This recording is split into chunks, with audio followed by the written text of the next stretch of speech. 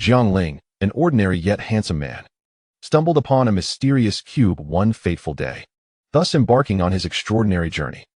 His adventure began in the supervillain, where he acquired the serum of Superman, instantly transforming into a superhero. In Man of Steel, he joined forces with Clark to vanquish Zod, donning the iconic black Superman suit from the Snyder Cut. In Wonder Woman, he playfully wrestled with Diana on the bed.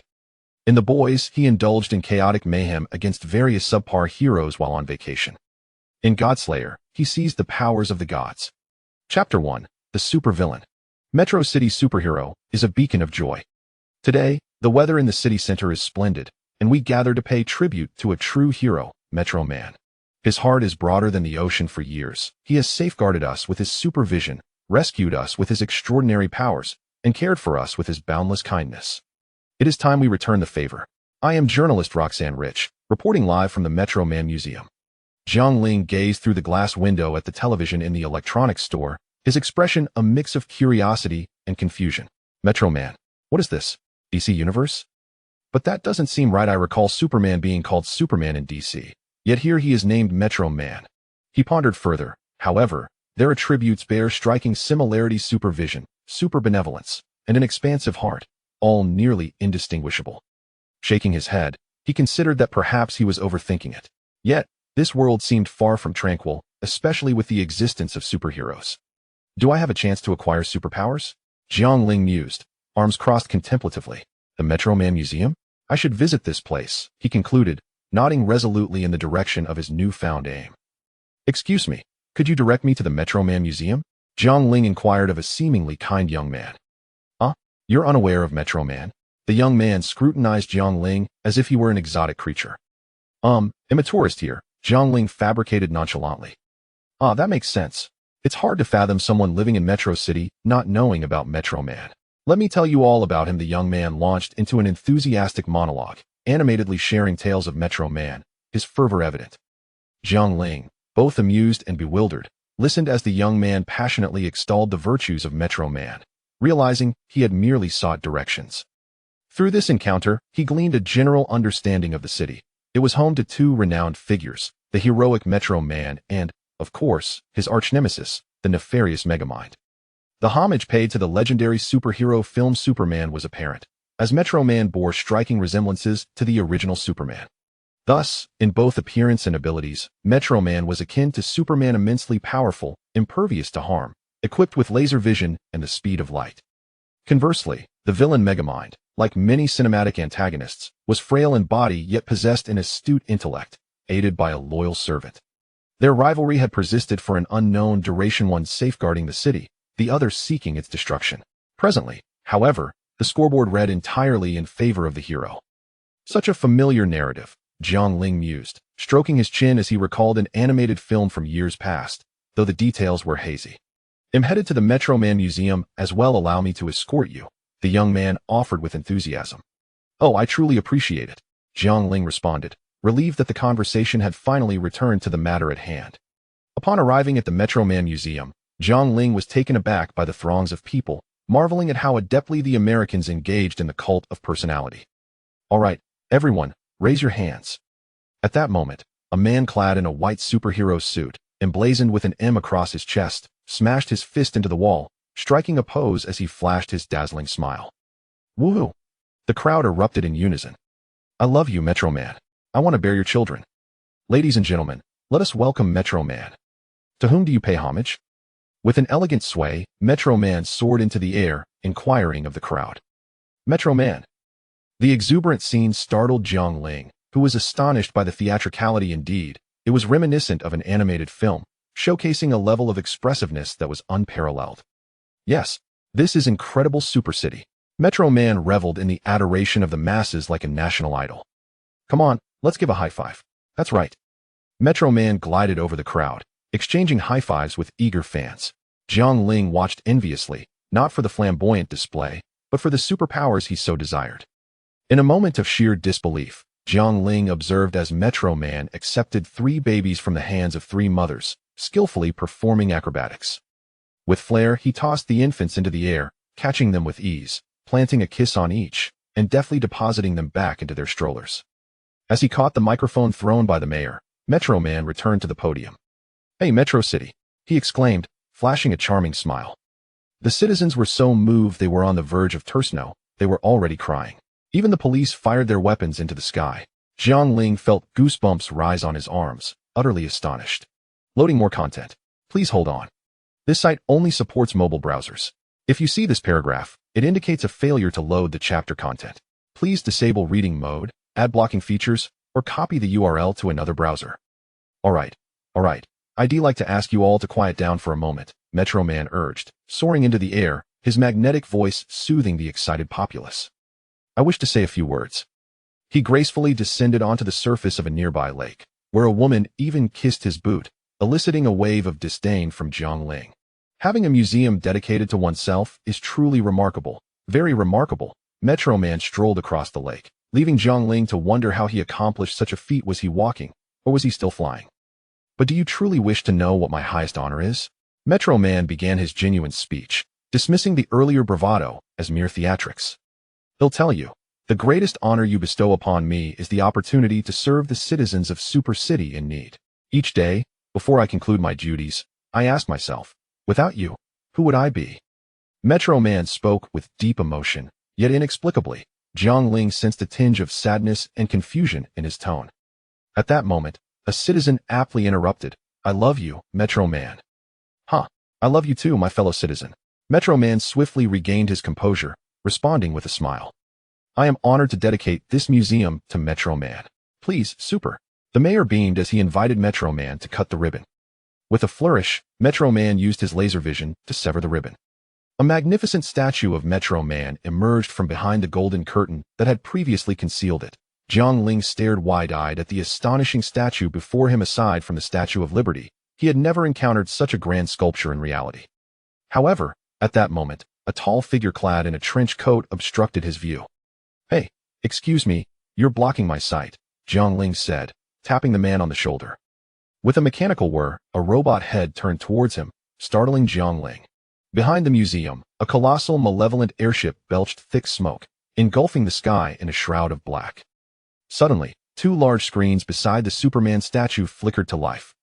Ha ha ha ha, a blue head materialized on the screens, laughing maniacally. Jiang Ling squinted. What a strong sense of déjà vu, it seems I recall something. MacGuffin, Superman announced grandly into the microphone, introducing Jiang Ling. Impressive, urban Superman, truly remarkable. MacGuffin clapped his hands mockingly. Boo boo, the crowd voiced their disdain. Boo, look, I can do it too. Boo, MacGuffin exaggeratedly thrust his large mouth towards the screen. I knew you would show up uninvited. Oh, I'm not just here to cause trouble. Today will be an unforgettable day for you and the metropolis, MacGuffin declared arrogantly, pointing a finger. Indeed, it is Super City, Superman asserted with a righteous expression. They'll say whatever I please, MacGuffin pouted his blue lips. We all know how this will end. You will be imprisoned. Oh, my little sealskin boots are trembling, MacGuffin feigned pity, lifting his foot dramatically. You must leave Super City immediately, or this will be the last time you hear Roxanne Rich's voice, MacGuffin threatened, shoving the female reporter forward. Roxanne looked at MacGuffin with a mocking expression, remaining silent.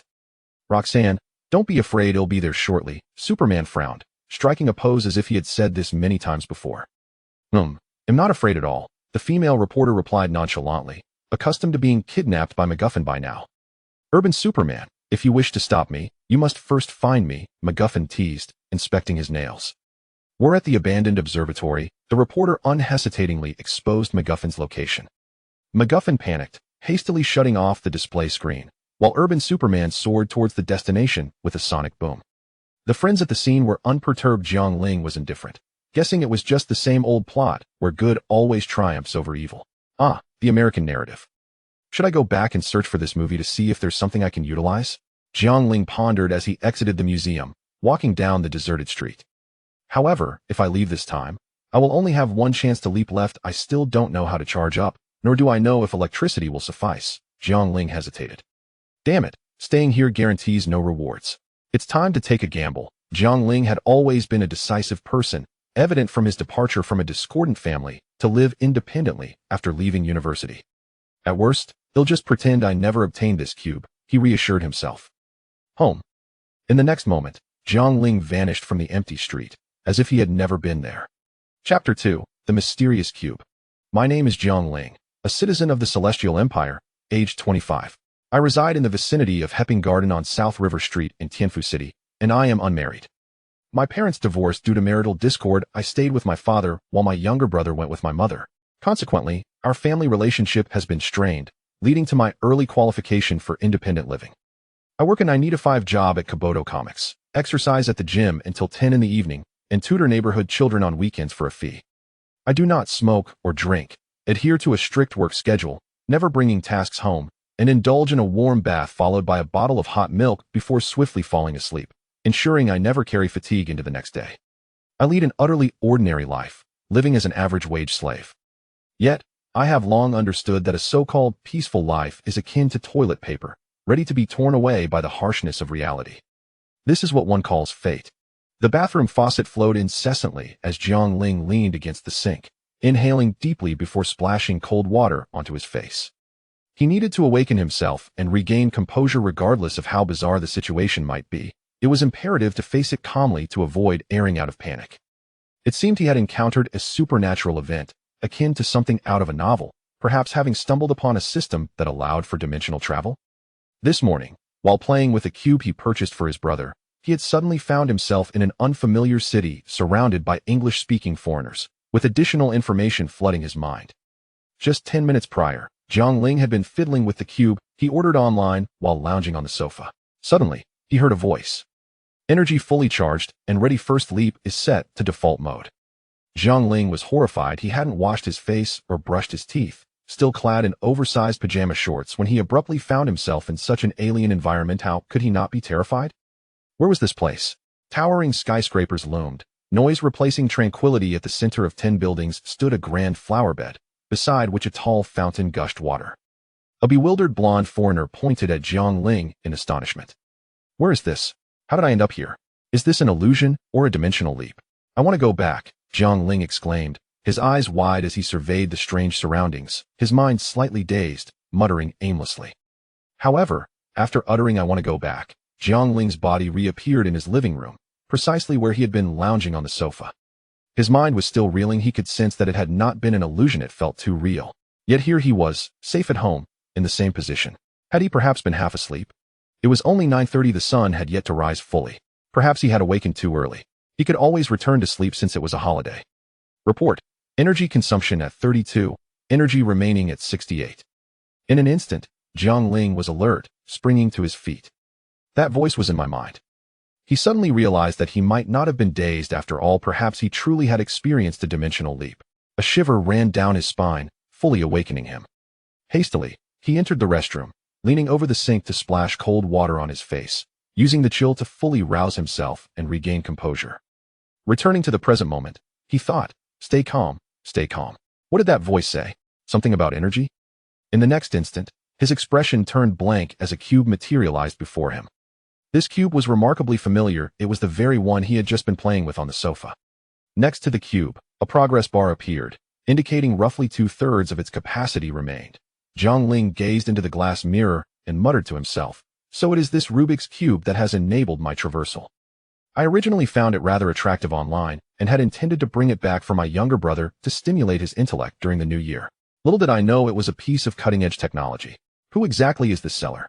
Having calmed himself, Jiang Ling began to ponder deeply.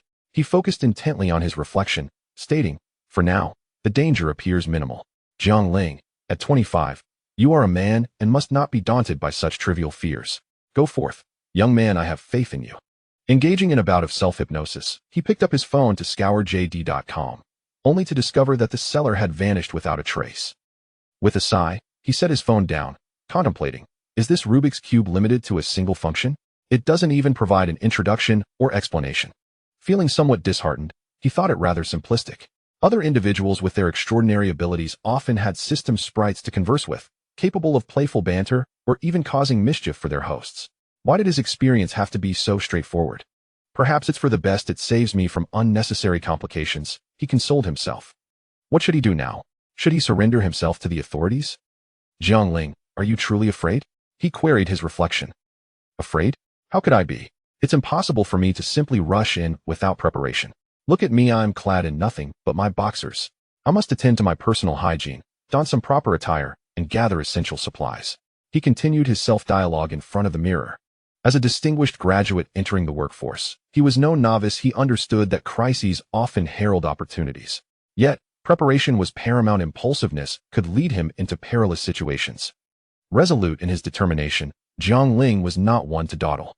However, before embarking on his journey, he felt the pressing need to relieve himself, as discomfort began to build. After washing his face and brushing his teeth, he selected a gray outdoor outfit and donned a pair of sneakers. He retrieved a backpack, filled it with 2 bottles of water, and added 2 bags of bread from the refrigerator. He completed these tasks deliberately, seeking to calm his mind and create space for contemplation. What exactly is this Rubik's Cube? Why has it chosen me? I seem rather unremarkable. No lightning strikes, no gaming sessions, no vehicular accidents. What is truly happening? He pondered. Ultimately, he decided to set these thoughts aside, trusting that answers would emerge in due time. After all, there must be a reason this had befallen him. Perhaps the truth would reveal itself without his relentless pursuit. There was no need to fret, especially considering that in the realm of contemporary fiction, acquiring extraordinary powers often occurred through myriad means without the need for excessive deliberation. Resuming his preparations, he ventured into the inner room and retrieved a pure silver metal baseball bat from the innermost drawer of his wardrobe.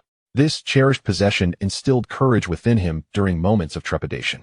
With everything in place, he treated himself to a breakfast of 3 boiled eggs and a cup of hot milk, complementing it with a plate of fried rice made from leftover rice. This unconventional breakfast combination satisfied his hunger. Fully prepared, he took a deep breath, adjusted his clothing, hoisted his backpack, and silently commanded the cube in his mind, leap. In an instant, he vanished from the room. Chapter 3. The Serum of Superman. In a swift motion, Jiang Ling appeared in his living room. He hurriedly dashed into his bedroom, retrieving his laptop and phone to search for pertinent information. Ultimately, he stumbled upon an animated film titled Despicable Me. Watching it at double speed, he leaped up in exhilaration, realizing he had placed the right bet. Despicable Me, released by DreamWorks Animation on November 5, 2010, was directed by Tom McGrath and featured the voices of Will Ferrell, Tina Fey, and Brad Pitt. The narrative unfolds the rivalry between a superhero and a supervillain, detailing how the latter, after defeating the former, creates a new breed of villain.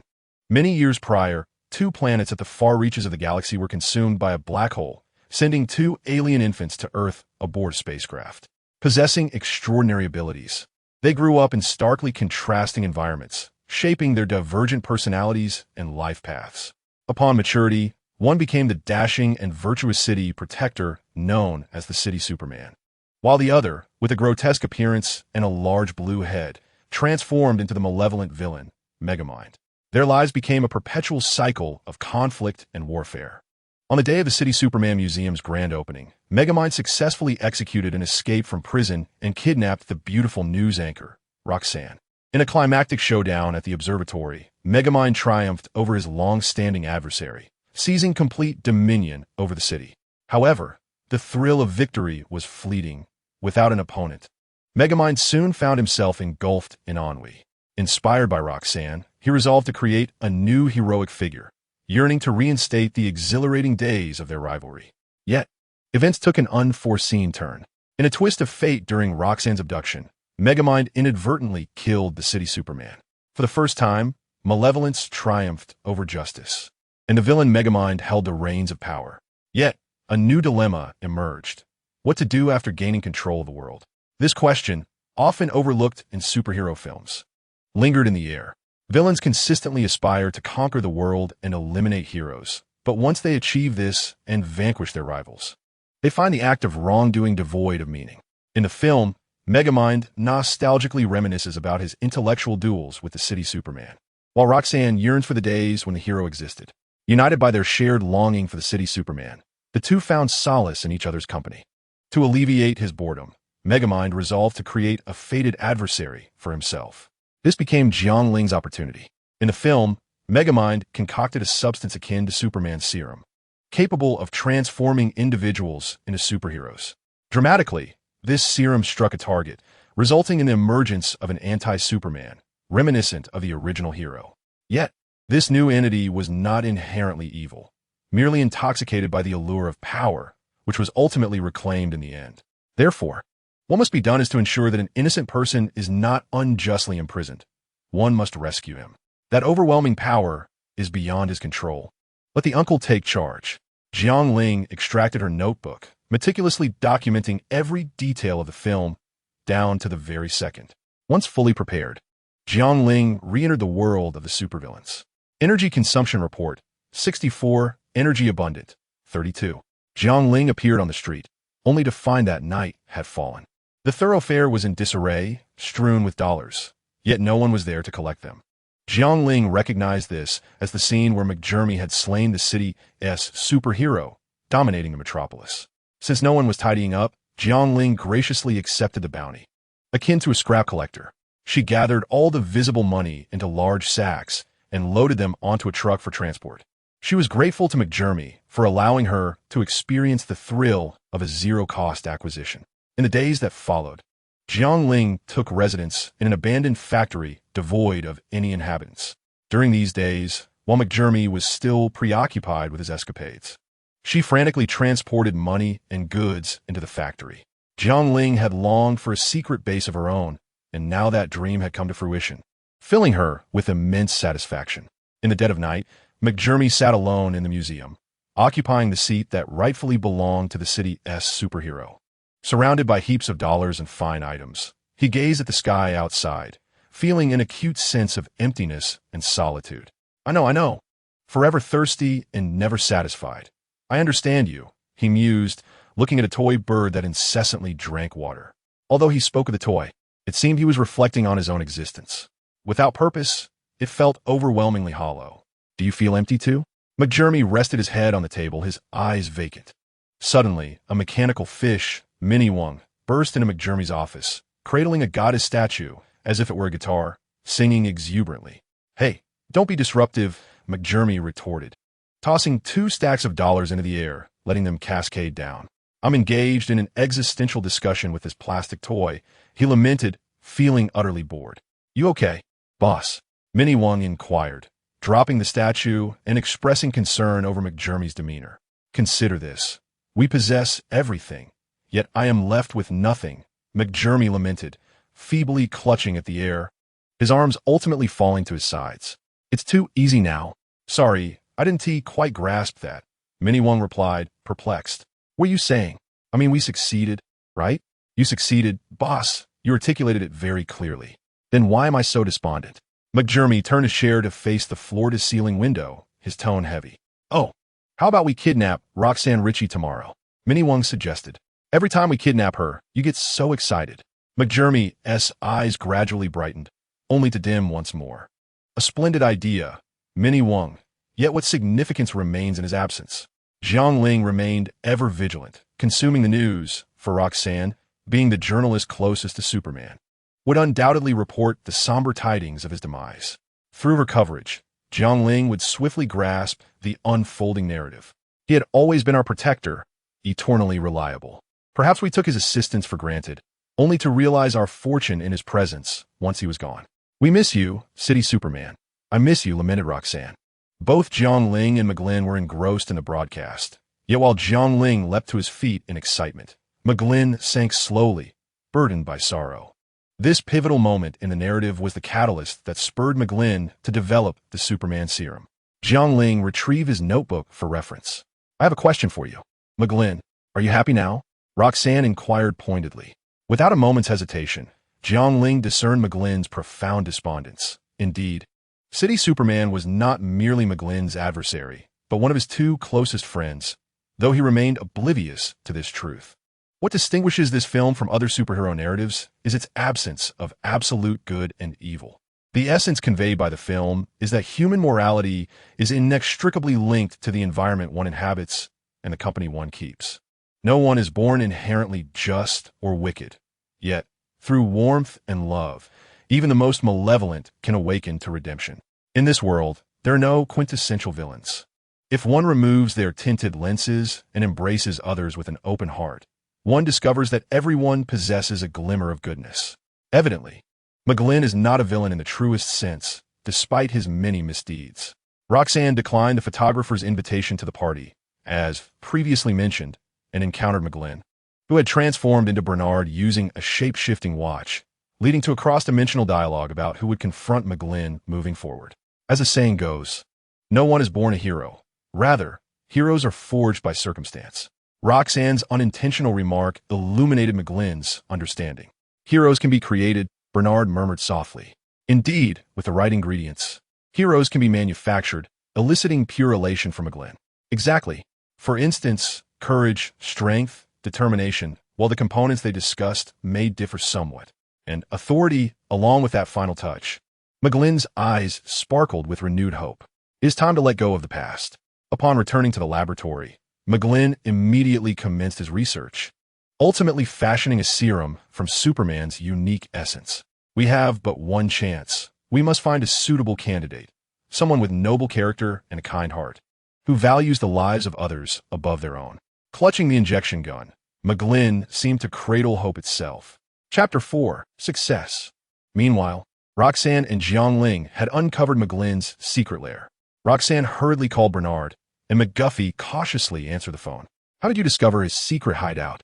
Roxanne, filled with delight, informed him, in the super city, there's only one building with a false observatory on its rooftop. At this point, Roxanne couldn't help but burst into laughter. McGuffey, taken aback, silently slapped himself. Jiang Ling arrived on her little sheep motorcycle, not far from Roxanne and the photographer Hal. Just as Roxanne had mentioned, McGuffey's secret base was indeed quite easy to locate, provided one was aware that it belonged to McGuffey. Jiang Ling, familiar with the storyline, found it effortlessly, unlike Roxanne, who had relied solely on her understanding of McGuffey to track it down. Once Roxanne entered, Jiang Ling discreetly positioned herself beside the van behind Hal. There was only one chance. Soon, the Superman serum would shoot out from the ventilation pipe and enter Hal's body, and it was crucial to seize the moment. Inside the secret base, McGuffey and Roxanne engaged in an exhilarating three-person game. However, during a struggle over the injection gun, the serum was accidentally shot into the ventilation system. Hal, wary of entering the observatory, circled it nervously. Jiang Ling spotted the sole ventilation pipe not far ahead and boldly approached, shoving Hal aside. Hal stumbled to the ground, cursing as he looked up, only to see a yellow object resembling a bullet shoot into the mouth of the person who had pushed him, causing that individual to collapse. Oh damn, Hal exclaimed in terror, scrambling to his feet and fleeing. Cough, cough. Seriously? It shot straight into my mouth. Jiang Ling, clutching her sore throat, cast a glance at the fake observatory before turning to leave. Finding herself in an empty area, Jiang Ling chose to return to her own world. The Superman serum had a transformation phase during which one would fall into a deep slumber. Furthermore, McGuffey possessed the ability to retract the serum. If he took advantage of Jiang Ling's distraction to reclaim it, she could not afford to take that risk. Thus, she resolutely returned to her own realm, prioritizing the preservation of her powers before contemplating any potential return. Upon arriving home, Jiang Ling felt drowsy, ordered takeout, stripped off her clothes, and collapsed on her bed, quickly drifting into slumber. As she slept, golden patterns slowly emerged on her body. After an indeterminate period, the light began to tear apart, splitting into fine threads of radiance that penetrated Jiang Ling's form. The halo gradually faded, and the patterns completely entered her being. Soon after, her body began to react, with her arms and legs fluctuating in size, muscles rolling beneath her skin, causing discomfort. Jiang Ling tightly shut her eyes and furrowed her brow. After a while of writhing, golden light emanated from her eyes, and luminous streams flowed from her nostrils, mouth, and other openings, culminating in her skin glowing with a golden hue, with her eyes shining the brightest. Knock, knock. Hello, your takeout has arrived. The delivery man, clad in a vibrant yellow uniform, stood outside the door, growing increasingly impatient as time dragged on. Suddenly, the sound of the door creaking open broke the silence. The delivery man found himself momentarily stunned, gazing at the handsome figure before him, who stood bare-chested. The man's physique was a magnificent display of musculature, reminiscent of ancient Greek sculptures, with sinewy strength and smooth contours that exuded a metallic sheen beneath taut skin. His nearly 2-meter frame, perfectly proportioned, radiated an unparalleled aura of superiority. With long limbs, broad shoulders, and a chest as solid as steel, he embodied a striking image of strength. This is your delivery. Please take it The delivery man stammered. "Thank you," replied Jiang Ling politely as he closed the door. He placed the delivery on the living room table before retreating to the bathroom, humming a tune as he indulged in a refreshing shower. Standing before the full-length mirror, Jiang Ling examined his reflection, a result of serum enhancement. Unlike the typical features of an Eastern man, his face was sharply defined, with prominent cheekbones, thick eyebrows, and deep-set eyes. His complexion was fair and smooth, radiating an air of refined elegance. The captivating depth of his dark eyes gleamed with charm, while his perfectly sculpted lips and high nose spoke of nobility and grace. Casually, he struck a pose, showcasing his robust and flawless physique, which he recognized as the essence of masculine allure. "Ah, splendid," he mused to himself. Measuring his height, he noted that he had grown from 174 centimeters to 192 centimeters, akin to the transformation seen in cinematic portrayals. Though he fancied himself slightly more handsome than the character from Interstellar. "Wow, 3 boxes of fried chicken? Am I really going to consume all of this alone?" Jiang Ling exclaimed, staring at the empty containers with surprise. Yet, it was a familiar scenario. He was well aware of his own appetite. Such a generous portion of fried chicken would typically leave him thoroughly satisfied. Now, after his enhancement, he felt confident he could manage all 3 servings. Setting aside his thoughts, Jiang Ling pushed open the balcony door and began his daily exercise routine. He completed 30 push-ups, 30 sit-ups, 30 squats, and 30 bends to touch the ground. This regimen, once a daunting challenge for his formerly suboptimal health, now seemed effortless. In the past, finishing these exercises would leave him breathless and drenched in sweat, his heart racing wildly. Yet today, he felt as if he were untouched by exertion. His face remained unflushed and his heart steady.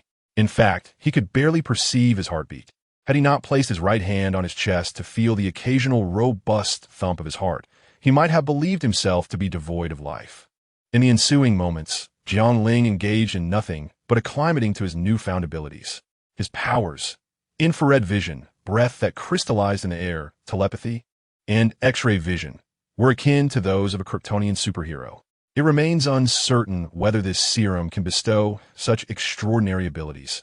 However, judging by the portrayal in the animation, it is likely that all these powers will manifest, especially considering that the urban Superman can move freely at superluminal speeds. Yet, the timing of when these abilities will emerge is beyond his knowledge. Inside the room, Jiang Ling continually adapts to the rapid changes in his body. These transformations occur with remarkable swiftness. In the original tale, the antagonist Superman, Hal, acclimated to most of his powers within mere days. Hence, theoretically, Jiang Ling should adapt even faster than Clark, the Kryptonian Superman. But unpredictability reigns in the realm of animation. During the summer, he refrained from using air conditioning, yet felt no discomfort from the heat. As he touched his body, he perceived neither warmth nor chill. There was an absence of the usual coolness typically associated with human skin. Perhaps the term cool is misleading.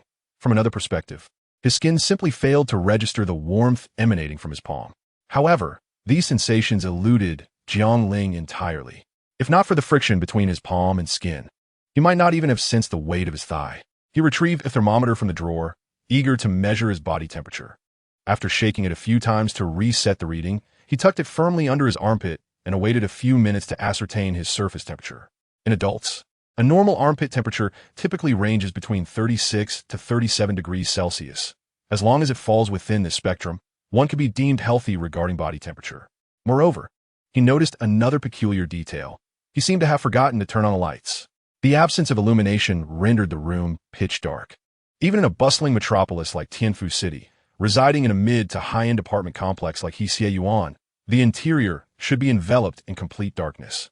Theoretically, he should not have been able to rise from the bed, don slippers, open drawers, and retrieve the thermometer so effortlessly. Could he possess night vision? Jiang Ling felt a surge of surprise. Indeed, he could confirm that the lights were indeed off. The scene before him bore no distinction from that of a well-lit environment, save for the fact that the overhead light remained unlit. Adjusting the thermometer tucked under his arm, he shuffled into the bathroom. He wished to ascertain whether his eyes radiated a captivating glow in the mirror's reflection. Bowing his head, he stepped over the bathroom threshold and gradually lifted his gaze to meet his striking visage in the mirror. All appeared normal. His eyes seemed unremarkable, likely only to turn red when emitting laser beams. Satisfied, Jiang Ling nodded approvingly. The reflection in the mirror remained as handsome as ever. Although the source of the light was a mystery, he could discern every detail of his reflection with clarity. Under the dim light, not as luminous as incandescent illumination, nor as obscure as the night, he could distinctly perceive the intricate details of his own visage. This realization left Jiang Ling astounded. The scientific education he received since childhood had instilled in him the understanding that for an image to form on the retina, light must be present. Light reflected from objects, after being modulated by the retina, would pass through a lens filled with a transparent gel-like substance, where it would be focused before creating an image on the highly sensitive retina. Once imaged, these rays would be accepted and transformed into signals, transmitted through the optic nerve to the brain, specifically to the visual cortex, allowing humans and other creatures to perceive their surroundings. Why, then, could he not see anything when the lights were off before? Yet now he could. The bathroom light remained unlit, as did the bedroom. He was on the 7th floor. Though facing south, there was no moonlight tonight, and the streetlights cast no glow inside. The reason humans cannot perceive their surroundings in darkness is not due to the absence of light reflecting onto the retina, but rather because much of the light is filtered out by the iris at this juncture. Here, it is essential to elucidate a definition: the frequency of visible light. The electromagnetic waves emitted by celestial bodies encompass a vast spectrum, ranging from radio waves to gamma rays. However, Earth's atmosphere permits only 2 windows. One is the visible light window with a wavelength of approximately 7,804 micrometers, and the other is the radio window at around 10 micrometers. Aside from visible light, the solar spectrum's other electromagnetic radiation is largely absorbed by the Earth's atmosphere. It is important to note that this absorption does not imply that all other bands of electromagnetic radiation are completely absorbed. Some segments inevitably escape into the atmosphere. Nevertheless, these cannot contribute to illumination, which is why, throughout the lengthy process of evolution, there was no necessity for human eyes to develop photoreceptor cells for them. This explains why the so-called visible light perceivable by the human eye exists within this specific wavelength, rather than others. Of course, all of the above is the result of the long-term evolution of the human eye. Now, due to the serendipitous effects of the superhuman serum, Jiang Ling's eyes had undergone a mutation, allowing the iris to perceive electromagnetic radiation from other wavelengths. Therefore, he was capable of seeing at night. The time was nearly upon him. He retrieved a thermometer from beneath his arm and glanced at it. 36.5. A perfectly normal temperature, neither high nor low. After a night of restless activity, Jiang Ling felt no fatigue, merely a slight discomfort. This so-called discomfort was largely negligible, derived solely from comparison with the sensations of daytime. In other words, did he prefer the day just a little bit more? It bore an uncanny resemblance to true superhumans. Could be that he too could absorb sunlight? Having experimented with nearly every conceivable indoor test, Jiang Ling reclined upon his bed. Having recently enhanced his abilities, including super eyesight, super hearing, and laser vision, he found himself lacking in further trials. He took a moment to calm his swirling thoughts, clearing his mind of distractions. Sleep, he commanded himself, gradually drifting into slumber. At precisely 7:50, the alarm clock roused Jiang Ling from his dreams. After the alarm rang, he lingered in bed for a brief respite of about 10 minutes to alleviate his morning grogginess. As he reached for his glasses, preparing to rise, he inadvertently squeezed one of the metallic arms too forcefully, snapping it and sending the glasses tumbling to the floor. In that fleeting moment, as the lenses shattered, Jiang Ling perceived the descent of his glasses as if time had slowed, as though he could grasp them with ease. What a marvelous sensation! He struggled to articulate this dynamic visual experience. Around 8 o'clock, he finally emerged from his bed, stretching his neck and limbs. Previously, after a night's sleep, he often felt stiff, but today was markedly different. Due to prolonged periods of sitting, he had long harbored concerns about his spine and lumbar discs, particularly his cervical vertebrae, which occasionally ached and crackled during extensive movements. This was one of the reasons he committed to rigorous daily exercise. After a few gentle neck rotations, he felt a satisfying fluidity. A few hip twists brought him comfort. Then, bending at the waist, wait, how did he manage that? Jiang Ling was astonished to discover he could bend back effortlessly, forming a perfect bridge with his body. Panic set in. How would he stand up from this position? Chapter 5. Experimental abilities. After a brief moment of bewilderment, he recalled his earlier hypothesis and hurriedly swung open the balcony door, racing into the sun-drenched expanse. Jiang Ling felt a warm current surge through his limbs, a sensation of unparalleled comfort, akin to soaking in a hot spring. He had experienced this feeling many times before, especially when transitioning from an air-conditioned room to the blazing sun, where his skin would distinctly register the heat. This phenomenon could be attributed to the intensity of ultraviolet rays, as well as the body's fundamental physiological responses. The latter was particularly noteworthy, as the human body, having adapted to the climate-controlled environment, required the cerebral cortex to relay information about the new external conditions, signaling the need for an appropriate response. Contrary to his expectations of sensory overload, he instead reveled in the joy of basking in sunlight, even under the harsh midday rays. This realization confirmed his discovery. He was indeed absorbing sunlight. As he surveyed his surroundings, his gaze ventured towards the horizon, where he could clearly discern the letters of Ekai Technology Company, Limited, emblazoned on the rooftop several kilometers away, a remarkable feat of vision, especially considering that just yesterday, even with his glasses, the words had eluded him. Upon re-entering the air-conditioned room, he found himself feeling somewhat unsettled. It was not discomfort per se, but rather a stark contrast to the comfort he experienced in the sunlight. After several trials, he finally confirmed this sensation. His method was simple. He would spend 2 minutes in the air-conditioned space, meticulously noting his bodily sensations, followed by 2 minutes basking in the sunlight, during which he would record his feelings under its embrace.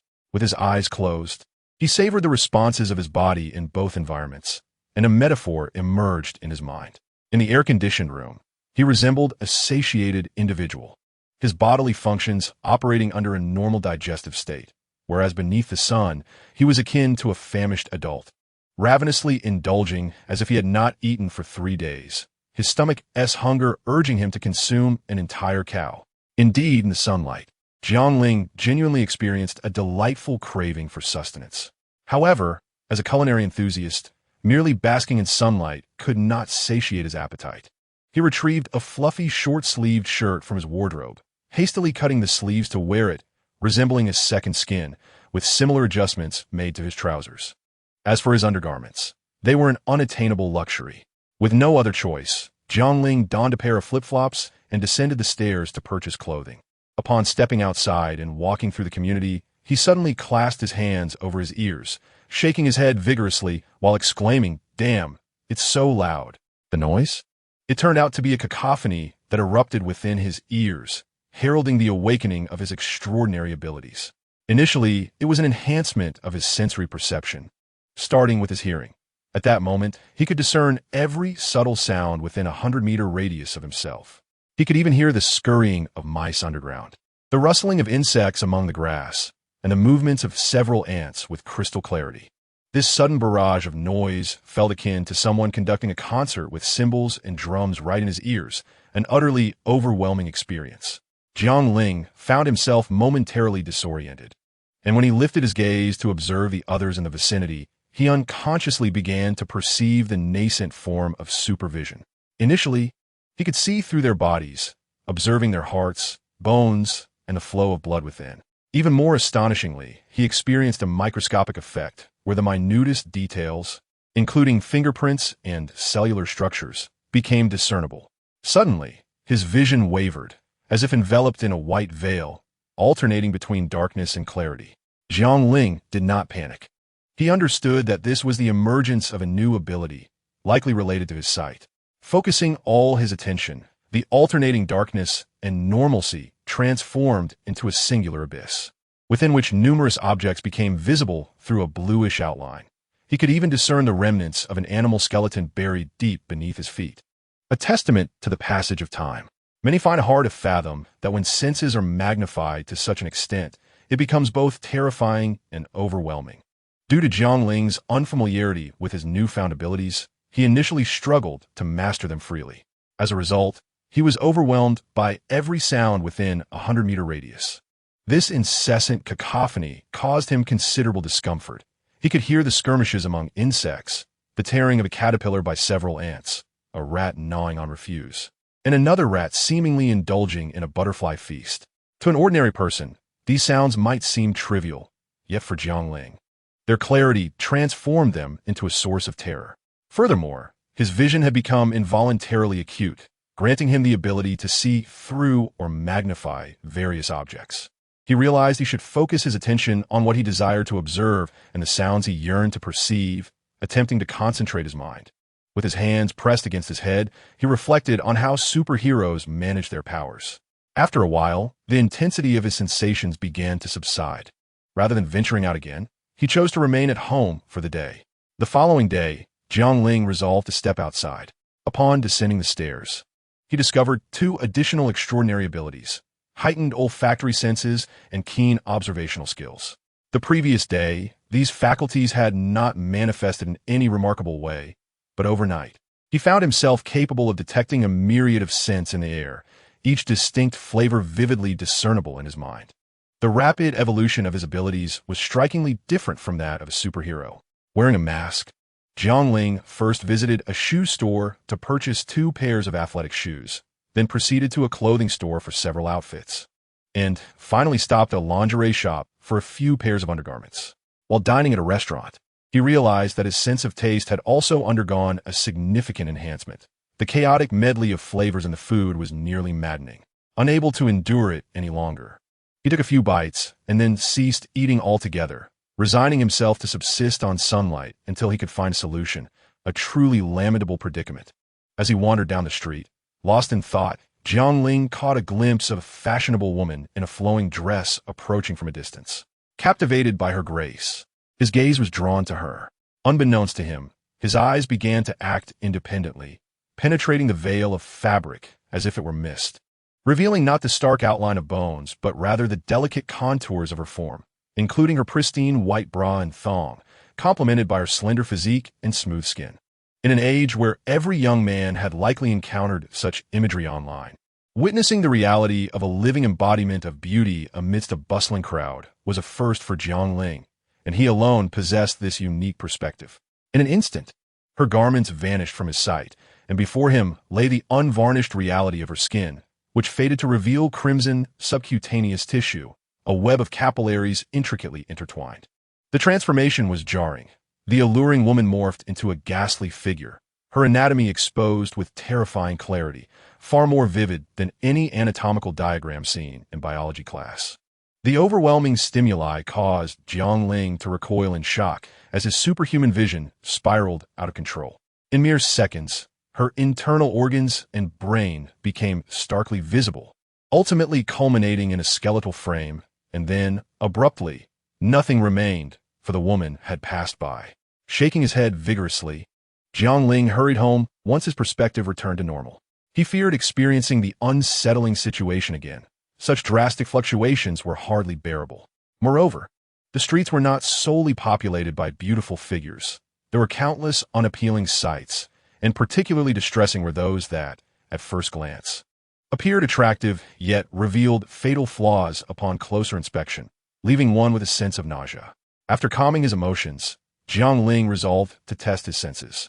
While his hearing and vision were satisfactory, he needed to find a way to manage his sense of smell and taste, lest they become torturous for him. For the following week, Jiang Ling devoted himself entirely to training his 5 senses at home. He discovered a technique for his olfactory sense. By concentrating on a particular scent, he could actively filter out other interfering odors. For instance, while searching for a specific aroma, he could completely block out all other smells. If he wished, he could simultaneously seek multiple scents, though the accuracy of his search would consequently diminish. However, this reduction was merely relative to the scent of a single item, and in the confined space of his room, it was practically negligible. He anticipated that if the area were larger, the efficacy of simultaneous searches would significantly decline.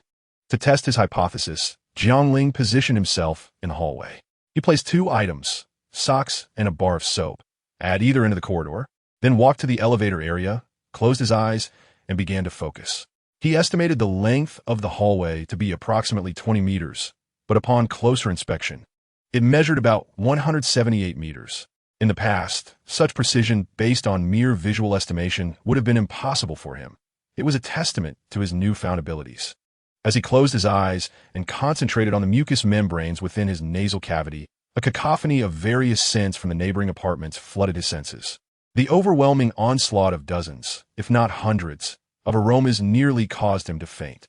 It was not that these scents were toxic. Rather, the excessive mental energy required to analyze them placed immense strain on his olfactory mucosa. Opening his eyes, Jiang Ling rubbed his aching nose and took a few gentle breaths to alleviate the pressure. Recalling the scents of the socks and soap, he closed his eyes once more. This time, he consciously filtered out the chaotic array of odors, showing no interest in those laced with hormones. Gradually, he discerned the two familiar scents, and guided by their direction, he felt his way along the wall, moving towards them. In his perception, the scent acted like a fine thread, leading him toward the correct location. A magnetic baritone voice resonated in his ears as a hand gently patted his shoulder, prompting Jiang Ling to swiftly open his eyes. He had been so engrossed in the pursuit of a particular scent that he had failed to notice someone approaching. Before him stood a striking young man with flaxen hair. His thick eyebrows rebelliously arched slightly upwards, and beneath his long, slightly curled eyelashes lay a pair of eyes as clear as morning dew. A straight nose complemented his delicate, rose petal-like lips, and his fair complexion was captivating. Goodness, why are your eyes so sharp? They're not meant for admiring men, you fool. Jiang Ling thought to himself in exasperation, momentarily taken aback by the handsome stranger's presence. The young man smirked and shot Jiang Ling a disdainful glance before stretching lazily and turning away. In that fleeting moment, Jiang Ling discerned the potent scent emanating from him, a robust waft of pheromones, unmistakably indicating that he had recently engaged in vigorous physical activity with a partner. Is there someone like him on this floor? My extraordinary memory can't possibly overlook such a detail, unless... Jiang Ling recalled that there were indeed a few affluent ladies residing on this floor, and a sudden realization flickered in his eyes. They seemed to indulge quite freely. He mused, shaking his head as he returned to his thoughts. He couldn't help but wonder how long it would take for him to attain a level of control akin to that of cinematic superheroes, where he would never accidentally collide with someone and cause them harm. Why did this thought arise? Perhaps it was due to the mishap he had just experienced, where he had inadvertently damaged his own door. Chapter 6. I Can Fly. In the days that followed, Jiang Ling spent his time basking in the sun on his balcony and honing his control, particularly over his senses, with a focus on taste. He had already resigned from his job. The harmonious and rhythmic sounds of sucking filled his living room, echoing as he diligently practiced. After several days of effort, Jiang Ling had finally mastered control over his taste buds. Thanks to his newfound abilities, his level of control was far beyond that of an average person, requiring only minimal training to achieve remarkable proficiency. He scooped up a bowl of freshly cooked instant noodles and took a generous mouthful. Surprisingly, after days of not savoring anything with a normal flavor, even a simple bowl of instant noodles priced at $4.50 tasted infinitely better than any beef noodles. The texture was elastic yet tender, smooth yet delightfully tangy, filling his mouth with sheer bliss. To be fair, the noodles boiled in a pot had an entirely different flavor compared to those cooked in plain water. Jiang Ling was nearly conquered by his own exceptional culinary skills in preparing instant noodles. I never expected instant noodles could taste this good. Should I add another sausage? His noodles were already enhanced with several eggs, the broken egg ribbons mingling with the noodles to create a broth that appeared even more delicious. Adding a sausage would only elevate the dish further. Never mind. I'll make do with this for now and find time later for a sumptuous feast. With a casual shrug, he slurped the noodles hanging from the corner of his mouth, continuing his delightful endeavor of enjoying the noodles. After finishing the soup and noodles in his bowl, Jiang Ling tossed the bowl and chopsticks into the automatic dishwasher and tidied up the house once more. The clock struck 9 in the evening. With no sun to bask in, Jiang Ling lay on his bed, idly scrolling through his phone. He contemplated seeking a way to recharge his energy, pondering whether electricity would suffice. As he gazed at the dimmed Rubik's Cube in his mind, he fell into a trance. When he came to, he found himself floating above his bed. Startled, Jiang Ling exclaimed in shock, and the sensation of weightlessness abruptly sent him crashing back onto the bed. Can I fly? he thought, gazing at his body in astonishment. However, when he attempted to rise again, he found himself unable to take off, tossing and turning in bed. Sleep eluded him. Flight had been a childhood dream for many. Gazing up at the azure sky as planes soared overhead, one could only watch the distant birds with envy. Throughout history, humanity has longed to soar like birds, gliding through the blue skies and fluffy clouds. Consequently, every culture has infused their myths with figures endowed with the power of flight, such as deities and angels, each possessing their own unique abilities. Yet to this day, humanity remains earthbound, reliant on tools to realize their fantasies. Now, endowed with this newfound ability, how could Jiang Ling possibly sleep? Quickly donning his athletic wear and shoes, he took the elevator to the top floor. Standing on the ledge, he gazed down at the ground, his extraordinary vision allowing him to spot the mandibles of a ladybug nestled in the lush greenery of the flowerbed below. Relaxing his body, he exhaled deeply. With his eyes closed, he envisioned the sensation of flight. Moments later, he felt his feet gradually lifting away from the wall, instinctively tightening in nervousness, causing him to re-establish his stance on the ledge. Undeterred, Jiang Ling shook out his arms and calves, then closed his eyes once more. Gradually, he sensed himself enveloped by a soft, buoyant gas, akin to a layer of armor, albeit gaseous.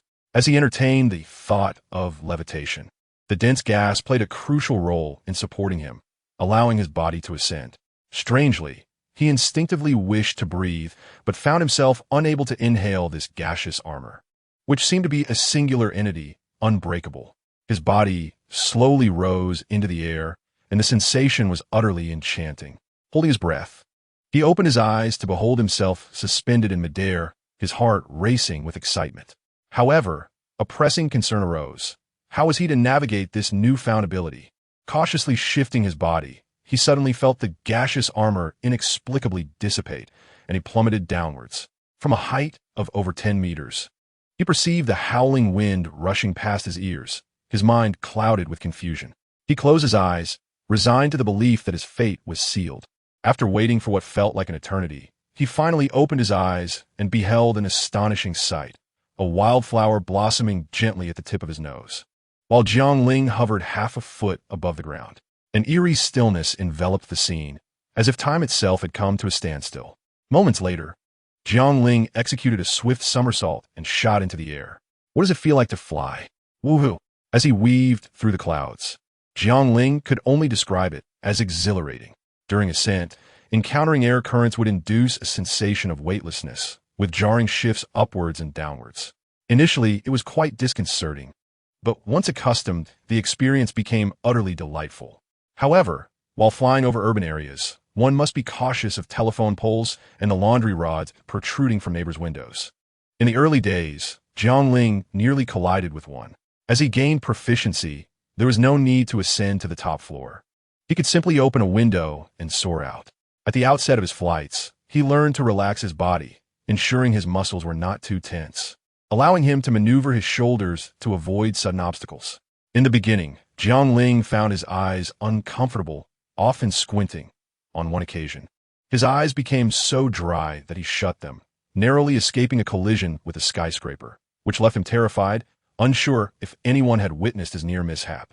Initially, Jiang Ling had a tendency to keep his body rigid, adopting a posture with his head forward and feet trailing behind.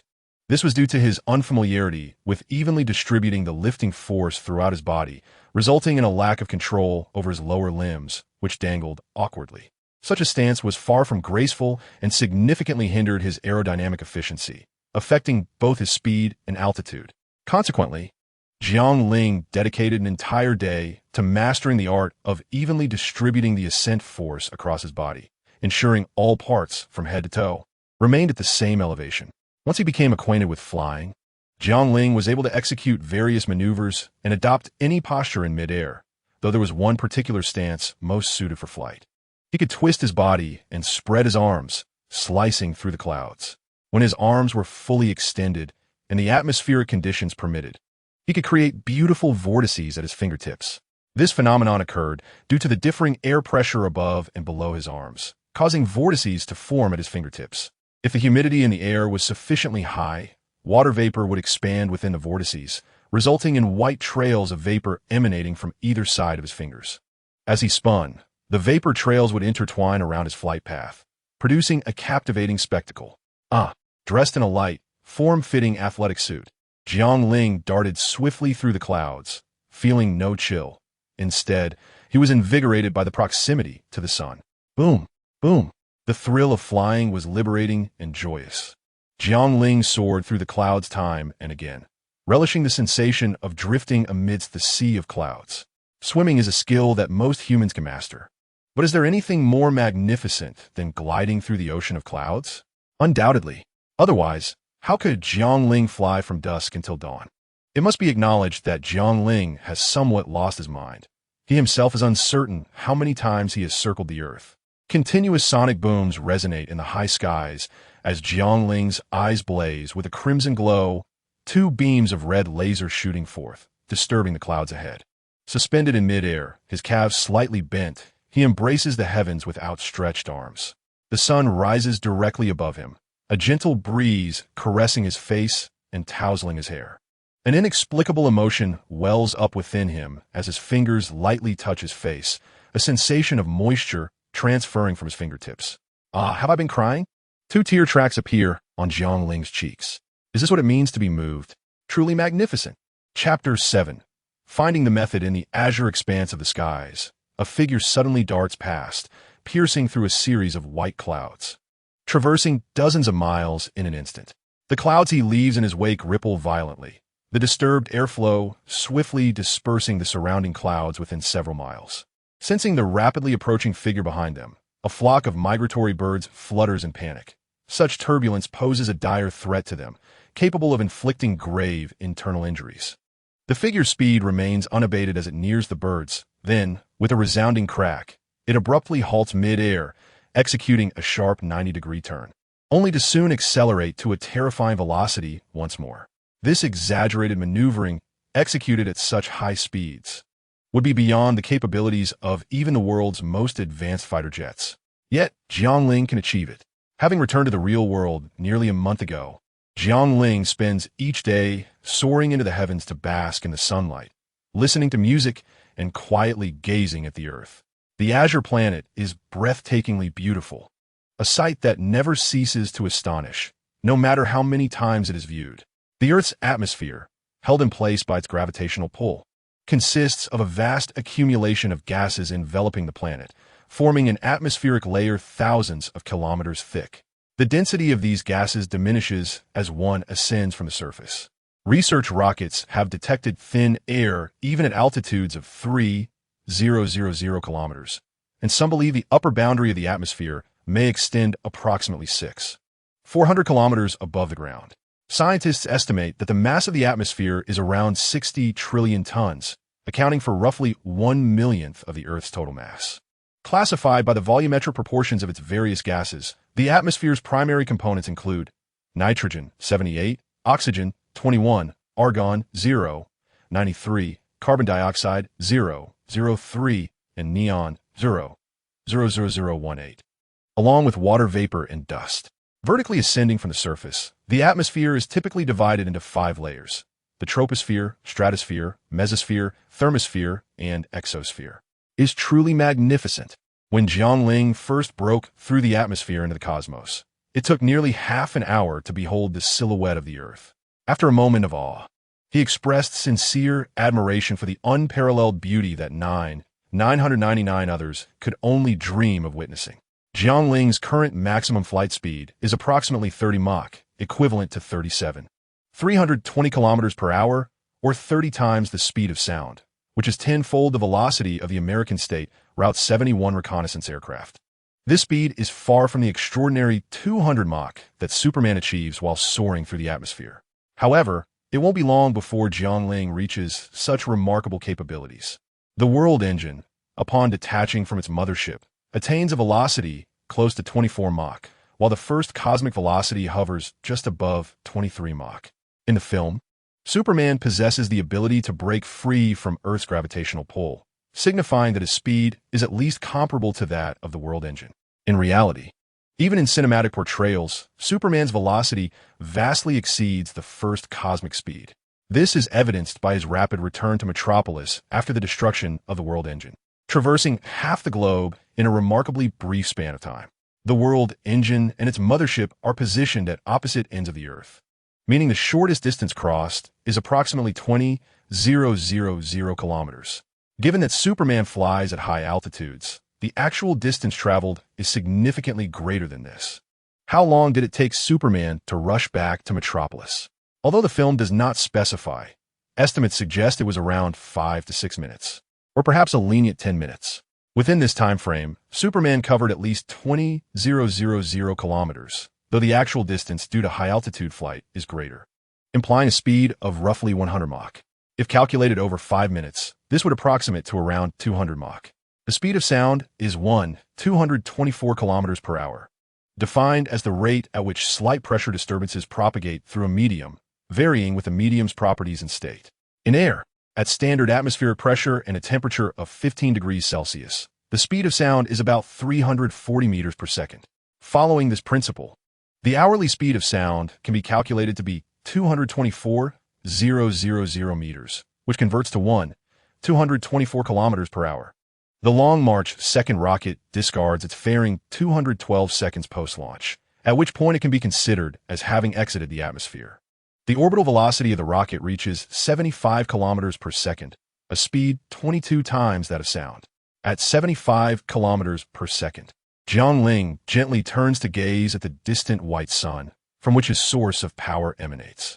At this moment, every cell in Jiang Ling's body operates at high capacity, absorbing the cosmic energy that envelopes him, including the energy from the sun. As sunlight enters the atmosphere, it encounters air molecules, dust, and water vapor, resulting in scattering. Some of this light disperses in the air, creating the blue hue of our sky.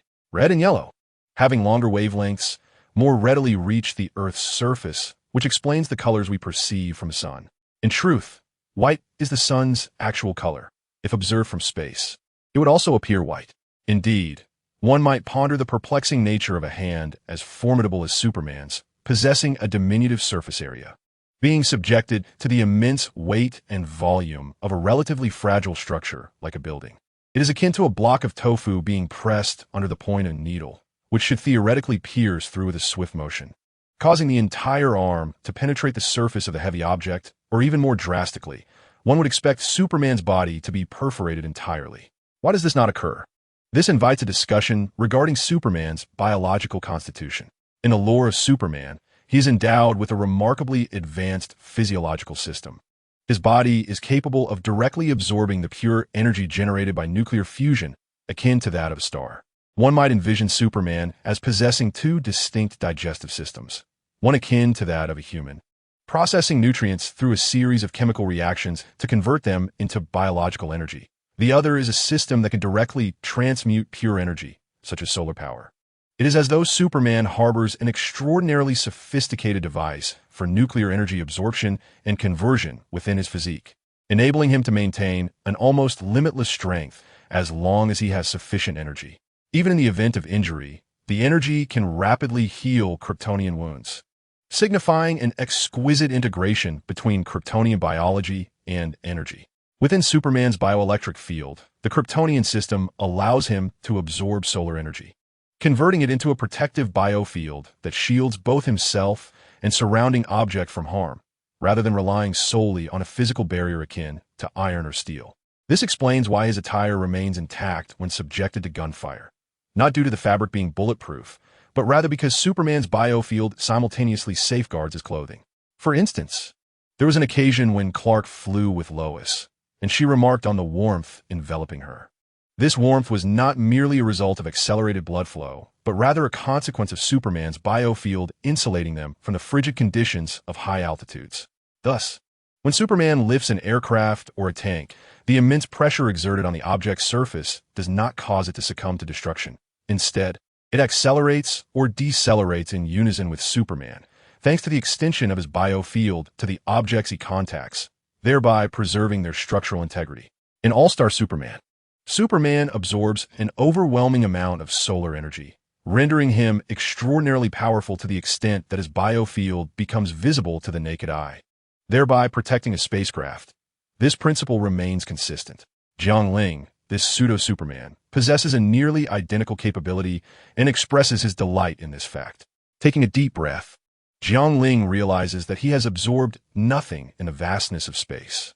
Suddenly, a sound akin to a thunderous drum reverberated within him, marking the abrupt beating of his heart, a robust rhythm that resonated with a thunderous echo, while the blood coursing through his veins surged like a relentless river. Jiang Ling clenched his fists, feeling the overwhelming power akin to an infinite ocean. He surrendered to the pull of Earth's gravity, beginning a slow descent. There is no need for breath, nor any concern about plummeting to the ground in a shattered heap, which grants him ample time to relish the thrill akin to extreme skydiving. With a swift descent to a certain altitude, Jiang Ling somersaults and ejects himself, leaving behind a trail of enormous circular cloud rings. Energy consumption report: 95. Remaining energy: 5. Suddenly, Jiang Ling halts, stirring a tempest that disperses the mist ahead. 5. I recall that 3 uses of energy amounted to 96. How could this be? Jiang Ling abruptly raises his gaze toward the orange-red sun. Can I absorb solar energy? A glimmer of illumination sparkles in his eyes. Boom! Boom! With a secondary acceleration, he soars toward space like a rocket, traversing the troposphere, stratosphere, mesosphere, thermosphere, exosphere, and then into the vast cosmos. Upon reaching the outer atmosphere, Jiang Ling gradually comes to a stop, slapping his forehead, realizing that his aspiration to fly to the sun is utterly foolish. The distance between the sun and the earth is referred to as the astronomical unit, commencing from the center of the sun to the center of the earth, with the linear distance between these two centers designated as the astronomical unit. However, our Earth does not orbit the sun in a perfect circular path, but rather in an elliptical orbit. Thus, this distance is not a fixed figure. It varies with the Earth's position. The variation of this distance also remains within a certain range. When the Earth reaches its farthest point from the sun, it is termed the aphelion, at which point the astronomical unit measures 152 million kilometers. Conversely, when the Earth approaches the sun, it is at its closest point, known as the perihelion, with the distance measuring 147 million kilometers. For convenience, scientists have established an average distance, which has been consistently used, amounting to approximately 150 million kilometers. We often say that sunlight takes 8 minutes and 18 seconds to reach Earth, calculated based on this average distance. However, this time fluctuates according to the Earth's position, rather than being a fixed number. To convey the essence of this discussion, even at the perihelion, at Jiang Ling's speed, it would require 50 million hours to reach the sun, equating to nearly 2 million days. Even in the absence of any resistance in space, this is fundamentally impossible. A slight regret lingers, yet it is not a significant issue, for one can still absorb energy in space, albeit with varying efficiency. Thus, to assess how long it would take to increase energy by 1 unit beyond Earth, Jiang Ling drifts aimlessly in the cosmos. Chapter 8. Energy absorption after an entire day. The energy is finally increased by 5, bringing immense joy to Jiang Ling. However, to reach full capacity, he would need to remain outside Earth without sustenance for 20 days, akin to a state of vegetative existence. Jiang Ling pondered, stroking his chin. 20 days seemed implausible, for even with robust health, one's psyche would inevitably falter. The vastness of the universe only accentuated Jiang Ling's awareness of his own insignificance. As Marx once articulated, man is the quintessential social animal, not merely a gregarious creature, but one that can only attain independence within the societal framework. It is an uncommon occurrence for an isolated individual to produce outside the bounds of society, while it is indeed remarkable for a civilized person, innately endowed with social capabilities, to survive in the wilderness, akin to the inexplicable evolution of language among individuals who do not cohabitate or converse. It remains a curious anomaly. Jiang Ling did not wish to drift through the cosmos like Kazna, relinquishing thought. Thus, he resolved to seek an alternative approach. Solar energy was feasible. Hence, electrical energy must also hold potential. With unwavering determination, Jiang Ling propelled himself toward his destination. His extraordinary velocity inevitably attracted the attention of relevant authorities. An anomalous flying object detected ahead. Combat units, please respond. Each nation's airspace is a sovereign domain, and no country permits strange aerial entities to linger above its territory. In the blink of an eye, two raptors soared from the airfield, heading directly for Jiang Ling. He was still over 10 kilometers from his target. Engines at full throttle, the raptors began to close the distance. One veered left, the other right, forming a strategic encirclement, poised to unleash crossfire upon perceived hostility. Yet, they had not contemplated that their meager machines could ever approach the objective. Jiang Ling merely smiled softly, suspended in the high altitude, relishing the gentle breeze. He had awaited this moment for some time. Before they could near him, he executed an abrupt maneuver in the opposite direction. In an instant, he found himself between the two aircraft. This terrifying speed was beyond the realm of human perception. Upon reaching the intersection, Jiang Ling accelerated, and with a resounding boom, a conical white sound barrier manifested in the air as he once again broke the sound barrier. This acceleration unleashed a formidable shockwave, akin to a hurricane, which violently hurled the raptors aside. They spun helplessly for dozens of revolutions, plummeting over 2,000 meters before managing to regain control, narrowly avoiding disaster. Meanwhile, Jiang Ling, having accelerated once more, soared across two vast oceans, traversing nearly half the circumference of the Earth. This time, no fighter jets would disturb his exhilaration. Approaching an altitude of approximately 10,000 meters, Jiang Ling halted abruptly upon hearing the roar of an aircraft. As he pierced through the clouds, he beheld a commercial airliner, maintaining a similar speed to which he seamlessly aligned himself. He was unaware of his current destination, so it seemed more sensible to accompany the aircraft on its journey. As a child, he had often fantasized about standing atop an airplane, and now that dream was finally within reach. A little girl gazed down at the clouds from the small window of the plane. Despite having witnessed this spectacle numerous times, it still felt extraordinarily enchanting. What is that? A large bird? The girl pressed her face against the glass, intrigued by the approaching figure. Mommy, it seems there's a person flying in the sky. She tugged at her mother's clothing. Her mother gently stroked her head and smiled. Oh? What kind of person is it? I couldn't see clearly. They vanished. Jiang Ling, seated on the airplane, stretched languidly, uncertain whether the plane could detect his presence, though it mattered little. Once they reached their destination, he would simply take flight. No one could see him, or so he presumed.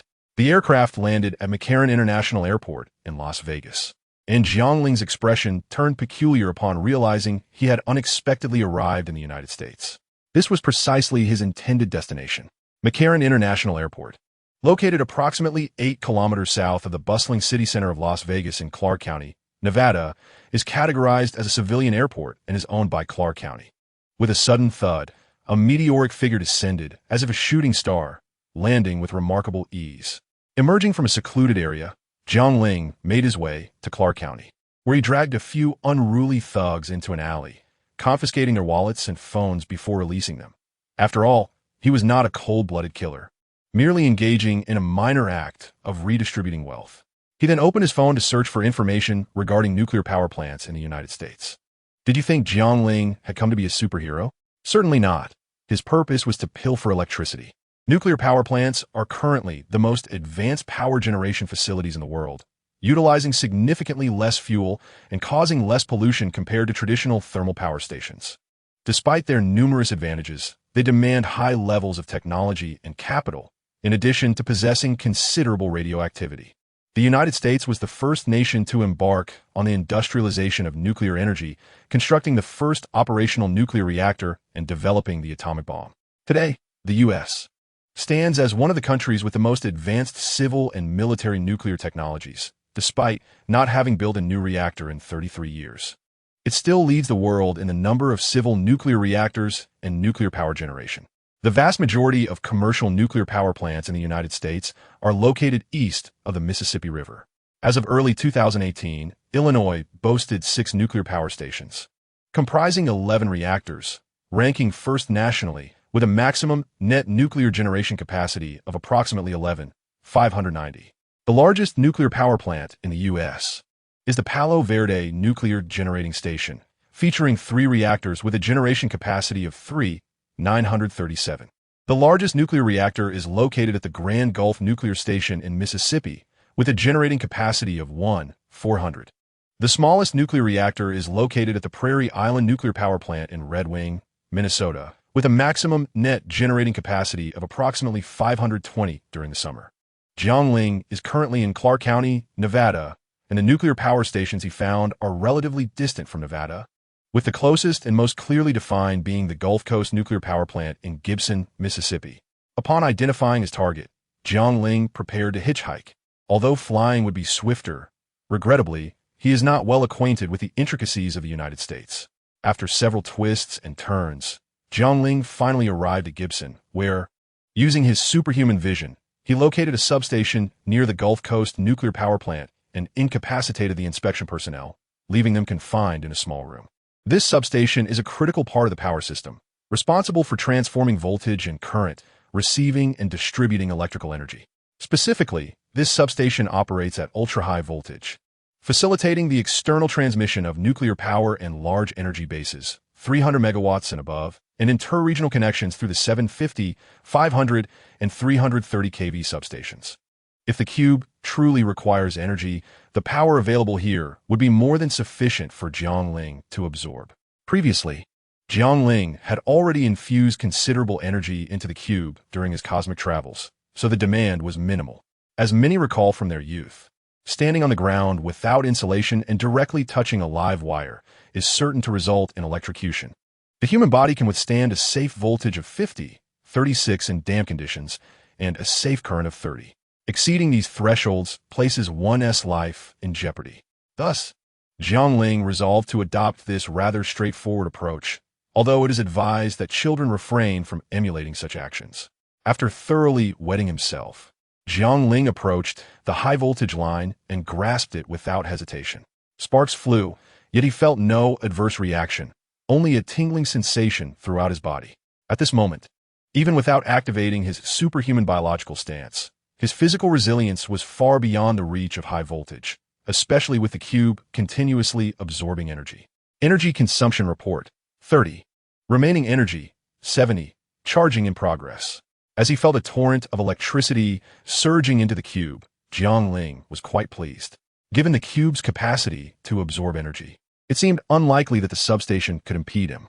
Although he was aware that he could easily regulate the cube's energy absorption, why would he choose to stop?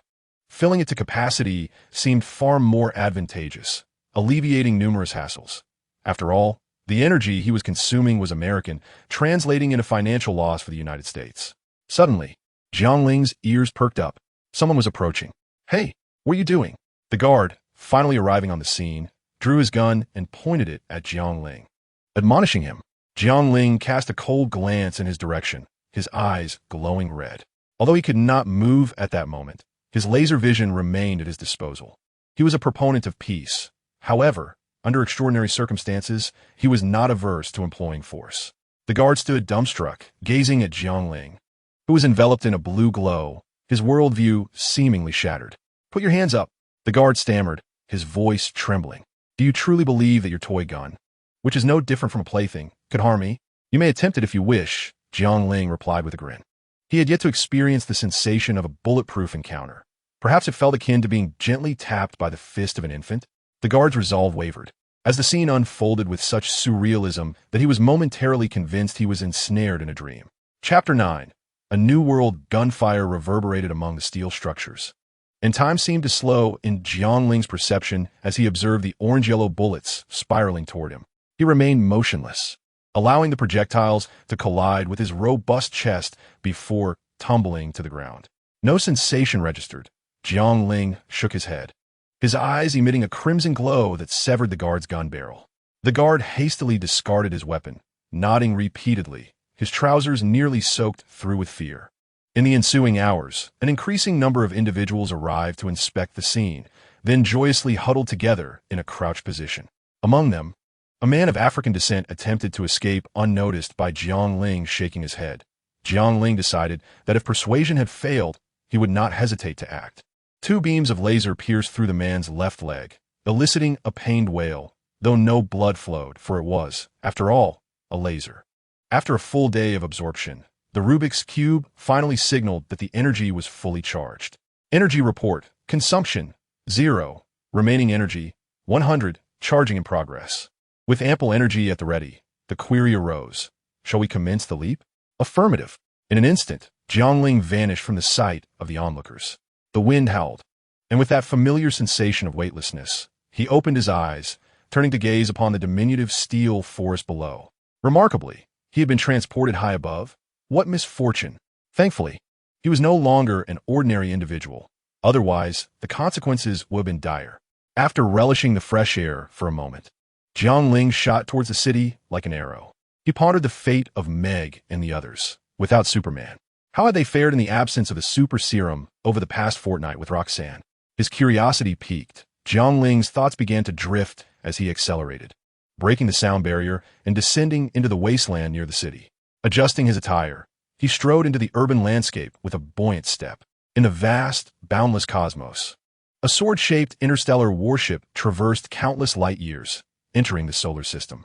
Upon receiving a signal, the fleet hastened from the depths of the endless, shadowy phantasmagoria. This sword-shaped vessel was none other than the Kryptonian ship, led by General Zod. As it breached the wormhole and arrived, it unleashed an extraordinary wave that resonated throughout the solar system. The anomalous energy readings caused the solar corona to erupt suddenly, prompting numerous observatories on Earth to receive this unprecedented signal from deep space. At that moment, many informed individuals became aware of a strange energy wave sweeping through the solar system, heralding the silent arrival of an unknown object. Buzz! The sword-shaped spacecraft ignited its engines, its bow slicing through the void like a sharpened blade, swiftly advancing from the fringes of the solar system towards the moon. At this moment, the nature of the approaching entity remained a mystery to humankind. As communication satellites relayed information, a sleekly designed sword-shaped warship was captured, hurtling towards the far side of the moon.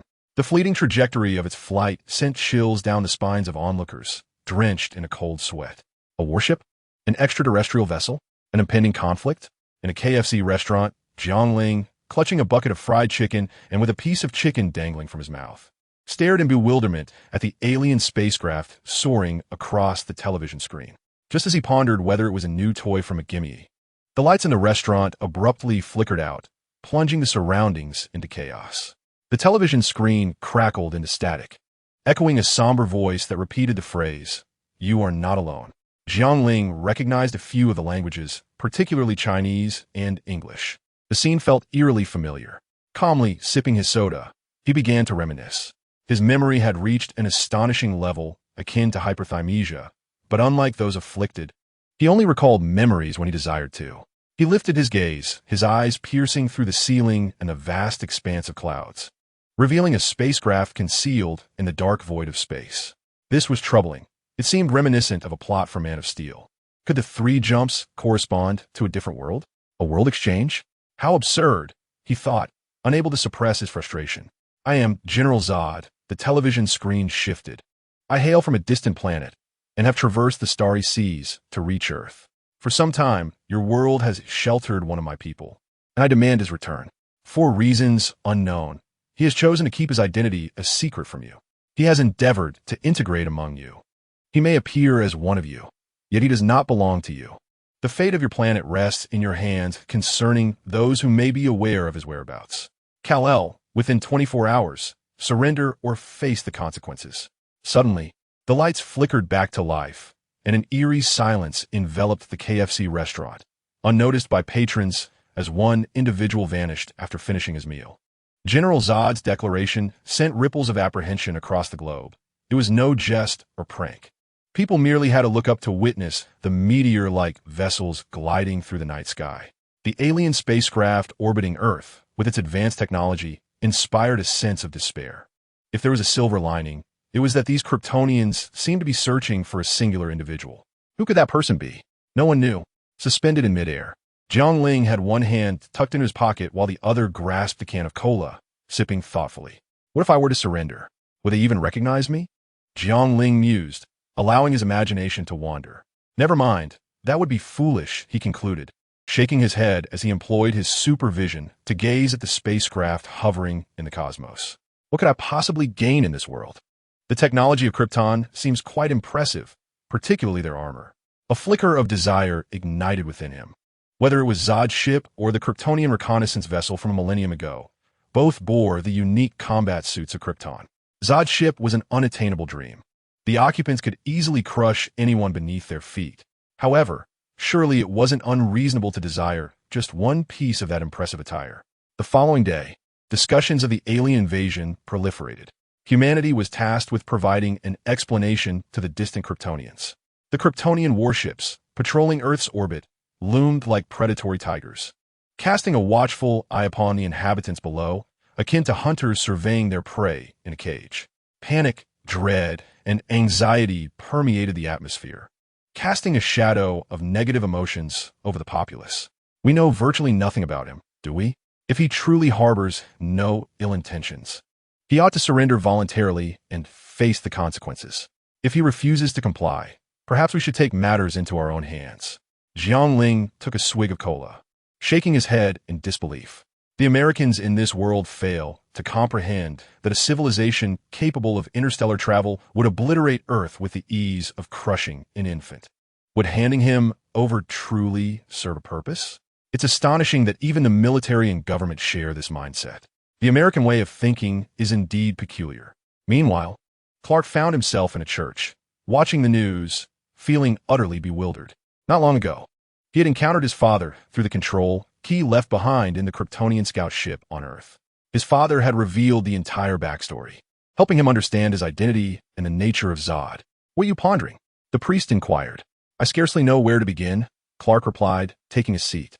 "Anywhere is fine," the priest gently encouraged him. "The ship that appeared last night. I'm the one they seek," Clark said, resting his chin in his hand, his expression heavy with gravity. "Do you know why they are searching for you?" the priest asked, momentarily taken aback. "I do not know. However, General Zod, even if I were to surrender, there is no guarantee he would keep his word. Yet, if surrendering might afford even a slight chance to save the Earth, should I not seize it?" Clark's gaze was clouded with uncertainty. "What does your intuition tell you?" The priest decided to turn the question back to Clark. "Zod is untrustworthy. But the troubling question remains, can I trust the people of Earth?" The priest fell silent, and Clark rose to leave. "Then trust yourself." An unfamiliar voice resonated within the church. Clark's gaze sharpened as he spotted Jiang Ling, standing a short distance away, beckoning him with a gesture. In the Starbucks CAF, Jiang Ling and Clark sat face to face. Two imposing figures that starkly contrasted with the CAF's atmosphere, yet they remained unperturbed. "Who are you?" "Someone like you." Clark instinctively tightened his grip on the cup in his hand, producing a sharp crack as a fissure appeared at the rim. Jiang Ling cleared his throat and began to weave a tale for Clark. "Perhaps you're unaware, but your name is Kal-El, hailing from Krypton." In truth, Clark was well aware, yet Jiang Ling acknowledged his awareness merely to bolster Clark's sense of identity and enhance the authenticity of his narrative. The environment there is far more inhospitable than that of Earth. Long ago, during the era of expansion, our people traversed the stars in search of new worlds to inhabit. However, we eventually depleted our natural resources, leading to instability in our planet's core. Clark had already heard this from his father, yet out of politeness, he refrained from interrupting Jiang Ling. This served as sufficient evidence of his own Kryptonian heritage. Nevertheless, Jiang Ling was not finished. He intended to fabricate a more credible identity to facilitate his ulterior motives. "My parents sensed the impending crisis and secretly sent me here, to Earth." Jiang Ling's demeanor darkened, a mask of sorrow overtaking his features. Clark, observing Jiang Ling's expression, felt a pang of empathy. "However, my parents were not as renowned on Krypton as yours, which is why Zod remains unaware of my existence," Jiang Ling added, shaking his head. "Is that so?" Clark fell into a contemplative silence. Although he longed to share his own feelings of isolation, the struggle of enduring a solitude that set him apart from others, he ultimately chose silence in the face of greater threats. "I will accompany you when the time comes. They have only recently arrived on Earth and will undoubtedly struggle to adapt to this environment. That will be our opportunity," Jiang Ling reassured him. Despite being somewhat of an amateur compared to Clark, he felt less burdened knowing he had a place to return to, while Clark's home was here, making him feel constrained in his abilities. Thus, they were equally matched in their predicament. The following day, Clark donned his battle attire and appeared before the military. Jiang Ling stood a short distance away, still in his athletic wear, though a closer inspection revealed a black bodysuit beneath, a nod to the black armor donned by Superman in Zack Snyder's universe. All right, we have taken notice of you. What do you want? Martian manhunter disguised as a general, he remarked, his gaze unperturbed as he observed Superman hovering in midair. Flying? What's so remarkable about that? I could do it too. I seek to speak with Lois Lane, Superman replied calmly. Who informed you she was here? Superman tilted his head. Shall I disclose my supervision to you? Don't waste time, General. I will surrender, but you must ensure Lois's safety. Clark nodded towards Jiang Ling in the distance, subsequently allowing the military to restrain him. Why do you choose to surrender to Zod? Louise inquired, perplexed. I am surrendering to humanity. It is not the same. Clark replied with a gentle smile, directed at Louise. You even allowed them to place handcuffs on you. If I resisted, it would not be called surrender. If this brings them comfort, then let them be, Clark stated, exuding a sense of calm, not because he felt confined, but because having witnessed Jiang Ling's capabilities, he was confident that Jiang Ling would protect Louise. After all, they belonged to the same kind, Jiang Ling, the Great Sweat. What does this mean? Louise asked, her lips pursed, feeling somewhat moved. This was not Clark. He seemed to recall his father, a glimmer of tenderness in his gaze, which deeply captivated Louise. In our world, he represents hope. Oh, here he is merely a... Louise jested. Outside in the sky, Jiang Ling utilized his supervision to perceive the scene within. After over a month of facing the sun, his abilities had significantly enhanced, unlike before, when his eyes were filled with the visceral sights of others. His supervision was now finely tuned. At this moment, he could see through multiple layers, noticing the mole on Louise's chest. Ahem, I said nothing. At that moment, Clark was confronting the individuals behind the one-way glass, causing all soldiers and scientists to instinctively step back, except for the general, a Martian hunter who stood unwavering. Chapter 10. The dual Clark led everyone to a desolate expanse. Standing in the wilderness, holding Louise's hand, Clark solemnly stated, You must leave now, Louise. Meanwhile, 2 aircraft carriers in the United States were on high alert, ready for combat. Activate all underground nuclear facilities. All nuclear engineering units stand by, prepared for battle. Orders cascaded from the Oval Office of the White House. A hum reverberated as the tumultuous sounds rose from the sky. The President of the United States set aside his duties and, under the protection of security, boarded the plane for an urgent ascent. This aircraft, known as Air Force One, is the safest plane in the world and serves as the President's mobile command center. In the event of an impending apocalypse, he would oversee all domestic matters from there until the crisis was resolved. At the moment of Air Force One's ascent, a squadron of fighter jets was dispatched for escort duty. Furthermore, ground-based missile units were poised, locking onto the airspace surrounding Air Force One, ready to respond with artillery fire should any unfamiliar aircraft approach within several dozen kilometers. All these measures were in preparation for the potential conflict ahead. Louise walked back to the military, glancing back 3 times. The general, as if casually, cast a glance in Jiang Ling's direction before returning to normalcy. Of course, Jiang Ling knew who he was. The Martian hunter, a superhero under the banner of American comics, whose true name is Ron Rons, a Martian. During an experiment, the scientist Dr. O.D. inadvertently transported him to Earth. Following the sudden death of Dr. O.D. due to a heart attack, Ron was unable to return to Mars, thus narrowly escaping the plague that annihilated his entire race. Subsequently, Ron transformed into the police officer John Jones, living on Earth, and whenever he encountered criminals, he would revert to his original form to bring them to justice. The ship of Zod slowly came to a halt before the crowd, and a blue-eyed woman clad in armor was the first to descend. Upon seeing this woman, Jiang Ling's index finger twitched slightly. In Superman, Man of Steel, she emerges as a formidable and significant female antagonist, one of the few capable of overpowering Superman, making her one of his most terrifying foes. During a subsequent battle with Superman, her mask shattered and she fainted, ultimately being taken back to the ship, disappearing at the end along with it into the black hole created by the shattered world engine. Kal-El Fiora cast a glance over Clark, her magnetic voice resonating in the ears of both Clark and Jiang Ling. I am the Deputy Commander, Fiora-El, representing General Zod, and I extend my greetings to you, she stated politely. Clark nodded in acknowledgement, and Fiora approached the general, her tone shifting from the courtesy she had shown Clark to one as biting as a winter gale. Are you the highest-ranking official here? She inquired. I am the general, he replied. General Zod desires this woman to accompany me. Fiora coldly indicated towards Lois. You only seek your kin. You did not mention our people. Another officer stepped forward to question. Should I inform the general of your unwillingness to cooperate? Fiora did not even spare him a glance, her gaze fixed on the general, her voice growing increasingly frigid. I care not how you convey that, the officer provoked. Fiora finally turned her head towards him, her expression seemingly questioning how he dared to challenge her. Never mind, I shall go, Lois quickly responded as the situation escalated. Clark felt a surge of anxiety. His own well-being was inconsequential, but he could not allow anything to happen to his newly acquired girlfriend. The three of them boarded the ship and ascended into the cosmos. Kal-El, you have no idea how long we have searched for you, Zod remarked, turning from the window to face the Earth. I presume you are Zod? Indeed, General Zod, our commander. Fiora interjected, clearly displeased with Clark's demeanor. It's quite all right, Fiora. We can overlook Cal's lapse in etiquette, as he is unfamiliar with our customs, Zod replied dismissively. Respect should be shown, not debated.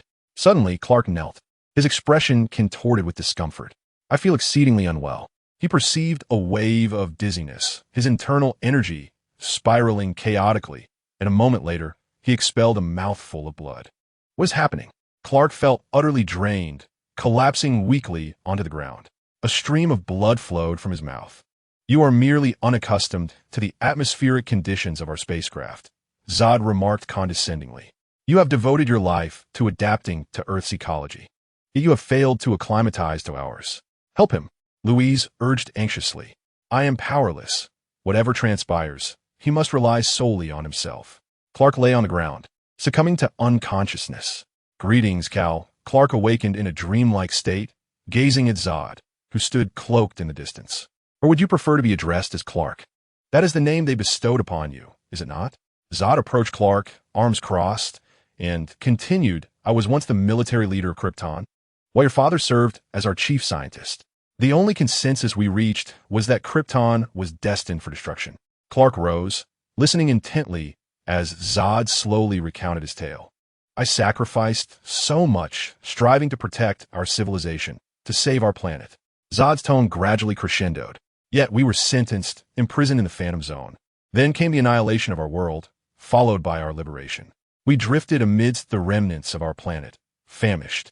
Not long ago, within the Phantom Zone, a realm of exile in the depths of space, a chaotic and ignorant interstellar frontier, desolate and lifeless. General Zod had been banished here for many years, both unfortunate and fortunate. It was precisely due to this exile that Krypton's collapse had not ensnared him. He survived, his desire to rejuvenate Krypton unwavering. Over the long years of drifting through the stars, he recalled memories, continuously scavenging resources from the outposts abandoned by Krypton. Zod was resolute. He would revive Krypton. General, an unidentified signal has emerged from the distant reaches of space. Without a doubt, it is a signal from our Kryptonian vessel. An unexpected revelation quietly surfaced. A signal?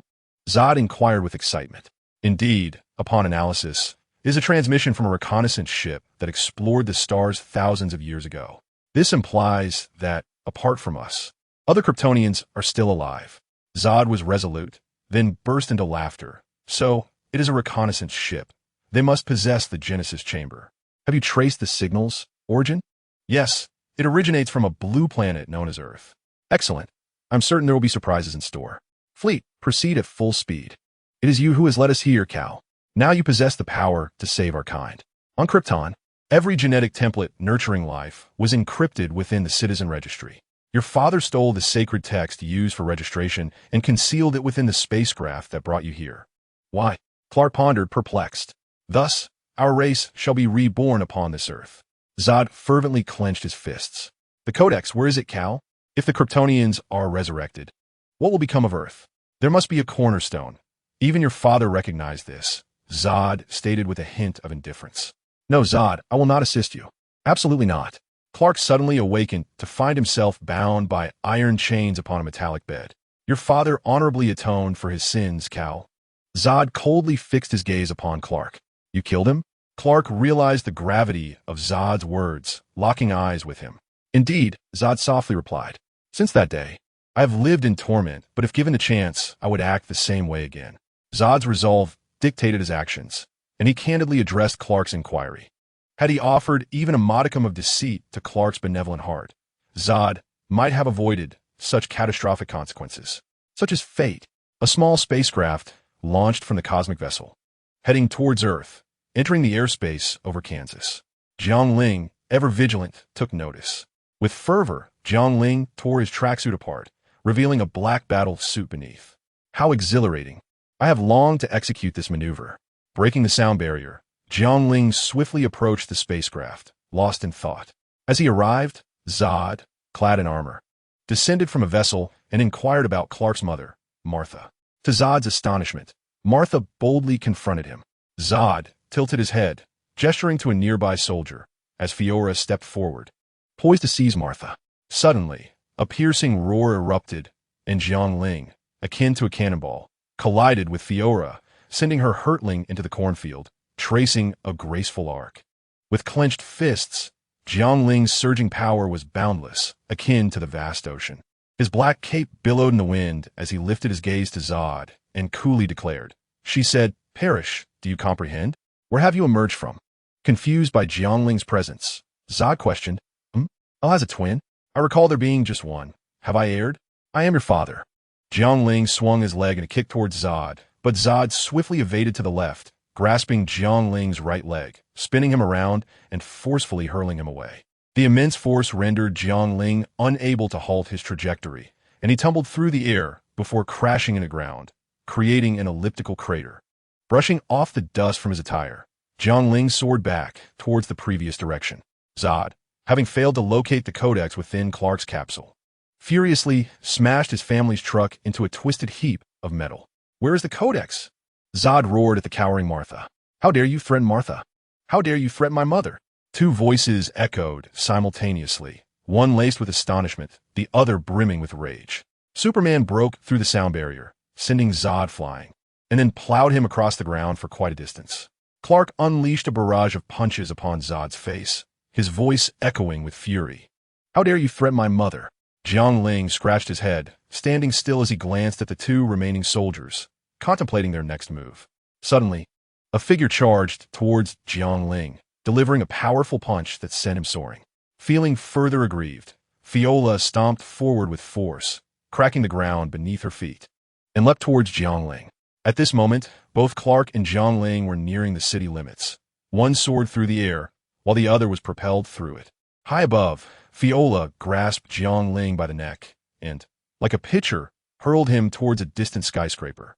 After a brief interval of about 10 seconds, Jiang Ling crashed diagonally into a Roosevelt statue, shattering it to pieces. As he continued his descent, a thunderous sound resonated for over 3 seconds, with the resulting fissures extending more than 17 meters. Fortunately, the urban area had been largely evacuated by this time. Cracking his neck, Jiang Ling rose to face Fiora, exclaiming, "Do you know, ever since I acquired this power, I have never felt as exhilarated as I do today." Fiora merely smirked in disdain, remaining silent. Suddenly, the ground beneath them fractured violently, causing Fiora's vision to sway as the earth trembled with seismic intensity. Layers of soil erupted, swirling towards her. In a grand leap, Fiora ascended into the air, while Jiang Ling shot upward like a straight arrow, crashing into her within the confines of a restaurant. Let us commence the second round. Chapter 11. Inhuman Combat. Meanwhile, during a fierce clash, Zod's mask was inadvertently shattered. A cacophony of chaotic sounds surged into Zod's mind, akin to a malevolent symphony overwhelming his senses. "What have you done to me?" The sudden turmoil was excruciating. Even Zod found himself crumpled on the ground, moaning in agony. "My parents taught me to hone my senses," Zod muttered, focusing on what I wish to see. "Without your helmet, you can see everything. It is painful, isn't it?" Clark refrained from immediate action, patiently elucidating the situation to the struggling Zod. Perceiving the impending danger, the Kryptonian ship fired at Clark, who was caught off guard and crashed into a building behind him. Zod, clutching his head, fixed his gaze intently on Clark, only to be seized by two soldiers who escorted him into the ship. Clark emerged from the rubble, observing a towering Kryptonian soldier approaching slowly, urging bystanders to take cover as he moved towards the soldier. The two forces collided with the suddenness of a supercar launching into motion, achieving supersonic speeds in an instant, reminiscent of two raging bulls crashing into one another. Boom! The earth beneath them shattered, and colossal shockwaves propelled nearby objects into the air. All units respond. This is the Guardian. I am the aerial commander. I have previously encountered and observed the species we are about to engage. They are exceedingly perilous. Thus, we are authorized to execute lethal strikes. Numerous armed fighter jets receive the command and soar towards Clark and Jiang Ling. Target confirmed. Engage. Received. 11. You may attack. Clark, with his exceptional hearing, detected their conversation and swiftly darted into a nearby building. However, the towering Kryptonian soldier lacked such acute hearing and was violently propelled by a missile, crashing into a streetlight. Undeterred, the Kryptonian rose unscathed as several more missiles hurtled towards him. Boom! Thunder 11, excellent strike. Request immediate follow-up. Acknowledged. Guardian, preparing for secondary assault.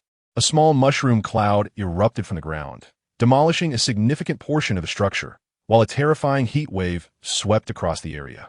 The Kryptonian continued his advance, twisting his neck and shrugging his shoulders before sprinting forward and leaping. The ground trembled beneath his immense power. As he broke the sound barrier, he barreled into the fighter jet, shattering the glass cockpit. In less than a second, his fingers coalesced into a fist, and with a tremendous blow, he struck the pilot, whose facial bones crumbled under the force, followed by the entire skull exploding like a shattered watermelon, red and white debris splattering throughout the cockpit. The fighter jet plummeted to the street below, igniting the entire block. Meanwhile, Jiang Ling and Fiorella were engaged in a brutal exchange of blows. Their immense strength surged forth like a river breaching its dam, creating waves of force that resonated with thunderous roars. Boom, boom, boom. The battle raged from one side of the street to the other.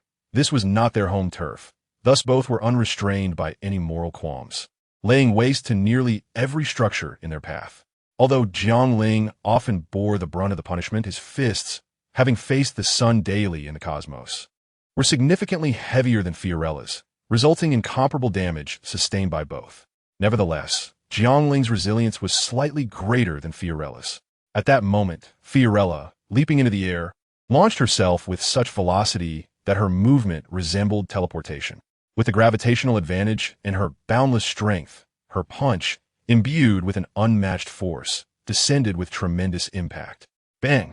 The ground erupted into a deep crater nearly 10 meters wide, as if a meteor had struck, with fissures radiating outwards for hundreds of meters. Jiang Ling was not directly struck. At the moment of impact, he executed a desperate backflip to evade, yet a powerful shockwave ultimately affected him, forcefully propelling him away. Before he could even descend to the ground, the shadow of Fiorella reappeared before him, delivering another devastating punch. Bang! Jiang Ling, hit squarely, was akin to a cannonball, crashing straight into the forest, uprooting trees in his wake. Fiorella, relentless in her pursuit, did not pause. In a fleeting breath, she swiftly reached Jiang Ling's front, her coiled fist aimed at his face. How impressive it is to know martial arts! Jiang Ling exclaimed in exasperation, as an overwhelming aura erupted from him. His right fist launched in retaliation. Boom! Their fists collided, unleashing a fierce shockwave that radiated outward, toppling a substantial expanse of mature trees. Jiang Ling staggered back a step or two, his right foot sinking several inches into the earth, while Fiorella fared far worse, being sent sprawling backwards. In midair, Fiorella executed a maneuver, bracing herself against the ground, uprooting soil for several meters. Jiang Ling attempted a knee strike, but Fiorella, like a phantom, evaded him, countering with a back throw that crashed him into the ground.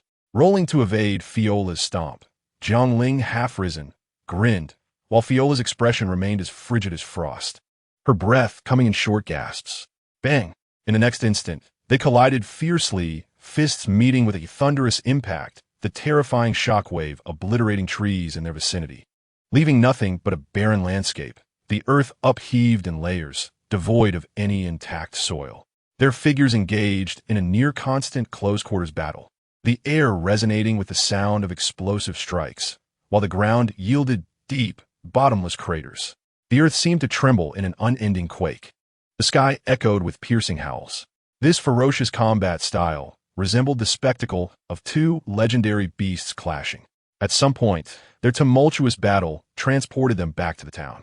Ophelia pressed Jiang Ling down, driving him through several layers of earth until they reached a bank vault.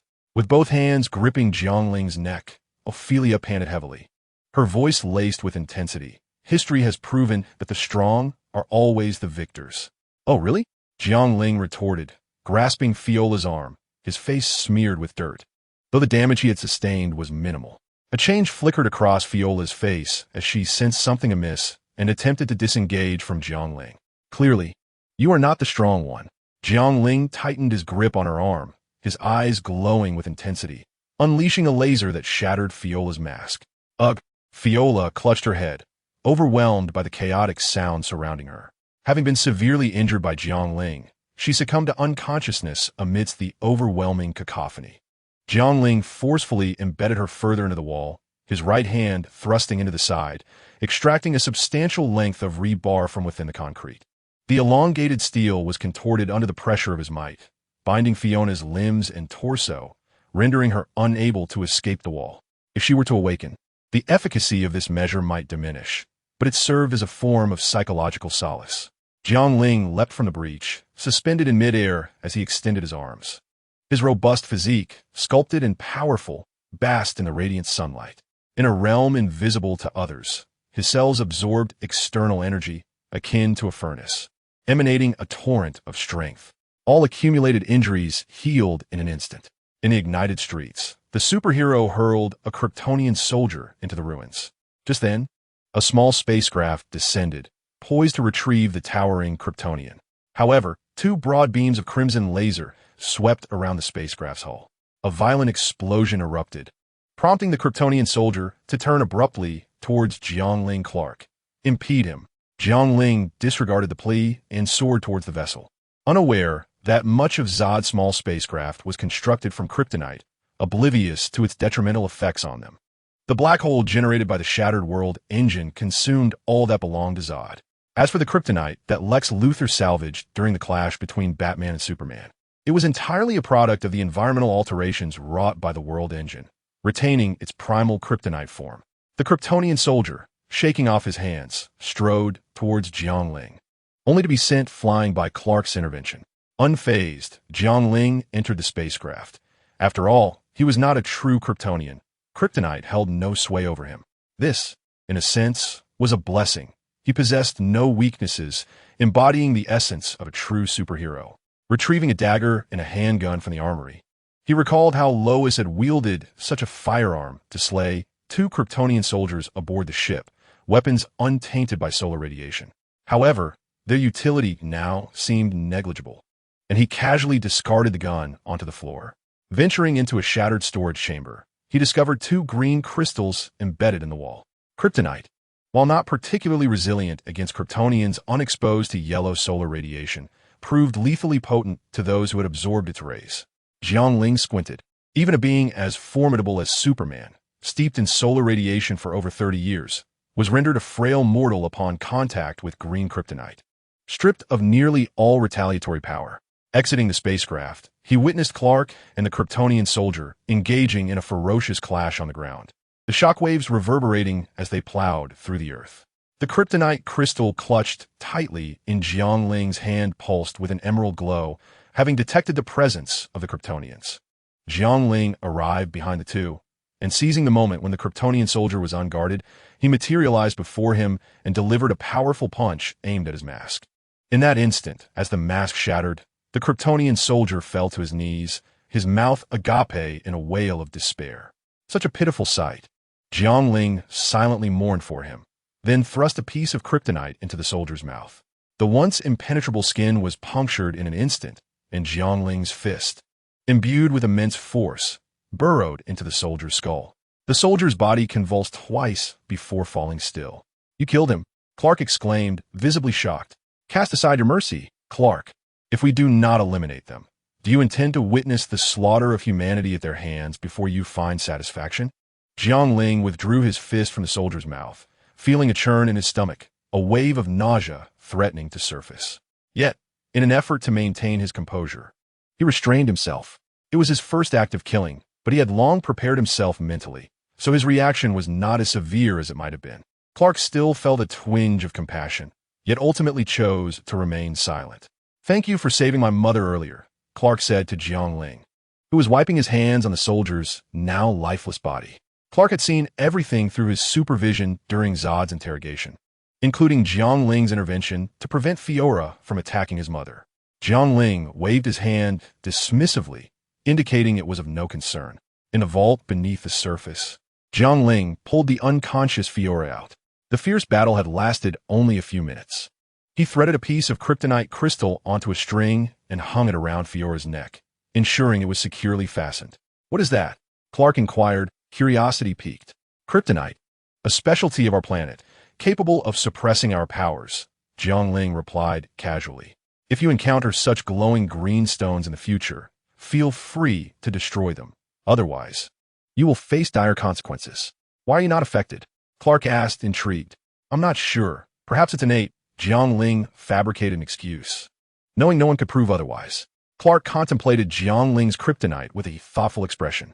The two, clad in combat suits, returned to Clark's home, with Jiang Ling still carrying Fiora on his back.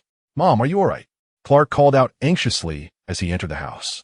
"I'm fine," Martha replied, picking up a few photo albums from the floor. "Hello, Martha." Jiang Ling greeted her politely. "Hello, are you one of Clark's?" Martha asked, her curiosity piqued by Jiang Ling's imposing stature. "I am his kin," Jiang Ling responded promptly. "Well, it's wonderful that Clark has a friend like you," Martha said, nodding appreciatively. "That outfit suits you well, son," she added as she embraced Clark, who looked apologetically at his mother. "I'm so sorry," Clark said, filled with remorse as he held his mother close. "It is merely an object, Clark. One must always acquire something new," Martha consoled, glancing at the dilapidated house. Jiang Ling stepped aside, allowing Martha to exit through the door obstructed by their considerable bulk. "But you are unique," Clark said earnestly.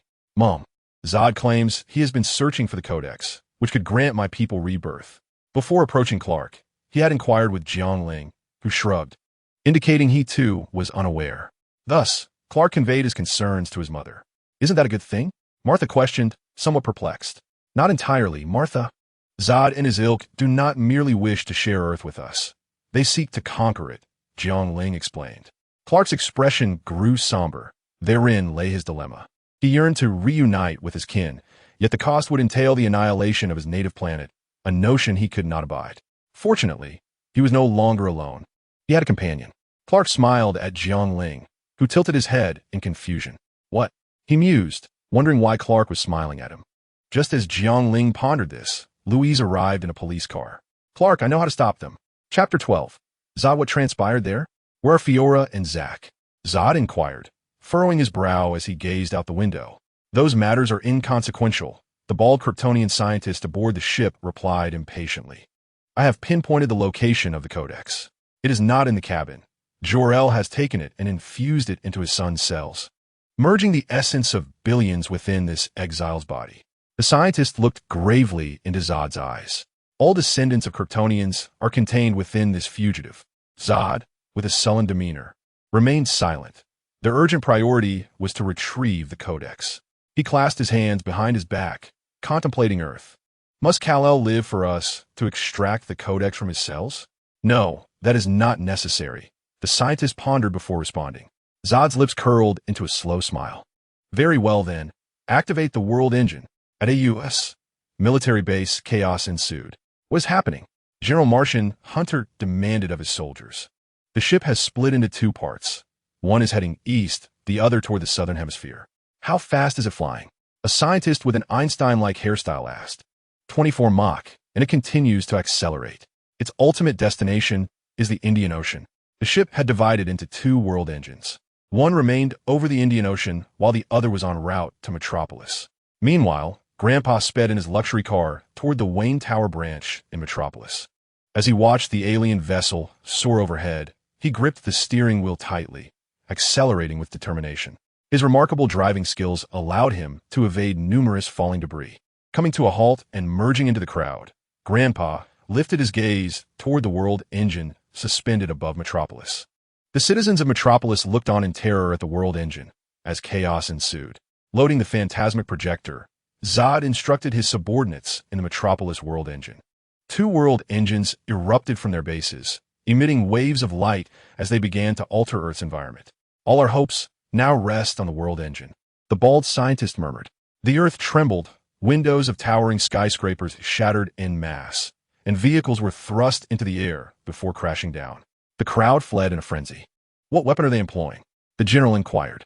It appears to be a form of gravity weapon, came the reply. Through a spacecraft connection. They were augmenting Earth's mass by infusing atmospheric particulates. The scientist furrowed his brow, fixated on the large screen. Good heavens, they are transforming the Earth. What if they succeed? If they do, there will be no us left.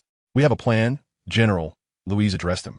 Jiang Ling and Clark stood with arms crossed, observing the Clark infant spacecraft hoisted by a crane. You asked where Fiorella went. Oh, she was chained by Jiang Ling and placed in a deep basement, completely deprived of sunlight. This is the spacecraft he arrived in, Louise explained to the general. The energy source of the spacecraft is the phantasmic projector, capable of distorting space. Clark elaborated as he approached. Jiang Ling, arms crossed, floated in with an air of superiority, his black cloak billowing in the wind. The principle of Zod spacecraft is similar. If the 2 projectors collide, a singularity will be created, the scientist added, eyes fixed on Jiang Ling. Like a black hole, the general comprehended. Indeed, if we open this temporal gateway, theoretically, they will be drawn in, Clark stated. So you intend for us to use it to strike the enemy? Clark nodded affirmatively. General, this spacecraft weighs no more than 17,000 pounds. We could transport it via 17 airdrops, an officer interjected. This plan is feasible. I will go to thwart the world engine in the Indian Ocean, Jiang Ling declared to Clark. You escort them to sabotage the one in Metropolis. Clark nodded, at which point Jiang Ling grasped Clark's shoulders, gazing intently into his eyes. Remember, showing mercy to the enemy is cruelty to oneself. Ensure they all enter the black hole. For every powerful villain like us, there is an additional threat to Earth. Do you understand? Clark solemnly nodded, affirming his comprehension. Jiang Ling patted Clark's shoulder reassuringly, entirely oblivious to the fact that he had saved the second most formidable woman among the villains for his own selfish desires. Such is the duality of humanity. At that moment, the general turned to Jiang Ling and inquired, And who are you? As you can see, merely another Kryptonian residing on Earth, Jiang Ling responded with a smile. You may call me a patriot. With that, Jiang Ling exerted his legs forcefully, leaping into the air and breaking the sound barrier, soaring skyward to an altitude of over 2,000 meters, before vanishing into the clouds. Amidst the collective coughs that dispersed the swirling smoke, Louise inquired of Clark, Has he always been this decisive? Clark chuckled softly. I am uncertain, yet that is precisely his charm. Jiang Ling, exuding sonic booms, soared through the air. With his extraordinary vision, he can now effortlessly lock onto targets, alleviating his mother-s worries about his ability to navigate. Firez pondered momentarily, his expression darkening as he realized Fiora was absent from the spacecraft. He summoned another soldier, commanding, You take over the engines. I must guard the creation chamber, and perhaps pay a visit to an old acquaintance. The thought that his most loyal subordinate might be lost ignited a fiery rage within Zod's eyes. Clark stood vigil by the aircraft, his gaze fixed on the distant world engine, his fists clenched tightly. In the Arctic, an expanse of frigid air enveloped the realm, the blinding white snow obscuring all vision. Yet amidst the soft whispers of falling snow, a piercing sound echoed through the vastness. The endless white canvas was abruptly torn asunder, revealing a dark silhouette of a ship hovering in midair. Zod, aboard his vessel, halted before the fog-shrouded remnants of the Kryptonian scout ship that had arrived on Earth eons ago. As he opened the hatch, his towering figure approached a metal door, its surface coated with a delicate layer of frost, emblazoned with large, bold letters. This was the family crest of Jor-El, the emblem of the Clark lineage. This scout ship had been crafted by the Kryptonians long ago, indicating that they had known of Earth's existence and the sun's transformative benefits for Kryptonian cells for millennia. However, there seemed to be hidden truths, as the Jor-El family appeared to have chosen to conceal them, the reasons for which remained unknown to Jiang Ling. With a resounding click, the door swung open. A gust of relatively pristine air greeted Zod as he strolled along a somewhat dim corridor, its surroundings adorned with sleek, aesthetically pleasing materials, imbued with a palpable sense of advanced technology. As Zod ventured deeper into the scout ship, he found the elongated passageway devoid of dust, a testament to its meticulous upkeep over the ages. In an instant, he arrived at a side chamber housing a series of cryogenic pods resembling freezers. Upon touching one, he felt a chilling sensation, and with a push, he uncovered a withered corpse within. He proceeded to open the remaining pods, revealing two more lifeless bodies, devoid of sustenance. It was evident. These were the Kryptonians who had visited Earth alongside the scout ship, yet they seemed to have met with some unforeseen calamity. Their remains remarkably preserved after millennia.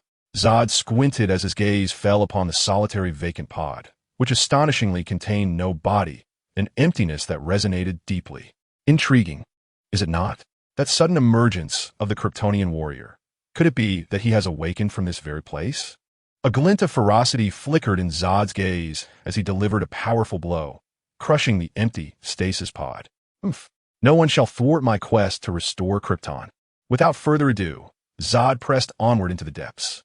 Indeed, Zod had drawn an erroneous conclusion, yet one could hardly blame him. The circumstances were undeniably coincidental.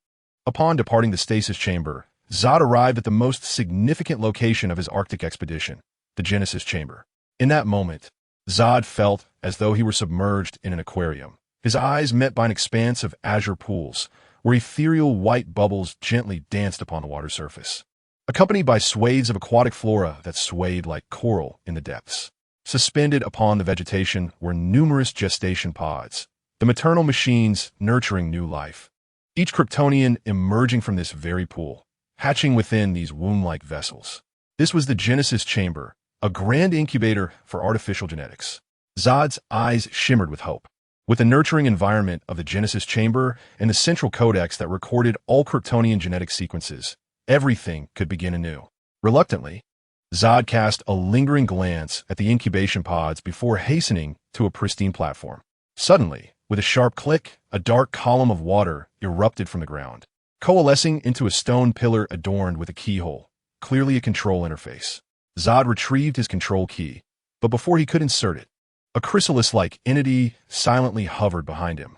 A blue energy whip suddenly extended from beneath the chrysalis, its force creating a fearsome whistling sound as it sliced through the air. Zod furrowed his brow, deftly grasping the incoming tendril with his right hand. With a firm tug, he drew the floating chrysalis before him, preventing its movement. Then, he pressed the key into the control interface's keyhole. In an instant, the restless entity within his grasp became tranquil, and the surrounding space was suffused with a faint azure glow. The master key is engaged. The Genesis chamber is initializing, Commander. A slight smile graced Zod's lips, but it quickly faded in response to a voice that pierced the moment. Cease, Zod. There is still time to turn back. Light abruptly intertwined, and a holographic figure materialized behind him. Zod squinted and turned to face the man clad in a flowing robe. Will you not relent, even in death, Jor-Cal? He retorted. Jor-Cal, the biological father of Clark, chief scientist of Krypton, and both friend and rival to Zod, now existed only as an artificial intelligence bearing Jor-El as consciousness. The true Jor-Cal had fallen at Zod's own hands.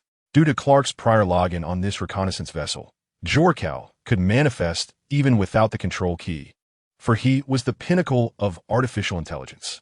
I shall not allow you to seize the secret tome so easily. Jocker's calm demeanor barely concealed a flicker of anger. This reconnaissance vessel was originally bequeathed by the Jock family as a strategic piece for future generations, intended for use in dire circumstances. However, the Jock family never anticipated that this seemingly trivial undertaking would be of such significance millennia later.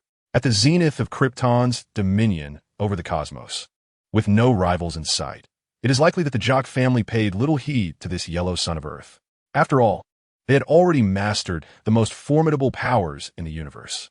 You cannot thwart me, Zod declared from before the embryonic-filled Genesis pod, asserting that your master key privileges had been revoked. Now, this vessel belonged to him. Jiang Ling maneuvered through the storm clouds, arriving before the world engine, skillfully evading the attacking tendrils. It is rather regrettable that I possess no understanding of how to control these machines. Otherwise, I could attempt to package and take away numerous items. Who knows if that would even be possible? Jiang Ling gently grasped the tendrils produced by the engine, her thoughts drifting. Meanwhile, fighter jets attempted to bombard another world engine with missiles, but found that, regardless of how they were launched, the missiles could not approach it. Instead, due to gravitational issues, they plummeted to the ground, resulting in numerous casualties. Clark swiftly rescued several individuals and pilots from the wreckage, directing them towards safety before soaring back. Jiang Ling raised her arm, causing the metallic claws that bound her to shatter instantaneously. She ascended to the base of the world engine, gazing at the enormous beam of light. Suddenly, an idea sparked in her mind. She stepped into the beam, only to be forcefully pressed to the ground the next moment. Energy consumption report, 31. Remaining energy, 69. Charging in progress. Ah, how delightful. Jiang Ling ceased her struggles, comfortably lying on the ground as she awaited the replenishment of energy. Our kin can coexist with Earth, just as Cal does, Jackal urged Zod. Should we then endure decades of suffering like your son? Zod retorted angrily.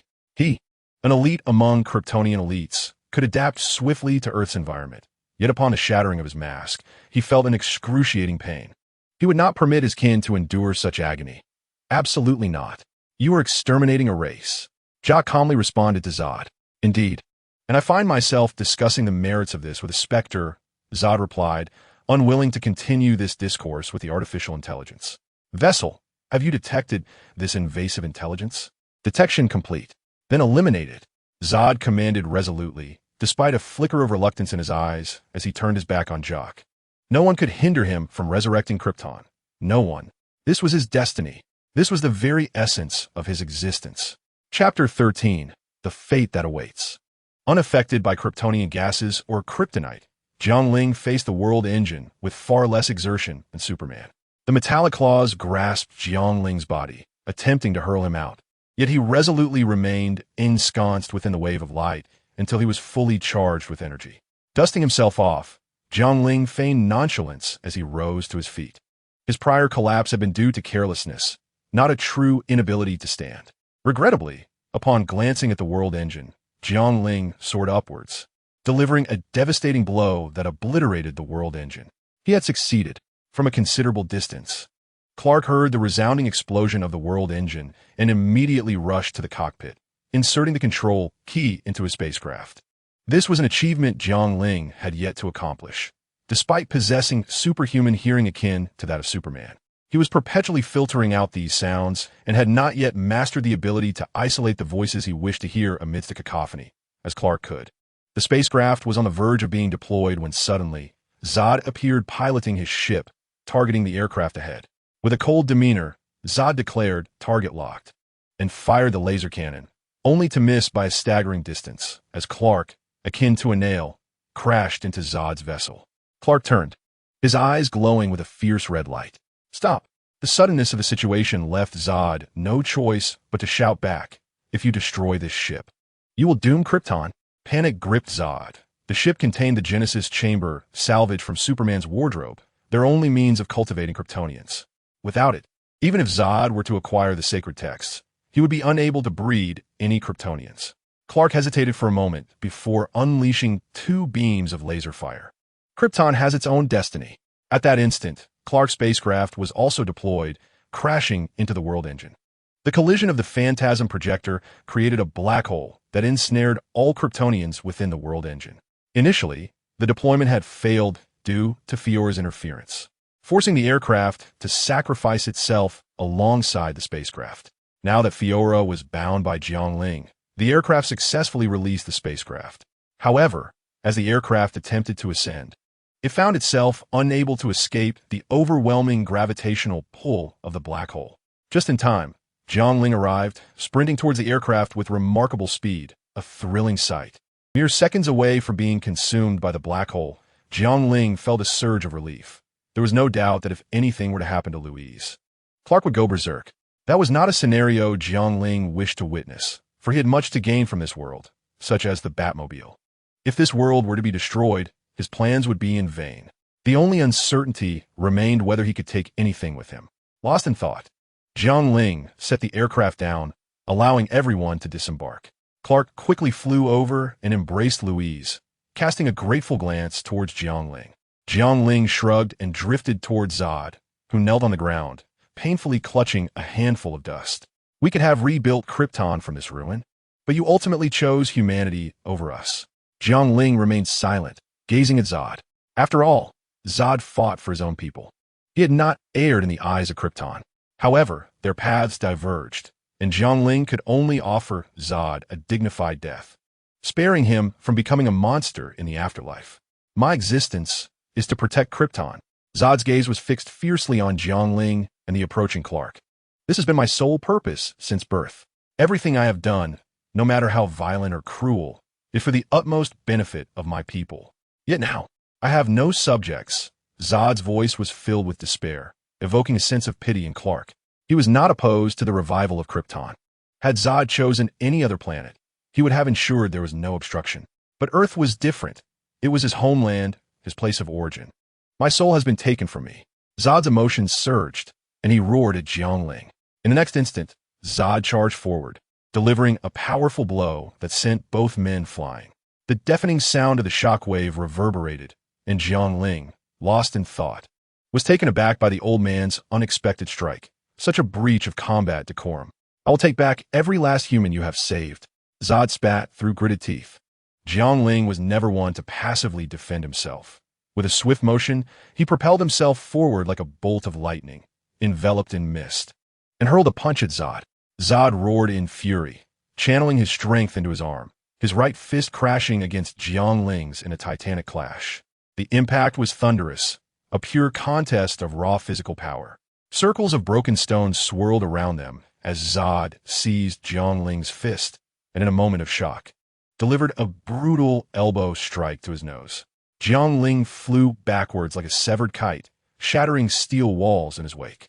Clark soared forward, wrapping his arms around Zod's waist and propelling them both into a skyscraper. Zod howled, pummeling Clark's back with his fists, yet Clark refused to relent. It was only after they demolished several buildings that they finally came to a halt. Jiang Ling utilized his superhuman vision to pinpoint their location. Crouching slightly before launching himself into the air, Zod tilted his head, narrowly evading a punch aimed at his back, while simultaneously grasping Jiang Ling's arm and forcefully tossing him, sending him crashing to the ground. The sheer force of the throw sent Jiang Ling crashing through multiple floors. Clark, darting in from the side, struck at Zod with a powerful punch. The entire structure trembled as Zod's body collided with it, resulting in its collapse. Zod was embedded within a towering edifice when suddenly, his figure halted abruptly. With a visceral roar of agony, his eyes blazed an intense crimson as though something within him had ruptured. Following another thunderous cry, a terrifying beam of red light erupted from his gaze. Zod lifted his head, and the beams emanating from his eyes resembled pillars of crimson, tearing asunder the very fabric of the heavens and the earth. The searing heat radiated an extraordinary penetrative force, causing skyscrapers to crumble like mere tofu.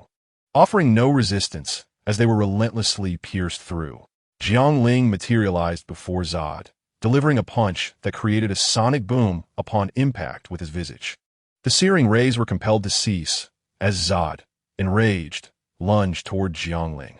However, Clark appeared at his side, delivering a powerful kick to Zod's abdomen that sent him soaring. Zod plummeted violently to the ground, leaving behind a colossal crater. Jiang Ling descended freely, displacing the earth and vehicles around them.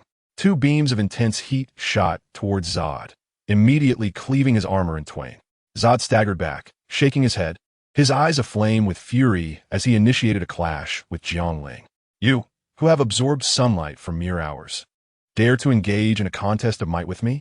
Jiang Ling smirked, gradually ascending while amplifying his output, unleashing even more robust beams of heat that propelled Zod away. Boom, boom, boom. 3 skyscrapers collapsed in response, raising clouds of dust hundreds of meters high. Clark, akin to an arrow released from a taut bowstring, darted forward with breathtaking speed, leaping over hundreds of meters, delivering a straightforward yet powerful blow to Zod's head. The impact resonated like the tolling of a bell, forcing Zod down into the ground, creating a profound indentation. Not only that, but the area where his palm pressed against the earth crumbled, resembling a spider's web. In less than a second, another punch was unleashed. The unleashed power was monumental, as Zod narrowly evaded Clark's devastating strike, only to dart like lightning, closing in on the duo with dizzying speed. In a heartbeat, a flurry of explosive punches sent Clark reeling. Each strike produced an effect akin to cannon fire, unarmed. Yet every movement was more terrifying than a missile. Jiang Ling caught Clark midair. "Thank you. No need for thanks." The two hovered above, gazing down at the fearsome Zod below. "There's but one way to conclude this. Either you perish, or I shall," Zod declared fiercely. With a tremendous leap, he soared several meters to land atop a skyscraper, charging toward the pair. Jiang Ling and Clark exchanged glances. A tempest of energy swirled around them, and with a swift push off the ground, their bodies erupted into a cacophony of sound as they surged toward Zod. The three collided in midair, unleashing a colossal shockwave that shattered the surrounding structures. Zod soared through the air, swiftly pursued by the two. He knelt on one knee, basking in the sunlight, absorbing the surrounding air and feeling the weight of Newton's coffin. Everything around him began to tremble, even fragments of stone gently levitating as if swept up by an unseen current, swirling gradually around Zod. Slowly, he ascended, hovering in midair. "I was born a warrior, Cal. I have dedicated my life to mastering my senses." "Where have you trained? On a farm?" Zod retorted, recalling the taunt he had received when Clark shattered his helmet. In the next moment, a massive fist drew closer in his field of vision. Bang! Jiang Ling flashed in front of Zod, delivering a powerful punch that sent him flying. Thinking to himself, "I learned to fly in just one night. Why are you so arrogant?" Jiang Ling propelled himself off the air, lunging toward the spinning Zod, only to be seized by Zod, who twirled him several times before hurling him into a building. A deafening roar erupted from the towering structure, accompanied by a piercing sound of shattering air, as Jiang Ling's figure plummeted like a meteor, crashing into an office with a thunderous impact. The overwhelming force filled the room with thick clouds of smoke. Coughing, Jiang Ling wiped his face, feeling somewhat disgruntled. A superhuman who had absorbed sunlight for decades, combined with an illogical pseudo-superhuman, was being dominated by a Kryptonian who had only recently encountered the sun. Truly, the Kryptonian general, imbued with the essence of battle, was formidable. Jiang Ling soared out of the building and immediately spotted Clark being kicked away by Zod, as if he were a soccer ball. Without hesitation, he charged forward, eager to relish such exhilarating combat, considering himself fortunate to witness it. However, as these thoughts crossed his mind, he was struck in the face by a sonic punch, sending him hurtling away. Zod roared, seizing Jiang Ling by the neck and propelling him toward outer space before tossing him aside. Jiang Ling managed to cling to his satellite, stabilizing himself, and when he looked up, he saw two thick heat rays hurtling toward him. To his dismay, in the blink of an eye, the satellite belonging to Wayne Enterprises was reduced to cosmic debris, plummeting toward Earth. Enraged, Jiang Ling unleashed the energy of the surrounding biological field, and Zod, observing the figure before him, seemed to vanish, only to reappear right in front of him. Jiang Ling grasped Zod and plummeted toward the ground, the temperature in the air rising ominously, heat enveloping him as a fierce intensity surrounded them. The two figures fell like meteors from thousands of meters high, crashing into a skyscraper. The fragile structure could not withstand their descent, collapsing under their weight and piercing through to the ground. The earth trembled violently, while the building ahead crumbled like blocks shot through by bullets, starting from the top and collapsing into countless fragments, cascading down like a landslide. With a deafening crash, a colossal meteorite struck the heart of the metropolis, creating an enormous crater with an exaggerated descent. Clark hurriedly soared over, witnessing Jiang Ling being mercilessly battered beneath Zod's weight. Without hesitation, he charged forward, propelling Zod away. Jiang Ling rose, stretching his neck and casually bouncing a couple of times before rejoining the fray. As time elapsed, Zod proved formidable even when facing two adversaries. However, it was evident that both Jiang Ling and Clark had been sent flying numerous times, yet remained vibrant and ready to continue their combat. In contrast, Zod began to exhibit signs of fatigue, his limbs losing their vigor. Jiang Ling pressed Zod's head repeatedly against the building, then spun him around, hurling him towards Clark. Clark delivered two heavy uppercuts to Zod's cheek. Zod shook his head, retaliating with a fierce Spartan kick that sent Clark sprawling. Yet in the next instant, Zod found himself inverted and forcefully slammed into the ground. Struggling, he rose slowly, only to be thrust back down by Jiang Ling grasping the back of his head. Bang! Bang! Bang! Jiang Ling relentlessly smashed Zod's head against the ground. Clark rushed to halt Jiang Ling's assault. Zod, weakly dangling his arms, cried out, "Kill me." Jiang, no. Clark shook his head, interposing himself between them. At that moment, Clark still harbored a flicker of hope for Zod, wishing for his redemption, as he was one of the last of his kind. "Clark, I warned you not to show mercy to your enemies," Jiang Ling replied with a hint of resignation. Yet, despite his words, he ultimately released Zod. After all, he was merely a transient figure. Clark's aspiration to become Superman depended on this crucial experience. Clark cast a grateful glance at Jiang Ling and addressed Zod. "If you are willing to abandon your destruction of Earth and seek another planet to inhabit, I can let you go, provided you promise never to invade Earth again.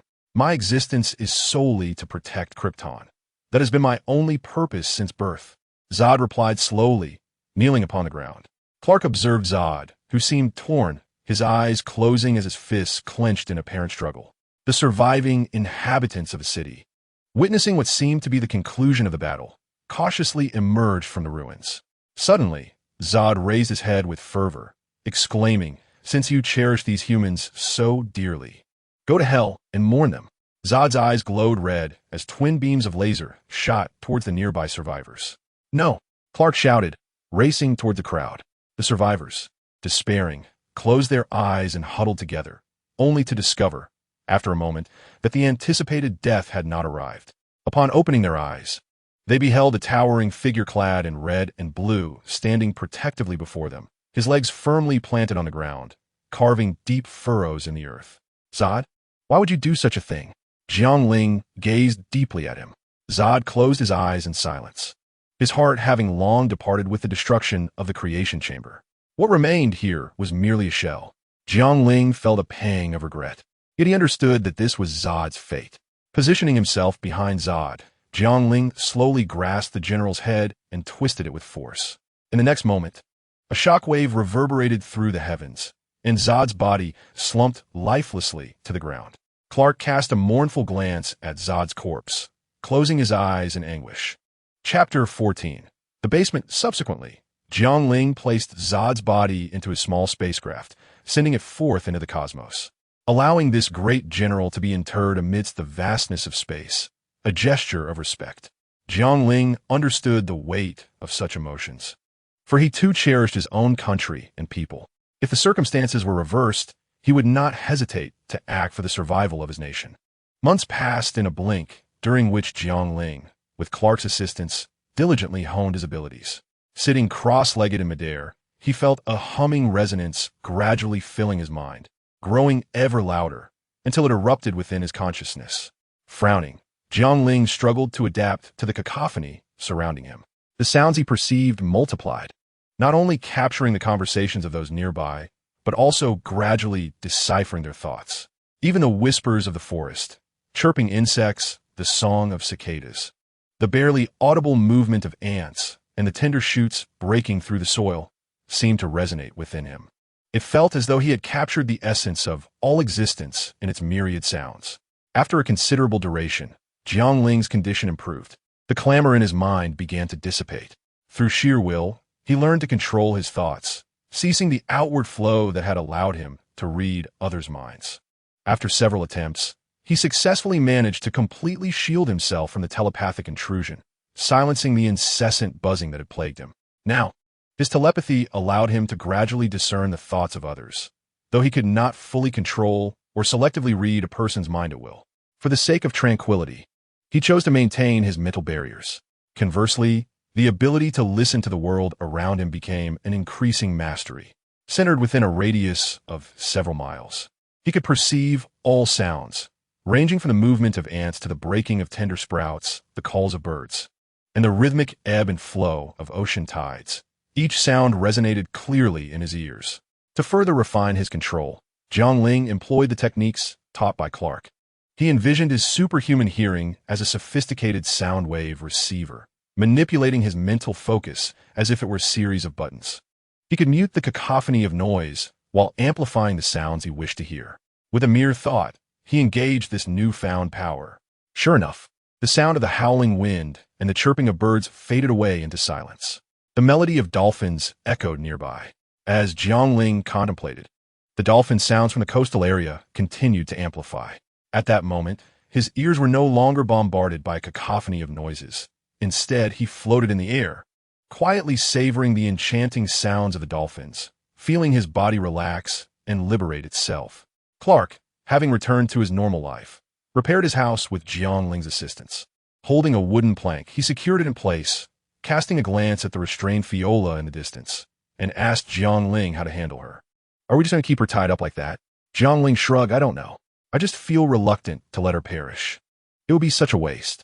Clark, somewhat speechless at Jiang Ling's blatant double standards, observed Fiola, whose hands were tightly shackled behind her back, sitting motionless in the truck like a block of ice, her face obscured by the distinctive Kryptonian mask, preventing her from succumbing to madness from the surrounding chaos. Jiang Ling opened the truck door and entered. What do you plan to do with me? Fiola asked coldly, her gaze unwavering. Nothing much. You are my trophy. Jiang Ling replied casually. If I find a chance, I will definitely kill you. I promise you that. Fiola's expression was as frigid as ice. Jiang Ling simply shrugged, fully believing that she would indeed attempt to do so, as her loyalty to Zod surpassed even her own life. This was precisely why he chose to spare her, akin to how Cao cherished Guan Yu. Nonetheless, he had a plan to alter Fiola's state, provided he could return to the realm of the supervillains. Driving into the heart of Metropolis, he marveled at the ongoing reconstruction of the ruined city.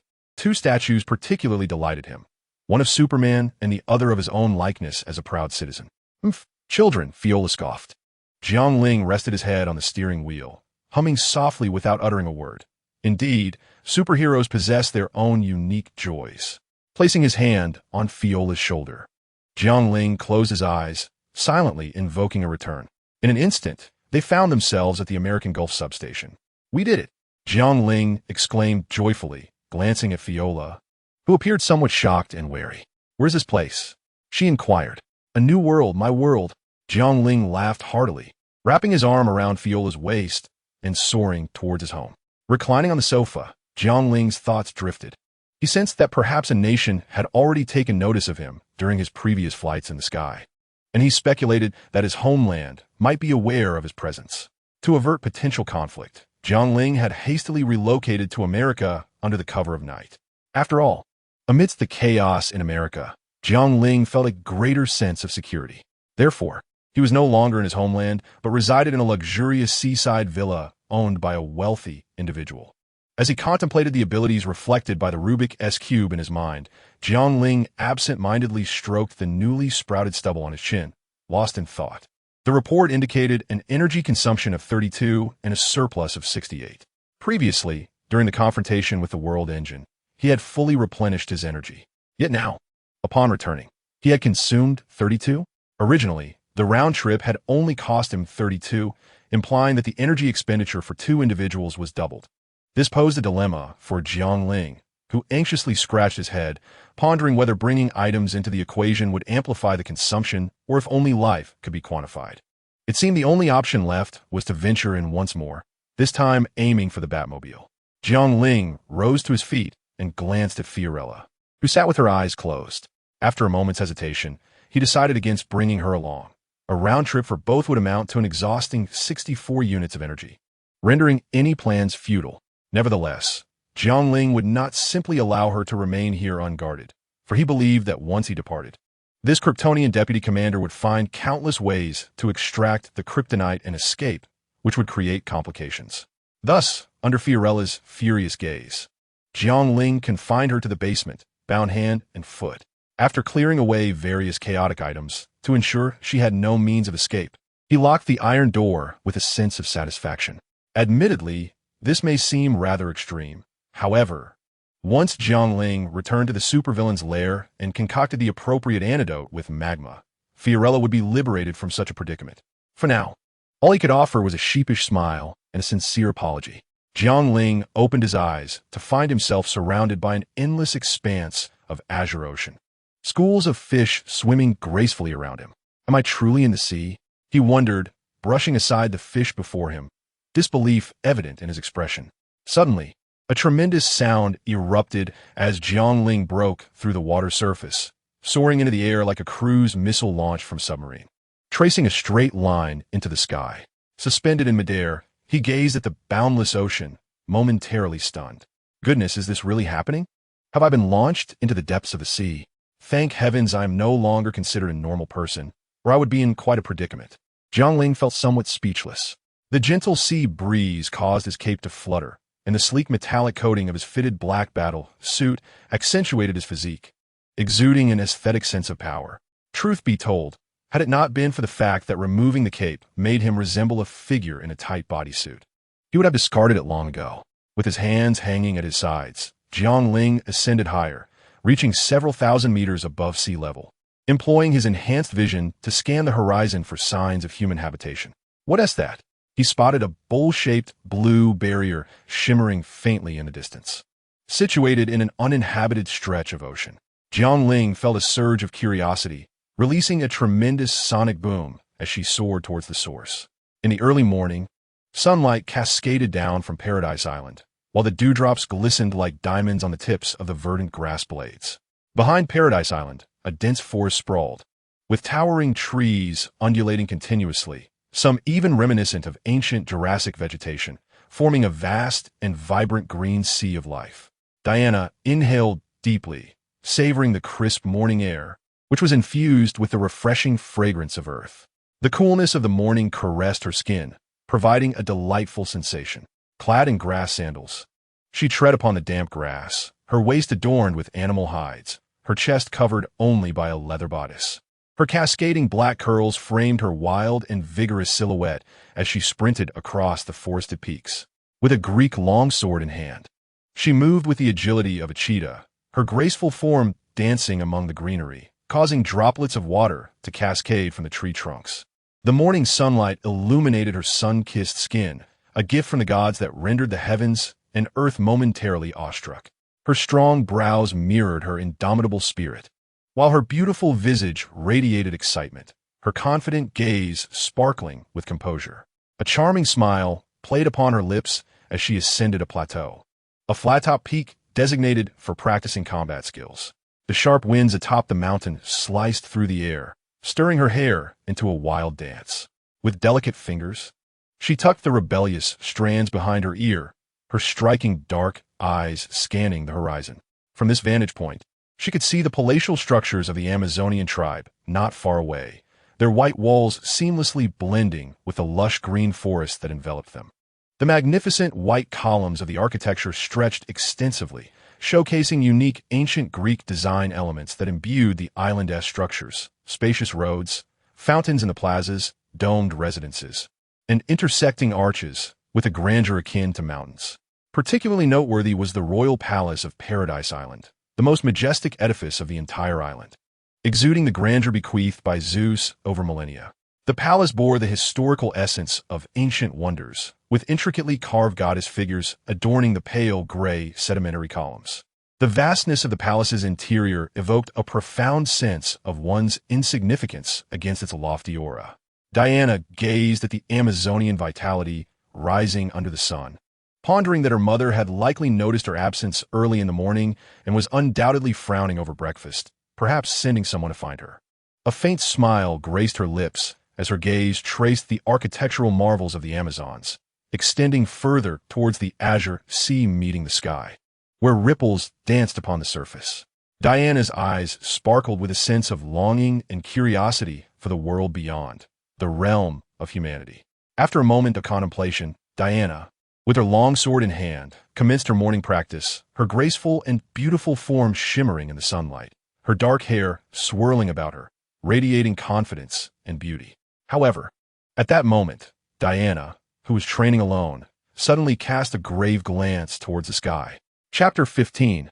Paradise Island. What is that sound? Hippolyta, the queen, while riding alongside the elders in search of Diana, furrowed her brow and gazed upward. Did you hear that? The queen inquired of a nearby elder. I heard nothing. The elder replied, shaking his head. Gather the horses. I sense an immense force, she commanded, a hint of unease creeping into her demeanor. Jiang Ling approached the ethereal blue barrier, cautiously reaching out to touch it, seemingly breaking through an invisible bubble. A crisp sound echoed, and the surrounding vistas of sky and ocean appeared to shift. The once azure sky grew obscure, and even the waters roiled with turbulence. A vibrant, verdant island emerged in place of the previously desolate sea. Is this Paradise Island? Jiang Ling mused, glancing down in disbelief. Paradise Island, an isolated sanctuary, was the legendary domain of the Amazonian warriors, who resolutely guarded it across the ages, never to leave.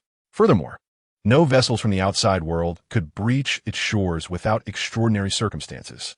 Simultaneously, at the Queen's command, the Amazonian warriors quickly assembled, mobilizing toward the beach under her leadership. The thunder of hooves resonated as a group of lithe, statuesque female warriors expertly rode their steeds, their presence commanding as they swiftly enveloped the shoreline. Hippolyta squinted at Jiang Ling, who floated above the waves. "Intruder, this is not a place for you." Leading the charge was none other than Hippolyta, the Amazon queen and Diana's mother, her light golden hair cascading elegantly, exuding an air of regal grace. Jiang Ling remained silent, for he was taken aback by the unexpected sight of someone on Paradise Island. "Diana? What is happening? She hasn't left the island? The timing seems off. Clark and I have already dealt with Zod, so there is no reason for Diana to still be here." Jiang Ling pondered, perplexed. Diana should have decisively departed from Paradise Island during World War I to thwart Ares' chaos upon humanity. Is it that Diana has returned home for a brief visit? Or have I somehow regressed to the era of World War I? What's going on? I merely intended to retrieve something from Gotham City, Jiang Ling thought, feeling a twinge of frustration. Jiang Ling floated before the assembled Amazon warriors under their vigilant watch. At that moment, Diana too regarded him with caution, her eyes betraying a hint of curiosity. She had never seen a man before, only read about them in books. "Do not be alarmed. I have arrived here by chance and harbored no ill intentions towards you." Jiang Ling raised his hands innocently. The queen cast a glance at Diana, who was intently observing Jiang Ling, and her brow furrowed deeply. "Please leave this place, or I will be compelled to order your detention." Hippolyta, as tone grew increasingly firm. In truth, given her temperament, she would hardly engage in such idle conversation with Jiang Ling. A man like him would simply be dispatched without further ado. However, she found herself uncertain of Jiang Ling's true capabilities, her instincts warning her incessantly that should she strike, it would lead to her demise. Jiang Ling drifted over, placing his hands together to signal the queen to bind him. Did he fear them? Certainly not. The entire battalion of Amazonian warriors combined could not withstand a single blow from him.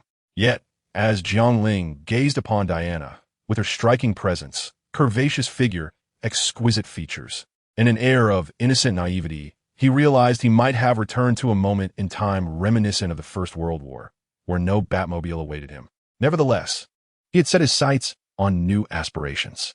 Escaping was out of the question. He discovered the scenery here to be quite enticing, perfectly suited for habitation. He wished to linger for a while. Should they distrust him, they could bind him. Jiang Ling feigned a sense of sentimentality. Diana, observing Jiang Ling's nonchalant demeanor, found it somewhat amusing. The queen regarded him with a penetrating gaze. "Take him to the council hall." Jiang Ling was led along, tethered by ropes, with no one engaging him in conversation. Even Diana merely regarded him with curiosity. Whenever he attempted to speak, a nearby warrior would shoot him a glare. Fortunately, he was not one to hold grudges. He merely shrugged and began to appreciate the beauty of the surroundings and the enchanting women. What a delightful attire, he mused, marveling at the sights, appearing far from captive. One of the warriors, unable to tolerate his audacity, contemplated striking him with a whip, but Diana shook her head to deter her. She was intrigued by Jiang Ling and wished not to tarnish his impression of them over trivial matters. Even if he were to be struck, it was unlikely he would feel it. To put it plainly, these Amazonian warriors were merely slightly more formidable and skilled than ordinary fighters. Even bullets from the Great War could fell them, not to mention Jiang Ling, who was of superhuman prowess. Among them, only Diana, a demigoddess, possessed any notable strength. The Council Hall of Paradise Island was one of the most sacred sites in Amazonian history, yet today, a man had set foot within it. Antiope emerged from a hidden chamber, producing the lasso of truth to ensnare Jiang Ling. A surge of heat coursed through the rope, transmitting a peculiar sensation to him. Indeed, there was a slight feeling. The lasso of truth, crafted by the fire god Hephaestus from the golden girdle of Gaia, was exceptionally sturdy. Even the mighty Heracles could not rend it asunder. Bestowed by Hestia, the goddess of the hearth, the lasso was personally bound by Artemis, the goddess of the moon, and shot down from Mount Olympus. It was deemed unbreakable, and those ensnared by it were compelled to utter only the truth. Moreover, the lasso could extend infinitely according to the wielder's will, resilient to an almost indestructible degree, though it had been destroyed before, with even a nuclear explosion having minimal effect on it. In a particular tale, Diana utilized a lasso to ensnare 2 nuclear bombs, thereby mitigating the explosion's impact on the surrounding area. Furthermore, even beings as powerful as Superman and Shazam could not break free from the binding of the lasso of truth. Jiang Ling shook his body to test the restraint, only to discover that he was indeed unable to escape the lasso's grip. Raising an eyebrow, he cast a sidelong glance at Antiope and remarked, "It's a bit tight. Could you loosen it a tad?" Antiope did not even acknowledge him. She was, after all, the mightiest warrior among the Amazons, second only to the Queen and Diana, serving as the general, the Queen's sister, and Diana's mentor. In the film, she met her demise at the hands of a German soldier wielding a Mauser rifle while trying to protect Diana. Nonetheless, her concerns stemmed from the fact that Diana truly did not require her protection. However, her death was one of the catalysts for Diana's departure from the island. The female warriors flanking Jiang Ling were visibly displeased by his defiance before the queen and the general, with one attempting to force him to kneel. Jiang Ling's robust physique remained steadfast, while the 2 warriors turned crimson with frustration. Meanwhile, Diana, eager for a challenge, felt a surge of excitement. Having not experienced the thrill of battle for quite some time, especially as she had triumphed over every opponent on Paradise Island. "Enough," the queen gestured, signaling the 2 warriors to cease their futile efforts. "This is the lasso of truth. It compels you to divulge any truth. Now tell me, from whence do you come? And what is your purpose in coming to Paradise Island?" Queen Hippolyta inquired with a stern demeanor, fixing her gaze intently upon Jiang Ling. I am Superman, and I have come for Diana," Jiang Ling blurted out, unable to contain his genuine thoughts, akin to an uncontrollable eruption in the final moments of a race. "For me?" "For Diana." The astonished exclamations of Diana and the others echoed, clearly overlooking Jiang Ling's initial statement. "How did you come to know Diana?" The queen inhaled deeply once her daughter Diana was involved. Hippolyta felt the weight of responsibility to tread carefully, her gaze piercing into Jiang Ling's troubled expression. Antiope, her countenance darkening, also scrutinized Jiang Ling. Had it not been for her desire to uncover the source of this information, she would have already struck him down. I learned it from a fable," Jiang Ling stammered, reluctant to continue, but realizing he could not escape the lasso's grip. It was indeed a case of bringing a stone up to strike his own foot, leaving him somewhat disheartened.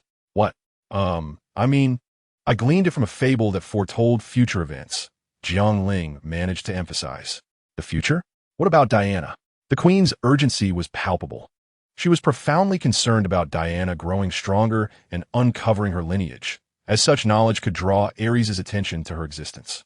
Diana will be fine, but her future is uncertain," Jiang Ling said, gesturing toward Antiope.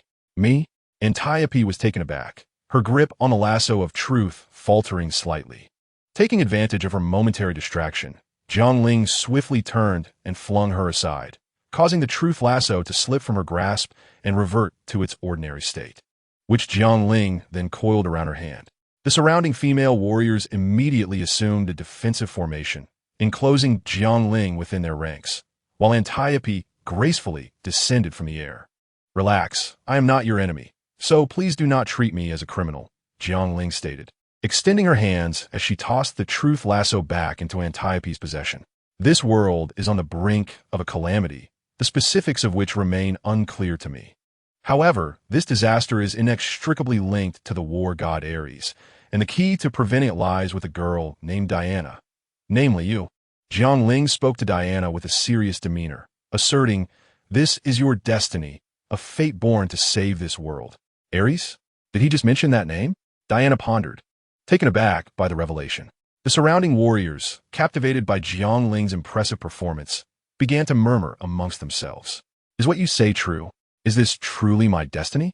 Diana immediately turned to her mother, her expression grave. Mother, do you recall the stories you told me as a child? You said that although Zeus repelled the war god Ares, one day he would return to fulfill his mission, plunging the world into chaos. That was merely a bedtime story. Diana, the age of the gods has long since passed. Ares will not return. Queen Hippolyta responded, her hand pressed to her forehead, regretting the myths she had shared with Diana. They had resided on Paradise Island for millennia, and all the deities had vanished. The era of the gods was over. Yet, Diana refused to accept such a notion. She had awaited this day her entire life. But mother, you told me that the purpose of our existence as Amazons is to thwart the god of war. It is our duty. Queen Hippolyta exhaled deeply, exasperated. Diana, you cannot simply believe someone based on their words. We have no way of knowing whether what he says is true. At this moment, the still maturing Diana exhibited a fervent idealism, a passionate naivete that, far from being off-putting, endeared her to others, highlighting her innocence, kindness, and enthusiasm, attributes that were truly admirable. As Diana and Hippolyta continued their heated debate, Jiang Ling opportunely raised her hand. It matters not if you choose not to believe me. I have no desire to experience your lasso again. However, it will not be long before humanity encroaches upon your territory. And then you shall discern the veracity of my words. Chapter 16. Stability days later, in a vast training arena, Diana donned the unique battle attire of the Amazons as she sparred with Jiang Ling. Your strength is insufficient, Jiang Ling remarked nonchalantly, intercepting Diana's iron fist with ease. With a gentle push, Diana, clad in rudimentary armor, was sent hurtling away like a cannonball. Diana deftly thrust her feet into the soil, letting out a spirited cry as she leaped towards Jiang Ling. He, unfazed by the prospect of a test of strength, relished the opportunity to engage, for he believed that power was the most straightforward solution to any predicament. Remaining stationary, he simply extended his arms to catch the petite figure hurtling towards him, the force of her momentum proving utterly incapable of unsettling him. His arms swelled slightly with energy as he effortlessly lifted Diana, only to hurl her with a swift motion. A shadow darted past, and the once towering trees in the forest bent under the strain, while the birds and swallows fled in a panicked flurry. Jiang Ling then lightly tapped his toes against the ground, creating a small crater with a resounding thud, and his figure shot forth like an arrow. Just as Diana regained her footing, a robust silhouette draped in a black cloak appeared before her. A sharply defined, handsome visage suddenly occupied a significant portion of her field of vision, with eyes clear as day reflecting a chilling frost, followed by a rapid punch aimed at her. The fist halted mere inches from Diana's face, a powerful gust of wind ruffling her hair and toppling several trees behind her. Momentarily taken aback, she was met with a large hand extending toward her. Looking up, she was bathed in sunlight that illuminated Jiang Ling's dark figure, his gentle smile leaving an indelible impression on her heart. Are all men as formidable as you? Diana's cheeks flushed slightly as she tucked her hair behind her ear and grasped Jiang Ling's hand, rising to her feet. Not at all. I am merely an exception. Most men are rather weak, nowhere near as strong as you Amazonian warriors. Jiang Ling corrected her misconception with a shake of his head. Is that so? A glimmer of hope lit up Diana's eyes. Thankfully, she had not been entirely disheartened. Diana, are you all right? Antiope called out with concern from a distance. I'm fine, Diana replied cheerfully before turning to Jiang Ling. Shall we head back? The two made their way back to where Antiope and the other female warriors awaited. Antiope shot Jiang Ling a disapproving glance before pulling Diana aside to examine her closely. I'm perfectly fine, truly, Diana reassured her exasperated friend.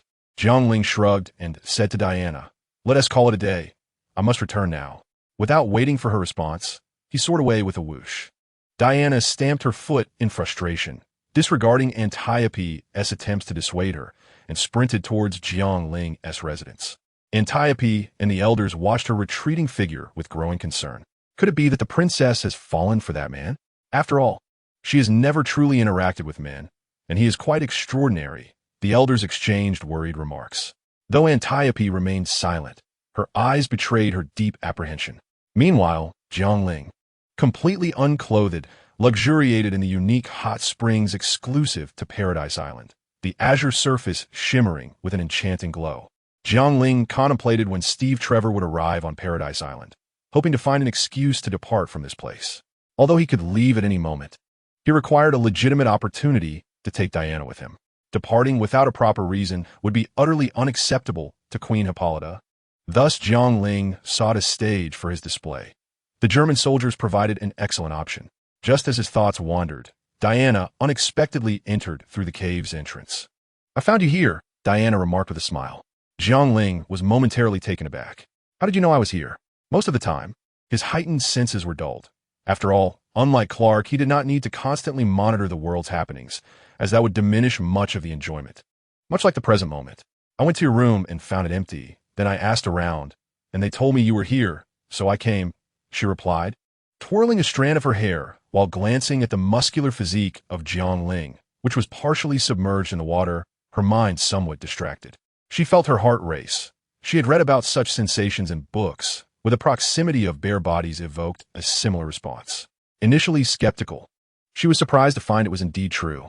Jiang Ling felt a sense of pride at Diana's reaction, reveling in the allure of his masculine form, one that no woman could resist, or any man for that matter. "Would you like to join me?" he teased, striking a playful pose. "Sure," Diana responded unexpectedly, her boldness catching him off guard. As she began to undress without hesitation, Jiang Ling quickly rose to stop her, realizing that while he had merely intended to showcase his physique, he had momentarily forgotten that Diana was still a Na'vi girl who had never left Paradise Island. Though she had learned about the physical relationship between men and women through books, her understanding of foundational societal norms was limited. In films, Diana openly shared a bed with Steve Trevor and even undressed publicly in a clothing store, clearly illustrating this point. Living in a matriarchal society, their status and beliefs mirrored those of men in the real world. Thus, the chaotic nature of Wonder Woman's private life in comics becomes comprehensible when one considers such perspectives. After all, who hasn't indulged in harem tales? Diana was puzzled as to why Jiang Ling halted her, yet she complied and ceased removing her battle attire. Jiang Ling sighed in relief, albeit with a hint of regret. Frankly, in her current state, any man could easily entice her to bed, but that was not Jiang Ling's desire. He wished for Diana to understand everything before they became intimate, rather than remain in her current state of innocence. With power comes ambition. Otherwise, life would become exceedingly dull and uninteresting, would it not? "Wow, cool. What is this?" Diana exclaimed, her sparkling eyes exploring Jiang Ling's chest, abs, and arms. "I harbor suspicions that you may be attempting to take advantage of me, though I possess no evidence to substantiate this notion." In silence, Jiang Ling internally scoffed at the thought, yet proceeded to elucidate the matter to Diana with meticulous care, lest she be unwittingly exploited in the future. The Amazons are a race featured in American comics, residing on the fabled Paradise Island. The inhabitants are all tall, statuesque women who, shielded by the magical protective field of Zeus, enjoy the gift of immortality. The origins of the Amazons have been redefined twice. Initially, they were crafted from Earth by the gods, while in the New 52 narrative, women abducted men from the outside world to bear children, with the males enslaved as the servants of the god of fire and the females becoming Amazons. This premise was subsequently discarded in the Rebirth series, thus making Steve Trevor the first man to set foot on the island. In the film, thousands of years ago, the wrath of Ares, the god of war, swept across the continent, nearly leading to the annihilation of the Amazons. Fortunately, the Olympian gods intervened, rescuing them and granting them a sanctuary, Paradise Island. The island itself was endowed with divine blessings, rendering it inaccessible to humanity and ships alike. However, this tranquility came at a cost. For within Paradise Island lies sealed a terrifying entity from beyond Earth, the Mother Box. For the sake of Earth's safety, the Amazons have vowed to guard it for generations. This concealed threat lies beneath the island's serene facade. The Snyder Cut of the Justice League primarily narrates the story surrounding the Mother Box. There is also an alternative legend, suggesting that the island was created by Zeus, the king of the Olympian gods, specifically to protect his divine consort, Queen Hippolyta, and their daughter, Diana Prince, from harm. Herein lies a poignant tale of illicit love and entanglement. Ultimately, Zeus's lover, Hippolyta, and their daughter, Diana Prince, reside on Paradise Island, sheltered from the malevolence of the goddess. Chapter 17. The arrival in a majestic valley, the testing ground established for each adult warrior of the Amazonian nation unfolds. On the elevated grounds flanking the valley, several female warriors clad in light armor stand resolutely. Some draw their bows, arrows poised, while others grip their long spears, all casting fervent gazes upon the newly arrived Diana and Jiang Ling. "This signifies your coming-of-age assessment," Jiang Ling remarked, surveying the surroundings before turning to Diana. "Indeed," Diana replied, feigning composure. "It appears that Antiope herself has come to oversee the evaluation," Diana mused as she gazed into the depths of the valley. Following her line of sight, Jiang Ling's attention turned to a formidable figure standing there, General Antiope, whose stern visage exuded an aura of unyielding strength, accompanied by her aide Melanippe, who bore a long spear upon her back. "Antiope, if my conjecture holds true, she shall meet her demise today, though that will transpire in my absence." Jiang Ling chuckled softly. "Then go ahead. I shall remain here to observe." Diana remained oblivious to Jiang Ling's current excitement as she gathered the long sword, short bow, lasso, and shield that lay by the valley's entrance, donning each piece of equipment with grace. After bestowing a gentle smile upon Jiang Ling, her expression turned solemn as she stepped deliberately into the valley. At the heights of the gorge, a robust, dark-skinned female warrior struck the gong with great force. With the resounding echoes of the gongs reverberating through the valley, Diana's warrior assessment commenced in earnest. Jiang Ling soared into the air, seeking a vantage point from which to observe closely, relishing the cinematic spectacle before her. Nothing could surpass this delight, save perhaps a refreshing soda and a bucket of popcorn. Diana nimbly shot arrows at the targets situated on either high ground while adeptly evading the thrown javelins. With a demeanor of calm assurance, she advanced deeper into the valley under Jiang Ling's watchful gaze. The onslaught of attacks aiming to halt her progress felt like mere gentle breezes, unable to deter the future Wonder Woman. It was only when two female warriors, signaled by Antiope, approached from either side that Diana slowed her pace. She first crouched to deflect a sword strike with her short bow, then swiftly raised her shield to block several subsequent blows. In a sudden motion, she hurled her shield toward the elevated terrain, knocking down Philippus, who had aimed to disrupt her with arrows, and deftly produced her lasso, ensnaring the sword-wielding warrior's ankle with the precision of a dancing dragon. A sharp tug sent her opponent crashing to the ground before Diana could revel in her success. Before she could savor her triumph, the towering and formidable Artemis swung her axe down upon her. In a moment of haste, Diana could only draw her sword in defense. Finding herself in a perilous situation, Artemis, having watched Diana grow, showed no mercy as she relentlessly pursued her with the axe, landing a brutal strike to Diana's cheek that drew a wince from Jiang Ling, who knew Diana to be unscathed. Though seemingly on the verge of collapse, Diana countered with renewed vigor, her sword thrusting forward with fierce intent, as if untouched by the earlier blow. After withstanding several powerful strikes, she seized upon Artemis's momentary lapse, bringing her sword to rest mere inches from Artemis's throat, poised to deliver a fatal blow. With Artemis's defeat, only Antiope and Melanippe remained, the final adversaries Diana had to conquer. Jiang Ling watched intently, knowing that today Diana would unveil her divine power for the first time. The fearsome surge of divine energy unleashed by Diana's wrists clashing together nearly unbalanced everyone in the valley, with Antiope, closest to her, being forcefully thrown back, almost losing consciousness. "Once more, Diana, I know you can surpass yourself. Unleash all your strength," Antiope called, having just repelled Diana with her agile moves. The young woman before her took a deep breath, gripping her sword tightly, and once again swung her weapon at Antiope. In a swift turn of fate, Antiope's sword slipped from her grasp and clattered to the ground. With a beautiful sidekick, Diana struck Antiope's right wrist, causing the Amazonian general to lose her grip on the sword, leading to her instantaneous defeat. "I have triumphed," as Diana beamed with a smile. She raised her gaze toward her mother Hippolyta, only to be abruptly thrust to the ground by Antiope's swift and forceful strike. "Never let your guard down in battle, Diana," roared Antiope as she retrieved her sword from the ground, commencing a final lesson for her niece about the inherent unfairness of combat. "Do you seek a fair fight? You are mistaken. There is no fairness in battle." With her sword drawn, she unleashed a flurry of strikes, seemingly intent on bringing Diana to her demise.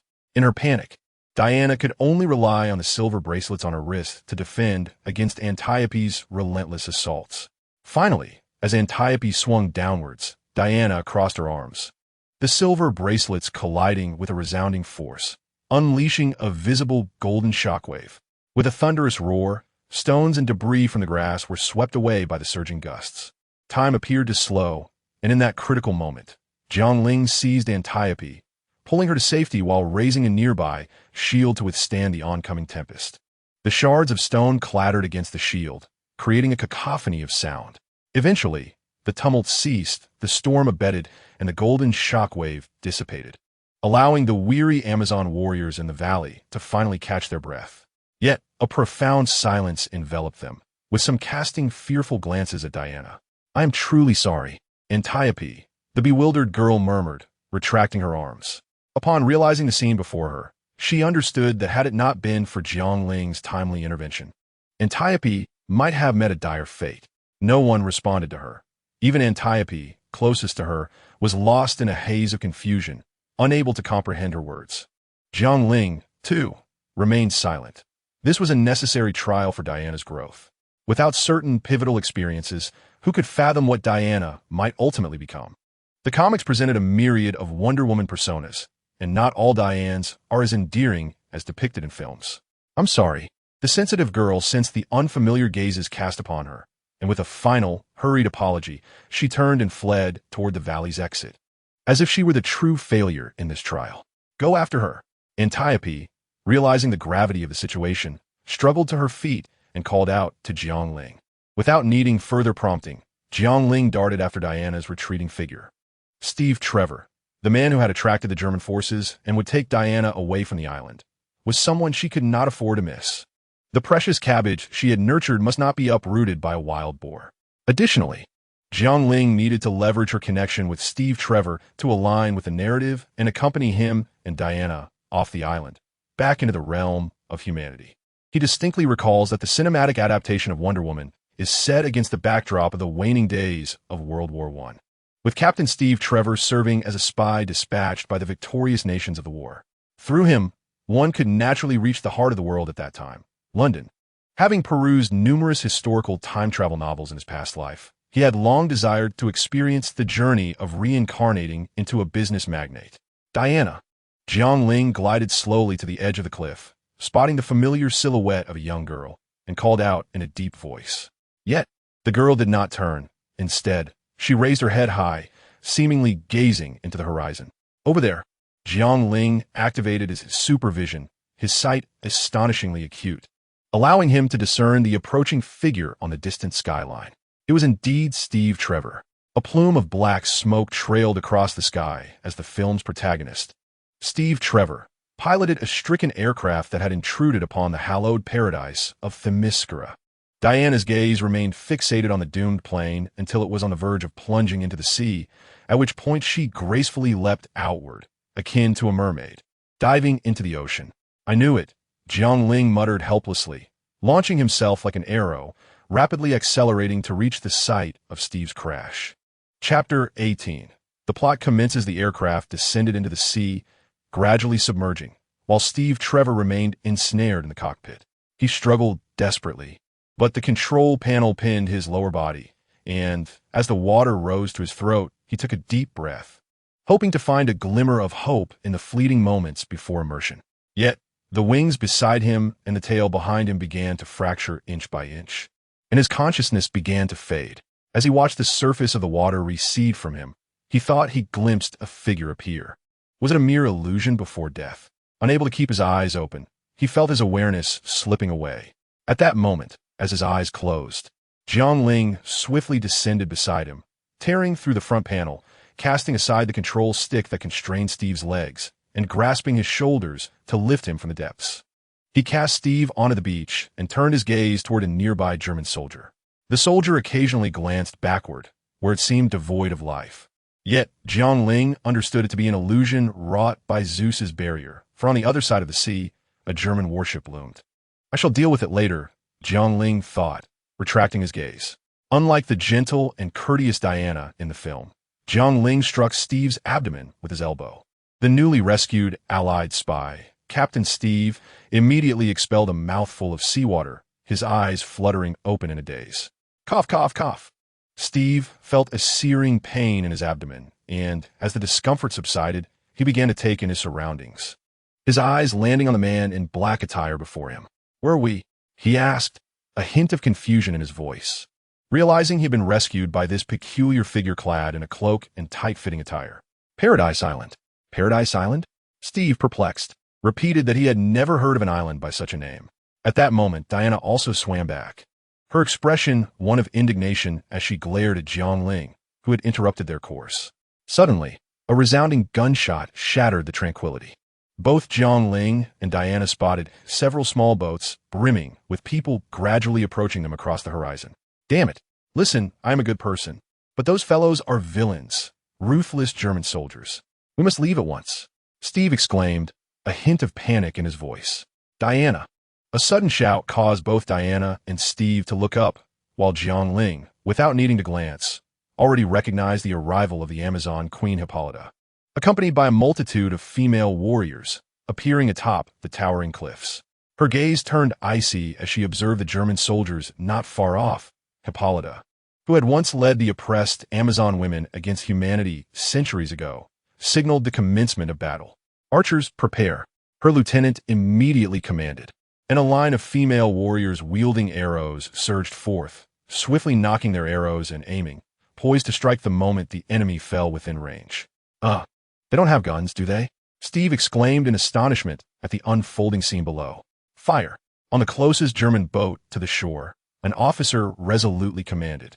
The sound of gunfire erupted, marking the onset of a fierce battle. Loose arrows! Hippolyta bellowed simultaneously. Dozens of arrows were launched, soaring through the air in precise, parabolic arcs, striking each approaching vessel with deadly accuracy. Run! Steve urgently waved to Jiang Ling, hastening toward the safety of the rocky shoreline. Yet, Jiang Ling remained motionless, time seemingly slowing in his perception. Bullets whizzed through the air, creating ripples as they flew towards the female warriors. At that moment, both sides unexpectedly halted their actions. Above them, a figure materialized in midair, clad in a billowing black cloak, exuding an undeniable aura of power and obedience. To their misfortune, the sound of gunfire was directed at Jiang Ling in the sky.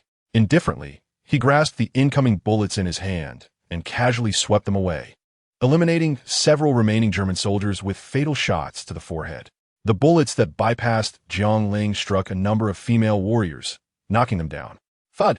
The first wooden boat had reached the shore, and the well-trained German soldiers leaped from the vessel, brandishing their Mauser 1898 rifles, taking aim at Jiang Ling.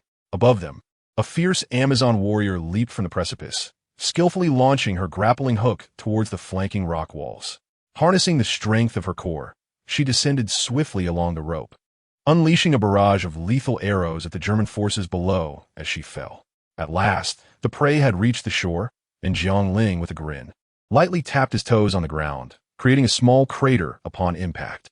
His figure shot forth like a piercing arrow, directly towards two German soldiers emerging from a wooden vessel. With a thunderous crash, the two men felt as though their very insides had been crushed together. Their bodies flung violently into the air, landing heavily on the golden sands. One could only imagine the sheer force of the impact. Damn it, over here! The commotion is too loud, someone shouted, realizing the gravity of the situation. Yet, what met their eyes was the figure that had just been several dozen meters away. How swift! Even swifter was a colossal fist hurtling towards his eye socket. With a deafening thud, the skull shattered, a mixture of red and white matter erupting from the brain. Gunfire erupted, echoing through the air. Jiang Ling retracted his right fist, leaving the soldier before him a mere shell, his bones shattered, collapsing to the ground like a marionette with severed strings. Jiang Ling showed no mercy to these former invaders. Though Germany had not invaded his homeland, its allies had wrought considerable havoc. Thus, both sentiment and reason compelled him to strike without hesitation. Diana, undaunted, continued to fell soldiers with precision. With her bow drawn, her flowing black hair danced in the wind, exuding the spirit of a Valkyrie. Her shoulder armor resembled a bikini-style breastplate revealing ample ivory skin that captivated Steve's gaze. Her well-trained physique boasted nearly perfect curves, accentuated by her Amazonian patchwork skirt and thigh-high boots, further elongating her statuesque form, emanating an exotic allure and intoxicating charm. The air was pierced by the harrowing cries of the wounded. One soldier, hurled away, lay on the ground, still alive, wailing in agony as he collided with the ship. Steve stood by, awestruck, feeling as though his worldview had crumbled. Diana, a bullet hurtling towards her, was spotted by Antiope, who, with a swift change of expression, leaped forward to shield Diana. Antiope, hearing her cry, Diana turned, only to see Antiope fallen, clutching a bullet between her fingers, with Jiang Ling standing nearby, a smile playing on his lips. "You owe me one," he said, his eyes twinkling with mischief. Diana shot him a glance, a mix of relief and exasperation. Soon, under the relentless onslaught of their efforts, the German soldiers were swiftly vanquished. "It is time, sister." On the beach, still shrouded in the remnants of battle, General Antiope of Paradise Island observed as the bodies of fallen enemies were carried away by her subordinates for burial. She turned to Hippolyta, who stood beside her, and said, "Like you, I hold a deep affection for Diana, my sister." However, the arrival of these individuals, she gestured towards the slain German soldiers and paused momentarily on Jiang Ling, is undoubtedly linked to Ares. We are both aware that he is regaining his strength. It is possible that outside the confines of Paradise Island, the relentless specter of war has returned. We must ensure Diana is prepared swiftly. Yet, are you truly convinced she is ready? Hippolyta interjected, her voice laced with skepticism. Antiope fell silent. Hippolyta had always harbored steadfast opinions regarding her daughter, discussions that Antiope had initiated numerous times, yet they had always ended in futility. "Your Majesty." At that moment, Artemis, who had previously engaged Diana in combat within the valley, approached, escorting Steve. "We have just captured this man. His attire is identical to that of the invaders. He is clearly one of their ilk, is he not?" She raised her heavy axe menacingly towards Steve. "Wait, I'm not one of them, I swear," Steve exclaimed, struggling desperately as he sensed the gravity of the situation. "Then why are you dressed like them?" Melanippe, Antiope's aide, questioned from his side. "I cannot disclose that," Steve replied. "You must be forthright with us." Diana, guiding her white steed closer, addressed him solemnly. "What is your name?" "That, too, I cannot reveal," he responded. "Your Majesty, we should eliminate him to prevent any future threats," Artemis said, narrowing her eyes with palpable menace. Suddenly, two terrifying beams of heat, as if intending to rend the ocean itself, interrupted their discourse. The air rippled violently in their wake, creating explosive waves that seemed to pierce the very fabric of space. The wielder of this power hovered midair, fists clenched, veins bulging ominously as a crimson glow emanated from their eyes. This shot traversed thousands of meters, sweeping across an entire German warship. The intense heat struck the vessel, akin to the most ferocious blade, instantly melting its surface at temperatures exceeding 100,000 degrees. The beams sliced through the ship's hull and the soldiers within, transforming them into molten lava that fused with the very metal of the ship. My apologies, I was a bit preoccupied." "What were you discussing?" Jiang Ling said with an innocent smile, scratching his head as he returned to normalcy. The onlookers gazed at the remnants of the warship slowly sinking beneath the waves. At a loss for words, Steve felt as if he were caught in a dream, hastily slapping himself to ascertain his reality. With a newfound seriousness, Jiang Ling stated, "You must allow him to remain. What I know of the fable concludes here. Should you choose to end his life now, we shall remain oblivious to the subsequent chapters of this tale, and we must prepare ourselves for the impending crisis." Jiang Ling asserted with conviction, believing that the women who have long inhabited Paradise Island will, after today's battle, desperately seek to comprehend the state of the outside world. Among them, there will surely be someone who steps forward to persuade Queen Hippolyta on his behalf. "Sister, what if these individuals were sent by Ares? Is he in pursuit of us? Could he even have sensed Diana's presence? We must ascertain these truths from this man." Antiope glanced at Jiang Ling, who was whispering into Hippolyta's ear, and silently added in her heart, "Take him to the hall of consultation." Taking a deep breath, Hippolyta recognized that when it came to her most cherished daughter, Diana, she had to proceed with utmost caution. She first cast a glance at Jiang Ling, then turned her attention to the visibly anxious Steve. ultimately issuing the order to spare his life for the time being. After the battlefield was cleared, everyone began their journey towards the Hall of Ceremonies. Diana gazed mournfully at the remains of the female warriors slain by gunfire. Jiang Ling stood beside her, placing a comforting arm around her shoulders, yet he remained silent. Diana gently rested her head against him, finding a slight alleviation of her sorrow. Jiang Ling, unfazed, continued to consume his tofu with a stoic expression. Ugh, disgusting. Chapter 19.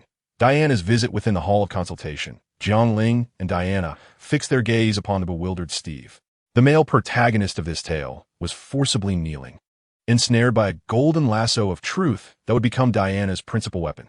This magnificent lasso compelled its captive to divulge the truth, and even the esteemed spy Steve Trevor, who had infiltrated the German forces, began to involuntarily reveal the information he had previously concealed.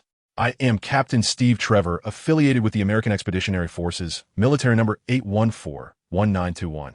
He then clamped his mouth shut, exclaiming, "That is all I can say, Before he could finish, the lasso's power caused him to tremble uncontrollably, and the answers he had kept hidden erupted from his lips. I was assigned to the British Intelligence Service. Damn it, what is this thing?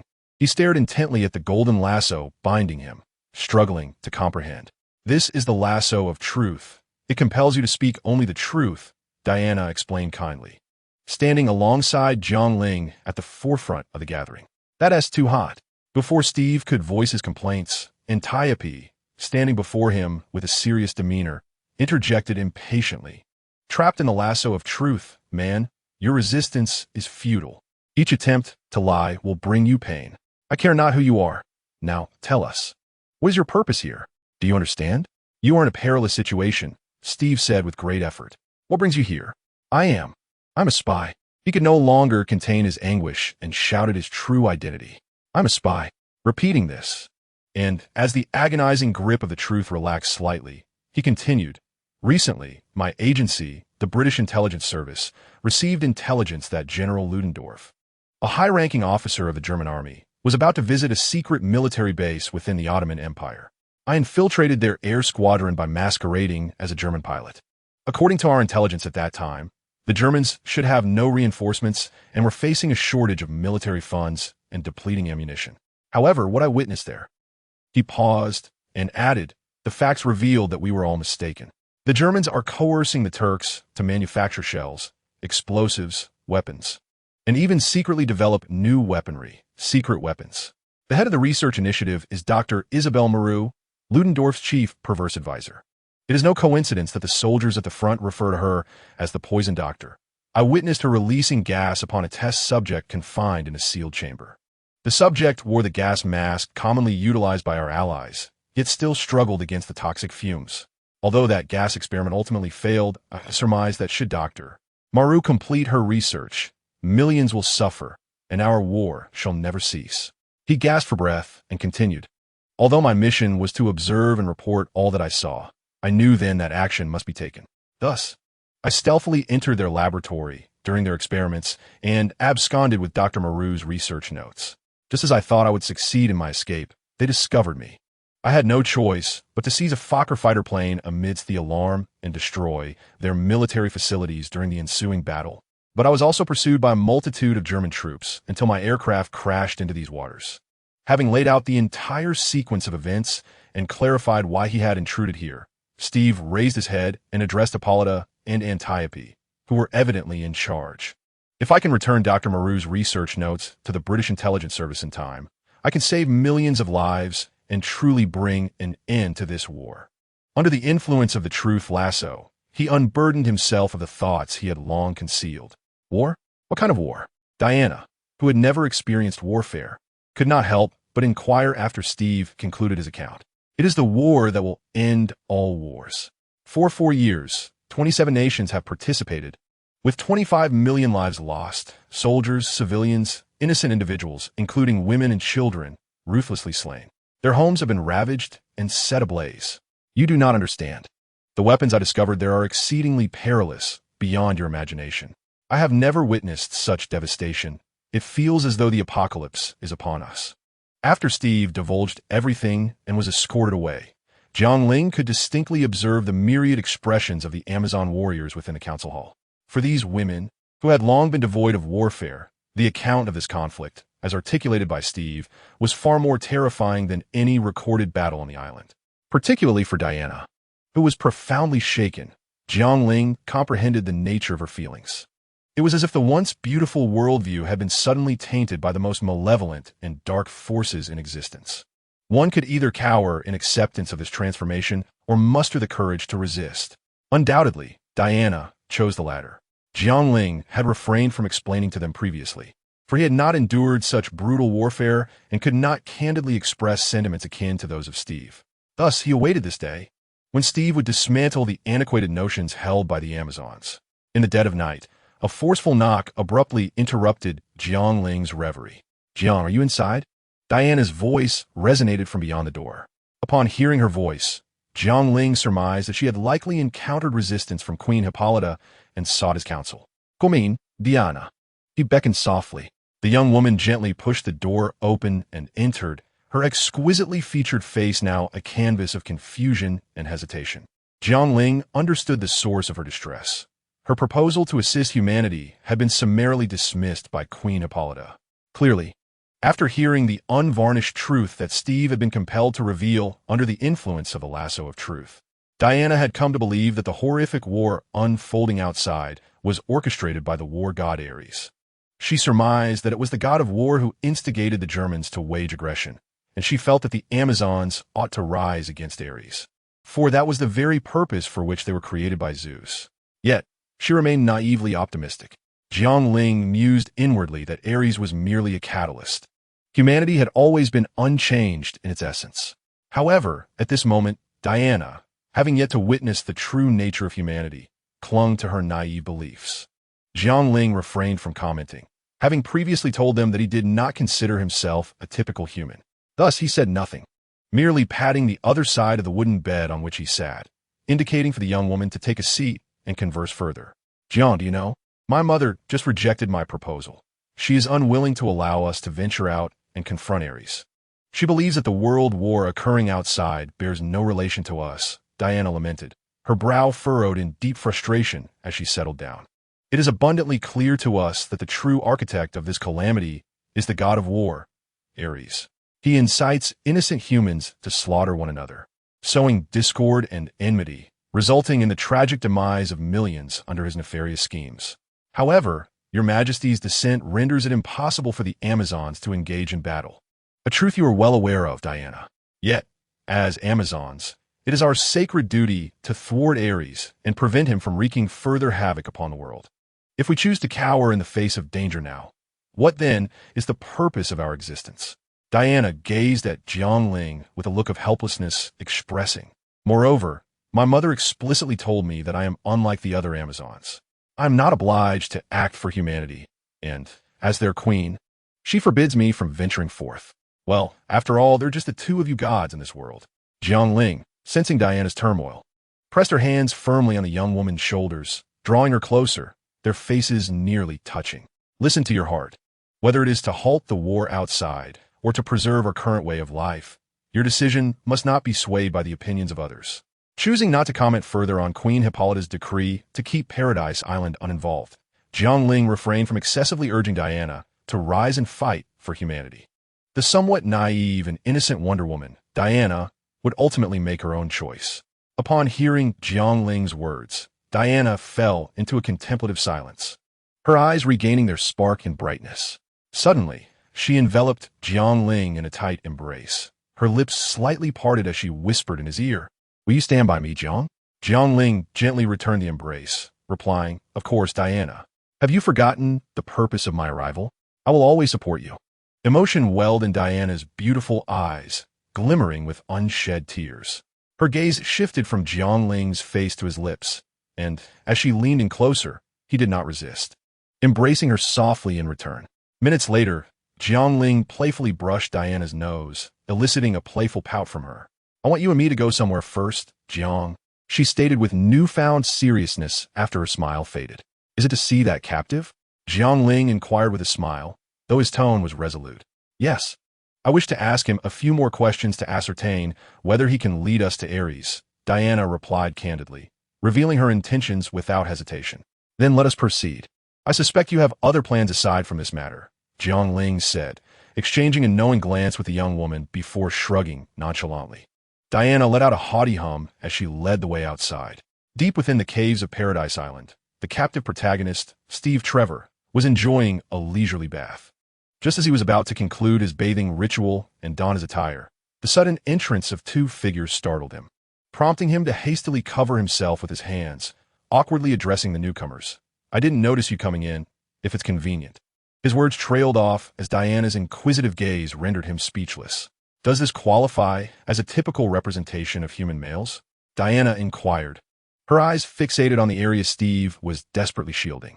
I suppose it does, Steve replied, despite the embarrassment he felt. Diana couldn't help but smile, then shifted her attention to the handsome Asian man beside her. I have encountered such before, she remarked, judging the situation with the innocence of someone raised under strict educational principles, remaining blissfully unaware of the complexities of gender relations. Ahem, Diana. Perhaps we should address the matter at hand. Also, you might want to put on some clothes, Jiang Ling interjected, eager to prevent the conversation from becoming more awkward. Oh, of course, Steve replied, still covering himself as he moved toward his discarded clothing. In a flurry of soft rustling, he quickly donned his original German military uniform. May I ask you a few questions? He inquired, regaining his composure under Diana's watchful gaze. Diana nodded in agreement. Where exactly are we? Paradise Island.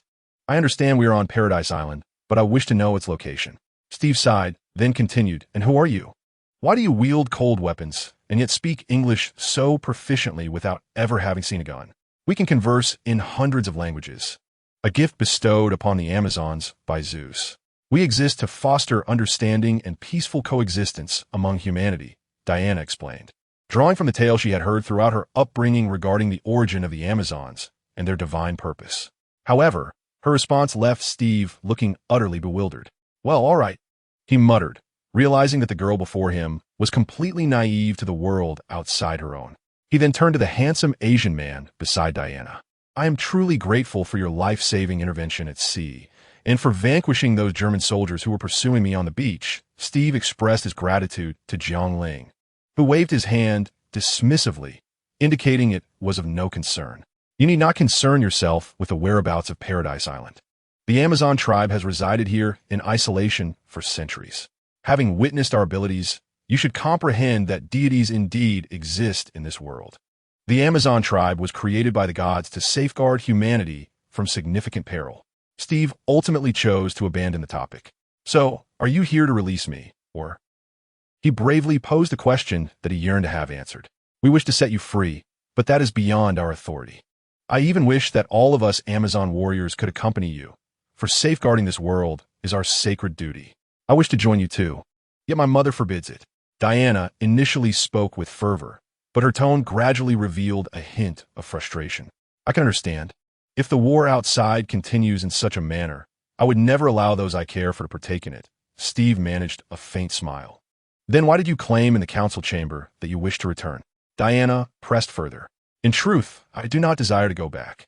Yet my father once told me that if this world is in peril, one must either refrain from intervening or strive to change it. I have tried the former, but... He suddenly trailed off, his voice tinged with melancholy. Diana seemed to grasp something profound, her resolve growing stronger. The decision made at Jiang Ling's residence was now unwavering. Jiang, let us depart. As she turned to Jiang Ling, she inquired, do you not need to confirm that he can lead us to Ares? He will accomplish it. I can see that clearly. Then where shall we go next? To thwart the god of war Ares, we must acquire the god-slaying weapon. Diana paused momentarily before realizing that Jiang Ling was unaware of what the god-slaying weapon entailed. She proceeded to elucidate. My mother spoke of it. It is the sword forged by Hephaestus, the fire god among the deities, renowned for his craftsmanship. It is the weapon left to us Amazons by Zeus, powerful enough to slay divine beings. Jiang Ling nodded. He was certainly familiar with those artifacts, as they were essential to Wonder Woman. Without the divine armaments, Diana was merely an Amazonian girl. Only with those artifacts could she truly transform into Wonder Woman. So he refrained from dissuading her and followed the girl as they vanished from Steve's sight. Chapter 21. Departure. Jiang Ling trailed beside Diana as she sprinted swiftly across the terrain, soon arriving at the sacred grounds of the Amazons, the tower that housed the God-slaying sword and the Amazonian shield. This tower stood isolated in the heart of the island, surrounded by an unfathomable abyss, with only a heavily guarded bridge providing access. Crossing the bridge was impossible. Diana knew her mother would never permit her to leave. Thus she intended to seize the God-slaying weapon. Although once borrowed, it would likely never be returned. By the gods, this is exceedingly high. Upon reaching the sheer cliffs surrounding the tower, Diana peered into the abyss, a shiver coursing through her. If I were to fall, I would surely be reduced to a pulp. I could do this. I will leap across. Diana steeled herself, fully aware that she possessed a strength far superior to that of ordinary mortals, along with remarkable leaping abilities. Yet, she had never attempted to leap such a formidable distance. The chasm from the precipice to the tower spanned at least 300 to 400 meters. Nevertheless, in her mind, she was convinced that to vanquish Ares, she must wield a divine weapon. Thus, she felt she had no alternative but to retreat 500 meters and accelerate into a powerful sprint. With a spirited shout, Diana propelled herself from the edge of the cliff, executing a leap of faith that traced an elegant parabola through the air, akin to a graceful swan, until she reached the window of the tower. I did it. A radiant smile illuminated her face, momentarily eclipsing the brilliance of the stars. She reached for the window with her right hand, exerting herself to vault over it. However, with a sudden burst of strength, the stones of the window crumbled beneath her grip. What on earth? As the stones shattered, Diana plummeted, her face paling in fear as she desperately grasped for something to hold on to. Suddenly, a strong arm encircled her waist, halting her descent abruptly and then gently lifting her upward. Are you all right? Of course, it was Jiang Ling who caught her, having rushed to her side upon hearing her startled cry. Overcome with fright, Diana clung tightly to Jiang Ling, their bodies pressed closely together. He could feel the firm, supple texture of her skin, while her delicate hand rested unconsciously against his solid chest, almost as if it were molded from lead, eliciting a near gasp from her. Is this what a man's body feels like? It feels so hard. Diana's thoughts wandered aimlessly, unaware of the unintended intimacy. Jiang Ling carefully assisted Diana through the window before returning to the ground, eagerly anticipating the true Wonder Woman's emergence.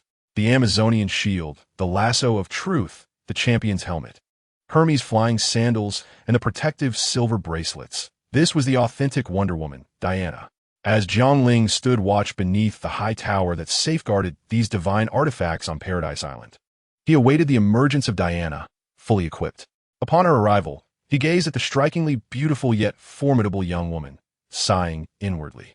Her dark golden armor accentuated her figure exquisitely, complemented by boots and gauntlets of the same hue, radiating a unique aura of gallantry. Not to mention her exposed shoulders and long, fair legs, which emanated a delicate femininity, a harmonious blend of strength and grace. No wonder she captivated so many admirers. I have prepared a ship by the sea, Diana. All that remains is to bring that man along. We need him to locate Ares. Jiang Ling spoke earnestly. He will agree. We will take him away from here, and he will guide us to Ares. This arrangement is quite fair, Diana replied with a nod and a smile. Let us go, Diana calmly stated as she mounted the horse led by Jiang Ling. They returned to the cave where Steve was confined, his brow furrowed as he studied a map. Beside him lay a compass spinning erratically due to magnetic interference. Startled by their silent arrival, Steve hastily concealed the map and, in an attempt to divert their attention, addressed Diana. Thank you. Diana gazed at him with an unwavering demeanor. We will take you away from here, but you must assist us in finding someone. Deal. Steve, eager to escape, readily agreed without hesitation. We must hurry. Time is of the essence. Jiang Ling seized Steve and swiftly exited the cave, while Diana urged her horse onward, racing towards the coast. Oh damn, this is utterly insane, Steve exclaimed in terror, grasping Jiang Ling's hand to prevent himself from falling, surprisingly finding himself in a situation where he could ascend without a plane, though he would have preferred not to have this opportunity at all. As the trio approached the shore to board a vessel, a sudden sound of hooves echoed behind them. Queen Hippolyta and General Antiope, accompanied by several tall, slender female warriors, approached not far from the three. The queen sat upright on her majestic steed, her expression as tranquil as still water. Having lived alongside her since birth, Diana believed she could ascertain at least 90% of Hippolyta's thoughts. Yet, Diana had always been resolute, and the queen found herself at a loss in changing her mind, particularly since Diana's coming of age. With a serious countenance, Diana approached Hippolyta and implored, "I must go, mother. Innocent lives are being lost. I cannot stand idly by. If others will not fight against Ares to protect this world, then I shall do so. Therefore I must go." "I know. I at least understand that I cannot deter you," Hippolyta responded with a sense of resignation. "There are many matters you do not comprehend. I understand perfectly. Those people cannot defend themselves, and I am willing to fight for them." Diana remained steadfast in her resolve. Observing the escalating tension, Steve contemplated slipping onto the boat, but hesitated as he noticed Jiang Ling remaining behind, ultimately choosing to stay close to her rather than depart. "If you choose to leave this place, you may never return," the queen warned, stepping forward to gently cradle Diana's face, her voice laced with reluctance. "Be cautious in the human world, Diana. Perhaps they are not worthy of your salvation." Diana furrowed her brow, perplexed by her mother's words. "You have always been my greatest love, and today you have become my deepest sorrow." With that, the queen turned and departed, not wishing Diana to witness her tears. As a queen, she could not prevent the warriors from seeking justice. Yet as a mother, she was loath to see Diana venture into peril, especially against the formidable war god Ares. Not long after Hippolyta led the warriors away, General Antiope remained alone, a complex expression gracing her face. Diana, with tears streaming down her cheeks, gazed at the general who had accompanied her since childhood, awaiting her words. Antiope silently regarded Diana, and after a long pause, spoke. "You know, Diana, although I have often been harsh with you, you have always been my pride." Slowly, Antiope removed the circlet from her head, an emblem reserved for the mightiest warriors of our lineage, "and now I bestow it upon you. You must be worthy of this honor." Tears glimmered in Diana's eyes as she reached out to accept the circlet. "I will be cautious in the realm of mortals, Diana," Antiope urged, tightly grasping Diana's hands. With a final, profound glance in the direction of Diana's departure, she said nothing more and walked away. Chapter 22. Midnight Conversations. The sea breeze whispered as the full moon hung high in the sky. Diana clutched the ship's rope tightly, watching Paradise Island fade from view, acutely aware of the turmoil and reluctance within her heart. Not approaching to offer solace, Jiang Ling quietly arranged a place to sleep and lay back, admiring the luminous moon above. Steve, exasperated, fiddled with the sails and ropes, feeling somewhat at a loss. Even Diana had abandoned him, and now Jiang Ling, too, treated him as if he were merely a tool. "Well, his fists are bigger than mine. I shall endure," he consoled himself. "How much longer until we reach the battlefield?" Diana descended from the bow and inquired of Steve. "Battlefield? Which battlefield?" He replied, "The Western Front in France stretches 400 miles long, from the Alps to the North Sea." Rubbing his shoulder, Steve stepped down. "Then let us head to the fiercest fighting, as long as you guide us. We shall surely find Ares." Diana, surprised by the vastness of the battlefield, furrowed her brow and spoke earnestly. Steve leaned against the ship's railing, casting a glance at Jiang Ling, then looked back at Diana, questioning the reality of Ares, the god of war. "It is our duty to stop the god of war. Only the Amazons can defeat him," Diana affirmed, unaware that Steve had not truly believed her words. His promise to take them to the battlefield was merely a hasty remark, driven by a desire to retrieve his notebook. Raising the Godslayer's sword with confidence, Diana declared, "With this, once I defeat him, the war will cease." Steve, listening to Diana's childlike bravado, lowered his head and scratched his brow, stifling a laugh. This world is not a comic book. The notion that vanquishing a great villain would restore peace is naively simplistic. The colossal meat grinder of war does not cease its operation due to the absence of a single individual. Diana's words were clearly intended for children. Not only did Steve, the ace spy, disbelieve her, but even an ordinary adult would find her assertions hard to accept. "Cough, listen, I admire your spirit. Yet this war is a tremendous mess. I recognize your strength and that of Jiang, but our capacity to effect change is rather limited," Steve endeavored to elucidate to Diana. we can return to London, seeking those capable of ending this conflict. I am one such individual. Once I locate and obliterate Ares, the German soldiers will no longer be swayed by his influence, and they shall return to their better selves, thus transforming the world for the better. Diana spoke with utmost seriousness. Steve furrowed his brow, uncertain of how to respond. Jiang Ling silently smiled. This version of Diana was both naive and obstinate, hence he had never attempted to correct her. Only after experiencing certain trials would she gradually begin to evolve, learning to embrace the counsel of others. Steve quietly observed Diana, who was determined to persuade him, inexplicably feeling a flutter in his otherwise composed spy heart. Very well, he resolved to abandon the argument with her. Perhaps this was for the best. Just wait and see. Diana felt a surge of joy at having convinced Steve. In that moment, she resembled a pristine canvas, shaped by the diverse and tumultuous narratives of various comic universes. Some irksome, others immensely beloved. This illustrates that experiences constitute a significant portion of personal growth. Steve shrugged and walked over to Jiang Ling. What do you intend to do? Jiang inquired, puzzled. What is the matter? Steve asked, somewhat confused. There is only space for two here, Jiang patiently explained. Indeed, should it not be me? Steve's final words hung unuttered in the air, his heart sinking. Apologies, but that is my spot, Diana precisely added with a sharp retort. Steve gazed at the two nestled together, feeling as though his heart had been struck 1,000 times, realizing, to his dismay, that the fool was himself. Jiang Ling, feeling insufficiently satisfied, sat up and draped his cloak over Diana. Thank you. Diana beamed sweetly at Jiang Ling. Steve clutched his chest, seated on the opposite side, questioning the very essence of his existence. A spy typically does not easily succumb to emotions, yet he had unexpectedly encountered a girl who had already found a partner. A cruel twist of fate indeed. The quiet night stretched interminably, each of the three burdened with unspoken thoughts, unable to sleep. You inquire about Jiang Ling's concerns. Cough. Having been away for so long, he worried whether Fiorella might have perished from hunger.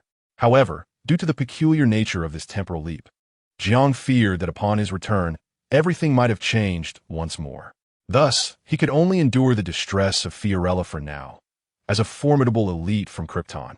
Jiang firmly believed she would not succumb to starvation so easily. Well, perhaps. Well, I shall not lament even if I starve. My initial intention was merely to reclaim a formidable and aesthetically pleasing subordinate. With a tentative spirit, I wondered if Megamind could alter Fiora's perceptions. Should that endeavor prove futile, it is likely I would have to eliminate her. Steve, lounging on the opposite side, inquired with a hint of boredom. Are there so few men on Paradise Island? Why do I only see Jiang? Hold on. Let me clarify something for you. I do not reside on Paradise Island permanently. I simply arrived earlier than you. Jiang Ling replied with a smile. I see, Steve said, a flicker of understanding crossing his eyes, although he still felt that Jiang Ling's form-fitting attire was somewhat out of place. In truth, all the Amazons on Paradise Island are women, Diana elaborated. What about your father? How do you, reproduce on your island? Steve asked, slightly taken aback. I have no father. My mother sculpted me from clay, and then Zeus bestowed life upon me. Diana's voice grew somber. However, while Diana articulated it thus, the reality was that Zeus, that old stallion, was merely infatuated with Hippolyta's beauty. The tale of clay sculpting could only deceive the Na'vi, Diana. As she mingled with humanity, she would inevitably grasp the truth. Well, that's quite intriguing, Steve remarked, his expression revealing surprise, for he felt his thought processes did not quite align with Diana's. In our world, children are not created in that manner, Steve involuntarily commented. What you refer to is biological reproduction. I understand completely. I have perused all 12 volumes of Cleo's treatises on corporeal pleasure, Diana proudly proclaimed, reminiscent of a child showcasing her knowledge. Wow, 12 volumes? Steve exclaimed in astonishment. Jiang Ling found their conversation amusing. He was aware that Diana had read numerous texts on human corporeal pleasure while on the island. Yet the young girl evidently equated it with animal reproduction. And you, Jiang, you haven't mentioned where you hail from? Diana inquired curiously, turning to Jiang Ling. Well, I come from a super city, a rather small place. You need not concern yourselves with it. Our methods of reproduction differ from yours. All infants are cultivated in nurturing pods, akin to test tube babies, and upon birth, their genes are pre-coded, determining their fates. For instance, if you're destined to be a warrior, your genes will inherently possess the warrior's aptitude from birth. Jiang Ling began to boast as usual. Wow, that sounds even more fascinating, Steve mused, perceiving his companions as increasingly eccentric, discussing seemingly absurd matters.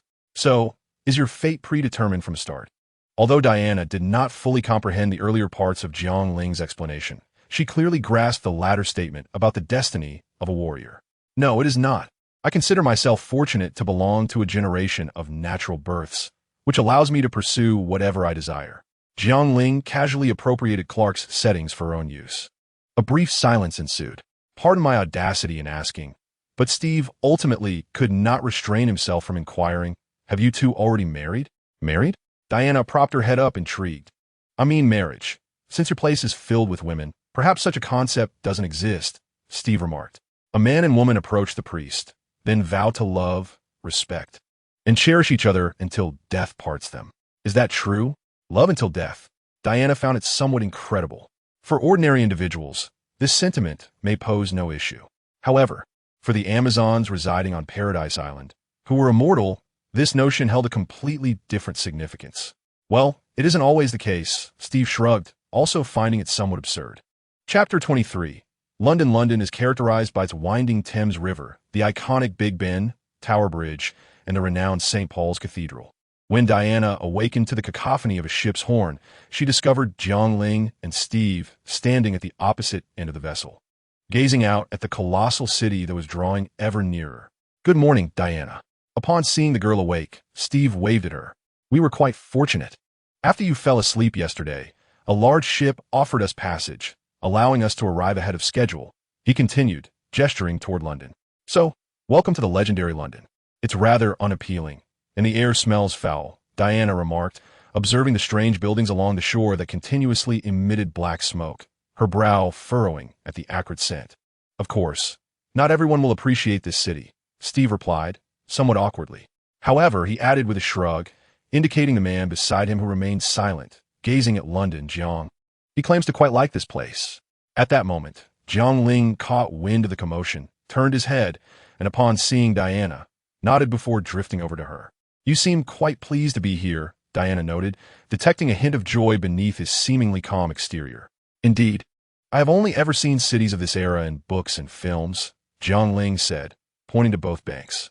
Following his gesture, Diana observed the bustling streets filled with a continuous flow of people, peculiar iron boxes moving swiftly along the roads, and the occasional horse-drawn carriage passing by. Do not forget, though I am rather unique, I'm still human at heart, Jiang Ling smiled. I understand. After all, they are your fellow beings, Diana replied, enlightenment dawning upon her as she genuinely embraced Jiang Ling's words. Jiang Ling gazed upon London, his eyes betraying no emotion, for the true source of his happiness was ineffable. In his own view, this sprawling metropolis, still entrenched in the Industrial Revolution, held little significance beyond its historical essence. He was enveloped in a unique joy that only those who, like him, had traversed time could comprehend. Accompanied by Steve and Diana, he disembarked and truly stepped into the vibrant chaos of the city. Amidst the throngs of people, the strikingly attired Diana and Jiang Ling felt the weight of curious glances directed their way. Particularly, Diana, whose demeanor starkly contrasted with the era, became the subject of hushed whispers among men. However, due to Jiang Ling's towering stature and imposing presence, no one dared approach them. Good morning, darling, called out a British soldier, leaning against a lamppost and eyeing Diana. Ignore him. Let us keep walking, Steve advised, positioning himself protectively between Diana and Jiang Ling as they faced the unsolicited advances. Don't look back. Doing so will only pique their interest further. Diana nodded, half understanding. Wow, look at that little one. Jiang, come see, exclaimed Diana, her face lighting up at the sight of a baby cradled in its mother's arms, her maternal instincts surging. On Paradise Island, due to the nature of their immortality, the warrior women rarely bore children, as seeking out sailors was an arduous task, and their needs in that regard were minimal. Having grown up without peers, Diana harbored a natural curiosity and affection for young children. Steve swiftly intervened, preventing Diana from approaching the infant, offering an apologetic smile to the bewildered mother. Jiang Ling, arms crossed, watched with amusement, finding the scene quite entertaining. Indeed, reality diverged significantly from the cinematic portrayal. Suddenly, Diana pointed to a couple walking hand in hand ahead and inquired, "Why are they holding hands?" "Perhaps they are already together," Steve replied, somewhat exasperated, as he struggled to keep pace with Diana's incessant questioning. Diana nodded thoughtfully and then clasped Jiang Ling's right hand with her delicate left. Observing their joined hands, Steve felt a pang of discomfort. After all, any man would harbor thoughts about such a beautiful woman. What a pity it was. Jiang Ling caught Steve's glance, understanding his sentiment, and gently pulled Diana closer to his chest, transforming the trio into a scene where Steve walked alone while he and Diana strolled together. Steve, momentarily choked, could only shrug in resignation, acknowledging the inherent flaws of manhood. "Come this way. I must first procure some garments for you, for your current attire draws far too much attention." Steve suddenly gestured for the two to follow him down a narrow path adjacent to the main road. "Let us proceed. Diana, we truly need to don outfits akin to theirs." Jiang Ling grasped the girl who was about to speak, aware that Diana wished to call out to Steve, urging him to hasten their search for the god of war, Ares. However, understanding the narrative, Jiang Ling knew they would soon encounter the deity, so it would be prudent to first address their clothing, allowing them to blend into this human society. Diana fared well, possessing a robe that could envelop her completely. Yet, Jiang Ling's attire appeared rather peculiar. His cloak and bodysuit seemed exceedingly inappropriate for this era. Floria's Women's Boutique. Steve first led Diana and Jiang Ling to this establishment. Selecting women's clothing can be quite tedious, so we shall procure outfits for Diana first. And then I will take you to the men's store, Jiang. Steve explained to Jiang Ling as he stepped aside. "No problem. But Diana, one tea take nearly as long as these women." Jiang Ling observed the women within the shop, continually trying on various outfits, and responded with a smile, his expression revealing his understanding of her nature. "Indeed, she is unlike any other woman I have encountered." Steve nodded in agreement. Having experienced Diana's resolute demeanor on Paradise Island, and during their journey to London, recalling her fervent declarations of being capable of ending the war by defeating Ares, statements that he had initially deemed quite fantastical. Chapter 24. The Change of Attire. Steve. "Thank God you are alive. This is splendid." While Diana curiously surveyed the store, a stout woman, who had been seated on a chair, rose with a cry and rushed towards them. She excitedly embraced Steve and, after exchanging pleasantries, released him. "You know, had I not received your call, I would have thought you were killed by the Germans after being discovered."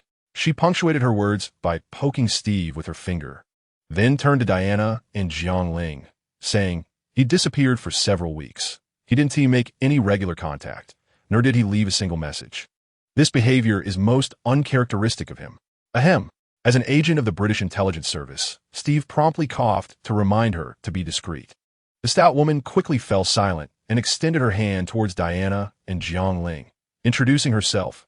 "Hello, I am Etta Candy, secretary to Steve Trevor." "Secretary? What is a secretary?" Diana could not refrain from inquiring. "Well, it entails doing everything. Wherever he instructs me to go, I must go whatever tasks he assigns. I must fulfill," Etta replied, gesturing towards Steve. "Oh," Diana nodded, somewhat understanding, "but in our land, this would be referred to as slavery." "Wow." Diana's classic remark elicited a smile from Jiang Ling, though internally she was laughing uncontrollably. "You have truly struck a chord with me," she thought, as a look of grievance suddenly crossed Ida's face, prompting her to respond hastily. "Well, she is indeed a person of considerable emotional intelligence." "Ahem, ladies, let us hasten to select our garments," Steve interjected, wearing an expression of helplessness. He quickly gestured for them to proceed, listening to Ida whispering to Diana that she was simply delightful, while discreetly sidling up next to Jiang Ling. Does she truly understand nothing? In fact, she had never left Paradise Island and was almost entirely ignorant of the outside world. Jiang Ling and Steve chose not to follow, instead settling into the plush chairs positioned nearby. With Diana and Ida absent, Jiang Ling finally had the opportunity to speak privately with Steve. It seemed he remained skeptical about Diana's talk of war deities and Amazons. Jiang Ling said with a grin, her hands clasped behind her head, "Deities do not exist. Steve replied, rubbing his temples. After all, he had received years of education, and this era was no longer the ignorant Middle Ages. Despite having witnessed the prowess of both Diana and Jiang Ling, Diana was somewhat plausible. He found himself questioning whether the Amazons of Paradise Island were akin to the Spartans of ancient Greece. Yet Jiang Ling's extraordinary strength, beyond human comprehension, led him to prefer the notion that she was an extraterrestrial. As for the war god Ares and Zeus creating the Amazons, he regarded such tales as mere folklore, firmly believing that the Amazons, having been secluded on their isolated island for so long, continue to believe in the legends passed down by their ancestors. Your disbelief matters not, Jiang Ling replied, withdrawing her gaze. As long as Diana believes for even a single day, I shall remain by her side, seeking her purpose. Is that so? Steve leaned forward, pretending to ponder, though his mind was already weaving an epic tale of tragic romance. Speaking of which, if that notebook of yours is as vital as you claim, once you step outside, they will surely attempt to seize it from you by means of assassination before you even reach the British intelligence agency. Steve suddenly turned to Jiang Ling, intrigued. Oh, do you have a plan? Jiang Ling smiled, placing a hand on Steve's shoulder as they moved toward the exit. You will escort us to the front lines, and we assure you of your safety along the way. Seizing the moment while Diana and the others were still selecting outfits, Jiang Ling led Steve into a dimly lit alley. Behind them, several figures began to converge, tall and short, all clad in heavy overcoats, their sharp, somber gazes exuding a menacing intensity. One individual extended his right hand toward the alley where Jiang Ling and Steve had entered, and the others swiftly dispersed, intent on encircling the unsuspecting target who had inexplicably ventured into the alley for reasons unknown. Upon receiving that notebook, the commanding figure coldly issued orders. Those trailing behind him instinctively reached into their trench coats, as if gripping some concealed weapon. Damn it. Let's hope we are spared. Let's hope I will be unharmed. It's all your fault, you madman. Out of the corner of his eye, Steve noticed someone drawing closer, and even from a distance, shadows began to emerge at the exit. Steve relinquished his struggle, praying that Jiang Ling could protect himself. Relax, it will be over soon. Jiang Ling reassured with a nonchalant smile as he released his grip on Steve's shoulder. I can't believe I trusted you, Steve muttered, twisting his arm, convinced that Jiang Ling might truly be an extraterrestrial, for his grip felt as unyielding as steel, rendering Steve immobile. Suddenly, Jiang Ling tilted his head aside. The wall adjacent to him was struck by bullets, bricks, and debris shattering and scattering, followed by a barrage of bullets aimed at the obstructive Jiang Ling. Damn it. Even if I evade some, I can't dodge them all. Steve cursed, quickly retreating behind a wall, aware that he had time to escape, but Jiang Ling, standing in the front, was undoubtedly in grave peril. That reckless fool, he exclaimed in frustration. I wonder if Diana has finished changing. We need to resolve this quickly. Jiang Ling, lost in thought, caught each bullet in his palm. His eyes locked onto every target as he deflected the bullets one by one. The faint sound of air being sliced echoed continuously, and soon the ground was littered with the bodies of those struck in the head. Jiang Ling dusted off his hands and beckoned the dazed Steve to follow him out of the alley. Upon returning to the clothing store, they found Diana emerging from the fitting room, adorned in a purple pleated dress, only to retreat once more at Etta's head shake to try on another outfit. How can a woman fight while wearing such attire?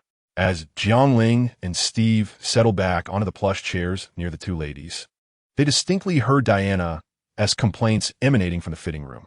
Darling, Etta chuckled lightly. Are you referring to combat? We women might choose other means to achieve our ends, such as securing the right to vote in the next election. However, we wouldn't hesitate to employ some force when absolutely necessary. Diana nodded as she stepped out of the fitting room, now draped in a light gray long coat, topped with a black round hat. Her delicate yet alluring features, accentuated by this ensemble, rendered her akin to a beautiful statue from ancient Greece. Even Steve, still shaken, found himself momentarily entranced. This is the one, Etta. This outfit looks splendid on Diana, Jiang Ling remarked, standing to address the equally captivated Etta. Indeed, it is simply magnificent, Etta replied. Wait a moment. Steve snapped back to reality. Wasn't our intention to make Diana less conspicuous?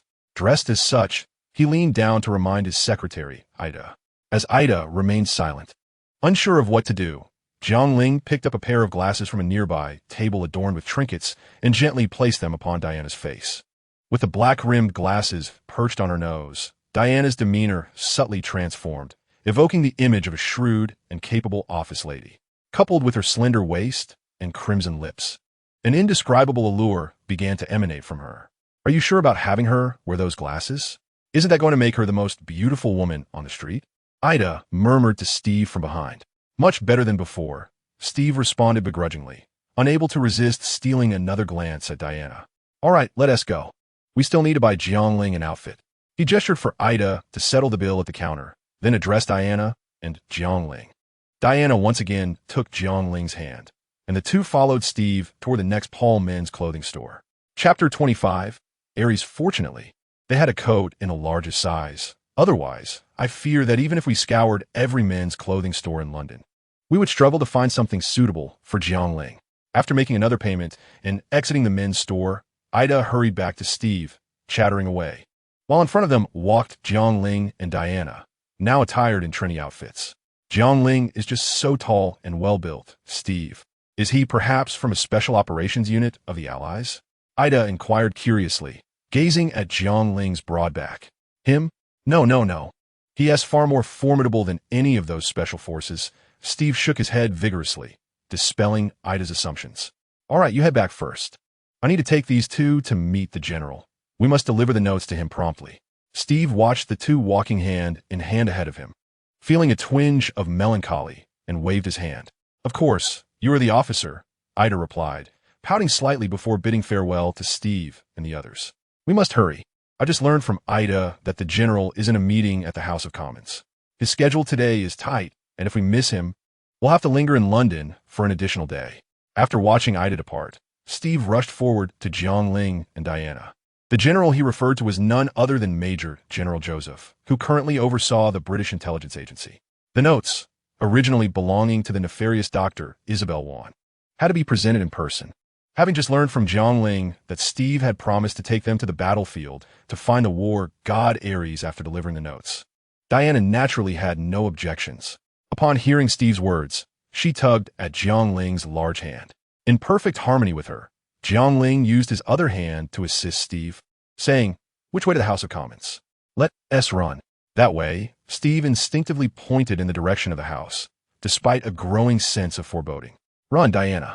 In the next moment, Jiang Ling swiftly propelled herself and Steve through the bustling crowd, moving with a speed surpassing that of horse-drawn carriages. Just as Steve felt his breath becoming shallow, the familiar corner of the Parliament came into view. Curiously, while ordinary individuals running at such speed would be accompanied by a gust of wind, the force generated by Jiang Ling and Steve was almost imperceptible. Passers-by merely sensed a fleeting breeze without catching a glimpse of their figures. "Could you perhaps give me a heads-up before engaging in such perilous endeavors again?" Steve coughed, his voice laced with discomfort. Despite Jiang Ling's assistance enabling their rapid arrival at the parliamentary building, he felt he had sacrificed half of his vitality in the process. "Is this place akin to our sacred hall of deliberation?" Diana surveyed the surroundings of the parliament, perplexed as to why humanity would construct such a confining venue for discourse. Resembling a sealed box that stifled the air. "The general is inside.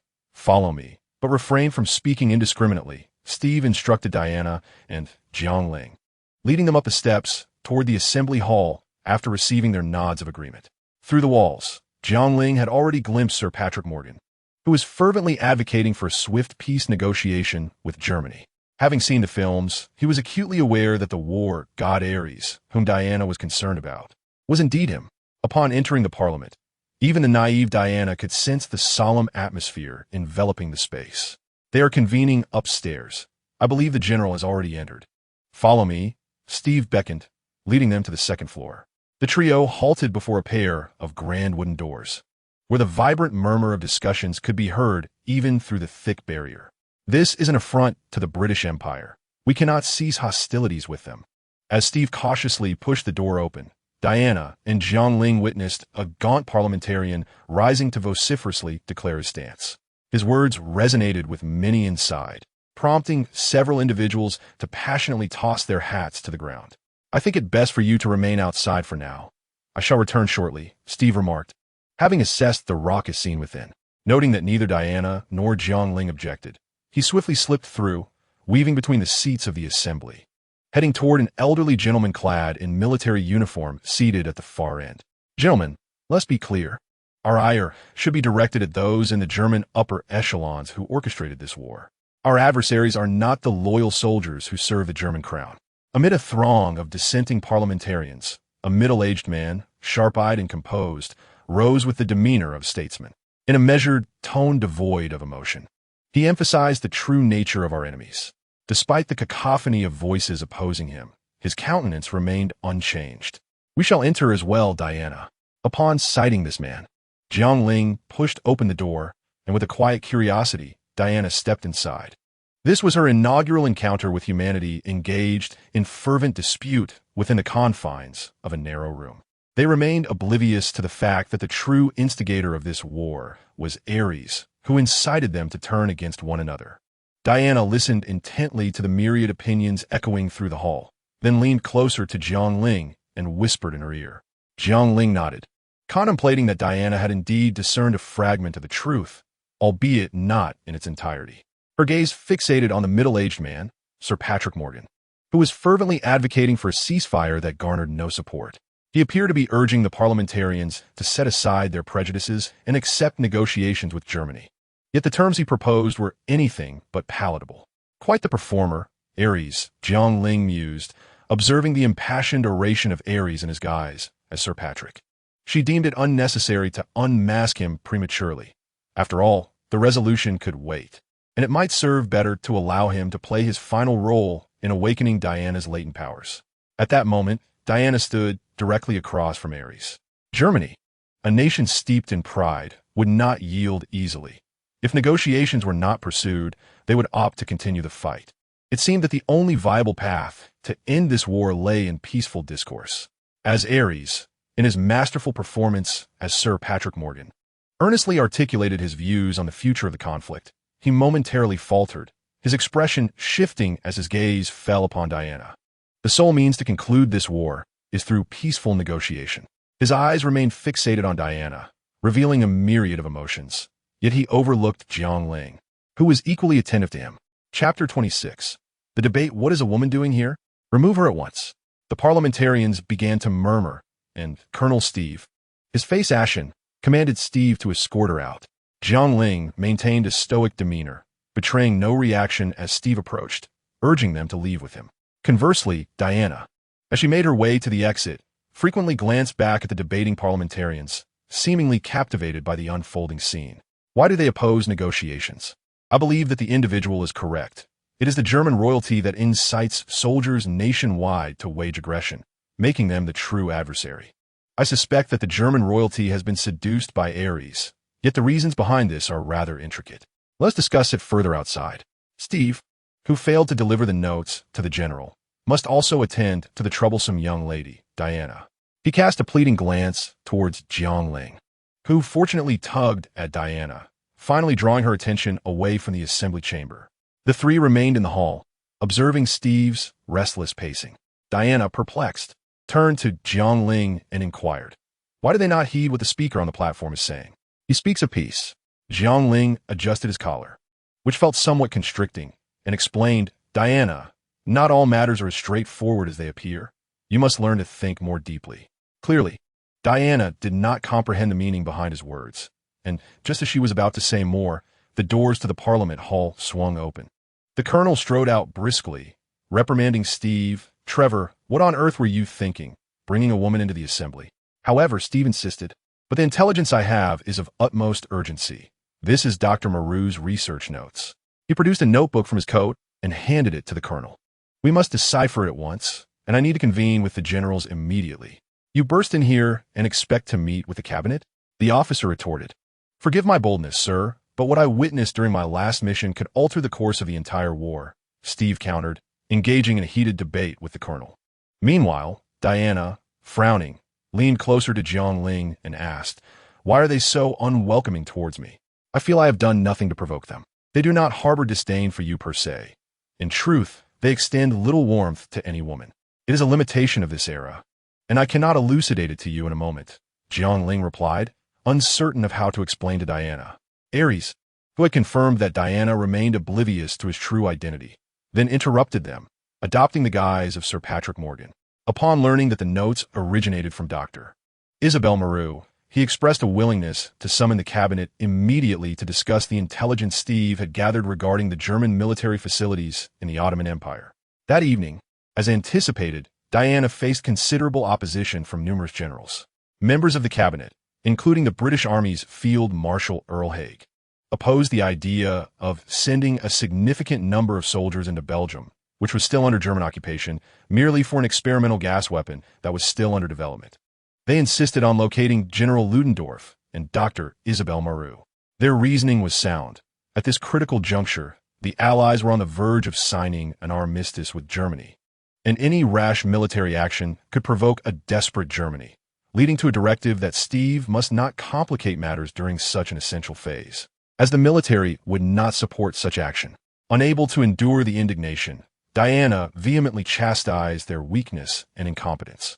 Jiang Ling stood outside the door, listening to the quarrel within, while her mind wandered to the scant knowledge she possessed about the First World War. The Great War was a fierce struggle between the Allied powers, led by Britain, France, and Russia, and the Central Powers, headed by Germany and Austria-Hungary. This conflict, lasting 4 years, ensnared over 30 nations and a populace of 1.5 billion, resulting in unprecedented devastation. The carnage was staggering. 6 million British men of age marched into battle, with a tragic toll of 1.2 million lives lost, marking a grim chapter in British military history, particularly as many noble sons perished among them. It is no wonder they were nearing their breaking point. The mortality rate for these 6 million was a staggering 125. Among the British aristocracy and their progeny, the casualty rate soared to 45. These chilling statistics paint a vivid picture of the war's brutality. You should feel shame. All of you ought to feel shame, Diana exclaimed furiously as she burst through the door, seizing Jiang Ling and dragging her outward. Please, calm down, Diana, Steve shouted from behind, hastening to catch up. This is your leader? How can he utter such words? It's utterly unbelievable. Diana halted, staring at Steve in disbelief. Steve could only helplessly implore Diana to lower her voice. Calm down, Diana, calm down, Jiang Ling soothed, gently ruffling Diana's hair. Diana inhaled deeply. So your task is merely to deliver the notes to them? You have not stood your ground. You have not fought back. Steve, somewhat irritated by her words, replied, Can you please listen to me? Without military funding, such endeavors are akin to courting death. Moreover, he wishes to sabotage the gas chamber experiments overseen by Ludendorff, and he cannot achieve this alone. This is Ares. He will never agree to negotiations. Surrender is out of the question.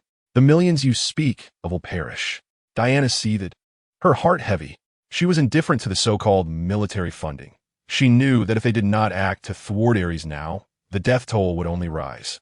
Hey, both of you, quiet down, Jiang Ling interjected, separating the increasingly agitated pair. We will still go to the front lines, all right? She said to Diana. Steve has his own struggles. Jiang Ling continued.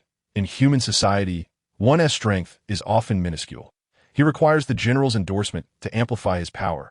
Otherwise, he is rendered powerless. I don't need to accomplish anything. I only need you to take me to the front lines. I will resolve everything, Diana replied coldly, turning her back and departing without a glance. Jiang Ling shrugged helplessly at Steve. Setting aside the American-infused individual heroism, she found herself rather fond of Steve. Regardless of which version of him it was, his spirit was undeniably noble and deserving of her respect. Chapter 27. The battlefield Belgium, this small European nation, has seen most of its territory occupied by Germany during the war, with only a small portion reclaimed by the Allied forces of Britain and France, thus becoming the battleground for the 3 nations along the western front of Europe. On this night, a 6-member operational team has crossed the checkpoint from the French border into Belgium, setting up camp in the nearby woodlands, where they ignite a campfire. Under the dim cloak of night, the team leader, Steve Trevor, spreads out a map of Belgium on the ground illuminated by the firelight.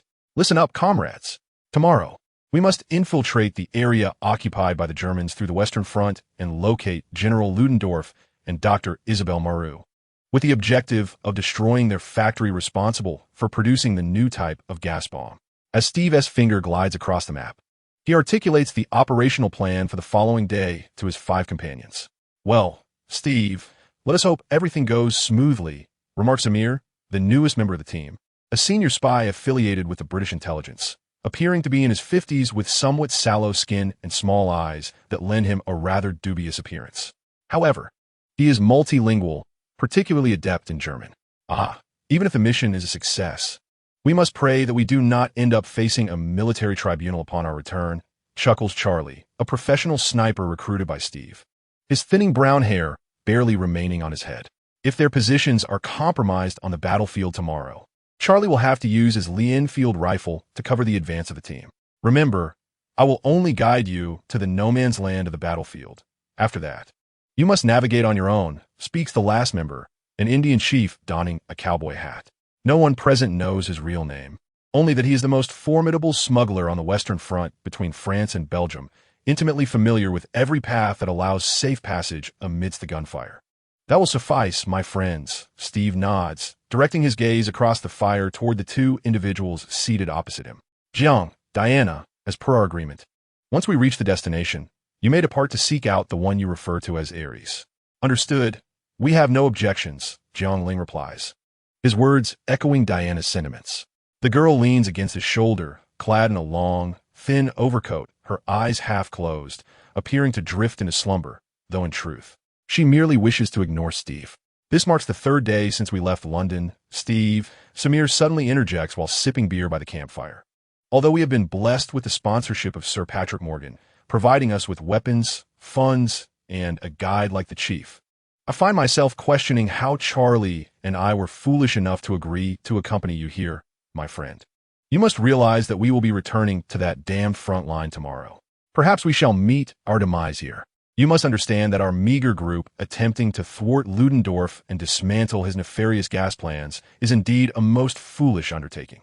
In the face of such words, Steve could only respond with silence. "I do not regret it, my friend," Samir declared as he drained his beer and hurled the bottle into the inky darkness of the night. "Everyone has their own battles, perhaps, like Charlie. My final resting place will be in this damned locale."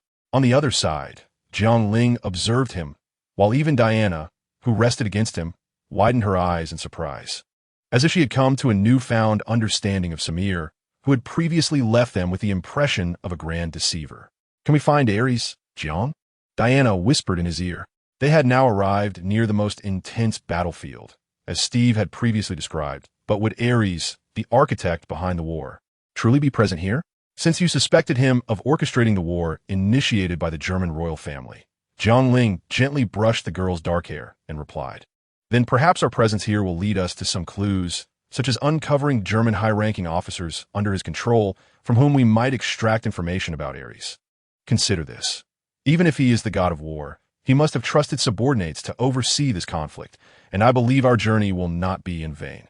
"You are right, Jiang." Diana shifted her posture, leaning against him. "Even if he hides himself well, he will leave behind traces.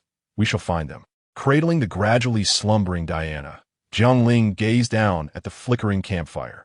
Previously, when Steve found himself at a loss, it was under the guise of the seemingly benevolent Ares, who intended to covertly finance Steve, facilitating his efforts to gather a team for a clandestine infiltration of Ludendorff's Belgian war zone to accomplish his objectives. Thus, it was that the 6 of them found themselves here, listening to the distant rumblings of German field artillery echoing from the front lines as they slowly drifted into slumber. The seemingly endless muddy trenches lay before them, filled with the more frenzied roars of artillery than the previous night. Steve led the way, followed closely by Jiang Ling and Diana, with Chief Samir and Charlie trailing behind. They had stepped into this realm at dawn, making their slow progress through the narrow trench. Within this expansive trench, not only were there Allied soldiers on guard against the Germans, but countless Belgian refugees also sought refuge, escaping the clutches of war. Men wept, clutching severed arms. Women held their children tightly, and logistic troops hurriedly transported crates of ammunition to support their comrades. Under the ominous clouds that obscured the dawn and the terrifying web of firepower overhead, they formed the heart-wrenching tableau that unfolded before Diana's eyes. "Where's this place?" Diana asked Steve, compelled by the harrowing sights before her. "Did you not ask me to lead you to the battlefield? This is it." And where are the Germans? Diana, burdened by the ever-present shadow of Ares, who orchestrated everything from behind the scenes of the German army, urgently pressed for answers. Just a few hundred yards away lay their trench. Charlie replied from behind Jiang Ling. Be cautious, get down, Samir exclaimed. A shell plummeted from the sky with a deafening roar, detonating nearby on the battlefield, sending clouds of dust cascading down upon them. A soldier beside them was struck by a flying rock, his head instantly reduced to a gruesome mess. All right, we must go, Steve shouted back to his unscathed companions. With no time to pity the unfortunate soul, their pace quickened as they entered a new trench, where the sight of the chief, appearing tense and alert, brought forth joyful exclamations from his soldiers. It's the chief. He has returned, brothers. It's so good to see you back, chief. As a renowned smuggler on the Western Front, the chief could provide them with scarce medical supplies and invigorating cigarettes, luxuries for which the soldiers were willing to spend considerable francs. Here is the cargo you requested, the Indian said, pulling out a plethora of cigarettes and spirits from his grimy coat, handing them over to the soldiers in exchange for the wad of cash thrust into his hands, indicating that even while undertaking Steve's task, he intended to profit along the way. Chapter 28. A clear purpose. Help. Please, someone help me. Suddenly, a desperate female voice crying out caught Diana's attention. As she approached the woman, who was hiding in the corner of the trench and pleading for assistance from the passing soldiers, the tear-stained woman grasped Diana's wrist, babbling incoherently. They took everything, destroyed my home, leaving us with nothing to eat. I was the only one who escaped, but my compatriots are being enslaved and tortured. With an expression as if she had just fled from hell, the Belgian woman sobbed as she recounted her tragic plight back home, as though the mere presence of a listener could alleviate her suffering. Where did all this happen? Diana did not pull away from the woman's grip. Instead, after hearing about the woman's nightmarish ordeal, her eyes ignited with fury as she inquired. Fell, just across this trench, my compatriots, my family, dozens are still suffering there. The woman said, rising to point towards the area beyond the trench, which was barricaded by a hail of gunfire, her voice laden with sorrow. Diana, we must leave. The halt induced by Diana's concern caused the entire squad to stop. Steve rushed over from the front, repeatedly calling out to the girl. We must help her. Didn't you hear? Many innocent lives are being tormented and enslaved by the Germans over there. But we must first complete our mission, Diana. And you and Jiang are intent on finding Ares, are you not? We cannot afford to waste time here. The chieftain approached, echoing Steve's sentiments as he stated. We are at least half a day's journey from the next safe junction. We must quicken our pace. We cannot simply proceed as we are. Do you not comprehend? Those comrades of this woman may perish in that place called Feld. Diana wore a bewildered expression, while Jiang Ling moved beside her, observing her protest to Steve and the others. They have no provisions. The Germans continue to force them into labor with violence.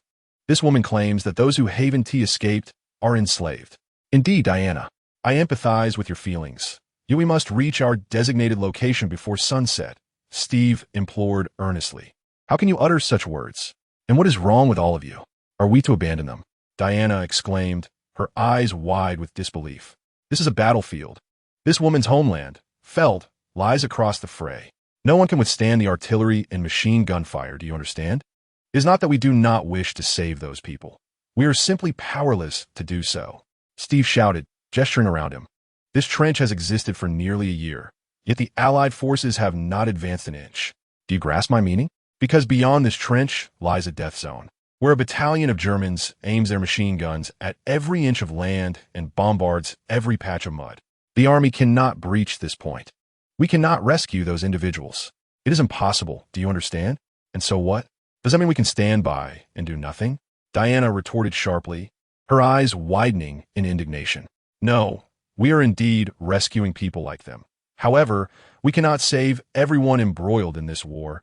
Steve exhaled, as if trying to convince himself while acknowledging this cruel reality before the young woman.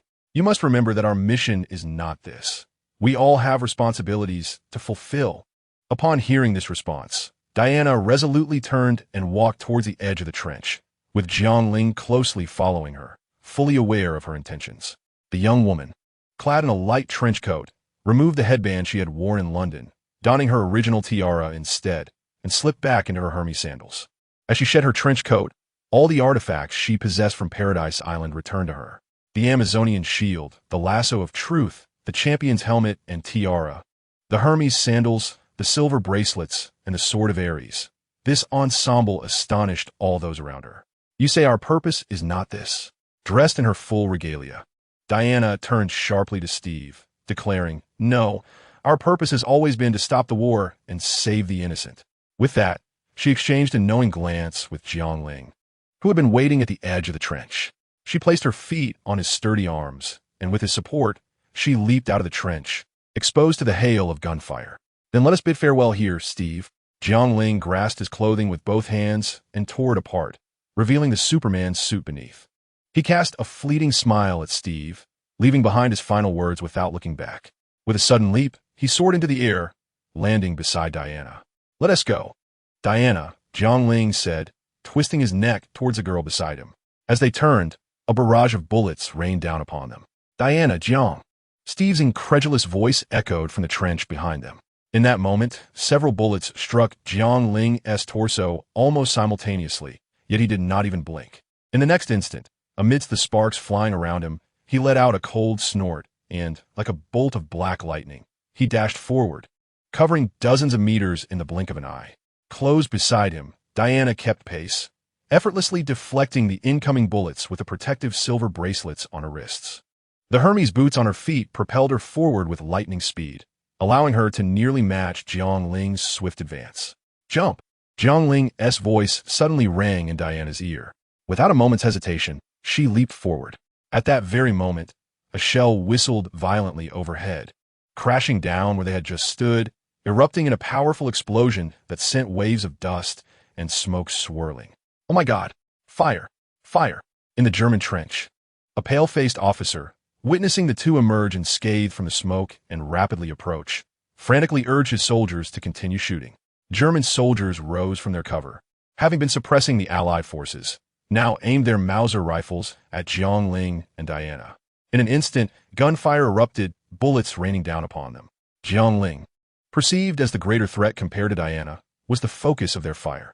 As bullets struck his robust frame, they felt as feeble as cotton candy, and he didn't even consider dodging. "Jiang, I'm fine. These bullets can't harm me." Jiang Ling blinked, only to hear a distant feminine voice resonate. The signature call of Wonder Woman rang out. The poised young woman brandished her Amazonian shield, holding it aloft with one hand as countless bullets ricocheted off its surface, failing to budge her an inch. Seizing this opportunity, Jiang Ling flickered into view beside a massive boulder not far from them. Only a small portion of the rock was visible above the ground, yet Jiang Ling's super eyesight effortlessly spotted it. He embraced the stone, exerting his strength to uproot it from the mud, then raised it high above his head before hurling it with elegance through the air, landing squarely in the German trench, toppling a line of soldiers desperately firing their weapons. The outcome of being struck by the boulder hurled through the air was as one might imagine. The German soldiers, standing shoulder to shoulder, had no time to react. In an instant, their brains splattered, flesh flew, and a crimson rain ensued. Chapter 29. Breakthrough now is the moment. "Charge forward, Diana!" Jiang Ling roared, leaping powerfully into the fray. A cacophony echoed above the trenches, accompanied by a piercing sound of something slicing through the air, as a figure descended like a meteor, crashing into the German trenches with a resounding thud. The exaggerated momentum knocked over 2 or 3 soldiers, landing solidly on the ground and forming a massive crater. The overwhelming force enveloped the pit in thick clouds of smoke. Suddenly, the earth beneath them shattered, and a group of German soldiers, clad in military uniforms, stared in disbelief at the unarmed adversary before them. The audacity of his actions had rendered them momentarily stunned, causing them to forget to fire their weapons. "Fools, why are you still dazed?" With the commander's reminder, they finally regained their composure and squeezed the triggers. The dark muzzles of their guns erupted with blue flashes, and bullets whistled through the air, tracing deadly arcs toward their foe. Yet, the bullets merely sparked against his body, failing to penetrate his skin. "Is that a tickle?" Jiang Ling chuckled. In an instant, he moved like lightning, entering the line of sight of each soldier with blinding speed. In less than a second, several lay dead beneath his fists. Each punch and kick produced a force akin to cannon fire. A powerful uppercut sent one soldier soaring into the air, while a sweeping kick hurled another nearly 100 meters away. Unarmed, yet every movement exuded a terror surpassing that of artillery. Gradually, the German soldiers obstructing the first trench were swiftly eliminated, leaving behind a scene of disarray.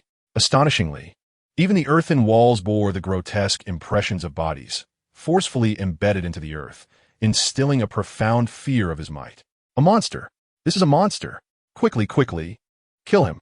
A German officer, stationed not far behind in the second trench, shouted as he pushed the soldier operating the Maxim machine gun to turn and aim at Jiang Ling.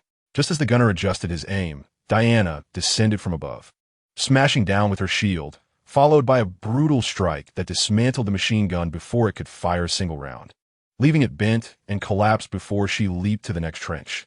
Right behind her, Jiang Ling charged like a furious bull, throwing several German soldiers aside while rushing forward in the narrow trench, crashing into the surrounding earthen walls amidst the screams of his enemies.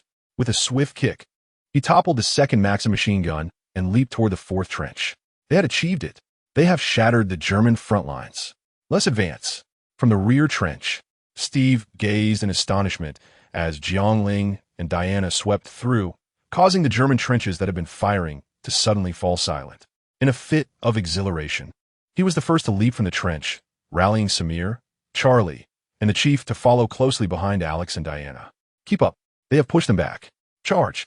Despite the incredulity of the scene before him, the officer of the Allied forces swiftly signaled his men to follow suit. Countless Allied soldiers surged forth from the trenches they had occupied for an indeterminate time, launching an assault on the German lines several hundred yards away. Diana, let us go. Coldly dispatching the last German soldier in the trench, Jiang Ling called out to Diana, who was nearby. The two did not glance back at the Allied soldiers now rushing forward. Instead, they maintained their pace, pressing onward.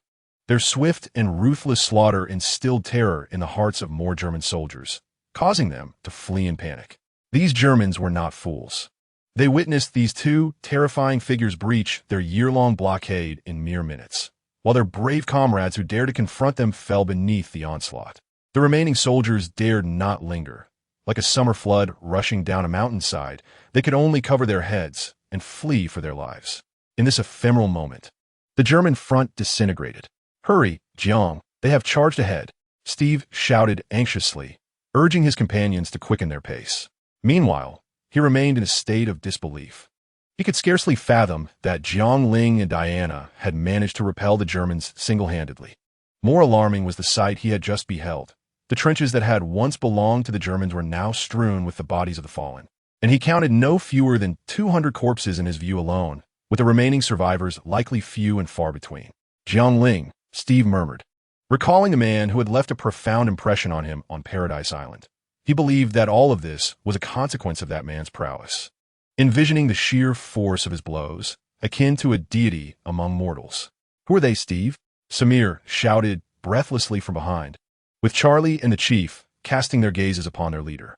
They are beings entirely unlike us, 100 times more formidable than the special operations forces of the Allied troops. Steve replied with a bitter expression. Now that they have forged a path, we shall alter our plans and follow them directly to Feld, thus shortening our journey. I know of a shortcut to our destination. Steve, the chief nodded, adding, but according to what that woman said, her compatriots are still suffering in that small town, and the concentration of German forces there may be no less than here. Huh, buddy, did you not just witness how those two broke through this defense? Charlie, with a rifle slung over his shoulder, grinned and remarked that there was no need to worry about the German forces in Feld by the time they arrived. Jiang and Diana would likely have already dealt with them. Indeed, Samir concurred. Chapter 30, Power Enemy Attack. Enemy attack. At a German outpost near the town of Feld, an unprecedented assault was underway. A group of German soldiers in a state of panic raised their rifles to aim, some even resorting to throwing grenades. However, before the grenades could hit the ground, a lithe young girl deflected them with her shield, sending them whistling back, resulting in a gruesome explosion that left the surviving soldiers in a state of terror as they stumbled backward. At that moment, a towering figure suddenly descended from a nearby rooftop. Before they could react, the brawny man charged forward, trampling the soldiers beneath his feet. Most of the German troops stationed at the outpost had been dispatched to the front lines, leaving fewer than 20 to confront the two monstrous intruders, who swiftly dismantled their defenses. "Stop him!" A German officer shrieked in desperation as he rode out the back door of the outpost, his subordinates bravely covering his escape. They aimed their weapons at Jiang Ling, but their few shots merely cut through the air. In their astonishment, they were met with a dark figure, the last sight they would witness. "Diana, capture that man. He will lead us to Feld," Jiang Ling said, wiping the blood from his hands and pointing at the fleeing German officer. "Leave it to me," Diana replied, bending forward. Her Hermes boots ignited with sudden speed, propelling her like a bolt of lightning as she swiftly closed the distance to the frantic officer. "Get down," Diana commanded, drawing the truth lasso from her waist and expertly ensnaring the officer, yanking him from his horse. He fell heavily to the ground, bound tightly. "Tell me, which direction to Feld?" Diana demanded, stepping forward and flipping the officer onto his back. "That way." The German officer, constrained by the truth lasso, could only extend his right hand towards the 4 o'clock direction. Before he could plead for mercy, the binding ropes were withdrawn by the girl, who then dashed toward the indicated path without casting him a glance. Just as he began to feel a sense of relief, a terrifying figure loomed close. "I am Lieutenant Bohr. I am willing to surrender," he stammered, filled with a desperate hope for survival. But the imposing man had already swept past him, disregarding his presence entirely, as he pursued the girl who had just fled. As the two harbingers of death brushed past him, Bohr's frightened body quivered slightly before he collapsed to the ground, gasping, utterly terrified.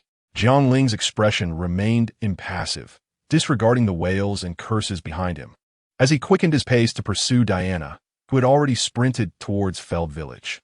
Those who oppress the weak will inevitably find themselves underfoot by those stronger. It is a fate they must have long anticipated.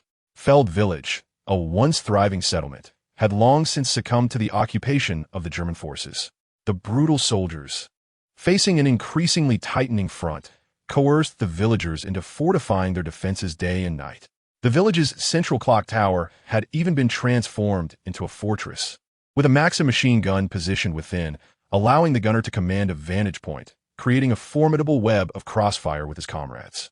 Not even a bird could hope to escape once it ventured into this deadly arena. Suddenly, a cacophony of gunfire erupted from outside the village, rousing the soldiers stationed throughout Feld Village.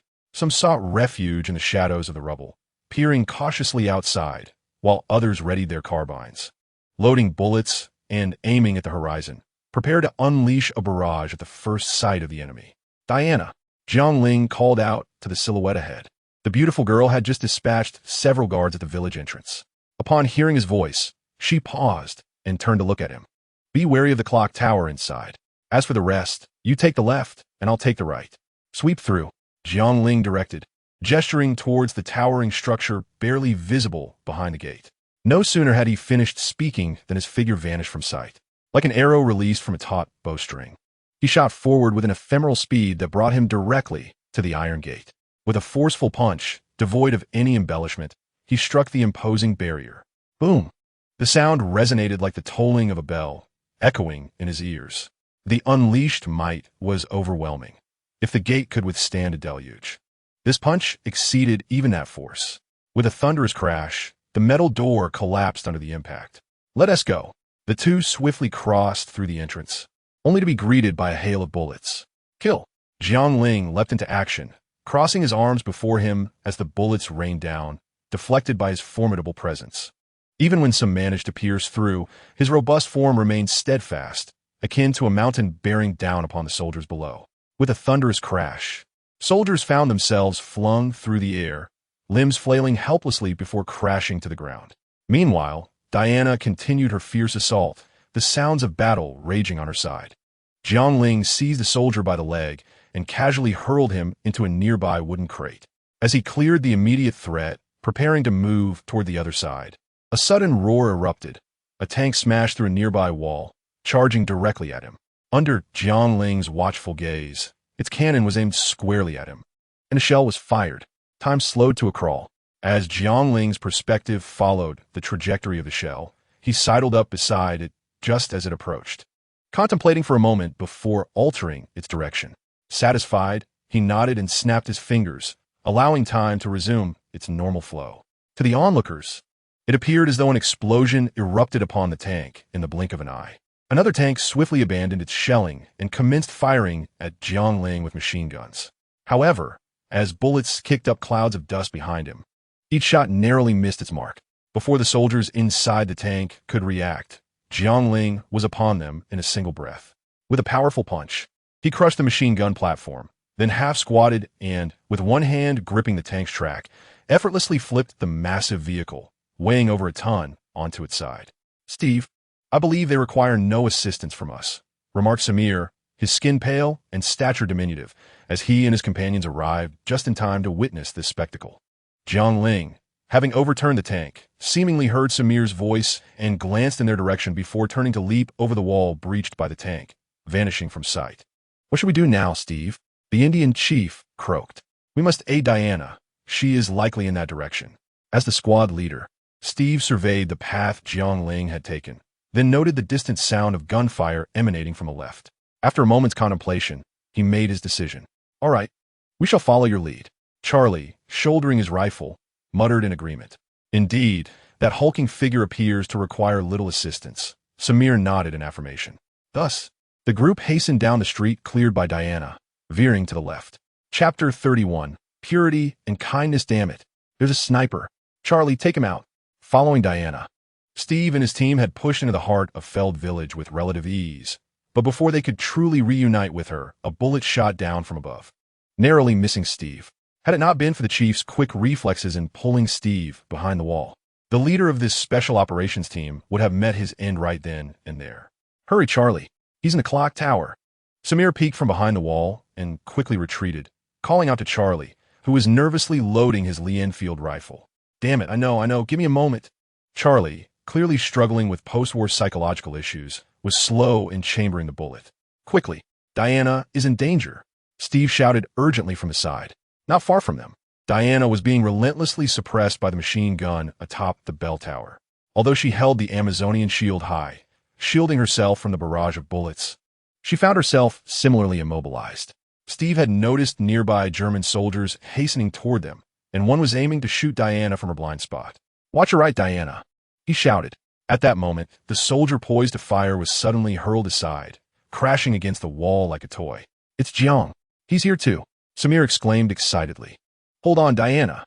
Jiang Ling's voice rang out, followed by two searing rays that shot toward the tower with terrifying penetrating power. "My God!" Samir gasped in astonishment at the sight. In an instant, the heat rays effortlessly swept across the tall building, followed by a tremendous explosion that sent dust and debris flying. Silencing the gunfire, Diana smiled faintly, lowered her shield, and turned her gaze toward the remaining German forces rushing to provide support. "Charge! Let's take them out in one breath," Steve urged as he and a few members of the team emerged from concealment, firing several shots to eliminate a German soldier who had just exposed himself. Meanwhile, the golden lasso of truth danced in Diana's hands like a golden dragon, each swing sending a German soldier flying, as she single-handedly held off a dozen adversaries. Within 10 minutes, the remaining stragglers were dispatched by Jiang Ling, Diana, Steve, and their comrades, and the enslaved villagers regained their freedom. They cheered as they surrounded Jiang Ling and Diana, expressing their gratitude in local dialects. "Well done, Diana." Amidst the villagers' adulation, Jiang Ling patted the young woman's shoulder in praise. "You too, Jiang. Fantastic. The villagers say they will prepare a feast for us tonight, and there's plenty of supplies left by the Germans, including alcohol." Samir, responsible for communicating with the villagers, bounced over to inform them.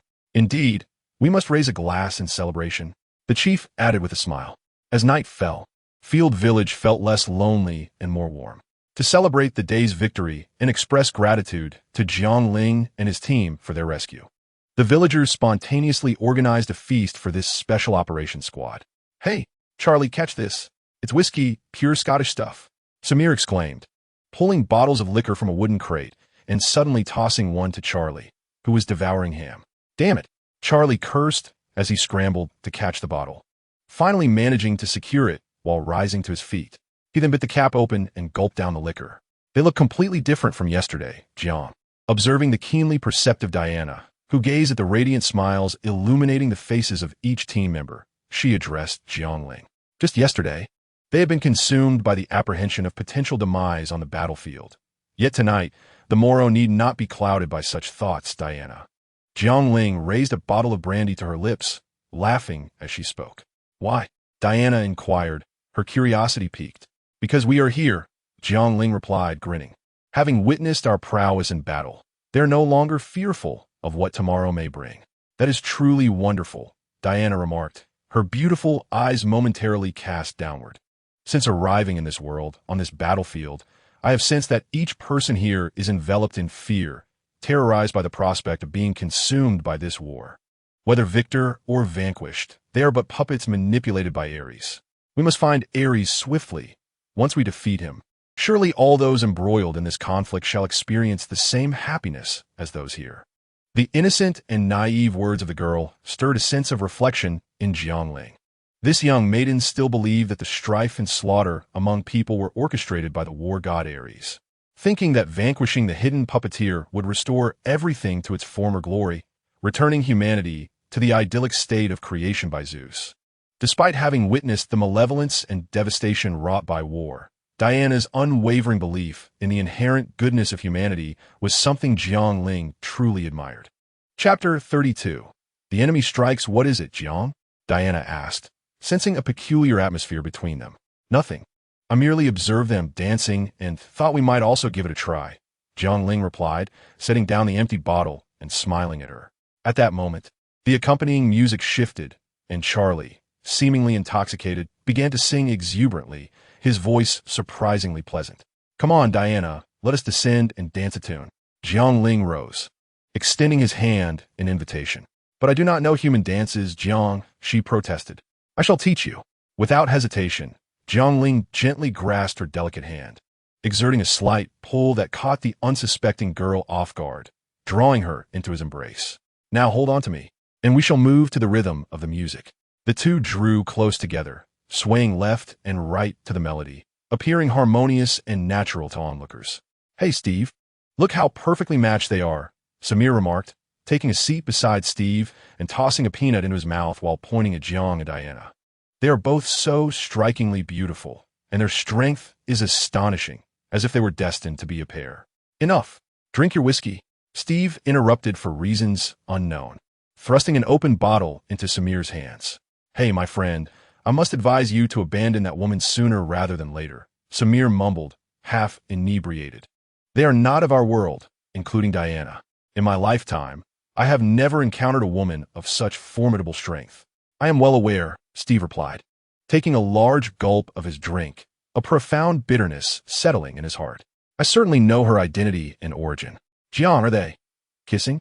Amidst the melodious strains of music, Diana, having just concluded a dance with Jiang Ling, noticed a couple nearby, swaying to the rhythm while their lips were intimately close. With her large, captivating eyes, reminiscent of porcelain, she gazed at Jiang Ling with a hint of intrigue. Indeed, it resembled what we had done before. The girl's gaze drifted down his face until it lingered near his lips. Gradually, the atmosphere between them grew subtly charged, laden with ambiguity. Before he could finish his thought, her alluring crimson lips found their way to Jiang Ling's mouth. The sound of hooves echoed through the forest. What? Are you saying the inhabitants of that island are all women, and Jiang is the sole man there? Upon hearing Steve recount his experiences on Paradise Island to Charlie and the others, Samir's eyes widened in astonishment, exclaiming, though it was unclear whether his sentiment stemmed from envy or admiration. Do not misunderstand. Jiang was merely fortuitously present at that moment. He mentioned he hails from a place called Super City. I have no idea where that is. Moreover, Jiang and Diana's departure from the island was motivated by their belief that there are hidden machinations behind this global conflict, orchestrated by the ancient deity of war, Ares. They contend that only by vanquishing Ares can we bring this turmoil to an end. Haha, the god of war? I say, fellows, you cannot possibly believe such nonsense. Charlie chuckled, addressing the others. I do, replied the stoic Indian chief. Perhaps they are correct, Samir pondered, recalling the events of the previous day, how Jiang Ling single-handedly toppled a tank and Diana swept through numerous German soldiers. The sights he had witnessed rendered him speechless, unable to deny their claims. I, for one, do not believe in such tales of the god of war, Charlie muttered, noticing that two of his teammates held differing views. He then turned to Steve, inquiring, "And what about you, Steve? Do you believe what they are saying?"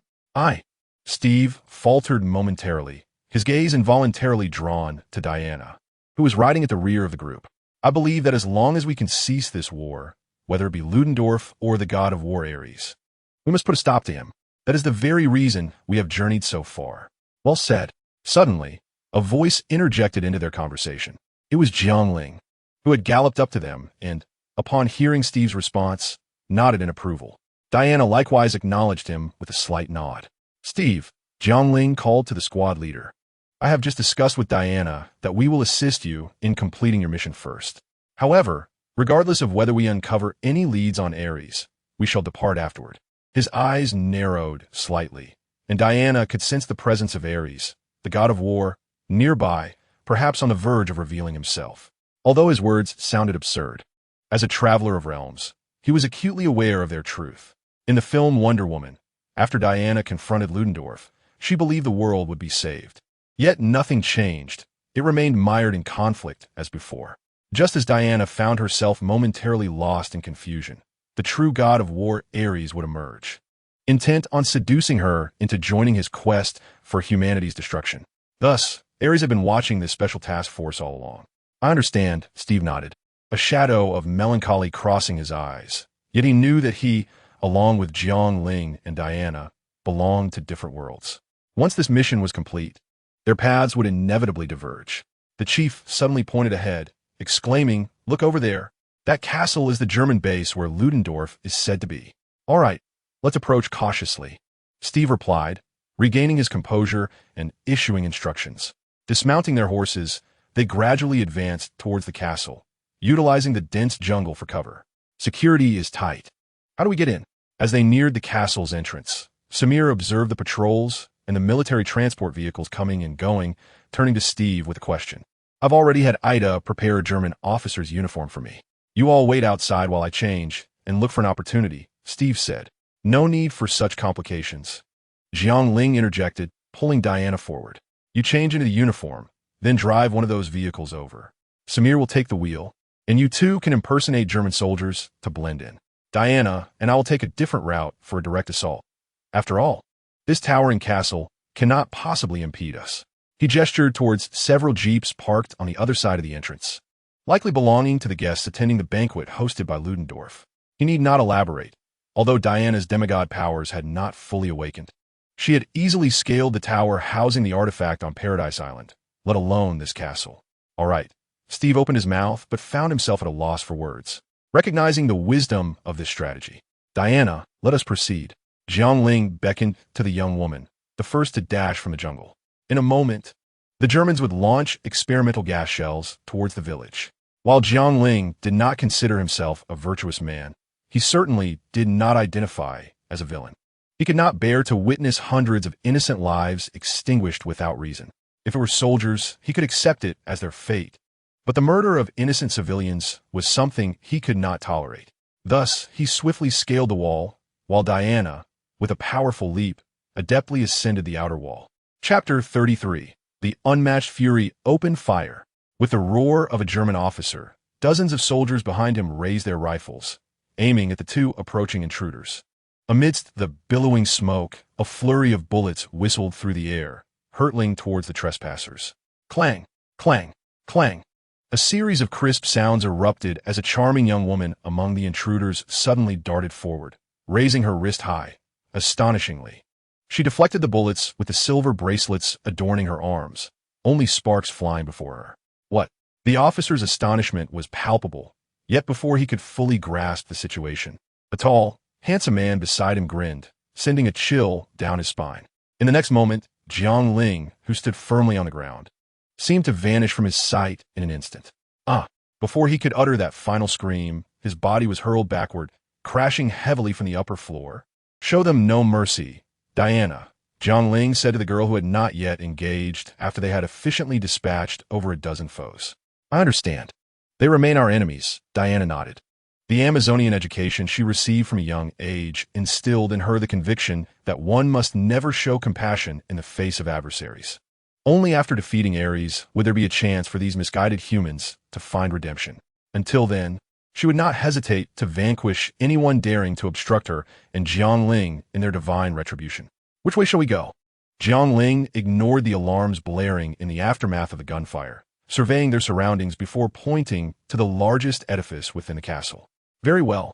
It seemed the two had disregarded the numerous German soldiers beginning to encircle them. Did you hear that, Steve? It seems they have already commenced. Samir, disguised as a driver, spoke to Steve, who was seated in the back, masquerading as a German officer before the castle's grand entrance. Quickly, let us seize this opportunity to blend in, Steve urged, patting Samir on the shoulder. He had noticed the commotion among the soldiers stationed at the castle's entrance, under the command of an officer. Most of them hurriedly shouldered their rifles and rushed inside, evidently to provide support, leaving only 5 to guard the exterior. Who goes there? Among the anxious soldiers left behind, one called out, alert at the sight of an approaching jeep. What is happening here?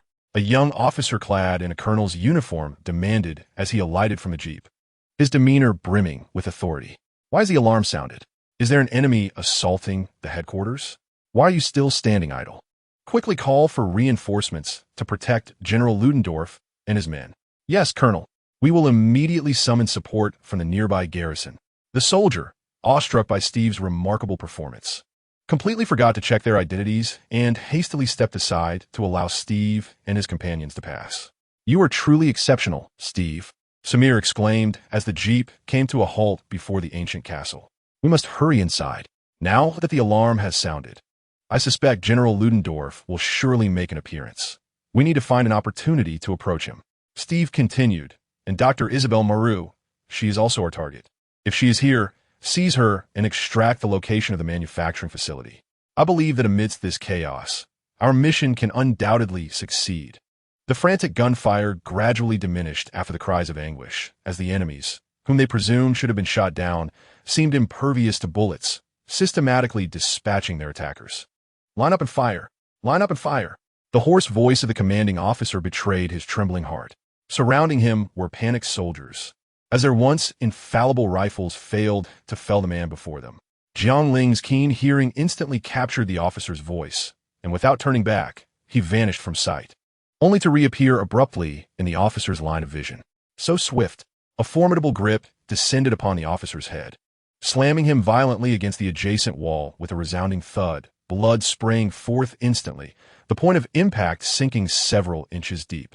At that moment, the head he grasped resembled a crushed watermelon, caving insignificantly, its crimson and white contents spilling onto the ground, causing the wall to tremble precariously. Damn it!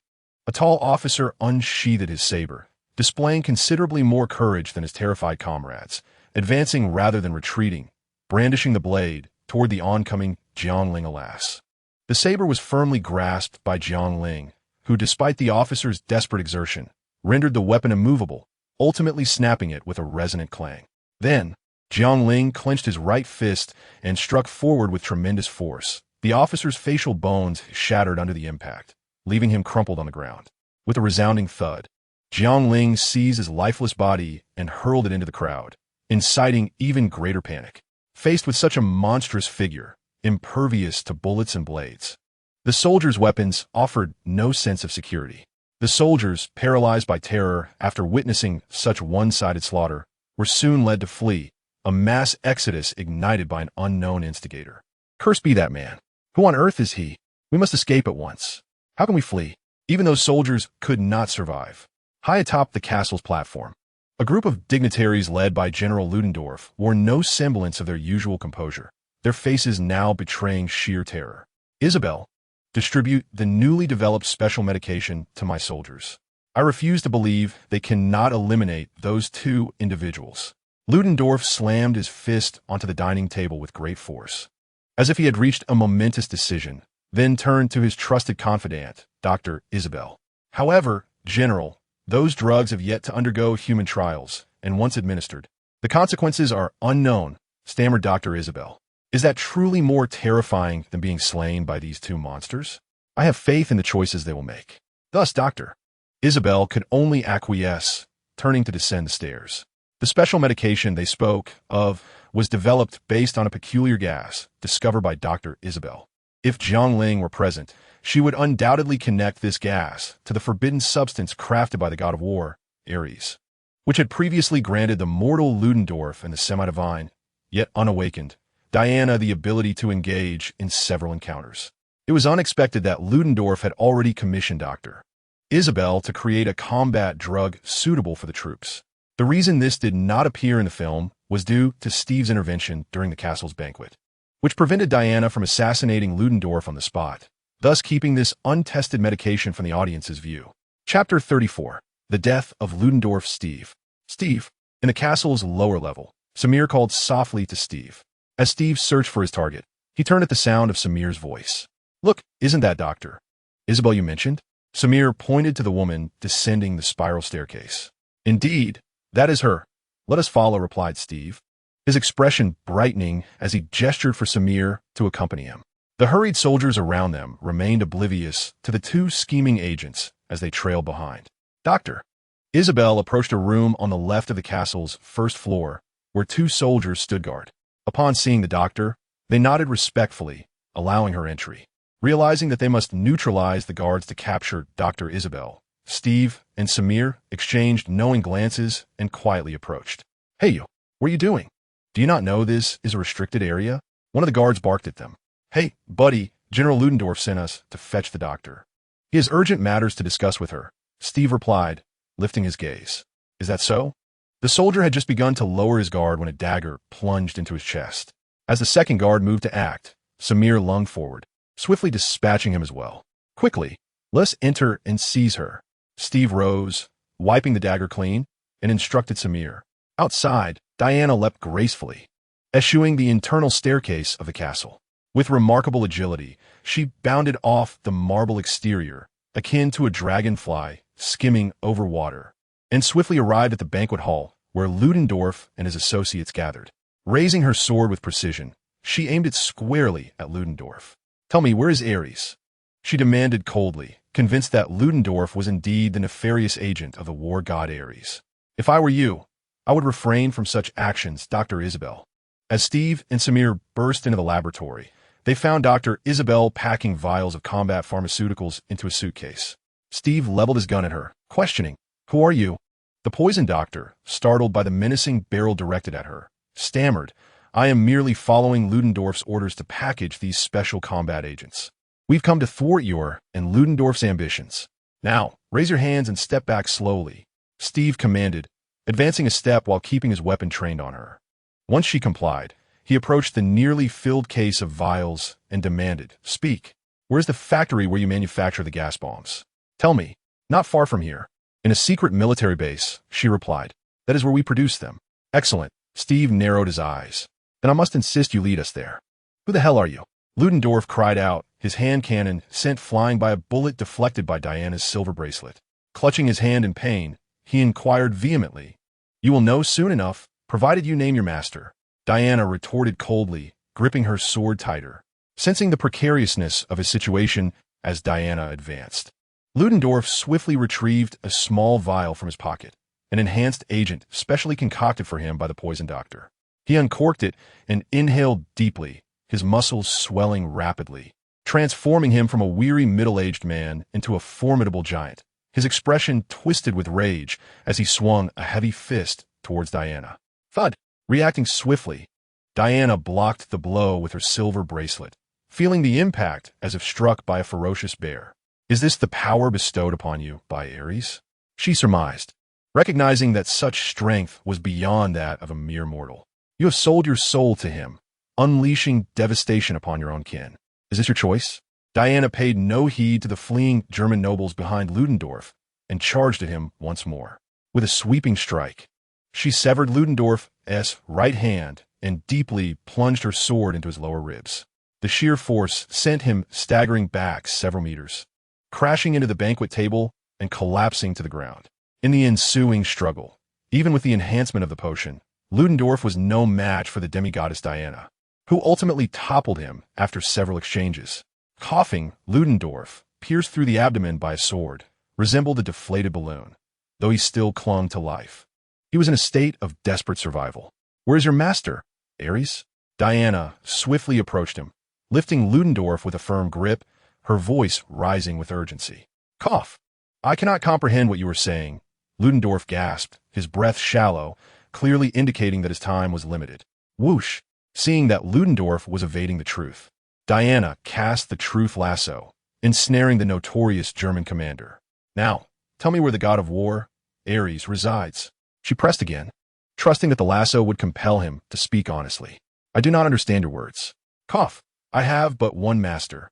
The great Emperor Wilhelm II of the German Empire, Ludendorff replied under the lasso's influence. Yet his answer was not what Diana sought. Are you merely a pawn in his game? She gazed at Ludendorff in astonishment, realizing that he would likely yield no information regarding Ares. Just then, with his final breath, Ludendorff's head drooped, his body succumbing to the sword's grievous wound. Thud! Diana cast Ludendorff's lifeless body to the ground.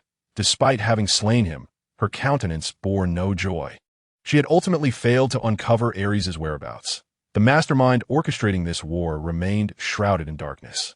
Diana, a shadowy figure, burst through the banquet hall doors. We were mistaken. Jiang, this man had no knowledge of Ares' location. Merely a pawn in his game, Diana lamented. Yet this is still a triumph for us, Diana. Jiang Ling consoled as he approached her, casting a glance at Ludendorff's unseeing eyes. I just destroyed a launcher below. That was the true reason for Ludendorff's invitation to those German nobles.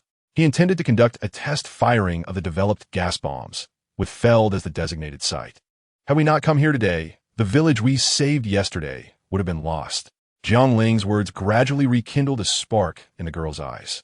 If we can continue to dismantle Ares' pieces like this, he will eventually reveal himself, especially if he wishes for this war to persist. You're correct, Jiang. He cannot remain hidden forever while we disrupt his plans. At that moment, a resounding applause echoed throughout the banquet hall. Of course, I cannot allow you to continue undermining my arrangements, Diana. A figure materialized uninvited, having appeared in the hall without notice. Chapter 35. Confrontation with Ares.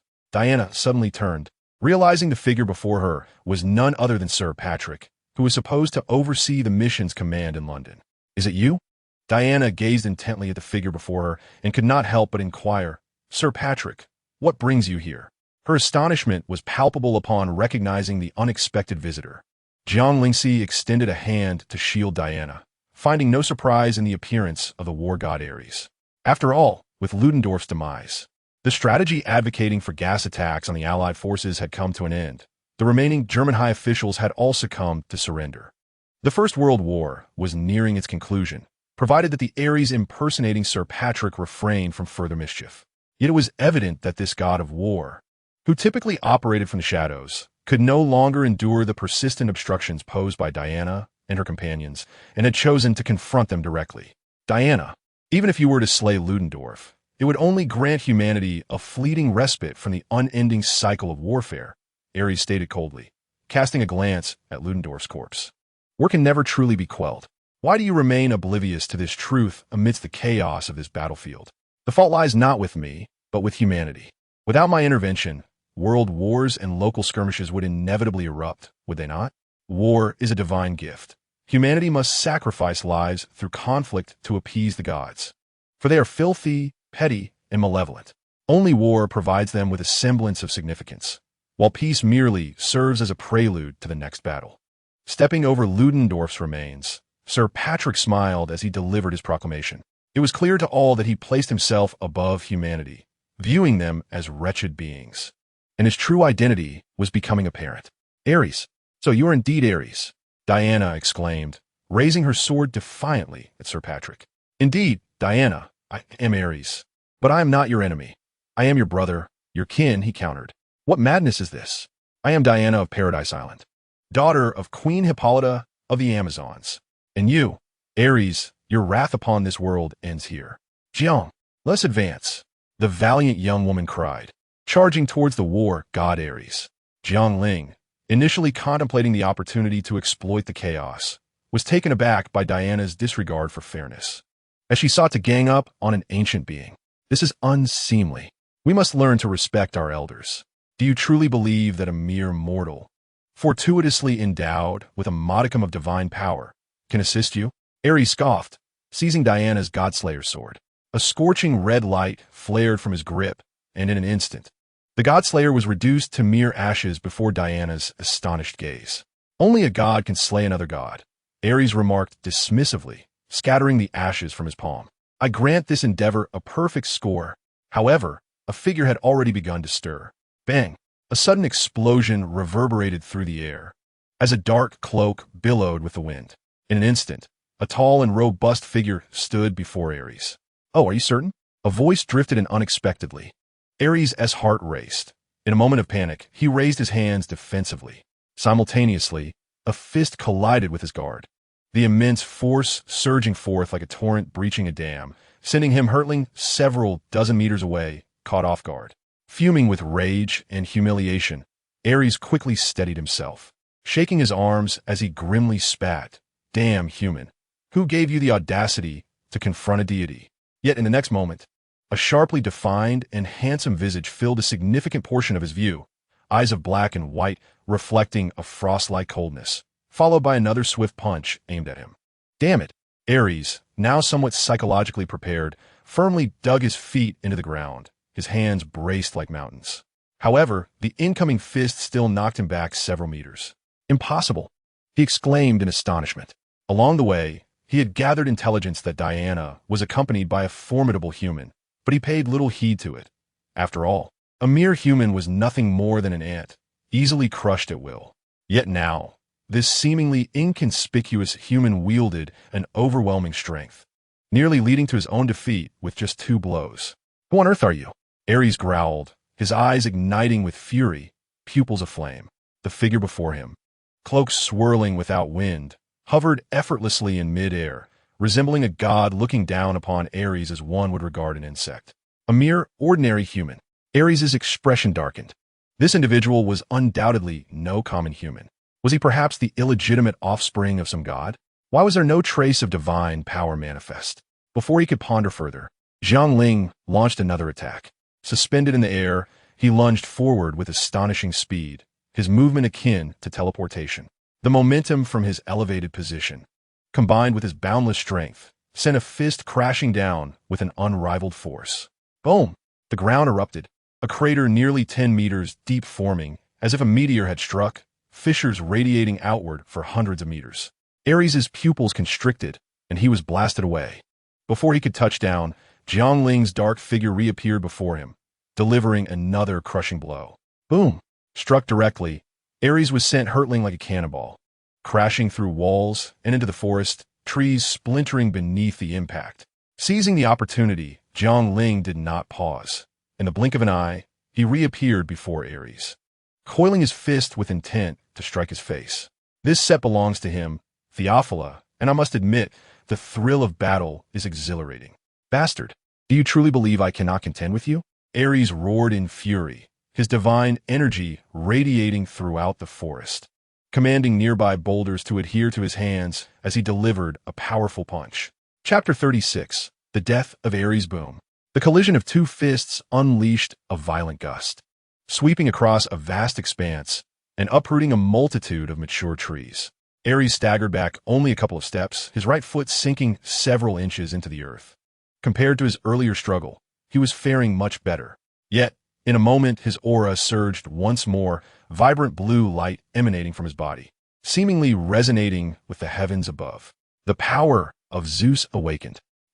Ares bellowed, charging directly at Jiang Ling without hesitation. As a true god of the mortal realm, enduring for millennia, he possessed a dignity he was determined to defend, refusing to allow a mere human to challenge him so audaciously. Crash! The relentless exchange of punches created a terrifying impact, obliterating every tree in the vicinity, turning the ground to rubble, with layers of soil upheaved, leaving no intact patch of earth. Bastard, weren't you quite arrogant? At this moment, Ares showed no signs of faltering. He stood his ground against Jiang Ling, growing more fervent in close combat. Jiang Ling was no coward either. He relished the visceral thrill of each blow, refusing to evade as they engaged in a brutal exchange. Their figures were locked in fierce proximity, the air filled with the sound of explosive impacts, while the ground bore deep, seemingly bottomless craters.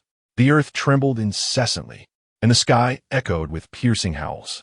Witnessing this ferocious confrontation, Diana could only watch in awe, contemplating intervening.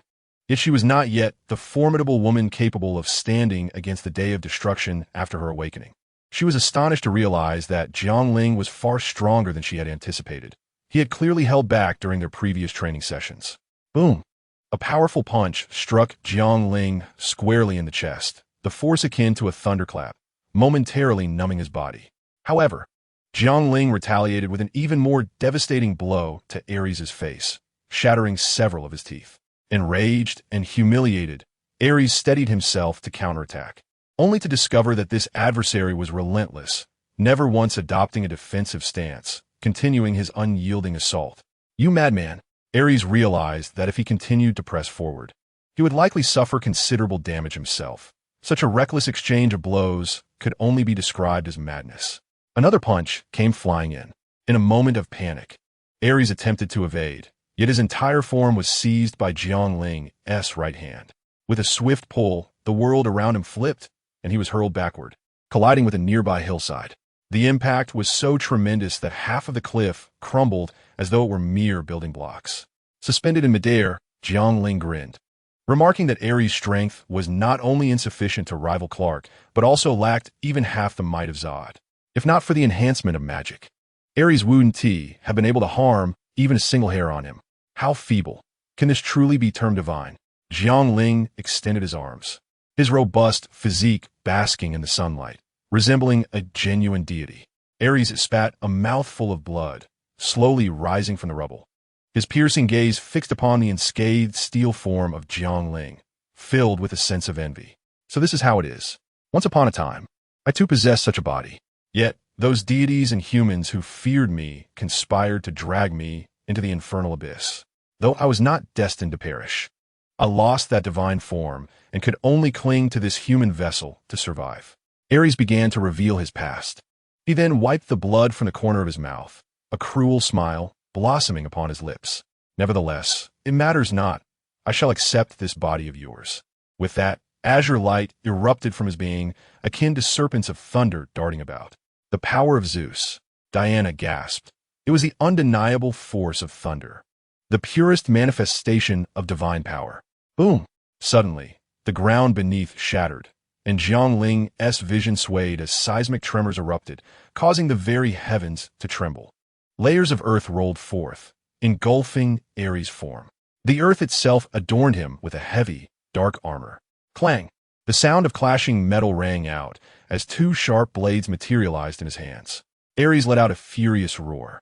The blue lightning coursing through him surged violently, transforming him into a beacon of blue light that reached toward the heavens, stirring the very skies above. The power of Zeus coursed through him, amplifying his presence throughout the battlefield. Diana's brows furrowed, sensing the agitation of power within her. Mere showmanship. Red light surged beneath Jiang Ling's skin, his pupils reflecting a molten crimson, reminiscent of a volcano on the brink of eruption. At that moment, every cell in Jiang Ling's body operated at peak capacity, absorbing the cosmic energy enveloping the sun. It was time to bring this to a conclusion. Boom! A sound erupted in the air like the thunderous beating of a drum. It was the sudden thump of his heart, a powerful pulsation that resonated like a clap of thunder, while the blood coursing through his veins surged like a relentless river. Jiang Ling clenched his fists, the surging energy within him vast and boundless as the ocean. It was time to bring this to an end. With this intent, Ares raised his sword high, leaping off the ground with a tremendous bound, reaching hundreds of meters in an instant, descending with an overwhelming force. Jiang! Diana's heart raced with urgency. The tremors emanating from Ares posed a palpable threat even to her. The lasso of truth in her hand flew forth, prepared to separate Ares entirely. Yet, as Ares hovered in midair, he merely pushed with his left hand, unleashing a surge of divine power that sent the approaching lasso crashing aside. Meanwhile, his right hand continued its descent, striking fiercely towards Jiang Ling. Jiang Ling remained unfazed, a mere flash of red light illuminating the air, an energy beam unleashed from his eyes. Boom! The two beams of heat, akin to the sun's surface temperature, collided with Ares' blade, momentarily stalling his movement. Yet, in an instant, the divine sword he so proudly wielded was utterly torn asunder, completely penetrated. The inertia of his body could not be halted, and Ares fell, grasping only the bare hilt of his sword, crashing down with an imposing force. "I'm afraid you've lost." The crimson light in Jiang Ling's eyes gradually faded, revealing a smile reflected in his clear black and white gaze. Jiang Ling drew back his right shoulder and unleashed another punch. Bang! Ares hastily retaliated, but the force behind Jiang Ling's strike exceeded his expectations. His body exploded into the air with a piercing shriek, then crashed heavily to the ground. The impact resembling a missile detonation, sending a dense mushroom cloud soaring skyward. Lying in the depths of the crater, Ares emitted a mournful cry, blood spilling forth as the divine armor forged from his power shattered significantly. Yet, before he could fully recover, a figure loomed above him, suspended in the air. Without uttering a word, Jiang Ling raised his fists. Before Ares could rise, a relentless barrage of blows, akin to a torrential downpour, rained upon his body from all directions. Bam! The divine armor that once glimmered began to lose its luster, and Ares coughed up mouthfuls of blood. After 3 breaths, the sturdy armor was completely shattered, leaving him vulnerable, with another punch driving deep into his body. Another blow followed, shattering ribs and tearing apart internal organs. "You cannot possess such power, human." Blood poured from Ares' mouth as he locked his gaze onto Jiang Ling, maintaining his furious stare until he fell silent. In this world, the name of the god of war, Ares, shall no longer be heard. A profound sense of relief graced Diana's visage as she exhaled a long, heartfelt sigh, the burdens that had long weighed upon her heart finally dissipating. She then embraced Jiang Ling tightly. The sturdy warmth of his shoulder enveloped her, causing a faint blush to rise upon her cheeks. "I never imagined that in the end, it would not be my affair," she confessed. "I apologize for having taken your adversary." Jiang Ling reciprocated the embrace lightly, his tone gentle.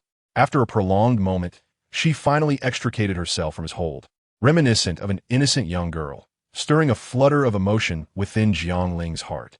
The two lingered in silence until Diana broke the peculiar ambience. "What shall we do next?" Chapter 37, The Battle. Subsequently, Jiang Ling and Diana joined forces with Steve to dismantle the storage facility of toxic gas munitions. As the fury of the explosion engulfed the entire base, Jiang Ling remained unfazed, his core tightening slightly as he brewed something within his throat. When he finally exhaled, a chilling mist poured forth from his lips. Breath of frost. The icy vapor swiftly extinguished the searing flames that threatened to consume them. Observing his newly awakened ability with satisfaction, Jiang Ling nodded appreciatively. Meanwhile, Steve and his companions stared in astonishment at the spectacle before them. "Is there anything else we are unaware of?" "I do not know," came the reply. With the battle against Ares now officially concluded, the true god who walked among mortals had perished, and Diana's greatest concern had been alleviated. Yet, if one were to seek a flaw in this resolution, it would be that humanity's wars did not cease with the fall of Ares. The echoes of gunfire continued to resonate, showing no signs of abating. However, such matters were no longer of concern to Jiang Ling. "What are your plans moving forward?" Jiang Ling inquired of Diana. She shook her head, a hint of confusion evident in her gaze. Her mission beyond Paradise Island had been fulfilled, and logically, she ought to return to her homeland and her kin. "But I am uncertain," she admitted. Observing her downcast expression, Jiang Ling affectionately tousled her hair. "In that case, why not immerse ourselves in human society for a while? We could ask Steve to help us establish identities and explore life here." Gently, he embraced Diana once more. "Whenever you decide what you truly desire, you can contemplate a return to Paradise Island." Diana's eyes began to glimmer with renewed hope. Clad in British-style coats, Jiang Ling and Diana stood by the roadside, watching the jubilant throngs of London, the atmosphere brimming with joy and happiness. The red and blue flag of Britain waved proudly in the hands of the crowd, while above them, newspapers floated through the air, emblazoned with the bold headline, "The Great War has concluded." In the streets, fathers celebrated while cradling their children, couples embraced tenderly, and the myriad facets of human existence unfolded before the two. Delicious ice cream, guaranteed to please your palate. "Would you care to indulge, my lady?" "What is this?" Diana gazed curiously at the ice cream vendor on the roadside and inquired of Jiang Ling. "A delightful treat that you might enjoy," Jiang Ling replied with a smile. producing a penny to request a luxurious ice cream from the vendor. "You're truly generous, sir. Wishing you a splendid day," the vendor exclaimed, tipping his hat to Jiang Ling. "What is this? It is simply exquisite and delectable," Diana exclaimed, clenching her small fist with heartfelt emotion. "Ha! You shall encounter more delightful delicacies in the future. When the opportunity arises, I shall take you to the Celestial Empire, the land of culinary wonders," Jiang Ling asserted with great confidence. Hand in hand, Jiang Ling and Diana strolled along the road. At that moment, Steve appeared before them, accompanied by his small entourage. He first offered a smile to Diana, then turned to Jiang Ling and said, "I have arranged your identities as a pair of merchants from Belgium, who settled in England a few months ago to escape the ravages of war." "Thank you. I owe you one," Jiang Ling acknowledged with a nod. Steve waved his hand dismissively, stating, "It is no great matter. England is currently in dire need of young and able-bodied individuals, and you have contributed to alleviating this war. Out of both sentiment and reason, I must assist you. Let us not speak of debts. What a good man you are. I did not misjudge you," Jiang Ling mused to himself. With a smile, Steve added, "Should you encounter any inconveniences while living outside, do not hesitate to reach out to me, especially for you, Diana." Samir, Charlie, and the others also nodded at Jiang Ling and Diana before following Steve. "Will I need care?" "You truly underestimate me," Diana muttered, though she did not address Steve directly. Through their recent endeavors, she had come to respect Steve's bravery and dedication to the people. They had become comrades in arms. Samir and Charlie also nodded at Jiang Ling and Diana, following Steve. Jiang Ling affectionately ruffled Diana's hair without uttering a word. In the ensuing months, through his own endeavors, Jiang Ling amassed considerable wealth and purchased a house in London, where they settled. Each day, he took Diana out to explore the local customs and introduced her to the intricacies of this era. At times, they would fly to other countries to facilitate her better integration. Along the way, he continuously trained Diana to awaken her divine powers. They performed numerous acts of righteousness, aiding the common folk, and each time they completed such deeds, Diana felt a profound sense of accomplishment and fulfillment. "Ling, I have made my decision. I shall not return," Diana declared with resolute eyes fixed upon Jiang Ling. "In the past, I sought to save the world, to end the war and bring peace to humanity. However, I have since glimpsed the darkness within the light and realized that within every heart, good and evil coexist eternally. Thus, each individual must make their own choices. This is a task no hero can undertake on behalf of another. Therefore, I shall remain steadfast, I shall fight, and I shall give. For the future of this world is my current mission. You will support me, won't you?" Jiang Ling smiled as she cradled Diana's face, saying, "I shall not interfere with your decisions. I will always stand by your side. So, proceed with confidence." "Thank you." Diana, who had previously harbored some trepidation, let go of her worries and enveloped Jiang Ling's head in a deep kiss. Jiang Ling earnestly reciprocated her anticipation. Upon returning home, Diana casually discarded her handbag, lifted her head, her eyes glistening with emotion as she gazed at Jiang Ling. Her tear-streaked visage was most endearing, her rosy lips slightly parted, yearning for the happiest moment. Jiang Ling lowered his head, meeting her with his strong, firm lips. Diana wrapped her arms around his neck, engaging in a passionate kiss. The sweetness of Diana's kiss was refreshing, akin to sipping nectar, leaving Jiang Ling utterly captivated. They shifted through various embraces, first encircling Diana's slender waist, guiding her into a gentle arch. He kissed her from above, then straightened, cupping her delicate cheeks, relaxing into a tender kiss. Subsequently, he lifted Diana, kissing her as he tilted his head back, and eventually, they found themselves rolling on the bed, lost in their affections. After several minutes, they parted breathlessly, not from fatigue, but from the necessity of the moment. "Jiang Ling," the woman called softly. Jiang Ling looked at Diana with slight surprise. Diana gently bit her lip, her exotic beauty causing his heart to race. Jiang Ling leaned closer, whispering, "Shall we engage in the act of human reproduction?" The woman's voice was barely a whisper. Her exposed cheeks and neck flushed crimson. Jiang Ling lifted her and placed her on the bed. The woman then said, "I haven't bathed in a while. Please help me wash." "How could I refuse such a request?" Jiang Ling replied. With a rush, warm water cascaded from the faucet, quickly soaking their clothes. Jiang Ling grasped the hem of her shirt, slowly pulling it up, revealing her tall, curvaceous figure inch by inch. Before long, her garments were shed, unveiling large patches of ivory-like, tender skin, her well-toned body exhibiting near perfection, her long, slender legs perfectly sculpted. At this moment, Diana, feeling a bit shy, kept her eyes closed. Jiang Ling leaned in, gently kissing her lips. The woman seemed to find her balance and fervently responded, their bodies entwined beneath the cascade of water. After a considerable time, they lay on the soft bed, bodies nestled together. The woman embraced Jiang Ling's waist and said, "I never imagined this is what the books describe as the pleasure of physical intimacy. I once dismissed it, but I had no idea it could feel so delightful."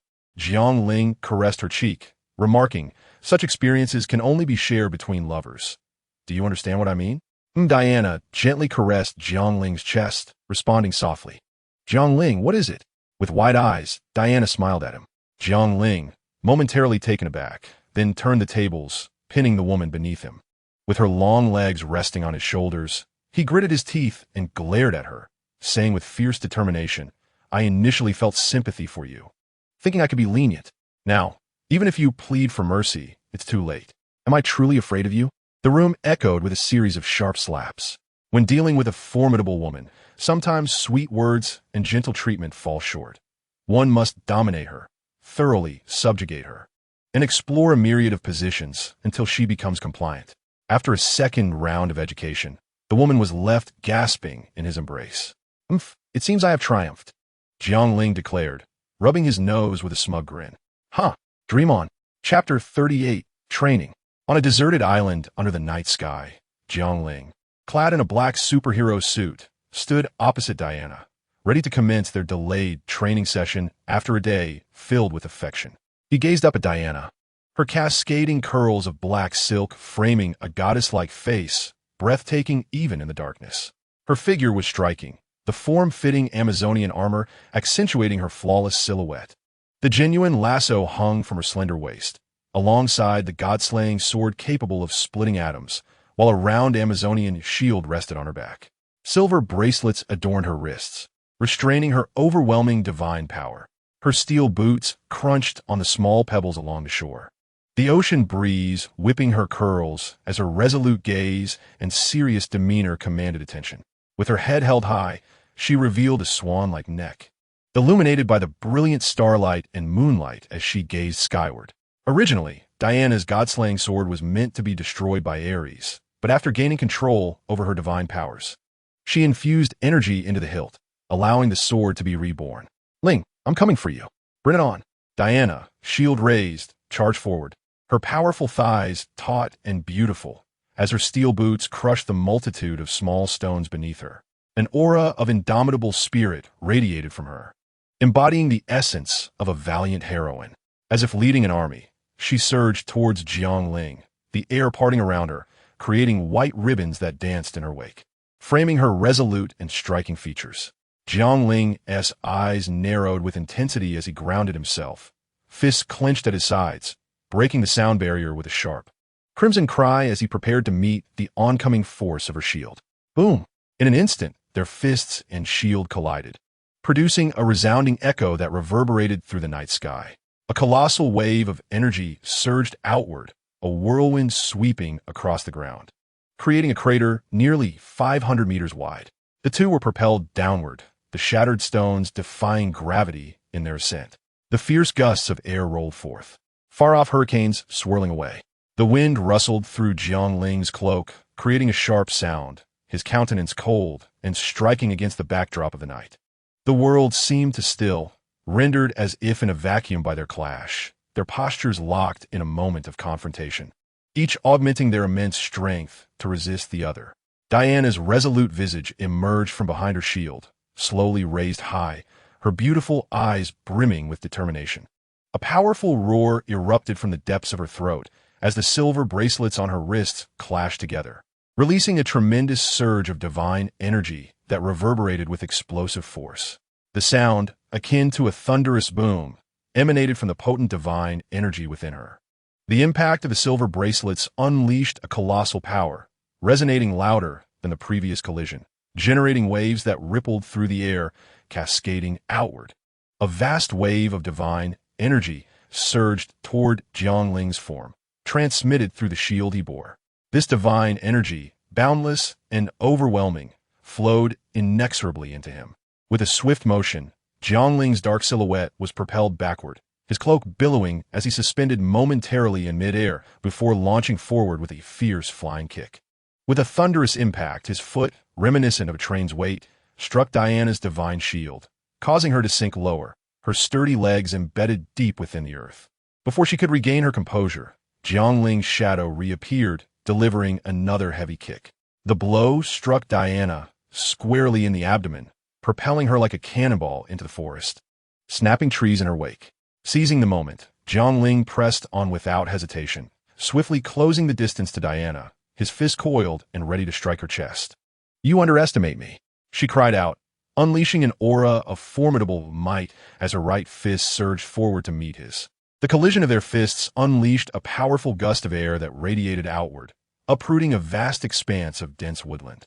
Subsequently, with a gravity-defying spinning kick, Diana sent Jiang Ling soaring into the air, where he spun several times before stabilizing his body. Ascending to meet him was Diana, channeling her divine power with full force. The two clashed in the skies, producing a thunderous sound as they were propelled away from each other, suspended against the celestial backdrop. Their figures were striking beneath the starlit sky, one clad in a billowing black cloak, exuding an imposing aura, surveying the world below, the other graceful and radiant, her skin shimmering with a golden glow, epitomizing the beauty of a celestial maiden. They traversed the heavens, streaking across the starry expanse, the sharp sound of their blows echoing as they continued their fierce exchanges, the air crackling with the intensity of their battle. In the vast expanse of the sky, two figures clashed with tremendous force, the sound of metal colliding resonating through the air.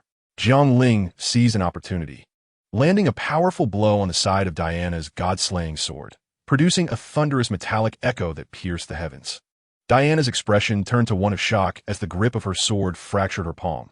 The immense impact nearly wrenched the weapon from her grasp. Jiang Ling's strength was undeniably astonishing, and despite unleashing her own divine power, she found herself unable to subdue him, causing her heart to tremble with a deep sense of awe.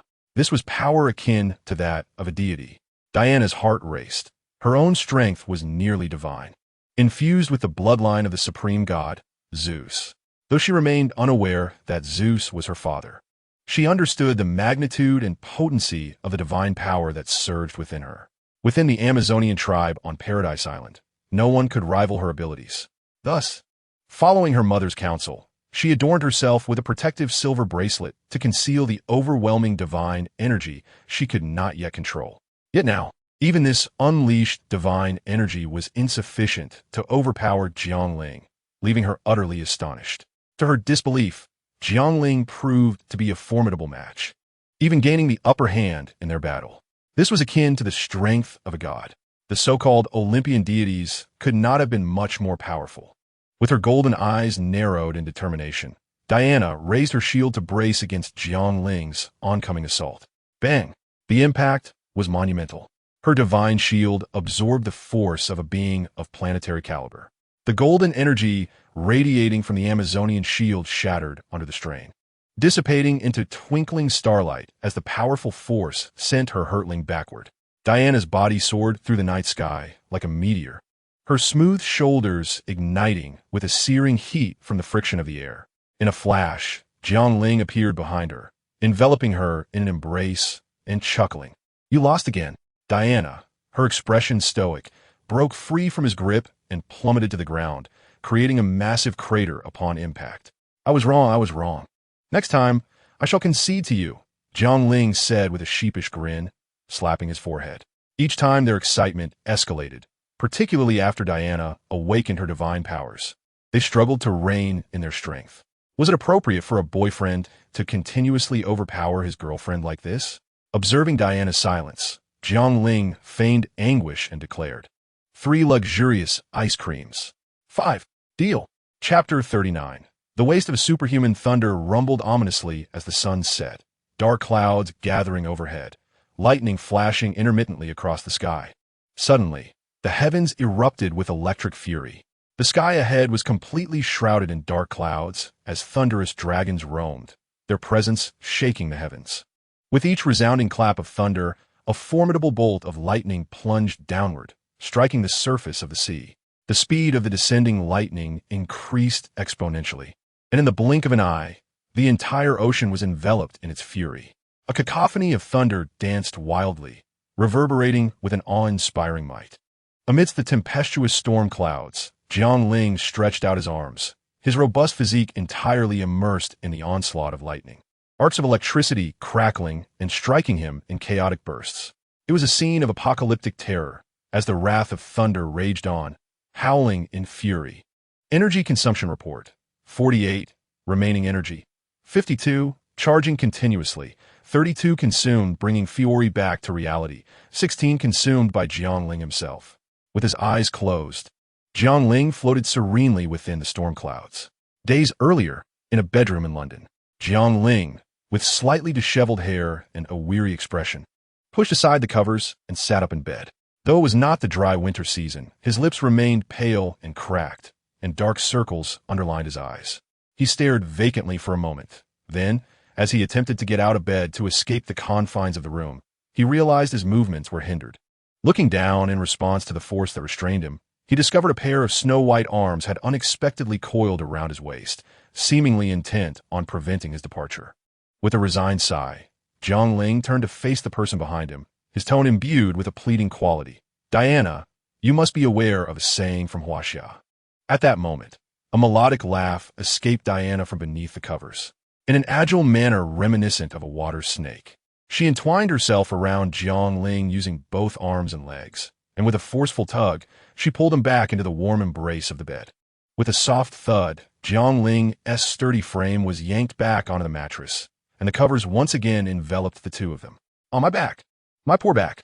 Jiang Ling exclaimed, peering out from under the covers, his face glistening with perspiration as he took deep breaths against the pillow. "What troubles you, my love?" Diana inquired, her demeanor becoming increasingly mischievous. At that moment, Jiang Ling felt a profound sense of exhaustion wash over him. "I'm so tired, utterly drained."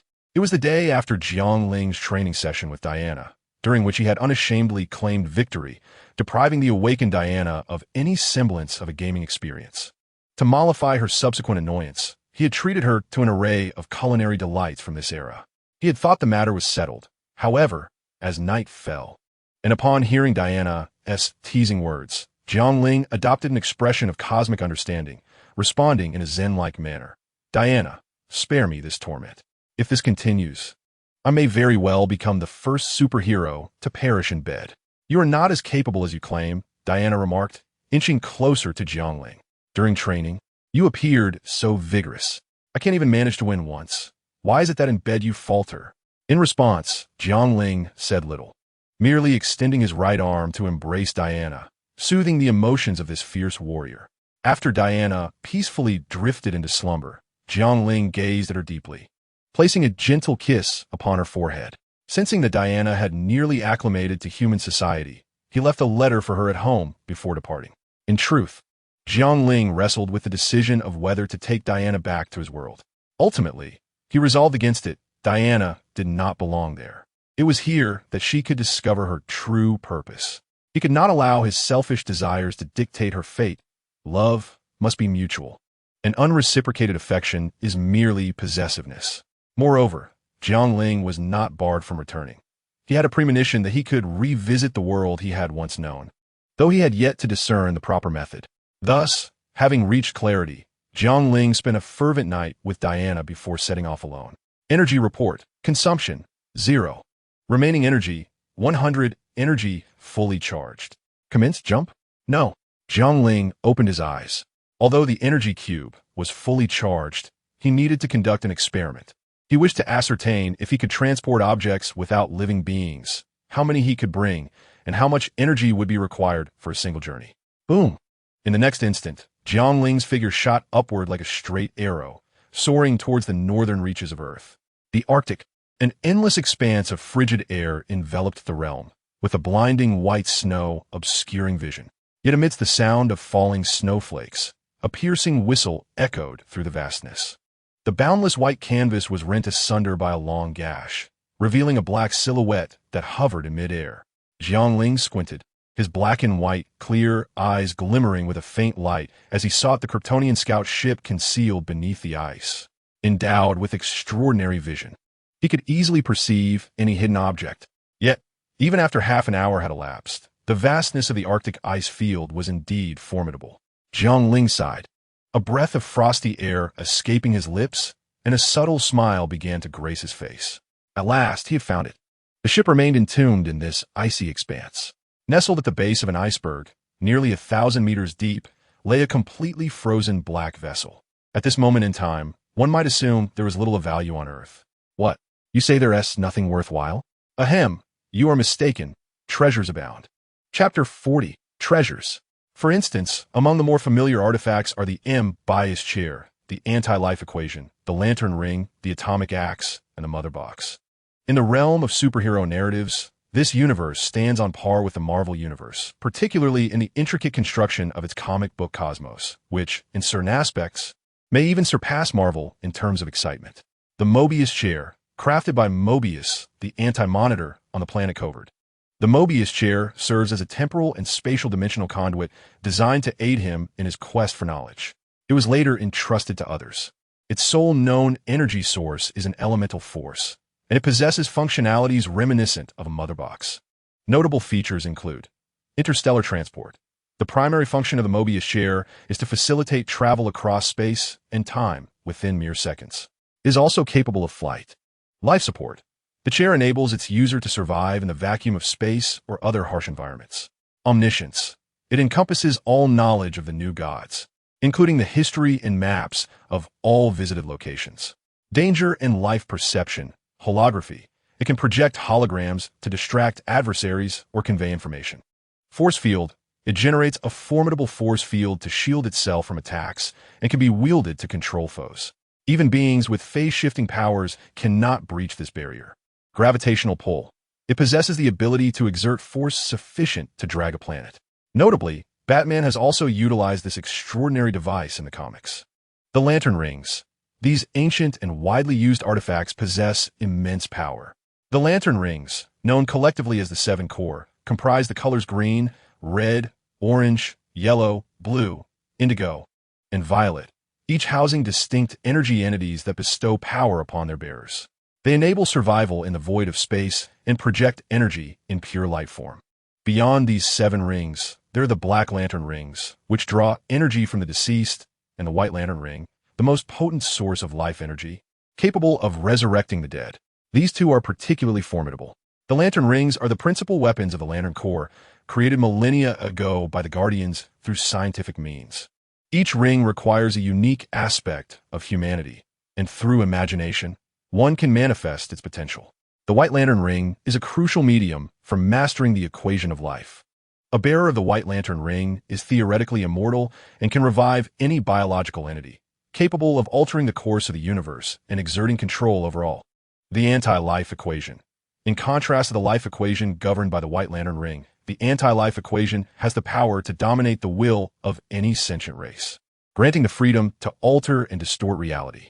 It is termed the anti-life equation because absolute control renders one devoid of true existence. After Darkseid acquired it, he broadcast it as a signal, leading those who encountered it to perceive hope and freedom as meaningless, with the purpose of life reduced to mere obedience. In essence, the possessor of the anti-life equation can impose the ultimate objective of existence upon others, manipulating the significance of their lives. In Zack Snyder's Justice League universe, Darkseid arrives on Earth in pursuit of the anti-life equation. Mother Box. The Mother Box is a device created by Jack Kirby in the 4th world of the universe. It is a compact, portable supercomputer imbued with sensation, crafted by the scientists of Apocalypse using mysterious elements. Its true nature and origin remain enigmatic. Yet it possesses extraordinary powers and abilities that even its users, the new gods, cannot fully comprehend. Abilities.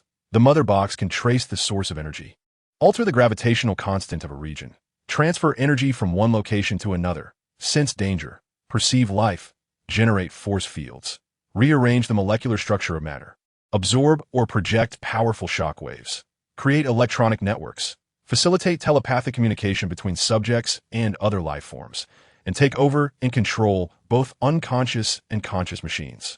It sustains life forms in hostile environments.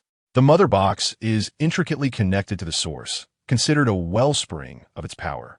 In this context, it serves as a conduit between mortals and the divine. For the new gods, it is akin to an ordinary appliance, akin to the devices or smartphones used on Earth. Occasionally, other superheroes can wield the mother box. Superman has utilized it to pursue Doomsday. The Axe of Atoms. This weapon can create multidimensional portals and tear the fabric of reality, wielded by the villain Persuader. Although this weapon may not be widely renowned, it shares a characteristic with Thor's hammer. When thrown, it invariably returns to its wielder. The axe can cleave through matter based on atomic structure, inflicting damage that even Superman cannot withstand. Presently, there exist 3 mother boxes on Earth, located on Paradise Island, Atlantis, and one whose whereabouts remain unknown.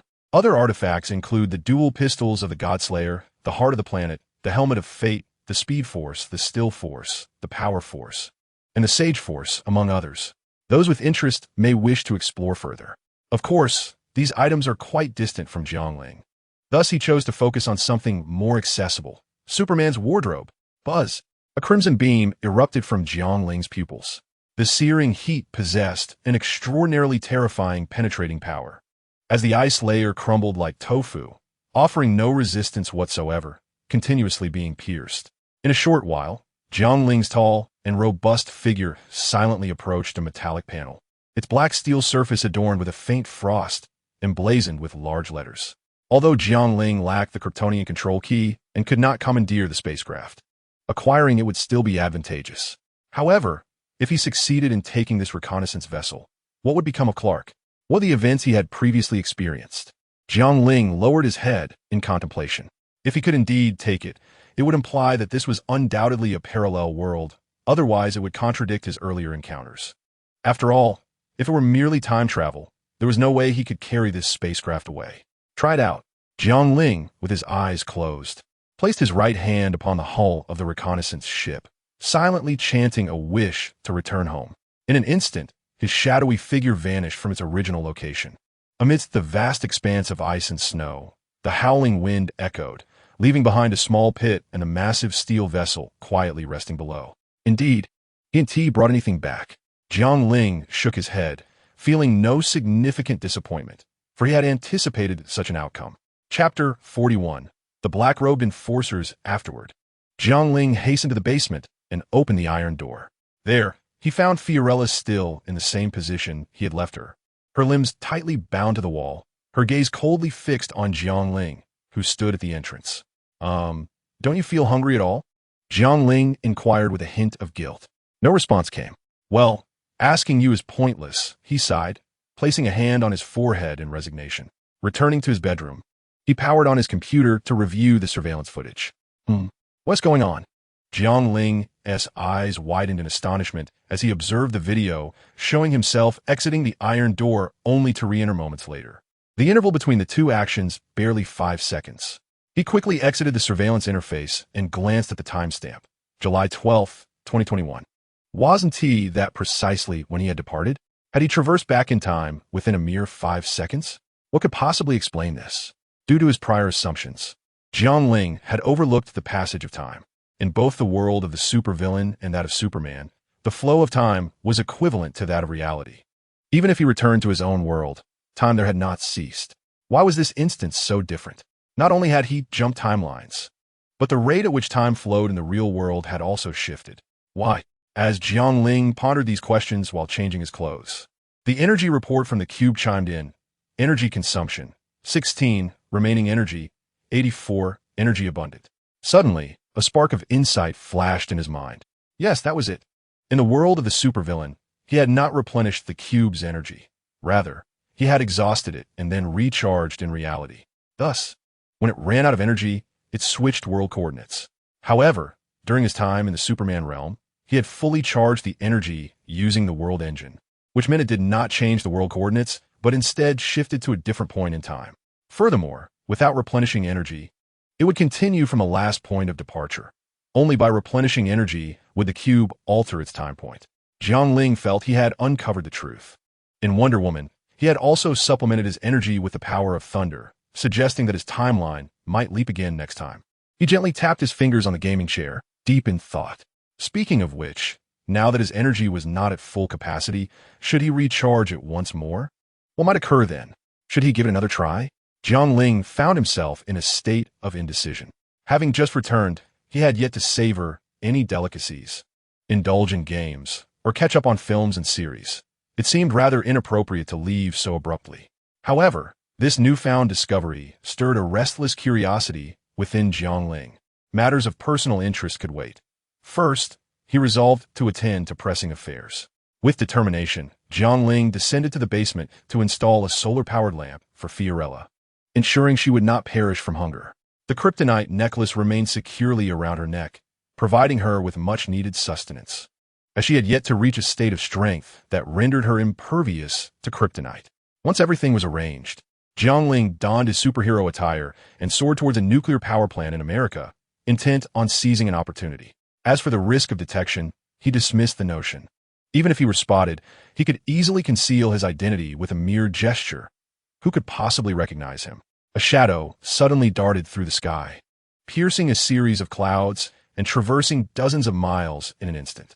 The clouds left in his wake began to swirl chaotically, the displaced air dispersing the clouds within several miles. After swiftly absorbing energy, he returned home, reflecting that if he possessed the speed of lightning, his return would have been even swifter. Jiang Ling found himself envious of the Flash. Energized and ready, he pondered whether to leap into action. Yes, in a typical Western neighborhood, amidst seemingly dilapidated apartment buildings and grimy alleys, a dark figure materialized. What an odious scent! Jiang Ling grimaced, pinching his nose, and upon surveying his surroundings, felt a sense of disbelief. He crouched and leapt lightly to the rooftop of the apartment building, activating his super hearing, which began to rapidly absorb information from the world around him. The bustling city below thrummed with life. The cacophony of sounds narrowed to a focused range, enveloping several miles around him. The price of radishes has risen today. Let us by a few pounds, came the voices of haggling from the market. Watts Corporation stock has surged again, murmured discussions about share prices. Come see. Freshly baked cakes, called out a street vendor. The discordant symphony of voices converged into a singular wave, akin to a cacophony invading Jiang Ling's mind. He effortlessly filtered out the superfluous noise, honing in on the meaningful fragments. The homeland, Queen Maeve, the invisible man, the locomotive, the deep sea, the enigmatic black-robed enforcers. Jiang Ling's eyes widened in realization. His hypothesis had borne fruit. In this realm of supervillains, he had not replenished the energy of the cube, but rather depleted it, which led to a shift in his world coordinates upon exhausting its power. In the Superman universe, he had filled the energy reservoir using the world engine, thus maintaining his world coordinates while merely shifting the timeline. Now, combining the energy from his own world with that from Wonder Woman, he had leaped into a parallel universe. Yet, the leap was significant. The black-robed enforcers had seemingly originated from a subsidiary, with little connection to the cosmos, and he had unexpectedly found himself here. Jiang Ling stroked his chin, closing his eyes to gradually recall the narrative of The Boys. Unlike traditional superhero comics, The Boys presents a world that is decidedly inverted. If the Justice League symbolizes the radiant virtues of humanity, then the Seven, led by the egregious Homelander, undoubtedly embodies its darker, malevolent aspects. The superheroes within this tale boast formidable powers, with figures such as Homelander and Queen Maeve reminiscent of characters found in the Justice League. However, The Boys does not chronicle the legendary triumphs of heroes vanquishing evil. Rather, it unveils the moral decay and hedonistic lifestyles of superheroes who have succumbed to the allure of fame. While the masses idolize these superhumans, aspiring to their flawless personas, a faction of ordinary individuals, devoid of superpowers, resolves to curtail their unchecked liberties, initiating a rebellion against these so-called heroes. In the universe of The Boys, superhumans are publicly lauded as heroes, yet they are commodified by the powerful corporation Vought International, which profits from their marketed personas. Behind the facade of heroism lies a troubling truth. Most superhumans exhibit arrogance and corruption. The narrative primarily revolves around two factions, The Boys a group of valiant individuals seeking to punish corrupt superhumans, and the Seven, the elite superhero team under Vought International's purview. Chapter 42, Scum. Led by the disdainful Billy Butcher, the boys harbor contempt for all superhumans, while the Seven is helmed by the exceedingly arrogant and capricious Homelander. As conflicts between these two factions escalate, the story delves into the lives of two members of the boys. Hugh Campbell, affectionately known as Huey, whose girlfriend is gruesomely killed by the Speedster A-Train, leading him to join the boys in a quest for vengeance. The other notable character is Starlight, whose real name is Annie January, a young and hopeful superhuman. She stands in stark contrast to her corrupted counterparts. Influenced by Huey and various events, Starlight gradually uncovers the sinister machinations of Vought International, igniting her pursuit of the truths hidden behind the facade of the superhuman elite. Behind the mask of heroism lies not the ordinary, but rather creatures more depraved and filthy than mere mortals. Their superpowers grant them access to realms of authority, facilitating their basest instincts. They revel in drugs and carnal pleasures, seizing every opportunity to indulge their desires. The Boys is replete with irony and tragedy, employing an abundance of violence and gore, along with other unspeakable elements, to provide readers with a cathartic release. Disembowelments and severed limbs become a commonplace spectacle in this darkly comic narrative. However, there exist considerable disparities between the narratives of comics and their cinematic adaptations, leaving one to ponder which version prevails. In this world, what can I obtain? The fifth compound? It holds little value for me, mused Jiang Ling, lost in contemplation. Yet, upon witnessing the unfolding events through his superhuman vision, a shadow of gloom began to cast over his expression. Well, not everything is devoid of worth. At least these grotesque heads could be deemed somewhat valuable to me. The city of Los Angeles, renowned as the City of Angels, lies along the west coast of the United States. In the deep of night, a glance from above reveals why this place is adorned with such a title. Its vast expanse boasts world-famous skyscrapers clustered in the downtown area, meticulously arranged streets, and summer beaches that draw tourists and strollers even under the veil of night, where the dazzling lights become particularly pronounced. However, as one ventures closer to the city center, especially in the apartment complexes erected during the tumultuous decades of the 1970s and 1980s, a starkly different scene unfolds within the alleys. Los Angeles is not only celebrated as the City of Angels, it is also infamously labeled as the Fallen Angel. As the second largest city in the United States, it consistently ranks highly in population, serving as a pivotal hub on the West Coast. This allure draws individuals from across the nation and around the globe, all in pursuit of their so-called American dream. A tapestry of diverse classes, nationalities, and ethnicities amalgamates within this metropolis, and under such a governmental framework, chaos is almost inevitable. The alleys are teeming with a multitude of undocumented beggars, vagrants, and thugs, where drug and arms dealings unfold almost incessantly, accompanied by the harrowing cries of women in distress. The Compton district stands as one of Los Angeles's most tumultuous neighborhoods, characterized by a significant population of undereducated African Americans. Coupled with the discrimination from the government and law enforcement, Compton has earned its notorious reputation. In the world of the black robe, despite a downward trend in crime rates, Los Angeles remains a city rife with disorder. The so-called superheroes under the aegis of are akin to the star athletes signed by basketball and football clubs. Each city's mayor negotiates with Walter International to procure one or several heroes annually for a sum exceeding $10 million, all in an effort to mitigate crime rates within their jurisdictions. Within an abandoned factory, numerous rusted and dilapidated vehicles lay scattered, with not a single window intact, and the ground is blanketed in a thick layer of dust. At the factory's core, over 20 nefarious individuals are engaged in the exchange of illicit powders. Suddenly, a resounding crash reverberates through the air as a muscle-bound man clad in a black tank top forcefully breaches the factory wall. Towering over 2 meters with a formidable physique, he exudes an intimidating presence. Damn it, it's the Steel Man. Quick, open fire on him. At that moment, the criminals swiftly grasped the gravity of the situation, seizing their firearms and unleashing a barrage of bullets towards the muscular giant. The muscular man grinned coldly, his arms crossed before him as his skin transformed into a silvery metal. Bullets ricocheted off his body with a clanging sound, inflicting no harm whatsoever. This was the origin of his super title. The Steel Man let out a roar akin to a lion's. A thunderous sound that left the criminals clutching their ears in agony, instantly stripping them of their will to resist. He charged into the crowd like a tank, rendering human bodies remarkably fragile. The criminals scattered like broken dolls, their limbs contorted as they lay amidst the debris.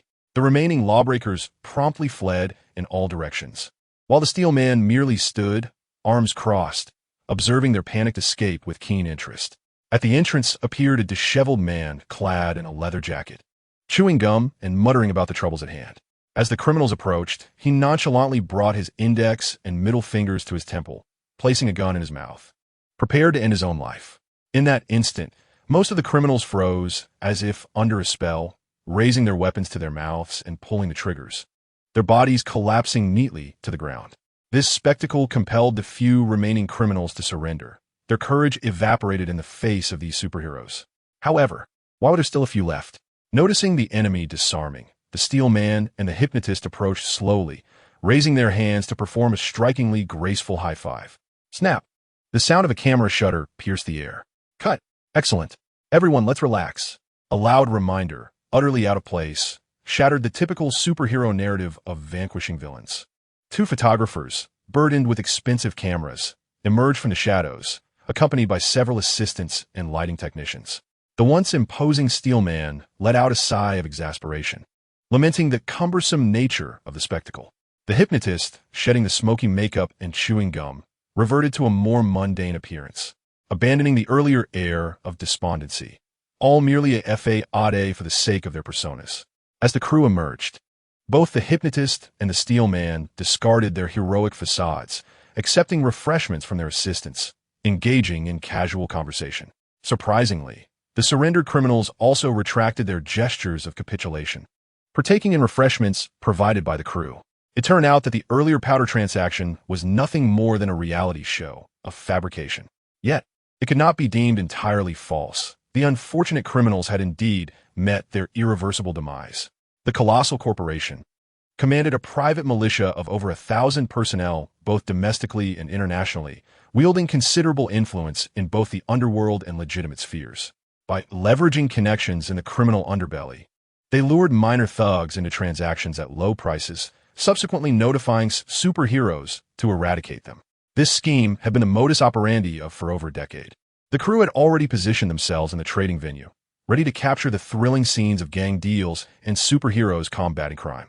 This endeavor could significantly boost the ratings of news channels, enhance public support, and effectively deter local thugs, thereby assisting a city in reducing its crime rate. Chapter 43. The Torment of Vegetables. With such myriad advantages laid before them, the city government and police department, despite being aware of Walter's underhanded tactics, would certainly refrain from intervening and might even cooperate with him when necessary. The trifecta of the public, the government, and Walter were all content, with only the thugs slain by superheroes remaining as the eternal victims, having lost their lives. But who would care about a thug?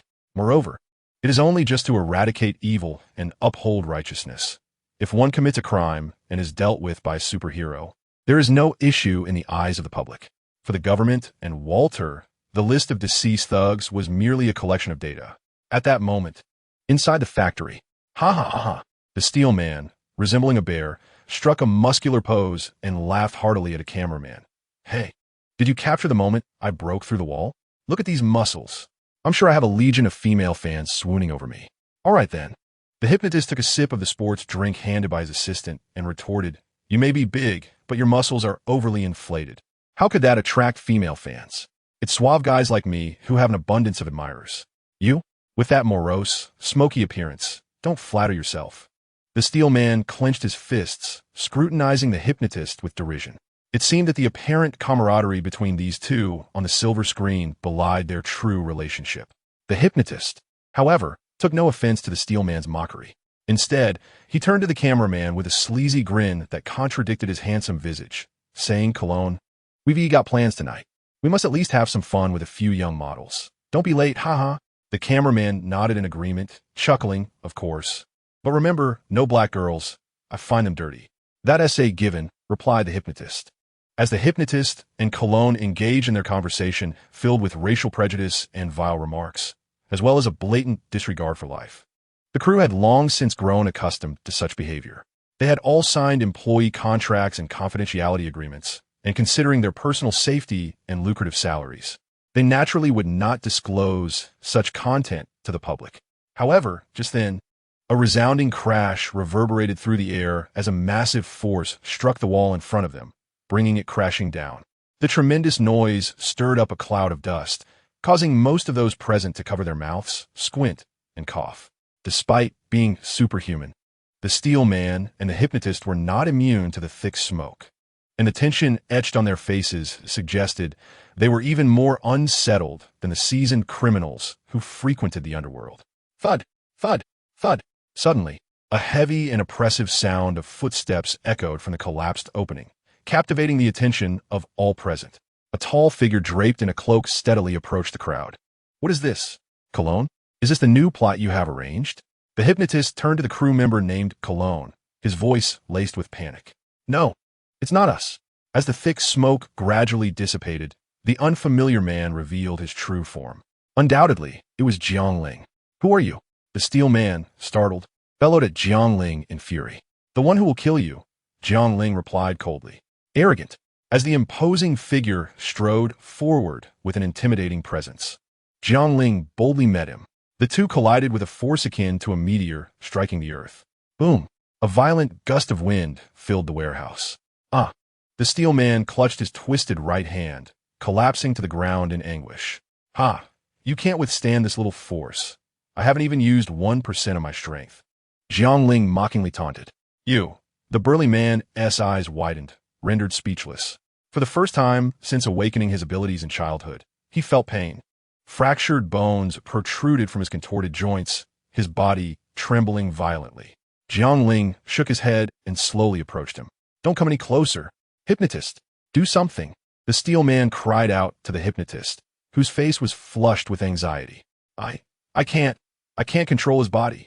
Observing the bulging veins on the hypnotist's forehead, Jiang Ling felt as though someone were poking his mind with a cotton swab, yet it bore no real sensation. In a flash, he appeared before the hypnotist, delivering an uppercut to his chin. The hypnotist felt a deafening buzz in his head, akin to a thunderous clap crashing into his skull. He instantly lost consciousness. Had the hypnotist been able to see himself, he would have wept in despair, for his once handsome visage was now shattered like a broken tomato. Blood gushed from his fractured skull like water from an open tap, pooling on the ground. The Steel Man, now dazed, braced himself with one hand, crawling backward in terror, an unknown liquid seeping from his trousers. Jiang Ling strode over. With 3 powerful punches, the liquefied metallic surface failed to reform, and a horrific force struck again. The pleas for mercy were silenced by the overwhelming weight of the blows. As the burly man sank into the ground, as if being relentlessly hammered by a powerful pile driver. Gradually, the metallic shell enveloping his body could no longer hold its form, transforming into a puddle of silvery liquid. Streams of bright red blood oozed from his mouth and nose, his eyes vacant and devoid of life-esque color. Jiang Ling spat disdainfully and cast a cold glance at the photography crew. He forcefully shattered the ceiling of the abandoned warehouse and vanished into the night sky. Morning dawned in an affluent suburban enclave. Inside a grand villa's living room, Jiang Ling, clad in black pajamas, reclined languidly on a spacious and comfortable sofa, exuding an air of nonchalance as he watched an old-fashioned LCD television mounted on the wall. He held the remote control, and regardless of which news channel he switched to, the coverage invariably pertained to the Steel Man and the hypnotist. Click. In breaking news, the Steel Man and the hypnotist were inexplicably attacked last night, resulting in the tragic demise of both heroes. Click. As you can see, the suspect in the video, adorned in a pitch-black battle cloak, is the very individual responsible for the deaths of our 2 beloved heroes. The police and the Federal Bureau of Investigation have established a task force to conduct a thorough investigation into this case. Click. Jiang Ling cycled through several news channels, only to encounter the same monotonous anchors delivering information that the public was already well aware of. However, when he switched to a particular channel, he finally witnessed the scene he had been hoping for. Chapter 44, Triple Kill. The television displayed a press conference, where the speaker at the podium, dressed in a deep blue combat suit adorned with golden eagle insignias on his shoulders and a red and white striped flag cape billowing behind him, was none other than the most unforgettable character in the Black Robe universe, the Patriot. Handsome, radiant, with golden hair and blue eyes. His robust physique epitomized the ideal of the American patriot in the hearts of the populace. Standing behind the patriot were the translucent figure, the queen of Mav clad in armor reminiscent of ancient Greece, the locomotive in a blue tracksuit, the deep sea in a rudimentary Aquaman costume, and the enigmatic figure clad entirely in black. These six were the most prominent superstars of Water International, renowned members of the Seven. However, the Lantern Man and Starlight were conspicuously absent. At the outset of the original plot, the Lantern Man had transitioned to work in Water's research center, while Starlight had successfully joined the Seven through a public audition. So, had the storyline of Black Robe not yet commenced? Jiang Ling pondered as he gazed at the television screen. Ladies and gentlemen, the Patriot intoned gravely, his demeanor one of righteous resolve as he surveyed the gathered reporters. What transpired last night is a tragedy for both us at Water and the public, and it poses a challenge to our Seven. A supervillain has launched an attack on our esteemed superheroes, a provocation we shall not ignore. Rest assured, we will apprehend the culprit and bring him to justice. Jiang Ling switched off the television, not wishing to continue watching. Supervillain? How utterly ridiculous. The people of the homeland have a peculiar fascination with the term supervillain. Whenever someone mentions super terrorists, they emphasize that it is, in fact, supervillains they speak of. This reveals their deep-seated desire for the existence of genuine supervillains, as it would afford them the opportunity to become true superheroes. Had Waters chosen to nurture the Homeland-esque protagonist in the manner of Clark's parents, there was a substantial likelihood that he could have evolved into a superhuman. However, reality is devoid of such possibilities. The Homeland-esque protagonist is merely the product of an infant project cultivated by Waters Corporation through Compound V. His invincible abilities have engendered a profound arrogance and a cold, ruthless demeanor. He has committed heinous acts, ruthlessly slaughtering innocent civilians without a shred of remorse, rendering him a thoroughly reprehensible individual. Jiang Ling, as a socialist successor flourishing under the banner of the Red Flag, has never contemplated engaging in truly inhumane deeds, despite possessing formidable strength. Nevertheless, he can comprehend the actions of the Homeland as protagonist. After all, he lacked parental guidance and a proper moral compass in his formative years. As for other superheroes, the depths of depravity they can sink to, both imagined and unimaginable, are truly astonishing, particularly as Waters International conducts experiments on thousands of infants annually. The Waters Corporation's The Boys is no marvel. It lacks the archetypal villains that overpower heroes. Instead, it is merely a reflection of Earth and humanity. Given that this world offers little of merit and is populated by aberrations, why not assume the mantle of a genuine superhero? To cleanse this world, which has no need for so-called heroes, Jiang Ling mused quietly. In Manhattan, New York, he was surprised to discover that Huey's girlfriend was still alive. The timing seemed rather premature. Jiang Ling strolled leisurely down the street, sipping on a cola. As he turned a corner, he spotted Huey laughing and chatting with his girlfriend, Robin. Casually, he crumpled the soda can and expertly tossed it into a distant trash bin. Whoosh! Jiang Ling vanished from sight. Huey remained blissfully unaware of the events unfolding nearby, continuing his leisurely conversation with his girlfriend. By mere chance, upon sighting Huey, Jiang Ling activated his superhuman hearing and vision. And to his astonishment, he glimpsed a scene of debauchery unfolding within a private club. It was less a private establishment than an orgy of superhumans, with naked bodies on display everywhere. A rubber-like man was entwined with two Caucasian men, engaging in homosexual acts.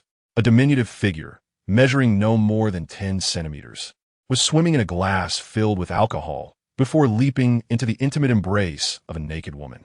Meanwhile, a winged man was soaring above, entwined with a woman as they engaged in their own illicit activities. The entire scene was nothing short of surreal and enchanting. Jiang Ling was so astonished that he felt as if he had been launched into outer space. He hastily deactivated his enhanced auditory and visual perception, filled with regret that twisted his insides. Goodness, the image he had just witnessed would undoubtedly be etched in his mind forever. In the original narrative, the locomotive, having taken drugs, was slightly delirious, which led to the tragic accident that claimed the life of Huey's girlfriend. That scene was utterly unbearable. Huey, holding his girlfriend's hand, witnessed the next moment where she was gruesomely struck by the locomotive, blood and entrails splattering all over him.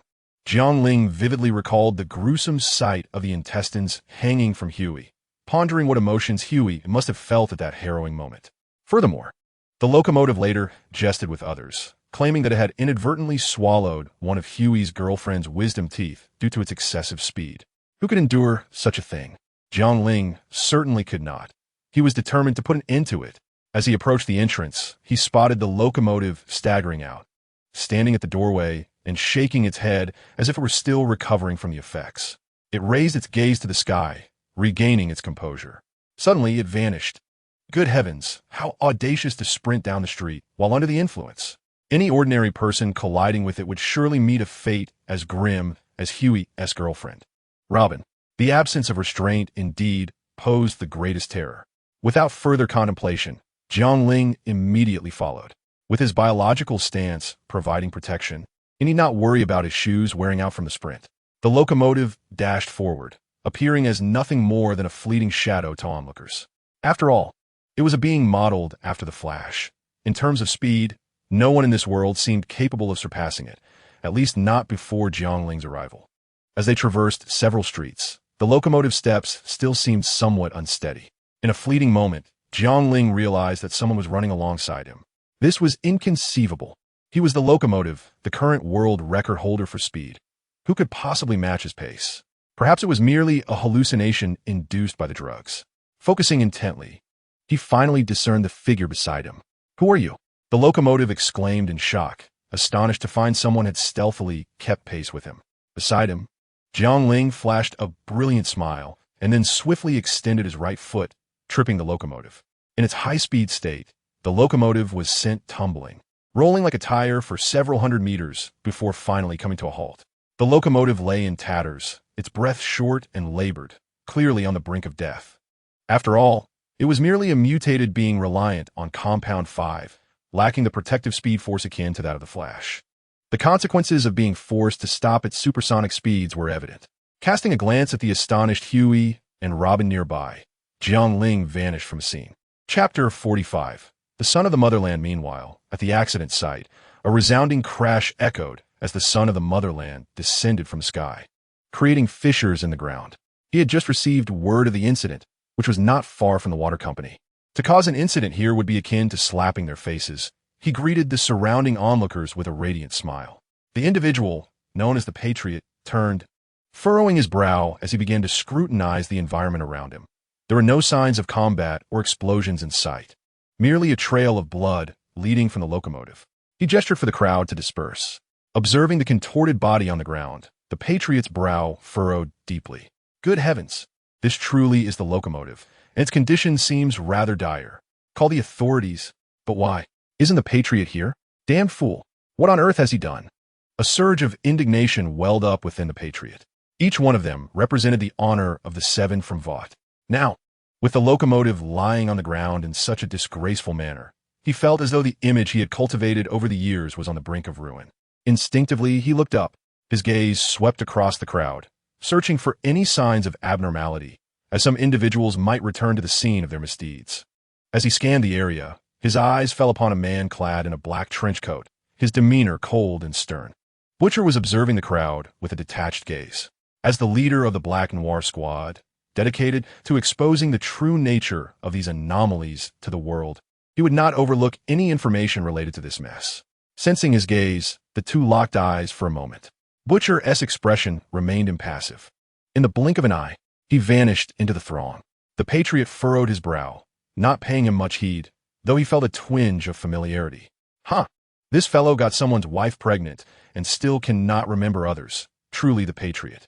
The cinematic portrayal differs from the comic. In the latter, Noir is a clone of the Patriot. A perfectly identical yet enhanced version. The skills are the same, but stronger. Dressed, he is Noir. Undressed, he embodies the perverse Patriot, committing acts of violence under the guise of the Patriot's name. Butcher's wife is entangled with Noir, and their son is also of Noir's lineage. However, in the film, It is altered to depict Butcher's wife as being involved with the Patriot, while Noir is not a clone, but rather a master of ninjutsu. The crowd buzzed with speculation. Who could have killed the locomotive? An onlooker posed a question. It hardly seems like murder.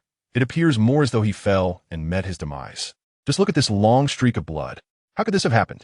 Considering the end point of the blood trail, the truth gradually dawned on them. At that moment, the Patriot's expression darkened to a point of near despondency. To stay or to leave, he was trapped in indecision, given the choice. He would have preferred to lift the locomotive and strike it down once more. Look at that position. Isn't it rather amusing? A bold youth spoke up. Indeed, haha. It is quite laughable. Suddenly, the crowd erupted into uproarious laughter. Come on, brother. Let me lie down while you take a picture with me. This is great. This is great. Soon, more and more individuals began to extract their phones, capturing photographs from various angles, and some even lay beside the locomotive, urging their companions to snap a shot. The incessant clicks of the shutter echoed like a relentless barrage, accompanied by an overwhelming sense of humiliation. The patriotic individual, standing nearby, began to tremble with rage. These wretched commoners, were they even aware of their actions? A tempest of fury surged within him, and a flicker of murderous intent glimmered in his eyes, now ablaze. He could no longer remain. The thought of staying any longer filled him with dread, fearing he might succumb to an uncontrollable urge to unleash carnage. Yet, he could not simply abandon the situation. He found himself in a dilemma. Make way. Make way. We are from Water Company. A group pushed through the crowd, led by the heroic assistant, Ashley, accompanied by a contingent of Water Company support staff. As they parted the throng, Ashley intended to inquire about the circumstances, but was interrupted by the patriotic individual, who raised a finger to silence her, patting her shoulder and coldly instructing, "Handle it." Without a moment's hesitation, he took flight, unwilling to linger any longer. He feared he might annihilate these lowly beings. And the locomotive, how it had tarnished his dignity. Truly infuriating. Upon returning home, Jiang Ling retrieved a can of ice-cold cola from the refrigerator and drank heartily, exhaling a sigh of relief. After the ordeal, a refreshing can of cola was indeed delightful. After washing up and changing into a clean, checkered shirt, Jiang Ling turned on the television to see what interesting events were unfolding. As it happened, the narrative had begun with the rescue of Huey's girlfriend, which likely meant Huey would not join the payback team. Initially, Butcher had provided him with an opportunity to join due to his thirst for vengeance. Without Huey's involvement, the Invisible Man might not have perished, and Starlight would not have defected. Thus, from the onset, the plot had diverged significantly from the original work. Nevertheless, Jiang Ling was indifferent. Whether it diverged or not mattered little. Once he dealt with the anomalies in the Water Company, he could return home at any moment, without a second thought. At that moment, a news channel unexpectedly featured the patriotic individual. Jiang Ling marveled at the reporter's swift actions. It had barely been a moment since the incident, and they were already conducting interviews. However, this also highlighted the extensive reach of the Water Group's operations. In this era, traffic equated to everything. Water Company boasted the world's most outstanding superhero team, inundated with endorsement deals and collaborations, making interviews a vital part of enhancing visibility. Thus, it was likely that these reporters were also affiliated with the Water Group. A throng of journalists seamlessly encircled the representative of the motherland, for such occurrences were not unprecedented. Wherever there was sensational news, this swarm of reporters flocked like bees to nectar. Dear Representative, how would you characterize this incident? Was it an enemy attack, or merely an unfortunate accident? One journalist sought to dig deeper, attempting to steer the narrative toward this provocative angle. The representative was initially reluctant to respond, as he needed to clarify certain matters. However, upon hearing the phrase enemy attack, a flicker of recognition sparked within him, and he feigned a heavy demeanor, declaring, "This was merely an unfortunate incident." Unfortunate? Indeed. I too wish to be present wherever danger lurks. Yet I find our intelligence system lamentably inadequate in timely crisis detection. Of course, this was merely his excuse. Suddenly, the representative realized this was an opportune moment to lay the groundwork for his impending integration into the official framework. What corporation had long sought to infiltrate the military apparatus to gain access to more intelligence and wield greater influence? What solutions do you propose? The journalist pressed on. I am at a loss. The representative appeared somewhat helpless, yet quickly asserted, "Wherever peril exists, I shall exert every effort to resolve it." The crowd gazed upon him with admiration. Jiang Ling, seated on a sofa, smirked, were it not for his awareness of the man's true nature. One might easily mistake him for a hero brimming with righteousness. Chapter 46, Deep Sea. Meanwhile, in Manhattan, New York, at the intersection of 6th Avenue and 33rd Street, stood the headquarters of What International, What Tower, merely a block away from the Empire State Building. The tower spiraled skyward, crowned with a distinctive logo amalgamating the number 7. The thoroughfare of 6th Avenue and 33rd Street had transformed into a bustling scene, teeming with vehicles and throngs of onlookers. Before What Tower's grand entrance, a Hollywood-esque red carpet was laid out, flanked by suited security personnel maintaining order and journalists wielding various cameras and camcorders. At that moment, escorted by a convoy of police cars, a stretched Lincoln slowly made its way down 6th Avenue, eventually coming to a halt at the front of What Tower. The doors swung open, revealing Starlight, clad in a conservative white combat outfit and cloak, her face a canvas of shock and excitement. Accompanied by her mother, she waved to the reporters and enthusiastic fans before entering the edifice of What Tower. Within the 50-story auditorium, the space was divided into 2 levels. At the front of the lower level stood a grand podium for awards or exhibitions, complemented by a colossal screen showcasing captivating content to the audience. The upper level featured multiple platforms capable of accommodating hundreds. This expansive auditorium could host 5,000 attendees. At that moment, the lighting within the hall was dim, with only the podium illuminated by spotlights, while the large screen displayed a short film. The short film's content bears a striking resemblance to the self-introductions of most enterprises. It opens with picturesque countryside scenery, followed by parents joyfully running with their children across the meadows. As the scene shifts, the hustle and bustle of a bustling metropolis unfolds, culminating in a collage of 200 superheroes' images forming the silhouette of the United States, accompanied by the declaration, "We make heroes super." As the film concludes, the stage lights brighten significantly. Dressed in a feminine blouse and a sleek black pencil skirt, with cascading golden waves framing her face, Madeline emerges from behind the curtain, greeting the applauding audience and shareholders with a warm smile. It is worth noting that at 50 years of age, Madeline maintains a commendable figure. Although her visage bears some wrinkles, it is evident that she was once a striking beauty.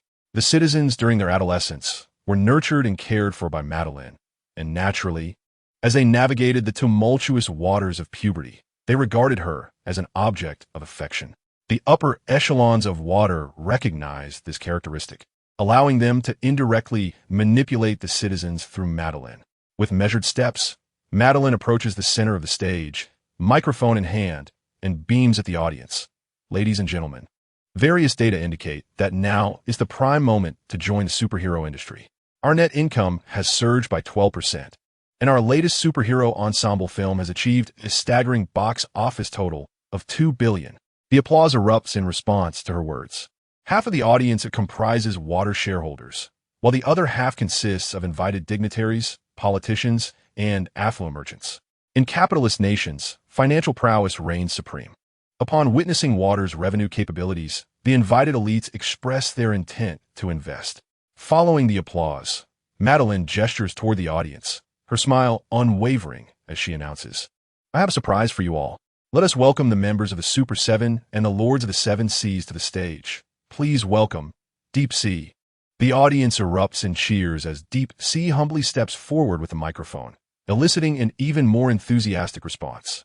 Amidst the adoration and applause, Deep Sea embraces the smiling Madeline. Subsequently, Deep Sea delivers a personal speech before gesturing toward the backstage with a booming voice. "Now, I wish to introduce a special member who will be taking the place of Lantern Bearer as my teammate. I can hardly wait to collaborate with her.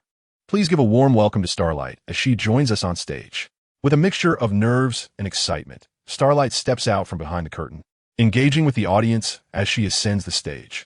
Starlight and Deep Sea share a gentle embrace, showcasing a harmonious scene of the 7-member team to the cameras and spectators. Glancing at Starlight, who is waving to the audience, a nefarious plan begins to take shape in the recesses of one's mind. In a fervent atmosphere of a bustling bar, Butcher sat alone, drowning his sorrows, seemingly isolated from the surrounding environment. unaffected by its vibrancy. For years, thoughts of vengeance consumed him, yet he pondered how one man could possibly challenge the vast power of the Vought Corporation. He envisioned assembling a team of his own, aptly named the Black Noir Brigade, dedicated to exposing the heinous crimes of those aberrations. As he meticulously contemplated his plans, a sudden hand clapped upon his shoulder. "Butcher, it's quite a challenge to find you." A magnetic male voice resonated from behind. Butcher turned to regard the stranger before him. Jiang Ling flashed a smile and, without invitation, seated himself beside Butcher, addressing the bartender with a casual, "A cola for me, please." "Who are you?" "Don't pretend we're acquainted. If you wish to avoid having your foul bird shoved where the sun doesn't shine, I suggest you vanish from my sight immediately," Butcher remarked, lifting his glass with nonchalance. "Your opening line bears a striking resemblance to Logan S." Jiang Ling mused, a hint of nostalgia in his tone. He shrugged, producing a business card from his pocket and placing it on the bar. "Well, if you're not interested in conversing, I shall refrain. This is my number. Should you encounter any unmanageable superhumans, feel free to reach out." Butcher paused momentarily in his drinking. "Of course, whether you choose to call is entirely your prerogative." Jiang Ling drained his cola, casually leaving cash on the table before turning to depart. Truth be told, he had merely come to glimpse Butcher, the protagonist of the Black Noir, without any ulterior motives. In every world, Jiang Ling sought to witness the main characters, finding joy in witnessing the cinematic figures that once brought him delight. Butcher lifted his glass, savoring the liquid as it swirled in his mouth. "What do you desire?" he inquired in a low, rumbling voice. Jiang Ling took a few steps away, allowing a slight smile to grace his lips upon hearing the voice behind him. He turned his head, chuckling softly, "I wish for a world devoid of superhumans." Chapter 47. Capturing the deep sea in the dead of night at Vought Tower. Accompanied by the weighty sound of the elevator, Deep Sea arrived on the 99th floor, the headquarters of the Seven. "Wow!" Starlight exclaimed, gazing in awe at the superhero-themed atrium, her eyes shimmering with wonder. "This is the scene I've always dreamed of," she thought to herself. "Impressive, isn't it?" Deep Sea whispered into Starlight's ear, beginning to introduce her to the various equipment within. Tears glistened in Starlight's eyes. "Oh, are you all right?" Deep Sea asked, sensing her sudden emotional shift. "What on earth? I thought I was performing quite well. Did I err somehow?" He pondered, bewildered by her tears. "It's just that I often stood before the mirror, pretending to be in this very place, and today I have finally realized that dream." The starlight flickered in his eyes, piercing the depths of Deep Sea's heart, reminiscent of the fervor with which he had once plunged into this industry, only to be met with the harsh realities imposed by the now formidable Seven. No one could escape this fate. He himself had not, and neither could Starlight. Clinging to such somber thoughts, Deep Sea leaned back against the edge of the stage and feigned nonchalance as he spoke. On my first day at work, I felt like a fraud. However, the silver lining is that everyone shares this sentiment." Starlight found the present moment to be exquisitely beautiful and held a deep fondness for Deep Sea, who had shown him such kindness. I have a poster of you on my bedroom wall. I have an almost schoolgirl-like infatuation with you." With her back turned to Deep Sea, her expression betrayed a hint of shyness. "Oh dear, I hope my words aren't too forward." Starlight had never been an ardent fan before and was at a loss for words during their first encounter. "Really?" The sudden happiness left Deep Sea somewhat bewildered. Although he had interacted with many female fans, he had never engaged with a superhero and admirer. After all, within the same circle, everyone knew each other's embarrassing stories, and such opportunities were rare. To his surprise, the moment had presented itself, and he felt a rush of excitement. Abandoning his original plan, he impulsively shed his pants, preparing for an exhilarating encounter in the hall. However, Starlight was unlike any female fan he had previously encountered. Such crude advances would likely only resonate with mindless devotees. She stood frozen, astonished by the surreal scene unfolding before her, questioning why someone she had once idolized was behaving in such a manner. "What's wrong? You just confessed your admiration for me," he thought, still clinging to the tactics that had worked on fans in the past. Yet, Starlight turned away, her expression one of shattered disbelief. Panic surged through Deep Sea. "No way. A prize so close can't just slip away." He called out, "Hey, listen, you're beautiful, and I'm not just talking about your left side." Cursing his own clumsiness inwardly, he felt frustrated. Starlight pretended not to hear and hastened towards the door. It's just a little bite. Hey. As she approached the exit, Deep Sea resorted to threats. This concerns how desperately you want to join the Super 7. Starlight halted in her tracks, and Deep Sea threw up his hands in exasperation. Damn it, perhaps I should have stuck to my original plan. Now it's merely a transaction, a grave loss. What did you say? Starlight's pupils began to gleam with a translucent hue, and the electronics around them flickered ominously as if on the brink of explosion. Hey, don't get agitated. Calm down. We're merely having conversation. Deep Sea hastily donned his pants, fear coursing through him. Listen, I know you're powerful. I understand your abilities are not to be trifled with. His mind raced as he contemplated the reality of being the second in command here. If he spoke, she could very well be ousted from this place, especially since you're now preparing to launch an attack against me. Well, Deep Sea is ready to take a gamble, wagering on Starlight's diminished intellect and her unwillingness to relinquish her superhuman career. The audacity of Deep Sea stems from his status as a counterpart to Aquaman. On either side of his abdomen, he possesses gills that allow him to breathe freely underwater. He can communicate with various marine creatures, such as crayfish and dolphins. Although these abilities may seem somewhat trivial to the Water 7 group, his combat prowess is notably the weakest among them. Yet, the general populace remains oblivious in their eyes. Deep Sea is the favored child of the ocean, the pride of the sea. In reality, he is merely a subordinate, hardly even a second in command, and on land, he cannot even triumph over a mere invisible man.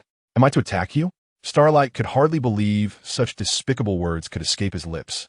Indeed, look, Deep Sea gestured toward the screens that had already been damaged by Starlight's wrath.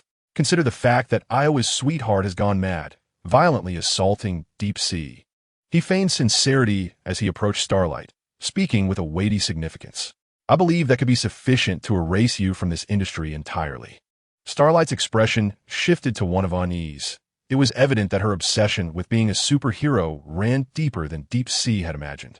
Encouraged by this revelation, Deep Sea slowly walked closer to Starlight, attempting to persuade her. Think of those children who adore you. That is not truly what you desire, is it? Deep Sea gently placed his hand on his belt, slowly unfastening it. Perhaps it would only take 3 minutes. It is not a matter of great consequence. His voice, akin to a devil's whisper, coiled around Starlight's ears. And then, all your dreams will come to fruition. Starlight's eyes brimmed with hatred as she stared intently at Deep Sea. Gradually crouching down, Deep Sea smiled with satisfaction, anticipating that what would follow would be an inappropriate scene for children. However, reality often defies expectations. Buzz. 2 terrifying heat rays shot forth from the darkness, creating ripples that pierced the air. There were no screams, no blood, only a peculiar scent of roasting flesh wafting through the air. It was the Homeland's people. Starlight shook herself from her stupor and quickly stood, stepping back to gaze out the window, her eyes alight with hope. Mere seconds later, an unbearable pain surged through her mind as Deep Sea collapsed to the ground. Howling in agony, it turned out that in the shadows, Jiang Ling had quietly concealed herself outside the window, capturing the entire sequence on camera. The footage now contained 3 videos, one featuring the Steelman duo's racist remarks, another of Jiang Ling returning to the previous private club to film a chaotic battleground, and the last being this incident. Jiang Ling's intention was not merely to eliminate those freaks. She aimed to undermine the very foundation of the Water Group. Reputation is a difficult thing to build, but remarkably easy to destroy. In the original narrative, superheroes frequently encounter crises of trust, yet these issues ultimately dissipate, as no one possesses the authority to restrain them. However, with the arrival of Jiang Ling, the scenario shifts. He not only offers sensational news, but also has the capability to eliminate both superhumans and the upper echelons of Water Group, clearing the obstacles in his path. The task of dismantling the Water Group will naturally attract individuals willing to take action.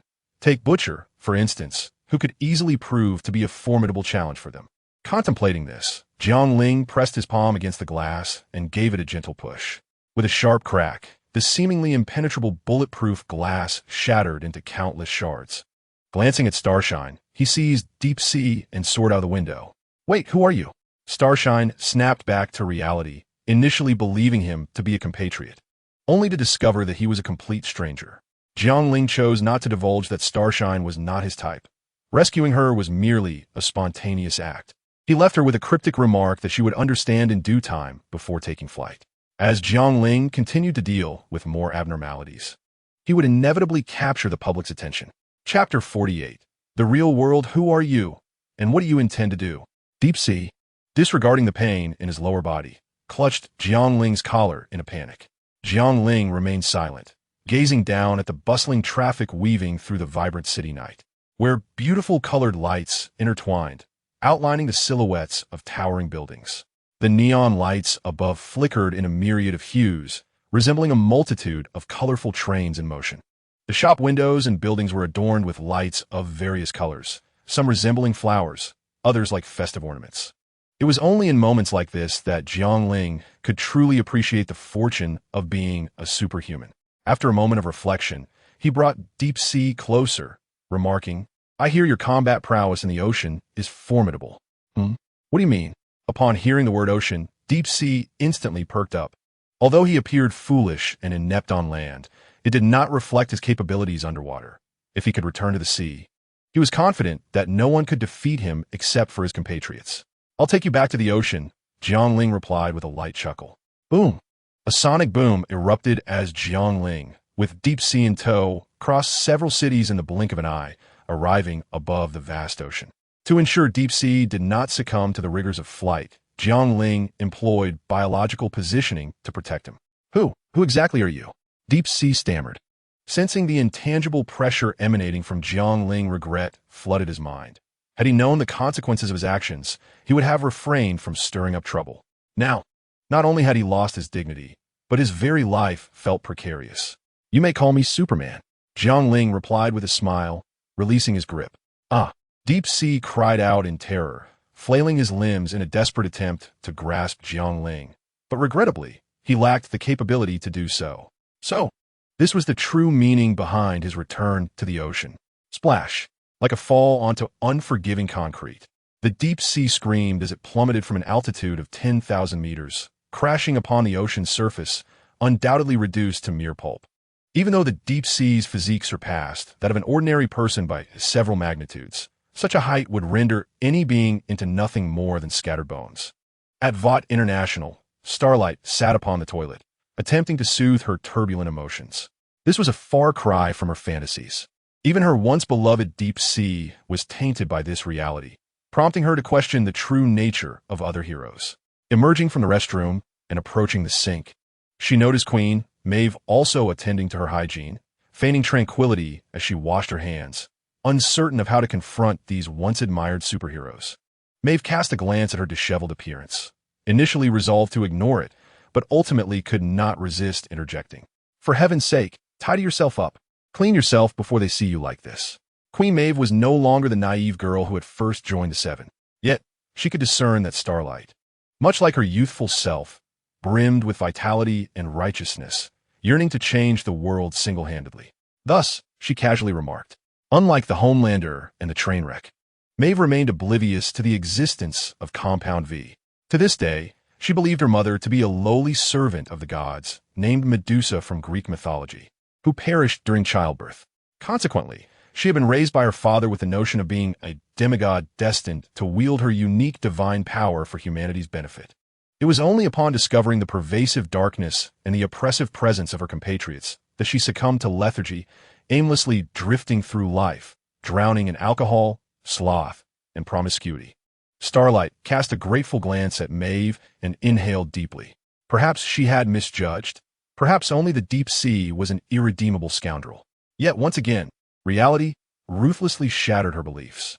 "Translucent, you are truly an incorrigible, repugnant pervert." Maeve sensed an unsettling presence beside the trash can and immediately recognized the disturbance, glaring at him as one would at a pest before striding out of the restroom. Starlight mechanically turned her head to look, only to encounter a man, his body fully visible, awkwardly leaning against the wall, their eyes locking in an uncomfortable exchange. Translucent was a man who required complete nudity to achieve invisibility. He did not vanish entirely, but rather transformed his skin into a carbon-based material that bent light around him, akin to wearing an invisibility cloak.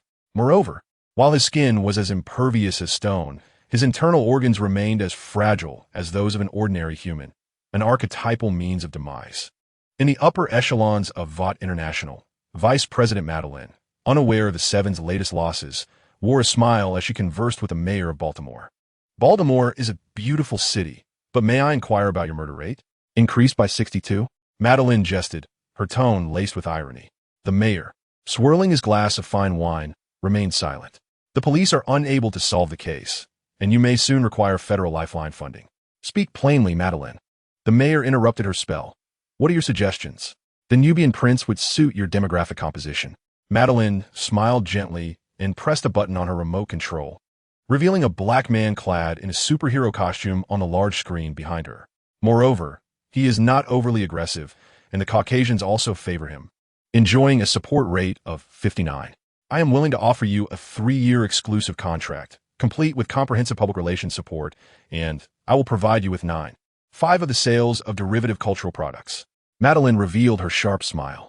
As the vice president, Madeline harbored numerous ambitions, requiring extensive connections and funding.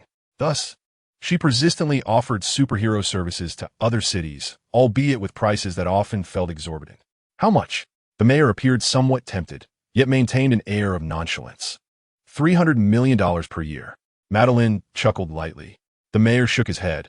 I can persuade the public to accept the Nubian prince for $200 million. I'm afraid we cannot finalize this transaction. Atlanta is still in line. Upon hearing that negotiations had stalled, Madeline's expression shifted dramatically, preparing the agreement. The mayor casually organized her actions, suggesting perhaps you could. Why? Madeline was curious about the old fox's newfound confidence. As the sole provider of superheroes in the world, she was entitled to demand a premium. Such is the nature of monopolistic business. I happen to know about Compound 5. The mayor wore a look of assured victory. Madeline's demeanor subtly altered. Those at the upper echelons of the water company understood one fundamental truth. Their most invaluable asset was never the Water 7, but rather Compound 5. Superheroes could be recreated, but if Compound 5 were to be exposed, the outcome, regardless of how the situation evolved, would certainly not align with their desires. Chapter 49. Saving Lives. What is Compound 5? Madeline feigned ignorance, though her posture had shifted from relaxed to serious. The mayor observed this change keenly. It is the kind of rumor that could genuinely tarnish the reputations of your heroes. No one wishes to witness such a scenario. People need heroes. Of course, I can assure you that it would only be a rumor, as I am your friend.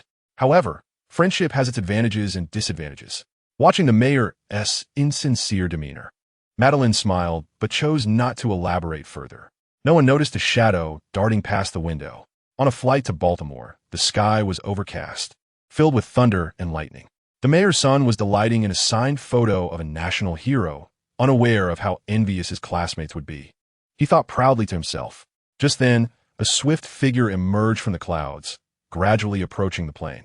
Dad, look, it's the Patriot, the son exclaimed with delight. What? How'd he end up here? The mayor expressed his surprise.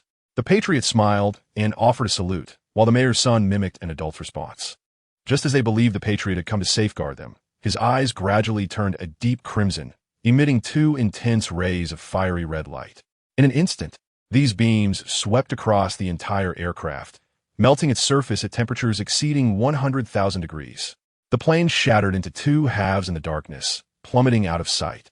The Patriot slowly halted, hands resting on his hips, as a bolt of lightning illuminated the slight curve of his lips. As a peculiar individual who perpetually monitored his adoptive mother, no one could threaten Madeline in his presence, even if it jeopardized the plans of the water group. He remained indifferent. Who was he? The Patriot, free to do as he pleased. The following day, Jiang Ling, dressed in casual attire, sat comfortably on a wooden bench in a park. Beside him lay a bag, from which he casually grabbed a handful of seeds to scatter on the ground. Soon, flocks of pigeons descended to feast. Occasionally, blonde beauties jogged past him, their 2 pink protrusions swaying atop their fair figures. Jiang Ling squinted, admiring the picturesque scene. Who shall he eliminate next? Bored, he drifted into thought. The Patriot was likely to be the final course, though that was not certain.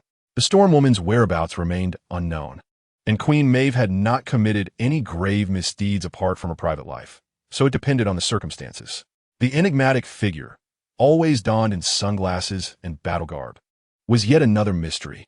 In the narrative, this figure was recognized as one of the most skilled fighters among all superhumans, possessing extensive combat experience, and was loyally serving Water and Edgar.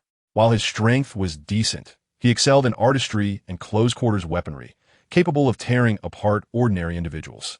His physical defenses and recovery abilities were formidable. However, his glaring weakness was an allergy to almonds, which could easily be exploited. In the comics, this figure was a mere replica of the Patriot, often shifting blame onto him, ultimately leading to the Patriot's demise. He was, in essence, a trump card tightly controlled by the Water Group to manage any uncontrollable superhuman situations. Oh, and let us not forget the voyeuristic individual who had a penchant for home invasion. Jiang Ling smacked his forehead, nearly forgetting this nuisance. He resolved to deal with this oddity first. After scattering the birdseed, he clapped his hands to dismiss a few women attempting to engage him, and headed toward the private club for superhumans. Inside, he anticipated a myriad of dangerous individuals, including scenes of drug use and the consumption of Compound 5. He planned to compile all the reckless behavior of these oddities and later present it to Butcher and his team, leaving the extent of their actions to their discretion. The narrow and dimly lit alley was adorned with chaotic graffiti, permeated by a nauseating stench of decay, while heaps of trash loomed like small mountains. Gazing into the distance, one could see crumbling walls and flickering streetlights. Within the alley, the rustling of shuffling feet echoed as a trembling man retreated incessantly, his face a mask of sorrow and rage, quaking as if confronted by a horrific sight. "Please, spare me," he pleaded, eyes fixated on the monstrous shadow before him. In a state of despair, he cradled his head, overwhelmed by an indescribable terror. Mere moments ago, he had not been alone, but in the blink of an eye, his companions had been brutally slain by the creature before him, some bisected by laser vision, others frozen into solid ice, and some with their heads forcefully smashed into their chests. It was crucial to note that among his companions was a hero affiliated with the Watt Group, endowed with extraordinary powers that surpassed the capabilities of mere mortals. Ignoring the man's pleas for mercy, Jiang Ling delivered a powerful kick that sent him crashing through a wall, lifting him effortlessly as he dangled in midair. The immense strength of Jiang Ling caused the man's eyes to bulge in agony as he wailed in pain. Originally, Jiang Ling had intended to retrieve a recording from a private club for superhumans and leave. But he stumbled upon a scene of brutality. A teenage girl was being incapacitated by several burly superhumans. Cold fury gripped Jiang Ling as he swiftly transported the girl and her assailants away from the scene, leading to the current moment. Su Ran showed little interest in the lamentations of the weak, yet he found it unsatisfactory to dispose of this man so casually. The man's abilities were of little use in combat, yet in this stable society, he possessed a particularly vile talent. His skin secreted a potent aphrodisiac. It was no wonder he had aligned himself with a capable hero. Jiang Ling cast a glance at the lifeless body of a hefty superhero named Tank, whose skin could transform into thick, yellow rock, showcasing immense strength. It was evident that this was a blatant imitation of the Fantastic Four, though the resemblance was striking, if not original. Gripping the aphrodisiac-wielding man, Jiang Ling clenched his right fist, then released it, swinging his arm to send a fallen billboard flying. With a disdainful smirk, he lifted the girl into his arms, intending to take her to a nearby hospital. After scanning her body with a ray, he noted her vital signs were alarmingly weak. Time was of the essence. He glanced up at the sky, adjusted his cap, and swiftly moved, disappearing into the shadows. Upon reaching the man's residence, Jiang Ling confiscated all the money hidden within, hastily transporting both individuals to the hospital, where he admitted the girl into the emergency room under the man's name. Chapter 50. Wrath. Subsequently, Jiang Ling brought this man to hover above a prison, where the man's expression of terror and cries began to slow down at an exponential rate, akin to a bird's wing beats coming to a near standstill. Certainly, it is not that they have been frozen in time, but rather that Jiang Ling has begun to accelerate. In reality, as speed increases, the duration naturally diminishes. Thus, when velocity reaches extraordinary heights, time seems almost non-existent, much like the speed of light, which is so rapid that our naked eyes cannot discern it. Even if our eyes could perceive it, our brains would struggle to process the information. And even if the brain managed to keep up, no one could attain such velocities. Nevertheless, Jiang Ling possesses all these capabilities, superhuman vision, extraordinary cognitive abilities, and remarkable speed. He can achieve all of this, albeit not for extended periods, unlike a city superhero who can manipulate such powers at will. Jiang Ling has yet to reach that level, though it is only a matter of time. After stripping a man and tossing him into the prison shower, Jiang Ling swiftly navigated through the corridors of the prison and the cafeteria, arriving at the playground. He squatted beside a muscular man lifting weights, appraising his physique with satisfaction. Nodding in approval, he grasped the man by the nape of his neck, enveloping him in a superhuman biological field to prevent his immediate obliteration at such speeds. After discarding the man into the shower, Jiang Ling clapped his hands and returned to the playground, seeking his next target. These basketball players possess commendable physiques. They shall be taken, swoosh. These prisoners, too, have well-developed bodies. They are coming with me, swoosh. This one seems promising, swoosh. Oh, this one is also quite good, taken. Swoosh, swoosh, swoosh. Observing the shower filled with muscular men, Jiang Ling mischievously twisted the doorknob shut, quite securely, indeed. What? You claim that not all muscle-bound men in the prison are of the same ilk? Oh, I neglected to mention that the pheromones from the arousal-inducing man are not solely effective on women. They also work on men. Logically, they should even be effective on animals. Those superpowers often defy reason. However, I shall refrain from tormenting those adorable little creatures. That would be unkind. Before coming, Jiang Ling had poured several vials of the arousal-inducing man's essence over himself, so you can imagine the implications. Enough of that. Jiang Ling seeks to find some amusement to alleviate the effects he has experienced. Surprisingly, merely catching a whiff of the scent has had an impact on him, albeit not particularly potent. As Jiang Ling wandered lost in thought, he casually snapped his fingers, allowing time to flow normally. Before long, a harrowing and deafening scream pierced through his eardrums. How dreadful! Jiang Ling sat in a cinema, embracing a recently acquainted blonde beauty, involuntarily shuddering. A few days later, over the ocean, the Watt Group's maritime rescue team was hauling a plump fish aboard, slicing it open to reveal a glimmering chip within. It was a deep-sea signal chip. With the locomotive dead and the deep sea compromised, this is undoubtedly a conspiracy against our corporation. We must take action. The somber patriot glowered at the television, watching as a politician's demeanor shifted dramatically, speaking to Madeline without turning his head.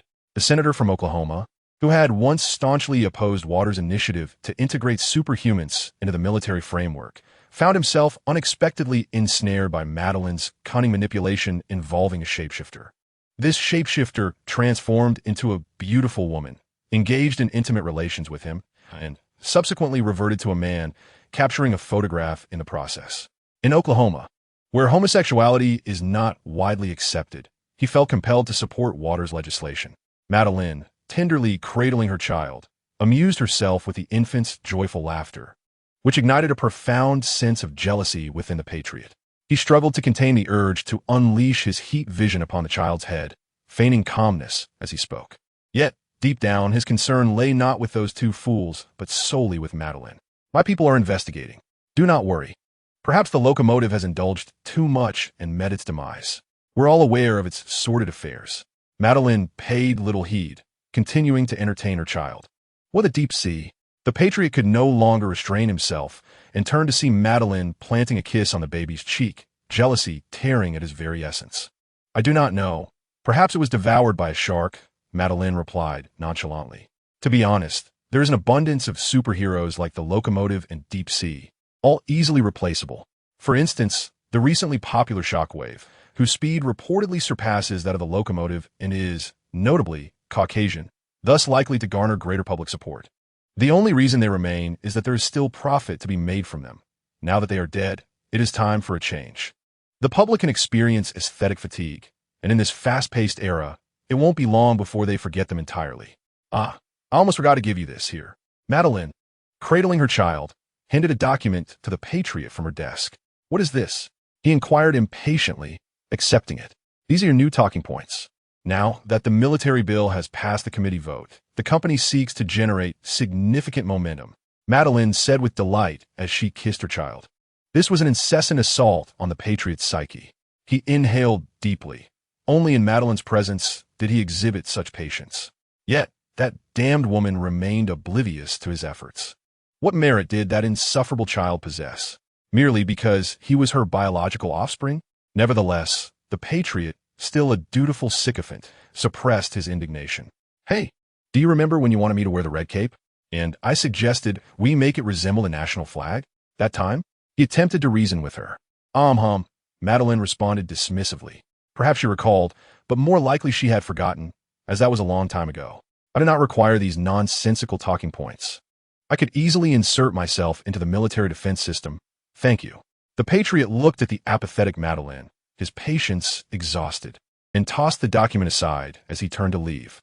"That was personally written by Mr. Edgar, the head of the water group. So if you wish to go to the 82nd floor to discuss matters with him directly, feel free." Madeline did not turn around, casually speaking. "Are you happy now? Are you a happy boy?" The man from her homeland, with his back turned to Madeline, grimaced in displeasure at her attitude. Since that insufferable child appeared, all of Madeline's attention had been diverted from him. Turning back to grab some documents, the man's expression was calm, as if he had chosen to concede. Yet one could see boundless rage simmering in his deep-set eyes. This could not be brushed aside. No one could toy with him in such a manner. Chapter 51. Inferior version of Aquaman. The architectural style of the Bulgari resort seamlessly merges the traditional designs of Bali with rich Italian influences.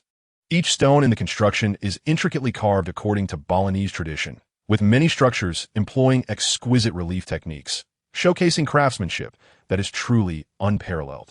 The villas here possess a unique charm, with glass floors offering glimpses of the cerulean sea below. The tropical scenery is intoxicating, and the white sandy beaches are captivating, resembling a paradise untouched by time, complete with thatched roof cottages that stand out in their uniqueness. Within one of the villas, the cool breeze rustled through the branches, gently caressing the curtains of the bay window. In the dim light filtering through, a beam of sunlight illuminated Jiang Ling's handsome face.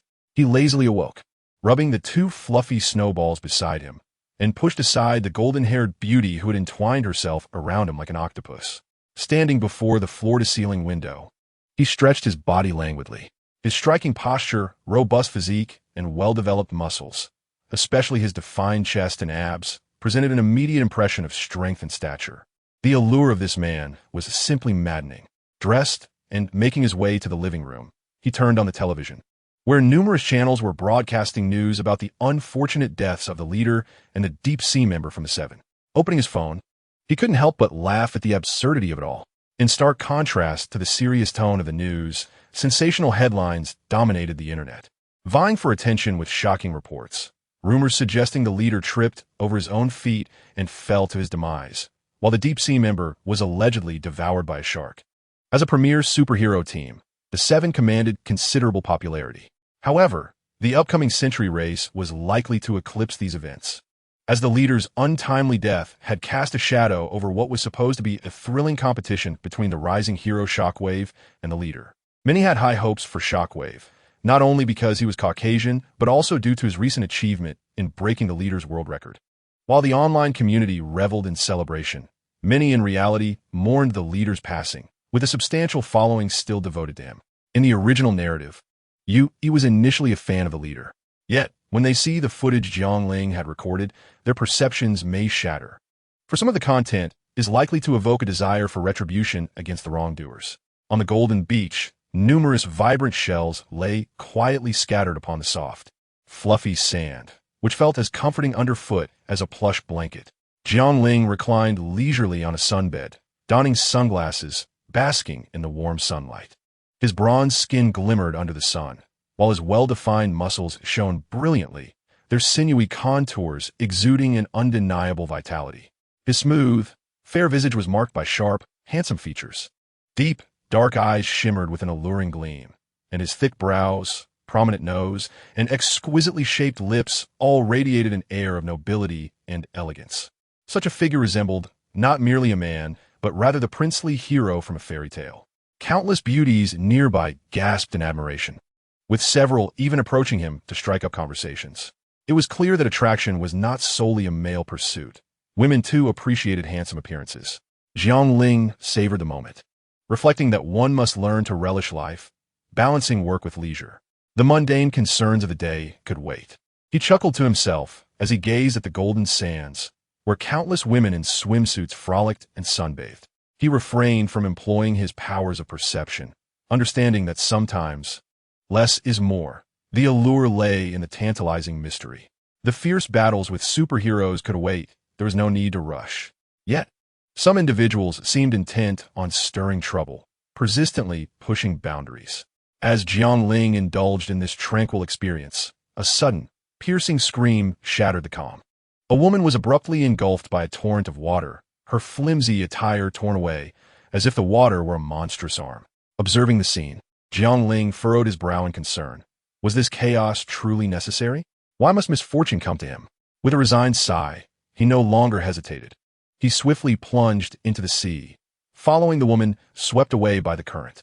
This assailant, seemingly oblivious to his presence, could merely transform into water but lacked the ability to control it. If he possessed such extraordinary powers, he would not resort to such crude methods. Before long, they arrived at a rocky outcrop, a mere few hundred meters from a beach.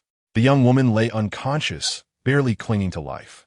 At that moment, a humanoid mass of water detached from the sea, morphing into a blue-haired youth who gazed at the girl with malicious delight. With a flick of his wrist, the current that ensnared her shattered, sending her tumbling to the ground. "Haha, you are mine now," he cackled. The youth's eyes sparkled with a sinister glint as he fixated on the woman before him, a lewd smile creeping upon his lips. There was no need for speculation. This scene unveiled the man's nefarious intentions, utilizing his supernatural abilities to fulfill his desires. It was evident that this was not the first time he had engaged in such acts. Indeed, the figure in the black robe had orchestrated this encounter with remarkable clarity. Jiang Ling, submerged beneath the water, rested her chin thoughtfully, unable to suppress a sigh of contemplation. Suddenly, with a sharp, resounding crack that pierced the air, Jiang Ling erupted from the water's surface, her figure soaring like a cruise missile from a submarine, tracing a graceful arc before landing before the blue-haired man. "Hello." She greeted him with a rather oily tone. Her pearly white teeth glimmered brilliantly under the sun's rays. The man fell to the ground, clutching his heart in utter shock, his eyes wide as they met Jiang Ling's. His mouth moved, but no sound escaped. He was too terrified to utter a word. Raising an eyebrow, Jiang Ling assessed the woman's vital signs, relieved to find she was unharmed and in no peril. She then crouched down before the man, gently patting his face. "Don't be so astonished. If you dare to commit wrongdoing, you must be prepared for the day of reckoning. However, I am quite intrigued by your abilities. If you would be so kind, could you enlighten me? I could offer you a less painful demise." "Who are you?" The blonde-haired man stammered, finally regaining his composure. "Does it truly matter?" Jiang Ling replied, her smile tinged with a hint of menace. Chapter 52. The hijacking indeed. Perhaps it pales in significance compared to my life. The man mused, momentarily dazed. He shook his head vigorously, forcing himself to regain his calm. "No, you cannot kill me. My body can transform into water molecules. Physical harm has no effect on me. This woman belongs to you, and I acknowledge my error in encountering a fellow being. I apologize." "Oh, is that so?" Jiang Ling mused, a disappointment palpable. If his ability merely allowed him to control the water his body transformed into, he was, at best, a second-rate superhuman, far inferior to the water-based beings from Marvel. With a slow shake of her head, Jiang Ling exhaled, a wave of frigid air surging toward the man. He remained on guard, ready to dissolve into water and escape, believing he could elude detection in the ocean surrounding them. However, he was unprepared for Jiang Ling's unpredictable tactics. The icy frost swiftly enveloped him, freezing his body in place, leaving only the expression of terror intact. A gentle prod caused him to sway, and he collapsed heavily to the ground, the ice shattering around him as the blue-haired man met his end before Jiang Ling. Had he been any other superhuman, it would have been a challenge to slay him. The key was to strike before he could transform into water. However, who could have anticipated that he would encounter Jiang Ling? She possessed the means to end his life in two distinct ways. This indeed is fate. Simultaneously, a woman nearby was subtly twitching her eyebrows, clearly on the verge of awakening. A portion of this must be omitted, for the platform is quite stringent. Jiang Ling helped the girl into her swimsuit, casually giving it a squeeze. One must admit it was rather ample. Ahem, a respectable individual a respectable individual. With his right arm, he effortlessly wrapped around the young woman, and in a swift motion, they soared into the air. In a blink, he appeared on the beach, gently placing the girl down, only to return to his own lounge chair, donning sunglasses and savoring a sip of sugary soda, feeling utterly content. Engaging in acts of kindness could indeed bring personal joy, provided one knows their limits. At that moment, the girl left on the beach slowly opened her eyes, murmuring, how'd I end up here? In a hazy state, she gradually rose to her feet. I feel as though something had dragged me into the water. She scratched her head, her eyes filled with astonishment. Rubbing her arms to dispel the goosebumps, she hurriedly departed, puzzled by the slight discomfort she felt in certain areas. Was it merely a figment of her imagination? Unaware of the weight of his actions, Jiang Ling had already soared back to his previous suburban hideout by dusk. What about the blonde beauty in that villa? You ask? Well, she was left to her own devices. They had shared an intimate night, and Jiang Ling hadn't bothered to leave any contact information. One evening was sufficient. After all, why demand more? Oblivious to his newfound reputation as a cad, Jiang Ling swiftly disrobed, reveling in the pleasure of a solitary bath. He sprawled carelessly in midair, allowing it to guide him back to his grand bed. He relished that moment at the end of the day when he lay on his bed.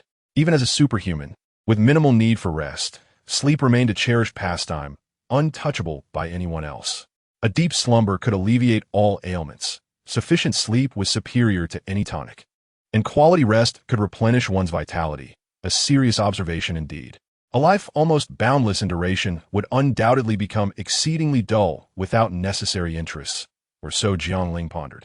In the What International Company building, on the 99th floor, in a conference room, as a conglomerate spanning pharmaceuticals, security, research, and food, what company ranks among the wealthiest in the United States, with assets amounting to trillions?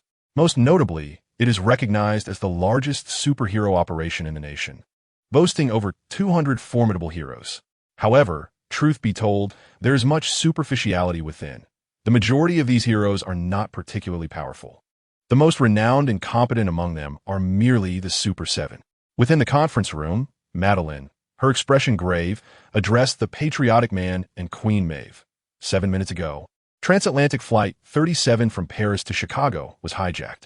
7 minutes ago, the patriotic man replied with an unperturbed demeanor. Indeed, the North American Air Defense Command was the first to inform us. How many hijackers are there? Maeve was somewhat astonished, not expecting that there would be individuals from Walter in North American Air Defense. It seems there are 3. Did they deploy 16 fighter jets? In contrast to the indifferent compatriots nearby, Maeve was evidently more concerned about the safety of those aboard the aircraft.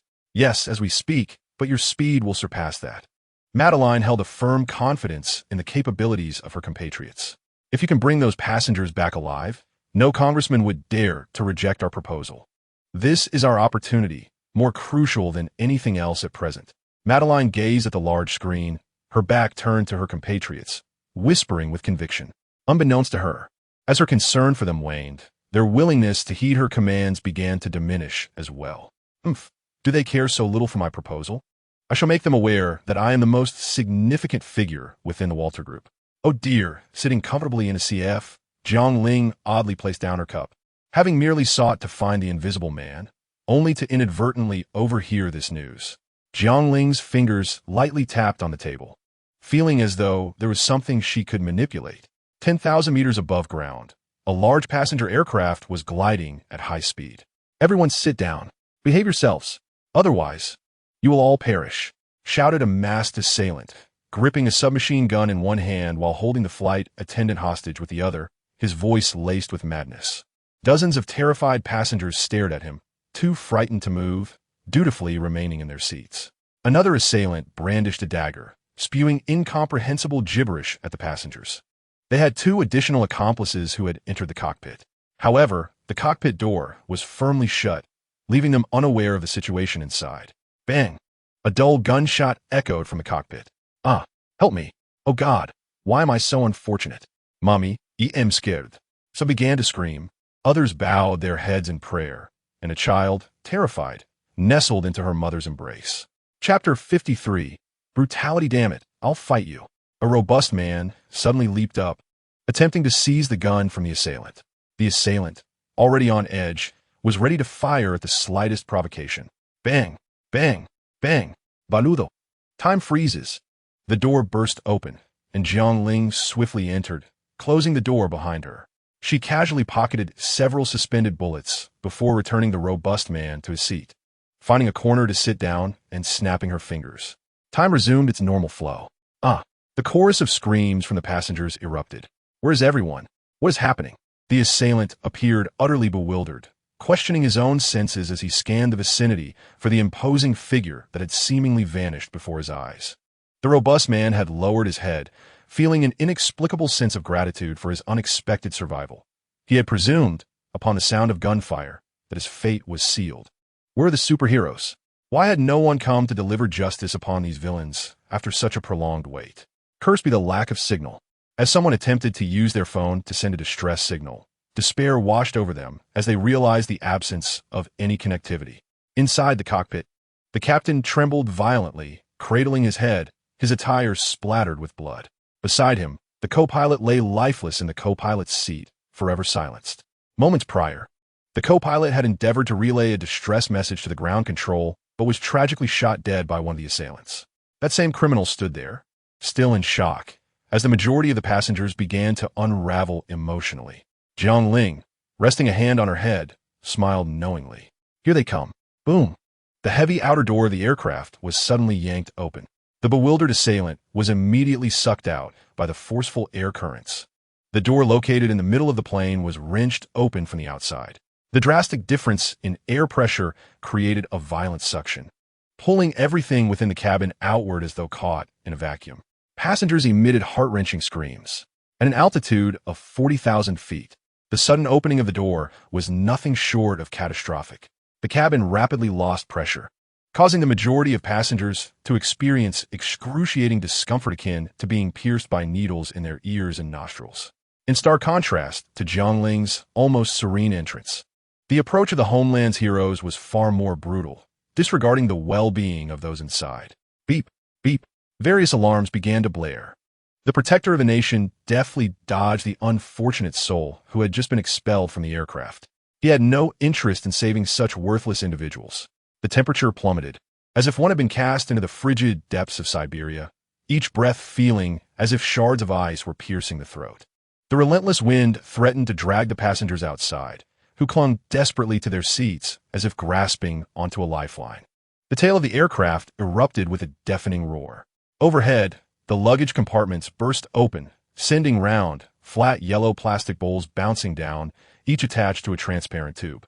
Amidst the terrified shrieks of the passengers, a figure leapt through the doorway, clad in a Greek-style leather outfit and adorned with a headband.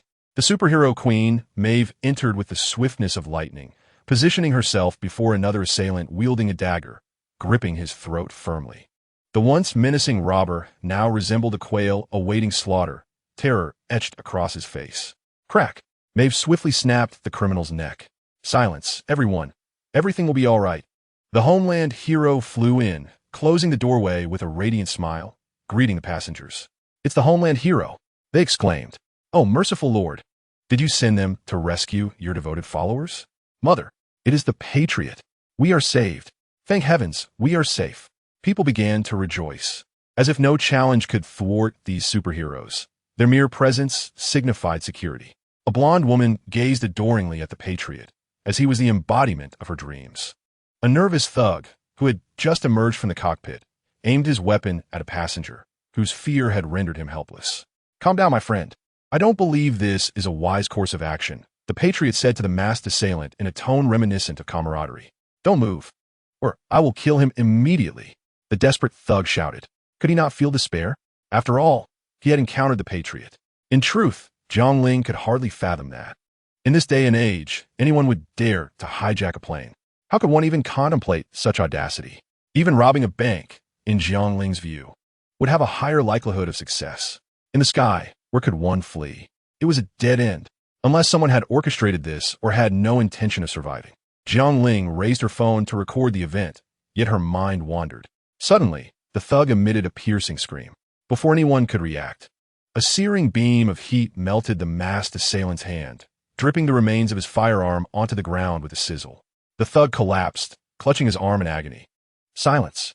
The Patriot's eyes flickered with impatience. A moment later, a red laser struck the thug's chest, penetrating it as molten ironwood would. His ribs and heart were obliterated by the searing light, and an eerie silence enveloped the atmosphere. The Patriot nodded in satisfaction. All right, everyone, it's over. You're all safe. The golden-haired, sunlit Patriot gently applauded. The sound of clapping erupted, accompanied by cheers. Well done, Patriot. We love you. Praise be to you, merciful Lord. Some sighed in relief, feeling secure at last. Queen Maeve, hearing the commotion from the cockpit, gestured towards the Patriot. With a beaming smile, he pressed his hand down reassuringly. All right, everyone, I must check inside. Stepping over the bodies strewn across the aisle, the Patriot chuckled softly. I told you that was not a wise choice, didn't I? My friend? He approached the cockpit door and easily pulled it open. The Patriot and Maeve entered directly. Jiang Ling continued to extend her head to capture footage, reveling in the proximity and clarity. The remaining thug leader immediately aimed his gun at the captain, his expression curiously devoid of tension. Calm down, my friend. Take it easy. The Patriot and Maeve hurriedly attempted to pacify the assailant. Just as the Patriot was poised to eliminate him with a heat ray, the assailant unexpectedly fired a shot, instantly killing the captain. The glass shattered, and the howling wind rushed in. In the next moment, a beam of thermal energy severed the head of the assailant's leader, simultaneously incinerating the captain behind him. The head exploded like a fragile watermelon, yellowish-white matter splattering everywhere. Chapter 54. Indifference. The control panel was also affected. A deep gash carved by the heat ray. Various instruments began to flash their alarms in rapid succession. Following a violent jolt, the aircraft began to stall. Damn it. The Patriot's expression darkened. He had sensed something amiss earlier. This assailant appeared utterly unconcerned for his own life. Maeve's countenance shifted, as if she had deduced the truth. Given the consistent behavior of the Water Corporation, it was not difficult to infer that the assailants were indeed their orchestrators. This also explained how such a motley crew managed to smuggle firearms aboard the plane. If there was no external assistance, who will believe it? However, it was likely that only the leader was privy to the details. The others might be oblivious, naively following this man to hijack the aircraft. Did they truly consider him a fool? The Patriots seethed with anger, realizing he was likely a pawn in the company's scheme. They intended to manipulate him into saving this plane, only to leverage military legislation afterwards. He would not allow them to succeed. He was a patriot, free to act as he wished. A tempest of rage clouded his judgment as he resolved to take a stand. The situation had spiraled out of control. What he had hoped would be a demonstration of the Patriots' might to elevate the Water Corporation in the eyes of the public and military was destined to fail. The Patriot could no longer tolerate the company's machinations. He would resist. Why should a group of incompetent mortals dictate his fate? Why? Can you pilot a plane? Maeve asked, her hair tousled by the wind. She furrowed her brow, sensing the situation had slipped from their grasp. The Patriot shook his head, suppressing his fury, and gestured toward the mangled control panel. Even if I could, it no longer matters. Maeve's breaths came in quick succession, her fists clenched. You need to lift the plane? Lift the plane? How? There is no solid ground outside, just damn air. The Patriot chuckled incredulously. Maeve's frustration intensified. I don't know. Fly above it. Straighten the plane out. The Patriot shrugged. At this speed, I'll either flip the plane over or crash through it. Maeve's nostrils flared as she took a deep breath. Then, you must return the passengers one by one to the ground. Ha ha ha. The people of the motherland seem to have heard a rather absurd joke. As they exchanged glances, the atmosphere shifted. Their smiles morphed into sinister smirks. Turning towards the cabin door, they concluded their task. As the former lover of the people of the motherland, Queen Maeve was acutely aware of their brutality and their utter disregard for human life. However, never had their recklessness been so blatant. Outside, countless innocent souls remained. How could he dare to commit such an atrocity? Maeve found it hard to believe. The two conversed as if oblivious to the ordinary individuals surrounding them, who were left chilled by their words. Jiang Ling, gleefully munching on snacks, thought this video would undoubtedly be explosive. The airplane roared louder, and the turbulence intensified. Those who sensed something amiss shouted to the people of the motherland, "Are you going to abandon us?" The people of the motherland remained silent, their expressions cold. Panic began to spread through the crowd. Maeve called out to the people of the motherland, urging her to leave this dreadful place with him. Internally, Maeve wrestled with her thoughts. She hesitated but gradually moved towards him. Damn you. He doesn't intend to save us. We cannot let them leave. A desperate middle-aged man in a suit exclaimed, attempting to incite the crowd. Upon hearing him, the passengers rushed forward to detain the two. The people of the motherland, witnessing the throng approaching, glared with eyes ablaze and veins bulging at their necks, bellowing, "Sit back down and save yourselves, or I will shoot you all right now." The advancing crowd recoiled in fear, and the suited man collapsed, trembling. The others stood frozen, paralyzed by terror. Was this truly the people of the motherland? The reality felt like a shattering illusion. "Please take my child," a mother pleaded, cradling her baby as she addressed Queen Maeve.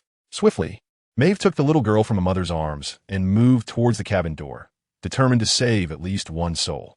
"Do not fear, child. You will be safe," Maeve reassured the girl, simultaneously comforting herself. "What are you doing?" The people of the motherland glared at Maeve with disdain. "Let us take this child with us," she implored, her eyes filled with desperation. The people of the motherland, visibly impatient, retorted, "No. Are you foolish?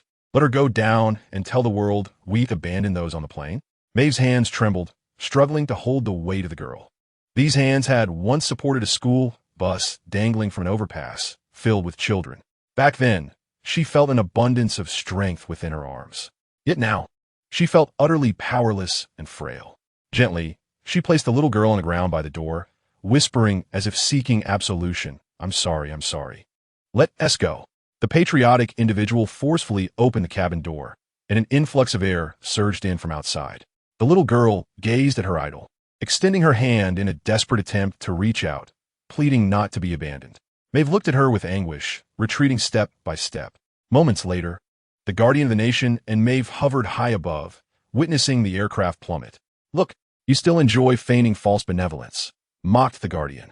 Queen Maeve remained silent, having made the choice not to save the child. She had long been assimilated by what, no longer resembling her former self. Inside the cabin, turbulent winds rushed in, slamming unbuckled passengers against the walls and seats. The nose of the plane doved downward, and terrified screams erupted from a crowd. The little girl was struck by a cart, screaming as she fled backward. Jiang Ling appeared like a flash, scooping up the girl and placing her safely in a nearby seat, fastening her seatbelt. At this moment, the airplane had lost its balance, the engines had shut down, and it hurtled toward the ocean with a roar. Why won't the Guardians save us? Lord, have I done something wrong? They are nothing but a band of villains. I must expose their true nature. We are about to die. How can you unveil them now?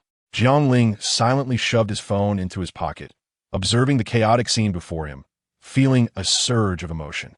Regardless of his past beliefs about the adage spoken by Uncle Spider-Man, that with great power comes great responsibility, he now harbored an even deeper disdain for the Guardians' shameless villainy.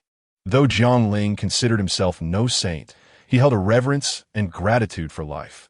In any circumstance, he would never dismiss the lives of others so callously. He lifted his gaze, his eyes piercing through the metal exterior and the layers of clouds above, landing on the Guardian, as if to say, just wait. Your retribution shall come. In the midst of the chaos within the cabin, many outside were weeping in despair. Some began to pray, while others even took out their phones to record videos for their families, fully aware of the futility of such actions. More chose silence, as nothing could be more sorrowful than a heart resigned to despair. The reality was harsh. Jiang Ling walked to the front, braving the negligible force pulling him back to shut the door. Instantly, the scene fell into silence, all eyes fixed upon him. At this juncture, the aircraft had lost its balance, the engines were dead, and it was careening toward the sea. Jiang Ling knew time was of the essence. He clapped his hands to capture everyone's attention. All right, everyone settle down. Those so-called superheroes have abandoned us, but we cannot surrender so easily. His steady, resonant voice brought a semblance of calm to the crowd. Do you have a plan? Jiang Ling smiled faintly, confident that everyone had noticed his extraordinary abilities. However, he was no superhero, merely an ordinary person standing up for justice. His powers required a modicum of assistance from the gathered crowd. Soon, he would step outside to support the aircraft, and he urged everyone to silently utter the words Superman in their hearts. The more fervently they did so, the greater the strength he would acquire, thereby enhancing their chances of salvation. Suddenly, in the midst of rekindled hope, a discordant voice pierced through the atmosphere. Why should we trust you? You belong to that wretched group of so-called superhumans, don't you? Are you merely seeking our strength to facilitate your own escape? Spare us your nonsense. If it comes to it, we shall perish together. Jiang Ling turned to see the suited man, who had previously attempted to coerce the compatriots into abandoning their post, sneering derisively. From the man's eyes, Jiang Ling discerned a profound hatred for superhumans. He chuckled softly. It seemed the image of superhumans was beginning to shatter in the minds of these individuals, which was precisely the effect he desired. He chose not to engage further, instead opening the cabin door and soaring into the air. After circling the aircraft and gaining a rudimentary understanding of its structure, Jiang Ling began to comprehend why his compatriots believed he could not bear the weight of this behemoth. Relying solely on flight and brute strength would likely result in catastrophic failure at the lifting points. Examining the aircraft's skeletal framework, he noted its near-cylindrical shape, supported internally by a robust structure. This cylindrical design adeptly disperses external pressure, making it exceptionally suited for the high-pressure environment of high altitudes. The central keel must withstand the immense pressure exerted by the entire fuselage, necessitating considerable strength. The fuselage itself uniformly distributes stress across its framework, particularly when the aircraft is airborne. The primary lifting surfaces were located in the wings, which constituted a vast area subject to load. The most significant stress points lay at the junctions between the wing structure and the fuselage, as well as between the landing gear and the fuselage keel. Even the landing gear, a component under substantial strain, disperses force through multiple connection points. The design of the landing gear reveals that each individual connection point exceeds 6 in number. Moreover, many large aircraft employ a rear triangular design, boasting up to 35 landing gear points. Such an extensive array of landing gear allows for the force experienced upon landing to be effectively dispersed through the aircraft's keel, supplemented by cushioning mechanisms to ensure the integrity of the fuselage upon touchdown. In stark contrast, a superhero possesses merely 2 hands, resulting in a significantly reduced contact area, directly impacting the fuselage's exterior, an area not designed to bear the greatest loads, thus failing to efficiently transmit force to the fuselage itself. Without a force akin to a superhuman biofield, direct lifting would inevitably cause the fuselage to crack at the point of support, leading to the aircraft being torn apart at high altitude. However, there exists a viable method. Jiang Ling closely followed the plane in parallel flight, activating his seldom utilized super intellect. Within mere seconds, he conjured a multitude of complete physical stress analysis diagrams in his mind. If the compatriots truly sought to rescue the aircraft, they would first need to deploy the landing gear, repeatedly lifting several stress points of the landing gear to adjust the plane into a gliding state, maintaining this condition until safe landing. Directly lifting the fuselage or the outer edges of the wings, which are relatively fragile, could easily result in excessive force from superhuman individuals. Akin to an ordinary person attempting to hold a tofu the size of a basin, any uneven pressure might cause it to shatter. Furthermore, manually applying force that does not align with the object's center of mass to adjust its motion would be exceedingly cumbersome. In such a state, it would be nearly impossible to stabilize an object. This endeavor is more complex than piloting an aircraft. Such technical tasks require precise calculations, and even trained individuals might not succeed on their first attempt, let alone those superheroes who tackle problems with brute force. Thus, it is not that the compatriots find it bothersome, but rather that it is beyond their capability. Of course, for Jiang Ling, lifting this little entity did not necessitate such complexity. It was merely a matter of force. He extended his biological stance to envelop the fuselage, alleviating any concern about the aircraft splitting in two. Positioning himself beneath the plane, Jiang Ling effortlessly restored the passenger jet to a stable state. Those inside the cabin soon felt the turbulence dissipate. It was that man. He had succeeded. After a brief moment of astonishment, silence enveloped the aircraft as all began to pray fervently within their hearts. The man in the suit was no exception. No one wished for death. Even the most insignificant speck of dust in the universe yearns for the right to exist. As long as someone extends a helping hand, they would clutch this final lifeline with all their might, refusing to let go. By the seaside, a large contingent of rescue teams stood ready. In fact, the deceased co-pilot had transmitted an alert to the ground tower moments before his demise, unbeknownst to the two hijackers. The ground tower, upon receiving real-time data from the aircraft, noted anomalies following the transmission of this information. Consequently, they promptly notified the authorities to prepare for a rescue operation. A contingent of soldiers was also present, maintaining order. In the sky, a passenger jet billowed thick smoke as it descended slowly under Jiang Ling's precise control. The contrast in size between a human and an aircraft need not be elaborated upon. A casually dressed, handsome man effortlessly lowered the plane. A scene reminiscent of a deity among mortals. Onlookers were spellbound by this surreal spectacle, momentarily frozen in place. What are you all waiting for? Hurry over to assess dangers and rescue the injured. The colonel, a man of African descent, was the first to regain his composure, bellowing at his subordinate nearby. His astonishment was palpable. He could hardly fathom that these superhumans were capable of such feats, and the sense of helplessness within him deepened significantly. Chapter 56. Revelation. The rescue personnel began to mobilize. Cautiously, they advanced to assess the dangers, striving to avert any secondary incidents. It appeared that the hope of preventing superhumans from infiltrating the military system had all but dissipated. Yet, there was a semblance of solace in witnessing the passengers standing on solid ground, weeping with joy.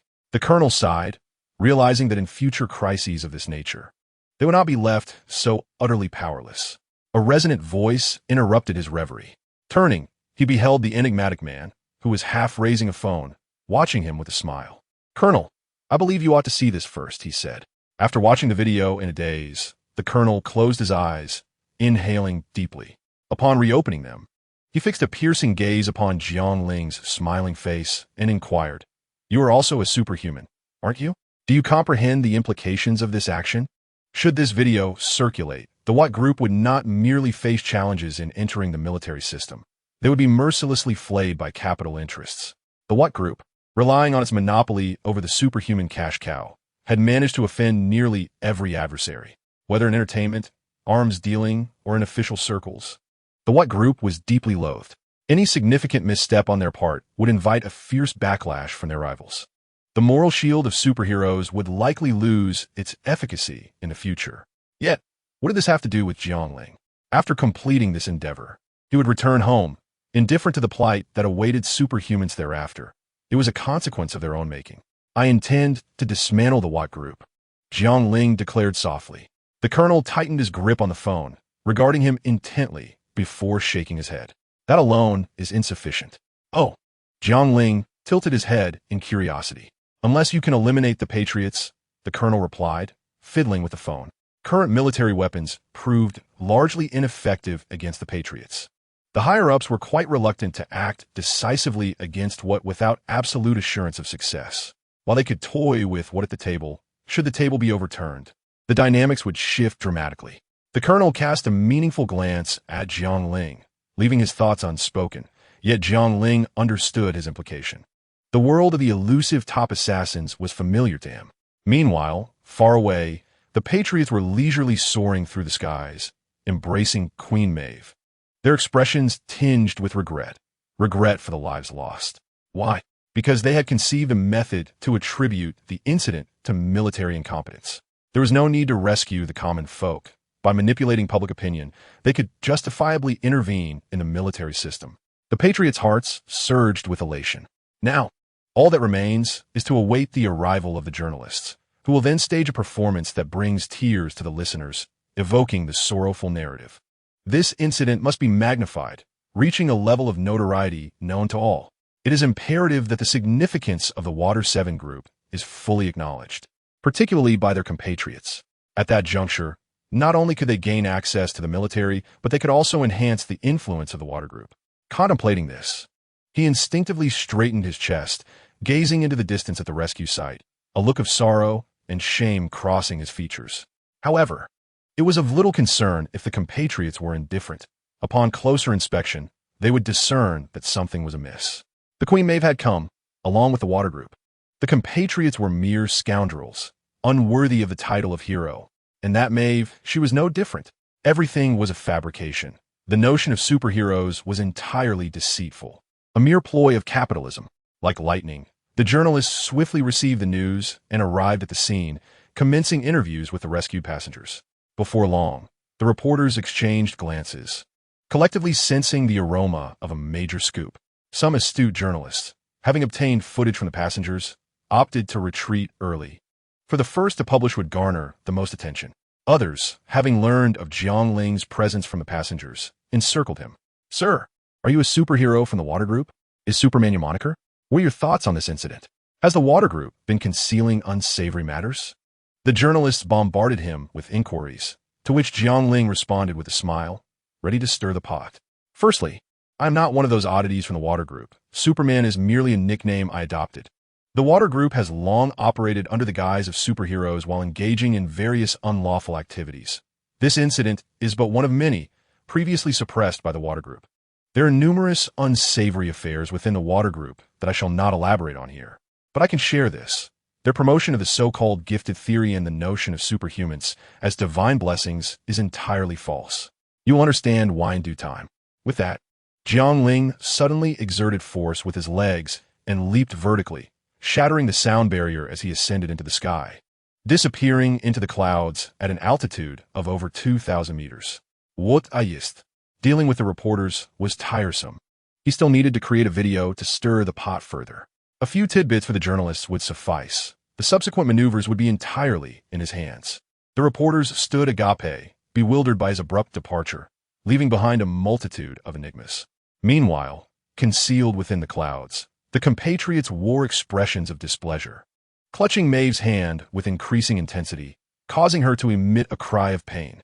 "What is the matter with you?" The Homeland Man disregarded Maeve's reprimand, taking a deep breath as he prepared to fly towards the Vought Tower with her. The situation had spiraled beyond his control, astonishingly. All passengers aboard the aircraft had been rescued. He needed to return and strategize with Madeline.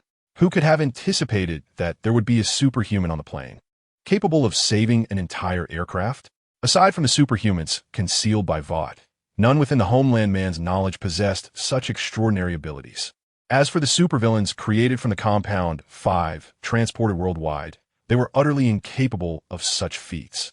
Why, if one had the power, would they not intervene to apprehend the criminals? Why wait until he had left before rescuing the plane? Confusion flooded the Homeland Man's mind. Recalling the recently fallen deep sea and the locomotive, he began to sense a conspiracy targeting the Vought Group. Inside the Vought Tower, in the conference room of the Seven, the Homeland Man, Queen Maeve, Translucent, Noir, and Starlight sat silently at a round table, their gazes fixed on the projected images. This footage, circulating online, was not the complete version from Jiang Ling, but rather recordings made by the passengers themselves. "Take this child with us," came a voice. "No. What? Are you a fool? Bring her down, so she can tell the world we let the people on the plane perish? Everyone, sit back down. You're courting death. Otherwise, I'll shoot you all right now." Chapter 57. Public opinion. The Homeland Man's cruel visage began to circulate wildly across various platforms. The crowd exhibited a myriad of expressions. Yet, constrained by the terror instilled by the Homeland Man over time, no one dared to speak. His face darkened, eyes blazing red, as a heat ray pierced the projector. "Damn it, damn it, damn it! This wretched rabble deserves to perish." A torrent of frenzied thoughts surged through his mind. Though Translucent kept his head down, hidden from view, his expression was one of utter disbelief. Such a monumental blunder, it was caught on video. Committing such a juvenile mistake was akin to a rookie error, a stark departure from the usual demeanor of the older brother. The public relations team must have been in disarray, likely cursing the Homeland Man profusely in their minds. Queen Maeve sat expressionless at the Homeland Man's side, her emotions inscrutable. If one were to speculate, she might have felt a sense of vindication and schadenfreude. Indeed, there was a sense of satisfaction. If anyone in the Seven despised the Homeland Man, it was undoubtedly her. In her youth, Maeve, much like Starlight, had embodied justice, radiance, and hope, aspiring to achieve great things with her powers and serve as a role model for the youth. Unfortunately, her path crossed with the Homeland Man, whose overpowering need for control rendered Maeve a forbidden treasure, leading to a lingering fear that he would find and eliminate her true love after their separation. The Starlight bowed its head in indifference. She had once believed that the character of her compatriots was flawless, humble, amiable, caring towards their comrades, and all the other positive and virtuous descriptors could aptly apply to them. However, upon closer contact with her fellow countrymen, she discovered that they were, in fact, Individuals teetering on the edge of madness. They acted as they pleased, dictated rules according to their whims, and believed that everything revolved around them, demanding unwavering obedience to their commands. Even the most powerful and popular leader of the seven-member team displayed such behavior. Did this so-called superhero still hold any significance? Xianxie appeared equally astonished, repeatedly glancing back to confirm whether the person in the video was indeed a compatriot. Ultimately, he confirmed it. There was no mistake. Bowing his head, he remained silent, the dark helmet occasionally reflecting a glimmer of light, leaving no one aware of his thoughts at that moment. Perhaps things were not as tranquil as they seemed on the surface. The atmosphere grew somewhat eerie. Suddenly, with a creak, Madeline entered, her expression grim. She appeared somewhat haggard, utterly exhausted, having just returned from Chairman Edgar's office, rushing here without pause. It was not that she held deep concern for her compatriots. Having lived most of her life, she cared for only two things: her children and her career. After Edgar's furious reprimand, he had delivered his final ultimatum. If she could not resolve the mess caused by her compatriots, she would not only forfeit her position as chairman, but also risk losing her vice chairman title. Such an outcome was unacceptable to Madeline, prompting her immediate arrival at the meeting room of the seven-member team. Now, explain how you managed to botch this up. This hardly aligns with your usual conduct. Madeline furrowed her brow, gazing at her compatriot's cold, expressionless visage, speaking with an air of helplessness. The compatriot maintained his frosty demeanor. What could he possibly say? Should he confess to Madeline that he acted out of jealousy? That he refused to follow her directives? Such a notion was absurd. He was being profoundly concerned with his image, especially in Madeline's presence. The absence of family in his youth and an insatiable yearning for kin had cultivated his twisted Oedipal complex. Thus, he could never publicly utter words that might lead to his social demise. Physically imposing, the compatriot was psychologically impaired, lacking an understanding of egalitarian and empathetic communication. Even Madeline, who had always coddled and indulged him, found herself irked. Do you realize that you're foolish? Self-destructive actions have obliterated years of hard work in cultivating the image of the Walter Company. The plan to integrate into the military system has collapsed, and the company's stock market value continues to plummet. The current public sentiment online is overwhelmingly accusatory, holding you and the Walter Company accountable, demanding explanations, and seeking substantial compensation for the victims. What do you propose we do now? Madeline's irate reprimands echoed incessantly in the compatriot's ears. The eyes of the patriotic citizen burned with fury. How dare you shout at me? Who gave you the audacity to act in such a manner? If it weren't for your diminishing attention towards me, would I have resorted to such actions? And that wretched, illegitimate offspring of yours. Everything stems from you. Yet you dare to place the blame upon me.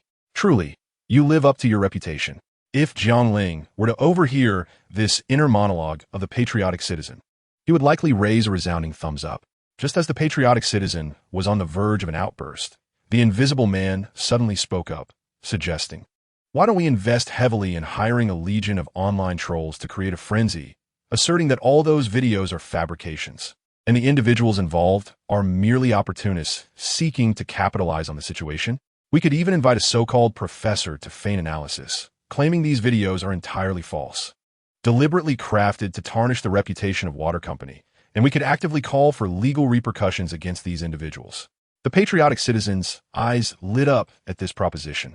However, just then, the door was flung open with a bang. Ailey, the assistant assigned to Starlight by Madeline, rushed in, visibly flustered. The patriotic citizen cast a cold glance in her direction, and all eyes turned towards her. Taking a deep breath, Ailey stammered, "Just now someone posted several videos online." Silence enveloped the room as everyone awaited her next words. Observing the lack of response, Ailey selected all the videos and projected them onto another conference screen. As the previous screen had been obliterated by the patriotic citizen, stealing a furtive glance at Madeline, Ailey turned and exited hastily.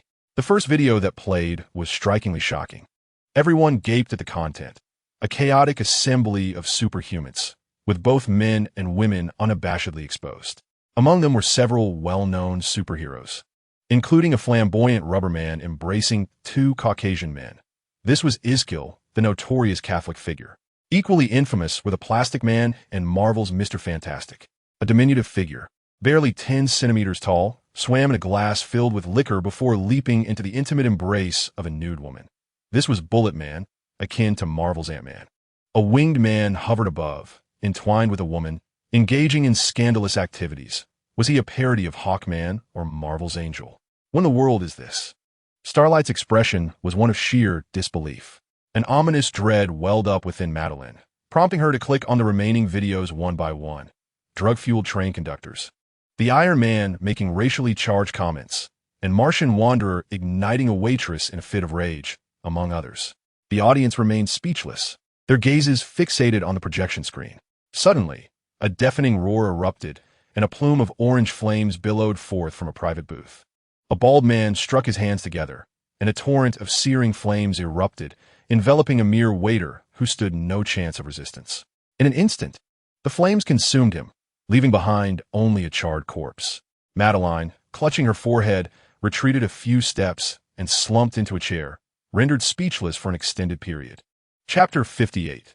The Heart of the Sage Tree, Grove, Mental Hospital. Jiang Ling, with a cheerful demeanor, sipped on his cola, reveling in the notoriety of the videos he had crafted. To thwart the ruthless machinations of the Water Corporation, he had duplicated these videos countless times, disseminating them across major American video platforms and news outlets. Furthermore, he sent them to numerous other powerful nations, confident that even the formidable Water Corporation could not extend its influence over Russia or the Celestial Empire. Of course, these were merely fragments. The complete video archive was shared only with a select few pivotal figures: Butcher, the threatened congressman, Director Susan, and Butcher's former mentor, Mallory. Each of these individuals harbored significant power and a profound disdain for Water and the superhumans, and Jiang Ling believed they would exhaust all means to confront Water. In the ensuing days, the internet erupted with revelations of superheroes' dark histories. For instance, a hero who had ardently promoted faith in Jesus and condemned homosexuality was, in fact, homosexual. Another female hero, ostensibly married, had hosted numerous wild parties with various men. Within a mere few days, a multitude of superheroes faced exposure, drawing ire from fans and netizens alike. Down with the Water Corporation. Imprison those superhuman criminals. It was shocking to discover that Steelman and the Hypnotist were not as they seemed. I had attended their funeral. How absurd. I had previously lambasted Mars Walker online, deeming him unworthy of the title superhero, a hot-tempered scoundrel. Now, the cacophony of outrage echoed across the internet as the public finally glimpsed the true visage of Water. While similar scandals had occurred in the past, they were invariably suppressed by the Water Group. However, the severity of this incident was unprecedented, leaving even Water's staunchest supporters at a loss for how to defend their idol. These videos laid bare the grotesque behavior of these so-called superheroes, who had exploited their powers without restraint. Seizing the momentum of public sentiment, Jiang Ling undertook another task: to purge American representatives entangled with the Water Corporation. After all, those representatives were deeply entwined with Water's interests, forming a mutually destructive alliance, a classic maneuver of capital. Yet, Jiang Ling had no intention of playing by their rules. He would eliminate them discreetly and without a trace. Top assassins, appearing and vanishing like phantoms. Thus, before these officials could assist Water in their public relations efforts, they met untimely ends through various accidents, car crashes, drownings, and even choking to death on food while dining at fast food establishments. All of these events were orchestrated by those who moved like shadows. When Superman ventures into the realm of assassins, none can withstand him, unless they, too, possess superhuman abilities. The sudden demise of several officials within a single day drew the Pentagon's attention. Regrettably, Jiang Ling's meticulous methods left no trace, resulting in the Pentagon uncovering nothing consequential. Instead, they discovered that these officials had accepted bribes from the Water Group. This investigation heightened the apprehension and vigilance of those at the Pentagon and the White House towards the Water Group, prompting them to take decisive action amidst the ensuing media storm. Conversely, the Water Group found themselves perplexed, having committed no wrongdoing, yet facing the oppressive force of the U.S. government. After dealing with the aforementioned officials, Jiang Ling arrived at a grassy clearing nestled among the trees. Aside from a structure encircled by an electric fence at the center of the eastern woods, there were no other buildings in sight. It appeared that the investors and builders had deliberately chosen this desolate location to ensure their activities would remain undisturbed. Jiang Ling recognized this complex. It was the psychiatric hospital at the heart of the Sage Grove, featured in the second season of The Black Cloak, where Storm appeared. Ostensibly a psychiatric facility, it was, in truth, a site where the Water Group conducted experiments involving Compound V on a multitude of innocent individuals. The subjects of these experiments were predominantly men and women with social impairments, coerced into treatment at the psychiatric hospital. The Water Group would proactively approach these families, offering the most straightforward yet effective incentive, money, to persuade them to admit their loved ones for treatment. Subsequently, researchers at Water would forcibly inject these individuals with Compound V. Due to the experimental nature of the compound, adult subjects faced a significant risk of immediate death upon injection. Even those fortunate enough to survive and acquire superhuman abilities ultimately faced a grim fate, with the vast majority of victims being under the age of 25. Initially, Jiang Ling had intended to eliminate the Invisible Man and the Dark One. However, given the fervor of the current media uproar, he felt compelled to stoke the flames of chaos further. Thus, he arrived at this location, intent on procuring samples of Compound V. At that moment, armed security personnel patrolling the perimeter spotted a casually dressed man descending from the sky, immediately drawing their weapons and rushing towards the entrance. One security guard, wielding a Glock pistol, aimed it at the leisurely approaching Jiang Ling and shouted, "Hey, stay right there. I told you to stop, you bastard." Jiang Ling, unfazed, casually cleared his ear, spread his arms wide, and approached the guards with a smile. "Fire. Eliminate this guy." The guard's command was followed by a cacophony of gunfire as the entire security detail, armed with small-caliber pistols and submachine guns, unleashed a barrage upon Jiang Ling. Yet, as the bullets struck him, they merely produced a series of metallic clangs. Jiang Ling stifled a yawn, displaying an air of nonchalance as he approached the security guard. "Damn superhumans," the guard muttered angrily while reloading his handgun, simultaneously warning his colleagues behind him. Yet, before the magazine could be chambered, Jiang Ling extended his left hand and grasped the guard's neck, effortlessly lifting him. With a mere flick of his index finger, the guard succumbed to a fatal cervical fracture. The fact that these guards were employed here indicated their deep loyalty to the Water Group, tasked with overseeing the innocent victims and, when necessary, executing those rendered utterly useless. However, Jiang Ling preferred to avoid overly gruesome methods, as such actions would tarnish his own reputation. Instead, he opened his mouth wide, exhaling a cloud of white mist. This fog, akin to a dense vapor, swiftly enveloped a nearby African-American guard. He did not even utter a cry of despair before his entire being became encased in a layer of crystalline frost.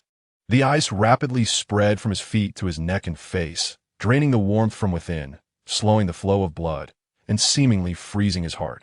As the frost reached the top of his head, the guard's heart ceased to beat altogether. The frozen visage of the guard, now a lifelike ice sculpture, bore an expression of sheer terror, as a chilling silence enveloped the air, instilling dread among the remaining guards. Upon witnessing the grim fate of their comrade, the remaining guards instantly lost their will to fight. After all, they were merely working for a paycheck. Sacrificing their lives was not an option. They turned and fled in a panic. However, the merciless frost would not allow them to escape so easily. Like a sweeping ice storm, the crystalline snowflakes, driven by a fierce wind, pursued the fleeing guards. Each time the storm made contact, it transformed them into frozen statues. In less than 10 seconds, all the guards had been reduced to mere icy figures, resembling exquisite sculptures from a distance. When reinforcements, alerted by the commotion at the front entrance, arrived to find the lawn strewn with frost and ice sculptures, they were left dumbfounded. What on earth was happening? This group of support, fully armed in black tactical gear, bulletproof vests, utility belts, helmets, and military-grade rifles, consisted of a unit of retired special forces hired by Water at a high price to oversee superhumans and execute assassination missions against threats to the company. Yet, upon witnessing such a scene of carnage and then glancing at Jiang Ling, who casually discarded a lifeless body as if it were refused while remaining impeccably clean, the special forces forgot even the most basic principles of engagement. "Oh, you all seem so dedicated," Jiang Ling remarked, turning to face the reinforcements with an expression of surprise. a gleeful smile gracing his lips. "You're almost making me feel sentimental." The elite black forces of what were destined to meet the same fate as the security personnel, becoming mere statues of ice. Jiang Ling had initially contemplated showing them mercy, but the thought of their cruel experiments on young lives hardened his resolve. Thus, he swiftly transformed them all into ice sculptures, refraining from utilizing heat rays as a form of mercy. Within mere seconds, the entrance at the heart of the sage tree was blanketed in a frigid landscape, the commotion triggering the psychiatric hospital's lights to blaze and alarms to blare. Has someone finally decided to emerge? Jiang Ling, with an expression of calm, lifted his gaze to behold the storm woman, suspended in the air, her hands crackling with purple lightning. Her physique was unremarkable, her beauty merely passable, clad in a dark uniform complemented by a black cloak. In the original comic, the Storm Woman was a male character, an ultimate killing machine conceived by Nakri using the primitive version of Compound Number 5, possessing the abilities to manipulate lightning and fly. It is well known that Nakri infused her very being with notions of racial superiority, ardently championing the Germanic lineage while deriding other races and groups. In the realm of film, the Storm Woman, known as Liberty Lady in the 1970s, had already commenced her campaign of slaughter against people of color. In the series, she even uttered derogatory terms aimed at those with yellow skin, making Nakri the most loathed character in Jiang Ling's eyes. Upon witnessing the gunfight erupting at the entrance of the sage tree, the Storm Woman promptly vacated the main research building, soaring into the sky just in time to witness Jiang Ling in the act of encasing the black forces in ice. A slight smirk graced her lips as she descended gracefully onto the lawn, where she halted several meters before Jiang Ling, her demeanor deceptively amiable. "Wow, what an extraordinary display of superhuman ability. Yet, I must confess, I have never heard of you. Even the Ice Queen, that second-rate hero, could not achieve such prowess. What brings you here?" she inquired, referring to the Ice Queen who had frozen her lover after their liaison. "I have come to procure 2 items," Jiang Ling replied, advancing toward the Storm Woman and lowering his voice to a grave tone. "One of those items is your head, Nakri." "Oh." The Storm Woman's surprise was palpable, clearly unprepared for Jiang Ling's revelation of her true nature. In an instant, she radiated a fierce purple lightning. Her starkly contrasting eyes were engulfed by deep violet energy, arcs of electricity cascading forth from her gaze and enveloping her entire being. However, the Storm Woman possessed exceptional composure, maintaining her smile as she queried, "Child, such a volatile temper and foul language are unbecoming. Why not share the reason you wish to kill me?" With a hum, Jiang Ling had no desire for idle conversation. His eyes glowed a fierce crimson as he unleashed 2 searing heat rays, which, at such close range, pierced directly through the Storm Woman's chest.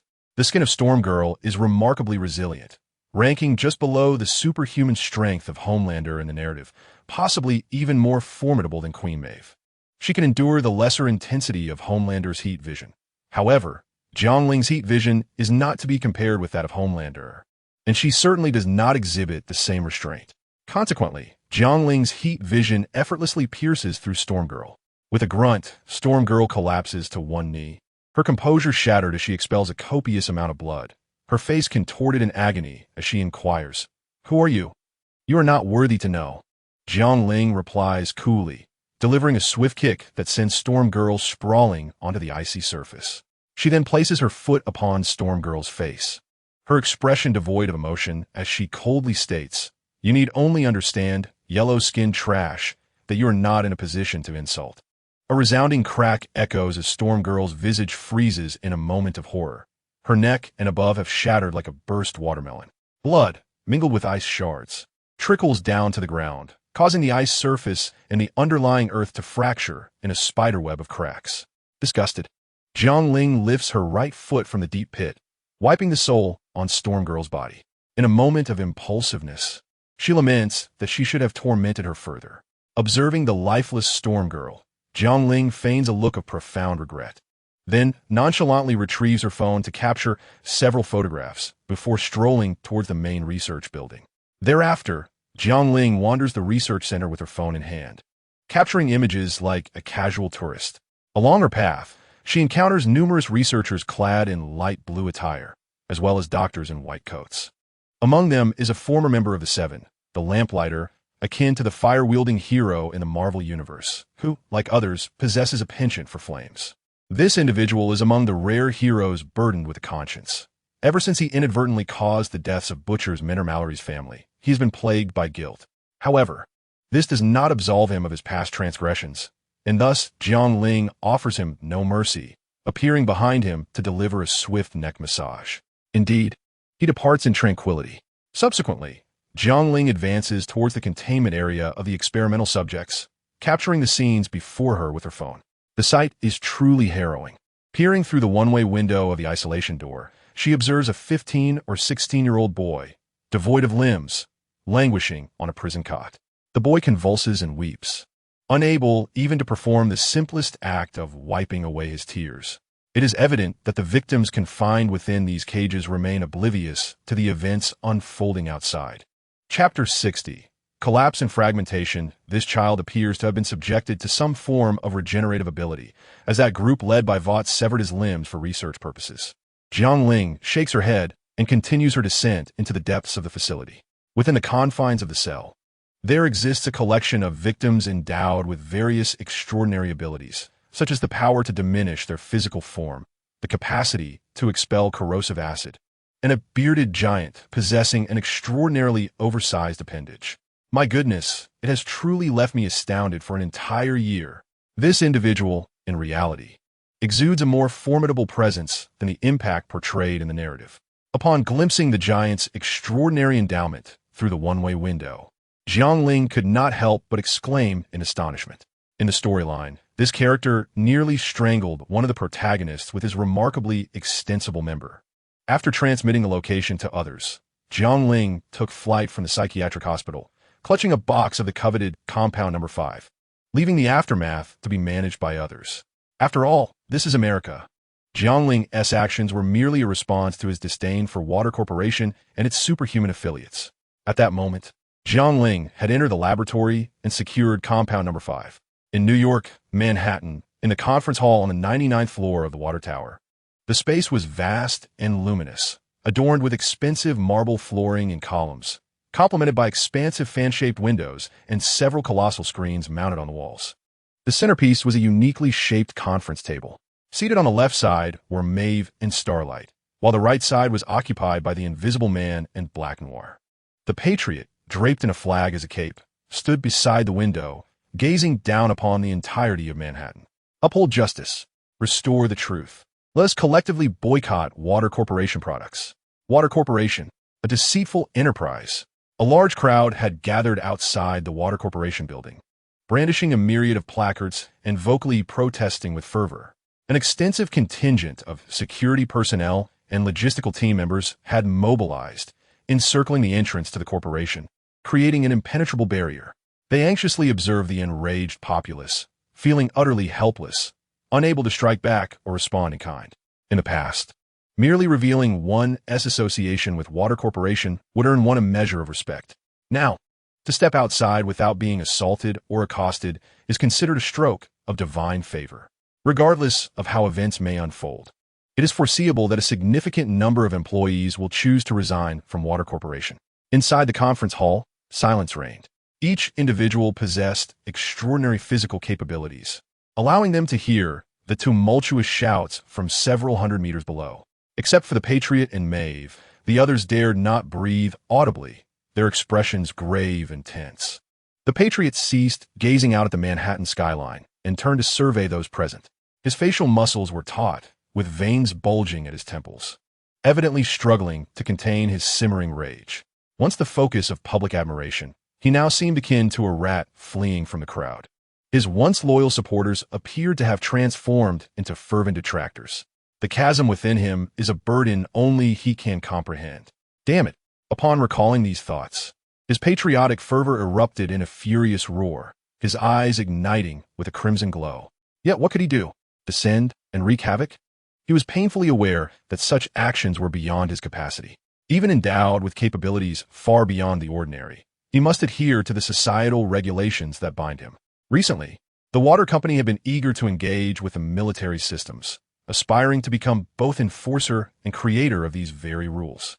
At times, He felt bewildered by the multitude of constraints shackling him, questioning why he must abide by them, perhaps held back by something he could not relinquish. In that moment, the transparent one spoke up, declaring that they could no longer remain passive. They must take the initiative and mobilize all their strength to uncover who was targeting them, and subsequently eliminate the threat. The intensity of his voice revealed his profound loathing for the orchestrators of their plight. This controversy had also cast a shadow over him, causing a nosedive in his films and related products.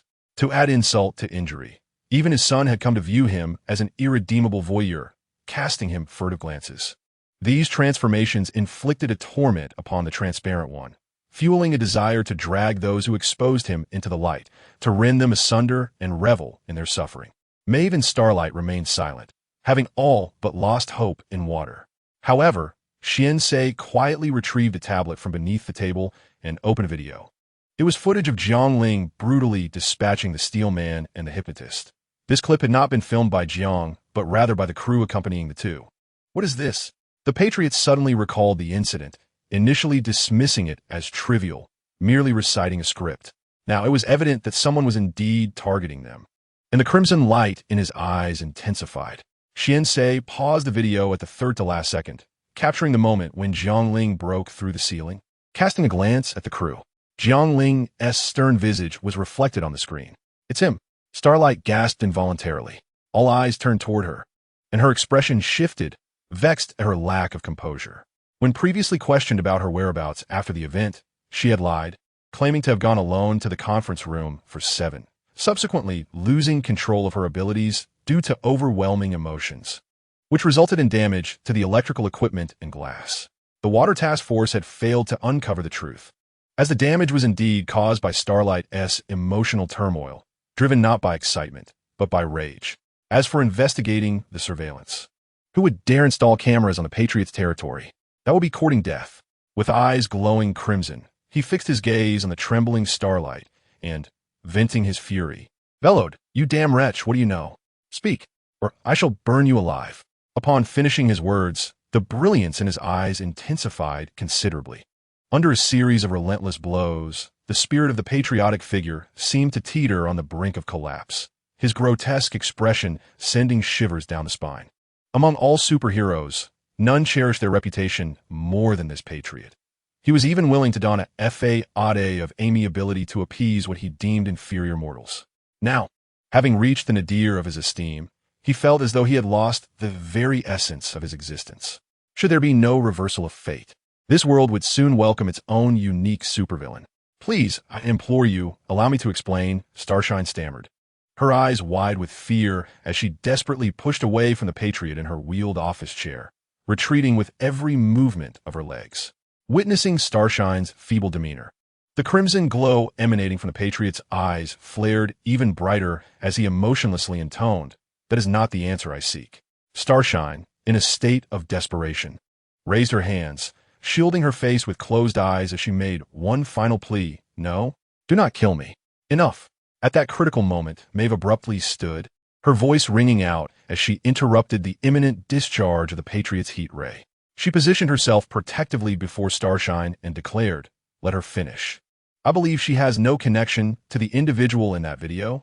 The Patriot, consumed by rage yet amused, retracted his heat ray, casting a curious glance at Starshine before turning to Queen Maeve with a feigned smile, his gaze still laced with menace. "The illustrious Queen Maeve, pleading on behalf of a novice? Do you two share some clandestine bond unbeknownst to me? I merely seek the truth of the matter." Unfazed, Maeve responded. Killing her now would not only serve no purpose for the unfolding events, but would also sever our soul lead. Chapter 61. A deadly revelation. As the atmosphere in the conference hall grew increasingly tense, Aisling hurriedly strode in on her high heels. The gathered crowd instantly discerned from her expression that more ominous news was afoot. In the video, Jiang Ling waved at the camera, raising his right hand to stroke his stubbly chin, a sly smile curling at the corners of his lips, embodying the quintessential villainous grin. "Hello, everyone. I wonder if you remember me. Of course, if not, that is perfectly fine. I am merely here to share some secrets that remain hidden from the public eye." This video, under the scrutiny of the 7, spread like wildfire across various platforms, shattering the public's previous perceptions of superhumans. With a snap of his fingers, Jiang Ling cheerfully declared, in 1978, a meteorite fell in America. At the bottom of the crater, a small boy was discovered, having drifted aimlessly in a spaceship among countless celestial bodies, ultimately choosing to descend upon Earth. Descending from the heavens to arrive in America is nothing short of a miracle. What could possibly symbolize America more profoundly? In the video, Jiang Ling exclaims with feigned astonishment before continuing, "This is the spirit of our homeland." He possesses a charming smile, humility, and an abundance of strength, endearing himself to people of all ages and genders. As the comments reflect nostalgia for the seemingly flawless spirit of the homeland, Jiang Ling suddenly reveals a mischievous grin and produces a vial of ethereal blue liquid. This narrative is, of course, a fabrication. The truth, however, lies in the fact that the water company boasts a specialized research and development team dedicated to concocting this so-called compound number 5. Due to the immaturity of the technology, the substance can only be administered in small doses. If taken by adults, it carries a significant risk of immediate death. Thus, they have clandestinely entered into agreements with the parents of infants across the nation to inject these children with compound number 5, mass-producing superhumans. Moreover, under the guise of a polio vaccine, they have been supplying it to 53 hospitals throughout America since 1971. In essence, the water company has been conducting experiments on thousands of infants annually. Jiang Ling clicked his tongue, manipulating the glass vial in his hand, displaying a mixture of regret and a sense of schadenfreude. "Regrettably, I have shattered your illusions. However, reality is as it is. There are no divine shenanigans resulting in miraculous births in America. The water group's claims of innate talent and superhuman abilities being a gift from God are entirely fabricated. The spirit of the homeland is not divine. It is merely a laboratory product raised in a launch facility in South Dakota." The video concludes here. Yet the tumult it stirred online has only just begun. It is human nature to indulge in gossip, to revel in the spectacle, especially when idleness permits it. Are there truly no superheroes born of fate? Are they all merely children injected with this blue serum? Damn the water company. They have committed grievous offenses against children, engaged in drug trafficking, and perpetrated the largest fraud in American history. Many citizens, feeling deceived for the better part of their lives, have erupted in fury, issuing warnings to the government online, asserting their right to know the truth. The 53 hospitals were swiftly shut down, and the Wise Tree Grove Center came under scrutiny. Authorities compare the compound number 5 obtained from the anonymous benefactor with that from the hospitals and research institutions, alongside the numerous superhuman test subjects within the facilities. The results were immediately evident. Some parents of fragile superhumans, succumbing to societal pressure, were compelled to reveal the truth. The revelation was akin to piercing a hornet's nest. America erupted in chaos. Protests, vandalism at water stores, and various incidents emblematic of American culture ensued. Some individuals became particularly intrigued by that small vial of compound number 5, drawn by the prospect of acquiring their coveted superpowers. Even with the knowledge of the immense risks involved, there were still many who flocked to it. Unable to make any progress with the authorities, the focus shifted towards Jiang Ling, only to quickly be extinguished upon further investigation. An extensive online discourse had already provided a wealth of information about Jiang Ling to those unfamiliar with him. He is the man who effortlessly subdued the hypnotist and the steel man and successfully rescued a hijacked airplane, earning him the moniker of Superman. However, even if someone were to seek assistance from Jiang Ling, it would be an exercise in futility. Having acquired an entire box of the number 5 compound, Jiang Ling had already dispatched the entirety of it to the homeland, confident that their capabilities would ensure its swift utilization. Other countries received only a token quantity, and after recording the video, Jiang Ling relinquished the remaining portion, leaving nothing behind. The rationale behind this was twofold. Jiang Ling's spontaneous nature led him to act on a whim, while his desire to aid the strength of his homeland remained paramount. Although it was a different temporal reality, any assistance that could be rendered was worthy of pursuit. The number 5 compound is, after all, a unique product of this universe, and its complete eradication is impractical. Thus, rather than allowing the United States to monopolize it, it was far more equitable to share it with others for collective enjoyment. Wouldn't you agree? Having concluded these affairs, Jiang Ling indulged in a bucket of fried chicken and barbecued meat, accompanied by chilled cola. as he savored a superhero film featuring real actors, a unique offering of this world. To his surprise, the performance was rather impressive. Outside, an increasing number of spectators were drawn to the video.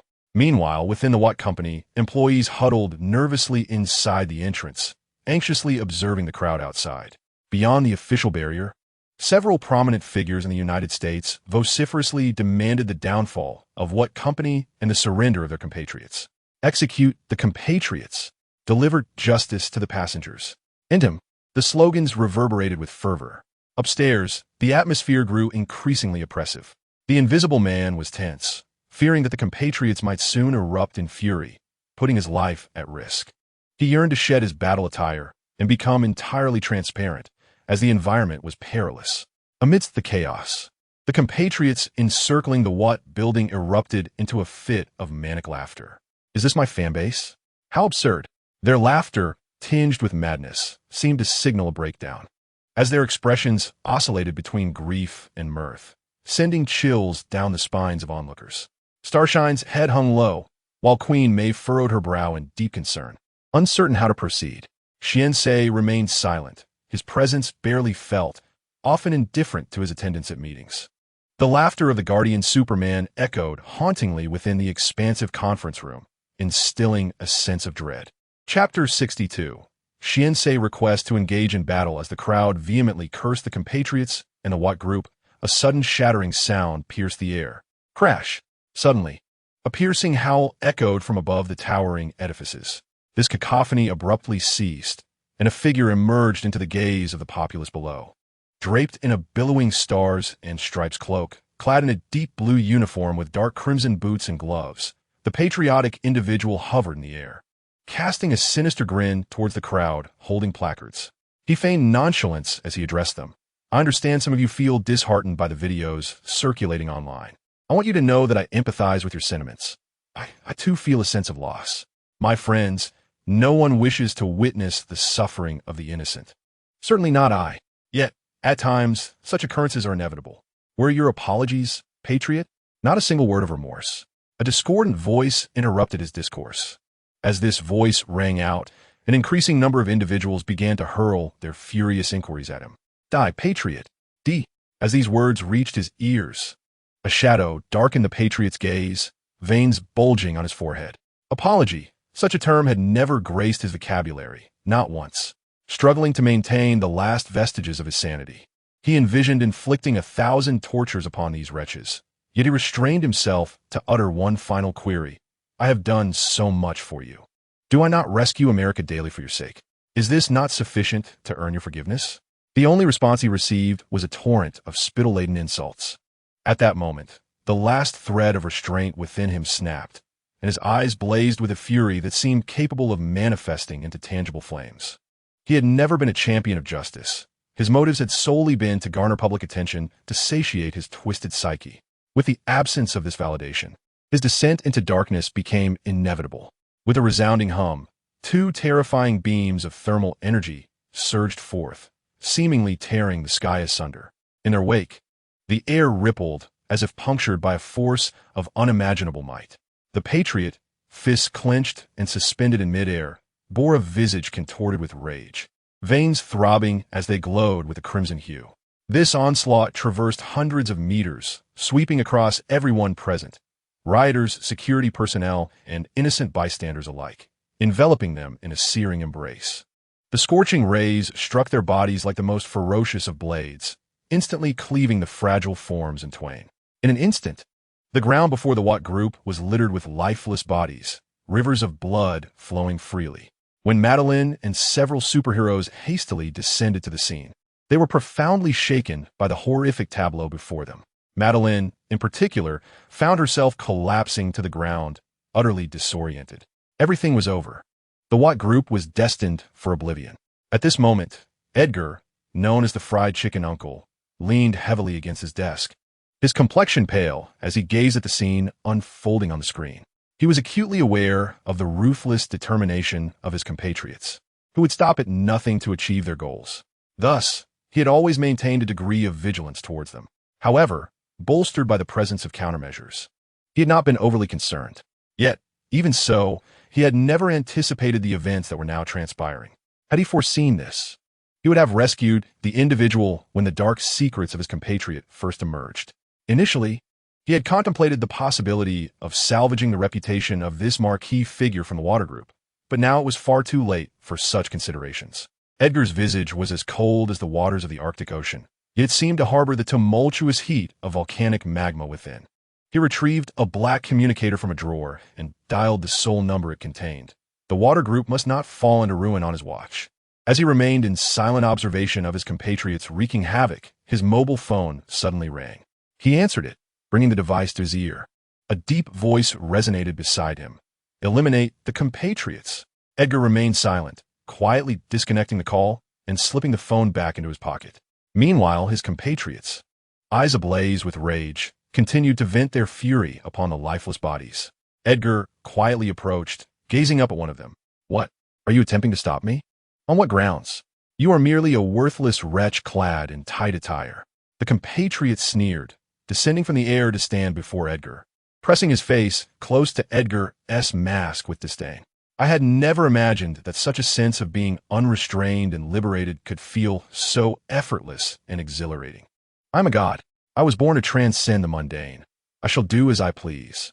With arms outstretched, the compatriot laughed heartily, having fully unleashed his true nature. Now he felt no one could control him. No one. Boom! Edgar did not engage in idle chatter with the compatriot. His figure surged forward, colliding with the compatriot in an explosive clash. A deafening sound echoed as a powerful shockwave erupted, sweeping through the vicinity like a tempest, causing the ground beneath Edgar to sink several meters deep. To the astonishment of onlookers, a figure was hurled into the air, revealing the compatriot clad in blue and red. Among the superhumans, Edgar was renowned for his exceptional combat skills and extensive experience, serving loyally the water group and Edgar himself, handling the organization's unsavory affairs with proficiency in close combat weaponry and various projectiles, easily overpowering ordinary foes. Yet, only a select few understood that Edgar possessed strength that far surpassed that of the compatriots, having decisively vanquished them in the comics, rendering him the water group's quintessential creation. "How dare you address a god with such insolence?" The compatriot bellowed, embedded within the skyscraper, utterly enraged as he directed his fury towards Edgar. Buzz. Simultaneously, the eyes of the patriotic individual radiated a crimson glow, seemingly intent on using thermal rays to cleave the figure known as Xiansei in two from a distance. However, Xiansei remained motionless, and in the next moment, the dark mask was pierced, but it was by his own thermal ray. The two beams, brimming with cataclysmic power, remained locked in a fierce standoff. The patriot felt his temples sinking inward, an agonizing pain compelling him to shut his eyes. In the next instant, Xiansei's thermal ray swept over the patriot, bringing down skyscrapers in a thunderous collapse that sent countless clouds of dust into the air. The patriot knelt in agony, howling in distress, as he noticed that his battle suit, extending from his left shoulder to his right leg, had been completely incinerated, his body marred with burns. Pain. This was the first time since his inception that the patriot comprehended the essence of suffering, and deep within him, an uncontrollable fear began to take root. "No, this is impossible. How can you be so powerful? I refuse to believe it." With disheveled hair and a soiled visage, the patriot, in a fit of rage, surged from the ruins, his eyes glowing a fierce red, unleashing another two beams of searing thermal energy towards Xiansei. Chapter 63. Confrontation Buzz. The ray struck Xiansei's chest plate at close range. D. The patriot cursed vehemently, levitating as he amplified the power of his thermal rays, wishing to cleave Xiansei in twain with a single blow. Xiansei's legs sank into the ground, carving deep fissures into the earth. The patriot, with a menacing expression, advanced toward Xiansei. Yet, contrary to his expectations, the scene of Xiansei being pierced through the chest did not materialize in reality. Apart from burning away Xiansei's skin-tight suit and inflicting a few quickly healing burns, there was hardly any damage. How could this be? The patriot, consumed by impotent fury, could not fathom that his thermal ray, capable of severing anything, had failed. His confidence waned further. Xiansei tilted his head, seemingly inquiring if the patriot had finished firing. However, Another piercing shriek echoed as the Patriot clenched his teeth and launched a punch akin to a cannonball. Yet, before his punch could fully unleash its force, Xiansei's fist struck him with a ghostly precision. A series of dull thuds resonated as the Patriot's body was battered like a tattered sandbag, each punch delivering a devastating impact that shattered bones, with splatters of blood erupting in the aftermath. A metallic scent of blood wafted through the air. A long arc of blood trailed behind the Patriot's thrown body, piercing through several buildings. Xiansei executed a deep squat, creating a massive pit in the ground as he propelled himself towards the Patriot. Their clash had captured the attention of the American authorities, yet they found themselves powerless to intervene, resorting only to incessantly dial the contacts within the Watt group. As Xiansei swung his right hand at an astonishing speed, it resembled a dagger aimed directly at the eyes of the compatriot. With a resounding clang, just as the spear was about to pierce the eye, the compatriot swiftly raised his hands in defense, yet was still sent flying by the impact. The force propelled him backward uncontrollably, crashing heavily into the wall of a villa. His trajectory remained relentless until he collided with the neighboring villa, where he was ultimately engulfed by rubble and debris. Observing this, Xiansei leaped with a slight exertion, landing beside the collapsed villa.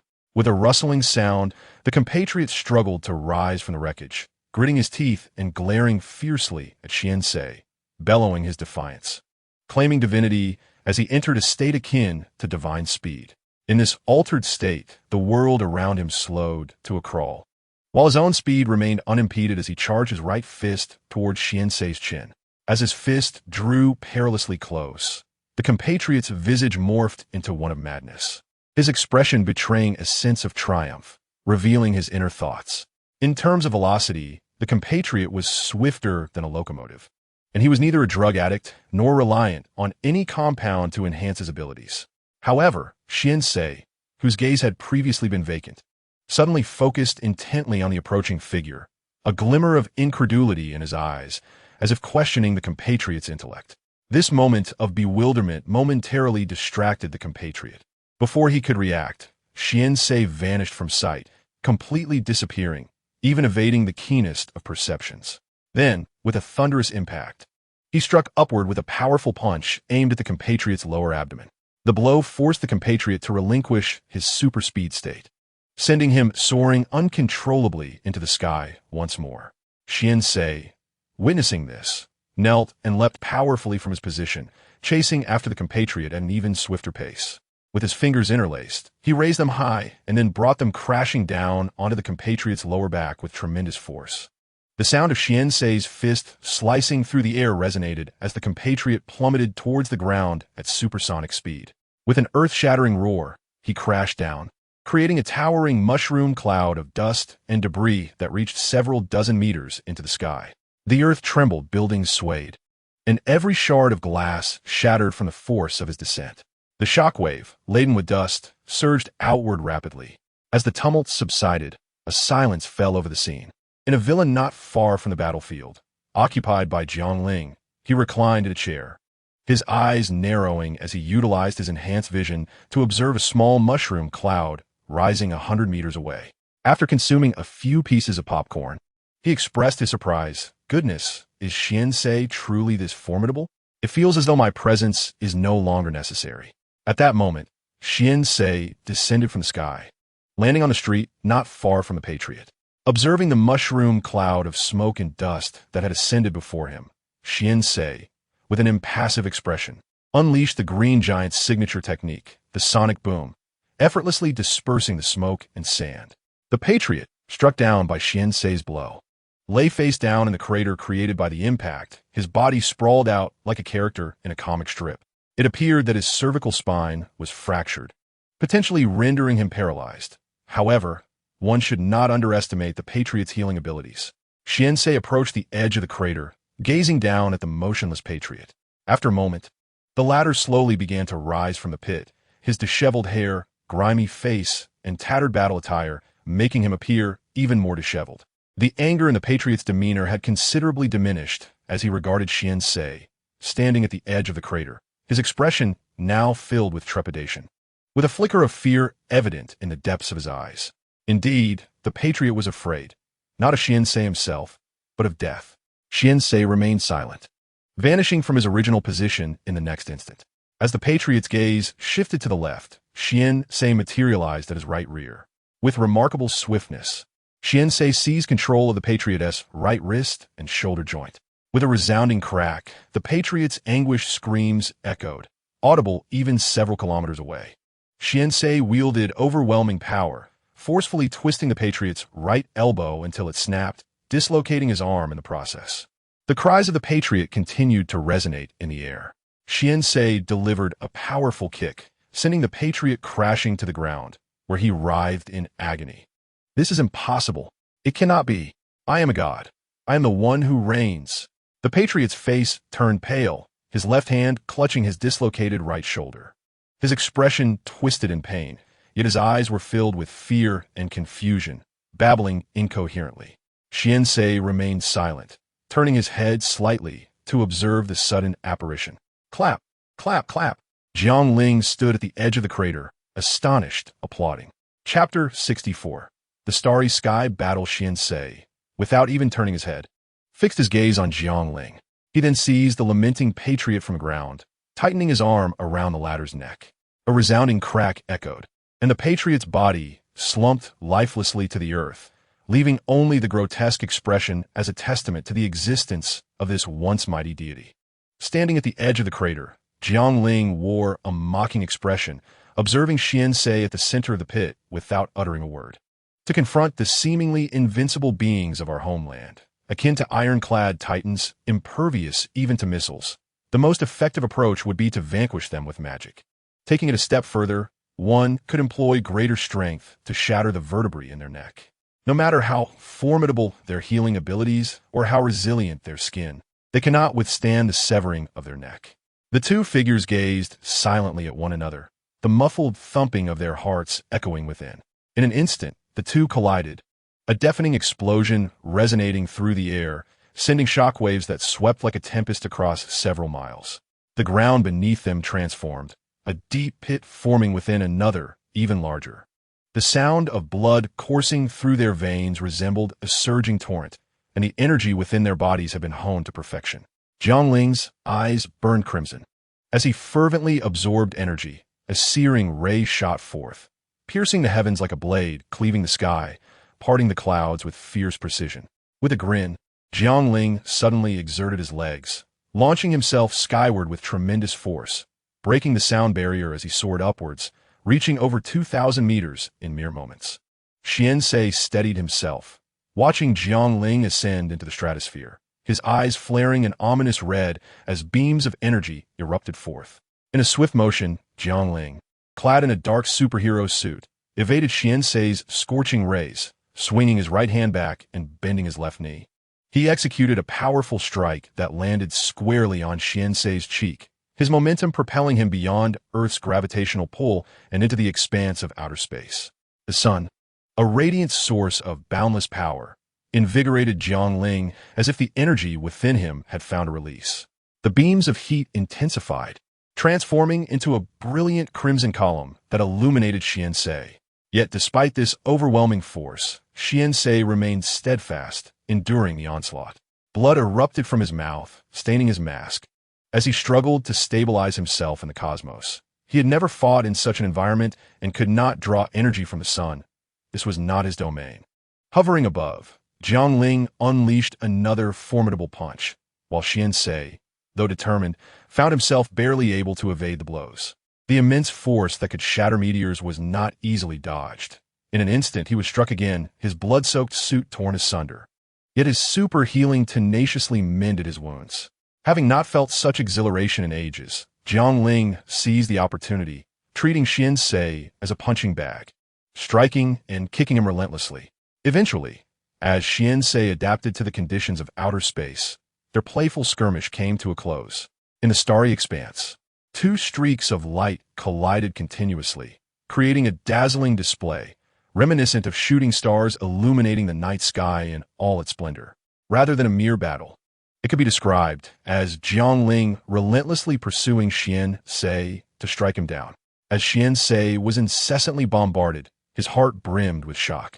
He had always believed himself to be the strongest being in this world. To his astonishment, there existed a superhuman capable of overpowering him. Where did this individual emerge from? With such questions swirling in his mind, Xianxei found himself careening through space, battered like a mere plaything. Although he possessed strength surpassing that of his compatriots, it proved futile. This man's prowess eclipsed his own. Despite his unparalleled combat skills and intellect, they were rendered ineffective in the face of such absolute power. Without a sliver of opportunity, Xianxei could only steady his mind, seeking a chance to return to the ground. Just as this thought crossed his mind, he was sent flying once more by a crushing blow, losing count of how many times he had been struck away. Jiang Ling, pursing his lips, refrained from engaging in verbal jabs, finding the act of hitting somewhat tedious. After all, Xianxei was merely a relentless machine of duty. Meanwhile, on the ground, every nation equipped with reconnaissance satellites watched in tense silence as they beheld Jiang Ling and Xianxei in the skies above. The sheer power capable of reaching into space was utterly suffocating for humanity. The cosmos lay shrouded in darkness, littered with the wreckage of shattered satellites, drifting like refuse in this expanse. Suddenly, Xianxei's eyes widened. A searing gaze pierced the void of space. A blazing line of heat hurtling towards Jiang Ling in the distance. Jiang Ling responded courteously with his own ray of heat. The shockwave of their heated exchange swept through the cosmos, the collisions creating a cascade of explosions, though sound did not travel. The fierce bursts of light resembled a distant fleet of spacecraft, ravaged by concentrated lasers, erupting in a thunderous display. This scene was both magnificent and grand, as the explosive luminescence appeared akin to fleeting meteors from the vantage point of Earth. Amidst the tumult of energy collisions, as surrounding debris and satellite fragments were violently dispersed, Xianxei abruptly pivoted and plummeted towards Earth. Jiang Ling narrowed his eyes. With a mere flicker of his gaze, the blazing heat ray vanished, and he launched himself in pursuit of Xianxei's retreating figure. Xianxei, without turning, sensed the looming presence shadowing him, akin to a relentless specter. This left him no moment to rest, compelling him to accelerate further. Jiang Ling squinted, inhaled deeply, then exhaled forcefully, unleashing a powerful whirlwind that disrupted the airflow around Xianxei. The latter's expression shifted as he crossed his arms defensively. Indeed, Jiang Ling materialized before him, striking with a thunderous punch that shattered the sound barrier against Xianxei's forearm. Bang! Xianxei's figure careened uncontrollably towards the territory of the United States. Jiang Ling curled his lips and pursued, for he had no desire to engage in combat at sea or create chaos on foreign soil. After some contemplation, he decided that the United States was preferable, thus directing Xianxei towards that location. The figure of Xianxei descended like a meteor, plummeting from tens of thousands of meters above, causing the earth to tremble violently. The skyscrapers ahead crumbled from the top down, disintegrating into countless fragments that cascaded like a landslide. Like a shooting star, Xianxei crashed into the ground, embedding himself several feet deep. Unable to withstand his injuries, he spat out a mouthful of blood, his bones shattered and broken. In the air, Jiang Ling hovered silently, observing Xianxei, who was unsteadily rising from the crater. Most of the crowd had scattered in panic, leaving only a handful of fearless onlookers capturing the scene with their phones. Xianxei, ever vigilant, fixated on Jiang Ling, unwilling to relax. He gently rotated his wrist, sensing that his bones were nearly healed, and with a sudden push against the ground, he soared into the billowing clouds of dust. As Xianxei's fist approached, Jiang Ling's pupils reflected the image of his opponent, super speed. I possess that too. With a grin, Jiang Ling unleashed a powerful punch, a blow that resonated louder than thunder. In an instant, Xianxei was propelled out of the city, smashing through numerous structures until he came to a halt near a construction site. Jiang Ling, undeterred, swiftly followed after the flying Xianxei.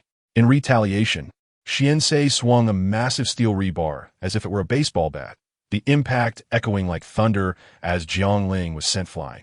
Xianxei discarded the steel rod that bore his silhouette and leapt to pursue Jiang Ling. As he traversed the wreckage of buildings left in Jiang Ling's wake, he was struck by a black figure's whip-like kick to the neck, sending him hurtling backwards. Before he could land, Jiang Ling was already by his side, delivering another fierce punch to his chest. The force of the blow sent Xian Sei flying dozens of miles away. And only when the binding force dissipated did he crash onto an unattended freight truck, crushing it beneath him before being dragged several meters to collide with the wall. Finally coming to a stop, Xian Sei fell from the wall, his internal organs shattered, gasping for breath as he expelled another mouthful of blood. His recovery abilities were nearing their limits. Frankly, his survival at this moment was solely due to his formidable physique and robotic-like mental tenacity. "You are quite impressive." Jiang Ling slowly descended from the air, standing before Xian Sei, unable to refrain from offering praise. After enduring such a brutal beating from Jiang Ling, most would have succumbed long ago. Observing the struggling figure of Xian Sei attempting to rise, Jiang Ling could not help but feel a twinge of envy towards Uncle Fried Chicken, who had such a diligent and selfless henchman. Jiang Ling reflected on the henchwoman, Fiora, whom he had recruited, and sighed. With the world drawing to a close, he mused about the possibility of returning to the realm of the ultimate villain, pondering if Megamind could find a way to tame the henchman he had summoned. If that proved impossible, he resolved to dispose of her directly to avoid any unforeseen complications. Lost in thought, Jiang Ling approached the faltering Xian Sei and delivered a swift uppercut to his jaw. At the moment of impact, Xian Sei felt a resounding thud reverberate in his skull, akin to a thunderous clap, directly penetrating his cranium.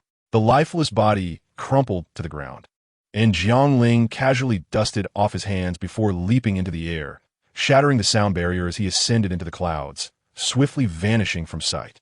As the revelations about the superhumans and Water's transgressions circulated online, the initial fervor of public outrage, which had peaked over the preceding weeks, began to wane. Water faced the consequences of his actions. All of his assets were compelled to be sold at a pittance, and he was mandated to provide triple compensation to the innocent victims affected by the superheroes during their enforcement of the law. More than 200 heroes under Water's command were rapidly dismissed, with over 90% eliminated from the roster. 216 heroes were detained by the police for investigation or custody.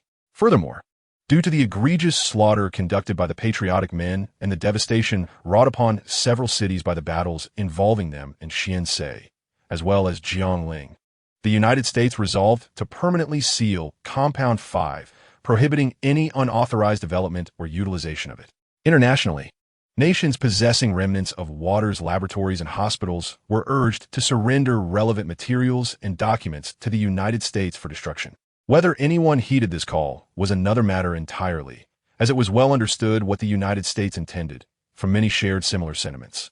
However, Jiang Ling was indifferent to these affairs. At that moment, he was preoccupied with packing his belongings in preparation for his return home. Initially contemplating eliminating the Invisible Man as well, he abandoned the notion upon witnessing the unfortunate state of his imprisonment, recognizing that the man had suffered enough. Upon arriving at the Black Cloak, Jiang Ling came alone, with no intention of returning midway, resulting in the consumption of merely 16 units of energy from the cube, leaving him with 84.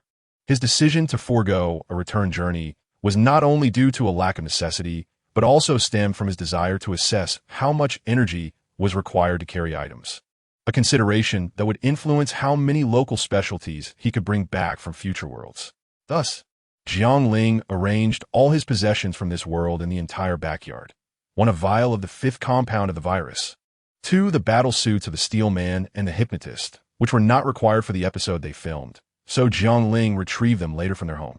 3, a USB drive filled with unique films and comics from this world for a deep-sea battle suit, also obtained from his home, as the one he wore was shattered.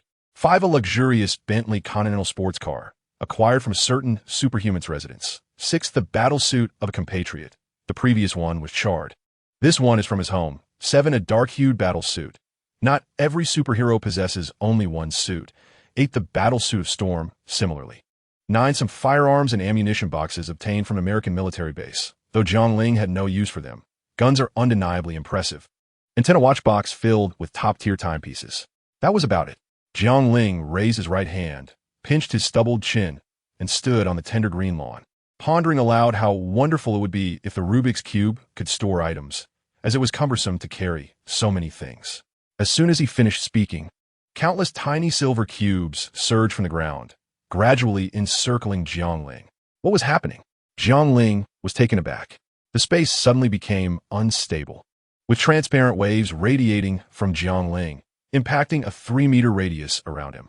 The items on the lawn were tossed about by the gusts of air, and as the space seemed to reach a critical threshold, Lind and the myriad of tiny cubes vanished from the room. The entire space became brilliantly illuminated, with the floor entirely composed of silvery tiles. Upon closer inspection, one would find the ground made up of countless small squares of equal length and width, densely covering the surface, identical to the exterior of the silver cubes. This was a colossal supercube within this vast expanse. Apart from this enormous cube that almost approached infinity in dimensions, there was nothing else. At this moment, Jiang Ling stood directly beneath one of the cube's surfaces, dwarfed by its magnitude like mere dust. Wow, it truly exists. How marvelous. Jiang Ling's head darted from side to side, exclaiming in awe. Chapter 66. The onset of calamity. After wandering around in the cube space for a while, Jiang Ling stepped back, playfully retracting and releasing the 5th vial, thoroughly enjoying himself. After a brief bout of self-entertainment, just as he was about to transport an item inside, he suddenly paused, clenched his left fist, and lightly struck it against his right palm, a look of realization dawning upon him. Why make it so complicated, transporting items one by one? I could simply take the entire villa at once, as the cube space appears boundless. It would be an excellent opportunity to test how much I can actually carry. With resolute determination, Jiang Ling soared into the sky, employing a heat ray to delineate a vast square around the villa. Subsequently, as if slicing through a cake, he cleaved the earth, delving beneath the surface to envelop the entire soil block with biological material before effortlessly lifting it. In the presence of numerous astonished and fearful gazes, he vanished without a trace. Jiang Ling gently placed the villa block into the cubic space, then ventured into the city to procure several life-sized plastic figures, adorning them with the garments of notable individuals from his homeland. On the basis, he inscribed their transgressions and concluded with a statement declaring that Jiang Ling had slain Stormwoman and Xian Se on a specified date, encasing the figures beneath glass, rendering them akin to life-size collectibles. Having completed this task, Jiang Ling nodded with satisfaction.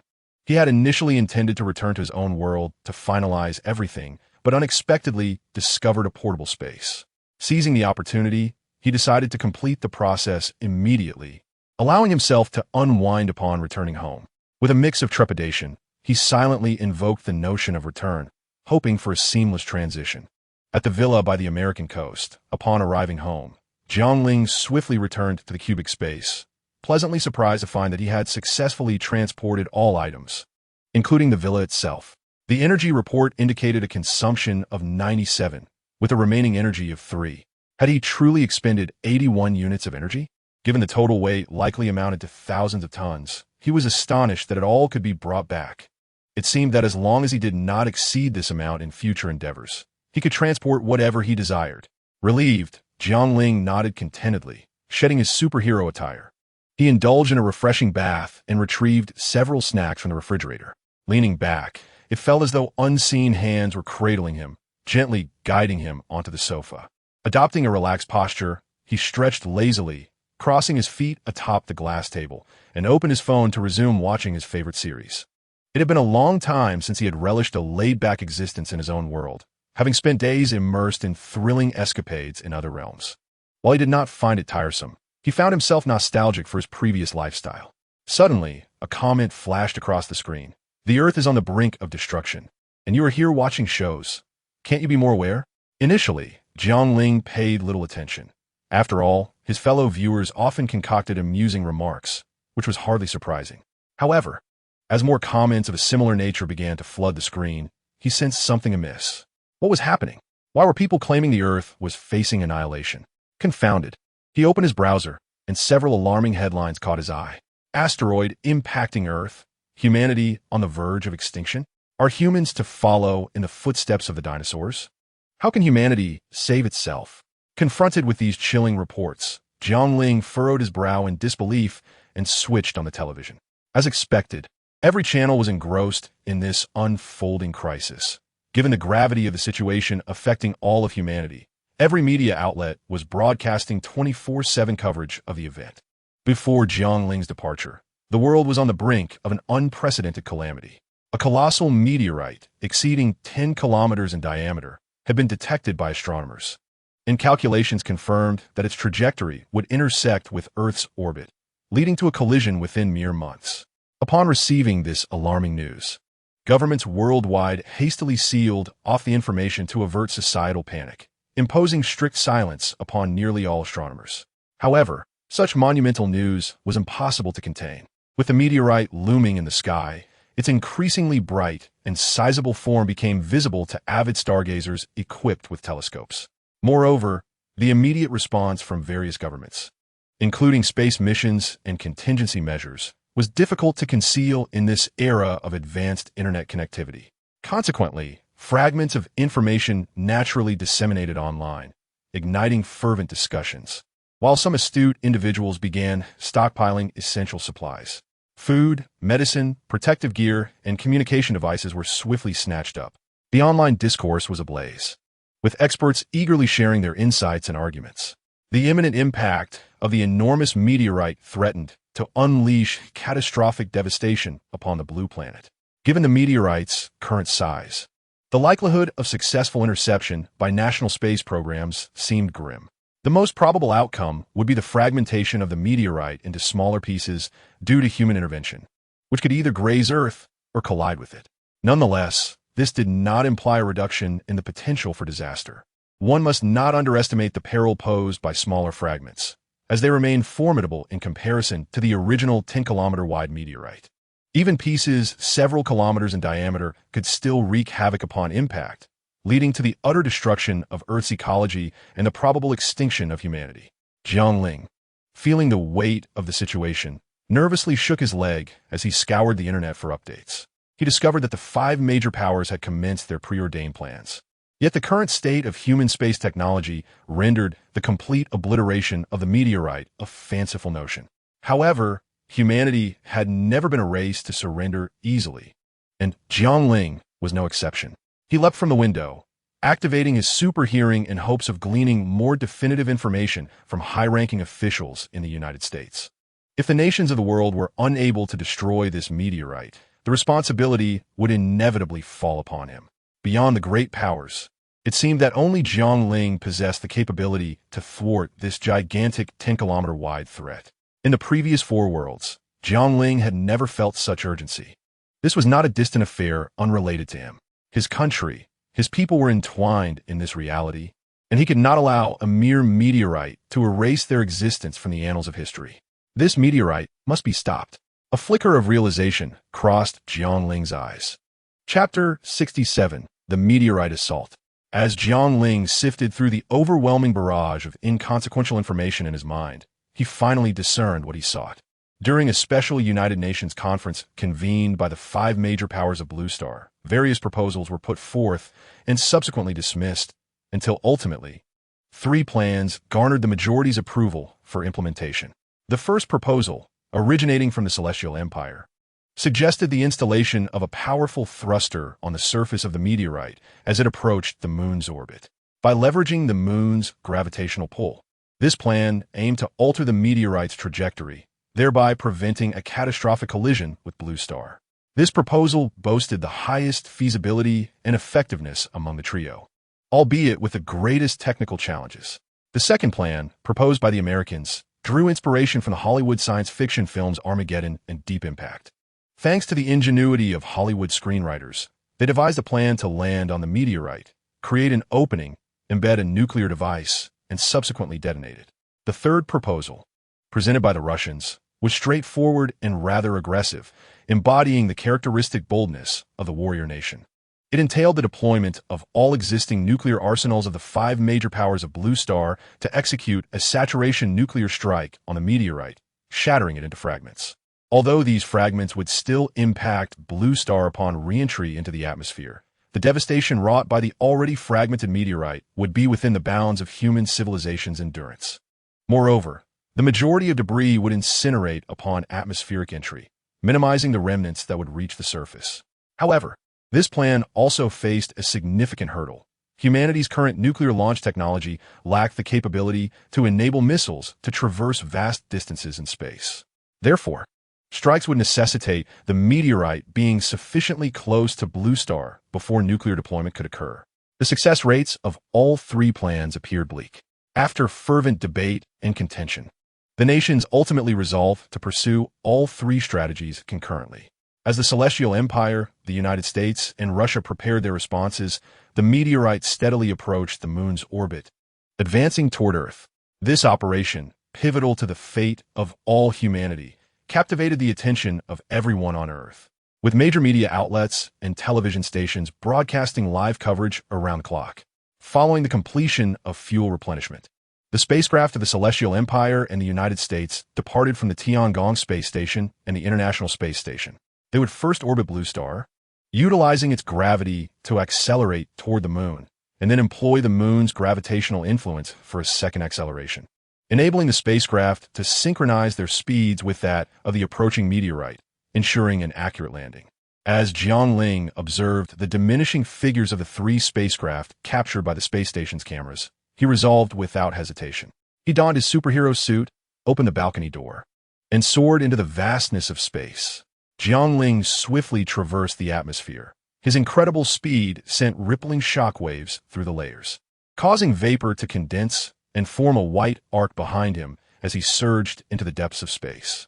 No longer constrained by the sluggish pace of his initial awakening, Jiang Ling's velocity now exceeded 200 Mach per second, a significant improvement from his original 30 Mach, although he still had some distance to cover before reaching Clark's estimates. Should he maintain such speed while flying just 200 meters above the ground, it would spell catastrophic disaster for the terrain below. The immense pressure of the air would obliterate every structure in its path, carving a profound trench that could potentially be harnessed to ford a river, an exceptionally efficient endeavor. In the United States Space Monitoring Center, an operator was diligently managing the computer with several colleagues peering over his shoulder, their eyes fixed on the screen. Suddenly, a red unidentified light flickered into view. "What is that?" inquired a man in military attire, his neatly coiled golden-brown mustache betraying his age of over 60. As he pointed at the red dot on the display, "I don't know, it's moving too fast. Oh my goodness, its flight speed exceeds 100 Mach. More than 10 times that of a rocket," the operator replied, momentarily entranced by the screen as the speed continued to escalate. The display revealed that the red light, representing Jiang Ling, was departing Earth at an alarming pace, rapidly approaching a colossal asteroid. Navigating through the cosmos poses a considerable challenge in terms of orientation. However, within the solar system and near-Earth space, the Sun and Earth serve as reliable reference points, alleviating directional difficulties. Throughout his flight, Jiang Ling's mind was ablaze with the positions of Earth, the Sun, and the asteroid, ensuring his trajectory remained accurate. His vision reached its utmost limit, allowing him to perceive objects within a 2,000-kilometer radius. Traveling in space was fundamentally different from flying within the atmosphere, liberated from Earth's gravitational pull. Jiang Ling's speed surged to an astounding 400 kilometers per second. After a frenetic journey lasting mere minutes, he found himself near the moon, which lies 380,000 kilometers from Earth, stabilizing his form to glance back at the sun, a radiant spectacle. From Earth, the sun appears as a mere disk, yet at the same distance in space, it looms larger.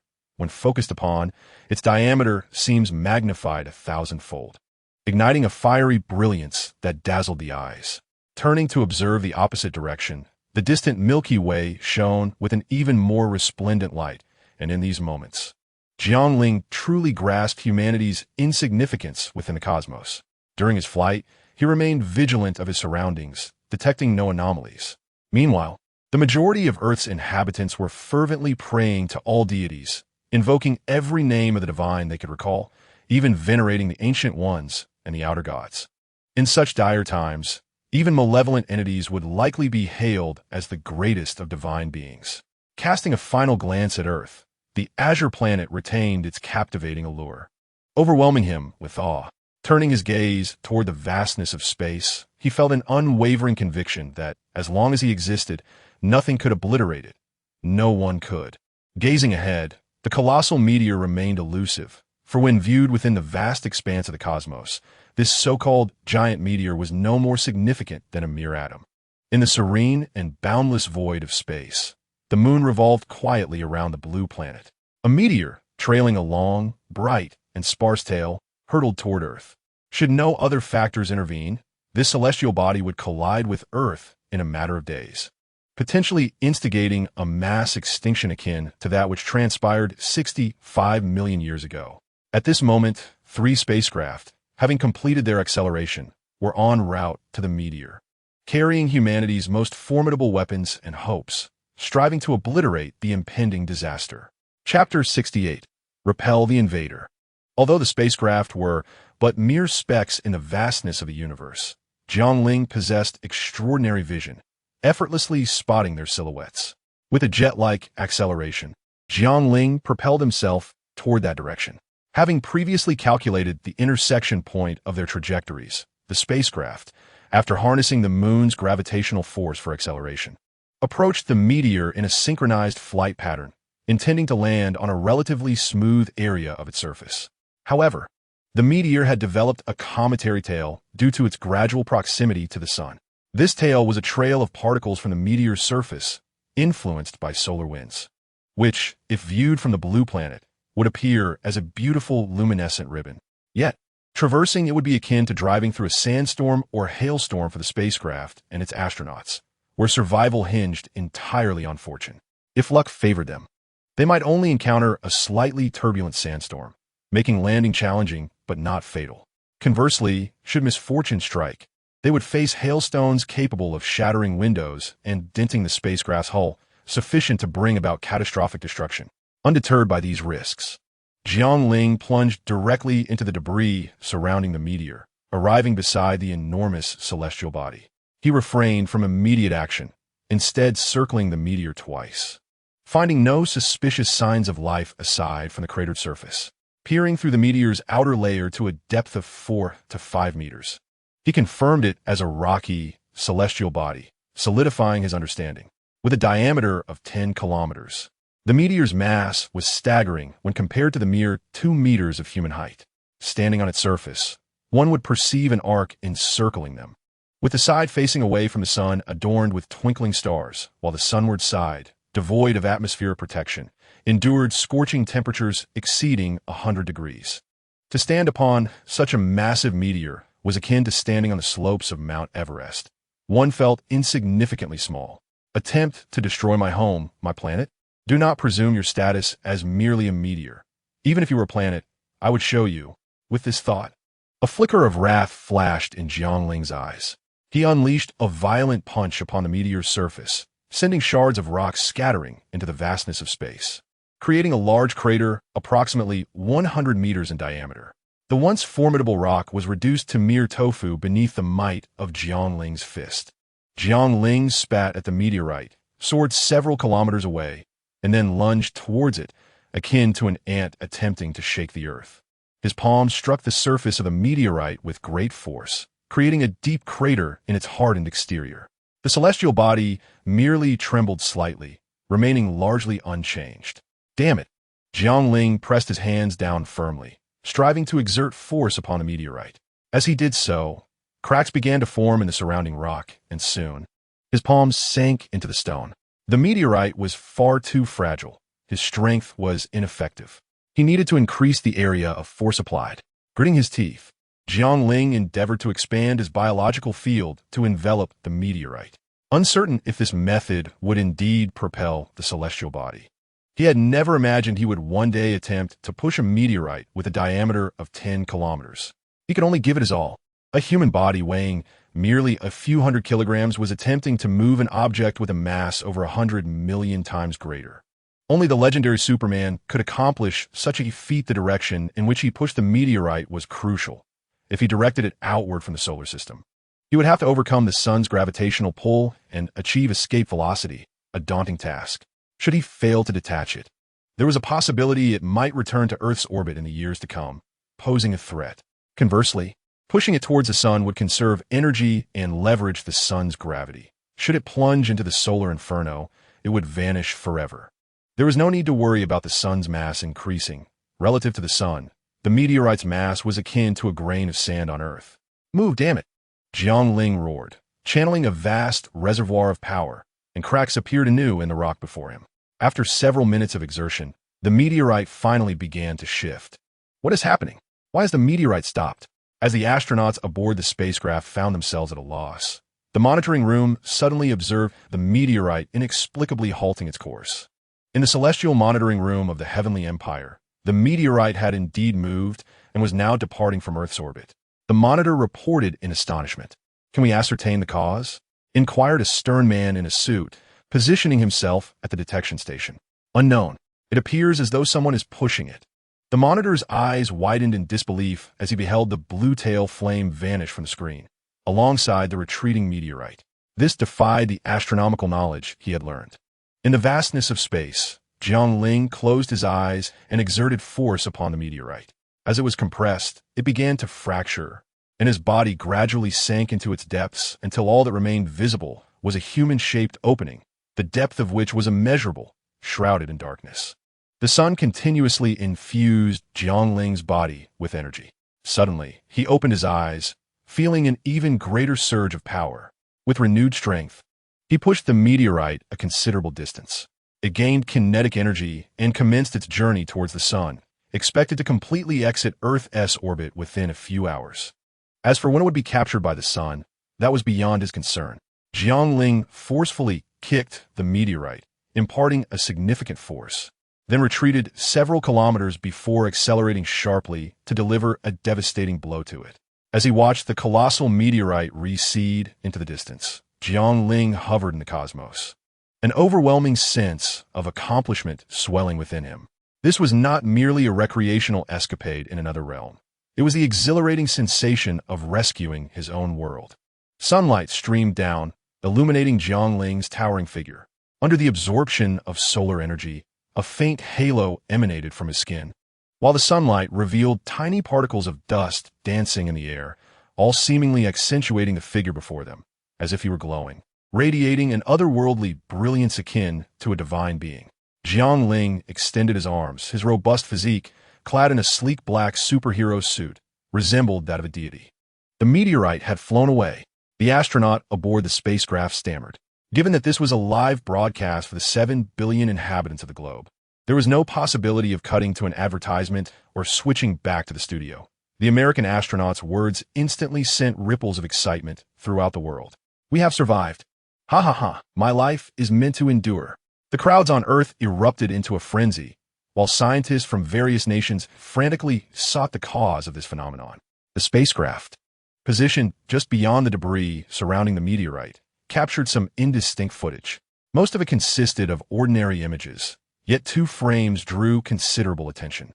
One depicted an indistinct object pressing against the meteorite, and the other showcased a humanoid figure floating in space. The following day, as noon approached, the city buzzed with activity. Vehicles traversing the streets, people bustling about, all thriving amidst the white clouds and soaring birds, while children played in the parks and fish swam in the waters. After narrowly escaping disaster, Earth basked in pleasant weather. Life for humanity continued in tranquility, and the blissful ignorance of some brought them greater joy. Jiang Ling, dressed casually, sat comfortably on a wooden bench in a park, admiring the beautiful scenery. Although a smile graced his face, a flicker of contemplation shone in his eyes. Chapter 69. An unexpected interruption? Due to the urgency of the previous day's events, he had only gleaned a fraction of the chaotic information. Now, with time to reflect, he noticed some exceedingly perplexing occurrences, one of which had transpired near him. Perhaps he would investigate it later that evening.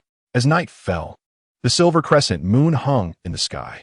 The streets were adorned with flickering lights from remaining signage, yet the intense pollution rendered the sky pitch black, obscuring the stars. Silence enveloped the surroundings, with only the sporadic sound of footsteps echoing through the streets. Deep within a shadowy alley, a chilling scene was unfolding. Munch! Munch! The sound of chewing reverberated slowly through the desolate passageway. Jiang Ling arrived silently at the entrance of the alley, witnessing a scene of brutal savagery before him. The acrid scent of blood lingered in the air, inducing a sense of nausea within him.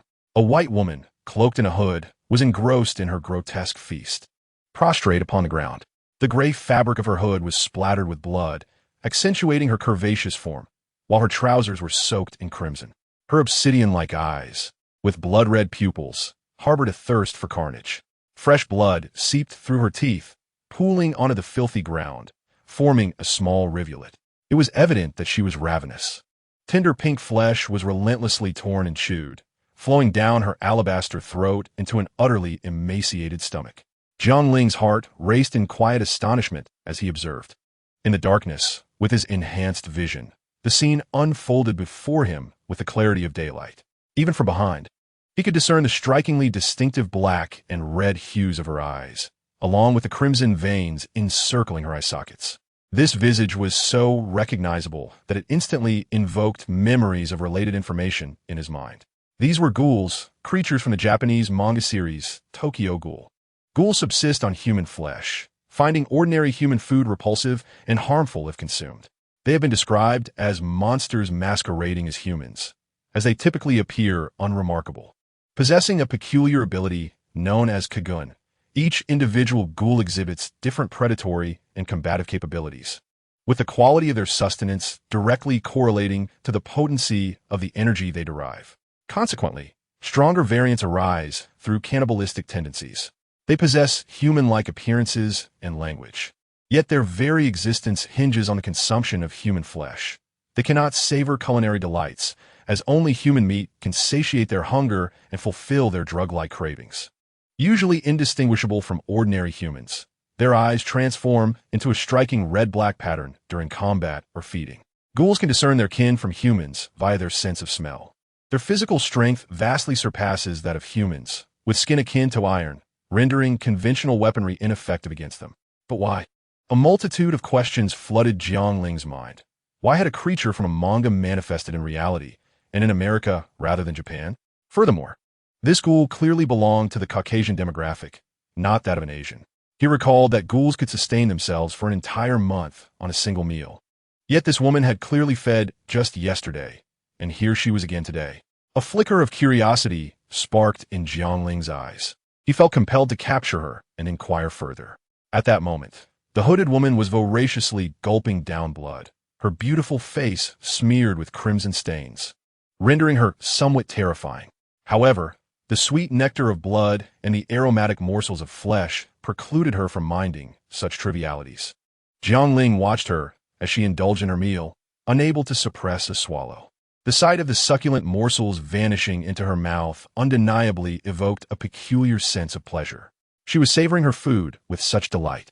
Hearing a sound behind her, the hooded woman perked up her ears and executed a nimble backflip to the other side of the corpse, warily fixing her gaze on the unfamiliar silhouette at the entrance. Jiang Ling, with his hands tucked into his pockets, slowly stepped into the alleyway. The sound of his shoes striking the ground reverberated too loudly in the stillness, reaching the hooded woman's ears and causing her heart to race, an invisible pressure enveloping her. Cautiously, the hooded woman took a few steps back and inquired, "Are you also a traveler? I merely ventured out in search of food. Do not meddle in my affairs." Jiang Ling paused, extracting his right hand to pinch his stubbled chin, seemingly intrigued by the interesting choice of words, feeling compelled to delve deeper. As he continued to approach her at a leisurely pace, the hooded woman scoffed, "Humph," foolishly unafraid. Her tone was as sharp as a blade, and the feather-like wings on her back unfurled instantaneously. The feathered wings, located near her shoulders, resembled wings in shape. Upon release, they emitted a gas-like release, being lightweight and classified as speed-oriented abilities. In combat, they offered advantages in speed and agility, allowing her to glide through the air or achieve brief flight. Additionally, she could unleash a portion of her cells for long-range attacks. However, due to the intense release of her cells, they were better suited for short, decisive battles. Prolonged engagements would lead to disadvantage, exemplified by the likes of Donkey from Mist Island. Jiang Ling observed her display of power with keen interest, unperturbed by her show. He rolled his shoulders and cracked his neck, inviting the challenge, eager to test the strength of a ghoul reminiscent of those in anime. Ghouls possessed 4 types of abilities: Kaku, Hain, Euro, and Bai, with Hain being the swiftest yet the weakest in defense. Jiang Ling had no intention of eliminating the hooded woman just yet, as he still had myriad questions to pose. For now, he would indulge her in a playful exchange. The hooded woman leaped into action, her petite form rebounding off the walls of the adjacent buildings with remarkable speed, enhanced by her feathered wings. She reached above Jiang Ling's head in the blink of an eye. By the way, what level of ghoul are you? She queried. Despite her velocity, Jiang Ling's keen eyesight allowed him to capture her movements with clarity. For someone endowed with superhuman vision, her speed was akin to that of a snail. Nonchalantly, he unleashed 2 successive gusts of wind, swirling with fragments of stone. The airborne debris inflicted numerous fine cuts upon the hooded woman, prompting her to realize she had underestimated him. Immediately, she used brute force to twist her body mid-air, forcibly breaking free from the control of the swirling energy. With a nimble run along the wall, she launched countless razor-sharp fragments of her abilities towards Jiang Ling. Unfazed, he shielded his exposed face with his arms. As the crimson shards clattered against his body, only to be deflected away in an instant. Chapter 70. The central brain and space you can exert a bit more strength. Do not worry about hurting me, Jiang Ling remarked with a playful smile, lowering her hands that had shielded her strikingly handsome face. Upon realizing that her formidable attack had been effortlessly thwarted by this man, the hooded woman quickly reassessed the situation and pivoted towards the nearby windowsill, preparing for a strategic retreat. However, she was suddenly struck in the eyes by a projectile stone. Damn it! The hooded woman tightly shut her eyes and, relying on her memory, hastily ascended along the wall, simultaneously activating the wings of her back to unleash a barrage of her energy shards indiscriminately in all directions. Clang, clang, clang. The sound of rain striking glass echoed around her. The hooded woman forced herself to remain calm, straining her ears to discern the information conveyed by the various sounds: footsteps on the ground, scraping against walls, a clatter from a trash bin. These noises indicated the presence of an enemy. Wait, how has his position changed? Again, the sound of rushing air above her grew alarmingly close. With great effort, she opened her eyes, revealing the crimson depths of her gaze. In her occasionally blurred and occasionally clear vision, she saw the casually dressed man descending from above, his fist enveloped in a swirling mass of energy, effortlessly pressing against her abdomen. For Jiang Ling, the hooded woman's weight was insubstantial, utterly incapable of counteracting the force of his punch. She was sent spiraling through the air like a windmill, crashing to the ground, the violent impact causing her to involuntarily spit out a mouthful of blood. As Jiang Ling fell like a shooting star, the hooded woman, disregarding her worsening injuries, struck the ground with her hands to force herself upright, rolling to evade Jiang Ling's successive attacks, and without hesitation, she sprinted towards the alley's exit. In that moment, a singular thought consumed her: escape. The farther, the better. This man was no ordinary time traveler, and fear spread like wildfire within her. Want to flee? Have I permitted that? Jiang Ling, reveling in the encounter, could not abide her attempt to escape. He casually picked up a small stone and hurled it with a swift motion, the projectile striking the hooded woman squarely in the back. For her, the weighty meteor-like stone exacerbated her injuries, and her complexion turned ashen as she coughed up a mist of blood. Subsequently, a large red hand seized her ankle, lifting her and slamming her down heavily at Jiang Ling's feet.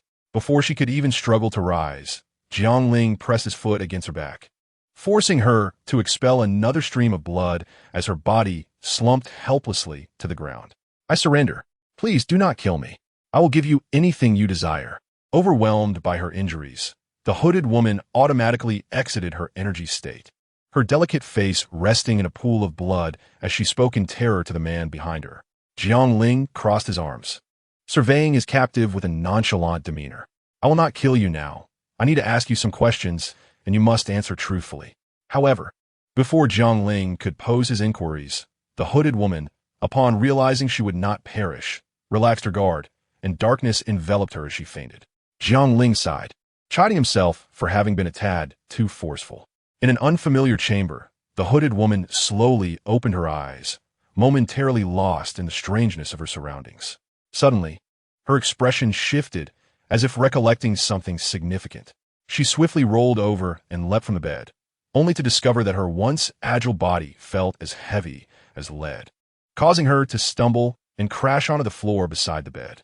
An even greater wave of terror washed over her as she realized her entire body was chillingly exposed. Her garments had mysteriously vanished. Awake, are we? Sitting on a sofa by the window, Jiang Ling casually peeled an apple with a fruit knife. her gaze drifting momentarily over the hooded woman's strikingly pale skin. A faint smile graced her lips. Indeed, the physique of a ghoul is remarkably resilient. A typical person would have succumbed to such severe injuries by now. The hooded woman recalled the events of the previous day, gritting her teeth as she forced a smile and pulled back the bedsheet, standing bare before Jiang Ling. What was a small sacrifice for survival when she had so much life left to relish? She could not afford to die here. Jiang Ling observed the scene before her with surprise. The hooded woman appeared to be in her late 20s, her tall and taut figure accentuated by her lack of clothing. Her elongated, curvaceous form was on full display, revealing alabaster skin and a deep, alluring cleavage that hinted at the fullness of her bosom, partially obscured by her arms. Though her waist was not particularly slender, it possessed a certain allure. Her slightly ample dairy was evident even from the front, full and inviting. Her long, powerful thighs were straight and elegant, and as she glanced sideways at Jiang Ling, her eyes brimmed with seduction. Her wavy, long hair swayed gently, revealing her oval-shaped, soft cheeks, complemented by delicately arched brows and slightly flushed lips that seemed to beckon a kiss from any man who beheld her. Jiang Ling instinctively straightened her back and shifted her posture, crossing her legs. The hooded woman, her mind racing with thoughts, cautiously inquired, "Might I ask what questions the esteemed traveler has? I shall speak without reservation. Are you a ghoul? How can you exist in the real world? And what is a traveler?" Jiang Ling asked nonchalantly, taking a bite of her apple as she toyed with the knife. "Do you not know what a time-space traveler is?" The hooded woman was evidently taken aback, gasping in astonishment. "Is it necessary for me to know?" Jiang Ling retorted. "Impossible. If you're not a time-space traveler, how could you possess such formidable strength in this scientific society?" The hooded woman shook her head vehemently in denial. "Why are you meddling in matters that don't concern you? Just answer my questions." Jiang Ling, lacking patience for a cannibalistic creature, glared at the hooded woman with eyes that glowed crimson. Swallowing hard, the hooded woman retreated several paces, hastily responding, "I am a ghoul, but this power was granted to me in the world of ghouls. I am a reincarnator of the main god space. Do you understand? I am familiar with that." Jiang Ling nodded, signaling her to continue. "I am a time-space traveler, akin to a reincarnator." The cloaked woman spoke softly. "I can enter various films and animations to accomplish certain tasks, and in return, I can exchange some cost with the mainframe for items from that world. The ghoul bloodline is what I have acquired." "Ah, such a classic and familiar concept of an infinite flow universe," Jiang Ling pondered while stroking his chin. "By the way, why have you time travelers suddenly appeared? This world was undeniably tranquil and peaceful before. I have never seen any relevant information online." The cloaked woman shook her head, correcting Jiang Ling's statement. "In truth, time travelers have always existed on this planet. However, due to the mainframe's excessively strict rules, ordinary people had no means to learn of their existence." Chapter 71. Unexpected events. While Jiang Ling was idly lounging at home, countries around the world had descended into a frenzy in their quest to locate the time traveler who had single-handedly deflected a massive meteorite. This was especially true for the United States, where their space monitoring center had clearly detected a fast-moving, unidentified flying object ascending into the sky just as the meteorite approached. If all went as expected, this unidentified flying object was indeed the time traveler who had thwarted the meteorite. Regrettably, while they were excitedly searching for Jiang Ling, he had quietly returned to his homeland. It was no joke. Under Jiang Ling's heightened senses, the chaos caused by the U.S. time traveler had severely jeopardized social stability. This was merely a population of hundreds of millions. One must note that the time travelers selected by the mainframe were entirely random. Thus, for a populous nation like the Heavenly Empire, there would likely be even more time travelers. For the sake of national security and stability, he deemed it necessary to return. It would be alarmingly easy for some exceptionally powerful time travelers to inflict widespread destruction. With his presence, at least he could manage the situation, mitigate losses, and eliminate any instigators. He possessed sufficient strength. Why should he fear others? Such notions were absurd. In Tianfu City, along South River Street, in the vicinity of Harmony Garden, some officials discreetly mingled among Jiang Ling's surroundings, performing their assigned duties. However, upon spotting their target, they casually communicated through their earpieces, "Target has reappeared, please advise." "Remain in place. Do not engage with the target. Await further instructions from above. They believed they were well concealed. Indeed, their disguise was impeccable to ordinary people. But was Jiang Ling an ordinary person? In his vision, their figures were utterly transparent. Nonetheless, Jiang Ling had no intention of causing them trouble. Others were working hard and contributing to society, which was commendable. His return was also meant to assist them, so there was no need to avoid them.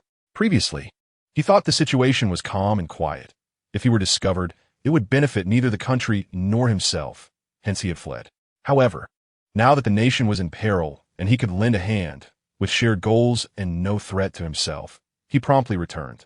At this moment, Jiang Ling sat within the confines of a room, locking eyes with the frigid Fiora, who remained as unresponsive as a comatose being. No matter how Jiang Ling engaged her in conversation, her demeanor showed no signs of reaction, leading him to eventually concede defeat. He understood that Fiora was biding her time, searching for an opportunity to strike back at him, although he perceived such a chance to be exceedingly slim. Her unwavering resolve was rooted in her identity as a soldier, one whose destiny was inscribed in her very genes.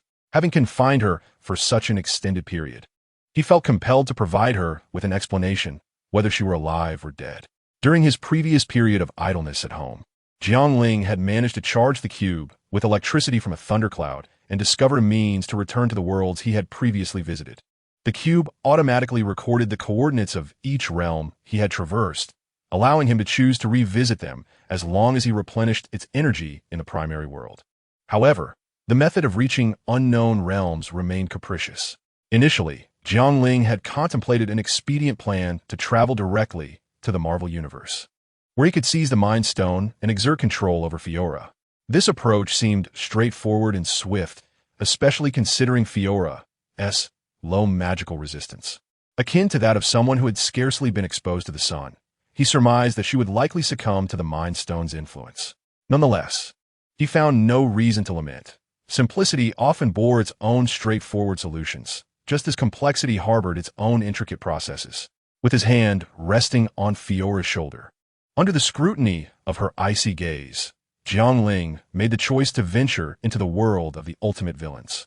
A sudden flash enveloped him, and when he opened his eyes, he was astounded by the scene before him. What on earth had transpired? The cube seemed to have lost its sense of purpose. From afar, a deafening roar echoed, and Jiang Ling scanned his surroundings to find himself on a stark gray concrete rooftop alongside Fiora, whose hands were bound in shimmering green light. The sky was overcast, the air thick with acrid smoke and the scent of charred remains. Abandoned posters littered the ground, swirling in the gusts of dust that danced in the air. Once a bustling urban rooftop, the nearby buildings exuded an eerie silence, devoid of even the faintest honk of a car horn. The tranquil rooftop was steeped in an unsettling atmosphere. Jiang Ling tilted his head upward, witnessing a helicopter spiraling in the distance, violently colliding with another skyscraper, resulting in a cataclysmic explosion. Stunned, he observed that the aircraft was teeming with individuals resembling rabid dogs. What just transpired with that departing helicopter? This scene bore an uncanny resemblance to the apocalypse. Jiang Ling edged closer to the balcony. The once bustling thoroughfare now lay in desolation, a scene of utter chaos. Countless wrecked vehicles choked the streets, their bodies strewn haphazardly. Some had crashed into lampposts.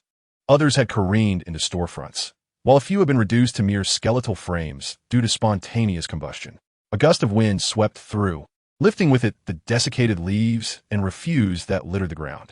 The roadside stores stood empty, and the streets were devoid of any human presence.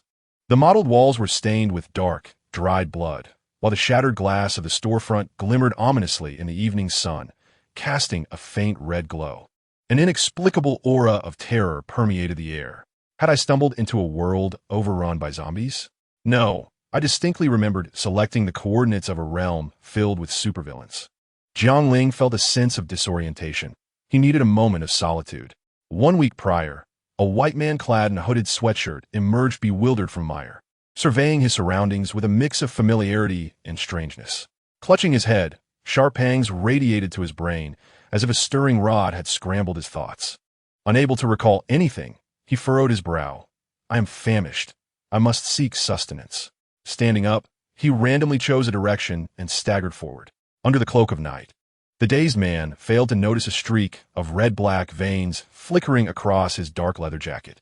Inside a bar, the air was thick with a mingled sense of smoke and alcohol, the cacophony of music and voices nearly deafening.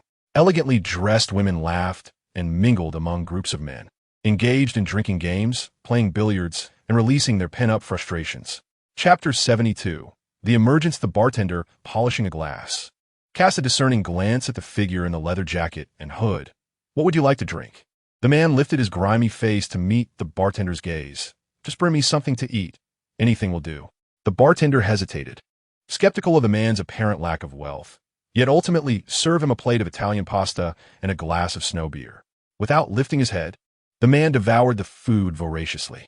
Unable to contain his curiosity, the bartender inquired, "Hey, buddy, have you been robbed, or are you heartbroken?" The man ignored him, and the bartender, feeling foolish, turned away. In the dimly lit bar, no one noticed the faint red-black tendril creeping rapidly from the man's pant leg into the distance. Before long, a burly man with a butterfly tattoo on his palm, poised to take a sip from his drink at the pool table, suddenly collapsed, convulsing on the floor, causing a stir among the patrons. The man finished his noodles, downed the beer in one go, and wiped the grease from his mouth with his sleeve. He glanced briefly at the commotion, then returned to his meal. With the bartender now preoccupied at the pool table, the man casually pushed himself to the other side of the bar, rummaging through boxes in search of food. Meanwhile, the fallen man had risen, now gnawing frantically on another man, blood spraying everywhere, plunging the bar into chaos.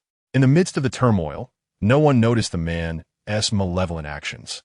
After consuming everything he could find, he stood up, surveying the scene. A blood-soaked floor and a disordered environment lay before him.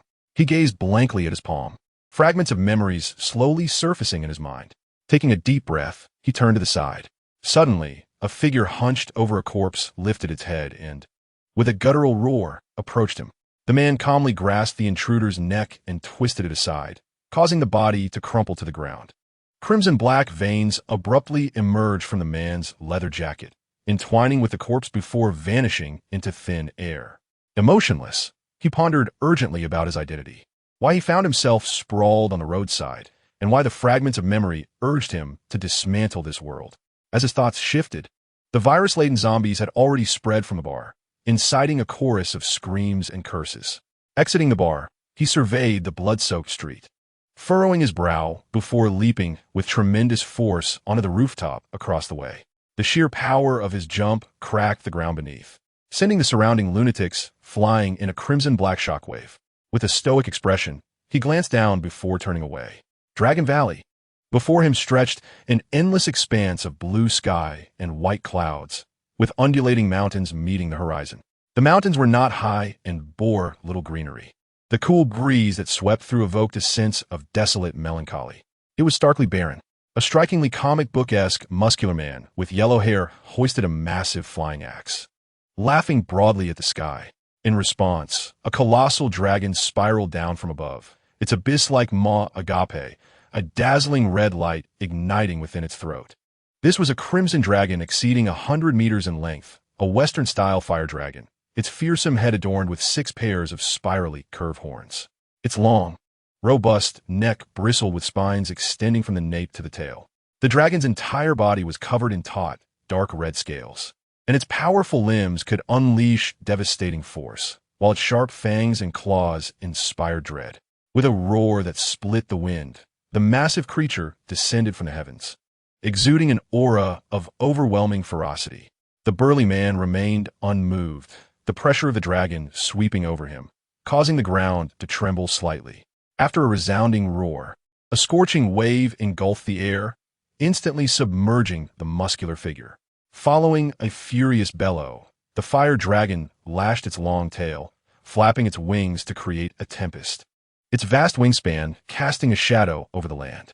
The dragon, seemingly victorious, unleashed a triumphant roar, spewing forth a torrent of red magma, embodying raw brutality, the terrifying momentum reaching a crescendo.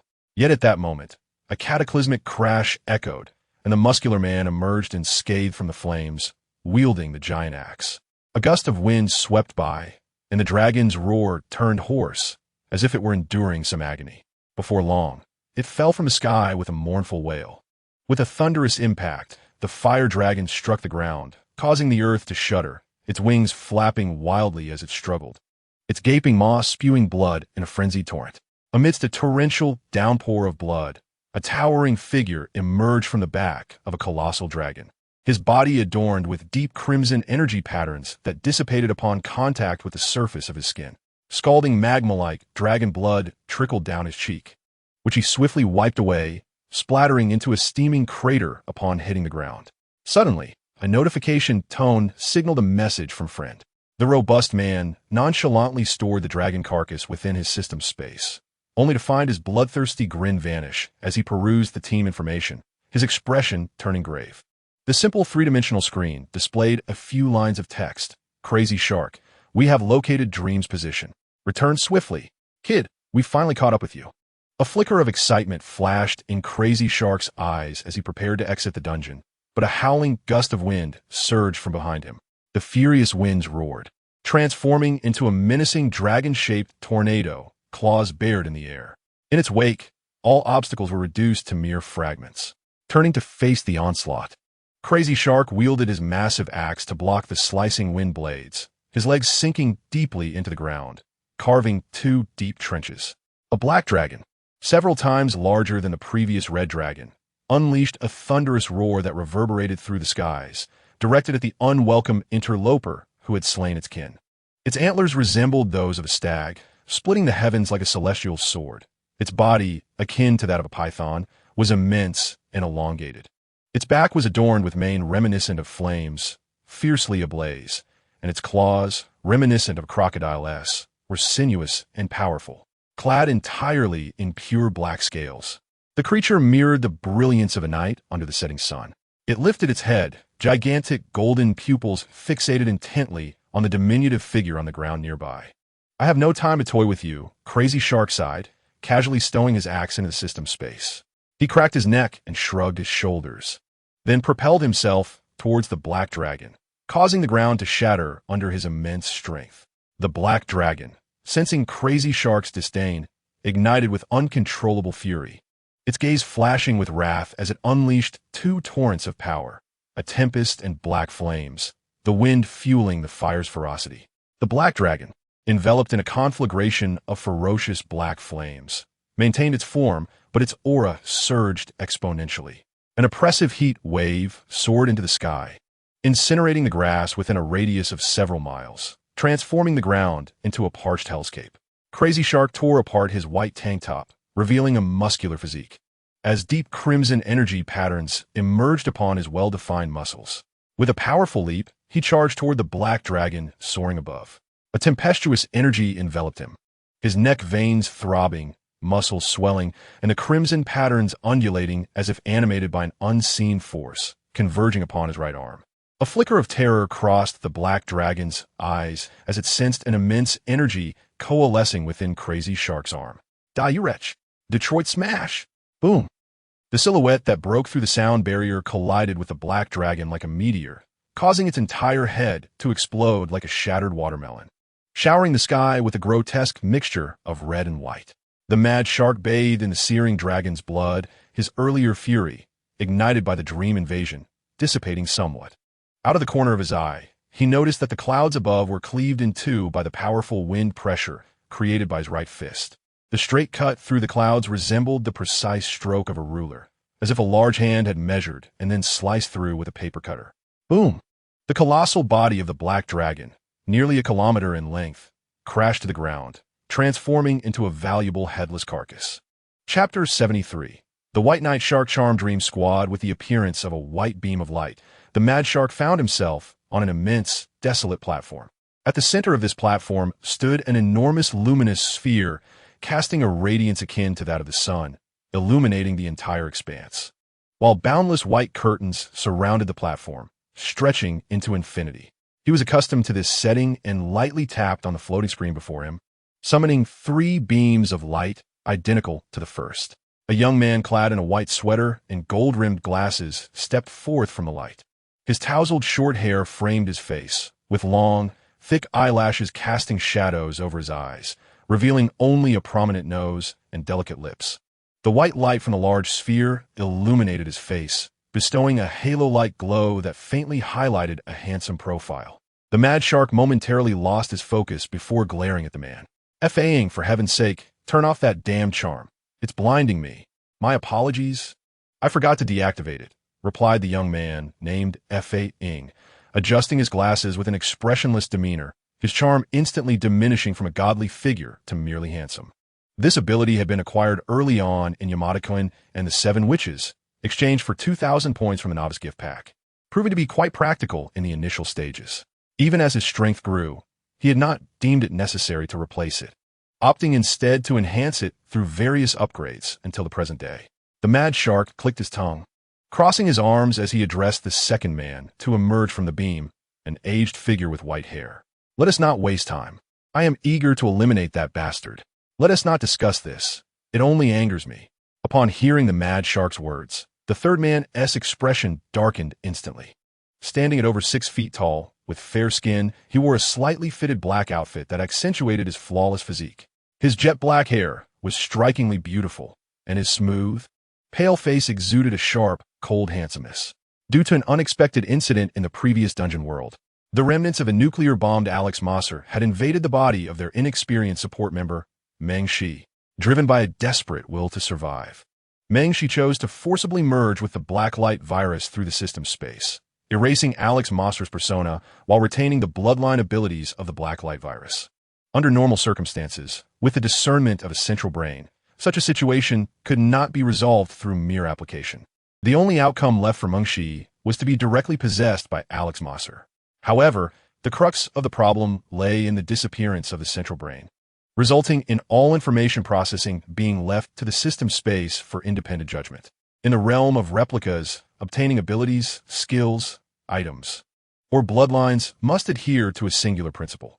One must either earn sufficient favor from the owner or eliminate them to gain the qualification for exchange within system space. Furthermore, items must be physically held before departing the replica world. Yet, mere qualification is insufficient. One must also possess a considerable cost, whether it be points, bloodlines, items, skills, or system evaluation medals, all of which can serve as currency for exchange, provided the two sides are equivalent. Fortuitously, due to Alex Mosser's remains lacking consciousness, the system space mistakenly determined that Meng Shi possessed the qualification to exchange with a Blacklight virus bloodline. However, the cost for acquiring this bloodline was astronomical, and Meng Shi's entire fortune only covered a fraction of it. In his moment of despair, the system space astutely reached for their team's shared assets, seizing all their team points and pilfering various items and skills stashed within to cover the deficit. Among these was the Knight's Belt, the primary combat belt of the man in black, which was thus swiped away, infuriating him beyond measure. Of course, the others fared little better. Once they exited the replica, they frantically searched for Meng Shi, only to find not a trace of him. Because of his absence, even when they encountered promising worlds, they lacked the means to pay the cost for abilities in the space, leading them to harbor a deep-seated resentment towards Meng Shi, believing he had fled in fear of punishment. Had he remained silent and simply run away, the loss of items and points might have been grudgingly accepted, with mere curses hurled in his direction. After all, the potential return of a top-tier combatant wielding the Blacklight virus made future gains likely. Yet, this scoundrel chose to vanish without a word, thus crossing their ultimate threshold. For those seasoned reincarnators who had grappled and thrived in the system space for years, the notion of taking the spoils and running was utterly intolerable. If Meng Shi were truly alive, he would surely kneel before them, weeping for his innocence, pleading that he was merely a logistical newcomer, lacking the audacity to commit such an act of selfishness. Alas, in a strict sense, Meng Shi had indeed perished. Previously, there had been attempts within the system space to harness Alex Mosser's Blacklight virus, but these were drawn from lesser creatures, bearing far lesser costs than what Meng Shi was subjected to. The results? All had transformed into zombies or mindless, grotesque beasts. Hence, the consensus within the space was that no one could achieve the flawless fusion with the Blacklight virus akin to Alex Mosser. A belief echoed even within the ranks of the White Knight Shark Charndream team until Meng Shi's unexpected emergence. The alignment of celestial events, geographical factors, and human elements must all converge, a series of improbable coincidences, each approaching the realm of zero probability, has birthed a formidable entity. Yet, amidst the envy and ire of the masses, one crucial factor is overlooked. Is the lineage of the blacklight virus truly so easily obtained? Even though Alex Moser's consciousness has been obliterated and his bloodline forcibly merged, the remnants of instinct embedded within the blacklight virus swiftly assimilate Dream She. The current amnesiac Dream She, rather than being considered human, resembles a collective consciousness of viral awareness, akin to Alex Moser himself. Bai Ming, our weathered elder with silver hair, nodded towards the trio, painfully extracting a high-tech device from his system pocket. This apparatus is a one-time use item, exceedingly rare, indeed. Items designated for interdimensional travel within the system are typically invaluable and seldom exchanged. After all, in many realms, one can acquire formidable powers through cunning means, albeit at significant costs. Those who partake in such exchanges often do so at the expense of their fortunes. Chapter 69. Those who enjoy bravado rarely meet a dismal fate. What is the true nature of this meteorite? Is it merely a coincidence? Or does it bear a connection to the Rubik's Cube? Jiang Ling pondered, fingers interlaced before her lips. Logically, our Earth rotates steadily within the cosmos, and occurrences such as a colossal meteorite colliding with it are exceedingly rare.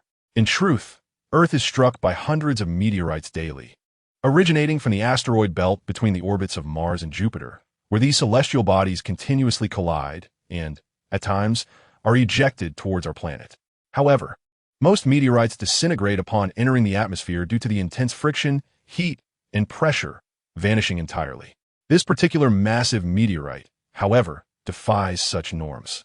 The cosmos is home to countless small bodies orbiting the sun, varying in diameter from several kilometers down to mere centimeters, akin to gravel.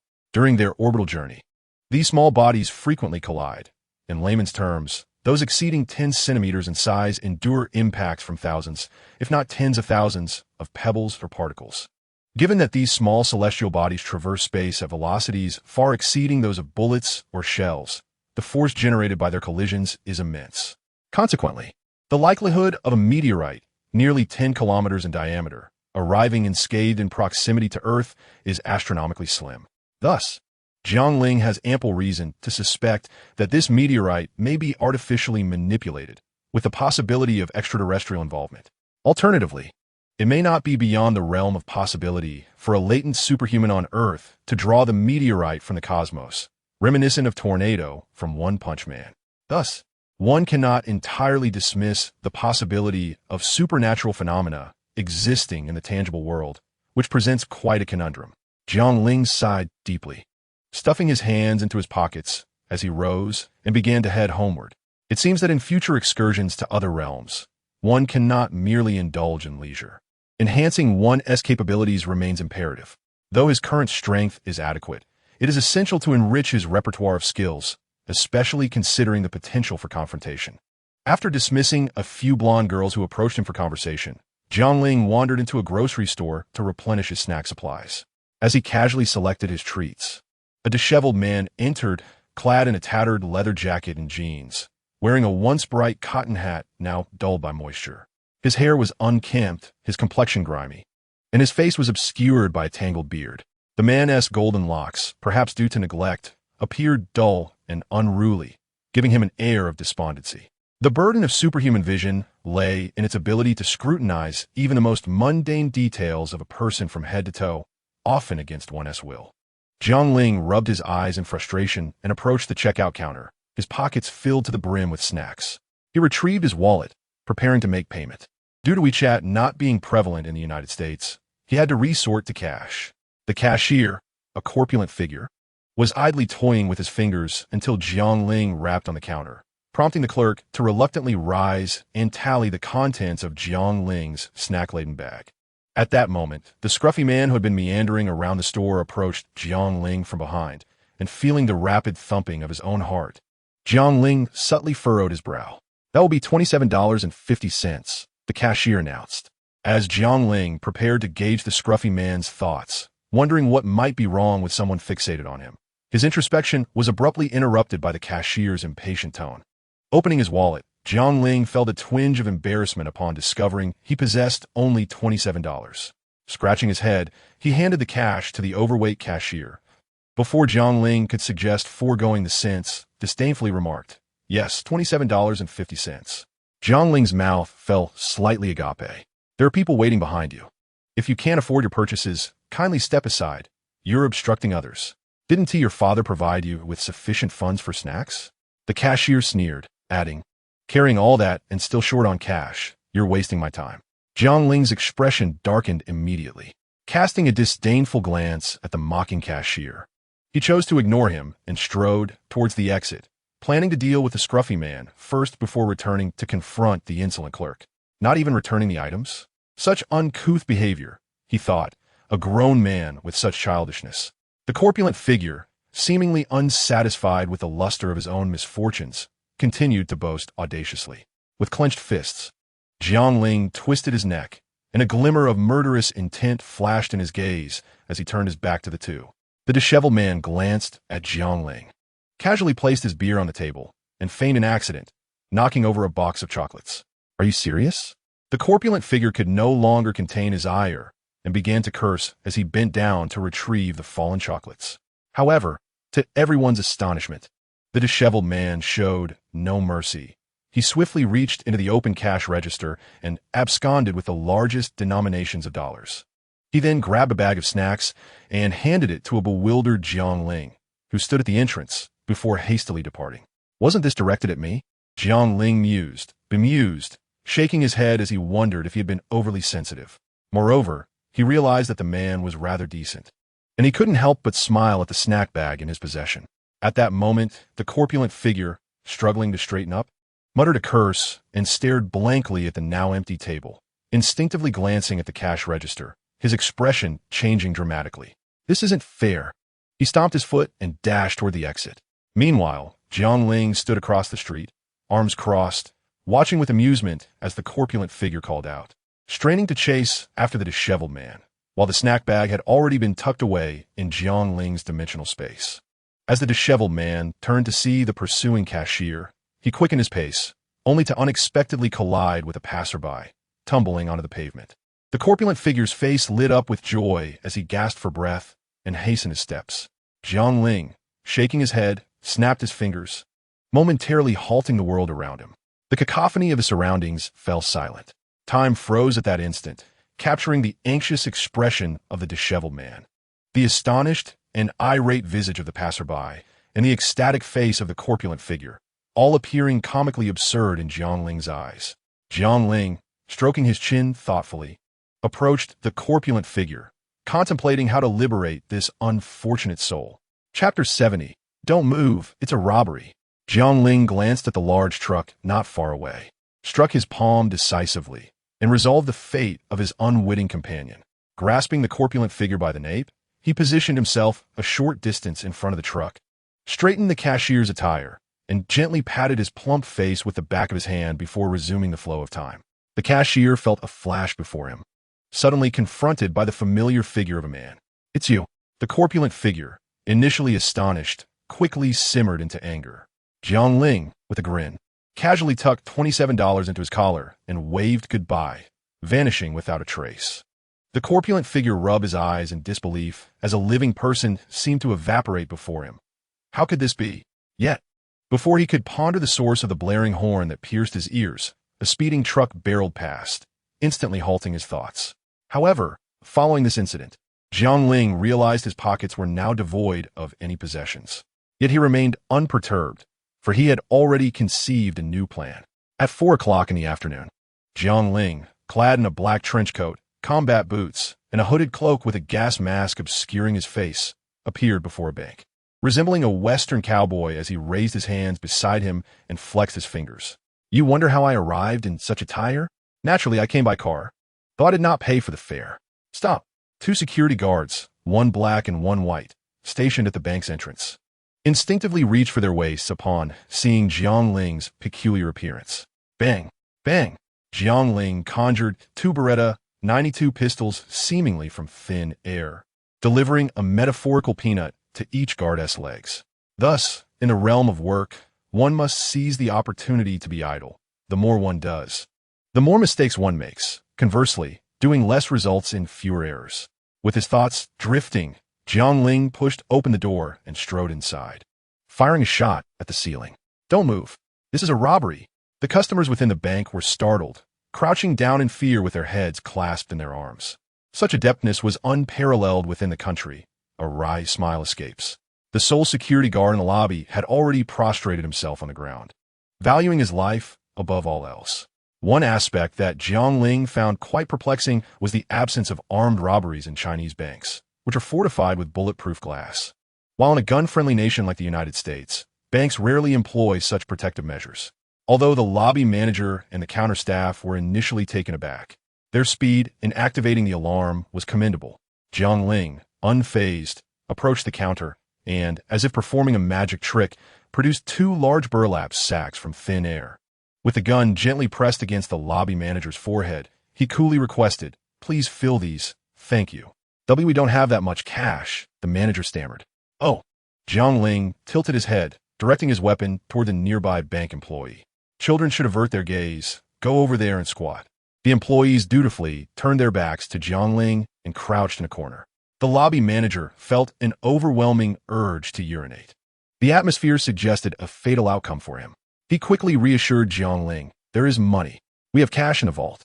He led Jiang Ling to the basement, inserting a key into the door and inputting an electronic code. Following identity verification, as Jiang Ling had anticipated, the door promptly locked shut. Casting a glance at the sweating lobby manager, Jiang Ling bore him no ill will, instructing him to return to the lobby and remain crouched. From his inventory, he retrieved a bundle of high-explosive detonators and affixed them to the vault door. Using one's fist was far too uncivilized for this endeavor. Such theatrics were far more exhilarating. Standing motionless, Jiang Ling gently pressed a button. Boom!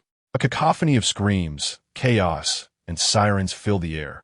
Unscathed, Jiang Ling glanced at the vault, which now stood ajar, revealing heaps of cash within. With a smile, Jiang Ling entered, caressing the stacks of bills, lifting a bundle to his nose to inhale the scent of fresh ink. The cash was brand new and delightful. "Collect it all," he commanded as he began to gather the money into his space. Time passed swiftly, and the vault had become desolate.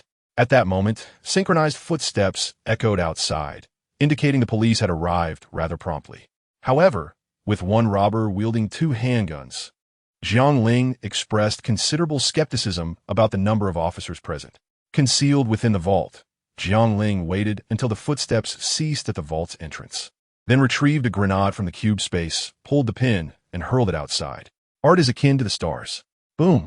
Stepping cautiously outside, Jiang Ling circumvented the barely conscious special police officer lying on the ground and emerged into the bank's lobby, confronted by terrorists clad in gas masks. The officers raised their firearms, aiming at him. "Don't move. Drop your weapons."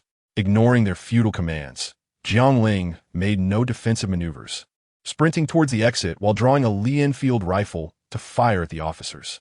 The shield echoed with a series of clinks as officers fell one after another.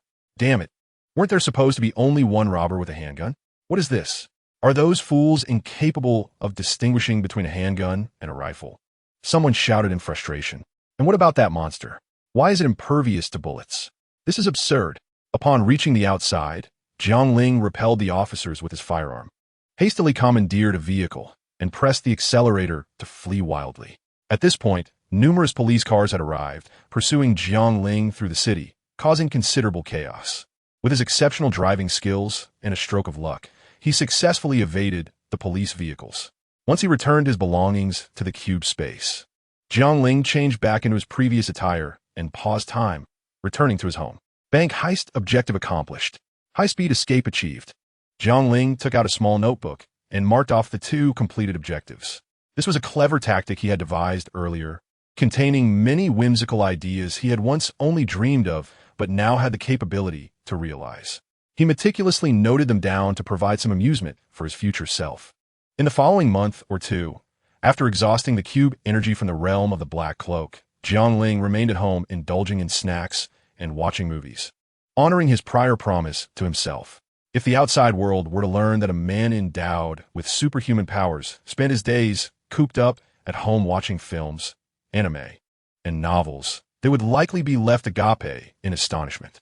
However, while Jiang Ling lounged at home, Nations across the globe were fervently searching for the mysterious shadow that had single-handedly thwarted a colossal meteorite in space, particularly the United States. During the meteorite's approach, the U.S. Space Monitoring Center had clearly detected an unidentified flying object soaring rapidly from the ground into the sky.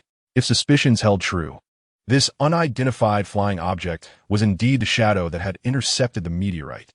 However, the United States has remained silent on the international stage, covertly seeking this figure domestically. Despite a multitude of pressing issues at home, the U.S. has allocated considerable manpower for such unparalleled talent, rivaling the potency of a nuclear weapon, must be firmly under American control at any cost. In contrast, while the U.S. grapples with a plethora of misleading information, the Celestial Empire undoubtedly possesses more definitive evidence. After all, during the initial period of acquiring his abilities, Jiang Ling was utterly unguarded. With a little effort, one could easily uncover his whereabouts. In Tianfu City, on South River Street, around the Harmony Garden area, the house stood empty. The thick layer of dust suggested that the owner had long since departed. Had the family of Zero been secured? The target's mother had passed away quite early, leaving only a father and half-brother. Moreover, investigations revealed a strained relationship between father and son, rendering it of little value. What a hassle. Chapter 71. Failed location at this moment. Jiang Ling was oblivious to the fact that the Celestial Empire had traced him to his home. Even if he had known, he likely would not have cared. That old bastard was of no consequence to him, though he felt pity for the younger brother. High above the Pacific Ocean, amidst a tumultuous sky filled with dark thunderclouds, a shadowy figure flickered in and out of visibility. It was none other than our dashing protagonist, Jiang Ling, who lay comfortably in the storm, recharging his Rubik's Cube with energy. After having indulged in this amusement for a while, he felt his body was on the verge of rusting. It was time to embark on a new adventure. This time, Jiang Ling planned to revisit a world he had previously encountered, such as Supervillain. Lamenting that he had not had the opportunity to observe the blue-headed Megamind closely due to his hurried departure, he wondered if the Rubik's Cube would automatically record the coordinates of previous worlds. If not, he would have to find a way in the random worlds ahead. Rubik's Cube. Leap into the world of Supervillain. The thunderous sound of crashing waves, interspersed with the faint cries of seagulls, resonated across the sunlit golden beach, evoking a truly dreamlike sensation. What a beautiful sight, Jiang Ling exclaimed as he opened his eyes. Perhaps due to the onset of dusk, this enchanting beach was sparsely populated, save for a few young individuals in swimwear, lost in the joys of this idyllic sandy paradise. Trouble was brewing. Jiang Ling had a premonition that this place was far from the world of Supervillain. Rubbing his head in frustration, he mused that it didn't seem to resemble the United States either. In any case, he decided to inquire with someone. With that thought in mind, Jiang Ling swiftly approached a passerby. "Excuse me, may I ask you a few questions?" he inquired, utilizing English. Though reluctant to admit it, he recognized the widespread utility of English across many regions of the world. However, the young man captured by Jiang Ling scratched his head in distress and then uttered a phrase. "Are you a foreign tourist?" Upon hearing these words, Jiang Ling felt an immediate sense of relief. Although the young man did not speak English, he was conversing in Italian. To prepare for such situations during his time spent at home, Jiang Ling had utilized his exceptional intellect to master several major modern languages, including Italian. At that moment, he switched to Italian and replied fluently, "I apologize, I am indeed a foreign tourist, but I seem to be lost. May I ask you a few questions?" Upon hearing Jiang Ling speak Italian with remarkable fluency, the young man's expression shifted from surprise to a hint of ease. Communication can indeed be a formidable challenge when there's a language barrier affecting both parties involved. If faced with a more aloof individual, a lost traveler might be dismissed with a wave or ignored altogether.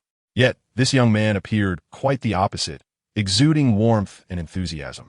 Consequently, through a series of inquiries, Jiang Ling acquired the information he sought.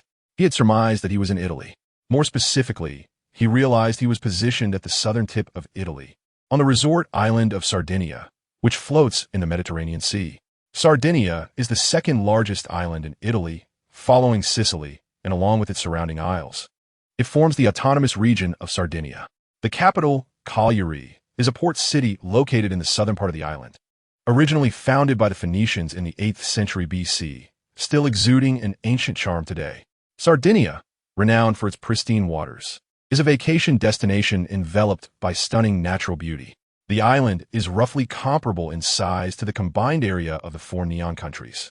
With a population of around 1.5 million, more than half of whom reside in the capital, Cagliari. Naturally, tourism is the island's primary industry. Each summer, Sardinia attracts numerous visitors seeking European holidays, particularly to its northeastern coast, a favored retreat for the affluent. Jiang Ling found himself on a beach not far from Cagliari. Initially speaking in English had led the young man to assume that he was a foreign tourist. After obtaining the desired information, Jiang Ling expressed his gratitude to the enthusiastic young man, presenting him with a generous tip in US dollars.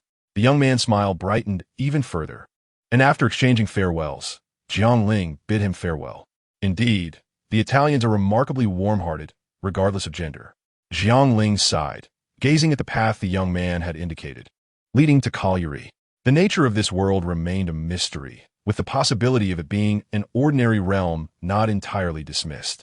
Although Jiang Ling could effortlessly soar into the sky, utilizing his extraordinary hearing to collect desired information, he pondered the joylessness such an approach would entail. Predictably, Jiang Ling's lifespan seemed prolonged, compelling him to cultivate his own amusement. Unless faced with an unavoidable situation akin to that in the real world, he preferred to avoid overly exploitative methods, as they would severely diminish the essence of adventure. He hoped this world would present him with captivating abilities, for he yearned to enrich his repertoire. If this indeed turned out to be a mundane world, such aspirations would be unattainable. Regardless, the sky appeared to darken, prompting him to head into the city and seek a lodging for rest. Matters of tomorrow would be addressed in due course. With that thought, Jiang Ling proceeded towards the city. In the distance, at an ice cream stand, a golden-haired young man dressed in a shirt and shorts, cradling a cup of ice cream, observed Jiang Ling's retreating figure with an intense gaze that almost seemed to shimmer. Beside him, a bespectacled man, previously wearing an expression of disdain towards the golden-haired beauty, furrowed his brow upon witnessing the latter's demeanor and, in a peculiar tone that oscillated between respect and rudeness, remarked, "What's the matter?" "Nothing much, just saw someone rather intriguing," replied the golden-haired young man casually, turning to walk in another direction. The bespectacled man, looking resigned, followed suit. Jiang Ling arrived in Cagliari with considerable ease, merging into the bustling streets. With no fear of losing his way, the warmth of the locals, empowered by his charm, readily guided him. Although Cagliari was merely a port, even as the capital of Sardinia, it surprisingly teemed with life, including a significant number of foreigners. This was only natural, given that it was a vacation destination. Dressed in casual attire, Jiang Ling strolled along the quaint streets, savoring a local delicacy, his face alight with enthusiasm. He occasionally paused to admire his surroundings, resembling a tourist reveling in the experience. Naturally, his striking looks and demeanor drew glances, with some even approaching him for contact details, a testament to the openness of Italian women. Notably, it seemed that women in this world generally possessed a higher standard of beauty. Was it merely his impression? All Jiang Ling could do was lament that being handsome came with its own set of troubles. Chapter 73. The Godslayer. Thus, Jiang Ling first sought out an inn and reserved a room, subsequently meandering through this ancient city. It was his inaugural visit to Italy. How could he not indulge in its splendors, especially when time was abundant? One might ponder the origins of Jiang Ling's funds. Could currency from the real world truly be spent? Such narrow-mindedness. The expenses for dining, revelry, and lodging were all covered by the gold he had exchanged. As he prepared for this journey through realms, it was only prudent to bring such a universally accepted form of currency. Even a fantasy world or an ancient epic, gold remains a medium of exchange. A simple visit to a goldsmith could convert it into cash. As for the dollars he had previously given to passers-by, Jiang Ling was uncertain of their fate. As time gracefully flowed into the afternoon, while Jiang Ling stood before a stall selecting souvenirs, a thunderous explosion erupted, followed by a cacophony of successive blasts. The source of this chaos was a frenzied wild boar, an unimaginable creature, if such a beast could truly exist. Its jet-black fur and formidable tusks suggested a length exceeding 50 meters, with a height surpassing 30 meters, towering over the surrounding structures, which seemed diminutive in comparison to its colossal form. This divine beast, radiant with an aura of sanctity, had descended upon the city. With a resounding roar, the wild boar's voice reverberated through the city, proclaiming its arrival to all. The roar transformed into a wave of sound, creating terrifying sonic vibrations that rippled through the air, shaking the very foundations of nearby buildings, shattering glass with ease. Then, the wild boar surged forward. Its massive head lowered as its powerful forelimbs struck the ground with tremendous force, causing a seismic tremor akin to an earthquake. With each advance, the structures in its path were effortlessly obliterated. Human architecture crumbled before it, as if mere child's play, fragile and insignificant. In a singular charge, a substantial portion of a street was laid to waste, buildings collapsing in rapid succession. At this rate, the destruction of an entire city would be but a matter of moments.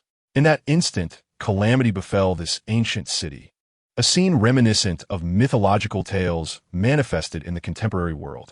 Streets ravaged by the wild boar lay in disarray, while the inhabitants of the city, caught off guard by this unforeseen catastrophe, exhibited a spectrum of reactions. Some stood frozen in fear, while others, in ignorance, knelt in prayer to the divine. Yet, the majority frantically fled, striving to distance themselves from this sudden harbinger of destruction. "Good heavens! A Godslayer!" Jiang Ling exclaimed, his visage instantly reflecting astonishment as a cascade of memories flooded his mind upon witnessing the rampaging boar in the distance. Like a manifestation from a myth, a colossal wild boar appears in this world, known as the God of Defiance. The God of Defiance originates from the anime Godslayer. In the backdrop of ancient times, the spirits born of nature roamed this realm, instilling fear in humanity regarding the might of storms, thunder, disease, and death. In response to witnessing their forms, people willingly offered their faith, bestowing names upon them and weaving intricate myths. The spirits became deities within the narratives crafted by humankind. A ritual born from the humility of mortals, aimed at tempering the overwhelming power of the gods. A deity that possesses a name and a myth is constrained from transcending the significance embodied by these two elements. When bestowing blessings upon humanity, they act in accordance with their designated roles. Thus, humanity can prepare for the threats or blessings posed by these divine beings. However, should a deity surpass the confines of their name and myth, they wander into the mortal realm. Such a deity is termed the God of Defiance. The God of Defiance brings calamity. Their mere presence in this world wreaks indelible consequences.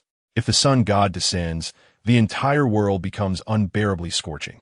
If the sea god arrives, the world is consumed by towering waves, sinking to the ocean's depths. If the god of the underworld makes an appearance, plagues will proliferate, transforming the world into a city of death. If the god of judgment manifests, the inhabitants will face myriad punishments. The moment a deity exceeds certain limits, they unleash such ramifications upon the world, embodying the calamity of their own design. This is the essence of the God of Defiance. Before the narrative of Godslayer commences, two gods of defiance had already clashed in the mortal realm, leaving them both grievously wounded, retreating to Sardinia to recuperate and prepare for further conflict. This immense wild boar is a manifestation of one such god of defiance, the war god Velisrana. Jiang Ling leapt gracefully onto the rooftop of a nearby building, gazing at the rampaging boar with an air of calm. Gods of defiance vary in strength, yet even the most diminutive among them cannot be vanquished by mere mortals. However, this is a notion relevant to ordinary individuals in this world. As a being endowed with unparalleled power, Jiang Ling harbors no fear of these gods of defiance. In fact, it is the gods who should be wary of him, for the wild glint of the hunt dances in his eyes. Previously, it was mentioned that Jiang Ling sought to expand his repertoire of abilities. This world presents an impeccable opportunity to fulfill that desire. Within this realm exist myriad obscure organizations, composed of individuals who wield miracles that have endured the test of time. In Europe, these groups are collectively referred to as magical societies. Naturally, the miracles employed by these so-called magical societies are none other than magic itself. In other countries, there exist groups that harness ancient powers, such as the martial prowess and mystic arts of China, as well as the yin-yang techniques and sorcery of Japan, all of which fall into this category. However, what Jiang Ling seeks is not merely these, but rather the slayer of gods. Among the myriad magical societies in Europe, many who master both sword and sorcery are referred to as knights. Within the knightly ranks, a particularly distinguished and formidable group is bestowed the title of Grand Knight. Yet, above the Grand Knights lies the esteemed rank of Holy Knight, representing the pinnacle of honor attainable by knights. To achieve this status signifies that an individual has ascended to the apex of existence within this realm. Only 6 such individuals exist globally who can overshadow those who have attained the rank of Holy Knight. While Holy Knights may still be considered part of humanity, the Slayer of Gods is a true monstrosity, capable of trampling upon the highest honors of countless Holy Knights with but a single being. Some may scoff at this title, deeming it nonsensical. However, as the term suggests, the Slayer of Gods refers to those who have slaughtered deities and usurped divine powers. Authority. This is a strength reserved solely for the divine. A human who has slain a god can seize this power for their own use. From the moment one possesses divine authority, they cease to be human and become a Slayer of Gods, a veritable non-human entity. Thus, the Slayer of Gods is hailed as the Overlord, also known as the Demon King, a true sovereign above all humanity.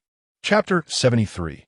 Erica excerpt from the 19th century work Demon King by Italian magician Alberto Rigan, to describe those who have achieved such awe-inspiring feats.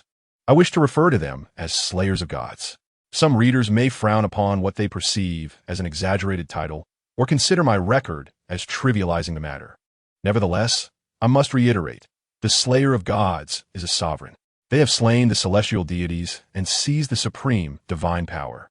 The Slayer of Gods is a ruler, for they wield the authority usurped from the gods, dominating the mortal realm. The Slayer of Gods is a Demon King, for among the mortals who inhabit this world, none possess the strength to rival them.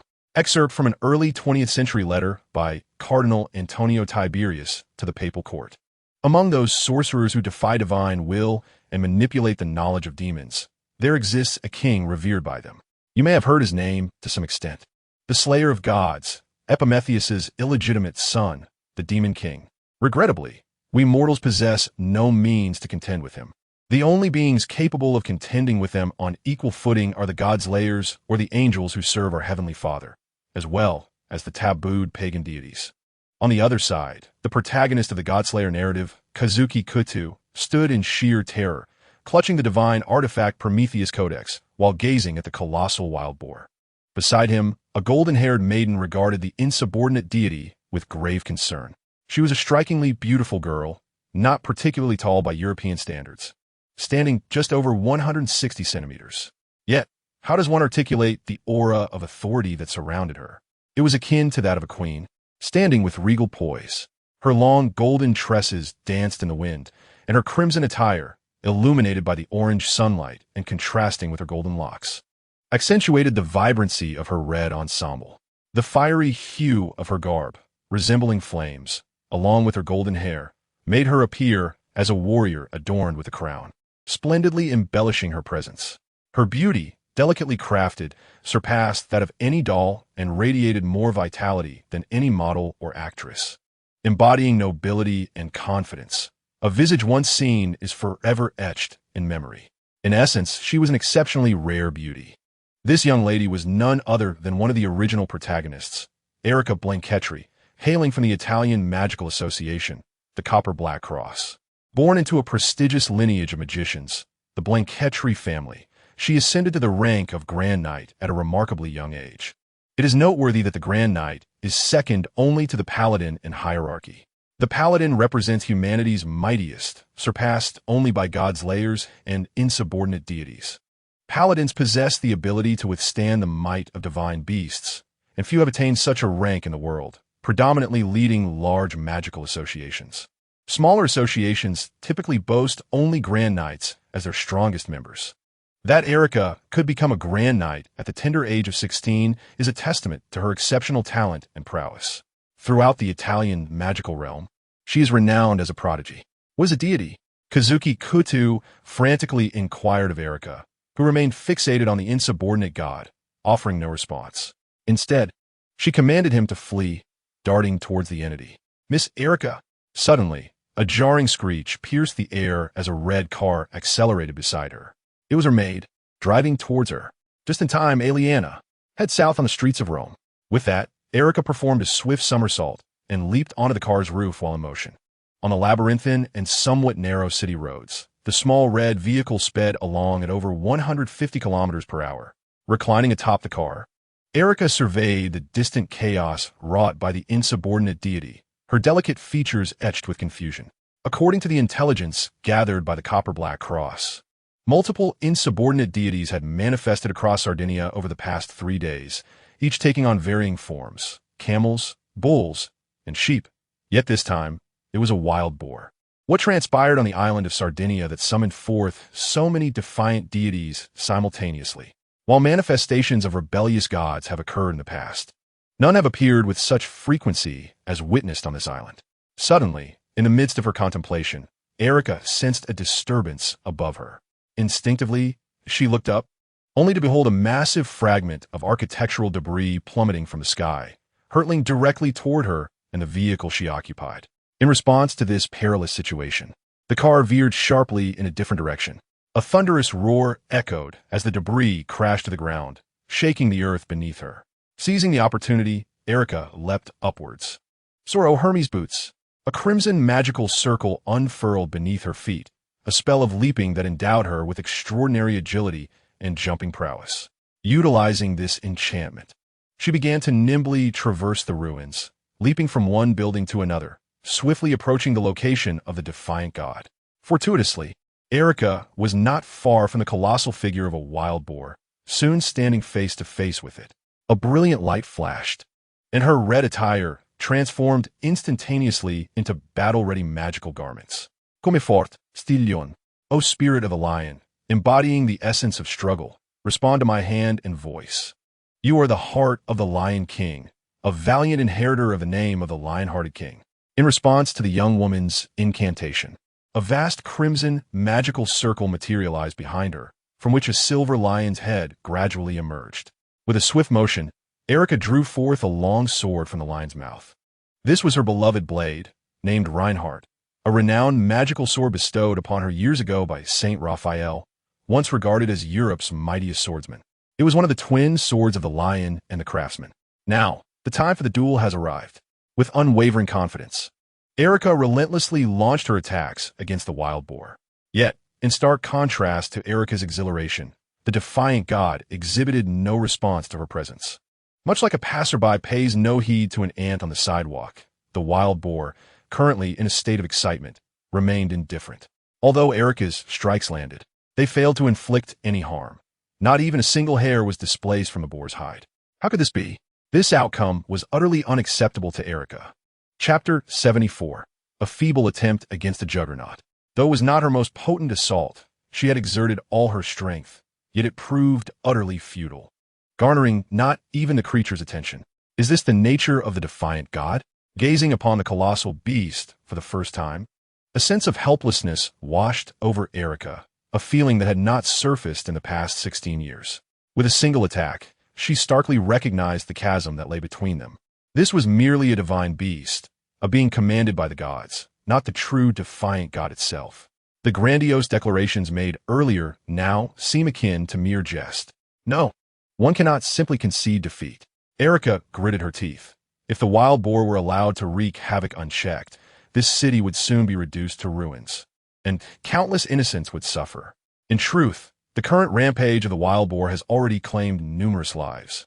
It is unclear how many have fallen victim to the sudden onslaught of the beast, trampled underfoot or crushed by the wreckage it leaves in its wake. Such a creature may roam the desolate wilderness, but its presence within human settlements spells disaster. Yet, as a knight, she cannot remain a passive observer.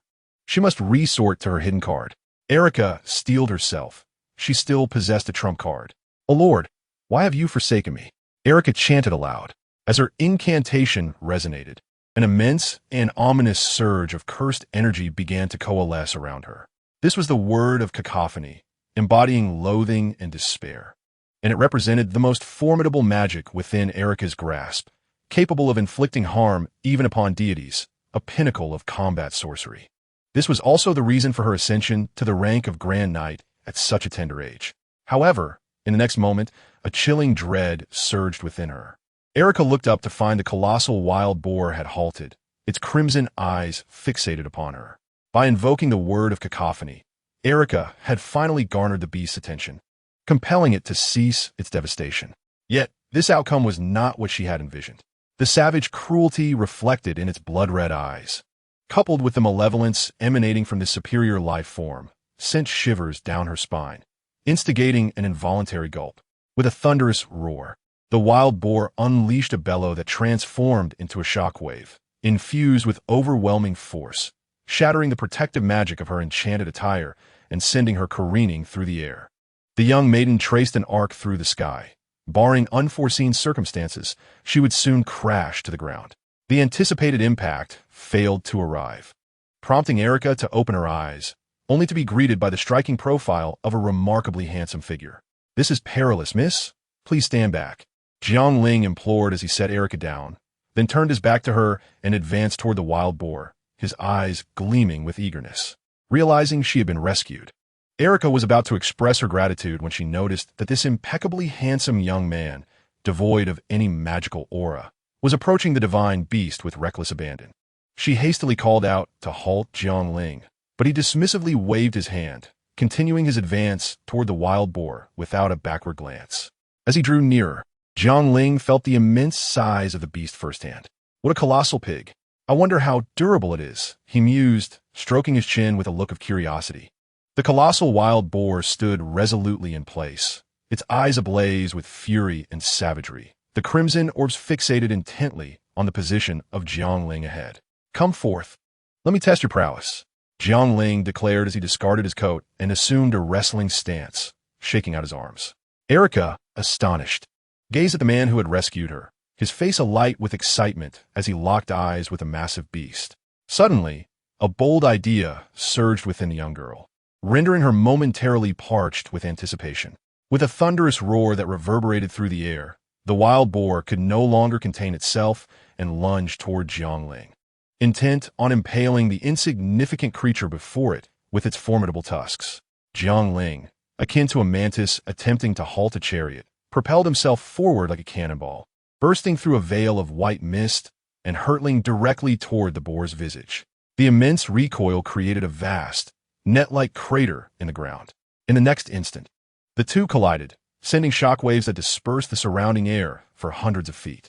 A fierce gale erupted, and Erica, not far away, was swept back by the tempest, desperately grasping onto nearby objects to steady herself.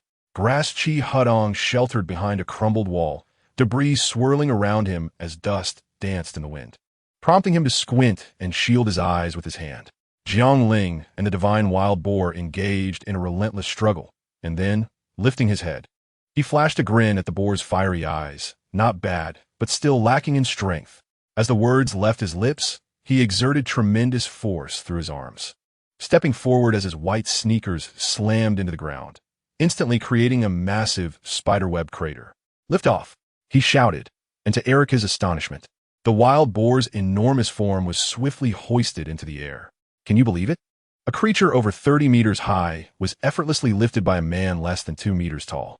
With a powerful shoulder throw, the boar's body crashed to the ground, demolishing a section of the surrounding structures. Within the crater, the wind whipped around Jiang Ling, stirring the ornaments adorning him, as dust and nearby objects were swept away by the shockwaves. Streetlights flickered, leaving only a tall, slender silhouette, graceful, poised, and formidable. The wild boar struggled to rise, but it seemed that this aspiration would forever elude it, for a tempest had begun. Beneath the beast, a cool breeze transformed swiftly into a fierce gale, escalating into a towering tornado that ensnared the boar's massive frame. Roaring in fury at the abrupt onslaught, the wild boar unleashed its divine power, attempting to break free from the tornado's grasp. Yet it was futile. No matter how fiercely it struggled, the wild boar could not escape the vortex's clutches. Suddenly, a flash of golden light erupted around it, sharp, swift golden arcs slicing through the boar's body. The sound of the wild boar transformed from a robust bellow to a mournful wail, reminiscent of a creature on the brink of death. Gradually, the boar's body disintegrated into grains of sand, which were whisked away by the merciless whirlwind. As the tornado began to subside, it morphed into a fierce gale, carrying away the sand that had once been the wild boar. In Chapter 75, titled The God of War, Usurps, Erica stood in stunned silence, utterly bewildered by the unfolding events. What was happening? She murmured, struggling to comprehend the rapid turn of events. The appearance of the divine beast, along with the sudden tornado that had vanquished it, surpassed her understanding. Has it finally arrived? Jiang Ling smiled. For someone familiar with the anime, the emergence of the wild boar signified one crucial fact. The god of war was about to make an appearance. He had not intended to slay the boar just yet, as the god of war's powers would hold little significance if they were incomplete. As Jiang Ling slowly turned, he noticed the presence of an individual behind him, a young boy. To all who beheld him, he appeared to be around 14 or 15 years of age, with skin of pale ivory and delicate, symmetrical features that exuded an androgynous beauty. His hair, a deep shade of blue-black, fell to his ears, and he wore an otherworldly white robe, draped with a tattered brown cloak. The god of war, Usurps. Jiang Ling uttered the name with recognition. Oh, it seems you know me. Usurps, is that indeed my name? The youthful deity expressed surprise, indicating that he had not fully reclaimed all his memories, particularly regarding his own identity. The undefeated god of war, I have come specifically for you, Jiang Ling stated with a grin. To be precise, I intend to slay you. The god of war's powers, as depicted in the original text, were immensely formidable. The ability acquired by Kazuya after defeating the god of war was equivalent to 10 powers, a testament to the uniqueness of this deity. While each power had its limitations, their potency was indisputable, especially that golden sword, which was a veritable weapon of mass destruction in this mythological realm. Do you covet my powers? Such a bold declaration. The god of war remarked. To dare to hunt a deity, you possess a courage that I must commend. He then erupted into a boisterous laugh. Little did I expect that in my quest for a fragment of myself, I would encounter such an intriguing and admirable adversary. However, I am the victor. Victory resides with me. It is my very essence. Regardless of the battles I face or the foes I confront, my triumph is immutable and unshakable. As he spoke, the young deity fixed his gaze upon Jiang Ling, a fierce combat spirit igniting within his eyes, while an overwhelming aura began to ascend around him. The formidable divine presence filled the surrounding space. Under such immense divine might, even ordinary sorcerers would likely find themselves unable to stand, their desire to engage diminished. Soon, a look of regret crossed his face. Alas, I am not yet whole. Several of my avatars remain unreclaimed, he lamented, acknowledging that his divine power was incomplete. To engage fully with a worthy opponent is a mark of respect. Yet, as an undefeated war god, he would not decline a challenge merely because his strength was not fully restored. Even in his incomplete state, he would not shy away from battle. However, there would inevitably be a sense of regret, for confronting a formidable foe merits one's utmost effort. That's quite all right. I have no intention of fighting you at this moment, Jiang Ling replied with a shrug to Usurps. His words caught Usurps off guard, clearly unprepared for such a response. Do you not wish to acquire my power? The young war god inquired, perplexed. Is this not your greatest opportunity while I remain in this weakened state? But wouldn't that be rather dull? Jiang Ling smiled. Ha ha ha, splendid. How delightfully intriguing. As he spoke, a gust of wind swept through, and Usurps' figure vanished from sight. Noble adversary, once I have reclaimed all my avatars, I shall seek you out. Await my return. Such a pity, Jiang Ling murmured as he watched Usurps depart. In truth, when Usurps had appeared before him, he had contemplated striking. After all, Usurps was in a vulnerable state. However, he hesitated to slay an incomplete Usurps, uncertain whether doing so would grant him the full extent of the divine power. The thought of acquiring a diminished power was a lamentable prospect. In less than half a minute, the war god retracted his boar avatar, leaving behind a ravaged street. The flames still raging, and chaos reigning among the populace. Who are you, truly? Jiang Ling turned to find Erica Blanctrai standing behind him, her expression one of awe. It was undeniable that Erica was an exceptionally astute young woman. Jiang Ling realized that her earlier performance against the wild boar had likely led her to boldly speculate about his identity. After all, only the legendary Godslayers could stand their ground against the god of non-existence. Yet, Jiang Ling did not conform to the image of any Godslayer known in this world. If he were indeed a Godslayer, it would signify the emergence of yet another dark sovereign upon this earth, a revelation that could astound the entire world. Regrettably, as of now, Jiang Ling was not one. Though Erica is exceptionally intelligent, she could not have anticipated the arrival of visitors from other realms. Thus, Jiang Ling shook his head at Erica, dismissing her unfounded suspicions. I'm not a Godslayer, merely a passerby endowed with abilities. There's no need to remember me particularly. To confront a deity of non-compliance head-on is hardly the mark of an ordinary person. Humility must have its limits. Erica murmured softly, her body visibly relaxing. After all, God-slaying entities are renowned as demon lords, the most terrifying beings in this world, whether intentionally or otherwise. The birth of each Godslayer invariably influences the dynamics of the entire world. For magicians, Godslayers evoke a complex blend of admiration and dread. On one hand, they fear the immense power and unpredictable nature of Godslayers. On the other, it is only these Godslayers who can contend with the natural disasters manifested by the deities of noncompliance. Moreover, everyone knows that aligning oneself with a Godslayer grants even the smallest magical associations a formidable presence, instilling a sense of trepidation in all who might dare provoke them.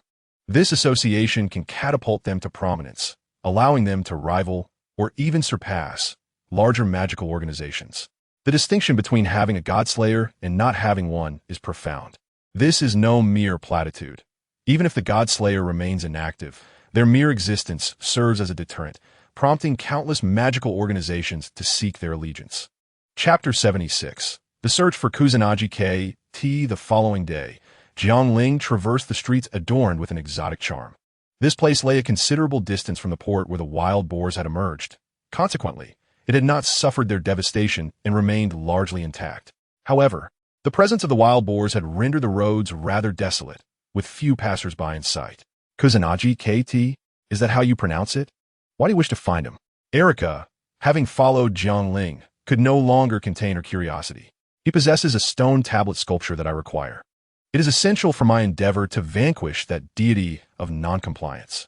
To be prudent, it is best to take additional precautions, Jiang Ling replied slowly, casting a glance at Erica.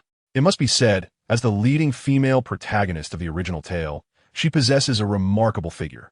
At merely 16, her development surpasses that of many adults.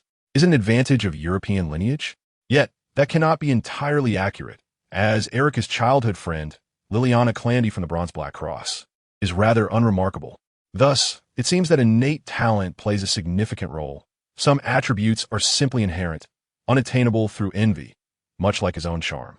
As these whimsical thoughts flitted through his mind, Jiang Ling continued, Usurps, that is his name. Usurps is the ancient Persian god of war. Could it be that the deity of noncompliance appearing on the island is indeed him?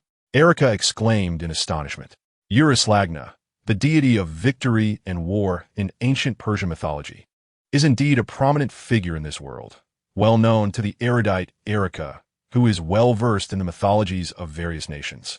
It dawned upon her that if this deity were involved, the successive appearances of various divine beasts such as sheep, camels, cattle, and wild boars across Sardinia would make perfect sense.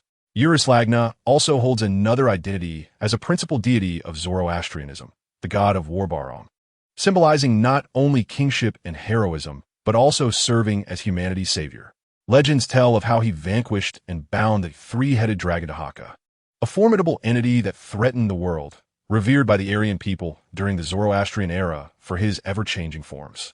The third volume of the Avesta, specifically in the chapter titled Bahram Yasht, elucidates the 10 manifestations of Bahram, detailing the methods of worship and praise for him. The descriptions of these 10 forms are as follows. First, a gust of powerful wind that brings strength. Second, a bull adorned with robust golden horns. Third, a magnificent white steed with golden reins and ears. Fourth, a vigorous male camel, swift and spirited. Fifth, a fierce boar with sharp teeth. Sixth, a radiant youth of 15, short and robust in stature. Seventh, a majestic phoenix, unmatched in flight speed. Eighth, a plump ram with curved horns. Ninth, a male antelope with pointed horns. 10th, a gallant warrior, resplendent in attire, wielding a short sword encrusted with gold and jade. This is also the origin of the Eastern war god, Kazuhi-Hotu. From the original text, the divine beasts observed on Sardinia so far, along with the whirlwind that defeated the wild boar, can all find their corresponding images among these 10 manifestations. Furthermore, the reason why these divine creatures appeared only briefly before vanishing without a trace can also be elucidated. They were reclaimed by the war god. However, Erica soon encountered another query and inquired curiously, "The tablet? Speaking of which, before meeting you, I encountered a Japanese youth who possessed a magical stone tablet imbued with the essence of the divine age. I wonder if he is the one you seek," Erica recalled. Lifting her gaze slightly, Jiang Ling cast her a sidelong glance, fully aware that Erica had previously encountered Kazuhi-Hotu, who had come to Italy to return the stone tablet sculpture. Otherwise, he would not have shared so much with her. Usurps is already among the most exalted deities. To be candid, Jiang Ling was uncertain if he could defeat him relying solely on his brute strength.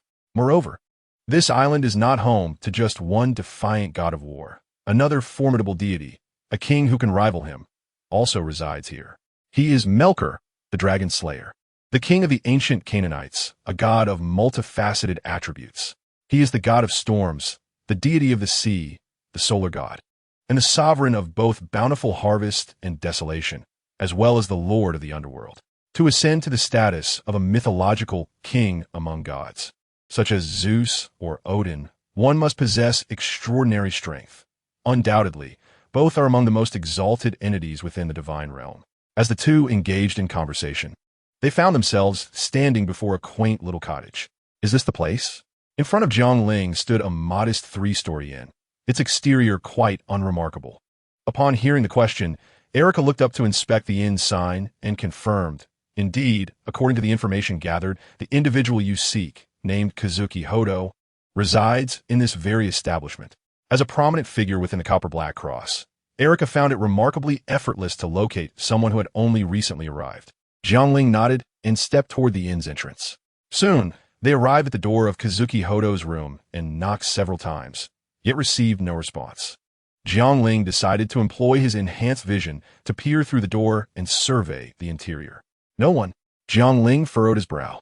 Given the current timeline of events, if Kazuki-Hotu was not present in the inn, 3 possibilities arose. He was either wandering nearby, waiting at the colliery station, or had already reached the villa of the witch Lucrezia Zora. However, the likelihood of the first scenario seemed minimal. After all, he had just endured the wrath of the god of disobedience, and it was improbable that an ordinary person would possess such audacity. Moreover, Kazuki's destination, Olina, lay in the eastern part of the island in Waro County, which would take approximately 2 to 3 hours to reach by train or car from Colliery, making it unlikely that he had arrived at the witch's abode yet. Indeed, the Italian trains were notoriously prone to delays, precisely as the rumor suggested. "No one. Should we break in?" Erica inquired, twirling a strand of her hair with her fingers. "No need," Jiang Ling shook his head. "Do you know where the colliery station to reach the witch Lucrezia Zora is located?" "Lucrezia? Is she the renowned sorceress hailed as the Witch of Sardinia? What connection does this Japanese boy have with her?" Erica expressed her surprise. "Well, there's a connection of sorts. That witch was his grandfather's former girlfriend." Jiang Ling replied, softly with a nod. What a grandfather skilled in social connections he must be. Chapter 77. The god of disobedience accompanied by a cacophony of cawing crows overhead. Kazuki-Hotu sat heavily on a waiting bench, cradling his backpack with a troubled expression.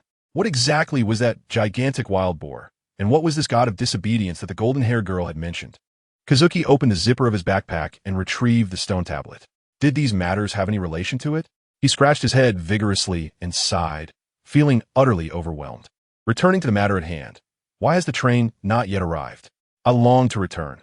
This place is one I truly wish to leave. I have not experienced any joy in my travels and have encountered a multitude of troubles. What a dreadful situation it is. Kazuki-HT was somewhat melancholic. As he idly played with the slate, a young, gentle, and magnetically appealing male voice resonated in his ear. At last, I have found you, Kazuki-HT. Who is it? Kazuki-HT inquired, puzzled.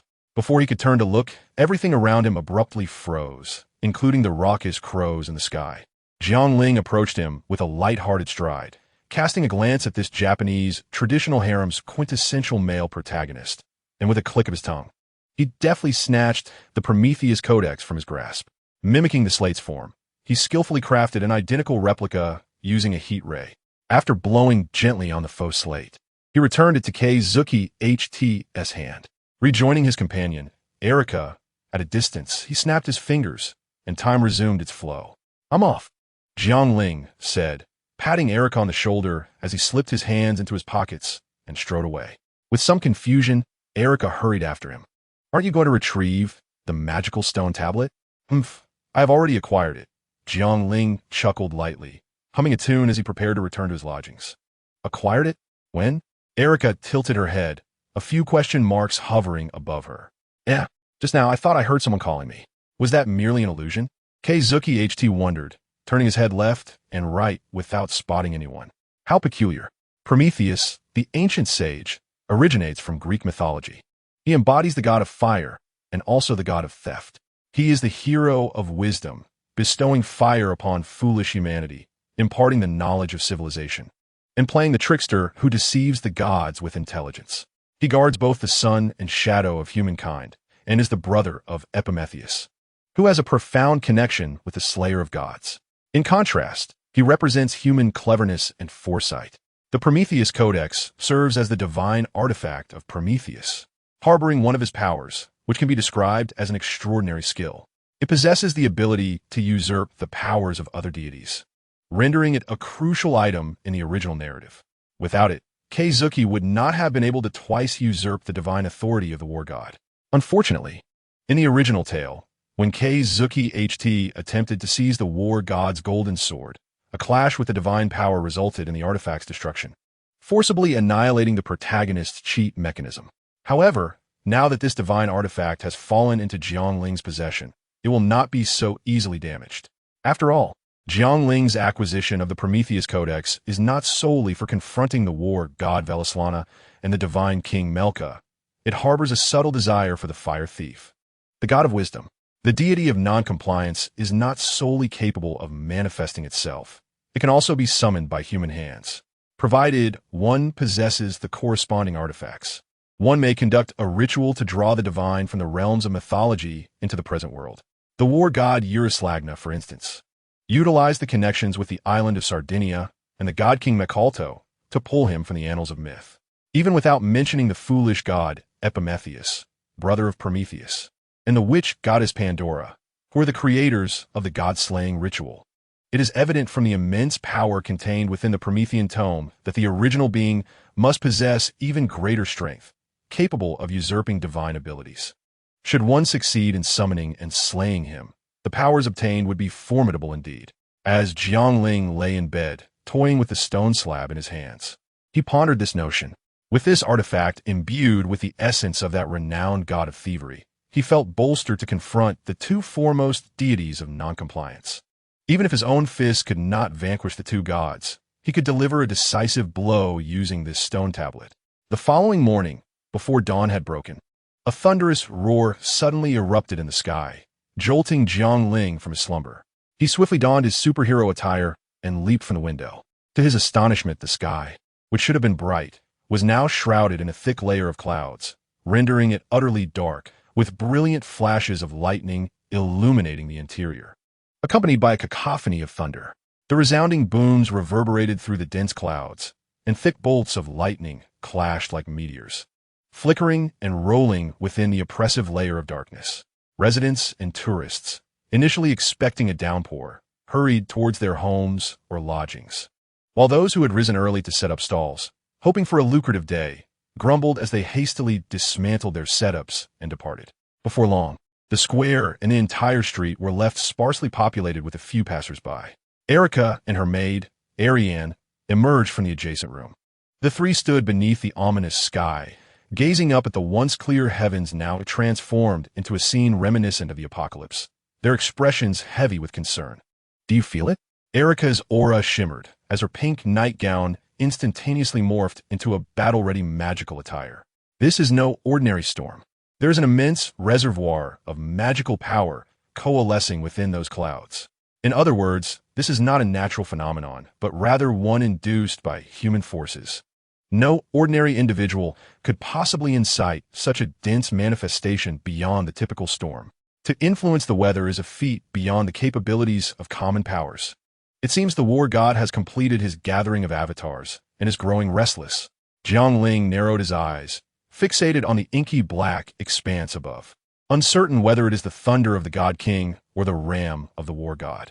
One cannot overlook the fact that the god king Melkor himself embodies the dominion of thunder, akin to the Greek Zeus.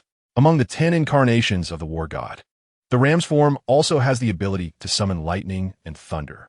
Should this phenomenon stem from usurps Ragnar, then it stands to reason that the war god has invoked the ram's incarnation. However, to exert such profound influence over the weather and command the skies to this extent is utterly unattainable without significant power, coupled with the tempest. This far exceeds the capabilities of the ram's incarnation of Velislana.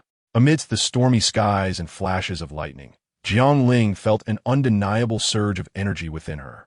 You all should return. I shall take care of the rest. As her words resonated, Jiang Ling propelled herself into the air with a powerful leap, activating her supervision and racing toward her destination. Erica could only shout in vain, "Wait," before Jiang Ling's figure vanished into the horizon, leaving Erica to stomp her foot in frustration. Chapter 78. God King Melkor defying the tempest. Jiang Ling soared through the sky like a streak of light, heading towards the shore. Her shadowy figure battled against the gale as she sped onward. Before long, she beheld a colossal giant. This being, with disheveled hair and a beard that obscured the lower half of his face, exuded a wild and untamed appearance, towering over 20 meters tall. Muscles surged across his form, projecting an aura of formidable power, clad in crude garments fashioned from tattered fabric and leather. Rather than appearing disheveled, this attire commanded a sense of authority, compelling onlookers to bow their heads and retreat in awe. However, embedded deep within the giant's robust chest was a golden sword, its blade broken in the middle, leaving no hilt, measuring roughly 2/3 of its original length. Opposite this giant floated a youth, remarkably petite compared to an ordinary adult, seemingly no older than 14 or 15. This boy hovered defiantly in the air, undaunted by the giant's presence. His attire resembled the garb of a Roman in an oasis rather than the clothing typical of the harbor district. With black-blue hair grazing his ears and an ivory complexion, he was strikingly handsome, his features impeccably symmetrical, evoking a hint of androgyny, a perfect specimen of youthful beauty. Yet, this beautiful youth defied the laws of Newton, suspended in mid-air, his cloak billowing dramatically in the fierce wind. An aura emanated from him, rivaling that of the overshadowing giant, conveying to all that he was no ordinary being devoid of power. 2 figures, one large and one small, stood resolutely on the ground, their formidable presence surging forth like a tempest, enveloping not only the vast ocean and sky, but also sweeping across the surroundings, ensnaring the approaching Jiang Ling within its grip. Jiang Ling abruptly halted mid-flight, suspended in the air. Under the overwhelming aura of terror, even he felt a twinge of unease. Yet, this only ignited a fierce desire for battle within him. Slaying gods, is that not precisely what I seek? Crackling thunder echoed through the ominous dark clouds, while the relentless clash of lightning reverberated in the air. Suddenly, a tempest of wind and rain descended upon Sardinia, manifesting with the ferocity of a storm exceeding 10 on the Beaufort scale. Amidst these treacherous conditions, the towering giant and the boy hovering in midair remained unfazed, their expressions unperturbed by the tumultuous weather. They stood as immovable as mountains, their presence more intimidating than the raging storm itself. Melkor, one of the mightiest gods of the Mediterranean, king of the deities, a great warrior, and the strongest dragon slayer, we meet once more. In the howling winds, the boy faced the colossal figure that obscured the sun, and instead of displaying even a hint of fear, he radiated a defiant joy. I am Slagner. I am the victor. Victory is ever within my grasp. It is my essence. Regardless of the conflicts I encounter or the foes I face, my triumph remains unaltered and unshakable. Hence, I have yet to experience the taste of defeat, as none can conquer me.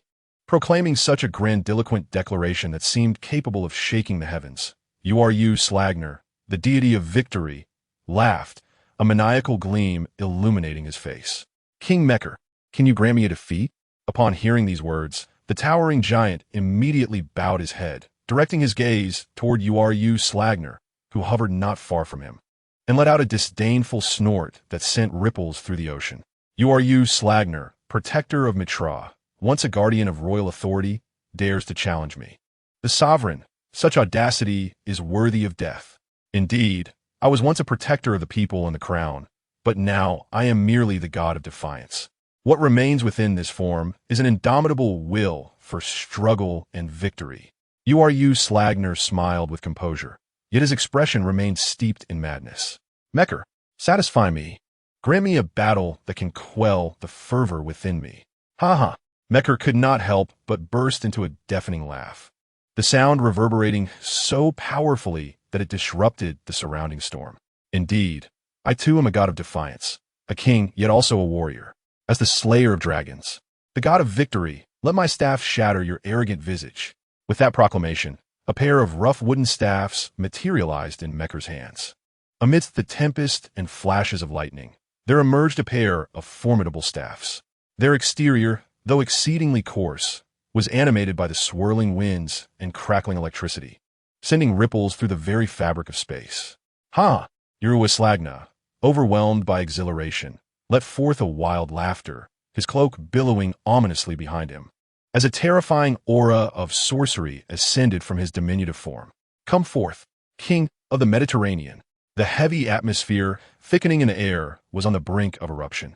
Just as the invincible god of war and the king of deities were about to engage in an apocalyptic clash, a voice imbued with fierce battle intent softly resonated.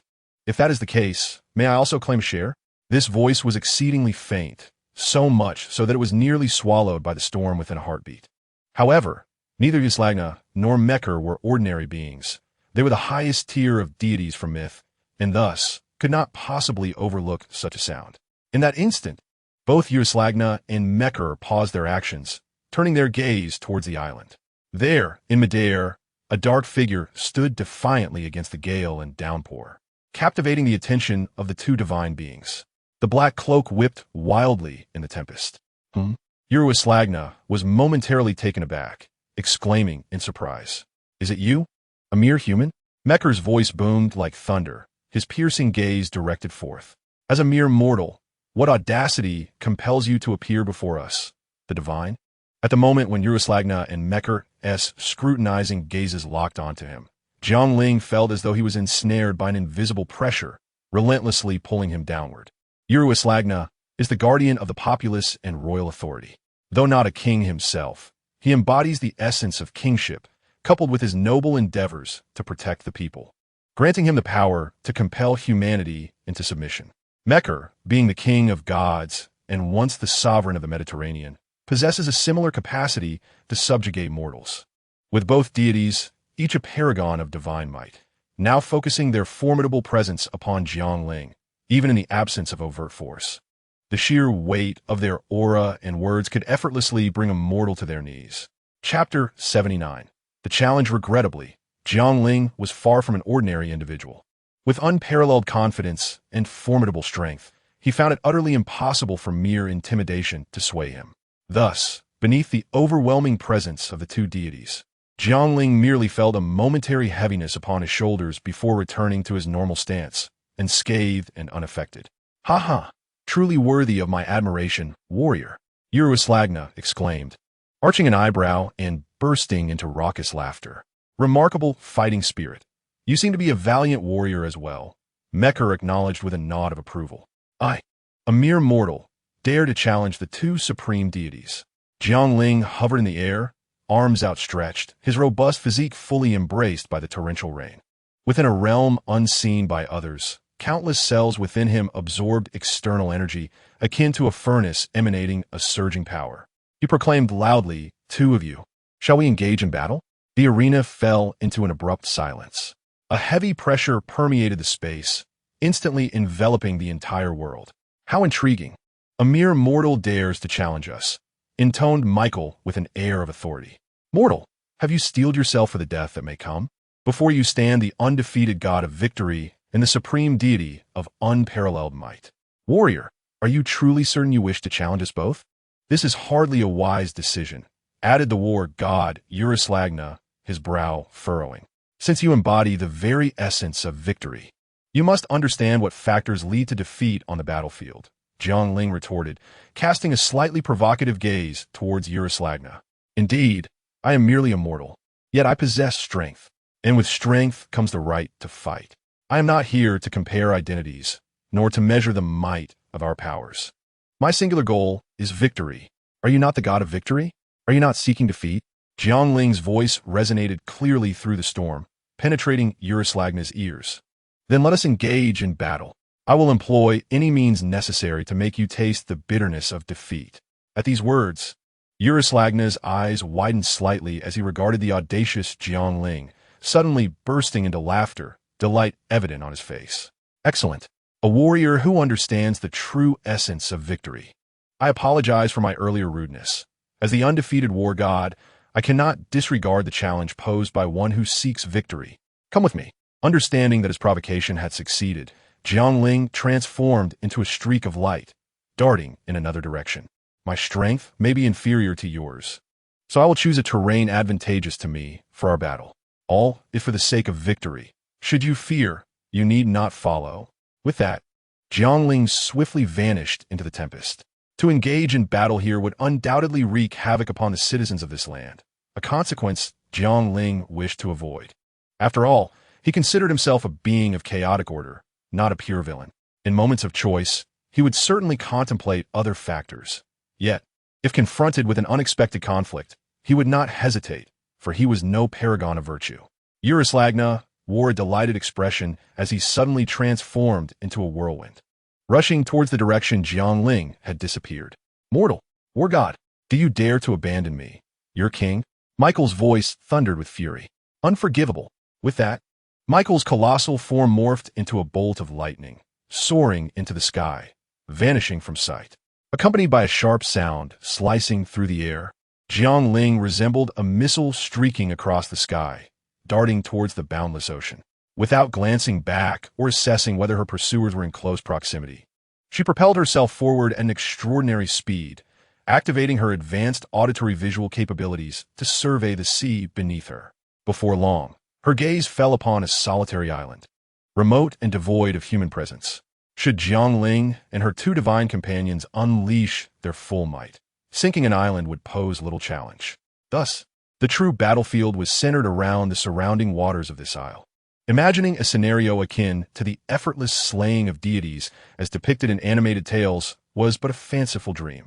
Having selected her location, Jiang Ling executed a swift 90-degree turn in midair, hurtling towards the deserted island. Moments later, she hovered above the island before diving downwards, landing heavily upon the sandy shore. The impact reverberated with a dull thud, sending sand flying in all directions. Standing on the beach, Jiang Ling lifted her gaze, scrutinizing the expanse ahead. A sudden gust of wind swirled into existence, gradually coalescing into the form of a youthful boy, seemingly 14 or 15 years of age. Is this the battlefield you have chosen?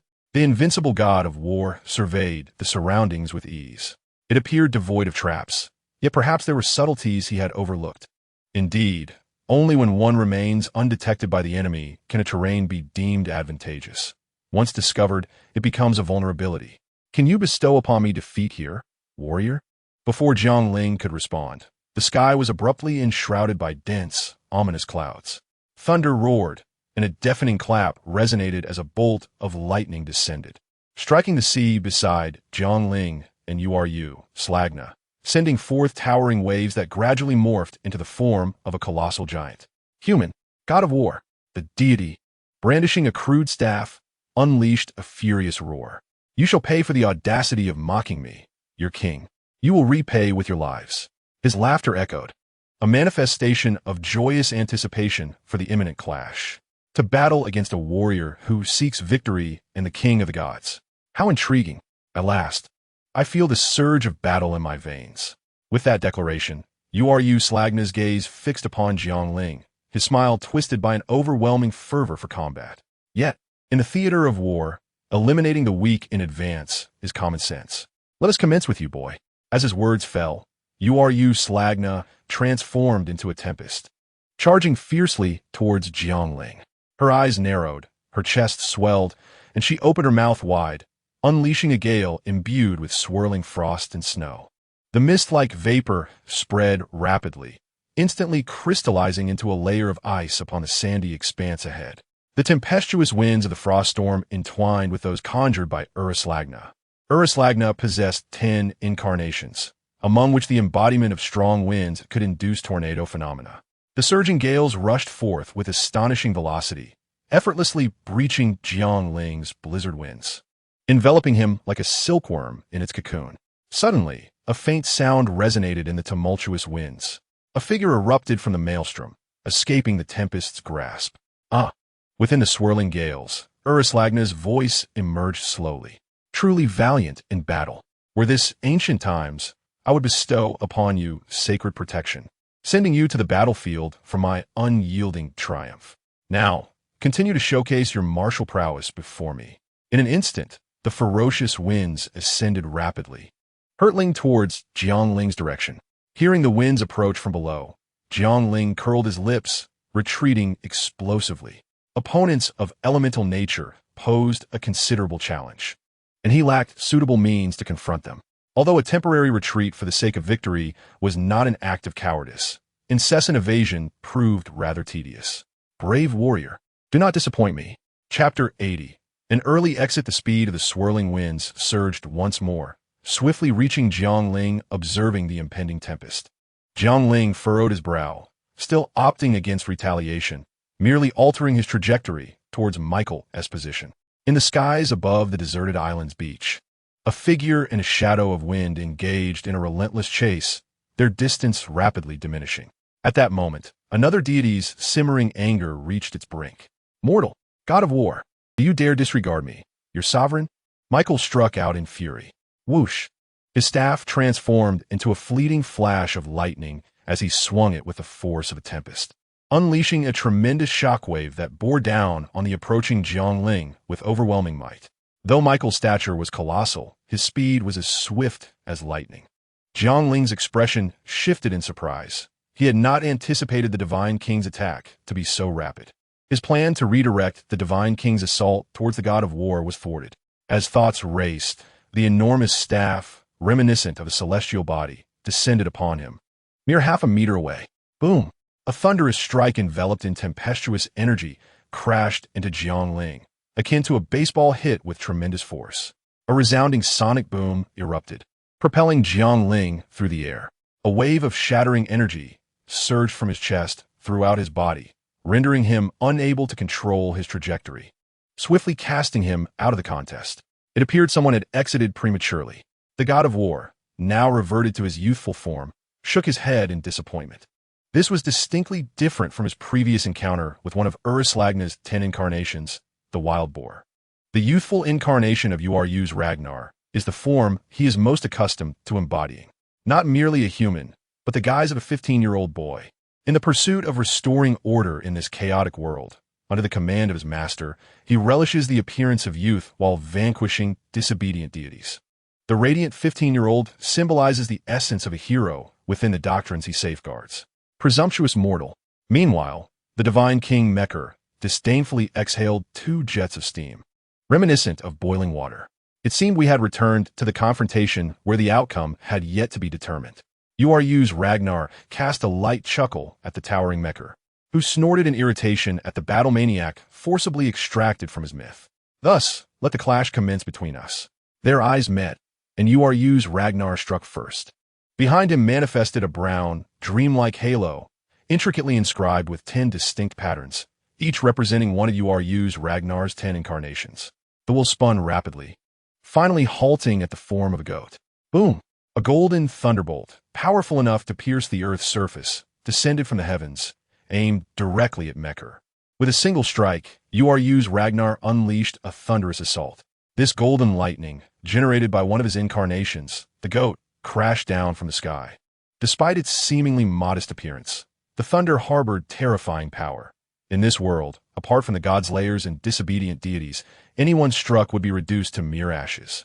Even the Godslayers and disobedient deities would find no comfort should they be directly hit by this lightning. Yet, Mecha raised an eyebrow at the audacity of being attacked by thunder. He made no attempt to evade the oncoming golden lightning. Instead, he extended his hand and effortlessly caught it. Bathed in the radiance of the lightning, Mecha remained unfazed, casting a cold gaze upon the grinning usurps Ragnar. The once ferocious bolts now became as docile as a lamb, tenderly entwining around him. Truly, one must acknowledge the limits of arrogance. Even within the realm of divine powers, disparities exist. This is especially evident in contests among similar types of powers, where the stronger party can overshadow the weaker, usurping their control. Mecha is the king of gods, the supreme ruler amongst deities governing the skies. Undoubtedly, even among the celestial deities, King Mecha stands as one of the highest echelons. There exists no deity more formidable than he in the realm of the skies, only equals. As the sovereign of the heavens, thunder merely represents the most direct manifestation of the sky, a weapon, a servant to the sky god. Clearly, the dominion of the goat incarnation of Velslagna over the skies pales in comparison to that of the divine sovereign, Mykar. Thus, how could the lightning created by him inflict harm upon Mykar, who possesses absolute authority over the heavens? Cease these futile trials and reveal your true prowess. Mykar shattered the lightning draped over him, taking a powerful stride forward while invoking his divine powers to forcibly command the surrounding sky. Without warning, the once bright heavens darkened, entirely shrouded by ominous clouds, as serpentine bolts of lightning danced and intertwined within the murky abyss. Simultaneously, a deep azure tempest surged behind Mykar. Excellent, truly commendable, worthy of being my adversary. Upon witnessing this spectacle, Velslagna erupted into laughter. Unfathomable rage ignited in Mykar's eyes, transforming into tangible thunder that coiled around him. Thunder, annihilate my foes. Boom! This was the wrath of the heavens, a roar belonging to the celestial realm. In that moment, the thunder weaving through the clouds obeyed the command of the Lord of the skies, cascading down as a torrent of lightning, rending the very fabric of space. Intent on engulfing the youthful deity. Come forth. I am the strongest, the one who holds all victories, regardless of whether they are men or demons.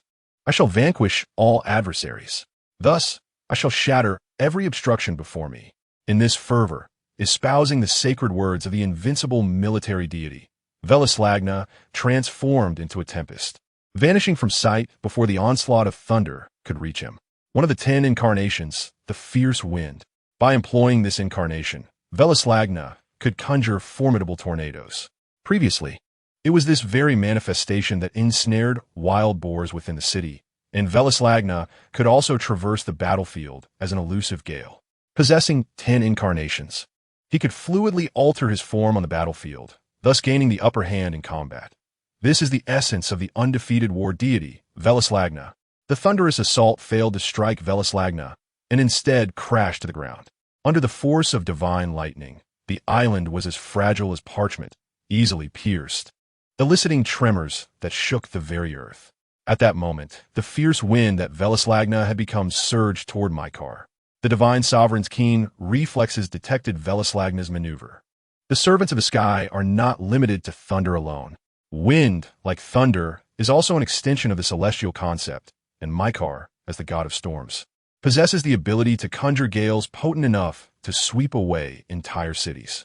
Under the influence of divine power, Mykar's form morphed into that of a tempest, charging toward Velslagna, who embodied the fierce wind.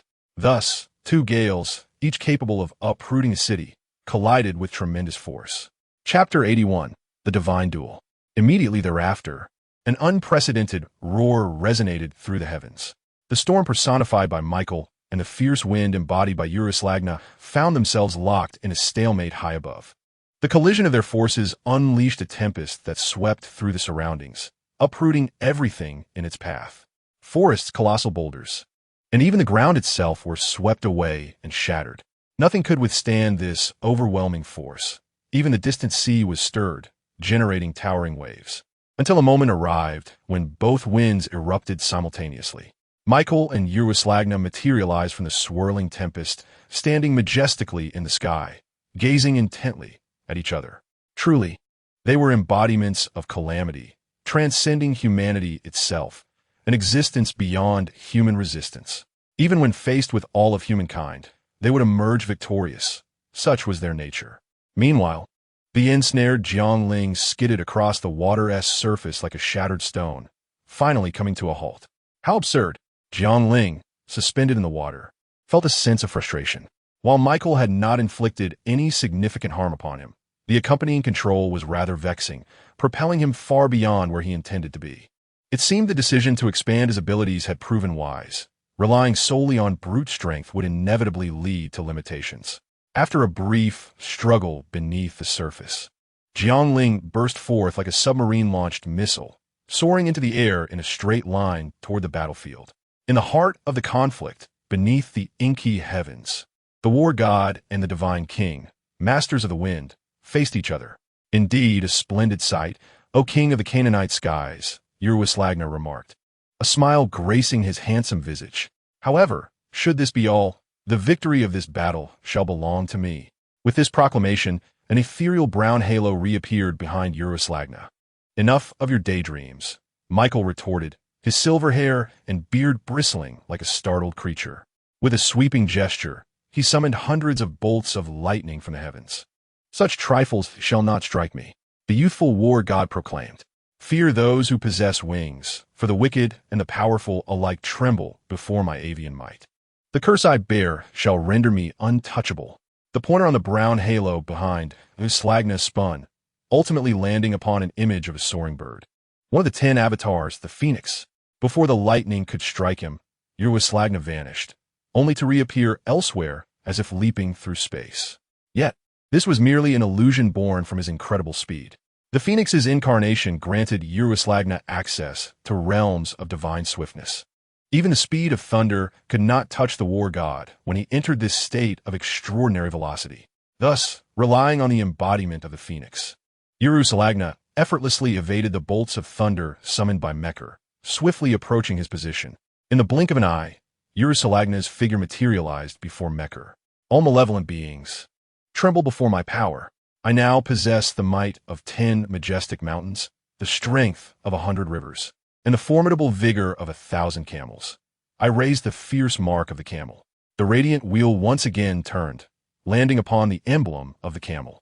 A formidable surge of magical energy coalesced at his feet, and empowered by the divine essence of the camel, Uruslagna unleashed a ferocious kick toward Mecher. Even a mountain would be obliterated by such a strike. Mecher's body continuously emitted alarms from all directions, for if that kick were to connect, even a deity's frame would suffer grievous harm. Yet, just as Uruslagna understood the god king Mecher, the god king was not one to underestimate the war god Uruslagna. Only one mortal, who dared to belittle the divine, was sent flying from the fray, a truly tragic tale. Mecher, with reflexes surpassing the ordinary by several-fold, seized the imperceptible opening during Uruslagna's transformation, his form alight with dazzling bolts of lightning. Thunder, after all, is not confined to descending from the heavens. Observing the astonished expression on the handsome face of the war god, Mecher's silvery beard quivered with the widening of his lips. At such close range, he doubted Uruslagna could evade his onslaught. Inevitably, the lightning struck Uruslagna, the excruciating agony of Mecher's full-force thunderbolt eliciting a cry of anguish from a youthful war god. However, Uruslagna was no mere pushover. He withstood the strike, retaliating with a divinely enhanced kick that sent Mecher plummeting from the sky, crashing down like a falling star. Piercing through the island, gasping for breath, Uruslagna, charred and smoking in midair, was clearly suffering from Mecher's thunderous assault, sustaining significant injuries in his non-goat form. Truly, my worthy adversary. Casting his gaze downward, Uruslagna, though confident in the power of his kick, did not assume it would vanquish the god king. Were it so simple, Mecher would not have ascended to such heights. Cough. As Uruslagna surmised, Mecher was not slain. He coughed and clawed his way from the earth, the intense pain blazing within him like fire. One of the 10 embodiments, the camel, bestowed with divine-level kicking techniques, capable of inflicting grave wounds upon deities. In such a predicament, a lesser Tier 3 deity would likely have dissipated back into myth. Yet Mekr was a Tier 1 deity. Even with injuries that had yet to heal, he could still fight on. The wind gathered beneath Michael's feet, swirling and lifting his form as he rode the currents back into the sky. In that moment, he beheld the dire state of Uruslagna and could not help but burst into laughter. Though his own plight was grim, Uruslagna's condition was hardly better. It was a commendable counterattack, worthy of the revered god-king of the Semitic pantheon. To think that you had seized upon a flaw, inflicting such grievous harm upon me. Uruslagna marveled, not concealing his injuries in the slightest. I am the supreme god-king, such as to be expected. Despite his words, Michael felt a tinge of pride. After all, his opponent was the undefeated war god of ancient Persia, known for his 10 incarnations. Yet, even you, who have also sustained grave wounds, can you still withstand this incarnation of mine? The war god displayed a look of triumph. God King Michael, your successful defense against my attack was entirely within my expectations. Nanny, the brown halo spun, the needle landing upon a new pattern. By the power of my word spell, let the righteousness of this world manifest. Such incantation is both potent and eloquent. It is the wisdom of the sword that summons victory. Uruslagna proclaimed the victorious incantation as golden brilliance erupted amidst the darkness. The light expanded and contracted, ultimately coalescing in the hands of Uruslagna into a sword of pure gold. Though it was called a sword, its appearance resembled more that of a blade, inscribed with ancient Persian characters.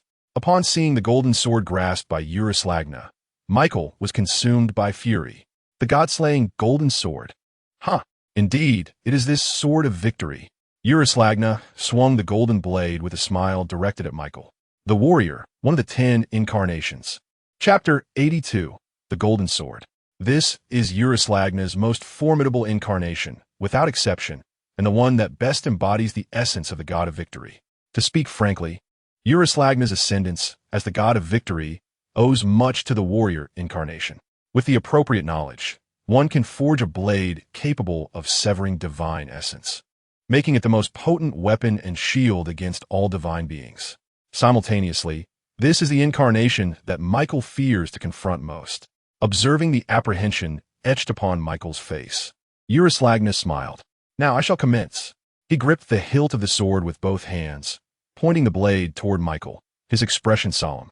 King of the gods, great warrior, the mightiest hunter of dragons. Words are power, and as Uruslagna spoke, light emerged. A golden glowing orb materialized beside Uruslagna, birthed from the ancient Middle East. The true name is Baal, originally revered as the divine entity of a primitive nomadic culture that relied on sheep herding for sustenance. In antiquity, humanity regarded deities as the vast expanse of the heavens themselves. Gradually, more luminous golden orbs began to materialize. Initially, there were merely 10, yet their numbers surged wildly, soon surpassing 100 and continuing to grow. These radiant orbs adorned the figure of Uruslagna like stars, emanating a resplendent glow. You shall not achieve your aims so easily. Yet how could Mekr stand idly by as Uruslagna forged a sword capable of severing his word of power? Feel the wrath of the cosmos. As Mekr's voice resonated, the entire sky and ocean erupted in turmoil. Mekr was not merely the god of the heavens. He was simultaneously the god of storms, the sea, the sun, and the deity governing both harvest and desolation. From the underworld, he summoned forth legions of the deceased, akin to a deluge. And thousands of thunderbolts rained down like celestial spears. Countless bolts of lightning descended from the sky, as innumerable spirits arose from the island. Concurrently, tumultuous waves and fierce winds manifested as colossal whirlwinds spiraled upward from beneath Uruslagna. Wind, thunder, sea, and a legion of the dead, all were servants of Mekr. However, in the face of Mekr's full-throttle counterattack, Uruslagna remained unfazed. In my name, I declare, tremble before me, thunder, tempest, tsunami, and spirits. I am the one who can shatter any obstacle. Neither the powerful nor the unjust can prevail against me. In response to Uruslagna's proclamation, the golden orbs floating beside him began to radiate a brilliant light, countless golden rays bursting forth from the spheres, dividing into 4 distinct paths, one ascending towards the thunder, another descending into the whirlwind, a third surging toward the engulfing tsunami, and the last cleaving towards the spirits upon the island. This was a sword forged by usurps, capable of severing the divine authority of the God King. The clash ensued. In that moment, as the golden rays effortlessly tore through Mekker's minions under the gaze of his fury, Mekker discerned a decline in his control over all divine powers. Truly, the golden sword, although this eventuality had long been anticipated, facing it in reality left Mekker with a sense of melancholy and helplessness. Any deity confronting this vexatious golden sword would undoubtedly feel an overwhelming fatigue. Just knowing its origin grants the ability to sever divine powers. This was the greatest boon bestowed upon the protagonist by the original author. Such blatant cheating, yet Mekker would not submit passively. He was, after all, the God King. In response to my summons, O pursuers, O exiles, let your renown be manifested. The two ancient staffs in Mekker's hands began to shimmer, each symbolizing pursuit and exile, respectively. The weapons of the god King Mekker, stained with the blood of the dragon King Yam, were the very means by which Mekker triumphed over the dragon and ascended to the throne of divinity. The former symbolizes the wind, while the latter embodies the essence of lightning, representing an alternative manifestation of the storm and thunderous power of the god King Mekker. Pursuers and exiles, transform into my formidable instruments, and let the divine warrior of the East witness your might, commanded Mekker. Obedient to his decree, the twin rods of the pursuer and the exile soared into the heavens, rushing towards usurps. In contrast, the nomadic tribes of Central Asia, such as the Mongols, also deified the sky. However, Baal Mekker, a deity born of the eastern lands of the Middle East, is not merely a god of the skies, but, most significantly, the god of the rainy season. In the starkly defined dry and wet seasons of the Middle East, storms only arrive during the rainy season. The land is ravaged by fierce tempests, tornadoes, and torrential downpours, with lightning striking from above. Yet, the rains brought by the storms are a blessing. Without such life-giving waters, flora, fauna, and humanity would surely perish. Although Mekker's tempest may claim many lives, it simultaneously begets the sustenance of existence. In the celestial expanse, as usurps continually articulated the origins of God King Mekker, the radiance surrounding him grew ever more resplendent, with a number of golden swords multiplying, eventually dominating the entire sky. With the aid of these swords, the thunder descending from above, the storms raging forth, and the howling wolves were relentlessly cleaved asunder. If this state persisted, Mekker's divine authority would inevitably be shattered by usurps' golden swords, heralding the downfall of Mekker and the resurgence of usurps' triumph. Yet, amidst this turmoil, usurps sensed a profound danger encroaching upon him, compelling him to halt. What is this? Usurps' pupils contracted. He beheld the two rods, advancing towards him with astonishing speed, their approach effortlessly breaching the defenses of the swords he had forged. Though the pursuer and the exile epitomized the storm and thunderous might of God King Mekker, they were, in truth, weapons bestowed upon the God King by the artisan god Kuzavahasis, imbued with the deity's craftsmanship, rendering them impervious to the golden swords of Mekker. Ah, is this pair of weapons again? Usurps exhaled in vexation. He recognized the source of danger, the identity of the two rods, which were indeed the weapons of God King Mekker, with whom he had once fought. At that moment, the pursuer and the exile had breached the sword's defenses. One approached like a bolt of lightning from above, while the other assailed from behind like a bird in flight. Reluctantly, usurps was compelled to cease the forging of the golden swords. Chapter 83. The theft of divine authority. He possessed a profound understanding of the formidable power held by these mythical weapons. It was, after all, the God King Mekker who had once utilized them to rend him asunder.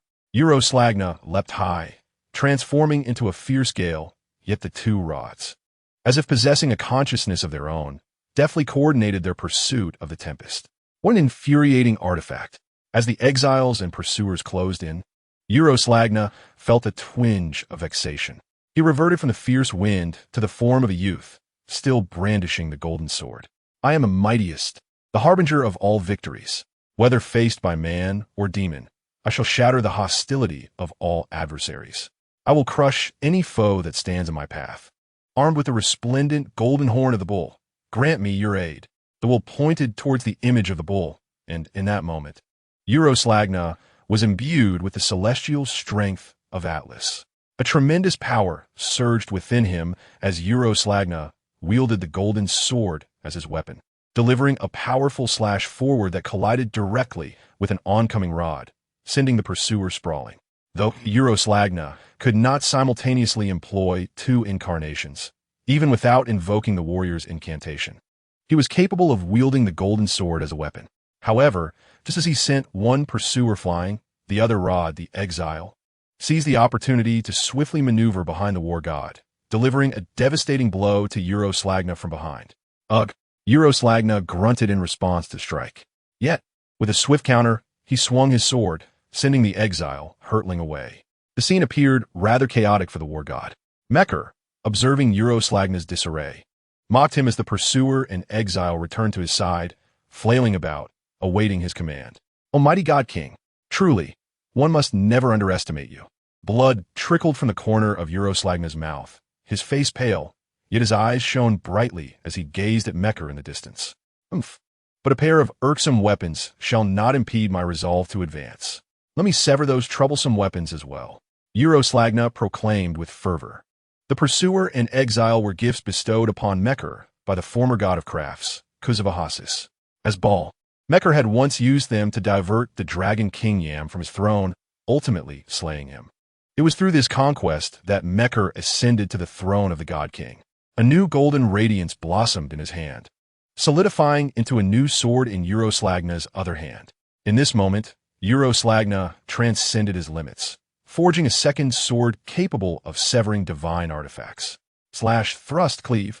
The war god from the east exhibited the essence of swordsmanship, a divine skill surpassing humanity. He wielded the newly forged sword, effortlessly shattering the pursuer and exile. Thus, it has come to an end, O God King of the Phoenicians. The youthful war deity raised the golden sword high and proclaimed aloud, "Yet at last, you have unleashed your power."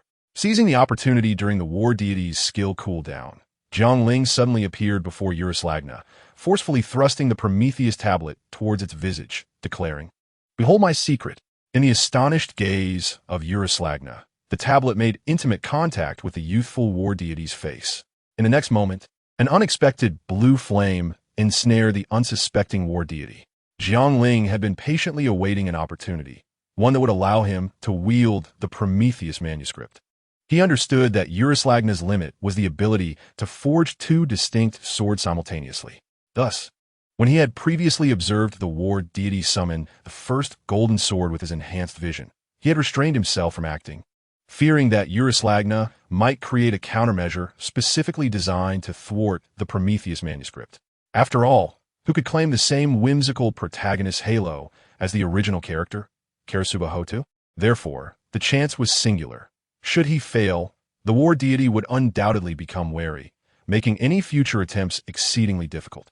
Jiang Ling, having previously underestimated the situation, now recognized that while the two deities might not be able to harm him, he, too, lacked the means to inflict damage upon them. Consequently, he unhesitatingly produced the Prometheus manuscript. Divine artifacts are instruments wielded by the gods, imbued with their power. Undoubtedly, the Prometheus manuscript is a divine artifact containing the essence of divine authority, harboring a fragment of Prometheus's power as the god of theft, capable of appropriating divine abilities and employing them impeccably. Thus, when Jiang Ling pressed the Prometheus manuscript against Usurps' splendid visage, the tablet radiated light. The ancient tome, a relic of the divine era, expelled blue flames, successfully striking Usurps, who bore the golden sword, enveloping the unsuspecting war deity within. "What is this?" questioned Usurps, encased in the blue flames. Due to Jiang Ling's appropriation of the manuscript from Karasuba-Hotu, the opportunity for Erika and Karasuba's fateful encounter was lost. When the war deity reclaimed its incarnations of the phoenix and goat, Karasuba-Hotu was absent and, thus, had never encountered the Prometheus manuscript.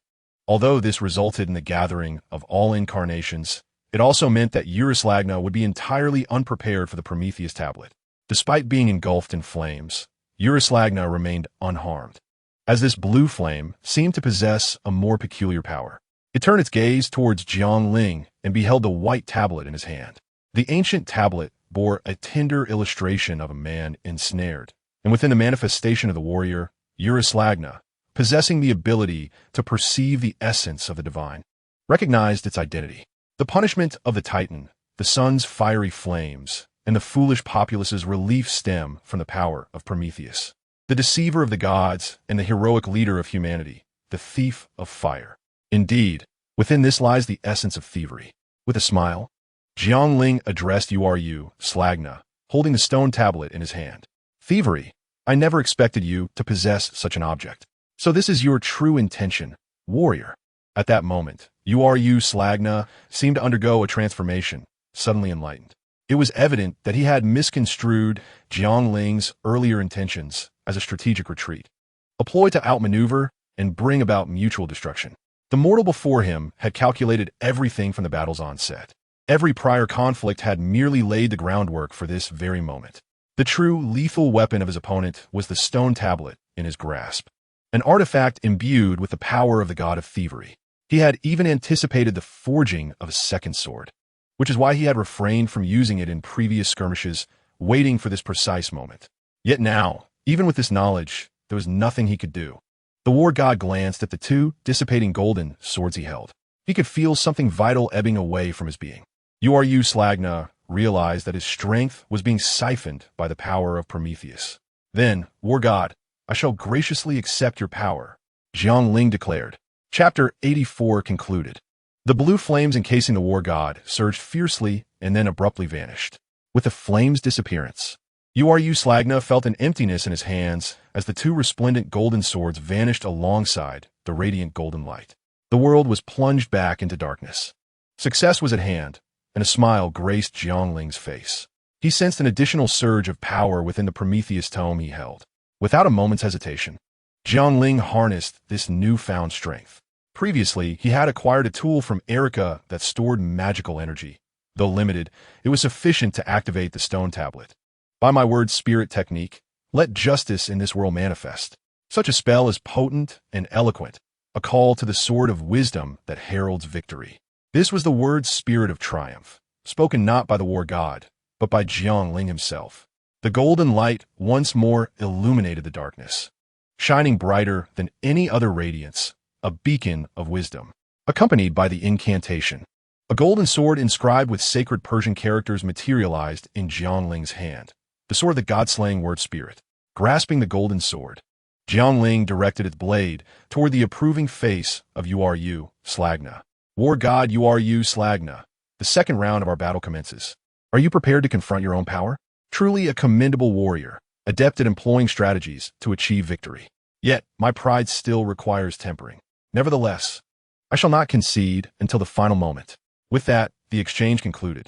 Usurps extended his hand, as if grasping something, reaching out beside him.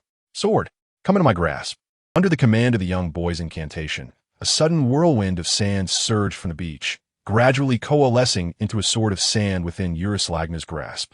With the sand sword in hand, an overwhelming aura erupted from within Usurps, invigorating his spirit despite his grievous injuries. As the divine power surged forth from him, the sand sword seemed to solidify even further, emanating a cold, glimmering light akin to the arc of a razor-sharp blade. Under the influence of the boy's commanding words and immense spell power, the sand sword transformed into a true divine weapon. Such skill could only be described as divine artistry, a feat achievable solely by a god. Do not hold back, Usurps said with a calm smile. Show me your valor. At these words, Jiang Ling slowly raised his gaze. Locking eyes with the equally empowered Usurps, a glint of determination flashing within. Then I shall not hold back.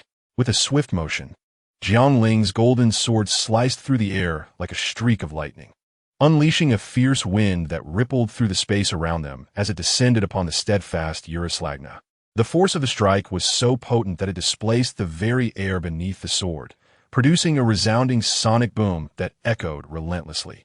The intense gale pressed against Usurps, causing the Roman-like garments to cling tightly to his skin, yet his sculpted features remained unperturbed by the onslaught of the knight's sword. Clang! The collision of the golden sword and the sand sword resonated through the air, creating a sound like thunder and igniting a flurry of sparks. Usurps was sent reeling back.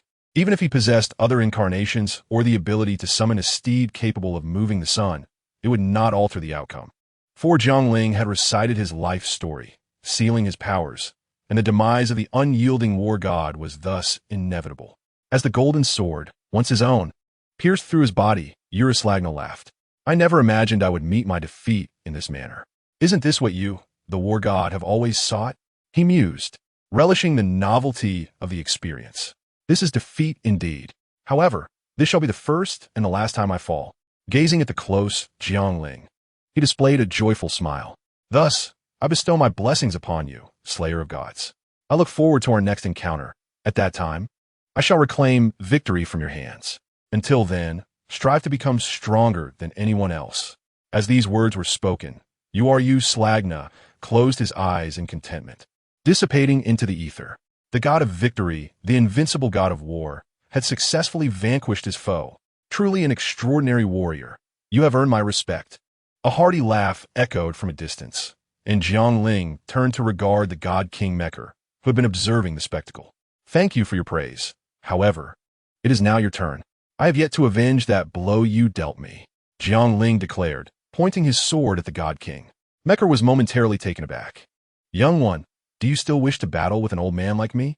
Is that not rather inevitable? As his words reverberated through the air, Jiang Ling's figure vanished without a trace. Mekar, his eyes wide as saucers, searched for Jiang Ling's presence. In the next moment, Jiang Ling materialized behind the god king, delivering a fierce strike that tore a massive gash across Mekar's broad back.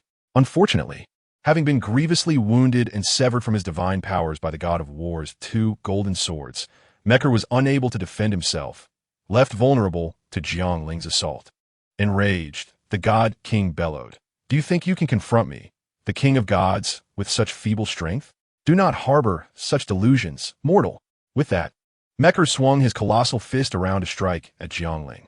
With effortless ease, Jiang Ling extended his left hand, his seemingly delicate arm colliding with Mekar's fist, unleashing a terrifying shockwave. Mekar cried out in pain as his immense form was thrust into the depths of the earth, the rocks beneath him shattering and pinning him down, rendering the god king unable to rise. Jiang Ling closed his eyes, taking a deep breath as he positioned his golden sword beside him. In the next instant, he opened his eyes, a piercing gaze fixed intently on Mekar's figure. "What are the king of gods? I slay the god king. Give me strength." Slash! Jiang Ling roared, channeling his formidable muscle power as he swung his sword towards Mekar. The sound of air being sliced apart resounded abruptly. The colossal yellow blade swiftly swept past Mekar's form, cleaving both him and the island in twain. A silvery moonlight cascaded down upon Jiang Ling. With a sidelong glance upward, noticed that the clouds obscuring the moon had been parted. The straight, severed line in the clouds resembled a great hand measuring the sky with a ruler, cut through as if by a paper knife. Moonlight spilled like water, akin to silver flowing across the cerulean sea. Thus fell the god king. The two deities, now dissipated, returned to myth. Jiang Ling exhaled heavily, sheathing the stone tablet and soaring back towards his inn. As Jiang Ling departed, the battleground of the sea fell into an eerie silence. Save for the neatly bisected island and the remnants of the cloud cover, a testament to the fierce battle that had transpired. Chapter 85. The Realm of Life and Death. For the people of Sardin Island, this night was destined to be one of unrest. A tempestuous wind, torrential rain, and blinding lightning descended upon the island, shrouding it in an unexpected darkness. The ferocious winds conjured colossal tsunamis that relentlessly battered the shores, as if intent on submerging Sardinia, while the downpour washed away all traces of life. The thunderous roars echoed continually, painting a vivid tableau of impending doom. Though Jiang Ling had chosen a battleground far removed from Sardinia, the divine powers capable of altering the very fabric of existence still permeated this realm. The flickering lightning in the sky mirrored the mythic wrath of deities exacting their judgments. Panic spread like wildfire across the island. In contrast to the terrified commoners, the magicians on the island were no better off. They could sense two formidable sources of arcane energy clashing in the distance, instilling a deep-seated dread within them. Unlike the ordinary folk, these magicians, who were privy to the world's hidden truths, understood that beneath the veneer of normalcy lay entities far beyond comprehension, such as the god of disobedience and the Godslayer. Without a doubt, the cataclysmic events unfolding on the island were the handiwork of one of these beings. Yet, awareness did not equate to power. They remained helpless, trembling beneath the weight of such overwhelming might, fervently hoping for an end to the conflict. Perhaps their prayers bore fruit, for after a time, tranquility returned. The winds, rains, and thunders vanished abruptly, leaving them overwhelmed with gratitude, tears of relief brimming in their eyes, as they pondered the mysteries that had transpired on the island. As for Jiang Ling, he remained blissfully ignorant of the events occurring on Sardinia. Even if he were aware, it would hardly concern him. He was a man who acted solely on impulse. If it felt right, he would proceed. If not, he would abstain. Unbeknownst to anyone, he swiftly returned to his inn and fell into a deep slumber, eager to embrace the new abilities that awaited him. In the haze of sleep, he sensed a soft body enveloping him, followed by a delicate hand caressing him, seemingly curious about his form. The gentle touch, courtesy of those slender fingers, evoked no discomfort, only an unusual sense of calm. A sweet, melodic voice whispered in his ear, "I wonder what brings the esteemed God King to visit?" A rich, resonant voice responded, "Ah, who would have thought that I, an old man, would one day be bested by a mere mortal?" The God King's words alone attest to this child's exceptional nature. With a tone imbued with warmth, akin to the chime of wind bells, the voice continued, "Then, dear God King, bestow upon this child both blessings and curses.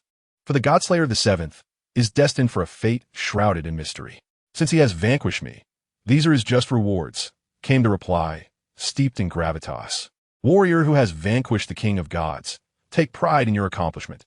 However, one day, I shall return once more to entomb you in the realm of the dead."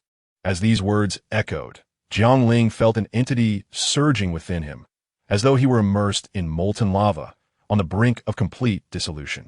Truth be told, it had been quite some time since he had experienced such intense sensations, which instantaneously roused him from his stupor. "Oh dear, are you awake already?" A voice, light-hearted and melodious, chimed. At the moment the voice resonated, Jiang Ling opened his eyes to behold the exquisite visage of a young girl before him. "Good morning. It seems the human world greets those who have just awoken in this manner," the girl said, her sweet smile illuminating her delicate features. "So, child, may I greet you in the same way?" Upon hearing this, Jiang Ling blinked calmly. The girl appeared to be no more than 13 or 14 years of age, possessing a remarkably charming countenance and a slender, youthful form. Yet there was an alluring quality about her, an enchanting aura that drew one in, an irresistible allure that beckoned to be immersed in her presence. Thus, rather than describing her as beautiful, it would be more apt to say she possessed an innocent visage and physique, with her long purple hair cascading elegantly and clad in a sheer white dress. The girl was undeniably adorable. However, something felt amiss. Indeed, it was quite peculiar.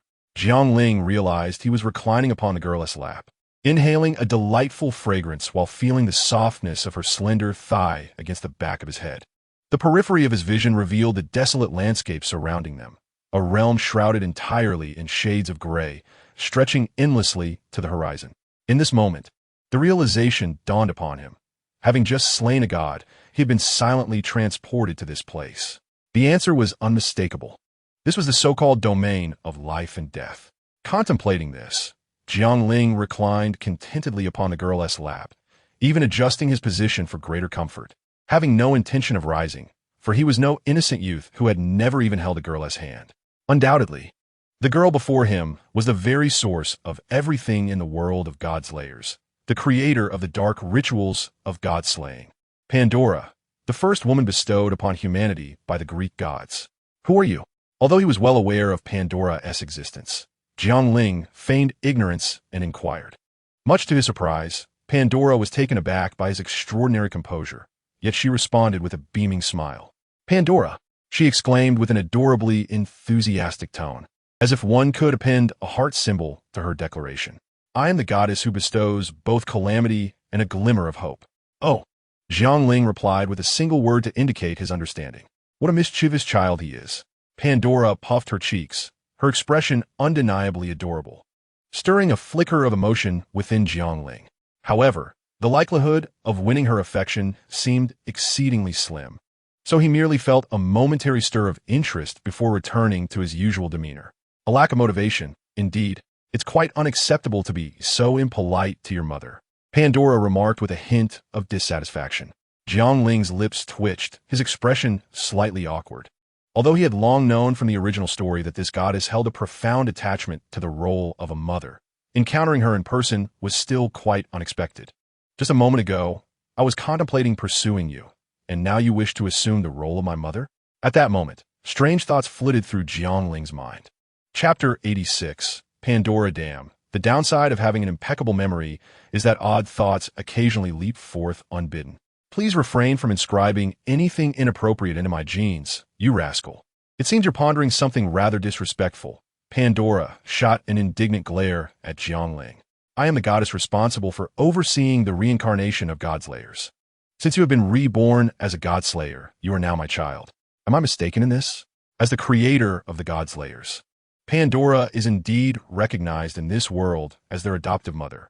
It is essential to understand that the act of usurping divine power by slaying deities is not a rule inherent to this world, but rather a ritual belonging to Pandora. By the way, I have already defeated Usurps and Michael. Not wishing to dwell further on this matter, Jiang Ling opted to divert the topic. Yes, I witnessed that battle as well. It was truly spectacular. Pandora's anger transformed into delight, akin to that of a child, quick to temper and equally quick to forgive. Among all my children, you have displayed the most remarkable prowess in the battle as a Godslayer. I must say, I never anticipated that you would confront two top-tier deities head-on without faltering and simultaneously slay both. Such a feat has never occurred before, compelling me to want to rush out and give you a grand embrace as a reward. As she spoke, Pandora bent down, wrapping her arms around Jiang Ling in a warm embrace. Your name is Jiang Ling, correct? You have done splendidly. Jiang Ling, feeling somewhat helpless, lay on the ground and extended an arm to embrace Pandora, reluctantly succumbing to the affectionate gesture. What a bitter irony. How enviable yet nauseating. So, does that mean I have become a Godslayer? Absolutely.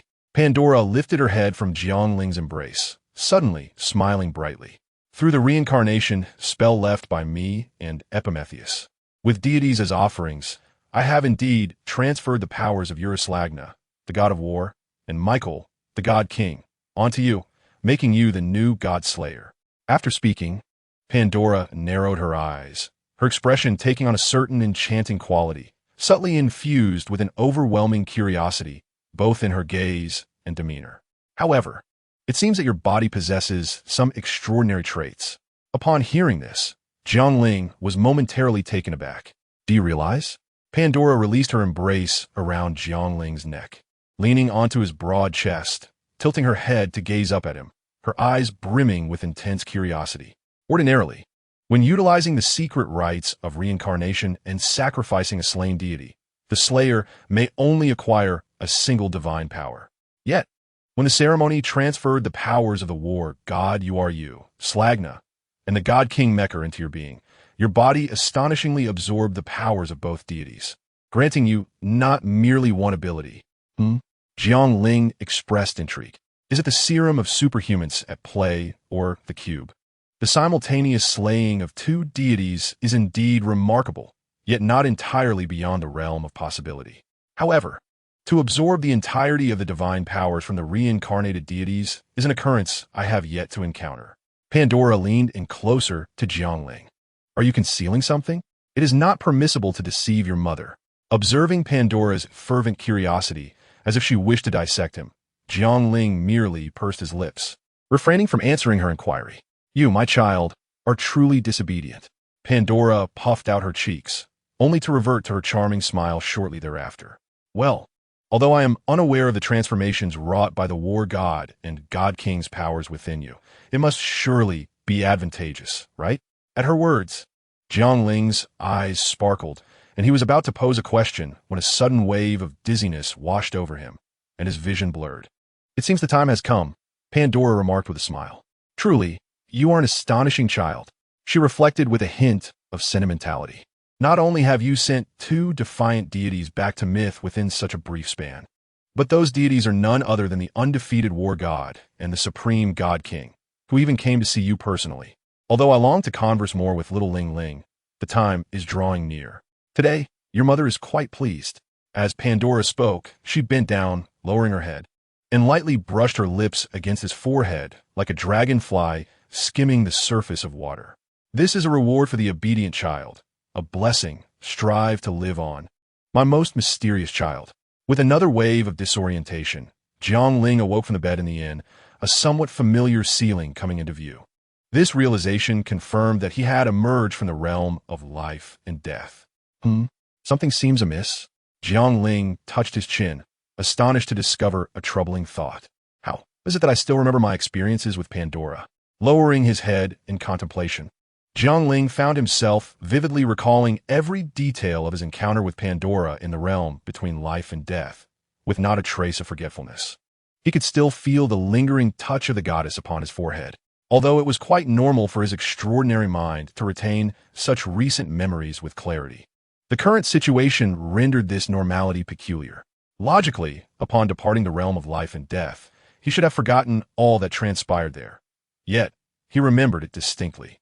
Was it due to the cube, or was it because he was not originally from this world? Each incarnation of the Godslayer adhered to this rule, leaving the source of the anomaly to lie solely within himself. The distinction between him and other Godslayers was that he was not of this world and bore an enigmatic cube, though the exact cause of this phenomenon remained elusive. Oh well, how trivial it was for him to dwell on such matters. After a moment's thought, Jiang Ling relinquished the inquiry, for he was not one to become ensnared in trivialities. Moreover, whether it was his status as a traveler, his superhuman physique, or the influence of the cube that enabled him to remember events from the netherworld, it ultimately served him well, bringing only advantages without any drawbacks. Thus, why ponder excessively? With this resolution, Jiang Ling closed his eyes and delved into the depths of his own being. Chapter 87. The Potent Authority Under Normal Circumstances. When an ordinary individual successfully slays a defiant god and transforms into a Godslayer, their physical form becomes extraordinarily formidable, bones harder than iron, even exceeding the strength of any alloy known in this world.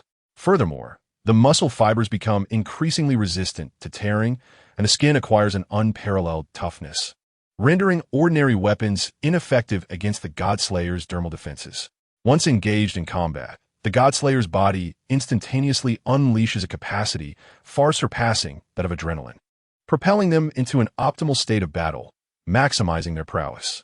However, these enhancements held little value for Jiang Ling, as the augmentation of the Godslayer's physique was merely supplementary, not the crux of his power. For him, these enhancements were imperceptible. The physical attributes of a Godslayer had their limits, and such limitations likely fell short of even Jiang Ling's baseline, given that, while formidable, the Godslayers still operated within the realm of humanity. In contrast, Jiang Ling had transcended the very notion of humanity. Of course, another facet of this transformation bore greater significance for him. From this day forth, all forms of magic, save for spells effective against gods, would be rendered utterly ineffective against him. Ordinary magic would hold no sway over him, with only a select few grand spells having the potential to affect him, albeit in a severely diminished capacity. This elucidates why humanity stands powerless against the defiant gods. Even most formidable of sorcerers find themselves utterly powerless before the unyielding deity. The crux of this lies in the deity's inherent immunity to human magic, in gaming parlance. One might say the unyielding deity has maximized its magical resistance. Only a handful of grand sorceries can penetrate this formidable defense. Under such circumstances, it is scarcely conceivable that a sorcerer could triumph over the unyielding deity. As a being that has slain divine entities, the Godslayer has inherited this trait. Henceforth, any attempts to toy with Jiang Ling using magic will likely result in dire consequences for the iron-headed child. At this thought, Jiang Ling could not help but chuckle. Beyond the alterations to his physical form, Jiang Ling discovered within himself a vast reservoir of power, as boundless as the sea.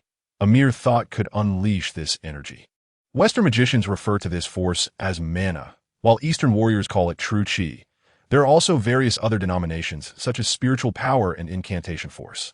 Regardless of the name, be it mana, true chi, or spiritual energy, they all essentially describe the same phenomenon, a form of energy. Moreover, the incantation force within the Godslayer far exceeds the imagination of any magician. If a first-rate magician possesses a certain quantity of incantation force, the Godslayer's reservoir might reach 2,000 or even more. However, this refers to an ordinary Godslayer. Jiang Ling's energy is destined to be even greater, having absorbed the entirety of the energy from two unyielding deities.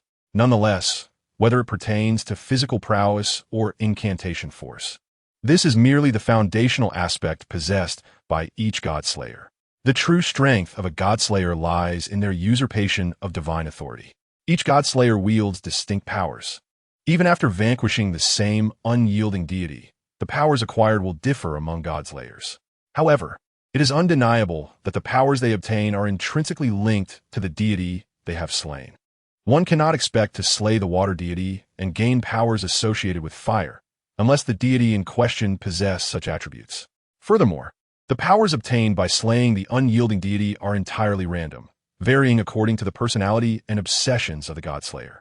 Even when killing the same unyielding deity, different Godslayers will never acquire identical powers. Typically, they will receive merely one of the many abilities possessed by the deity. For instance, the power of Kazuki Hodu is equivalent to 10 powers. Aside from that particular war god being an anomaly, it is also due to the author's indulgence. What kind of power has he obtained? Jiang Ling continued to delve into the awareness of his own abilities, and gradually, the understanding of his powers crystallized within his mind. He then realized why Pandora was so intrigued by his secrets. Aside from Kazuki Hodu's singular anomaly, every other Godslayer acquires one divine authority per slain deity.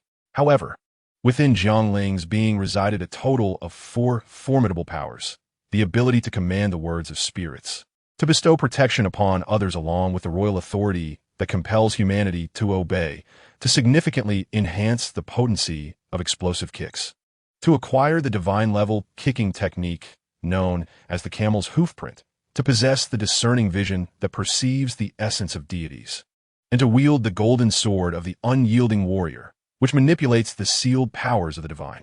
Additionally, he held dominion over the tempest, commanding winds, the sun, and the celestial thunder with the might of the sky sovereign. Perhaps it was Jiang Ling's subconscious belief that he did not require the destructive force of the wild boar, the physical fortitude of the bull, or the extraordinary speed of the phoenix, of the abilities that belong to the 10 incarnations of the war god. He had only acquired 3. Oh wait, it was 6.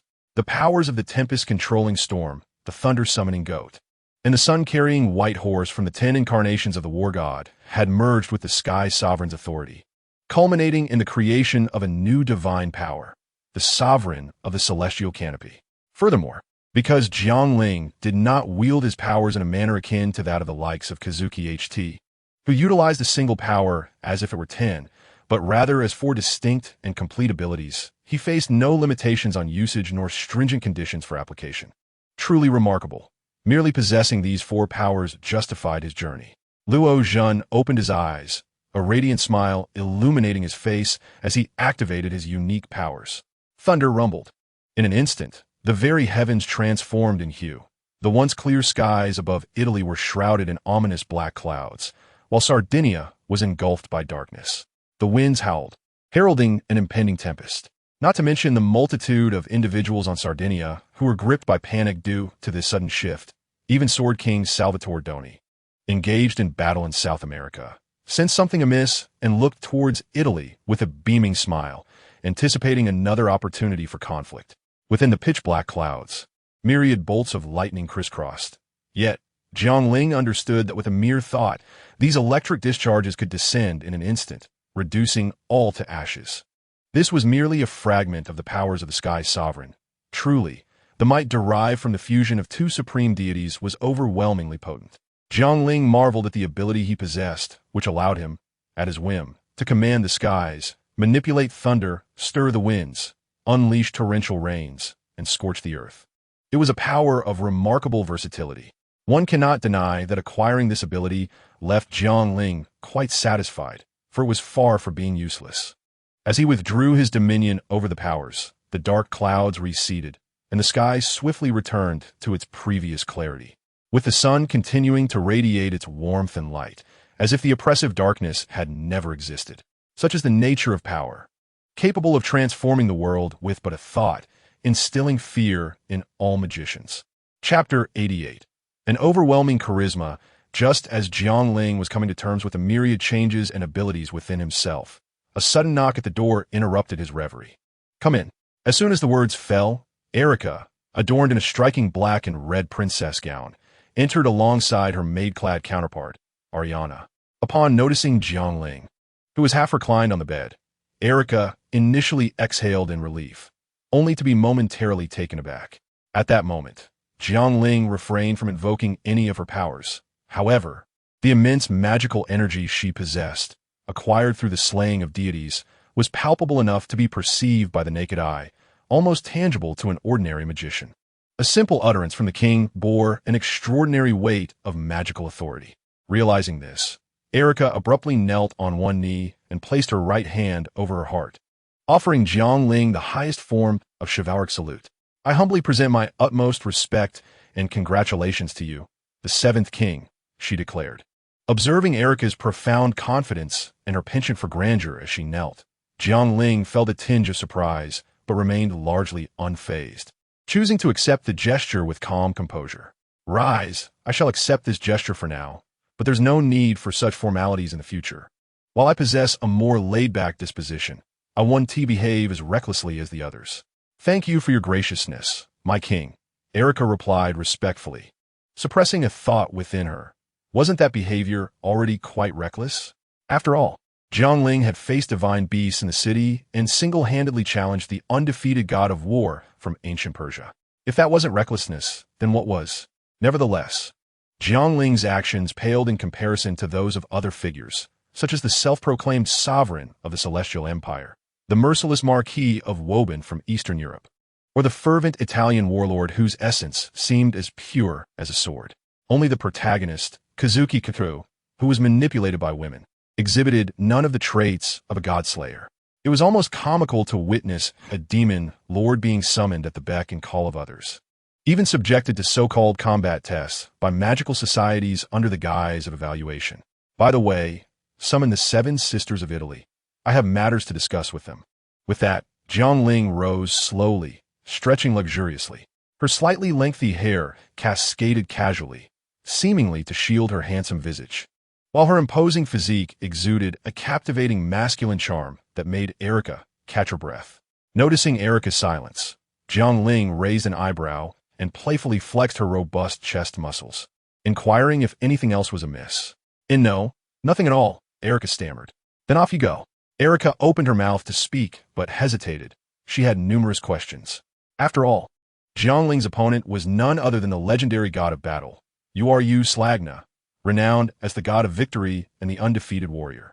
Facing such a formidable adversary, even the king of swords, who wielded multiple powers within the Italian magical community, might not stand a chance, let alone a mere human like Jiang Ling. However, now that Jiang Ling had ascended to the status of a Godslayer, her standing had transformed, and Erica knew better than to underestimate her. Moreover, the matter at hand was to return with the tidings of the 7th Godslayer's birth. Thus Erica, suppressing her intense curiosity, reluctantly exited the room. As for the reason behind Jiang Ling's summoning of these magical societies, it was certainly to utilize their networks in the quest for information regarding the emergence of the unfathomable gods across the globe. Although Jiang Ling possessed the ability of super auditory perception, allowing for swift and convenient information gathering, he found the prospect of incessantly monitoring the world both tedious and discomforting. Furthermore, the unfathomable gods were not so easily conjured. Their numbers were relatively scarce, incapable of indiscriminately disturbing the tranquility of the world. Of course, Jiang Ling could pursue alternative methods, akin to the Marquis of Woburn, who fervently hunted the unfathomable gods, traversing the world in search of their traces, even summoning them himself. Conveniently, Jiang Ling had in his possession a rather effective artifact. Aside from taking matters into his own hands, he recalled that the remaining unfathomable gods introduced in the original narrative included Athena, Perseus, and the imprisoned Sun Wukong in Japan, along with Susanoo lurking in the Shadow Realm. As Jiang Ling groomed himself with a heat ray while gazing into the mirror, he reminisced about the plot. In the near future, aside from those not showcased in the narrative, these four were the likely candidates to appear. In the original novel, Athena would only manifest months later, after the true Gorgon stone was retrieved from the Calabrian coast, while Perseus would be drawn out by a chain reaction initiated by Athena. These two were manageable. However, the thought of Sun Wukong and Susanoo, particularly that monkey sealed away in Japan, ignited a flicker of crimson rage in Jiang Ling's eyes. He had always found it infuriating while reading the original work. The island nation, leading a comfortable existence, seemed to indulge in relentless provocations against the Celestial Empire. As a renowned legendary figure of Chinese civilization, the audacity to seal him away as a mere tool was utterly intolerable. He could not abide the notion of a deity of Huaxia civilization being treated as a domesticated pet. With no immediate objective at hand, Jiang Ling resolved to visit the island nation after dispatching the Seven Sisters. He planned to eliminate that watered-down counterfeit and, coincidentally, to deal with that rodent hiding in the Shadow Realm. However, the challenge of vanquishing Susanoo posed a dilemma, as this old wretch was quite a nuisance while lurking in the shadows. Jiang Ling adjusted the frequency of the heat ray, holding a mirror as he shaved. The Shadow Realm, in essence, represented the realm between life and immortality. It was the very place where he had previously encountered Pandora. Positioned between the world Jiang Ling inhabited and the realm of the deities, it was a unique domain. In Japan, this realm was referred to as the Shadow Realm, while in Greek terminology it was known as the world of thought, and in Persian, the world of the mind. Yet all these terms pointed to the same place. Well, as the saying goes, the ship will find its way as it approaches the bridge. Killing him was not imperative. After all, eliminating him within the Shadow Realm would not yield any power unless he could draw him into the material world. Jiang Ling rubbed his chin, nodding in satisfaction at the pleasing sensation. His craftsmanship remains as exceptional as ever. After tidying up his appearance, Jiang Ling prepared to venture out in search of sustenance. Although basking in the sun could fulfill his daily nutritional needs, as a citizen of a gastronomic nation, it was inconceivable for him to forego food entirely. Seizing the opportunity while Erica summoned personnel, he resolved to indulge in the exquisite cuisine of Italy. Chapter 89. The Meeting Rome. On the bustling streets, a luxurious sedan glided by, within which sat a middle-aged man and a young, beautiful maiden in the back seat. The man, nearing 40, possessed a visage as striking as Michelangelo's David, exuding an aura of intellect and elegance. Leaning back against the car's seat, his composed gaze fixated on the fleeting Roman scenery outside, lost in contemplation. He was none other than Paul Blantyre, the Grand Master of the Italian Magical Society, the Crimson Black Cross.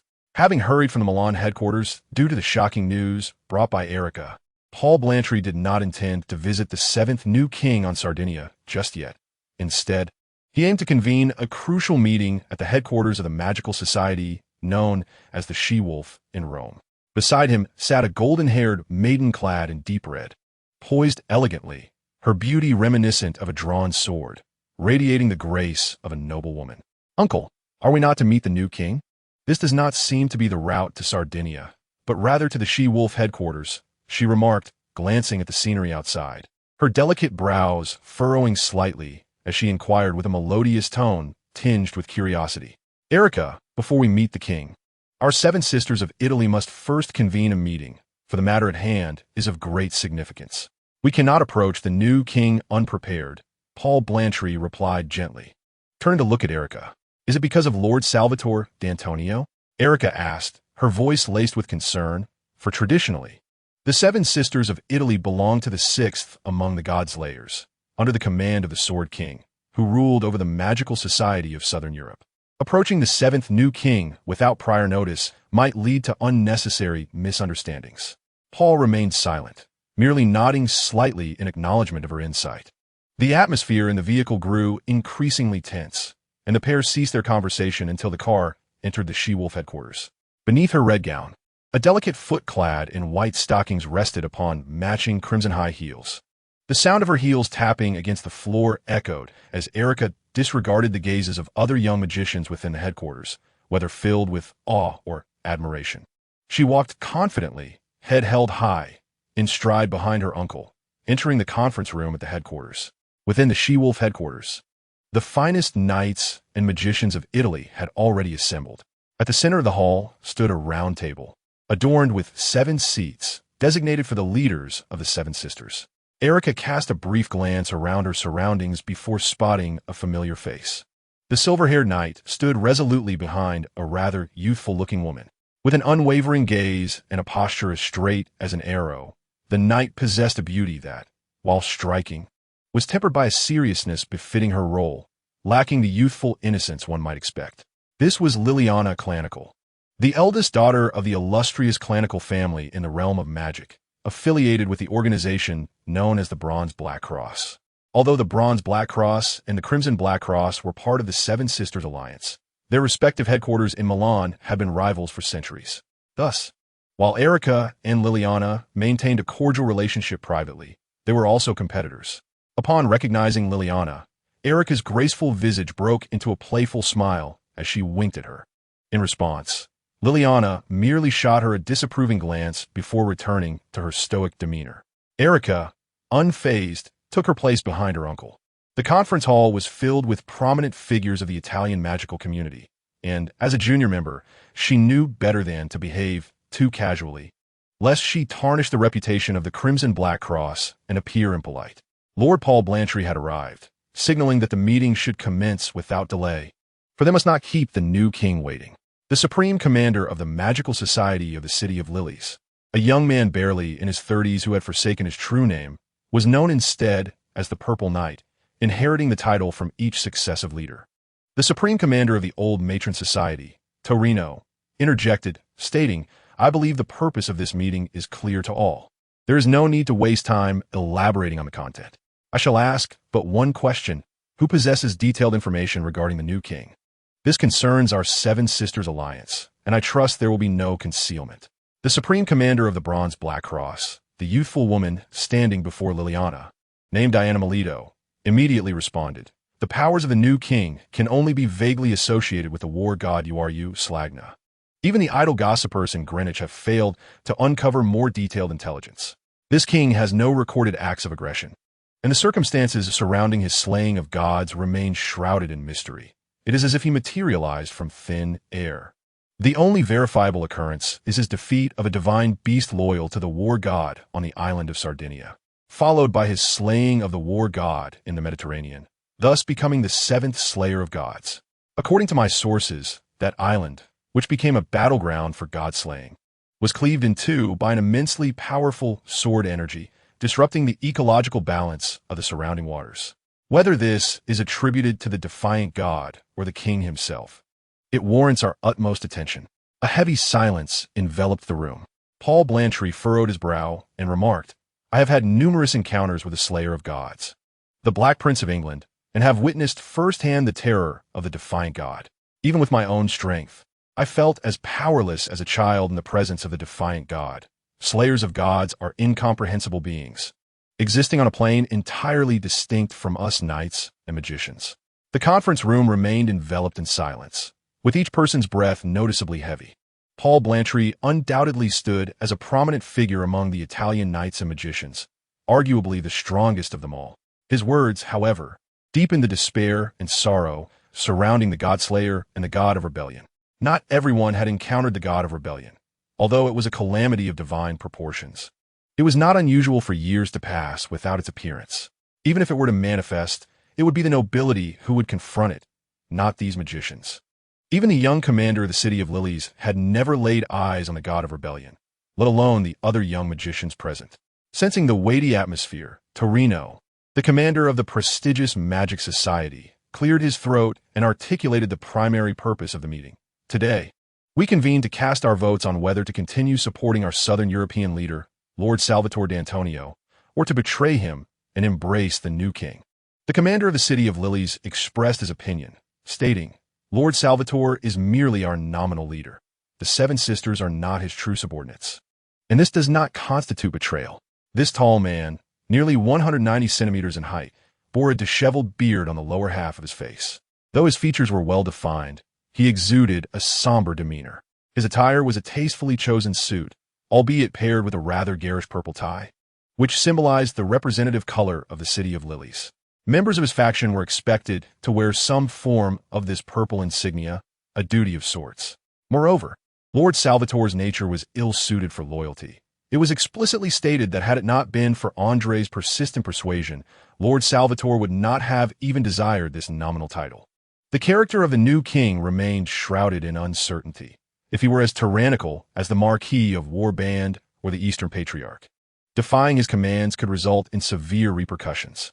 As the discussion progressed, Erica opened her mouth, intending to speak a few kind words on behalf of Jiang Ling. Yet, in the presence of such esteemed Italian magical figures, her interjection might have been counterproductive, and ultimately, she chose to remain silent.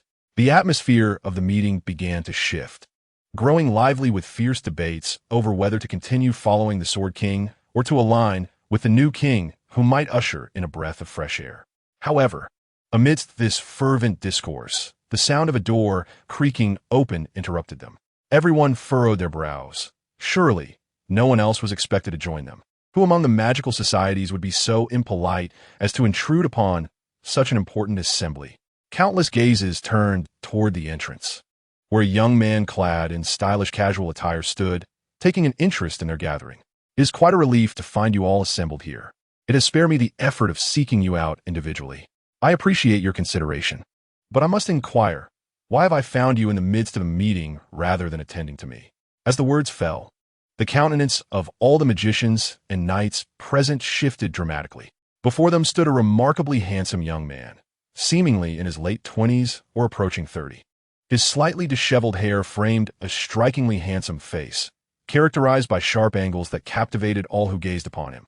His smile radiated warmth, grand and brilliant, reminiscent of the very embodiment of the sun, suffused with the essence of sunlight. Yet in stark contrast to his smiling visage, his deep, dark eyes glimmered with a faint crimson light that sent shivers down the spine, creating a discordant juxtaposition against his gentle smile. Although it was their first encounter, everyone recognized his identity.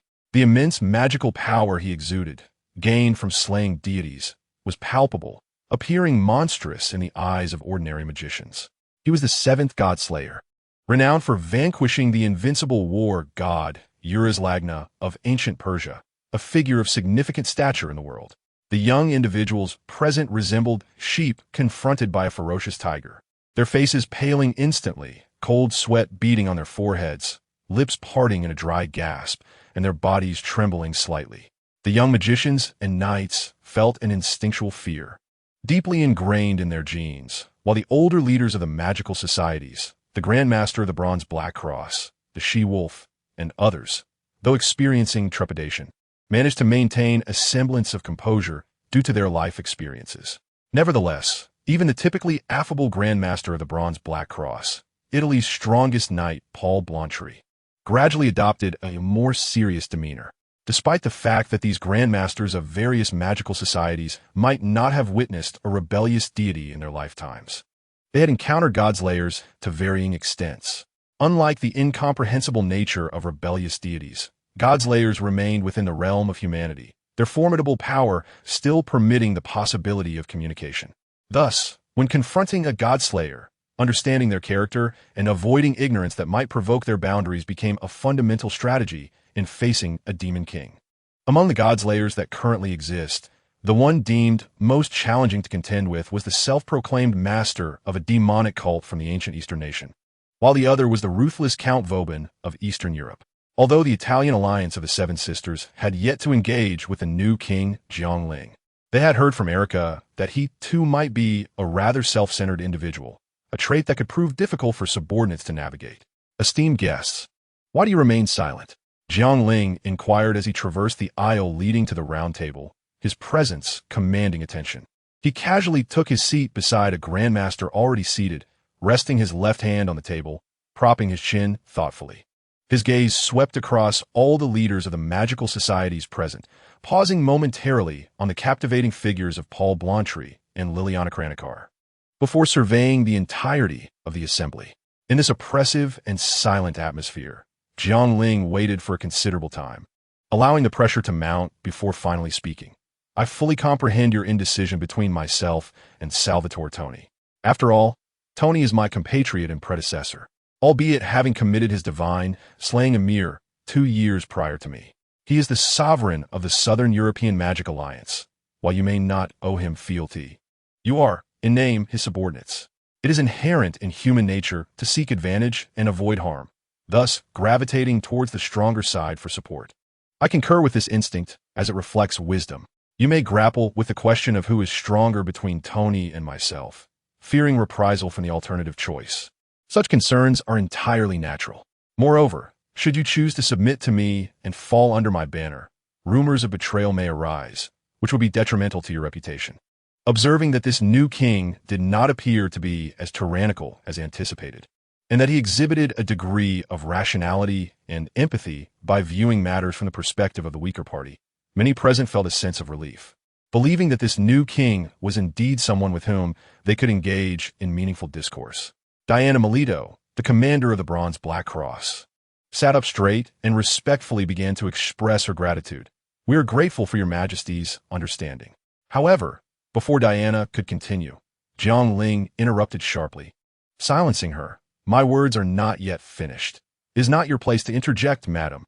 I recall instructing you to come to me swiftly, yet here you are, engaging in what you call a meeting. Is this an act of defiance against my orders? Or do you simply disregard my presence? As Jiang Ling's words fell, the pupils of his eyes vanished instantaneously, replaced by a radiant blue-white luminescence that engulfed his entire gaze. A tremendous roar of thunder erupted suddenly from outside the window, dark clouds swiftly enveloping the previously clear sky. A fierce wind surged, and the lightning that danced among the clouds obeyed the command of the Lord of the Heavens, illuminating the darkened meeting room with a flash that revealed the pale faces of those in attendance. Roy's abrupt change in demeanor caused the gathered magicians to retract their earlier sentiments. Indeed, a slayer of gods is a slayer of gods, and the new king, much like his predecessors, exhibited a capricious temperament. Just a moment ago, they were engaged in mutual understanding, and the next moment, faced with questions that cut to the core of life and death. Even Erica, who had spent time in Jiang Ling's company, appeared ashen, her expression one of stunned realization regarding Jiang Ling's true nature. Chapter 91. The tremor of the world, gazing at the almost slumped figure of Commander Diana Melito of the Bronze Black Cross, Jiang Ling retracted his display of power. With a blink, he restored his previously gentle smile. The dark clouds rapidly dispersed, and the sky returned to its former clarity in a matter of moments, with the sun continuing to radiate its warmth and light, as if the oppressive gloom had never existed. I'm terribly sorry, most exalted sovereign. Melito, noticing the somewhat flustered Lilia, waved his hand dismissively, rose to adjust his appearance, and bowed deeply to Jiang Ling, observing the anxious expressions on the faces of those present. Jiang Ling casually leaned back, massaging his shoulders, and spoke in a nonchalant manner. Well, it is of no consequence if you do not pledge your loyalty to me. After all, I do not wish to place the Sword King and each of you in a difficult position. I have come to solicit your assistance with a matter, regardless of whose territory it may be. If there are any reports regarding the unyielding god, you must inform me at the swiftest pace. This is not a request, merely a notification. Should I discover that you are trifling with my words, well, you may find out for yourselves. After delivering this statement, Jiang Ling rose, clapped his hands together, and declared, "All right, you may resume your meeting. Enjoy yourselves." He gently urged the commander back into his seat, flashed a smile at the assembly, and then vanished from sight.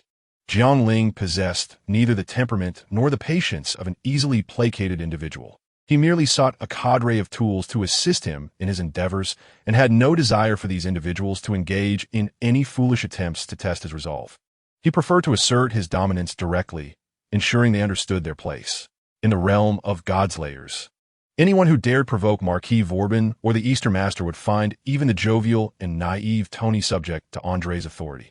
Who else would dare to challenge him? Such individuals were only deserving of being toyed with by that infamous kiss enthusiast of light novels. To avoid complications, Jiang Ling opted to establish his authority outright, extinguishing any whimsical notions they might harbor, and expected them to fulfill their duties diligently. As for the battle-crazed Salvatore Tony, should he desire a fight, he knew where to find Jiang Ling. Did he truly think Jiang Ling would fear him? Once Jiang Ling departed, the conference room fell into a profound silence. Jiang Ling, the leader of the she-wolves, uttered in a hushed tone, truly a king of demons. Well, this might be a fortuitous development. At least Italy now possesses a capable monarch. Paul Blanchery offered in consolation. In this world, the number of nations ruled by kings, known as Godslayers, is indeed scarce. After all, only 7 exist. A fact that is entirely understandable. The Godslayers, centered in Europe, wield immense authority. Individuals connected to the arcane arts and the influential political and economic centers beholden to them pledge their fealty to these kings, becoming their subjects. They are both sovereigns and tyrants, their unparalleled magical prowess rendering them figures of awe and dread. Numerous individuals or factions, fearful yet reverent, swear their loyalty to such power. Italy had previously been devoid of a king until a few years ago when the once mere knight, Salvatore Toni, vanquished the god-king Nadata of Celt, thereby earning the right to rule, and Italy subsequently emerged as a nation with a king, starting from the following morning and extending over 3 full days. The Italian news media was stirred by a sensational headline. Shock. Why is our country shrouded in an incredibly thick layer of ominous clouds? Is this a natural phenomenon or divine retribution? While the general populace grappled with the quest for truth, the realm of magic remained reticent, as this matter had escalated to the level of the world's most guarded secrets. Although 3 days may seem brief in our modern society, characterized by advanced information dissemination technologies, it is ample time for astonishing events to echo across the globe, such as the emergence of the 7th Godslayer. Consequently, the entire magical community was thrown into an uproar. The initial source of this revelation was the prominent figure of the Italian magic scene, the Copper Black Cross, a member of the Seven Sisters Magic Alliance. According to the Copper Black Cross, the new king had slain the recalcitrant deity usurps that had descended upon Sardinia, thereby earning the title of Godslayer. The rationale behind the appearance of a deity from ancient Persian mythology in Italy remains shrouded in mystery. The news of slaying 2 disobedient gods has only been confirmed by Jiang Ling and Pandora, the founder of the Dark Rite. Despite investigations suggesting the possible existence of another recalcitrant deity on Sardinia, which could not be substantiated, no one dared to question the new king's capability to vanquish 2 gods simultaneously. Otherwise, it would likely provoke an even greater wave of tumult. A Godslayer is a demon king, possessing power that surpasses all mortals. The emergence of each Godslayer is a momentous event capable of altering the very fabric of the world. There is no doubt regarding the veracity of the Copper Black Cross's claims. The Copper Black Cross is the descendant of the Templar Knights, who roamed Europe during the Middle Ages, blending the roles of knight and divine offspring with that of sorcerers serving the demon Baphomet. Although many magical societies inherit the Templar's secret rites, the Copper Black Cross, headquartered in Milan, stands as one of the most formidable among them, thus enjoying considerable renown not only in Italy but throughout Europe and the world. Such an illustrious magical society would not misidentify a Godslayer. Moreover, the Copper Black Cross would not dare to fabricate such a momentous announcement, for doing so would not yield any benefit but rather invite catastrophic repercussions. Their willingness to disclose this information signifies their absolute confidence. Nevertheless, certain organizations located closer to Sardinia have dispatched representatives to investigate the reports. Following a thorough inquiry and corroboration with local magical societies, it has been confirmed that a disobedient god indeed once graced Sardinia and has since vanished without a trace. Coupled with the recent anomalies that swept across the island, the conclusion is undeniably apparent. In light of this, the magical community finds itself divided between joy and despair. Yet, for the majority, after the initial shock has subsided, emotions tend to lean towards indifference, for the Godslayer feels exceedingly distant from their own lives. Apart from a portion of individuals who find delight in the newfound audacity of humanity confronting the disobedient deity, there are others who harbor concerns regarding whether this new sovereign might create significant troubles akin to those of his predecessors. After all, while the Godslayer represents humanity's sole means of opposing the disobedient god, most Godslayers are reckless and unrestrained individuals, daring to wield the sword against the divine. It is implausible that such persons would be of a docile nature. Chapter 92. The unknown deity among those particularly attentive to the emergence of the new Godslayer is an organization known as the Greenwich Council of Sages. Though referred to as an organization, the Greenwich Council of Sages diverges from the conventional notion of a magical society. It is, in essence, a collective of well-meaning individuals and idlers who have spontaneously organized a circle. This assembly comprises magicians, occult scholars, and fairy doctors, as well as those closely associated with the arts of magic.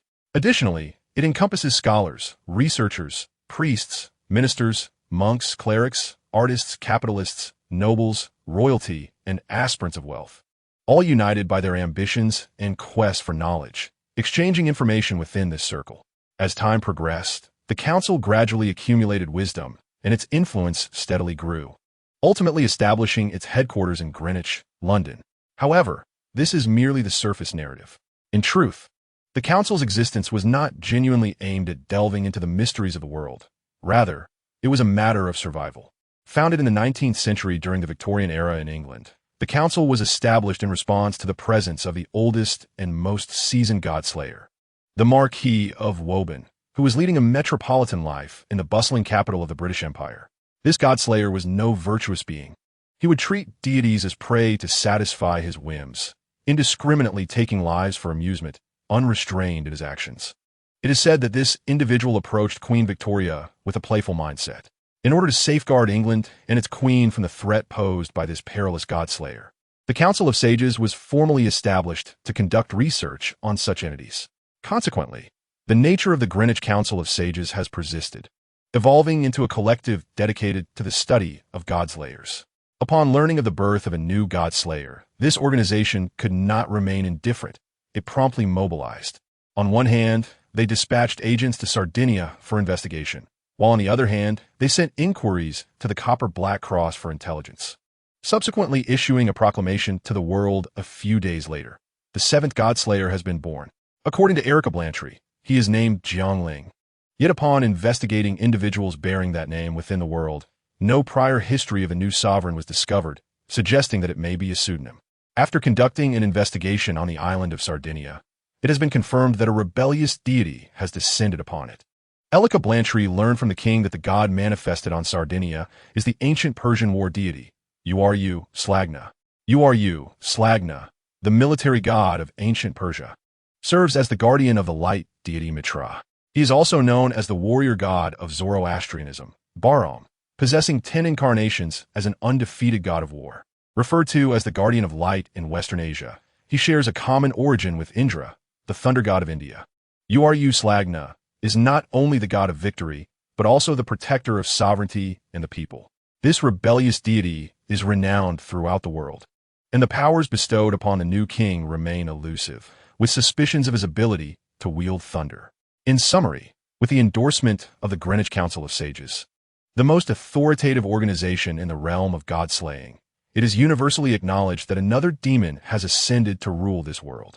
If the world had previously experienced minor upheavals, it had overall remained tranquil, akin to a still lake.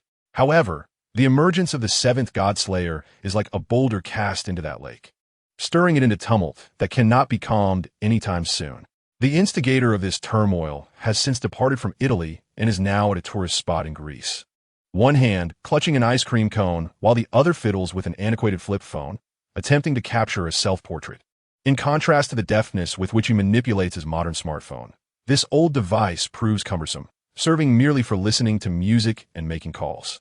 Posing with a peace sign in front of the camera, Jiang Ling nonchalantly tossed the phone into a cube space.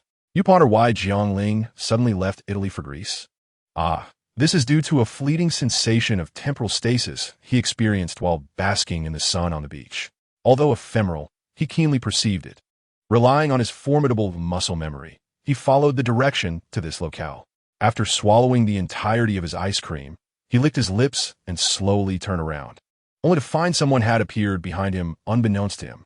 Finally arrived? I've been waiting for you for several days. Jiang Ling smirked, fully aware that he had been radiating his Godslayer aura without restraint. Such an overt provocation would render any hesitant deity as nothing more than an ineffectual god, lacking even the courage to respond. This is not mere conjecture from Jiang Ling. In the realm of god-slaying, The strength of a rebellious deity largely hinges on their self-affirmation. A rebellious god who possesses unwavering confidence in their identity, despite being a rebel, can come remarkably close to their mythological essence. Conversely, a deity lacking conviction in their current existence, regardless of their might in mythology, will inevitably manifest weakness in the present world. Much like the divine King Mekar, who engaged in combat with Jiang Ling, he was forcibly drawn from the realms of myth by the war god. His purpose was to confront Slagner. Otherwise, he would not have been so easily vanquished by Jiang Ling after the war god's return to myth. Although Jiang Ling's prowess did play a part in this encounter. My sworn adversary, in a world brimming with beauty, why must you stand against me? The dashing youth, with his eyes shimmering with a pearlescent glow, gazed at Jiang Ling with a beaming smile. He adorned himself with a satchel or pouch reminiscent of ancient Greek aesthetics, donned winged sandals, and was cloaked in a cape, his golden, fiery locks dancing in the breeze. In his left hand, he wielded a staff entwined with serpents, imbued with an air of mystery. He appeared to be around 16 or 17 years of age, with skin of a pale ivory hue and finely sculpted features, exuding an androgynous beauty. Upon his arrival, Jiang Ling felt his body tense, blood surging with fervor, enveloped in a blissful state of heightened senses. Was this the state of a Godslayer upon encountering the divine? Quite unexpectedly delightful indeed. Jiang Ling rolled his neck and stretched, a thrill evident on his face. Unnamed deity, reveal your name. I do not slay those who are nameless. Such unexpected confidence. Is it sheer arrogance, or is there some power at your disposal that requires my name for activation? The youthful deity tilted his head in playful curiosity, a sly smile gracing his lips. An unexpected encounter with a cerebral, insubordinate deity. How rare indeed. Jiang Ling showed no intention of concealing his thoughts and openly acknowledged this.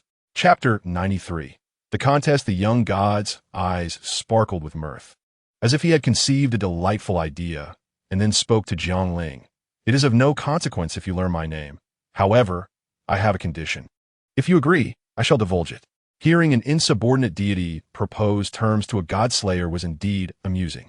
Jiang Ling raised an eyebrow, easing out of his combat stance, and inquired with keen interest, "Do tell, I shall consider your proposal once you finish." The youthful god, unperturbed by Jiang Ling's demeanor, responded with a grin, "I detest the brutishness of violence.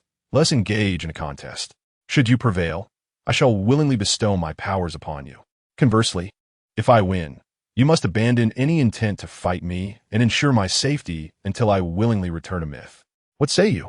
Jiang Ling folded his arms, withholding immediate judgment on the young god's proposition, gesturing for him to continue. Should he propose an absurd contest, Jiang Ling would not hesitate to eliminate him on the spot.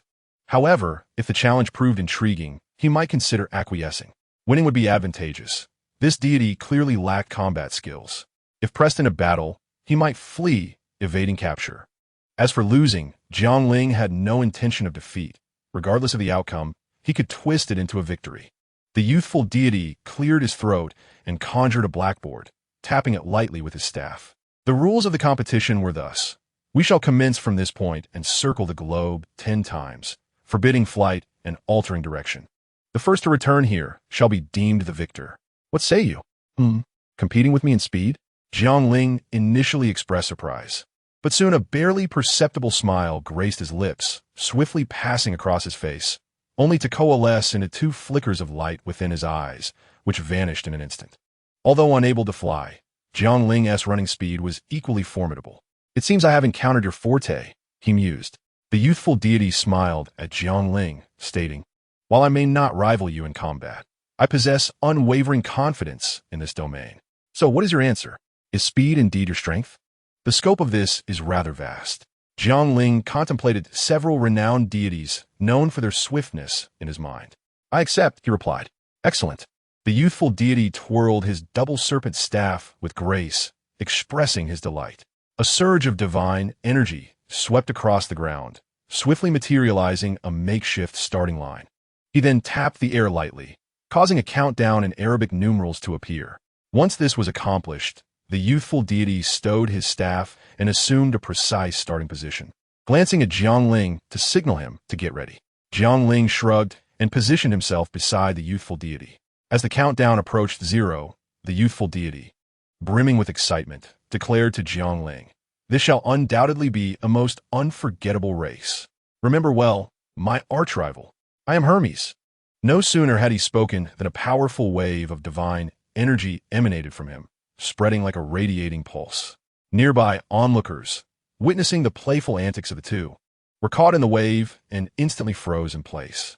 Whether it be the birds soaring above or the creatures crawling below, even the droplets of spittle suspended in the air, everything appeared as though time itself had come to a standstill. After a brief suspension of 1/10 of a second, Jiang Ling resumed normalcy, only to find that Hermes had vanished from his sight. Squinting slightly, Jiang Ling accelerated, shattering the ground beneath him as he pursued the direction Hermes had taken. Cheating from the outset, as expected from one regarded as the master of deception, truly fitting. However, even if you possess the power to slow time, what of it? Jiang Ling could accelerate himself to a point where everything around him approached stillness, rendering Hermes' advantage moot. Observing the increasing number of buildings ahead, Jiang Ling furrowed his brow, then employed his enhanced vision to discern Hermes' method. The latter, seemingly imbued with divine might, effortlessly passed through the structures as though they were mere illusions. Hermes was not only the cunning god of thieves and trickery, but also the deity of boundaries and crossing them. Do you fancy yourself a phantom cat? I, however, do not wish to be a red tank, Jiang Ling muttered. The inability to fly is quite vexing. All those who dwell in malevolence tremble before my might. Now, I shall embody the grandeur of 10 mountains, the strength of 100 rivers, and the vigor of 1,000 camels. The formidable presence I project is but the fierce imprint of a camel. As a swift incantation flowed from Jiang Ling's lips, a surreal, brown halo emerged behind him, adorned with an enigmatic camel motif. Crimson energy surged from Jiang Ling's body, enveloping his legs. Boom! The potency of his authority, combined with Jiang Ling's extraordinary leaping ability, propelled him forward with immense force. Hermes swung his arms with rhythmic grace, showcasing his flawless musculature and surpassing the speed of a cheetah, epitomizing the essence of Greece as patron of athletic competitions. Yet, a fierce gust swept over Hermes, and upon looking up, he beheld Jiang Ling descending like a meteor before him. With a roll and a swift rise, Jiang Ling dashed forward, executing the fluid motion as if rehearsed countless times, igniting a spark of admiration in Hermes' gaze. "I shall not be outdone by you," Hermes declared with a confident smile, producing a lyre and breaking into a melodious song. From the ether emerged countless herds of cattle and sheep, racing toward Jiang Ling. "What the hell? Can you even handle this?" Jiang Ling muttered under his breath, immediately employing the power of his sovereignty. "Halt!" he bellowed, as a burgeoning wave of spell energy swept across the beastly throng. All the cattle and sheep froze in place, as if ensnared by a binding spell. Slagner, the god of victory and ruler of sovereign power, was indeed formidable. "Well done," Hermes exclaimed, rushing to Jiang Ling's side.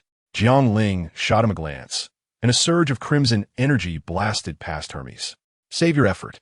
I'm not present in this realm. Your attacks hold no sway over me." Hermes feigned innocence, hands raised. Jiang Ling glared at him in silence, continuing his forward charge. Did Jiang Ling lack countermeasures? Of course not. The golden sword was specifically designed to counter those who relied on sovereign power. However, Jiang Ling could not wield it just yet. Once drawn, it must ensure the annihilation of the foe. Should the adversary become aware of this ability, they would surely devise means to counteract it, similar to the capabilities of Prometheus's tome. Chapter 94. Who prevails? Let's not forget that Hermes is also the god of thieves and trickery. Thus, Jiang Ling resolved to complete this race. If he did not emerge victorious, he would promptly draw the golden sword and slay him. Thus, the two engaged in a relentless chase, weaving around the latitude of Greece, with Hermes never ceasing his deceitful tactics, continuously devising new strategies without repetition. For instance, summoning the double serpent staff in an attempt to lull Jiang Ling into slumber, or invoking spirits from the underworld with the intent to startle him, or producing enchanting melodies to ensnare his senses, or conjuring a plethora of exquisite silk maidens to entice him. Moreover, Hermes jested that all these captivating figures were crafted based on the goddess of love, Aphrodite, instilling in Jiang Ling a profound disdain that drove him to unleash scorching rays of wrath upon Hermes, with each blast more potent than the last. Never had Jiang Ling harbored such animosity towards anyone, and now Hermes reigned supreme atop his list of revulsion. He vowed that upon vanquishing Hermes, he would seize the ability to weave illusions from him. He swore it, as the two traversed the ocean once more, returning to the starting point in Greece. They found themselves on the final lap. Yet, to Jiang Ling's astonishment, Hermes refrained from further mischief and instead exerted himself in a fierce competition alongside Jiang Ling. Observing the unusually solemn demeanor of Hermes, Jiang Ling was inexplicably touched. Was this the essence of sporting spirit? Tears welled in his eyes. Just as he was about to succumb to this wave of emotion, Hermes abruptly turned, winking at Jiang Ling with a playful stick of his tongue, exclaiming, "Apologies. But I have won this race." "What?" Jiang Ling jolted, witnessing an even more exhilarating spectacle than before. In addition to this, it seemed Hermes had employed some spell upon him, for blood suddenly streamed from his nose. It was in this fleeting moment that Hermes surged ahead, reaching the starting point first and claiming victory. "You scoundrel! This is utterly outrageous." Jiang Ling furiously wiped his nose, his eyes ablaze with a thunderous blue light, as dark clouds gathered ominously overhead, accompanied by the sound of thunder. Hermes, sensing he had perhaps gone too far, hastily offered his apologies. As Jiang Ling prepared to draw his golden sword to strike this impudent foe, Hermes erupted into laughter. "Ha ha ha! What joy! It has been ages since I've felt this elation. You are truly remarkable. Had it been in the age of the gods, I would have surely appointed you as my messenger. Huh! If that were the case, it would be a miracle if I didn't slay you first, let alone serve as your emissary. How absurd!" Hermes wiped away the tears of laughter from the corners of his eyes, stretching his arms wide amid the storm, and joyfully declared to Jiang Ling that he had thoroughly enjoyed himself, thanking him for the splendid contest. "I know you will not keep your word. Come now, my unnamed adversary, strive to defeat me, and I shall bestow upon you my divine authority. You rogue, after being toyed with by you, I am now the villain?" Jiang Ling felt a twinge of discomfort, yet found solace in the absurdity of the situation. "By the power of my word sorcery, let justice manifest upon this world." Such incantation is potent and eloquent, a call to arms with a sword of victory, accompanied by the incantations of Jiang Ling Yong. The ground within a radius of several hundred kilometers transformed into pure gold. Countless golden orbs emerged from the earth, coalescing into a multitude of golden swords that hovered in the air. Hermes, a deity from Greek mythology, is the offspring of Zeus and Maia, the daughter of Atlas. Legend holds that he was born on Mount Cyllene, hence he is also referred to as the god of Cyllene. He may be one of the ancient, almost primordial gods, initially embodying the formidable forces of nature, later evolving into the god of livestock and the protector of shepherds. He taught humanity to kindle the fire upon altars, first demanding offerings of cooked food. His worship and the myths surrounding him exhibit characteristics typical of chthonic deities. He frequently accompanied Persephone, the queen of the underworld, escorting the spirits of the deceased to the realm of the dead. He once guided the great hero Heracles to the underworld, retrieving the three-headed dog Cerberus and bringing it to the mortal realm. Adorned with winged sandals and wielding a magical staff, he could flit about with the swiftness of thought, thus becoming the herald and messenger of Zeus. He is also revered as the protector of travelers, with pillars erected along the highways in his honor, and is regarded as the god of eloquence. Initially, he was depicted as a symbol of male genitalia. As the guardian of herds, he bears a lamb upon his shoulders. In ancient artistic representations, he is portrayed as a mature man with a long beard. Hermes is clever and cunning, viewed as the creator of deceit, imparting his trickery to his offspring. He is also credited with the invention of the lyre and serves as the patron of various athletic competitions. Over time, he merged with Thoth, the Egyptian god of wisdom, and became associated with magic. His staff possesses the power to induce slumber in both gods and mortals, as well as to awaken them from dreams. He is the deity of boundaries and travelers who traverse them, overseeing shepherds and cattle herders, discourse and rhetoric, poetry and writing, sports, weights and measures, invention, and commerce. He is also the god of cunning thieves and tricksters.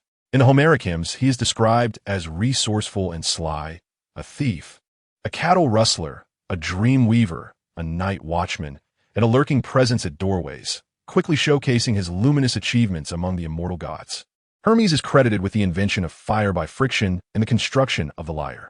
He is also recognized as the originator of various athletic contests and boxing, thus becoming the patron of athletes. Modern myth collectors often compare Hermes to trickster gods from other cultural traditions. Furthermore, Hermes serves as the psychopomp, guiding the souls of the deceased to the underworld. In many Greek mythological tales, he is the only deity, aside from Hades and Persephone, who can freely traverse the realm of the dead. Hermes is represented by the rooster and the tortoise. He is depicted with a satchel or pouch, wearing winged sandals and a winged cap, and holding the caduceus, also known as the staff of the two serpents, renowned for his wit and cunning. He has also become the god of thieves, having committed theft on the very night of his birth, sneaking away from his mother Maya to steal the divine cattle of his brother Apollo. Hermes exhibited unwavering loyalty to his father, Zeus. When one of Zeus's lovers, the nymph Io, was captured by Hera and placed under the watchful eye of the hundred-eyed giant Argus, it was Hermes who intervened to rescue her. He serenaded the giant with melodious songs and spun lengthy, tedious tales to lull him into slumber, before deftly severing his head with a crescent-shaped dagger. In Roman mythology, Hermes corresponds to Mercury, who inherited many of Hermes's attributes, such as being the divine protector of commerce.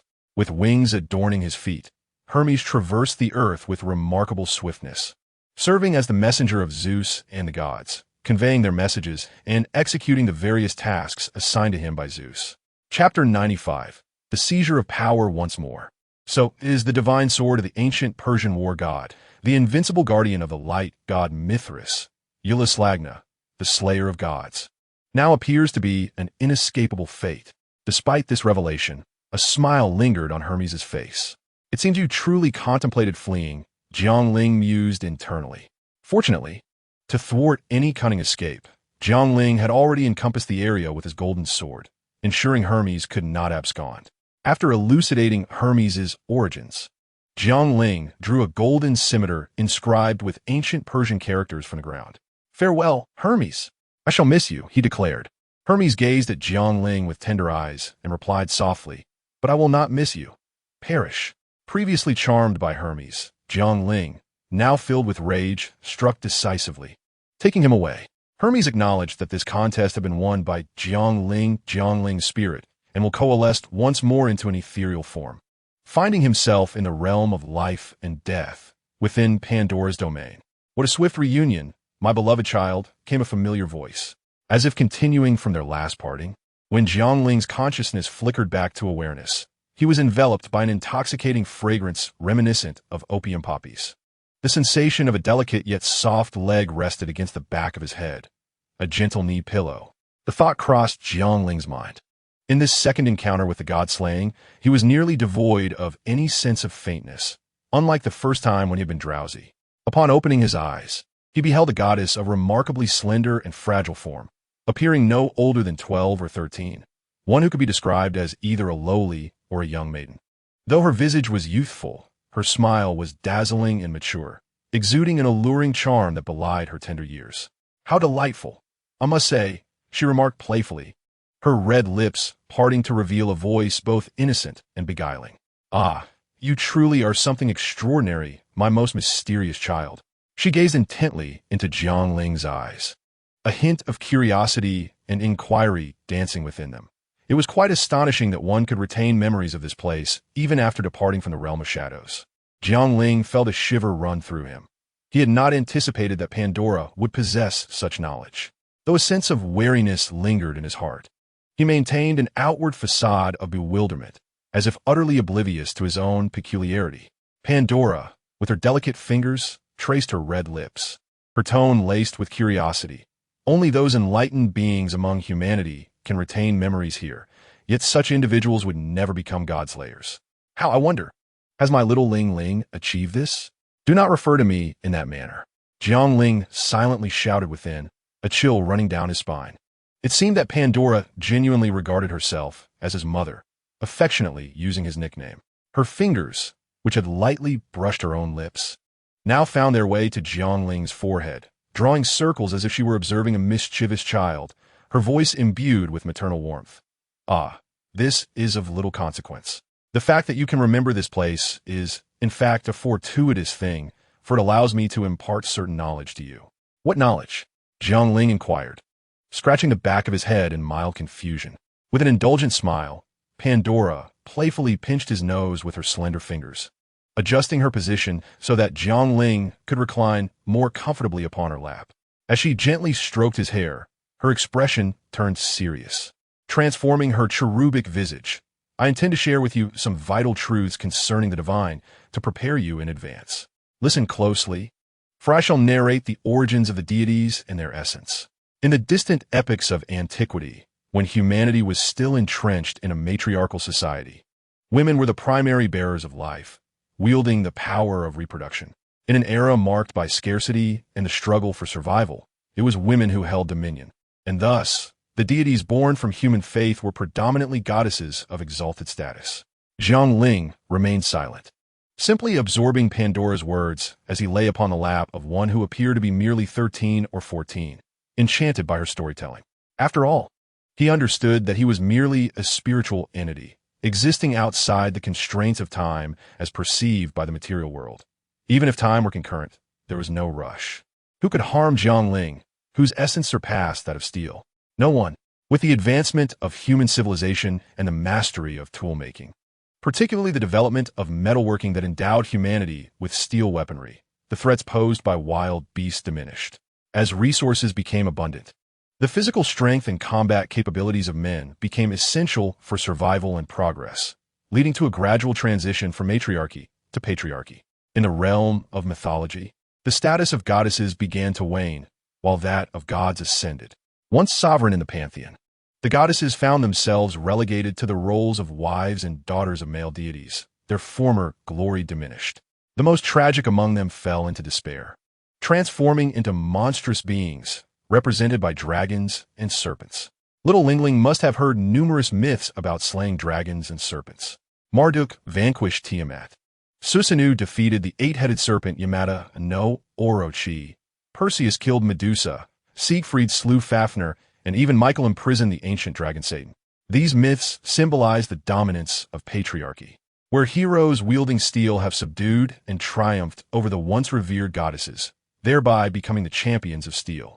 Deities can generally be categorized into three types: the ancient earth mother goddesses associated with dragons and serpents, the steel heroes who have overthrown the reign of goddesses, and the other deities that emerged from the conflicts between these two factions.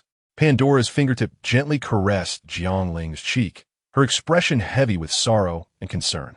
I have created a dark rite that can give birth to Godslayers and the gods to prevent the demon king on earth from becoming too unruly. I've also bestowed the strongest steel through oaths. He is the ultimate king, the adversary of all dragons, serpents, and demon kings. Whenever the number of Godslayers becomes irreversibly high, the last king will awaken. He will use the ancient dragon and serpent goddesses as sacrifices to gain the immense power to eradicate all demon kings. For thousands of years, many Godslayers have come into being, yet none of the ancient Godslayers have survived to the present. They have all been annihilated by the last king. In this current age, 7 Godslayers have emerged, surpassing any previous era, making the awakening of the last king inevitable. Little Lingling, even I find myself powerless against the mightiest steel. All I can do is stand behind you, cheering you on. You must be cautious of him, although I understand that caution may not bear any fruit. It is imperative that I convey this to you. Pandora spoke with a tone of sorrow, as if gazing upon a child destined for suffering. Jiang Ling recalled the myth of Pandora. Perhaps she, too, is an ancient earth mother goddess, a deity symbolizing dragons and serpents, harboring a deep-seated hatred for the steel heroes and all deities, which led her to create the dark rite of god-slaying. The last king? You must survive, my child, Pandora said, filled with maternal love. She then gently embraced Jiang Ling's head and lowered her graceful visage, initiating the ritual that would turn deities into sacrifices. Chapter 96. New powers. Jiang Ling opened her eyes, and the colors before her shifted from gray back to their vibrant hues.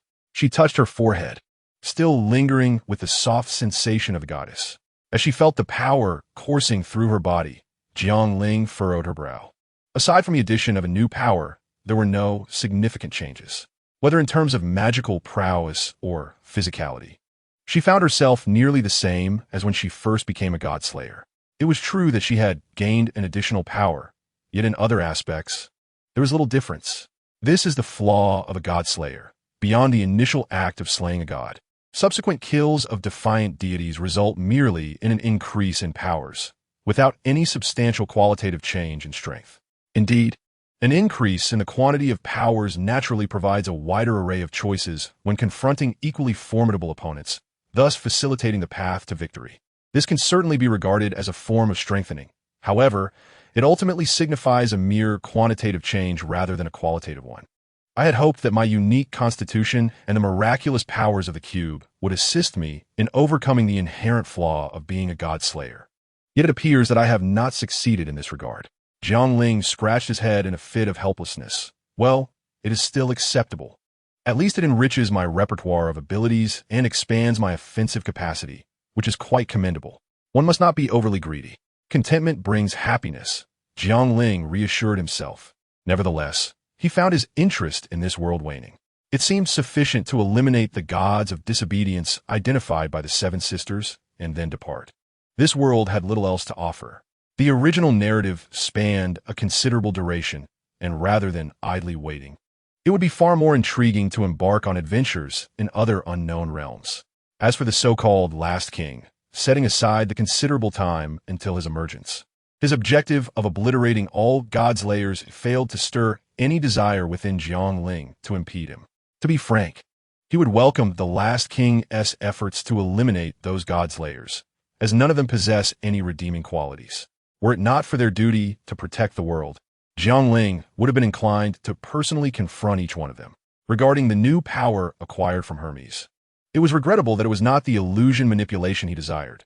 However, it was indeed a capability that he currently found quite necessary. The traveler who crosses boundaries can freely traverse parallel worlds and the underworld, unimpeded by any barriers.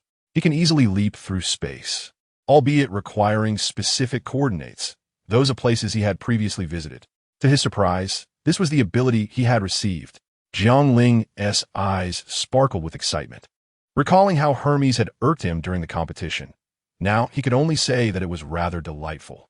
With this power, combined with the strength of the cube, Jiang Ling might just be able to return to the worlds he had once explored. How fortuitous! I find myself drawn to you once more, Hermes. In Milan, at the headquarters of the Crimson Black Cross, within a bright and spacious conference room, a man nearing 40, possessing a visage reminiscent of Michelangelo's David, exuded an air of intellect and elegance, wholly unrecognizable as the once feared Red Demon. Paul Blanketry sat reviewing documents.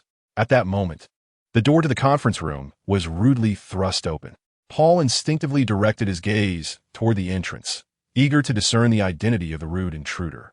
To his surprise, a familiar face appeared. Andre, shouldn't you be battling alongside Lord Salvatore in South America right now? Paul inquired, bemused. The newcomer was none other than a man well known to Paul, Andre Rivera, the trusted knight of the Sword King Salvatore Dunny, renowned for his title of the King's Steward. However, should not the steward of the king be accompanying his sovereign in the battles of South America? Why has he returned so suddenly without a trace of news? Moreover, what is your current predicament? The figure of Andre before him now appeared exceedingly disheveled, resembling someone who had narrowly escaped a kidnapping. Enough of this. Quickly provide me with the new king's address. Andre, suppressing his rage, felt the veins on his forehead throb. That scoundrel Tony had the audacity to have him abducted, only to return alone from South America, claiming he sought a new monarch for a duel. Paul set aside his documents, closed his eyes, and rubbed his temples. It seemed the Italian sovereign was about to stir up trouble once more. After enjoying a splendid time in Greece, Jiang Ling prepared to journey to the island nation, where two unmoving targets awaited his attention. As he had never ventured to this world's island nation, Jiang Ling was unable to employ his newfound powers to traverse the boundaries directly. However, he had no desire for a direct flight, as it would lack the thrill of experience. Instead, he approached the local magical society, requesting the use of a luxury vessel. The society, upon his arrival, appeared as if they had won the lottery, eagerly providing him with a splendid ship without stipulating any demands. This left Jiang Ling feeling somewhat bashful, yet he understood. In the eyes of these European nations, aligning oneself with a king would elevate their status and influence within the international magical community. In comparison, what significance did a ship hold? Regrettably, Jiang Ling did not intend to reside in this world for long, implying that their hopes for future dealings would likely be dashed unless they sought his assistance before his departure. In such a case, he would not refuse. Thus, he graciously accepted the vessel, planning to place it within his dimensional space upon arrival at the island, eliciting a thrill of excitement within him. However, as Jiang Ling departed aboard his opulent ship, a young Caucasian man, approximately 23 or 24 years old, drifted ashore on a wooden raft. With golden hair and a handsome countenance adorned with a cheerful smile, there lingered an inexplicable aura of unreliability about him. He donned a brightly colored cardigan, with a long black case slung over his shoulder. The case's shape suggested it was intended for a baseball bat or perhaps a bamboo sword. "Am I late again?"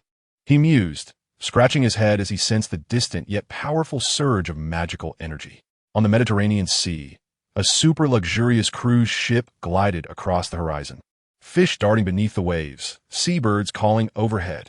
Within the spacious observation room, Jiang Ling indulged in a lavish luncheon, flanked by two bikini-clad beauties in black adorned with red patterns, their well-proportioned forms and dewy skin on full display as they reveled in the stunning seascape visible through the transparent glass surrounding them. The observation room is equipped with state-of-the-art facilities, resembling the elegant living quarters of a five-star hotel. It features a mahogany desk for office work, exceptionally plush circular sofas, and a spacious bed. A bar is adorned with exquisite bottles of fine wine, while a massive LCD television on the wall broadcasts an array of programs. Jiang Ling sits at the dining table, indulging in tender steak delicately served by a bikini-clad beauty wielding a knife and fork, seasoned with Italian Alba white truffles, savoring the exquisite flavors that dance upon his palate. Chapter 97. The Experiment. We have been drifting at sea for several days. Jiang Ling, savoring the culinary delights, inquires of the bikini-clad beauty beside him. "It has been 3 days, sir," she coyly responds, slightly breathless from Jiang Ling's playful antics. 3 days, indeed. It seems that traveling by boat to the island nation may be somewhat impractical. Nevertheless, I have thoroughly enjoyed myself. It is time to proceed directly, Jiang Ling contemplates, releasing the two beauties. As they gaze at him in confusion, he rises and stretches languidly. He instructs the two beauties to summon the others on board, urging them to gather on the deck. With a decisive clap of his hands, he places them firmly on the deck. Murmuring an incantation, "I am the traveler who traverses boundaries. My steps resonate through the celestial realm, the human world, and the underworld." In the next instant, a viscous, ink-black fluid erupts from Jiang Ling's hands, swiftly enveloping the entire deck. A wave of warmth, shimmering with dark luminescence, encircles the panicked crowd, causing the air around them to warp. "Are you ready?" Jiang Ling inquires, flashing a radiant smile at his subjects. Before they can respond, he plunges himself into the abyss of the mire. Meanwhile, at a certain port in Greece, a circular black quagmire materializes and figures emerge from within. "What is this?" The captain stammers, his voice trembling as he surveys the bewildering surroundings, while the crew members stand agape, grappling with the implosion of their understanding of reality. "Ah, it appears to be a resounding success," Jiang Ling remarks, emerging from the mire and glancing around in admiration. "Though the initial transition was somewhat prolonged, I wonder if proficiency will yield improvements." Before the captain can voice further inquiries, Jiang Ling has already returned to the luxurious yacht through the shadowy mire, leaving the crew in a state of stunned silence, exchanging bewildered glances. With a sudden lurch, the entire vessel, buoyed by Jiang Ling's power, ascends into the sky. This opulent yacht, tailored for a wealthy patron, is not particularly large, weighing only a few thousand tons, for Jiang Ling, who can effortlessly propel colossal meteorites. It is a trivial task. Countless diminutive silver cubes emanate from Jiang Ling, gradually encircling the luxurious vessel, and before long, it is drawn into the realm of the cubes. I have acquired a life-size model of the luxurious yacht, Jiang Ling exclaims, emulating the signature moves of his mentor in the vast, uninhabited expanse above the sea. Alas, without an audience, Jiang Ling feels a twinge of regret. After determining the direction towards the island nation, Jiang Ling executed a swift, arched kick, unleashing a cloud of white mist as she accelerated towards that destination. Not far from Shiba Park and Tokyo Tower, surrounded by upscale hotels, schools, television stations, radio stations, and embassies, an unusually high number of shrines and temples could be found. In one area, a narrow path meandered closely alongside the main road. However, its slender width made it easy for the unknowing to overlook. Following the intricate labyrinth of this path, one would unwittingly arrive at a set of stone steps. Comprising 200 steps, they seemed rather excessive for a location in the city center. Atop these steps stood the Shikyu Shrine, perched on a raised platform. Though the surrounding trees did not possess the density of a guarding forest, the shrine nestled among the verdant foliage imparted a sense of tranquility. Not far from the main hall within the shrine grounds, there existed a modest office building. Inside one of the rooms, Wanku Valley Yuli was engaged in her grooming ritual. Clad in a white short-sleeved robe and a crimson pleated skirt, she meticulously tended to her long hair in front of a mirror. The hue of her hair, resembling that of black pearls, leaned more towards a shade of coffee. It was not the result of any deliberate dyeing, but rather a naturally lighter color she possessed. Yuli held a degree of self-consciousness regarding this trait, yet at that moment, it seemed inconsequential. Indeed, what truly mattered was that her comb had just snapped while she was arranging her hair. Such a misfortune, she murmured, hoping that it would not herald any ill fate. It felt akin to an ominous sign. While an ordinary girl might swiftly dismiss such an occurrence, Yuli felt compelled to investigate further. After completing her preparations, she made her way to the office. On her route to the main hall, she crossed paths with several shrine priests. Responding to their courteous nods with her own, Yuli, a mere 15-year-old priestess, understood the reason for such reverence toward her. In this shrine, her status was more esteemed than that of any other individual. "Hello, Priestess Yui. It's a pleasure to meet you. May I take a moment of your time to converse?" A sudden, flippant remark halted her. Although he addressed Yuli with the honorific priestess, his tone lacked any semblance of respect, akin to that of a frivolous jester. The speaker approached her slowly, his leather shoes making no sound against the gravelly ground beneath him. Anyone observing his peculiar gait would immediately discern that he was no ordinary person. "Nice to meet you. May I inquire your name?" "Ah, how rude of me. I should have introduced myself sooner. My name is Amakasu, and it is an honor to meet the beautiful priestess. I look forward to our future interactions." As Amakasu introduced himself, he extended a business card. Yuli accepted it and glanced at the card. His full name was Amakasu Toma. However, what captured her attention more was the title inscribed beside his name. "What brings the members of the Historical Compilation Committee to seek my presence?" Yuli inquired suspiciously. The disheveled young man, clad in a tattered suit, appeared to be in his 20s and was rather unremarkable. The Historical Compilation Committee, governed by Japanese sorcerers and psychics, is a clandestine organization that manipulates information. It is composed of capable individuals drawn from various institutions, including the Ministry of Education, the National Diet Library, the Imperial Household Agency, the Shrine Agency, and the Metropolitan Police Department. Magic, sorcery, and countless supernatural phenomena are not recognized as part of Japan's official history. This organization, named the Historical Compilation Committee, exists to maintain the societal order. The matter at hand is that we face a potential catastrophe unprecedented in our nation as history, and we find ourselves in a somewhat precarious situation. Thus, we have come to seek the assistance of the Miko, hoping to leverage her powers. And we sincerely ask for your understanding. I fear my abilities are rather limited and may not be of much help. You are too modest. Although there are many Mikas in Musashino, few possess your exceptional talent and spiritual vision. Furthermore, there is another reason. Since ancient times, Japan has had sorcerers and psychics who inherit the art of sorcery. Yuli Mankatsu is one of them. Musashino, to which you belong, is an organization of psychics that protects the Kanto region. You have been bestowed with the noble title of Miko at a young age, undertaking the responsibilities of the highest-ranking priestess. As the Miko of Musashino, you bear the obligation to assist the Historical Compilation Committee. Are you aware of this? As for other inquiries, let us set them aside for now and allow me to finish my explanation.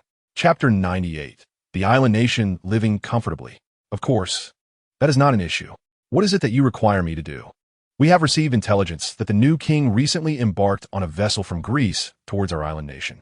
As we are uncertain of this king's intentions, we hope you can approach this suspected Eastern monarch and ascertain the purpose of his visit. The king? The Godslayer. That is a title steeped in infamy across Europe, synonymous with a heinous demon king. Yuli was taken aback by this unexpected term, her eyes shining like those of a tiger.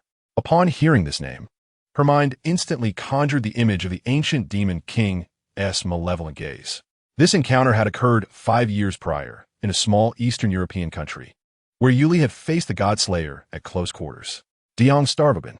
Just hearing that name causes European magicians to recoil in terror, fervently reciting exorcism prayers. Yuli will never forget those emerald eyes, burning fiercely in the darkness, reminiscent of a tiger. Later, she learned that this demon king possessed the terrifying power to turn the living into salt with merely a glance, deepening her dread of him. Indeed, it is the Godslayer. As one of the few remaining priestesses in Japan who have confronted a king, we implore you to uncover his intentions, and if possible, to ensure that he does not wreak widespread havoc. Gamu sincerely implored. In Europe, particularly in Southern and Eastern Europe, as well as England, where magic is quite prevalent, the emergence of a rebellious deity or a Godslayer would immediately be known, for it would undoubtedly precipitate a multitude of unusual occurrences. However, the island nation is markedly different. Due to the author's design, it has never been subjected to an assault by a rebellious deity, nor has it ever harbored a capricious king. The sole rebellious deity betrayed their own kind, using their retirement as a pretext to clandestinely support the magical organizations in Japan. What was ostensibly a hero of steel, rooted in brute force, combat, and conquest, has devolved into a mere reclusive shadow, amusingly ironic. Thus, in stark contrast to the many magical organizations in Europe that seek to curry favor with Jiang Ling, the Japanese, clinging to power and accustomed to their despotic rule, regard the Godslayer with a measure of disdain. After consulting with Susanoo of the ethereal realm, they unanimously resolved to conduct a minor probe into this Eastern overlord, Jiang Ling. However, Yuli, who had been somewhat hesitant, suddenly recalled the many witches from various nations who suffered grievously due to the reckless actions of Marquis Woban, and thus resolved to take action. Naturally, she found the overlord terrifying and wished to maintain her distance. But if she did not step forward, countless others would endure suffering. It seemed that her selection was a matter of fate. Information about this new king was scant. All that was known was his name, Jiang Ling, who abruptly appeared in Italy, slaying a rebellious deity before vanishing, only to resurface in Greece, embarking towards the island nation. Gamu handed a dossier to Yuli. The document was brief, and she quickly perused its contents. It was an investigative report on Jiang Ling, encompassing analyses of his personality, identity, activities in Italy, and speculations on the abilities of the Godslayer, among various pieces of intelligence intermingled within. I understand. I shall do my utmost, she declared. Unbeknownst to her, Jiang Ling had already set foot on the island nation, and had he been aware, he would likely have regarded it with disdain. As even those from Europe dared not send agents to my side, how could a mere island nation presume to do so?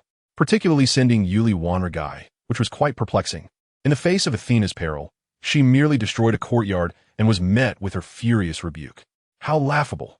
While Europe routinely decimates entire islands, she was in a tizzy over some destroyed buildings. Had it been Jiang Ling, he would have razed the island, leaving them to ponder their audacity. Akihabara, located in the bustling Tate district of Tokyo, Japan, is a vibrant hub that boasts thousands of shops. Originally, in the aftermath of World War II, this area served as a black market specializing in rare, high-quality electronic products. However, through a curious twist of fate, it has transformed into a sanctuary for otaku culture, overflowing with electronic stores, model shops, anime merchandise outlets, and themed CAFS. Upon her first visit, Jiang Ling, adorned with striking frog-eye glasses, cheerfully accepted a flyer from a girl dressed in a maid outfit. Without needing to glance at it, she recognized it as an advertisement for a classic made CAF. Truly, it was a world reminiscent of anime. Even the flyer distributors exuded charm.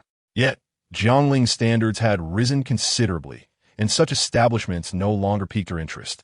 As she strolled past a plethora of radiant-eyed girls, Jiang Ling adjusted her glasses and boldly entered an establishment restricted to those 18 and older. When she emerged, her collection had expanded to include an array of shabby figurines and games unsuitable for children. With a flyer in hand, she made her way towards the maid CAF, intrigued by its representation in anime, even if she had little interest in real-life equivalents. After all, there was a significant disparity in aesthetics and freedom between the two. "Welcome, Master." Upon stepping through the door, Jiang Ling was greeted by the cheerful voices of two maids stationed at the entrance. Dressed in modified European maid attire, the girls curtsied, their faces beaming with smiles, as they welcomed her with adorable gestures and soft tones. Both were quite attractive, and their figures were commendable. It was unlikely that one would encounter such beauty working in a CAF in reality. Though perhaps they existed, Jiang Ling had yet to see them. "Wow, this master is so tall, like a giant. Is he a foreigner?" The two cute maids whispered among themselves, casting curious glances at Jiang Ling.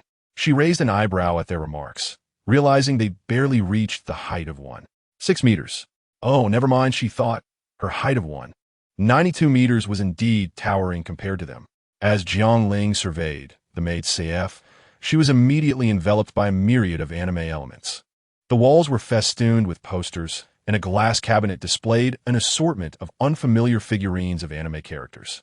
A bookshelf was filled with light novels, while another corner housed an array of manga, some of which she had never encountered. Perhaps they were unique to this world.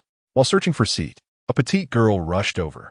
Despite wearing glasses, Jiang Ling's presence did not go unnoticed, causing a fleeting blush to cross the girl's cheeks. However, she quickly mustered her courage and, with a sweet smile, exclaimed, "Welcome, Master." Chapter 99, The Amatsu Kumo Sword. "Hello." Jiang Ling gazed at the young girl before him, giving a slight nod as he appraised her from head to toe.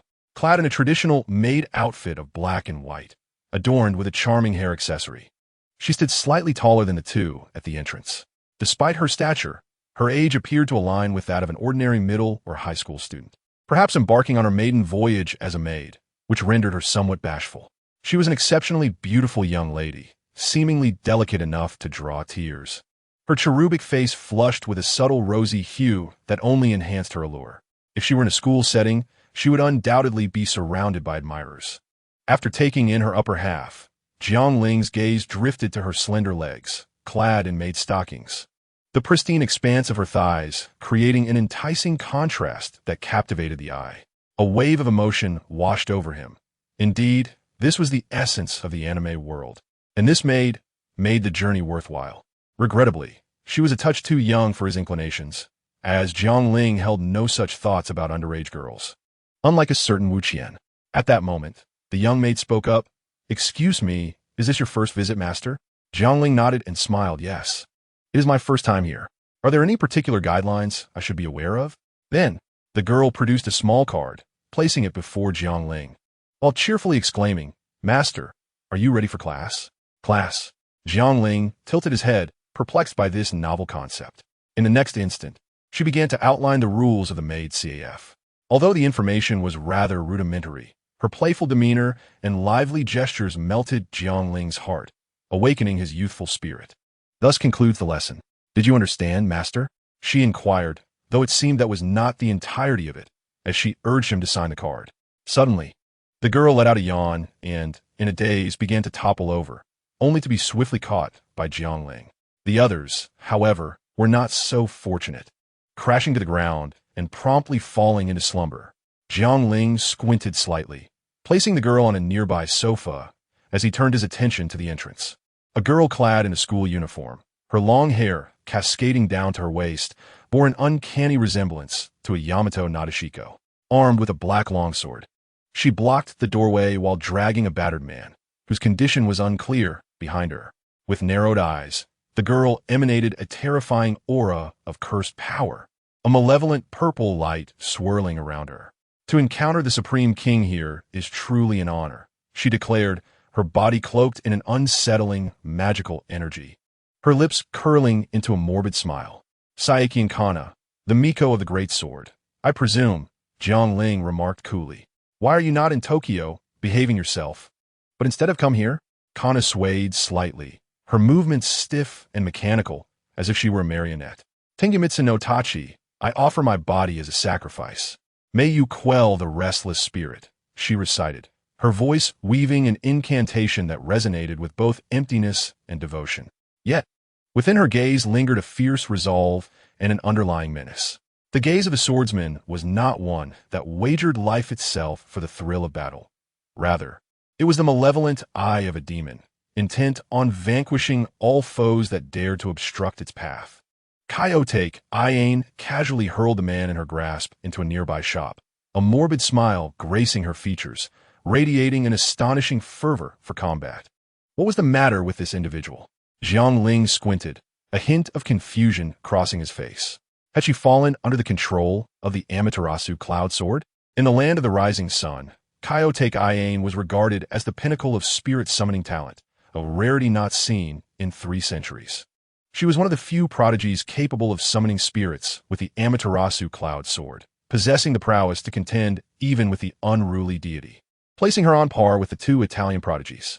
However, instances of being overtaken by the Amaterasu Cloud Sword did occur, as this blade was originally a manifestation of the unruly deity Susanu's power.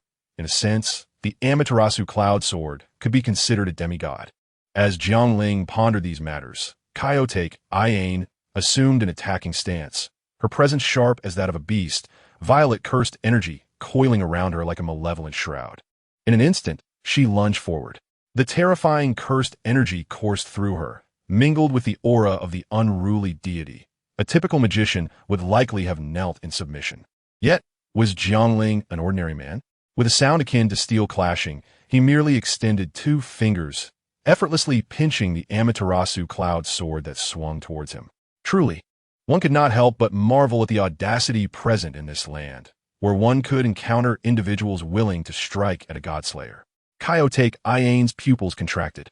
She barely managed to raise the pitch-black Amaterasu Cloud Sword in defense before being sent flying by a kick, crashing through the opposite shop and falling silent.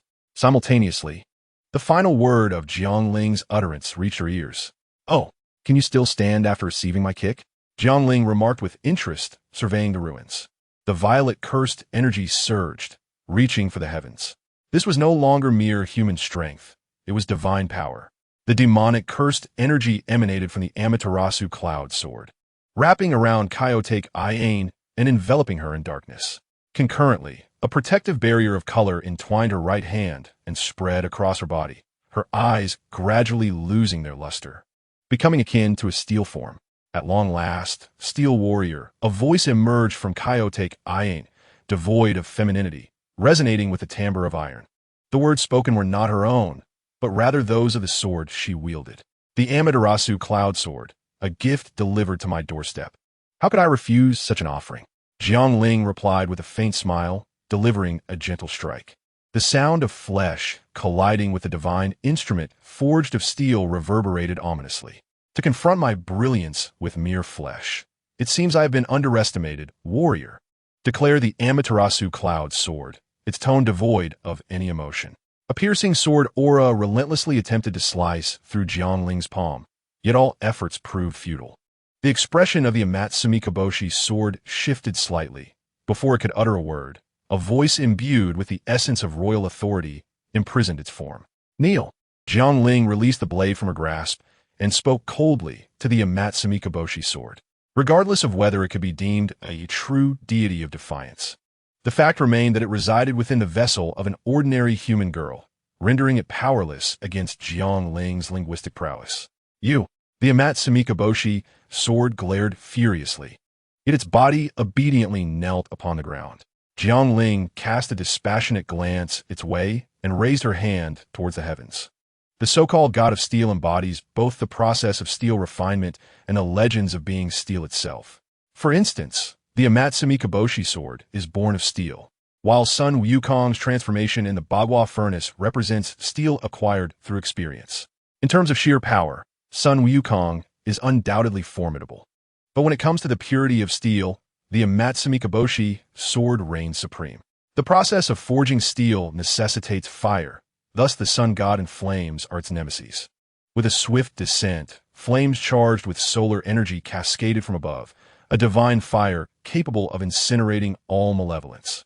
Countless fiery droplets fell like meteors from the cosmos. Jiang Ling clenched her left fist high above, and the final solar flame erupted with a thunderous roar. This was merely an effortless strike from Jiang Ling. Yet for an ordinary individual like Akiyama Kei, and even for the extraordinary Amatsumi Kaboshi sword, it heralded a cataclysmic despair. Chapter 101. Double Standards. As Jiang Ling descended from the upper floor, a sleek black car halted directly in front of her. "Your Majesty, we have searched high and low for you," Ganmu Donma said with a rueful smile as he exited the driver's seat, taken aback that after leaving Akihabara, Jiang Ling had made her way to Tokyo without leaving a trace. Personnel scattered across various transportation hubs had failed to detect her presence. It seemed the new monarch had not only slain a deity, but also demonstrated a terrifying prowess, as indicated by the weather control, the raging flames of Akihabara, and this elusive, mysterious power. "We ought to be more cautious," Ganmu Donma reflected silently. "If we inadvertently provoke this monarch sire, the consequences may be unbearable." "Oh, what brings you to such lengths to find me?" Jiang Ling inquired coolly. Those individuals whose movements appeared suspicious might escape the notice of ordinary people. Yet to Jiang Ling's keen perception, they were as conspicuous as if viewed through a magnifying glass. Evading them was effortlessly simple. "However, you possess quite the audacity to pursue me so brazenly," Jiang Ling remarked, casting a casual glance at Ganmu Donma. An overwhelming aura of authority enveloped Ganmu Donma, paralyzing him in fear as terrifying visions flooded his mind, cold sweat streaming from his brow. Staring in horror at Jiang Ling, Ganmu Donma realized this was the might of a deity slayer. Merely a glance had rendered him utterly immobile. "Well, let this one slide. My mood is rather pleasant at the moment, so I shall spare you for now." Jiang Ling recalled the soft, voluptuous figure from earlier and smiled knowingly. However, just as she was about to turn and leave, Wanli Gu Yuli hurriedly disembarked from the passenger seat and called out to Jiang Ling. "Please wait a moment, Wang. What is it? Do you have something to say?" Jiang Ling turned back to regard the fearless girl, her expression tinged with impatience. May I ask where you intend to take Kiyuki in Kaina, the girl who so disrespectfully fought against you? If possible, could I take her place? I am willing to do anything." Despite her overwhelming fear, Wanli Gu Yuli mustered the courage to inquire of Jiang Ling, "Are you instructing me on what to do? When did it become your place to teach me?" Jiang Ling scoffed, dismissing her request with a wave, preparing to seek out a nearby sushi restaurant to savor the authentic flavors of the islands. "Wang, please do not be angry." Wanli Gu Yuli promptly knelt on the ground, her voice trembling as she spoke to Jiang Ling's receding figure. "I am fully aware of your ruthless nature. Your wrath cannot be pacified by the apologies of someone like me.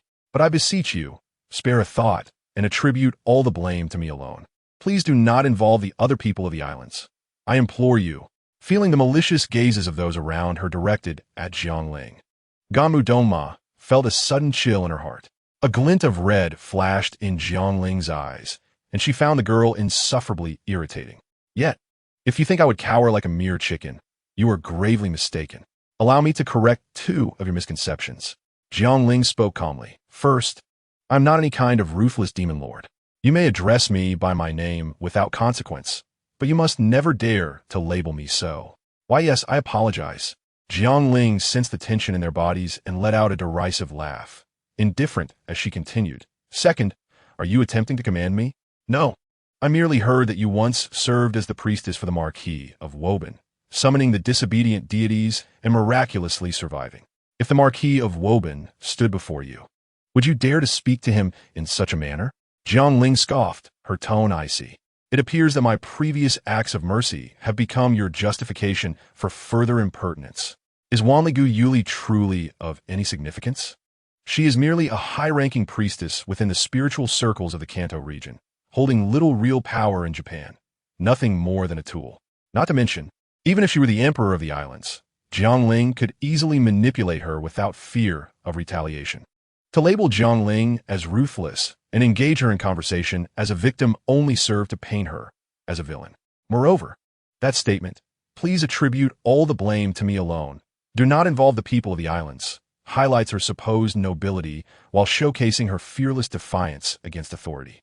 In the original text, confronted by the cunning Marquis Woban, it was evident that she was aware of his character. Her remark was clearly intended to provoke him into compliance, rendering any objections from the king of chickens utterly futile. Wanli Valley Yuli, feeling a surge of anxiety, rose to continue her defense. However, at that moment, Jiang Ling did not direct her gaze towards Yuli, but rather looked in another direction. A terrifying aura and curse power suddenly surged from the sky outside, gradually approaching them. Both Wanli Valley Yuli and Genkadoma were taken aback, their hearts tightening instinctively as they tensed their bodies, entering a combat stance. Jiang Ling's gaze also sharpened at this presence, yet a smile graced her lips. Ah, this fellow has indeed come to the island nation, truly a warrior at heart. She mused, dismissing the foolish woman and striding forward, releasing her own overwhelming aura in the process. Could it be that the master of this curse power is... Wanli Valley Yuli's complexion paled as she seemed to grasp the situation, urgently instructing Genko Doma, quick, evacuate the surrounding crowd. Realizing Yuli's intent, Genko Doma's expression shifted, and without further ado, they dashed out together. As Jiang Ling turned a corner, a figure enveloped in a terrifying aura and curse power came into view. The individual held a long box and approached Jiang Ling, opening it to reveal a sheathed sword, a standard knight sword. This weapon, measuring over 80 centimeters with double-edged blades and a robust build, was not a formidable weapon nor a divine artifact, but rather an exceedingly crude, mass-produced knight sword. Discernible even to the untrained eye. Tony, wielding the sword, fixed his gaze on Jiang Ling, his eyes glimmering with an unprecedented brilliance. At last, I have found you. My compatriot, come, let's engage in a thrilling battle. Without raising the sword, he held it limply as if lacking the strength to wield it, presenting no semblance of attack or defense, resembling a child with a toy. Jiang Ling, turning her wrist, regarded Tony, whose sunlit smile belied the predatory glint in his eyes, and languidly remarked, "It appears that you won't let me leave without a fight. Indeed, I have long anticipated that Sword King Salvatore Tony would seek me out." Jiang Ling replied, unperturbed. Initially considering a different venue for their duel, she suddenly recalled that they were in the island nation. Ah, then all was well. I vow that I shall not allow anything that cannot be severed to exist. This sword can cleave through all things on the ground, for it is the invincible blade. As the formidable incantation unfurled from Dong Mi's lips, an immense surge of magical power coursed through him, transforming his sword-wielding hand into a resplendent silver arm of steel. The rending silver hand, Dong Mi's most potent ability, was usurped from the Celtic deity Nuada, a terrifying yet unpretentious power. Upon activation, his fleshly hand metamorphosed into a metallic silver appendage, enveloped in formidable magical energy that endowed him with the extraordinary capacity to cleave the very earth and reshape landscapes, as well as part the ocean's surface, a magical sword possessing the might to sever all that stands in its path. Witnessing this, Jiang Ling scratched his head, and with a bemused smile, decided to engage in this contest. I am the strongest, the one who wields all victories, whether against man or demon. I shall crush any adversary that stands before me. With the incantation igniting the magical energy within him, words became superfluous and pleasantries unnecessary. In the next instant, two colossal forces of magical energy collided. Chapter 100, A Fierce Battle. Pain, excruciating and relentless, coursed through him as if his skin were seared, resembling the charred shedding of a serpent, revealing the sanguine flesh beneath. The agony transmitted from his peripheral nerves surged into his mind, prompting Qingqiu Yuan Hui to emit anguished cries, a desperate release of unbearable torment. Jiang Ling furrowed his brow, dismissing the pained wails behind him as he turned away. The crimson flames, akin to blood, had yet to reach the nearby structures, instead swirling around him like a living entity, forming an exquisite mantle of flames, devoid of any intent to harm. In a secluded realm of the ethereal world, an emerald-hued mountain stood, rich with the earthy scents of soil and trees, accompanied by a gently flowing stream nearby. Nestled within this verdant landscape was a humble wooden courtyard, reminiscent of scenes from ancient dramas, clearly disconnected from the modernity of electrical conveniences. At this moment, the occupant of the cottage sat cross-legged before an old-fashioned hearth, towering at least 6 feet tall, with a physique that was remarkably robust, defying his age. Clad in a coarse kimono, his muscles were so well-defined that even a fitness instructor would seem diminished by comparison. As the burly man prepared to sip from his wine bowl, he suddenly paused, a crack appearing along its rim. He lifted his gaze, bewilderment flickering in his eyes. Hui is dead? How could this be? What are the Amatsu no Tsurugi? Am I to swallow my own words? Just a brief moment away from my sight. And now he's gone. With a resounding crash, the wine bowl was slammed onto the table. Who is responsible for this? A glint of menace flashed in his eyes. No matter who you are, you shall pay dearly for this. At the Shichikyu shrine, in the main hall, Wanli Guyuri donned the attire of shrine maiden, her feet clad in white tabi and red woven sandals. The white parchment enveloped her waist-length hair. At that moment, she knelt serenely before the deities, hoping to discern the whereabouts of the new king through her spiritual vision. Time passed unmeasured until a haze clouded her sight, and a golden-haired man clad in a flamboyant cardigan, with a long black box slung over his shoulder, materialized in her mind. Steel, victory, warrior, courage, before she could delve deeper. The golden-haired man cast a puzzled glance in her direction, startling her into abruptly severing the vision. Why? Why has yet another demon king arrived in the archipelago? What omen does this portend? Fear rendered Wanli Valley Yuli's countenance pale, her lips murmuring incessantly. Before she could fully emerge from her terror, hurried footsteps echoed in the corridor. Approaching the door with urgency. With a resounding crash, the door swung open. The loud noise jolted Wanli Valley Yuli back to reality. She looked up to see Kanamaka Toma from the Historical Compilation Committee, his expression fraught with anxiety, devoid of the previous nonchalance and ease. We have located the new king. But the situation is dire. What do you mean? Wanli Valley Yuli's heart raced. Had the two kings already clashed? Kanamaku Toma's expression grew grave as he continued. A few hours ago, the new king engaged in a fierce battle with Akiyama Kaina in Akihabara. Although the surrounding structures remained unscathed, that street suffered severe damage from the violent flames and is now rendered unusable. And Kaina? Is she all right? Upon learning that her friend had confronted a fearsome demon king, Wanli Valley Yuli hastily inquired, forgetting the critical information she had just gleaned from her vision. Kanamaku Toma, observing the glimmer of hope in her eyes, replied with reluctance. Her body was not found at the scene. She may have been taken by the king. Of course, it is also possible that she was incinerated, but seeing Wanli Valley Yuli's relieved expression, he refrained from uttering that harsh truth. Right now, the urgent task is to locate the new king and retrieve the only daughter of the Akiyama clan. Will you join us? Kanamaka Toma asked Wanli Valley Yuli. Absolutely, she declared with unwavering resolve. She could not abandon her friend, whose fate hung in the balance. Kanamaku Toma nodded, his gaze filled with appreciation for her determination. Did you think Kanamaka Toma genuinely intended to find Akiyama Kaina? No, that was merely a pretext to enlist Wanli Valley Yuli in the quest for the new king.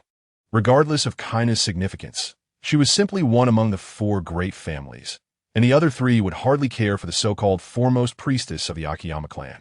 If Jiang Ling desired, they could easily deliver hundreds of priestesses to the king's chamber without a second thought, all while bowing with smiles, wishing him a delightful experience. For the four prominent families embroiled in a constant power struggle within the realm of sorcery, the demise of Kyukiin Kaina, favored by one of the elders of the Historical Compilation Committee, Susanoo, would signify a diminishment of the Kyukiin clan's influence. Moreover, from a more sinister perspective, the Historical Compilation Committee has long harbored dissatisfaction towards Susanoo, who persistently looms over them and meddles in their decisions.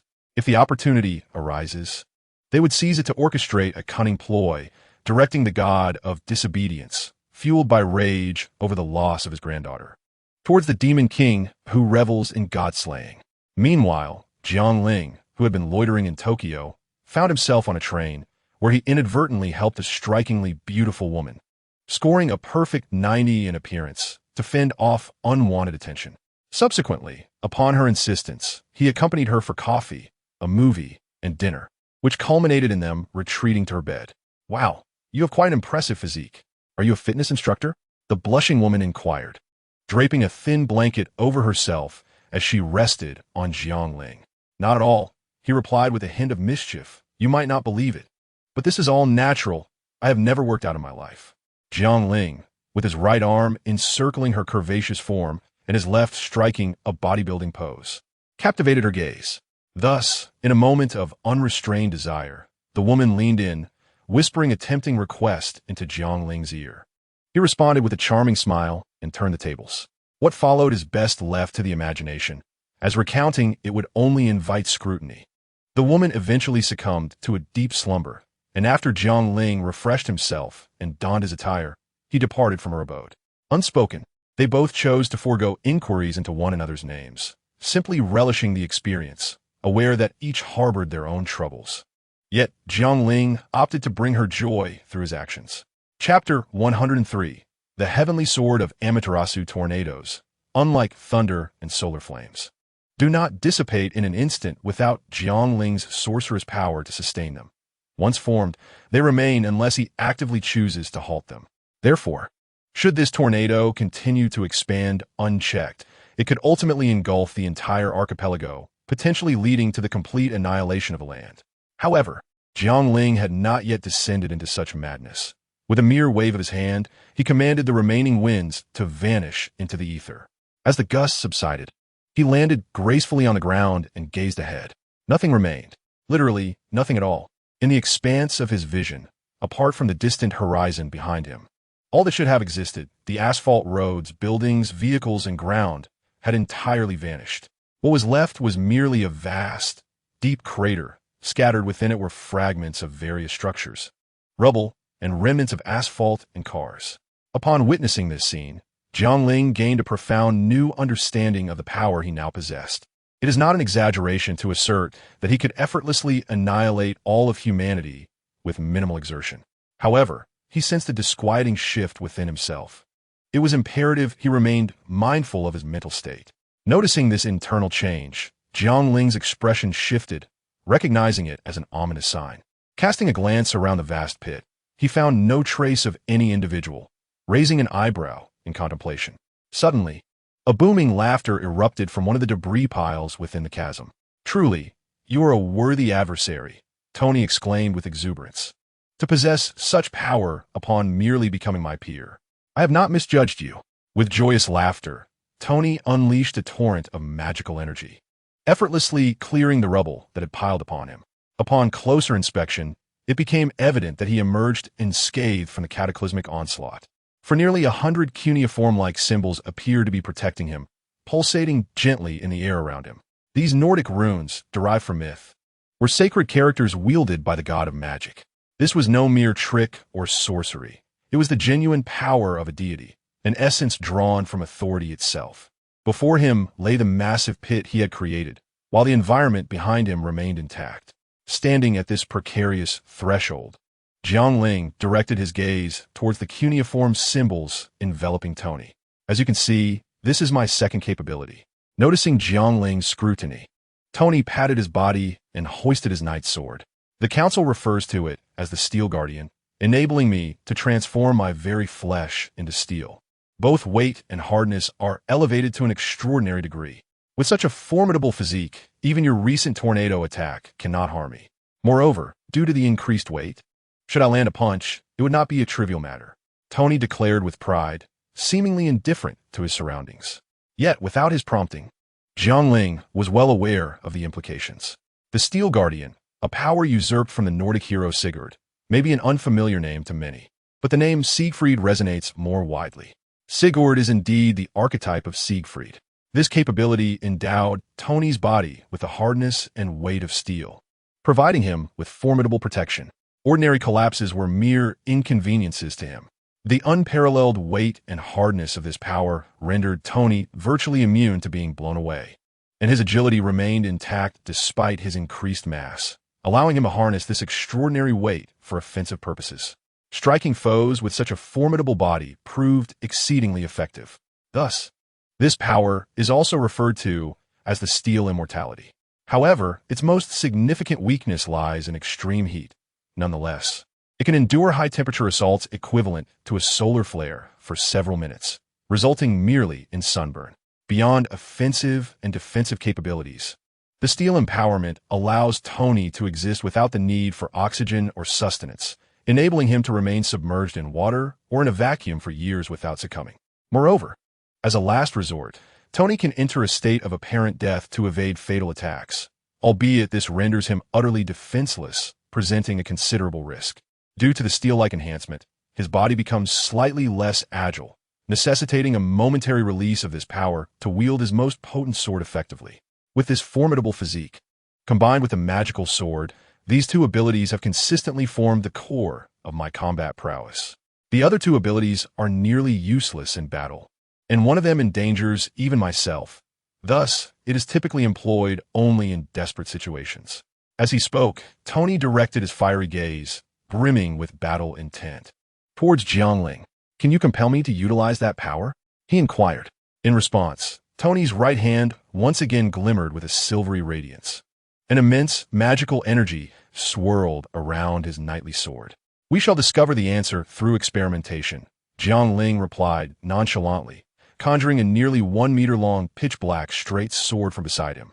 This was the sword of Amino Murakumo. After Susanoo vanquished the 8-headed serpent, he obtained this serpent-slaying sword. Not only is the sword of Amino Murakumo a divine artifact of Susanoo, but it also embodies his subordinate deity, a demigod possessing a degree of sentience. However, Jiang Ling dismissed its will outright, retaining only its innate spirit. As a manifestation of steel power, the sword of Amino Murakumo possesses formidable strength and sharpness, capable of severing even the void, thereby forging a passage between the spirit realm and the physical world. Similar to the golden sword, as a materialization of power, it matters little if it is destroyed in the process, as long as sufficient magical energy remains for restoration. Observing Jiang Ling's eagerness to engage in a swordsmanship duel, Tony's excitement blossomed into a grin. With a clang, Tony's figure vanished from his position, and a beam of sword light swept past where Jiang Ling had stood, landing in the void. Too slow. Jiang Ling's dynamic perception was unparalleled. No one in this world could surpass him.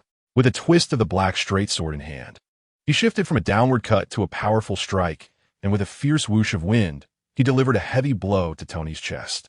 Bang! A dull thud reverberated abruptly. Cough!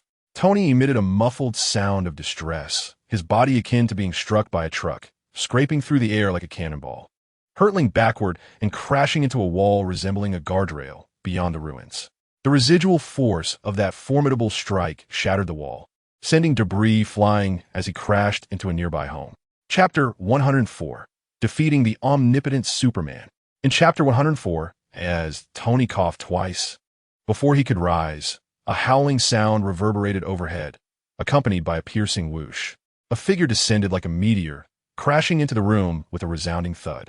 "You truly are resilient, this power of yours," Jiang Ling remarked, observing Tony, despite appearing somewhat disheveled, was otherwise unscathed. Although he had not exerted himself greatly, even this minimal force was beyond the endurance of an ordinary person. What had just transpired was a tempest, and now an insurmountable divine force was unleashed. "You are indeed formidable. Have you slain other defiant deities besides the Italian war god?" Tony, astonished, wiped the corner of his mouth with the back of his hand. But soon his face broke into a hearty smile. However, the stronger the adversary, the more worthy the challenge. A fierce glint akin to that of a beast sparkled in Tony's eyes.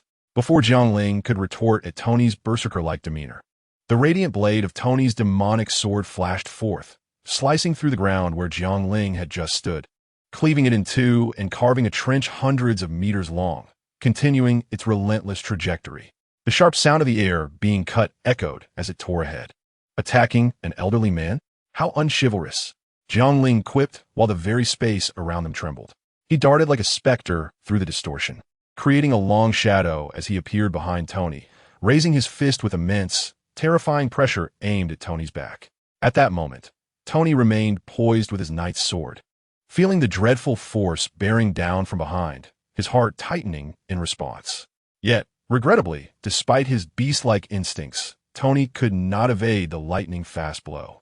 In an instant, accompanied by a thunderous sonic boom, Jiang Ling's fist crashed down, displacing the air and causing a cacophony of cracking sounds as it struck Tony's back with overwhelming force. Boom! Before a scream could escape his lips, Tony was obliterated through the floor by an unimaginable, terrifying power, plummeting downwards. In less than a second, like a meteorite impacting the earth, The tremendous force not only drove Tony into the ground but also shattered the surface, resulting in a deafening roar. As the ground trembled and fractured, the surrounding area shook violently, sending terrifying shockwaves outward. Buildings swayed, some even collapsing entirely. At the point where Tony fell, the earth cracked like a spiderweb, evoking a chilling sense of dread, as if a malevolent demon were poised to emerge from the depths below. Jiang Ling slowly withdrew his fist, feeling the unparalleled power coursing through him at that moment. He could not help but cast a glance at the human-shaped pit that had formed before him. Surely, this must have broken through his defenses, he mused. Typically, Jiang Ling would restrain much of his strength during combat to avoid causing unintended harm.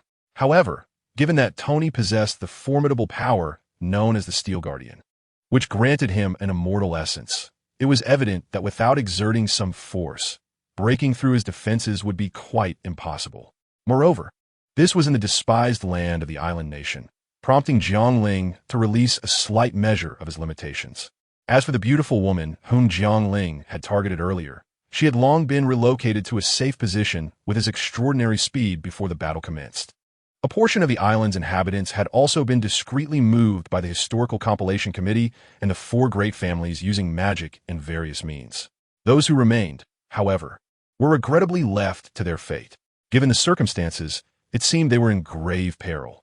At the moment Jiang Ling's battle with Tony concluded, a girl appeared on the rooftop of a distant building, untouched by the repercussions of Jiang Ling's overwhelming power. She was clearly not of Easter descent, possessing fair skin and appearing to be around 12 or 13 years of age. The girl had a cascade of golden curls and an exquisitely beautiful visage, resembling a finely crafted doll, yet exuding an aura of maturity and allure. If Pandora was the enchanting girl imbued with a sweet charm and a womanly sensuality, then this girl embodied the essence of a little adult, someone who feigned adulthood while still harboring the insecurities of a young girl within. At that moment, this little adult had her eyes closed, radiating a faint aura of magical energy as she employed a spell that allowed her vision to leap vast distances, akin to the legendary thousand-mile gaze. Observing the clash of the two Godslayers in Tokyo, were there a magician present, they would undoubtedly recognize that the spell enabling her visual leap was the witch's eye, a magic exclusive to the most authentic of witches. In other words, this seemingly 12 or 13-year-old girl was, in fact, a bona fide witch akin to Liliana.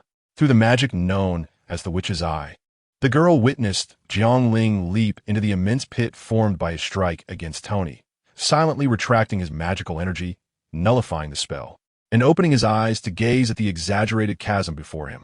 Staring blankly at the vast pit, she pondered how a newly minted Godslayer could wield such power. Having already defeated the Sword King, was this the remarkable distinction of having slain two supreme deities even before ascending to the status of a Godslayer king? This thought was merely amusing of the girl, yet an answer soon came from elsewhere. A girl of noble bearing and striking beauty, resembling a princess, appeared seemingly out of thin air on the rooftop, gazing down at the extravagant pit with a wry smile. To my astonishment, this newly crowned sovereign has achieved such remarkable feats. Indeed, the divine slayers cannot be evaluated by mere human standards. Upon hearing this, the young girl seemed to have anticipated the arrival of this noble princess, for she calmly turned around. Lifting her skirt, she paid her respects to the suddenly materialized noblewoman. Your Grace, Princess Alice. Lady Guinevere appeared to be in excellent spirits as well. Alice reciprocated with impeccable courtesy, gracing her with an elegant smile. It seemed rather peculiar for a woman of noble bearing, around 20 years of age, to address a girl who appeared merely 12 or 13 with such honorifics and formalities. However, should one possess knowledge of the circumstances, it would be evident, in terms of existence alone, the former's age likely pales in comparison to a mere fraction of the latter's. For standing before Alice is Guinevere, not only a goddess of the earth, but also a being who has undergone several reincarnations, transcending human intellect. Thus, whether her reverence for Alice is genuine or merely superficial, Guinevere gracefully accepted it, returning the gesture with an equally refined smile. To be honest, I do not relish this clandestine approach to greet the new sovereign. However, were I to come forth boldly, that dark prince would undoubtedly craft a trap here, waiting for me to unwittingly step into it. With this thought, Guinevere turned her gaze aside. Am I correct, Prince Alec? As Guinevere's words fell, a flash of lightning erupted from the direction of her gaze. The lightning gradually coalesced into a figure. A man enveloped in arcs of electricity emerged. This power, once wielded by the Council of Sages led by Alice, was known as the Lightning Flash. It grants the user a speed surpassing all, akin to that of the Flash, albeit without the ability to traverse time. Knowing the enemy's trajectory in advance allows one to set a trap beforehand as a mark of respect. If one lacks such awareness, why then create adversaries? Alex spoke in an unervingly calm tone, almost devoid of emotion. Moreover, you are not one who can be dealt with without leveraging every available resource, are you? As always, you remain exceedingly pragmatic. Guinevere smiled sweetly. Such remarks may bring distress to the women around you, you know? The coarseness of this man has been a matter of long standing. Lady Guinevere, Alice remarked with nonchalance, her tone laced with irony. Thus, expecting him to exhibit gentlemanly behavior is indeed a luxury. Well, that is true, Guinevere replied with a grin. Silence. The calm demeanor of Alec vanished in an instant, and his tone grew somewhat brusque. Do not employ your social tactics meant for women upon me. Upon hearing this, both Alice and Guinevere burst into laughter. The trio, one man and two women, engaged in conversation as if they were old acquaintances or even close friends, but the reality was quite the contrary. The Council of Sages, once led by Alice, stood in opposition to the royal factory under Alec's command. Moreover, Guinevere was a mutual adversary to both Alice and Alec. In essence, the dynamics among these three were far from amicable. They were genuine enemies. Then, Lady Guinevere, you have come here for the new king, have you not? Alice deliberately shifted the topic, casting a half-smiling glance at Guinevere. I wonder if the seventh slayer of gods will meet your expectations? For a fleeting moment, the smile on Guinevere's face faltered, swiftly giving way to silence. This reaction was only natural. Once a goddess of the earth, now a divine progenitor, and coupled with her clandestine execution of the plan to resurrect the last king, Guinevere undoubtedly regarded all slayers of gods as foes. With the emergence of the seventh king, who not only has come into existence, but possesses such formidable power, it is likely that Guinevere now felt a sense of threat. Those who can slay gods will become slayers of gods. Yet the act of killing a deity is no trifling matter. There have been periods spanning 2 or even 3 centuries without the birth of a single slayer. Naturally, multiple slayers can exist concurrently in a given time frame. Guinevere's expression grew colder. In this current era, with 7 kings who have slain gods, it heralds the end of the world thus. The resurrection of that great being is absolutely imperative, for he alone is the nemesis of the slayers of gods, the one destined to bring an end to their fates. With that declaration, Guinevere's form dissolved into a shroud of darkness, vanishing from sight. Observing the spot where Guinevere had been, Alice shrugged and turned to Alec. That is what she said. What are your thoughts, Alexander? Alec cast a sidelong glance at Alice, and in the next moment, his entire being sparked with electric energy, soaring towards the heavens at a velocity that could rival true lightning, vanishing from the sky in an instant. Witnessing this, Alice chuckled with delight. Even that man feels pressure? With this thought, Alice's gaze shifted to the vast, gaping crater, her smile fading, leaving only an endless bitterness. However, if it were possible, she truly wished he would consider those of us left to deal with the aftermath. The following day, throughout the entire archipelago, every news outlet and newspaper headlined a single story. It reported that yesterday, a meteor had fallen upon the capital of the island nation, Tokyo, transforming the ground within a radius of thousands of miles into a colossal pit. In this colossal pit, virtually nothing that once existed in this place has survived. Buildings, asphalt roads, automobiles, and even numerous facilities have been reduced to dust and debris by the meteor's direct impact. Only a few scattered remnants can be found within the vast crater, and locating a single intact object is akin to an insurmountable challenge, except for the exposed rock layers on the surface. As for the magnitude of the disaster and the casualties incurred, the island nation's government has yet to compile any statistics, nor do they know the extent of the financial losses that may amount to trillions of yen. While the world mourns for the island nation, the true perpetrator of this calamity hums a tune, indulging in copious amounts of alcohol and feasting heartily on meat. I never expected to be bested by you. You truly are absurdly formidable, Tony remarked, chewing on a steak while addressing Jiang Ling, who was sipping whiskey on the other side. Do not underestimate yourself. You only utilized 2 powers. Perhaps with those 2, you could have triumphed, Jiang Ling replied, half-heartedly distracted by the film before him. No. In fact, aside from that nearly useless power during the battle, I had already employed the others yesterday, Tony said nonchalantly, as if he had not just faced a life-threatening situation. If I had to use my final power when you delivered that punch, I would surely be a goner. Tony had slain 4 deities, possessing 4 distinct powers. During the fight, he had mentioned that, aside from the rending Silver Hand and Steel Guardian, one of his other powers was entirely ineffective in combat, while the other was only employed in dire circumstances. Yesterday, at the moment Jiang Ling's punch landed, Tony had invoked that desperate power.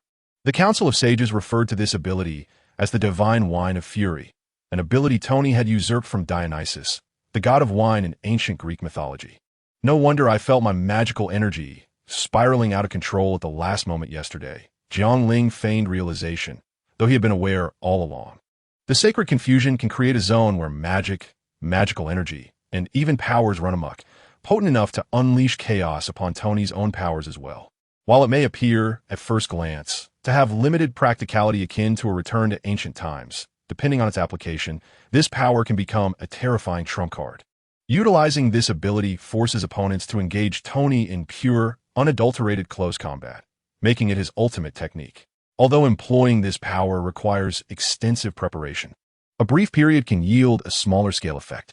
However, to be candid, Tony's survival is primarily due to his own resilience rather than any influence from Jiang Ling.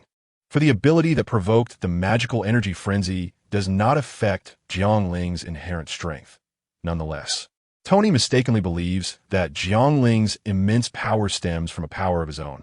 Indeed, as Tony savored his morsel, he boisterously declared, "Though my rending Silver Hand and Steel Protection are formidable, there are times when I encounter the insidious deity of defiance, which even these powers cannot subdue.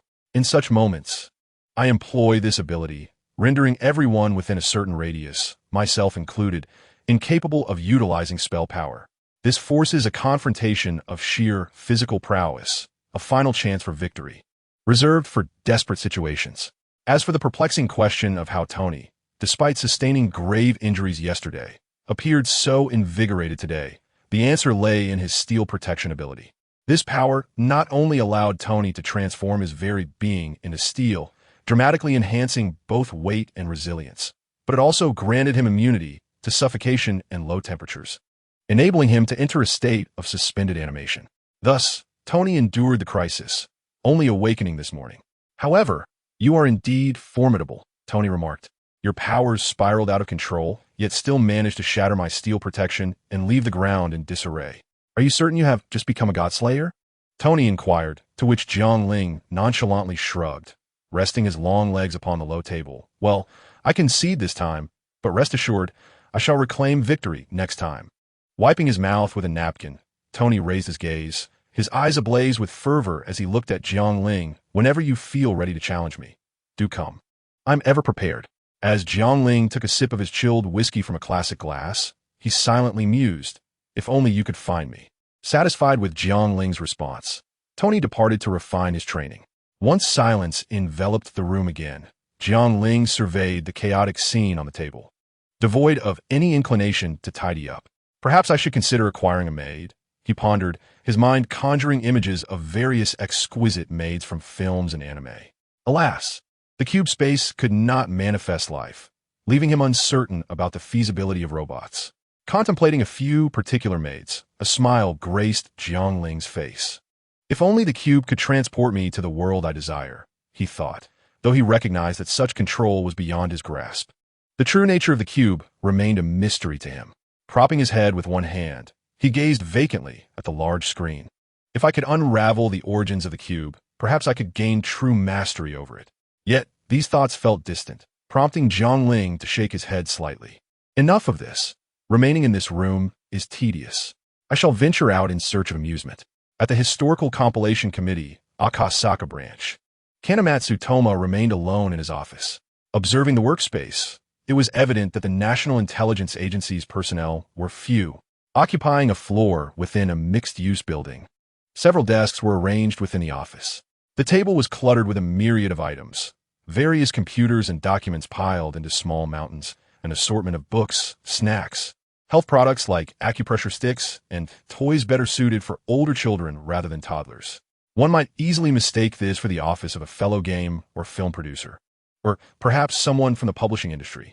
At a designated desk within this chaotic workspace, Kaneko Toma was engrossed in his laptop, not engaged in work tasks, but rather browsing through his favorite platforms and perusing some anonymous bulletin boards. This has become a regular part of his routine, albeit not entirely an indulgence in idleness. The Godslayers, such troublesome beings. Observing the desolate scenes playing out on the video platform, Kaneko Toma couldn't help but feel a twinge of sentimentality. Yet, these matters were far beyond his purview. Significant affairs would naturally be handled by those of greater stature. He was merely a lackey for the Sayamiya family, and such issues were not his to fret over. As if summoned by his thoughts, the phone on the desk suddenly rang, displaying a familiar name. Ruffling his disheveled hair, Kaneko Toma answered the call. "How is Wanragai Yuri faring?" The melodious voice of Sayamiya Kaname resonated through the phone. If young girls were to hear this voice, they might react with a mix of annoyance and admiration, captivated by its charm. The situation was not promising. She seemed to be suffering from severe psychological trauma related to the Demon King, and it was likely that she would be unable to carry out her next assignment. Kaneko Toma found himself at a loss for words. What on earth were the elderly members of the Historical Compilation Committee thinking? To have someone already traumatized by Godslayers confront another Godslayer, was that not sheer folly? Moreover, despite being aware of the presence of another Godslayer, Wanragai Yuri had failed to inform them. Had reading dulled her wits? Kaneko Toma felt powerless to voice his frustrations. Unfortunately, as merely a collector of intelligence, he had no avenue to express these thoughts to Wanragai Yuri or the inept individuals occupying their posts. "If there's nothing else, I shall hang up," he said. Meanwhile, in her office at the Tokyo branch of the Historical Compilation Committee, Sayamiya Kaname sat in deep contemplation, dressed in a men's white shirt and tie, complemented by a suit jacket and trousers. As the head of the Tokyo branch, she wielded substantial influence over the Kanto Committee and was also the future head of the Sayamiya family, a prospective commander of the Historical Compilation Committee. Despite being only in her final year of high school, this did not hinder her authority. With her exquisite features and an ethereal aura, her slender form bore no excess fat. Were this delicate and androgynous visage paired with a masculine name, she might easily be mistaken for a strikingly beautiful youth, a character who would only appear in the pages of a shoujo manga, lacking any sense of realism. When will our island nation possess our very own Godslayer? Ideally, one with a gentle disposition, easily manipulable. Chapter 107, Overindulgence. In Yamanashi Prefecture, a cable car ascends. A guide is passionately recounting tales of the distant, snow-capped mountain to the tourists in his group. When one thinks of Japan, the iconic Mount Fuji, straddling Shizuoka and Yamanashi prefectures, inevitably comes to mind. The summit of Mount Fuji is elliptical, while its flanks resemble two isosceles triangles. From afar, it stands majestically, akin to a valiant soldier. However, at this moment, the mountain is shrouded in mist, concealing its true visage. Soon, as they reach the observation deck, the fog will disperse, revealing its splendor. At this time, a child gazes at the summit with wide, sparkling eyes, exclaiming how beautiful it is. If only I could one day stand atop that peak. It must be truly magnificent. He muses. The child's father chuckles and ruffles his hair, saying, "Of course, when you grow up, I will take you there." The wind whistles around them as Jiang Ling, clad in casual attire, stands at the precipice of Mount Fuji, peering into the distance, yawning. The mountain is typically closed due to snow accumulation, only opening for climbing between July 1st and September 10th each year, leaving Jiang Ling alone atop the snowy summit.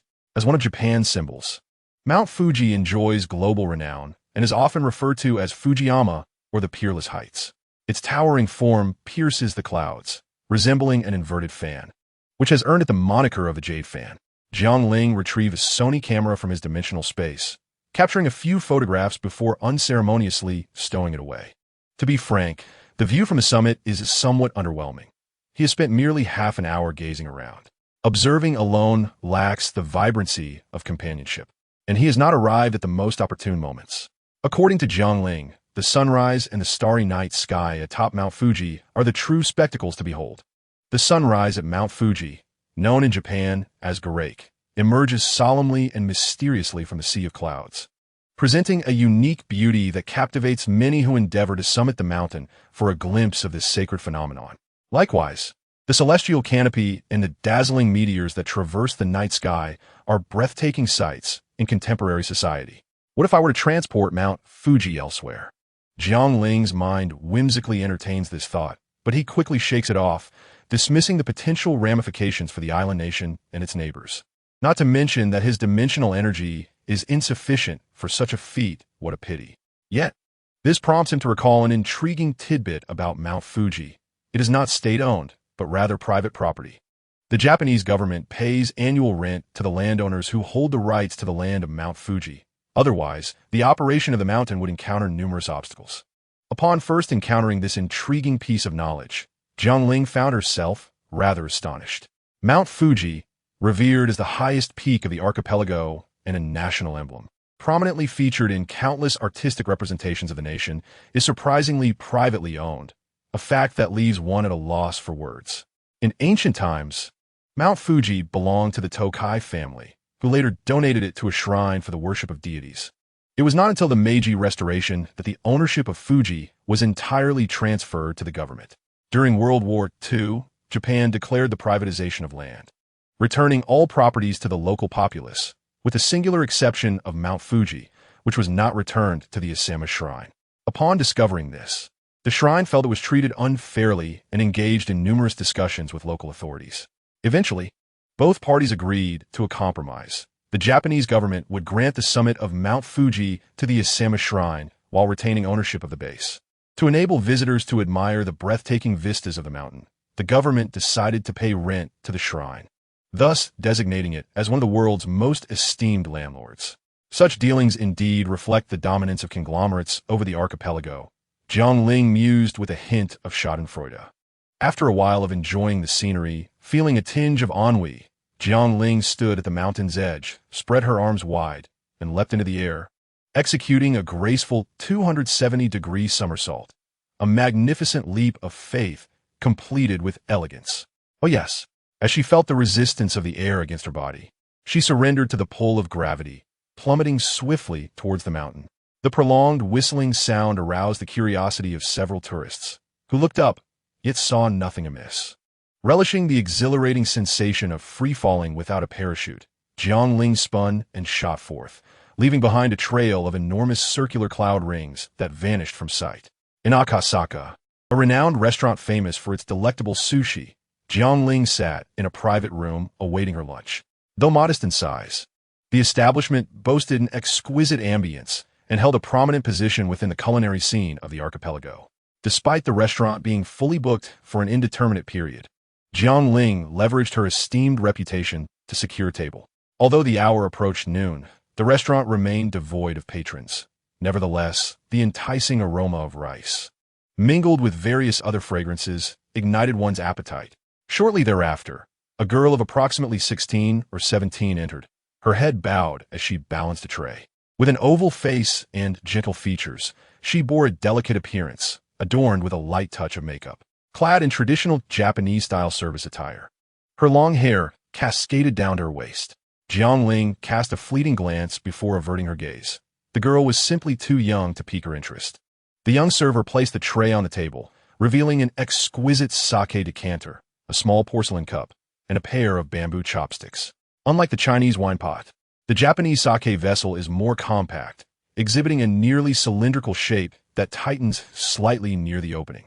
Once placed on the table, a subtle aroma of sake wafts through the air. As the sake is poured into a porcelain cup, the fragrance becomes even more pronounced, with a discernible sweetness that perhaps overshadows the alcohol itself. After pouring the sake, the young girl respectfully bowed to Jiang Ling before retreating. The extravagant lifestyle of the wealthy is truly irresistible. Jiang Ling lifted the small porcelain cup and downed its contents in one swift motion, smacking his lips a few times. The taste of Japanese sake was rather ordinary, though it might be that the particular brew he had was of inferior quality. Chapter 108. Susanoo having satisfied his hunger and thirst, Jiang Ling resolved to engage in some vigorous exercise.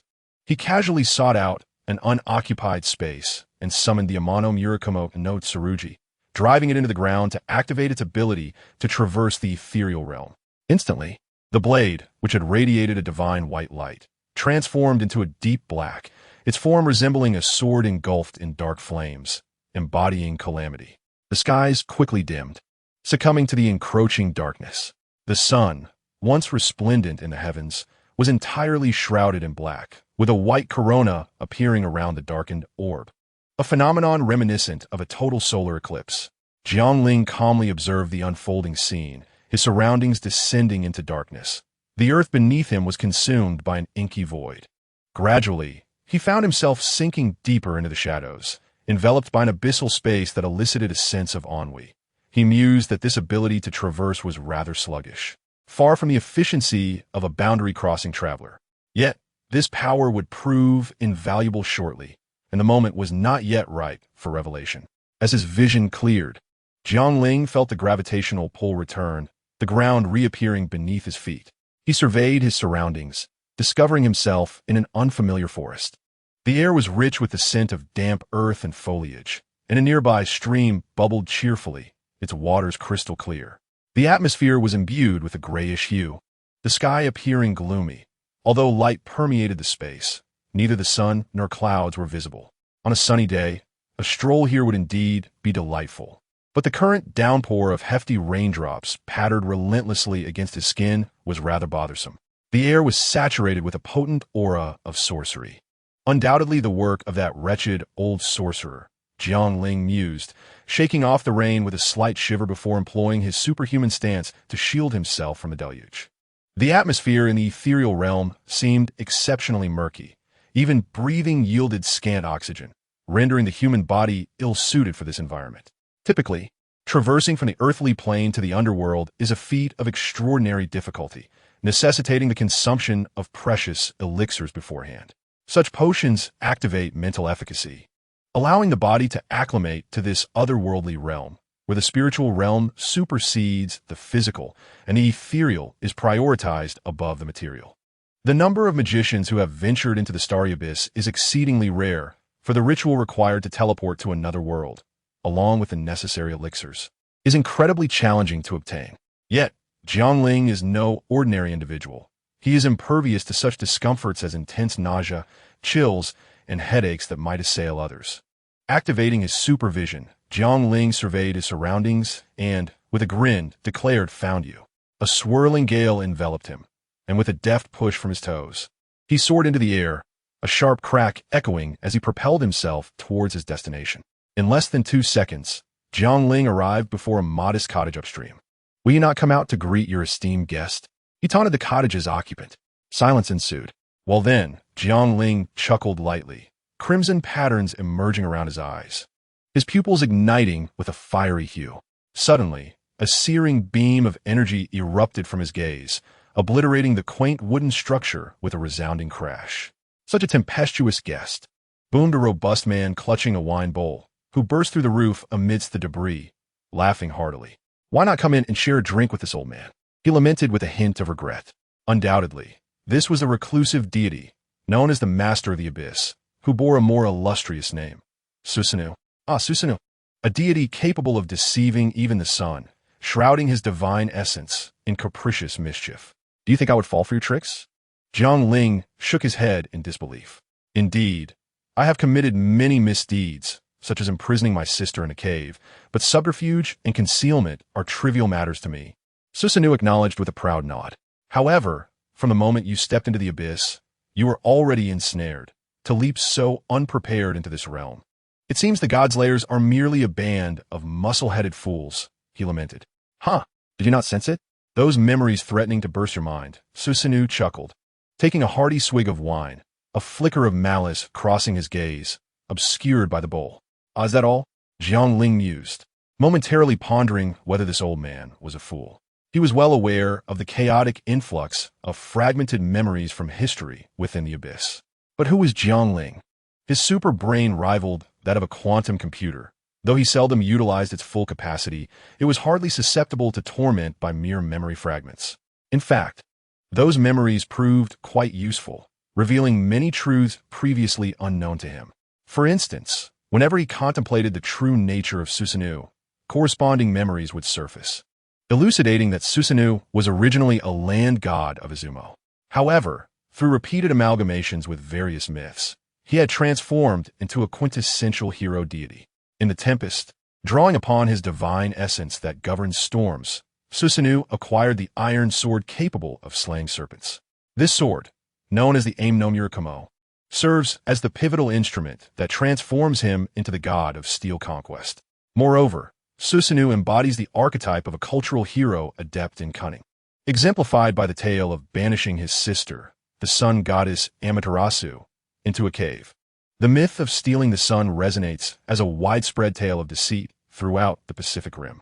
Additionally, fragments of memories regarding Athena, Perseus, and Prometheus further enrich this narrative tapestry. Thus, it can be said that encountering Jiang Ling, an unconventional slayer of gods, is indeed Susanoo's misfortune. The sight of Susanoo eagerly anticipating Jiang Ling's folly is rather comical, especially in contrast to Jiang Ling's felt readiness, as the golden sword within him surged with latent power. Should Jiang Ling choose to draw the golden sword now, he could swiftly vanquish this arrogant adversary. However, given that slaying gods in the netherworld does not yield divine powers, and the prospect of a swift kill lacks allure, he relishes the idea of a thorough and skillful beating instead, perhaps to enhance his proficiency. "Thank you for your mercy, old fool," Jiang Ling remarked with disdain directed at Susanoo. This time, it was Susanoo who appeared bewildered. It seems this individual was unaffected by the netherworld's influence. Before he could continue his idle chatter, Jiang Ling's profound curse power erupted like a tempest, manifesting an exceptionally terrifying force that astonished Susanoo. Jiang Ling had lost interest in further trivial exchanges with this old schemer. With a flick of his hand, he summoned the Aim no Murakumo and pointed it towards Susanoo. Absorb the rebellious power of the barbarian and transform it into the sword of conquest. Chapter 109, Justice Descends.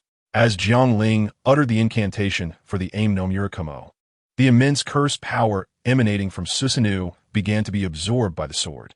Witnessing his own power being siphoned away to envelop the blade in a tapestry of magical energy, a flicker of bewilderment crossed Susanoo's face.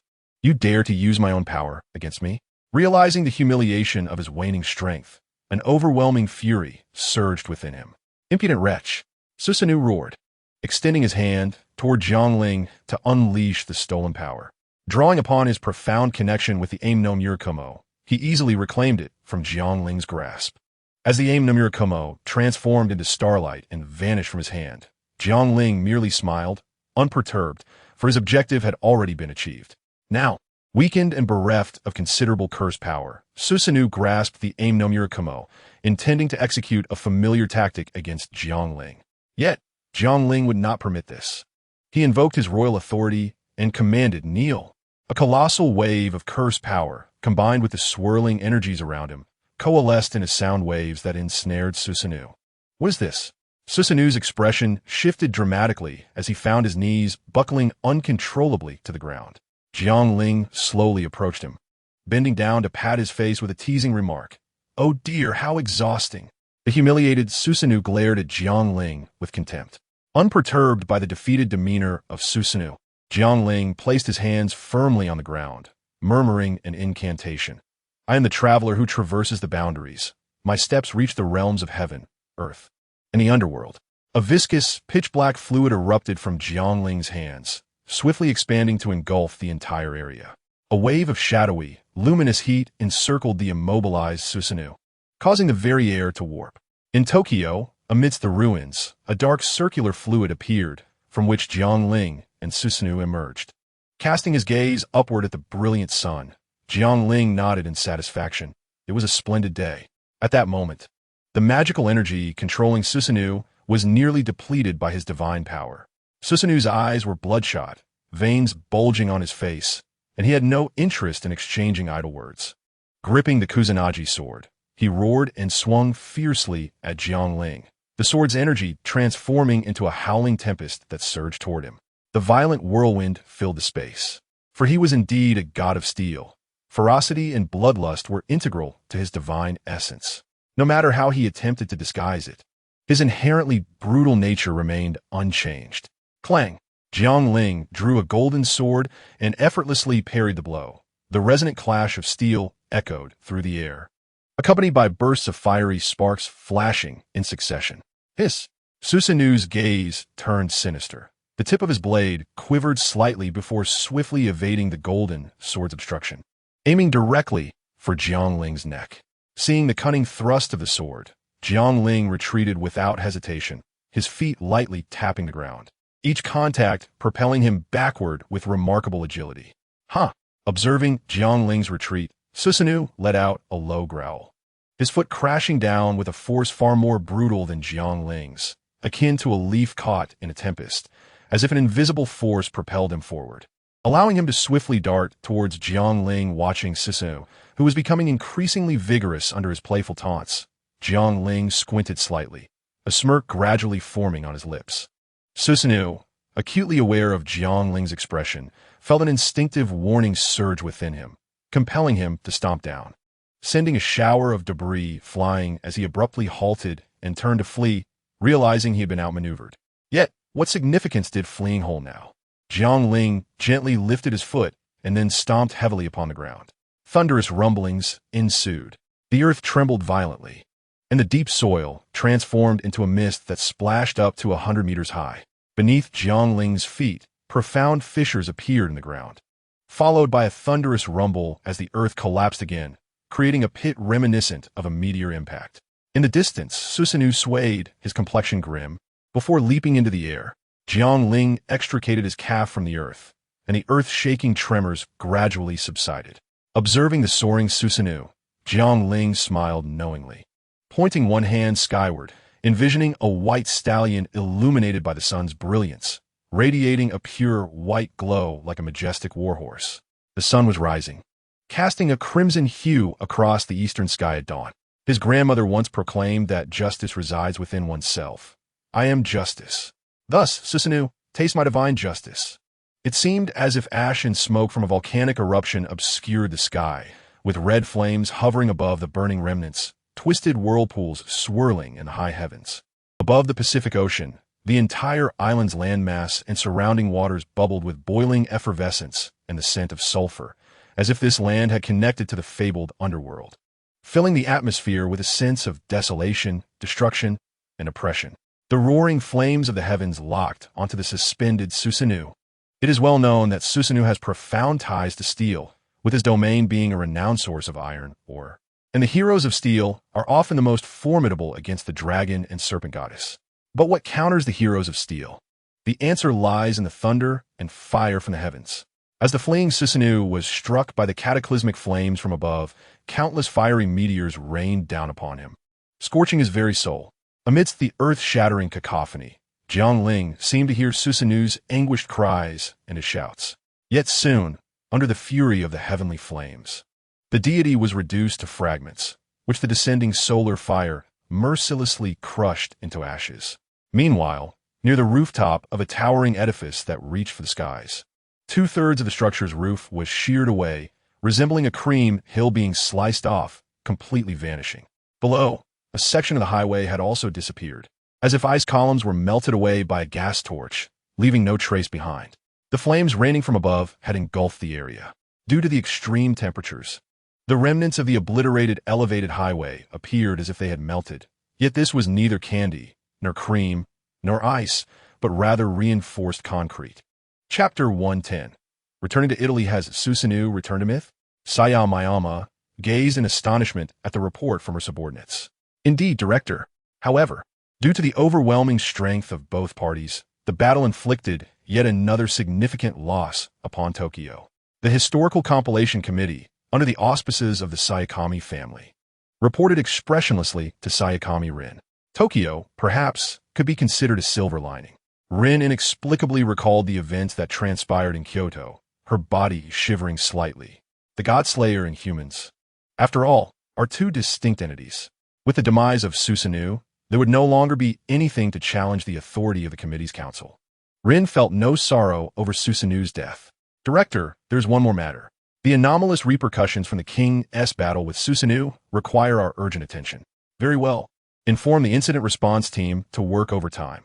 Let us attend to the aftermath for the king. Understood. Has Tokyo been bombed again? The seventh king appears to be quite the chaotic sorcerer. In an apartment, a melodious female voice resonated, stirring the imagination. Is this the Godslayer following that impish Tony? Their lack of meticulousness is rather amusing. In an ancient castle, an elder with wolf-like, oil-green eyes scrutinized the latest news and remarked, "Just right. The priestess I require is also there. I shall pay a visit to this little imp." Meanwhile, in the depths of the mountains of Huaxia, a king, upon hearing the news, expressed mild surprise and prepared to visit the island nation to warn this new acquaintance not to encroach upon her territory. As the world teetered on the brink of upheaval, with various powers shifting, Jiang Ling continued to live his carefree life of indulgence, seemingly indifferent to the turmoil erupting around him. The island nation's government was at a loss, trembling in their service, hoping he would not stir up further trouble. A week later, on a tranquil morning, while still enjoying his slumber, Jiang Ling felt a soft arm draped across his forehead, prompting him to open his eyes. Before him lay a pristine, delicate arm, its owner still blissfully asleep. He gently removed the arm from his face, threw off the covers, and stood before the floor-to-ceiling window, stretching languidly. The warmth of his bed and pillow's departure elicited two brief, low murmurs. Turning his gaze, Jiang Ling felt a renewed sense of intrigue. The two figures on the bed, with skin as white as milk, resembled ethereal princesses and fairies. Their lustrous, pitch-black hair cascaded smoothly down their backs and delicate shoulders, exuding an air of exquisite nobility. Standing at approximately 170 centimeters, their elongated limbs conveyed the allure of maturity, complemented by the overwhelming presence of their curves and femininity. Reminiscent of finely crafted glass art, Jiang Ling approached, playfully caressing their incredibly soft thighs. "King, you have finally awakened." The two meticulously chosen twin priestesses from the island knelt respectfully, greeting Jiang Ling. "Ho ho. Not only have I awakened, but my old companion has stirred as well." A subtle smile graced Lin Zhao's lips as he glanced at the twins' pert forms, cheerfully remarking. However, before the twins could finish their response, Jiang Ling had already lunged forward, eliciting a chorus of gasps. After indulging in delectable treats, Jiang Ling prepared to seek out that false monkey to test his newfound powers. Speaking of powers, Jiang Ling was quite astonished. Just observe how the Susanoo of the netherworld behaves, a creature of chaos, seemingly lacking any semblance of a compliant deity, while delighting in supporting the island nation with trivialities, appearing akin to an overly inflated strategist. Yet, the truth becomes evident upon examining the two powers Jiang Ling had acquired. The power Bloodthirsty Plunder, Evolution. When Susanoo first departed from Takamagara, he beseeched the deity of sustenance for food, leading the deity to extract a plethora of delicacies from her nose, mouth, and posterior. However, as she prepared to arrange the food, Susanoo suspected she might consume it first and then offer him the digested remains, prompting him to slay the deity. In that moment, from her corpse sprang forth various crops: silkworms from her head, rice from her eyes, millet from her ears, adzuki beans from her nose, wheat from her vulva, and soybeans from her rear. Witnessing this, the deity Amaterasu extracted these seeds, thus commencing the cultivation of these crops. Effect: annihilate your suspected foes, and from their corpses, precious treasures shall emerge. These treasures may be tangible or intangible, and their quantity is variable. The power pillows of starvation, evolution. Susanoo's temperament is capricious, at times fierce and at others valiant. His volatile nature led him to be regarded as a god of destruction. During his time in Takamagara, he rendered the cultivated fields desolate and tossed horses into the spinning houses, creating utter chaos. The inhabitants of Takamagara found themselves utterly helpless against his unruly and unreasonable violent acts. Effect: when you experience feelings of anxiety, unrest, anger, or despair, you can transform such negative emotions into boundless strength, infusing the land with it, causing the soil within a 1,000-mile radius to turn barren, incapable of nurturing any form of natural life. Ah, how amusing indeed. Of course, one could say that, yet these two powers are quite formidable. Bloodthirsty Plunder allows one to extract skills or items from enemies that would otherwise be unattainable, akin to a game, while Pillows of Starvation enables control over one's emotions. However, the ability to transform fertile land into wasteland seems rather superfluous. It is unlikely Jiang Ling would wish to devastate the common people's fields. After all, he is not mad. Just as Jiang Ling was preparing to perceive the manifestation of the Sun Wukong deity, a phone call altered his decision. At that moment, the magical society known as the Crimson Black Cross in Milan, Italy, was abuzz with numerous magicians and attendants awaiting at the entrance. Moments later, a luxury vehicle pulled up, and a butler promptly approached to open the door. Subsequently, Jiang Ling, Paul, and Erica stepped out in succession, making their appearance before the assembled crowd. They welcomed the king to the Crimson Black Cross. In an instant, everyone knelt solemnly on the ground, their faces etched with respect as they addressed Jiang Ling. "We humbly welcome Lord Paul and Lady Erica." "Ah, so this is the Crimson Black Cross. Quite impressive indeed," Jiang Ling remarked with a tranquil acceptance of the servant's homage, gazing at the stately manner before him with a smile. "Your appreciation brings us great honor, Your Majesty," Paul replied with deference. Chapter 111. Athena, and where is the item I requested? Jiang Ling inquired casually, fixing his gaze on Paul. "Is within," Paul answered respectfully. Following the previous intimidation, the seven sisters of Italy had diligently sought information regarding the god of disobedience, particularly in light of the recent incident in Tokyo that left them wary, fearing the new king might treat Italy in a similar manner. "Let us not squander time here. Bring forth the item for my inspection," Jiang Ling gestured, addressing Paul. Both Paul and Erica exchanged resigned glances, nodding in acquiescence. Eventually, guided by Paul, Jiang Ling arrived at a highly concealed room, fortified with numerous intricate barriers, where a treasure chest was produced. The chest was sealed with various complex enchantments. With utmost seriousness, Paul prepared to lift the seals, murmuring incantations. "This is quite troublesome. Hand it over to me," Jiang Ling said, his brow furrowing slightly as he extended his hand. Although lacking knowledge of such spells, his status as a Godslayer allowed him to perceive the intricate magical seals on the chest, knowing that unsealing it would require considerable time. Can the king dispel the enchantments?" Paul paused, surprised, and inquired with curiosity. "No, I cannot," Jiang Ling replied calmly, "but why would I need to?" This response piqued the curiosity of both Paul and Erica, who were still in the dark regarding Jiang Ling's capabilities. Whether it was the thunderous intimidation or the overwhelming divine fire, or even the transportation of crew members, all showcased the king's versatile powers. However, when Paul handed the treasure chest to Jiang Ling, both he and Erica were left utterly astonished. With a swift motion, Jiang Ling seized the box, gripping it with one hand, and forcefully crushed it. The enchantments were instantly torn asunder. "See? How simple," Jiang Ling remarked nonchalantly. "Indeed. That is a rather crude method of dispelling enchantments," Paul commented, his lips twitching. "Your Majesty, you truly act recklessly. What if you damage the contents within?" Erica added, exasperation evident as she covered her forehead. If the Gorgon stone were so easily destroyed, why would it require so many seals? Jiang Ling stated as he unveiled the encased Gorgon stone, holding it aloft. Though referred to as a stone, the Gorgon stone resembled an obsidian sculpture, intricately carved with the visage of a woman whose hair was composed of serpents. Your Majesty, how did you know it was the Gorgon stone?" Paul and Erica exclaimed in shock, their eyes wide with disbelief. They merely informed Jiang Ling of the news regarding the god of disobedience. It did not disclose that the information pertained to this particular stone. "How'd he know?" "By observing with his own eyes," Jiang Ling replied, with a playful wink and a smile directed at the two.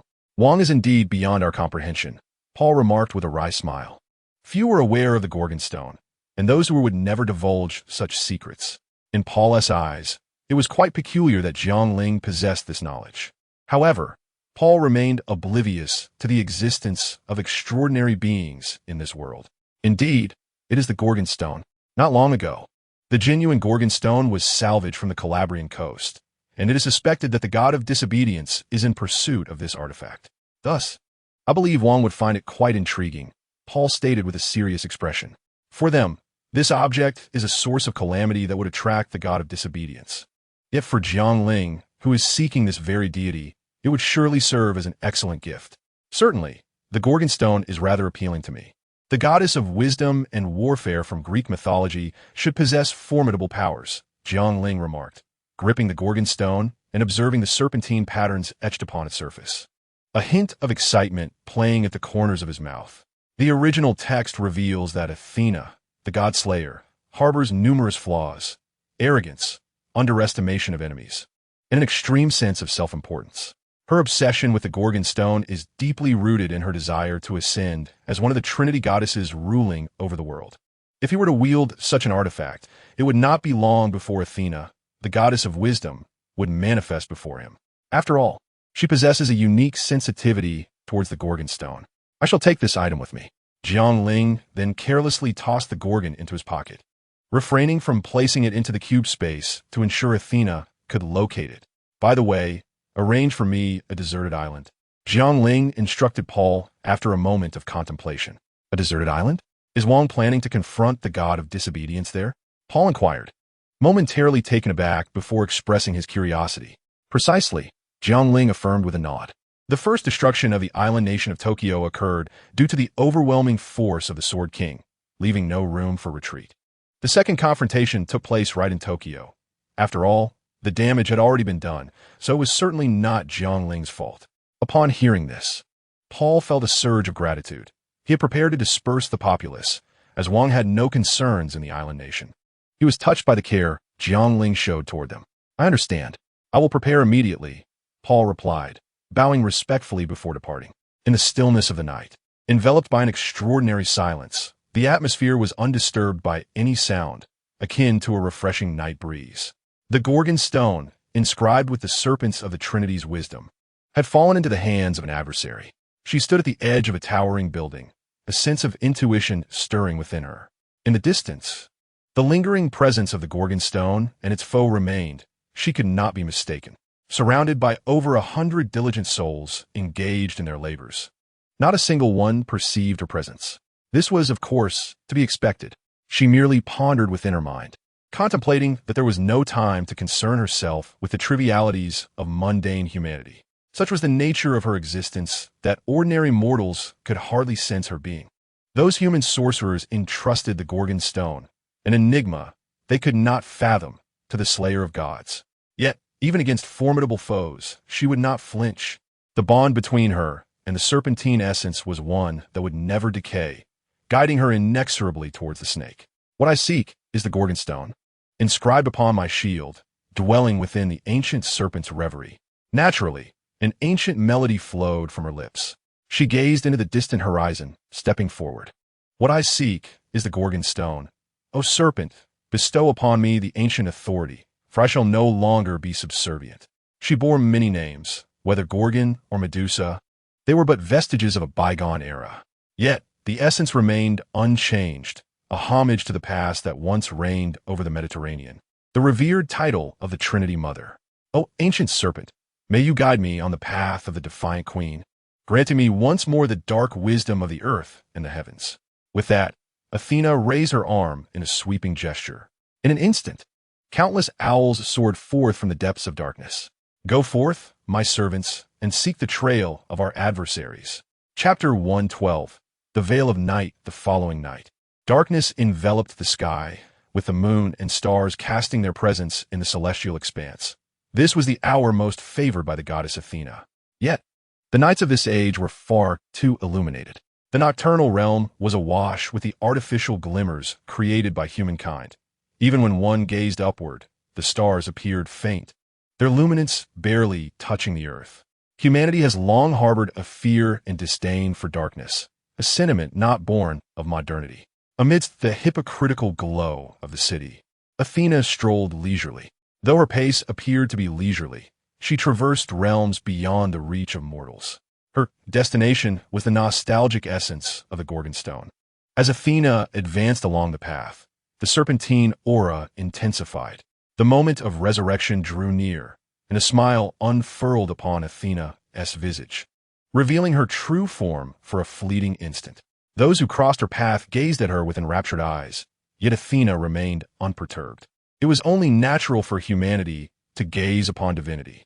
It was an inevitability for mortals to revere gods, to seek refuge under their names. It was expected for humanity to beseech divine favor, hoping for blessings upon their lives. And when confronted by the defiant goddess dwelling among them, losing themselves in madness and exhibiting erratic behavior, that too was a matter of course. It was hardly worth her while to pause or even show the slightest concern. However, let's ease our minds for a moment. Observing the brightly lit streets, Athena furrowed her brow and revealed her concealed essence. This place is utterly unbearable. The world crafted by humanity feels profoundly unnatural to her. With leisurely strides, Athena traversed the nocturnal cityscape. With each step she took and every breath she exhaled, a light extinguished within the city. First, the street lamps dimmed, followed by the homes, offices, skyscrapers, shops, and even the headlights of vehicles, not sparing flashlights or small bulbs. All artificial illumination vanished. In the wake of the hypocritical daylight's disappearance, pure darkness enveloped the metropolis, an abyss so profound that even objects mere meters ahead were rendered invisible. As darkness spread, the speeding cars and motorcycles gradually came to a halt, soon becoming motionless. Those who noticed abnormalities in their vehicles anxiously stepped onto the streets. The pedestrians, grappling with an instinctual fear, stared into the abyss, their gazes turned skyward. Meanwhile, the fortunate souls who had made it home were left bewildered by their pitch-black abodes.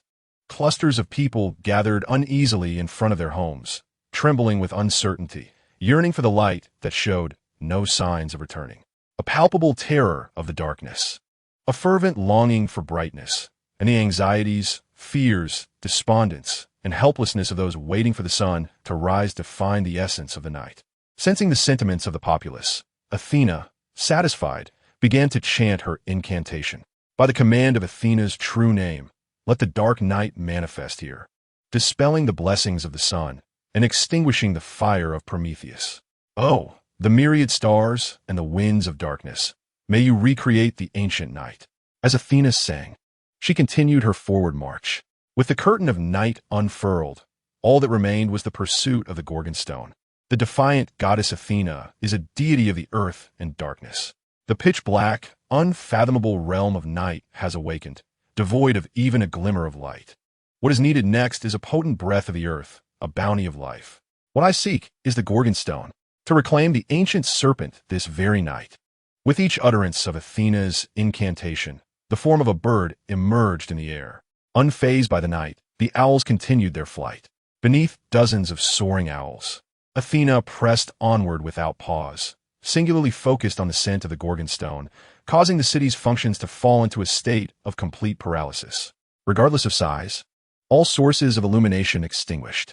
All vehicles were rendered immobile, and even trains ceased their operations. The hour had just passed 9 in the evening. Although fewer pedestrians traversed the streets compared to daylight, numerous office workers and local residents could still be seen. Those ensnared by this predicament exhibit a spectrum of reactions. Some seethe with rage, others nervously survey their surroundings, while a few succumb to sheer panic. Anger, turmoil, disarray, confusion, and distress permeate the atmosphere. Even amidst the enveloping darkness, one can effortlessly discern the plight of those around, provided they maintain their composure. It is indeed remarkable. It appears that Athena has sensed the presence of the Gorgon stone. Jiang Ling, seated within a Bugatti Veyron, rests his chin on one hand, idly toying with the stone in his grasp. My lord, could this be the work of the defiant deity? Erica, perched anxiously in the passenger seat, inquires of Jiang Ling. After a day spent gaming in the hotel, Jiang Ling, feeling a tinge of boredom, decided to take the alluring beauty out for a drive.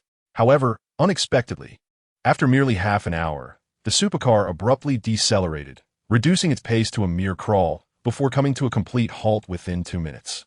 Though his enthusiasm was thwarted, Jiang Ling remained undeterred, eagerly anticipating Athena's arrival. After all, the allure of beauty holds little power over him, especially when it pertains to a minor.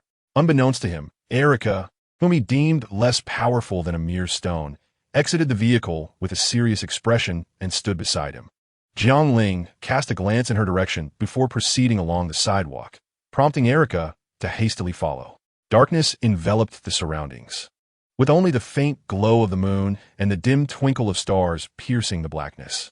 It seemed the realm of shadows had descended, heralded by the defiant deity of the night, whose influence was ever expanding. Erica elaborated on the intelligence available to them, noting the vast and potent effect of this phenomenon, a testament to Athena's prominence as the most renowned goddess in Greek mythology. Jiang Ling expressed mild astonishment, yet his interest in such powers was minimal. He perceived them as utterly superfluous. At that moment, the very Athena he had dismissed in his thoughts was rapidly approaching him, her presence causing the shadowy realm to extend, as if summoning a legion of owls, resembling a tempest of these creatures. From her youthful form emanated an aura of divine power, embodying the nurturing force of the earth's life, the dominion of the queen of the underworld, the strength of the goddess of war, and the vast wisdom of the deity of knowledge. The owl, a messenger of Athena, is an ominous bird that appears only at night, symbolizing ill omens while simultaneously revered as a sacred creature of wisdom, embodying both the divine and the foreboding since ancient times. Chapter 113, A Triumphant Return at Last. I have found you, Slayer of Gods. In stark contrast to Jiang Ling and Erica's leisurely stroll, Athena galloped forth with fervor, swiftly locating Jiang Ling's whereabouts. Not far from Jiang Ling and his companions, atop a certain building, stood a girl who appeared to be merely 13 or 14 years of age. She was clad in a thin sweater and a minuscule skirt, her legs adorned with black knee-high socks, and atop her silvery hair rested a blue knitted cap. Her delicate, youthful visage bore an angelic charm, with shimmering silver locks cascading to her shoulders, as if infused with the glow of the moon. Her eyes, deep and dark like the night, possessed a serpentine quality that overshadowed even Jiang Ling's gaze. Jiang Ling sensed the presence of the deity and instinctively looked up, instantly recognizing her. The maiden, bathed in moonlight, appeared slender yet emanated an extraordinary and formidable power. The night breeze tousled her hair, each gleaming silver strand resembling a silver serpent. Concurrently, an ethereal voice resonated in Jiang Ling's ears. Proclaim your name, O Slayer of Gods. I am Athena, goddess of wisdom and warfare, daughter of the king of gods, Zeus. Remember it well. A profound aura of sanctity enveloped the scene. Erica cast a glance at Jiang Ling, noting his unruffled demeanor. Jiang Ling, this is the name of your executioner, committed to memory. Utterly arrogant. In an instant, she vanished from sight, reappearing before Jiang Ling, wielding a pitch-black scythe of death aimed at him. A chilling force radiated from Athena, sending shivers down Erica's spine, akin to a toxic gas that promised instant demise, as if she embodied death itself. Yet, with a gentle smile gracing his lips, Jiang Ling tilted his head and effortlessly blocked the scythe with his neck, the sharp edge failing to breach his skin. This spectacle caused Athena's pupils to constrict. Though her expression remained unchanged, her inner astonishment was palpable. Despite her incomplete state, who could withstand her scythe without defense? Too weak, Jiang Ling stated calmly, shaking his head, while Erica stood beside him, her eyes wide in disbelief. Is this reasonable? This is beyond comprehension. Jiang Ling shrugged lightly, using his fingers to push the scythe away from his neck, the overwhelming power causing Athena's eyes to narrow once more. He retrieved the Gorgon stone from his pocket, waving it before Athena with nonchalance. It seems you are quite obsessed with the Gorgon stone. I have only just acquired it, and you have sought me out already. This is unlike the myths of old. In response, Athena did not deny it, but fixated intently on the Gorgon stone. However, I am willing to part with it. On one condition, I shall choose the battlefield. With that, Jiang Ling returned the Gorgon stone to his pocket, a slight smirk playing on his lips. Upon hearing these words, Athena fell into a brief silence before responding with an air of nonchalance. I concede that your strength is indeed formidable. However, underestimating my own prowess will compel you to pay dearly for your arrogance. So you have agreed? Jiang Ling smiled as he retrieved the Gorgon stone once more. What reason have I to decline? As the goddess presiding over war, I possess the essence of a warrior within me. The prospect of clashing with a formidable rival stirs a flicker of excitement within me. Athena cast a cold glance in his direction. The entity known as the god of disobedience harbors its own obsessions, and for Athena, it is the retrieval of the Gorgon stone to ascend as a goddess of the Trinity. Moreover, each god of disobedience is deeply confident in their own power, Regardless of how fearsome their opponent may be, they refuse to accept the inevitability of defeat. Excellent. Then, reciprocity is only fitting. Jiang Ling laughed heartily. In an instant, Athena witnessed him vanish before her eyes, only to be met with a sudden blurring of vision as a hand swiftly magnified in her sight. Her dark, solemn eyes widened in shock. Yet, there was no time for her to react. The hand, now enlarged in Athena's view, abruptly seized her throat, lifting her effortlessly. Almost immediately, she was met with the sharp sound of rushing wind by her ear. Jiang Ling had activated his super speed, hoisting her up and soaring into the air like a wraith, leaving only Erica standing in stunned silence below. Had there been another possessing a similar speed at the scene, they would have seen Jiang Ling transform into a fleeting specter, clutching Athena's neck before rocketing upwards like a meteor, streaking across the sky toward another direction. In a mere 2 or 3 seconds, Athena felt a constricting grip tighten around her throat, and then she was hurled toward the ground. Whoosh! With a piercing sound that sliced through the air, a diminutive figure plummeted from the sky like an arrow released from a bow, crashing forcefully into the earth. Bang!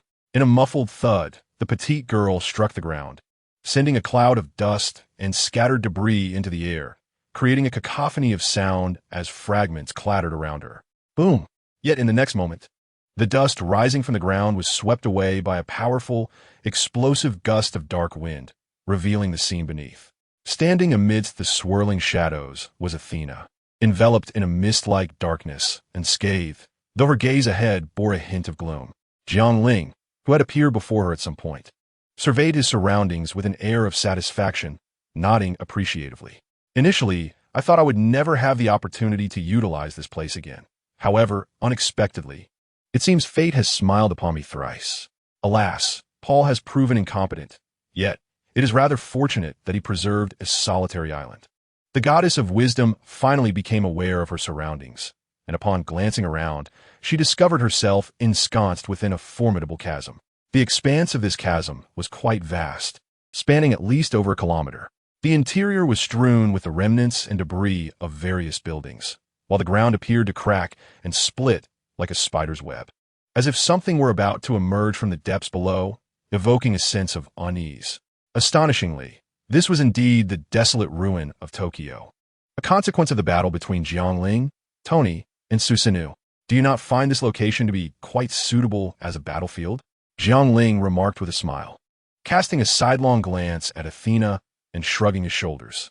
The maiden did not respond to Noah's teasing remarks, but instead gazed intently at Jiang Ling. After a brief pause, she suddenly spoke. Recently, I sensed an exceptionally potent magical energy emanating from this place. Initially, I was in search of the serpent, and it was this powerful aura that piqued my interest. I thought it prudent to take a slight detour, which led me here. Upon reflection, the force capable of creating such a phenomenon, aside from us deities, can only be attributed to you, the Godslayers. Athena's eyes shimmered with intrigue. The king of Godslayers, is this temporary battlefield a manifestation of your might? She inquired.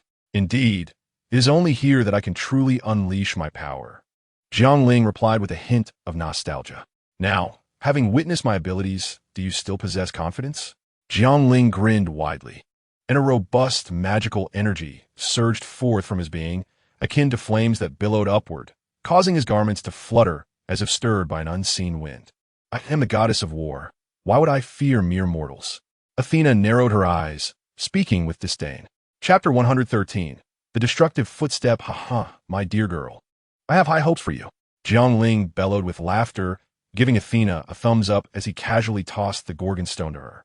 Athena, taken aback, caught the Gorgon stone, initially suspecting it to be a ruse to distract her. Little did she expect Jiang Ling to relinquish it so effortlessly. Did he not comprehend the significance of this object to her? My eternal rival, I cannot believe you are so foolish. Nonetheless, I must thank you for your generosity. Athena regarded Jiang Ling with appreciation, then cradled the Gorgon stone in her palms, placing it against her heart. The ancient serpent had finally been located. Thus, she could revert to her former self, the defiant Athena. A slight smile graced her lips as she lifted her voice to the heavens and began to chant. I sing. I chant the hymn of the triune goddess, connecting the heavens, the earth, and the abyss It is the cycle of rebirth and wisdom. I sing, I chant the song of the maligned goddess, a queen yet perceived as the forbidden serpent. It is the queen's lament. I sing, I chant the poetry of the goddess, torn in both body and spirit. Enduring the humiliation inflicted by a noble father is akin to the degradation suffered by a compassionate mother. I am called Athena, daughter of Zeus, guardian of Athens, and eternal maiden. In times past, I was the nurturing earth mother.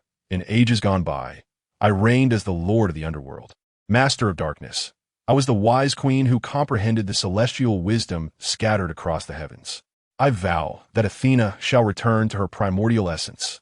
From my lips resound the sacred hymns of invocation, akin to psalms, prayers, and praises. As the chanting unfolds, my form begins to transform.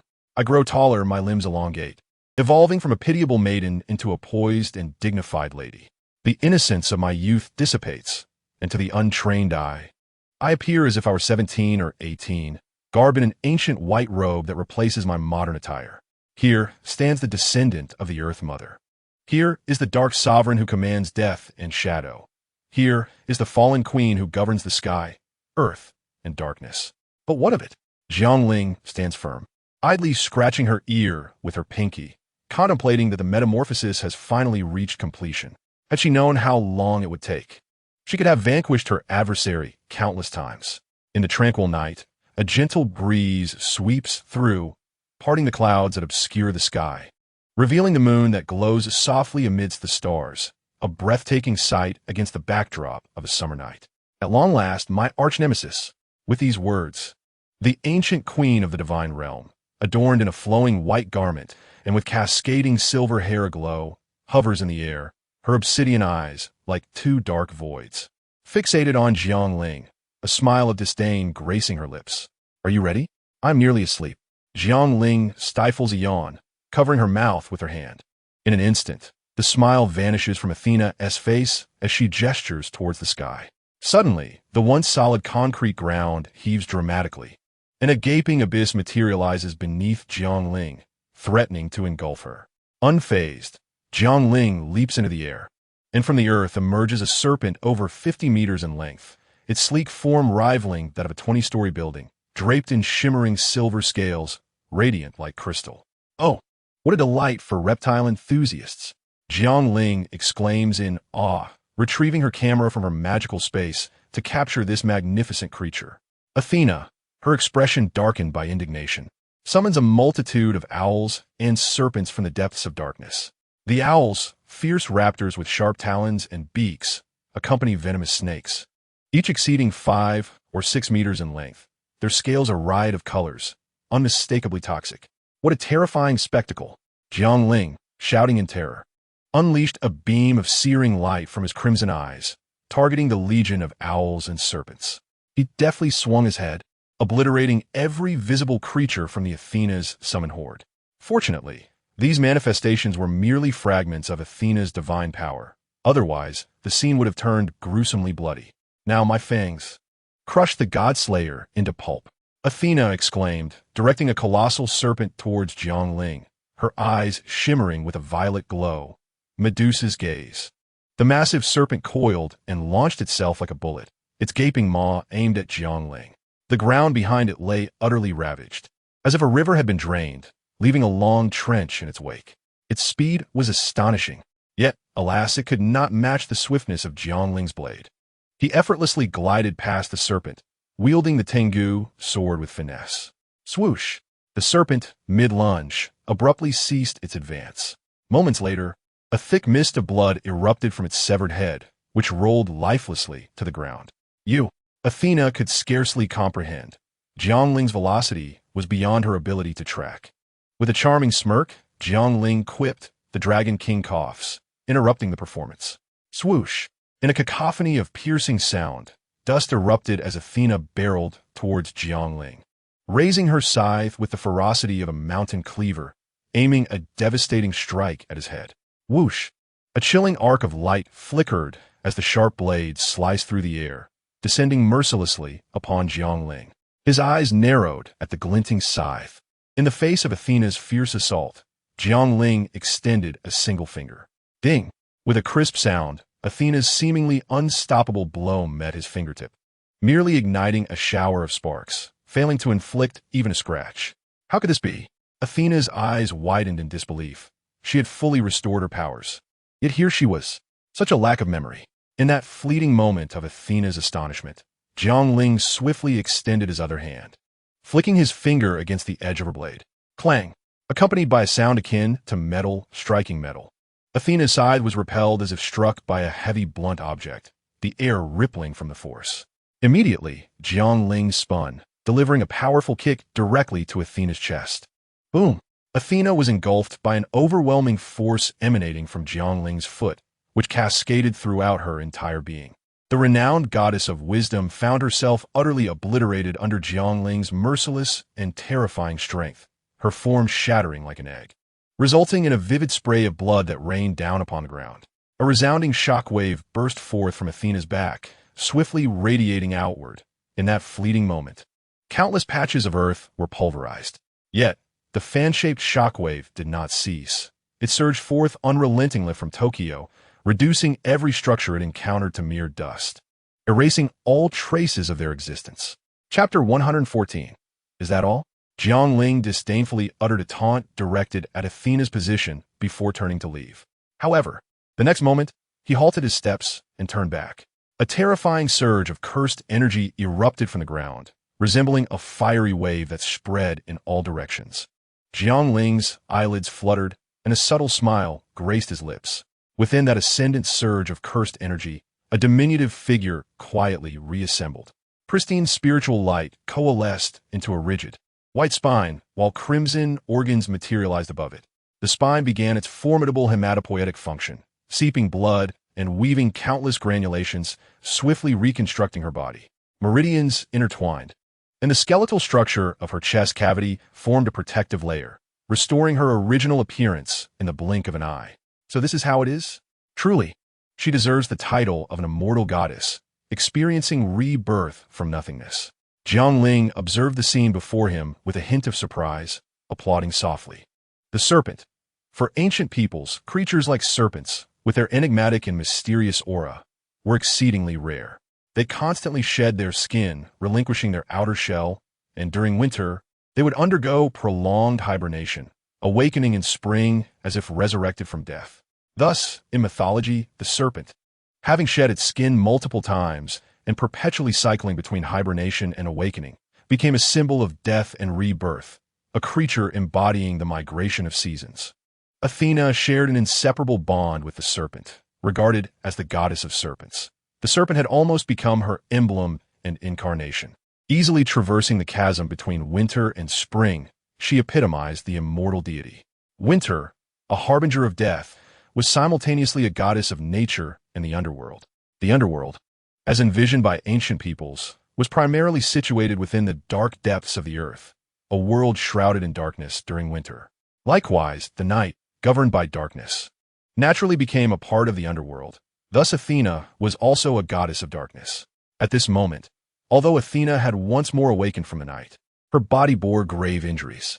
In her youthful form, Athena gazed with a troubled expression at the motionless Jiang Ling, his arms crossed.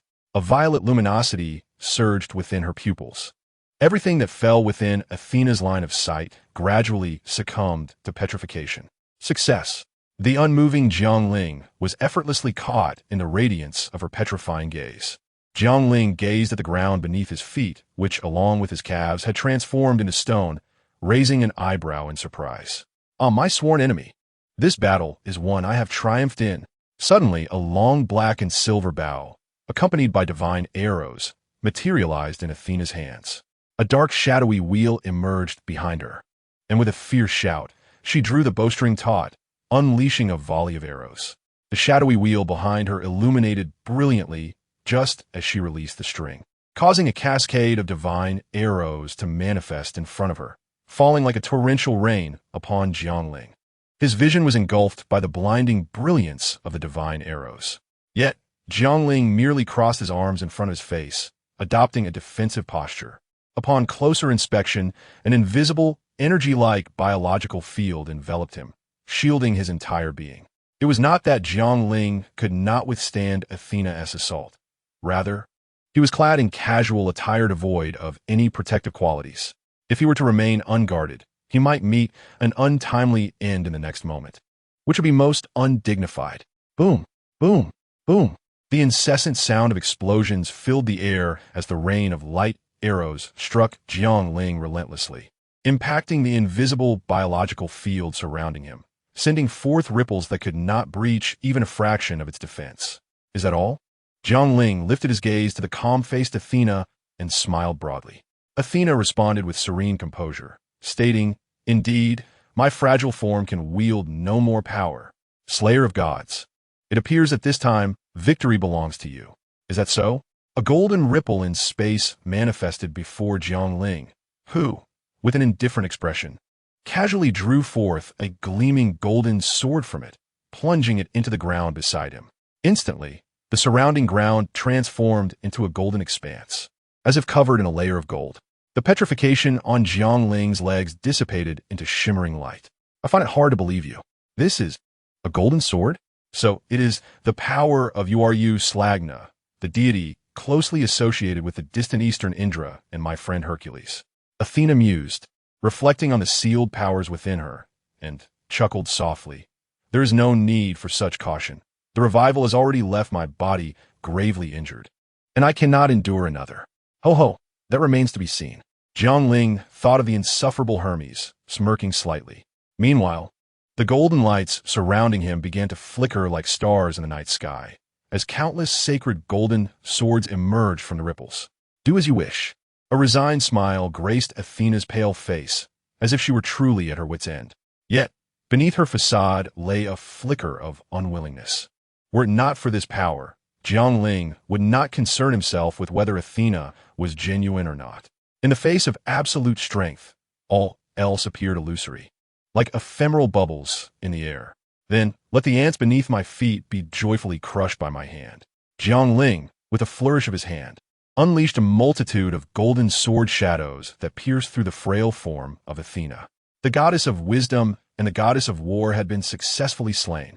Feeling the surge of two newfound powers within him, Jiang Ling smiled knowingly, opting not to scrutinize them closely. Instead, he retrieved a notebook from the cube space and crossed off a minor objective. Perfect.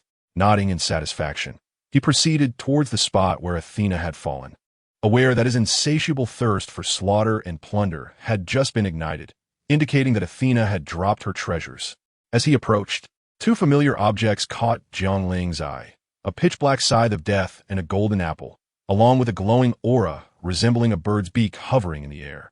Jiang Ling grasped the scythe wielded by Athena. It was no small weapon, with a handle exceeding 10 feet in length and a blade spanning over 2 meters.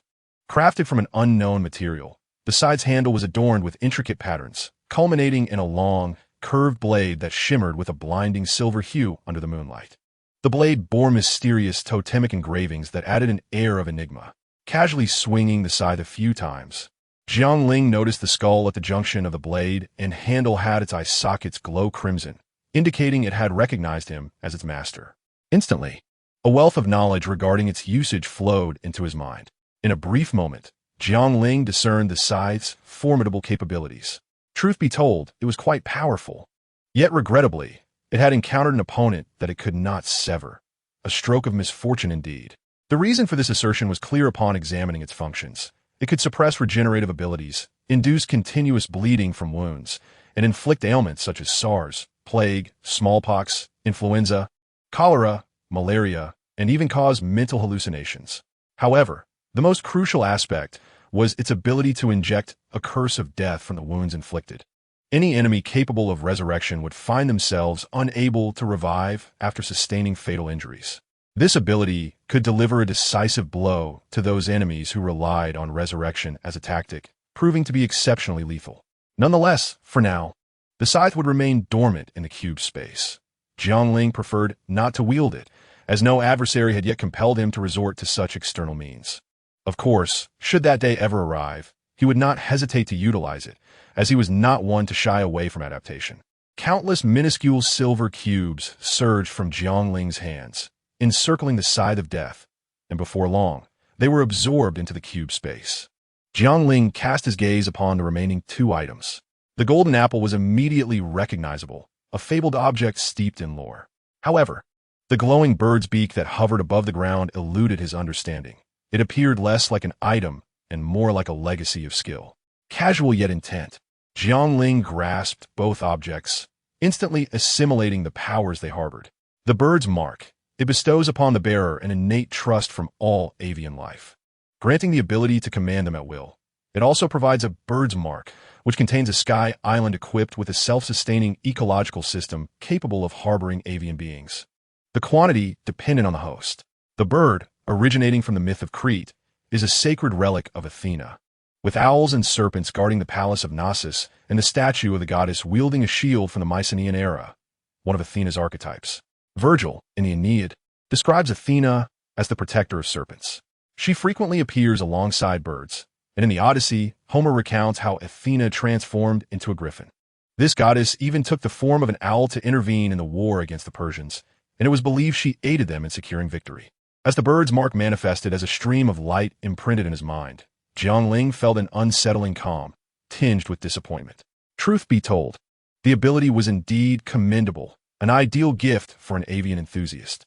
Yet, lamentably, Jiang Ling had never kept birds nor harbored any interest in doing so. His affections lay with cats and dogs. Had this power been transmuted into something akin to a cat mansion or a doghouse, he might have felt elated.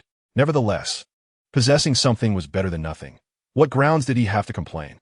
After all, others had procured 2 powers and 3 items. Dismissing their achievements would be utterly unjust. As thoughts raced through his mind, Jiang Ling's attention shifted to the resplendent golden fruit in his hand. His eyes ignited with fervor. If the aforementioned abilities were somewhat trivial, this item might signify the crowning triumph of his hunt. Golden apple.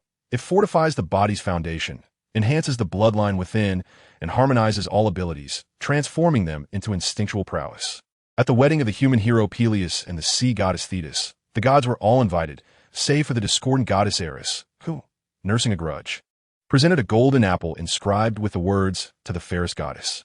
The 3 most esteemed and beautiful goddesses, Hera, Athena, and Venus, quarreled fiercely over the apple, while the other deities, fearing to offend, remained silent.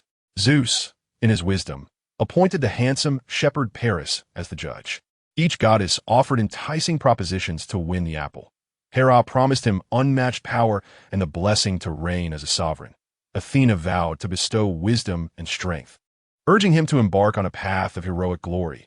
Aphrodite guaranteed that the most beautiful woman in the world would fall in love with him and become his wife. Paris pondered deeply and concluded that obtaining power and eventually inheriting his father's throne sufficed. He possessed the skills and audacity to forge his own heroic path. Yet love was a rare encounter. Thus, he bestowed the golden apple upon Venus. Subsequently, with Venus's assistance, Paris abducted the stunning Helen, Queen of Sparta, igniting the flames of the Trojan War. As for why the golden apple, which rightfully belonged to Venus, would appear in Athena's possession, Jiang Ling had lost interest in such inquiries. He merely needed to know that this object could alleviate the hidden afflictions of his body. It is well known that the serum of Superman is recoverable. The villainous pseudo-Superman from the Rogues was ultimately subdued by magma through technological means. Although this could be deemed a narrative contrivance, the pseudo-Superman had exhibited formidable abilities, only to be stripped of them, a testament to his folly and magma's cunning. Jiang Ling initially harbored reservations. While the original text did not specify whether the serum could be entirely absorbed over time, he dared not gamble.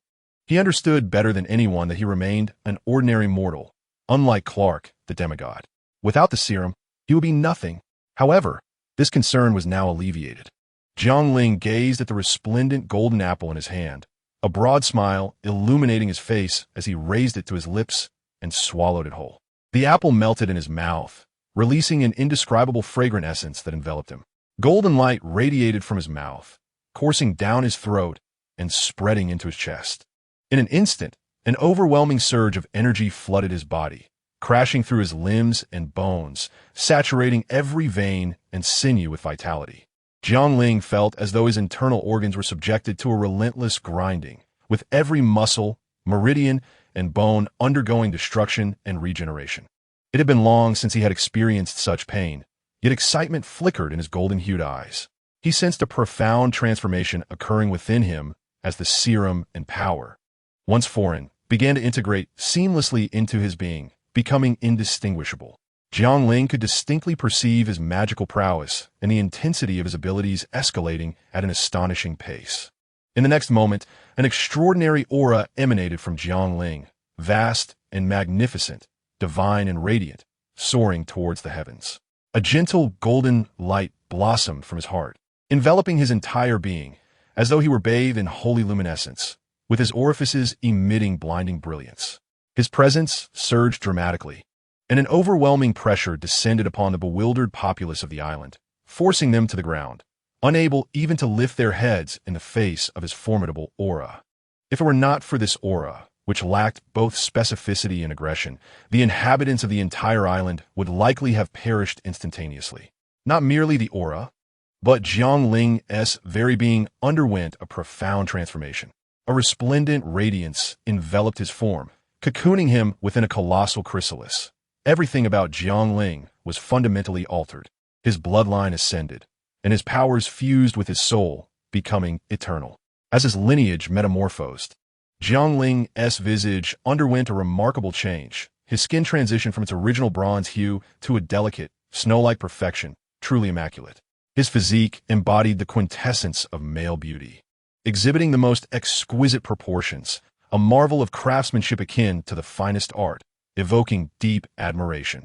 Time seemed to stretch indefinitely, until suddenly, a faint heartbeat resonated from within the chrysalis, clear, steady, and growing increasingly robust. At last, the chrysalis ruptured, and Jiang Ling emerged completely bare, his garments having been obliterated by the unleashed power, mingled with the remnants around him. Gazing at his newborn-like, porcelain skin, Jiang Ling's previously radiant smile abruptly faltered. Another sunbathing session awaited him. Meanwhile, aboard a private jet headed to Japan, an elderly man occupied a lavish seat that appeared utterly incongruous with an aircraft. Reclining with his feet up, eyes closed, reminiscent of an emperor napping upon a throne, exuding an intimidating presence. His appearance radiated intellect. He possessed a broad forehead, deep-set eyes, and an exceptionally pale complexion, prompting anyone who beheld him to assume he was a learned professor. His silver hair was impeccably groomed, and even his beard was meticulously shaved, creating a visage befitting a white coat. However, the man's reputation and actions were in stark contrast to his appearance. He was a true tyrant, expecting servitude from those around him and accustomed to issuing commands. He was indeed a genuine Dark Lord. Should his personal desires be met, he would not hesitate to annihilate humanity. Sasha de Yangsdare Vauban, the most ancient of the Godslayers, possessing the greatest array of powers in the present day. Wielding them with formidable strength, he found amusement in the art of godslaying. This was he. To speak frankly, without him, the renown of the Godslayers would not exist. Such a notorious Dark Lord now rested in a luxurious seat, dozing. As an overwhelming force swept through Vauban's private jet, he propped his cheek on one hand, his closed eyelids slightly parting to reveal a glimmer of green, emerald-like eyes, radiant with a sinister light, resembling those of a fierce lone wolf. This astonishing aura. Had that newcomer slain yet another disobedient deity? Yet, it was precisely this unpredictability that rendered life intriguing. The venerable elder, with his ghastly green eyes, turned towards the window, gazing into the distance, a somewhat perilous smile appearing on his aged visage. The following morning, in Hokkaido, at the Zhuanglan Hotel, a premier establishment nestled within the tranquil beauty of Japan's Northern Isle. This sanctuary is enveloped by Hokkaido's vast and unrefined natural splendor, where verdant trees grace the summer and pristine snow blankets the winter, all beneath a sky of sapphire clarity. The allure of this haven is further enhanced by its natural hot springs and the ski resorts of the Shinsetsu Valley. Each villa boasts its own private indoor and outdoor hot springs, and within the understatedly luxurious accommodations, one can not only revel in the captivating scenery outside, but also enjoy the expansive space and vistas that bring both comfort and joy. The subtle opulence is something Jiang Ling deeply appreciates. Cradling a glass of whiskey, he stood leisurely on the balcony, drinking in the breathtaking view. If one could live such a life daily, existence would indeed be quite splendid. He envied the wealthy. Shaking his head, Jiang Ling retreated indoors. his objective for the day being to conquer Sekiro. You may wonder why Jiang Ling has suddenly ventured to Hokkaido. The answer lies in the fact that most of Tokyo's elite hotels had been destroyed, prompting his escape to Hokkaido.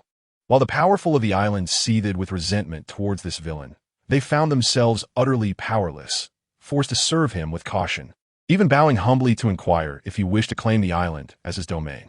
However, much to their astonishment, the so-called Godslayer, whom they believed to be fond of their land, rejected their offer without a moment's pause.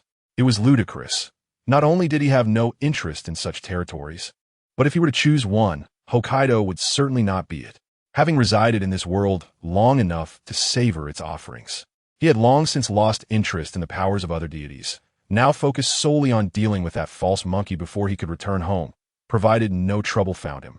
Meanwhile, in Tokyo, Sayamiyaki, who was overwhelmed with the repercussions of Jiang Ling's actions, found herself in a state of disarray.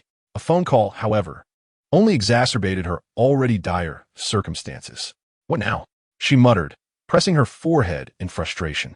On the other end, the somewhat melancholic voice of Tamaki Genkatsu resonated through the receiver. "Director, I have some exceedingly dreadful news for you. What could possibly be worse than our current predicament? The entire island is in turmoil, rife with unceasing rumors. That damned Godslayer could at least consider the aftermath for us." Saya cursed inwardly, her leg shaking with anxiety. With a resigned chuckle, Genkatsu revealed, "The Godslayer from the Balkans, who once summoned the priestesses to the island, is expected to arrive shortly." As the pupils of Shay Gongshin contracted, she felt as though the very heavens were about to collapse. Why does the island nation suffer so many calamities? In the most opulent suite on the top floor of a hotel, Jiang Ling emerged from the bathroom, draped in a towel around her lower body and another around her neck. While drying her hair and face, she sank into the plush sofa, savoring a glass of milk. Truth be told, in all her previous existences, Jiang Ling had never indulged in such lavishness as she did now. Yet, she found herself completely at ease with this lifestyle. Perhaps it was the confidence bestowed by her newfound power that allowed her to adapt so seamlessly. Suddenly, the shrill ring of an old-fashioned mobile phone broke the tranquility. Perched upon the glass table before her, Jiang Ling raised an eyebrow at the sound. For this phone had been acquired for the convenience of the Italian Seven Sisters to contact her, containing the private numbers of influential figures, including Erica and Paul Blantyre. They had assured her that no request from the king would ever be denied. However, Jiang Ling had never once utilized this device. No one would dare disturb a seemingly capricious slayer of gods without reason, save for Paul, who had reached out to her regarding the Gorgon Stone. As she picked up the phone, she noted the unknown caller displayed on the screen, a slight smirk playing at the corners of her mouth as she answered. Very few were privy to this number, only those of notable stature, and an anonymous caller was certainly not among them. Yet her curiosity was piqued, for aside from the idle and unscrupulous scammers, only the insubordinate gods would engage in such antics. Who, then, could be calling her? Upon answering, her thoughts still adrift, a boisterous and somewhat exasperating voice boomed from the other end. "Hey, Jiang Ling, my dear friend, have you missed me?" The corners of Jiang Ling's mouth straightened. It seems I had overlooked this particular individual.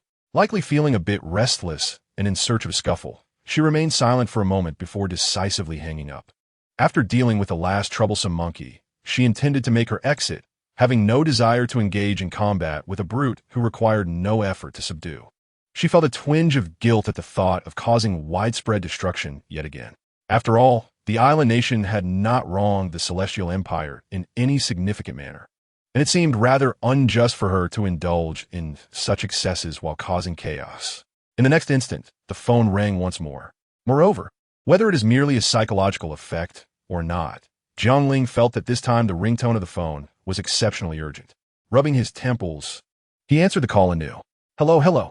Isn't this a bit excessive?" The voice on the other end sighed in exasperation. "Hello, hello. As my closest rival, to hang up on me like that is truly disheartening. My heart feels as though it has shattered into a million pieces, irreparable. Who in the world are you? And can you not speak like that? It's quite nauseating. You don't seem like the type who would call a friend just for a casual chat, do you? Surely you're not here to challenge me again. I advise you to practice a bit more, lest you find yourself in an embarrassing state, searching for your teeth." Jiang Ling retorted without reservation. "Well, while that scenario does have its charm, You're my lifelong rival, and I intend to savor our battles over the course of my life. To end it so abruptly would be utterly dull, Tony replied with a grin. So fret not. Although I'm not here for pleasantries, neither am I here to challenge you. I merely wish to discuss something with you. Upon hearing this, Jiang Ling felt a tinge of confusion. You fool. A swordsman seeking no dual resorts to phone calls? If you have nothing to say, I shall hang up.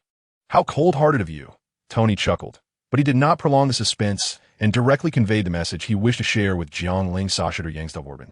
Even though you have just become a Godslayer, you must have heard of this name, right? As he spoke, Tony's tone shifted to one of seriousness. Jiang Ling narrowed his eyes. He was well aware of this name.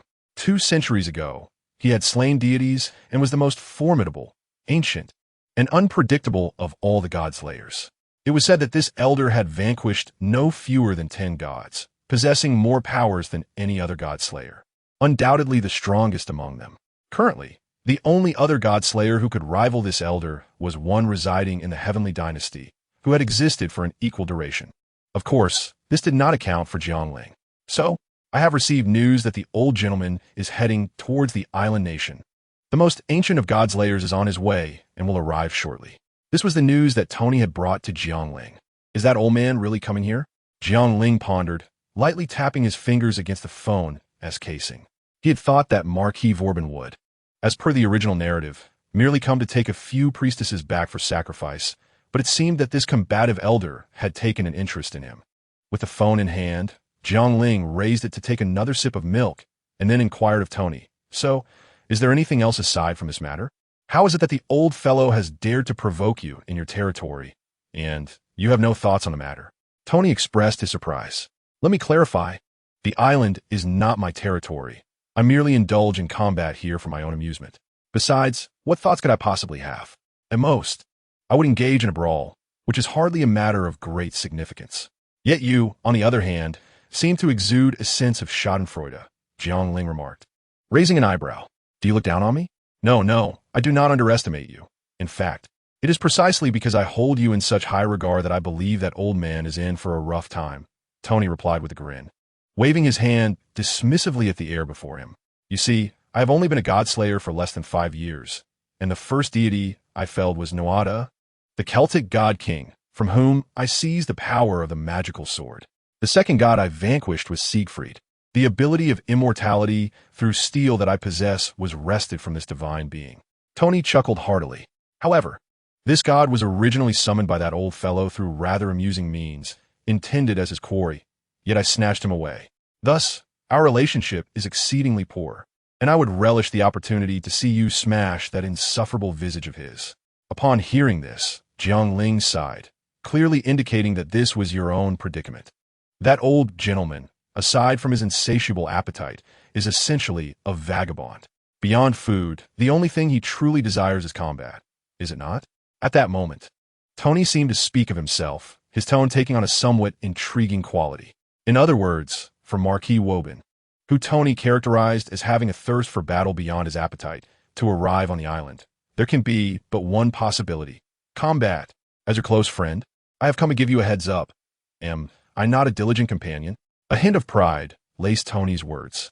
So, Jiang Ling was unconvinced that Tony genuinely wished for him to engage in a brawl with Marquis Woben. This man was not particularly concerned with such trivialities and must have ulterior motives. I have already chosen the location. After you have had your bout with Woben, come and face me as well. Consider it a reward for sharing this information.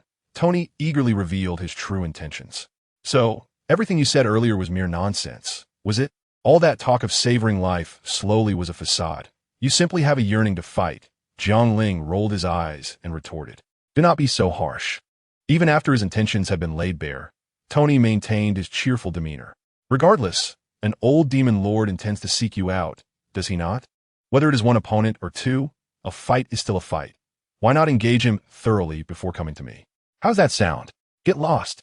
I have no intention of engaging in any fights. You can entertain that old gentleman on your own. Jiang Ling simply wished to savor his time before returning home. There will be ample opportunities for combat in the future. There is no need to seek out trouble unnecessarily. Wait, hold on.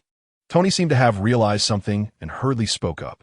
However, Knowing that Donnie had not truly contemplated anything and merely wished to engage him in battle, Jiang Ling chose not to waste any more words on this fool. Thus, disregarding Donnie's frantic voice, Jiang Ling promptly ended the call. Once the call was terminated, a contemplative expression gradually emerged on Jiang Ling's face. Vobin, I hope you remain aware of your limitations. However, just as Jiang Ling was tidying up his belongings in preparation to address his final task, Marquis Vobin had already landed on the island nation. He immediately instructed the Historical Compilation Committee to find him a suitable location and sufficient priestesses to summon the unyielding god before vanishing without a trace, leaving the council members frozen in place, their smiles rigid. Meanwhile, while Jiang Ling was searching for the location of the false monkey, his body suddenly paused. He turned his head and peered through several layers of glass from the towering buildings to the distance. On a rooftop several thousand meters away, a necromancer wielding a staff and enveloped in dark energy was intently watching Jiang Ling, as if confirming his position. The moment Jiang Ling turned to face him, the necromancer waved his staff, and instantly, the dark energy coiled around him, causing him to disappear from sight. Has he come to seek me out? Yet I am unable to assist you in summoning the unyielding god. How utterly perplexing. Jiang Ling furrowed his brow, sensing that this old man was likely due for a reckoning. It appeared he would first need to subdue him. Otherwise, while dealing with the monkey, the old man might unexpectedly intervene and seize the creature, which would be utterly ludicrous. Although Jiang Ling did not particularly care for the powers at stake anymore, that did not mean he would relinquish them easily, especially since this monkey was a well-known figure captured from the Celestial Empire by the island nation. Having made up his mind, Jiang Ling slightly bent his knees, and suddenly a thunderous roar erupted, sending waves of air that stirred up thick dust and winds, accompanied by a chorus of gasps and screams as he disappeared into the horizon. On the rooftop of a tall building, an elderly man sat in a luxurious chair that seemed entirely out of place, an impossibility on such a rooftop. He reclined, eyes closed, unabashedly releasing an overwhelming aura of power. The tranquil environment was imbued with an unparalleled presence, imparting an intense weight to the space. Suddenly, a fierce gust swept from the sky towards the skyscraper, howling with the wind as ferocity. Subsequently, this indescribable silence was shattered by a resounding crash. With a force that seemed intent on dispelling the oppressive atmosphere, Jiang Ling emerged from the cracked ground, maintaining the classic superhero landing pose. The newborn spirit has finally arrived? At that moment, Marquis Vobin abruptly opened his eyes, his pupils resembling those of a wolf, an oily green hue that appeared chilling and filled with malevolence. Jiang Ling gazed at the pretentious individual lounging in the opulent chair, propping his chin with one hand, and couldn't help but smirk. Sitting here in broad daylight, basking in the chilly breeze, how utterly tedious. Jiang Ling observed the Marquis Vobin, who shrugged in response. May I inquire about the purpose of your visit? Surely, you did not go through all this trouble merely to engage me in a brawl. My intentions extend beyond merely assessing the immature abilities of a fellow kind. I must inform you that I intend to prepare for the revival of that ancient ritual right here. I hope you won't be as foolish as that little brat, who lacks any sense of decorum. A voice imbued with intellect, yet subtly tinged with an imperceptible madness, resonated, overpowering the howling winds above, penetrating clearly into Jiang Ling's ears. It was so undeniably authoritative that it scarcely acknowledged Jiang Ling's presence. What an arrogant individual, testing me. How presumptuous. In response, Jiang Ling mockingly dug at his ear. To think you would dare issue commands with such meager strength? With that, Jiang Ling's demeanor shifted, his tone turning imperiously domineering. With your paltry powers? How dare you presume to command me? While I have an admiration for solitary wolves and disdain for submissive dogs, I must confess a particular aversion to arrogant newcomers like yourself. The same goes for that brat, the Sword King. Wobin's expression darkened, his aura intensifying as his vast, ocean-like magical energy surged forth, stirring the very winds and clouds. At that moment, Wobin rose, exuding a chilling intent. Chapter 118, Counteraction. Do not become too complacent. Old man. A formidable presence began to emanate from Jiang Ling as well. As this declaration echoed, his towering form erupted with tremendous magical power, the turbulent gusts transforming into a tempest that pushed back the surrounding winds. Buzz. Simultaneously, Wobin's chilling green eyes sparkled like gemstones as he fixated on Jiang Ling.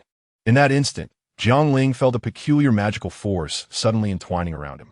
This was one of Woban's abilities, the Eye of Sodom.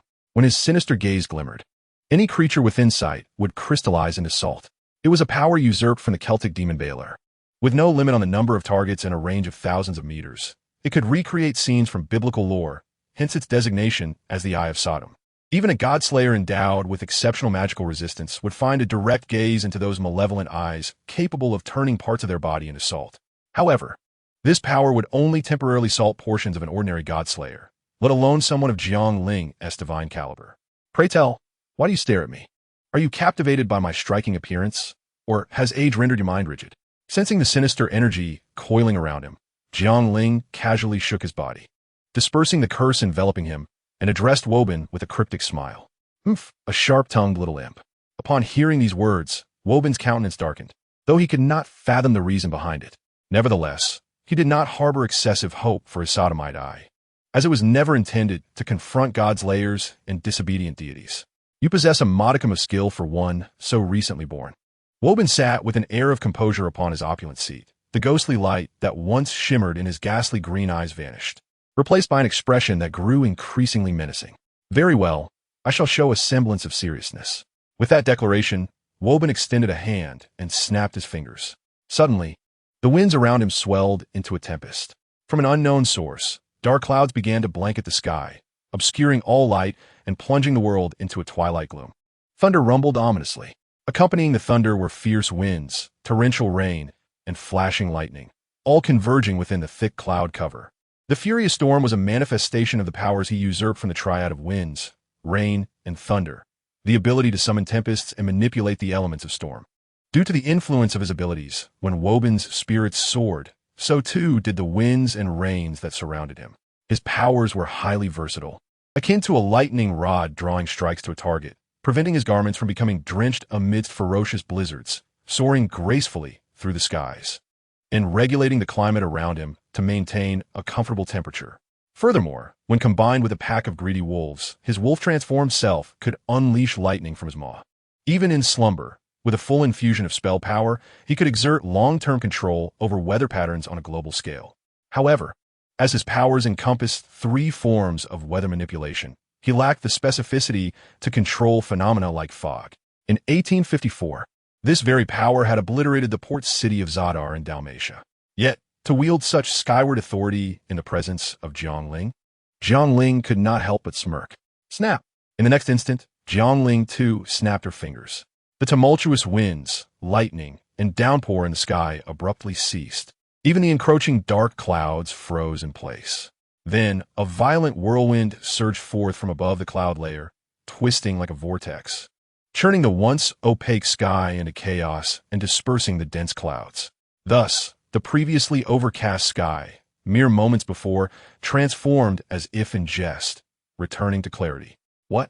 Woban's brows furrowed at last.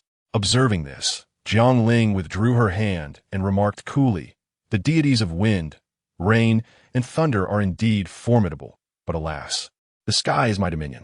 To attempt to exert your powers in this realm is a grave miscalculation." Is that so? Woban's expression darkened further, a cold chuckle escaping his lips. Before he could make his move, a mysterious purple light suddenly flickered in Jiang Ling's deep black eyes. An invisible wave rapidly emanated from him. Woban's expression changed, and he leaped several dozen meters away, as the chair he had occupied was completely petrified, losing all its original colors. In the spirit of reciprocity, my dear old man, how about this move of mine? Jiang Ling said with a malicious smile. His left hand wrapped around his right elbow, gently tapping his temple with his index finger. The gaze of Medusa, one of Athena's two powers, was quite normal, given that the slayer among the deities was a triune god consisting of Medusa, Athena, and Métis. However, the ability to summon Medusa was primarily for show, possessing limited practicality. "Arise, my servants!" Woban glared at Jiang Ling with a grim expression, then bellowed. In an instant, a surge of cursed energy erupted from Woban. A dark shadow expanded outward from Woban's position, and soon, on the rooftop, black mist enveloped the ground. Enormous wolves, their size comparable to horses and cloaked in a grayish-black fur reminiscent of a rat, emerged from the shadows, their eyes gleaming with a sinister green light.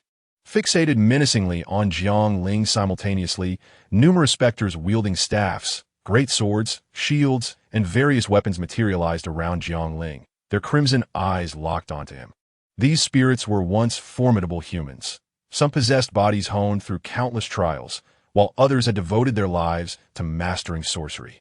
And some were skilled in formidable martial arts or high-level spells. All were extraordinary beings, yet they had been slain by Woban and enslaved, their souls bound to serve him. The names of these two powers were the pack of greedy wolves and the servants of death. "Go forth, my servants, and dispose of this bothersome little wretch," Woban commanded coldly, his voice laced with murderous intent. Instantly, the spectral heroes and the roaring azure wolves surged toward Jiang Ling, intent on tearing him apart. Chapter 119. The unmatched serpent as he surveyed the oncoming horde of wolves and spirits. Jiang Ling narrowed his eyes, and an astonishing aura erupted from him, overwhelming and supreme, as if a sovereign were gazing down upon mere mortals. "Stand down." His icy command resonated, sending ripples of cursed energy cascading outward, sweeping over the massive wolves and specters.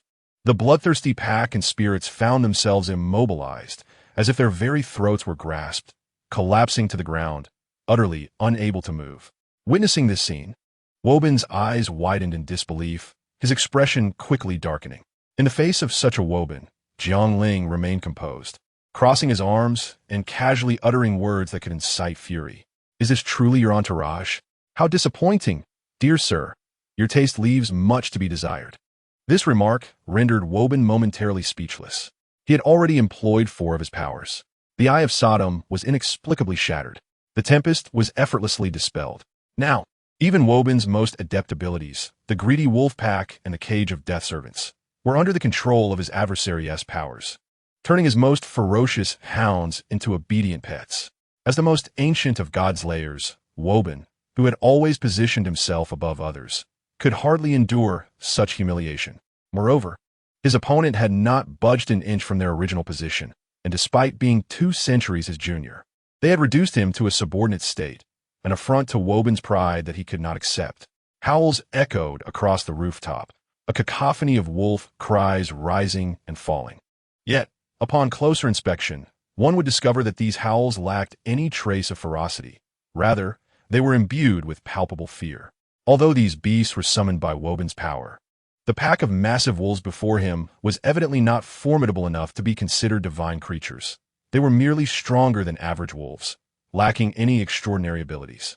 Thus, under the dominion of Jiang Ling's sovereign command, even though they were reluctant, the great wolves trembled and retreated one by one, as if encountering a natural enemy.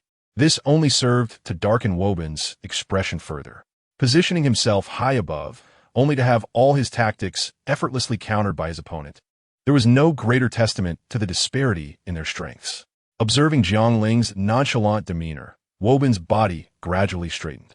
It was akin to a slumbering wolf suddenly awakening to find its prey, immediately adopting a predatory posture.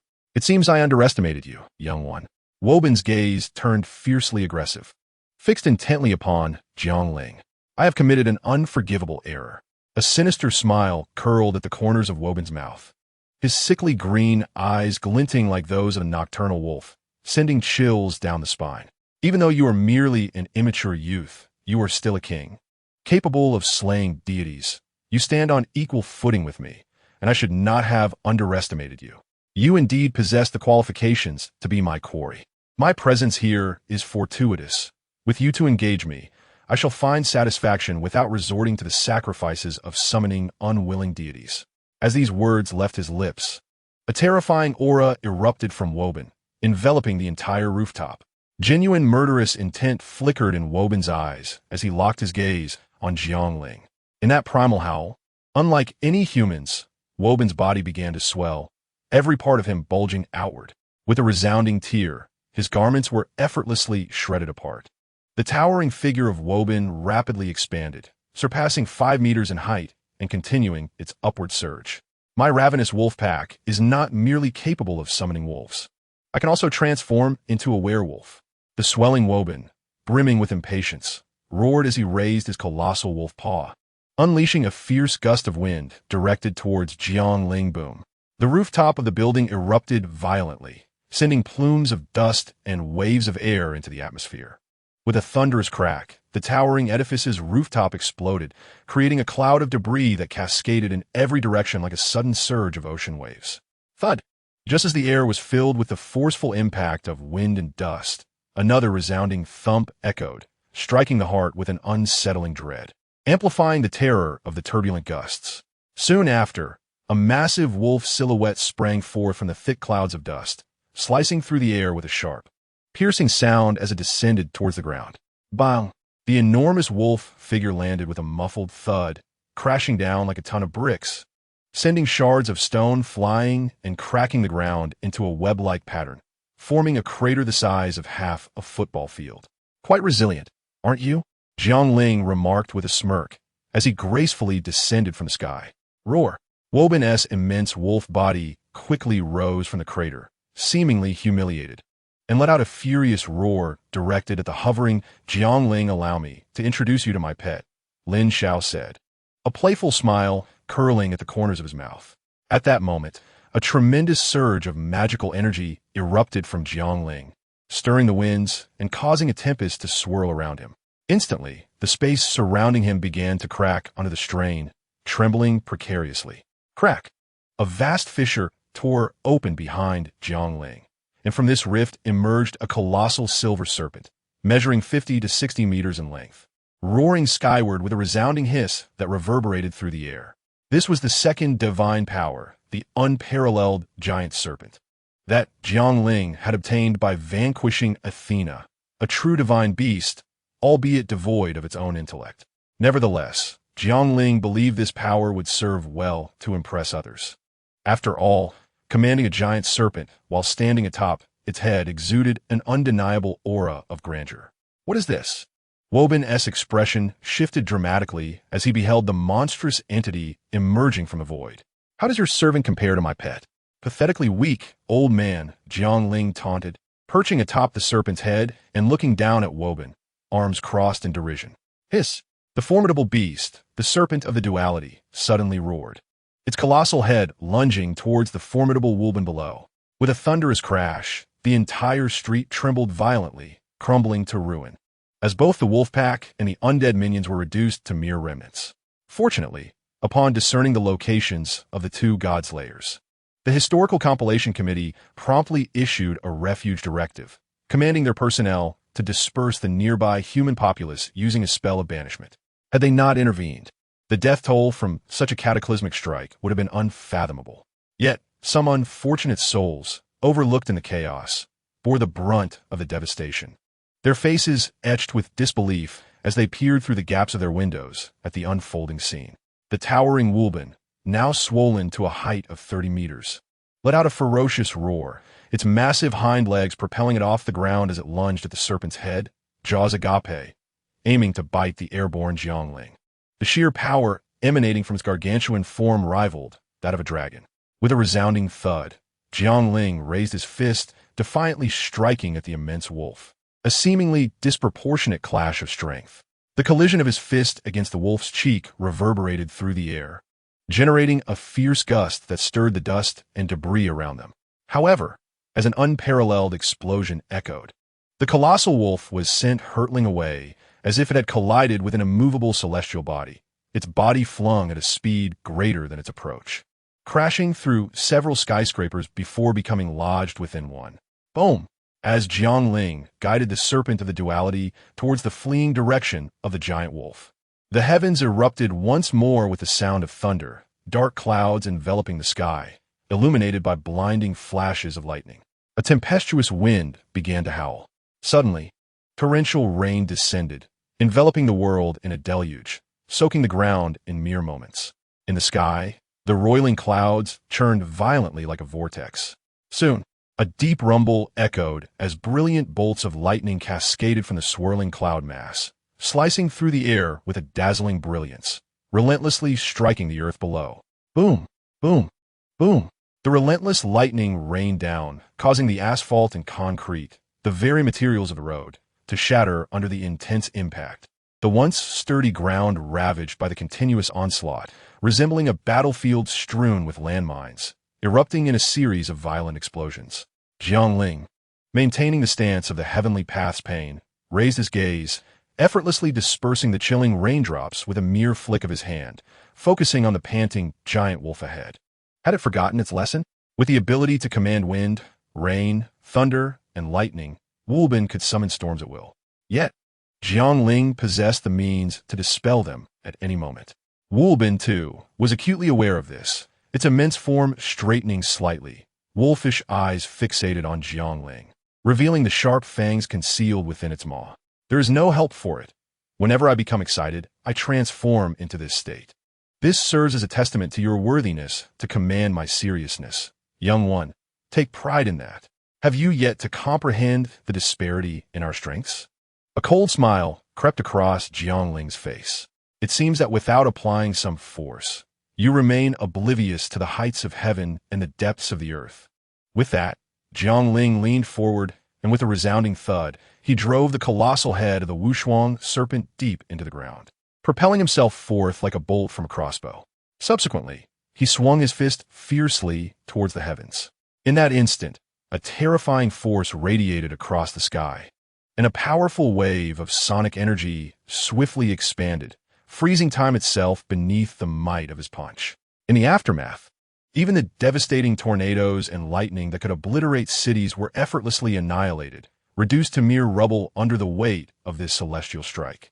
Even the tumultuous clouds above, influenced by Woban's powers, were shattered, revealing a clear blue sky once more. One punch, and the world was irrevocably altered. This scene, witnessed by those covertly observing the battle, left them agape, gasping in astonishment as they gained a deeper understanding of the power wielded by Jiang Ling, the seventh king. Amid Woban's astonishment, Jiang Ling ascended into the air, spinning like a whirlwind, conjuring a gale of oppressive wind, and lifted one foot, delivering a perfectly executed Leo kick towards Woban's massive form. Cursed be it! Woban's emerald wolf-like eyes blazed with fury as his towering figure stood resolute, his disproportionately large arms crossing above his head in defiance. Bam! Jiang Ling's foot struck like a heavy iron weight, producing a thunderous roar that caused the ruins beneath Woban to collapse once more. The very ground fissuring and the entire city trembling violently. This time, the immense sense of disparity brought about by their strength difference led Woban to miscalculate, as he barely managed to withstand Jiang Ling's blow. Though Woban's wolf-like transformation granted him formidable strength, it remained merely an adjunct to his powers, incapable of rivaling the superhuman might that Jiang Ling possessed. Even if you summoned Clark, Fiola, and Zod together, it would still be a daunting task. Cough, cough. At this moment, despite Woban's bulging muscles and veins, he could not withstand the overwhelming force of this strike. His feet sank deeply into the ground, his body bending under the pressure. Like a nail driven into the earth, Woban was pinned down, while Jiang Ling calmly brushed away non-existent dust from his attire. Smirking with a crooked smile, here he was, a proud and domineering Godslayer, now reduced to being effortlessly subdued and rubbed into the ground, a sight both absurd and amusing. The city itself trembled incessantly under the fluctuations of Jiang Ling's power, leaving the rulers of the island nation in stunned silence. So, this is the extent of the capabilities of the most ancient Godslayer of modern times. I truly wonder what gave you the audacity to seek trouble with me, Jiang Ling mockingly remarked as he leisurely stood atop the serpent's head. The provocative words nearly drove the nearly lifeless Woban to spew a mouthful of old blood, his fury threatening to explode from his chest. Damn, brat, do not be so arrogant.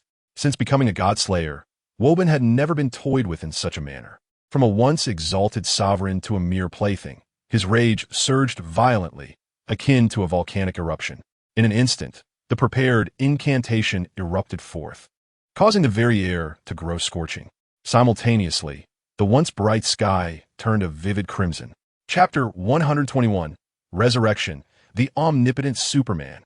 Sensing the unusual atmosphere, Jiang Ling glanced upward, where he beheld countless red fireballs plummeting from the heavens like meteors, blanketing the entire city, even from a distance of 10,000 meters. One could feel the oppressive heat in the air, indicating just how intense the temperature of these fireballs must be. Brat, savor the divine flames of the fire god.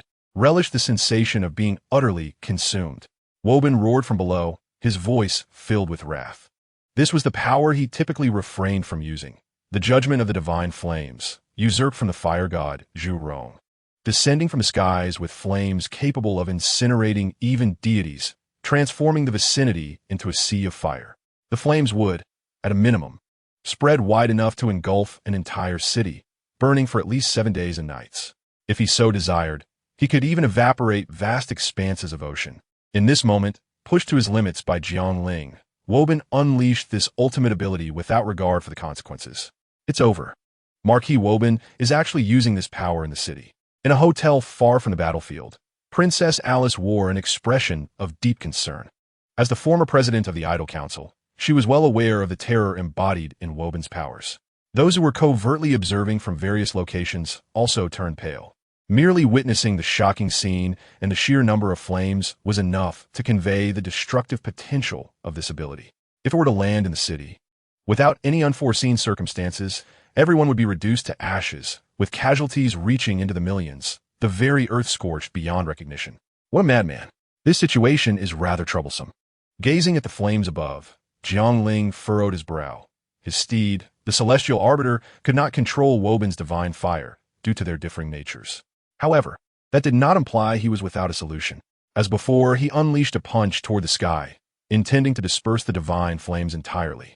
Yet, given the vast area, even a slight excess of force would shatter the flames, but also devastate the city, rendering the distinction negligible. Just as Jiang Ling contemplated his options, a pair of sinister, beastly eyes suddenly glowed nearby. Roar! With a roar reminiscent of ancient times, Woban wasted no time. His immense limbs tightened, and with a powerful push against the ground, he shot forth like a bullet, transforming into a magnificent meteor, hurtling towards Jiang Ling, who stood atop the serpent's head. Boom! The sound of impact reverberated across the heavens. A tempestuous wave, akin to apocalyptic fury, surged forth like an unstoppable tide, uprooting the concrete beneath, hurling vehicles, shattering glass, and causing the walls of the surrounding edifices to fissure and teeter on the brink of collapse. Jiang Ling, with one hand propping up his chin and the other bracing against Woban's assault, stood resolute against the ferocious gusts, his gaze unwaveringly fixed upon the sky. Indeed, this foolish serpent possessed more than mere brute strength. Suddenly, a realization dawned upon Jiang Ling, a subtle smile gracing his lips as he delivered a kick that sent Woban flying, seizing control of the unparalleled serpent to soar into the air. Ah, little imp, I shall see how you intend to counter my dominion. Woban spat blood, clutching his chest as he reverted to his human form, a mocking smile adorning his face. At that moment, under the watchful eyes of all present, Jiang Ling commanded the colossal serpent to hover midair. Under his guidance, the magnificent serpent let out a thunderous roar. Its jaws agape. Mere seconds later, a black hole-like entity materialized before its maw, rapidly expanding into an enormous void. A terrifying gravitational force emanated from this abyss, drawing the fiery ocean above, devouring a hole. In an instant, the inferno that engulfed the city was inexorably swallowed by the funneling black hole. This power represented the true essence of the unparalleled serpent, consumption. Yet, it could not absorb energy far exceeding its own capacity, lest it risk catastrophic detonation. Thus, once the serpent had feasted, Jiang Ling directed it to retreat into the void. After all, it would be unwise for such an explosion to occur here, in a world where the serpent had sustained injuries. What? Woban exclaimed, his eyes widening in disbelief. His trump card, his power, had been so effortlessly vanquished? He could not comprehend how a novice could wield such formidable strength. Meanwhile, those in the shadows felt a sense of survival, their astonishment mingling with profound respect for Jiang Ling. No, I cannot be defeated by a newcomer, Woban bellowed in fury. In an instant, disregarding the toll on his spell energy, he sought to summon the flames of the abyss, intent on incinerating everything in his path. This relentless pursuit was becoming tiresome. Noticing this, Jiang Ling furrowed his brow, irritation etched across his face. He had no intention of playing with a second serpent. If Woban was intent on recklessly wielding fire, it would only force him to retaliate with a strike, rendering his efforts futile. Enough of this charade. Since you remain obstinate, you shall remain here. With a flash of lethal intent, Jiang Ling gazed down upon Woban and unleashed a devastating punch. In that moment, a terrifying force descended from the heavens, causing Woban's pupils to constrict as he transformed into a werewolf without hesitation. However, it was all in vain. Under the overwhelming pressure of the punch, Woban's body, which boasted defenses akin to dragon scales, was utterly obliterated, reduced to a mere pulp, blood cascading onto the ground. The earth trembled beneath, a horrifying fist imprint forever etched into its surface. Subsequently, amidst a cacophony of crisp sounds, debris, stones, shards of glass, and even vehicles were swept into the air by the ferocious winds generated by the force of the punches, cascading down to the ground and eliciting an unceasing clamor of impacts. This region had transformed drastically compared to moments prior. The ground lay ravaged beneath the relentless assault of the two combatants, riddled with numerous pits of varying sizes. The buildings surrounding them, once adorned with glass, now stood bereft, their walls cracked and splintered like a spider's web, some even teetering precariously. Baiklas, strelivts, and concrete appeared grotesquely contorted, as if freshly subjected to the wrath of a cataclysmic explosion, marked by charred remnants scattered throughout. The very air was thick with the acrid scent of gunpowder. After Jiang Ling effortlessly dispatched Woban with a single strike, the infernal flames above lost their sustaining power and vanished without a trace. Just as Jiang Ling stretched lazily, preparing to depart, an eerie black flame erupted from the ground, enveloping Woban's spilled blood. A deafening roar followed, as a dark fissure split the air, revealing a shadowy dragon apparition, measuring 20 to 30 meters in length, which emerged from the void with a thunderous bellow. In an instant, flames surged, scorching the air and radiating an ominously perilous aura. Chapter 122, Severing the Bonds of Fate. The omnipotent hero. Almost forgetting, the fellow possesses the ability of resurrection, Jiang Ling murmured, observing the unfolding scene. The black dragon of the underworld. This power enables the physical body to enter a state akin to suspended animation, while the spiritual essence transforms into a colossal dark dragon. During this time, the body remains defenseless, yet the tangible black dragon can wreak havoc upon its surroundings, capable of traversing the realms of life and death. When Woban perishes, this ability consumes a significant amount of magical energy for his revival, and such energy will not replenish for 1 to 2 months. Though this power may pose a considerable challenge to others, it holds little sway over me, Jiang Ling scoffed. He then reached into a flurry of minute magical illusions to retrieve the Grim Reaper's scythe, twirling it gracefully as he surveyed the world below. In the next moment, Jiang Ling swung the scythe. Instantly, the fabric of space shattered, the heavens quaked, and the universe trembled as everything was obliterated in that one decisive stroke. The black dragon below, the abyssal fissure, and even Woban's regenerating form were all instantaneously annihilated, vanishing from existence. The entire island nation quaked. Once the tremors subsided, a slender scar of destruction marred the ground below, etched indelibly into the earth. Gulp! Those who witnessed this scene found it difficult to swallow. The chasm, so near, instilling a profound sense of dread. Undoubtedly, even the esteemed Marquis Woban stood no chance of surviving such a blow. This implies that the Marquis of Woban, the most ancient demon king of modern times, was vanquished by Jiang Ling as effortlessly as one would crush an insect. Thankfully, our island did not seek trouble with him. Otherwise, this land would likely have ceased to exist. An elder from the Historical Compilation Committee wiped away the non-existent cold sweat from his brow, muttering to himself. Others from various factions also exhaled with relief. For since the emergence of the 7th Demon King, they had not witnessed any significant turmoil. Remarkably, only a single item was lost.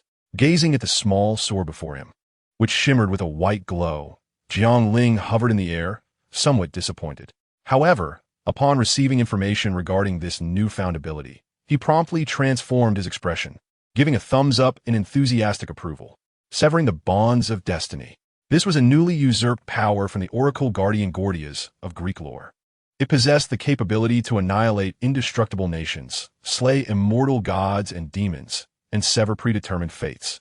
For instance, this power could manifest as a short sword, capable of breaking bindings that ought to remain intact, rendering causative manipulation ineffective and inflicting fatal damage. Truly, it was fitting that the proud and rebellious Wolf Duke, who detested submission, acquired a power that embodies resistance against fate. Throughout the life of the Oracle Guardian Gordias, he maintained a profound connection with destiny and prophecy. As long as he adhered to the oracles related to him, fortune would invariably favor him. This also hinted at his role as the Oracle Guardian, affirming the inevitability and inescapability of fate. But who could blame the Marquis for being so obstinate? He was indeed deserving of this power, yet it ultimately fell into Jiang Ling's hands. Pride in success or failure remained his hallmark. The arrogant Marquis of Woban had not anticipated Jiang Ling's capabilities, rendering him unable to activate this power in time, leading to his eventual demise. Even if given another chance, Woban would remain without opportunity. After all, Jiang Ling's greatest reliance was not on the abilities of this world. Subsequently, Jiang Ling absorbed this power into himself, casually casting a glance at those observing him from the shadows before vanishing from the high skies. In Akasaka, at the Historical Compilation Committee's branch office, Lord Sayakami received a report from the sorcerer Genka Katoma, who bore a troubled expression. Despite his usual lack of seriousness, his exceptional professional skills had made him a valuable assistant to Sayakami. The new king, after his decisive battle with Woban, did not return to the hotel in Hokkaido, but has instead appeared near Nick in Tachijai. Nick? Sayakami furrowed her brow, delicately tapping her slender fingers on the table in contemplation. He must be going for the monkey deity of the Western Heavenly Palace, she remarked, her brow relaxing as a hint of schadenfreude crept in her voice. Indeed, apart from that monkey deity, there is little else that could draw the new king's interest. Previously, Lord Luo Hao had been infuriated over the predicament concerning the monkey deity. In a bid to unravel the seal of the deity Baima one ventured to Kyoto, only to be thwarted by the absence of dragon and serpent blood. It seems the new king might also be contemplating a similar endeavor, mused Kanemakoto Toma, scratching his disheveled hair. Presently, the head of the Kyoto branch is the young master of the Kyuzuka family. Kyuzuka Ganhiko let him grapple with the ensuing troubles. The Kyuzuka family, having gained prominence through the monkey god, ought to bear the consequences of their divine association, remarked Sayakami Kiyomi with a sardonic smile. Wherever there are people, there exists strife. As previously mentioned, the island nation has perpetually been a battleground for power struggles. The Historical Compilation Committee is no exception, rife with internal conflicts. The Kanto Committee, to which Sayakami Kiyomi belongs, is at odds with the Kansai Committee, led by Kyuzuka Ganhiko. The Kansai Committee is poised for calamity. And while Sayakami Kiyomi feels a twinge of sorrow for their plight, a part of her relishes the outcome. The Kyuzuka family ranks among the 4 eminent families of Japan's sorcery realm, with Kyuzuka Ganhiko as the current heir and protector of the site and shrine. Since the Edo period, the Kyuzuka family has safeguarded the site and shrine, a significant site for sealing the monkey god. Due to the presence of the monkey god, the Kyuzuka family wields considerable influence in Japan's mystical sphere, akin to the Saikuin family, which relies on Susanoo. Indeed, Kyoto remains a vital part of the island nation. We must temper our schadenfreude and maintain a semblance of decorum. However, we must not offend the new king. Therefore, let us dispatch a selection of shrine maidens to Kyoto as assistants, thereby alleviating any accusations of indifference from the Kanto side, instructed Sayakami Kiyomi with a rational demeanor. Understood, replied Kanemakoto Toma with a nod. The committee's mission is to ensure the safety of the Japanese populace. Before the formidable Demon King, we possess no avenue for resistance. Our primary objective is to ensure that the new king's divine slaying does not extend its reach to Kanto. The losses inflicted upon Kanto have already been severe. We cannot afford further detriment. Sayakami Kiyomi's tone was resolute. Indeed, I shall attend to this matter immediately. Upon receiving orders, Kanemakoto Toma swiftly set about his tasks, finding no fault in Sayakami Kiyomi's commands. On the contrary, he deemed the directive to be profoundly astute. The Yamato people of Japan embody a paradox. They exalt the underdog while simultaneously venerating the powerful.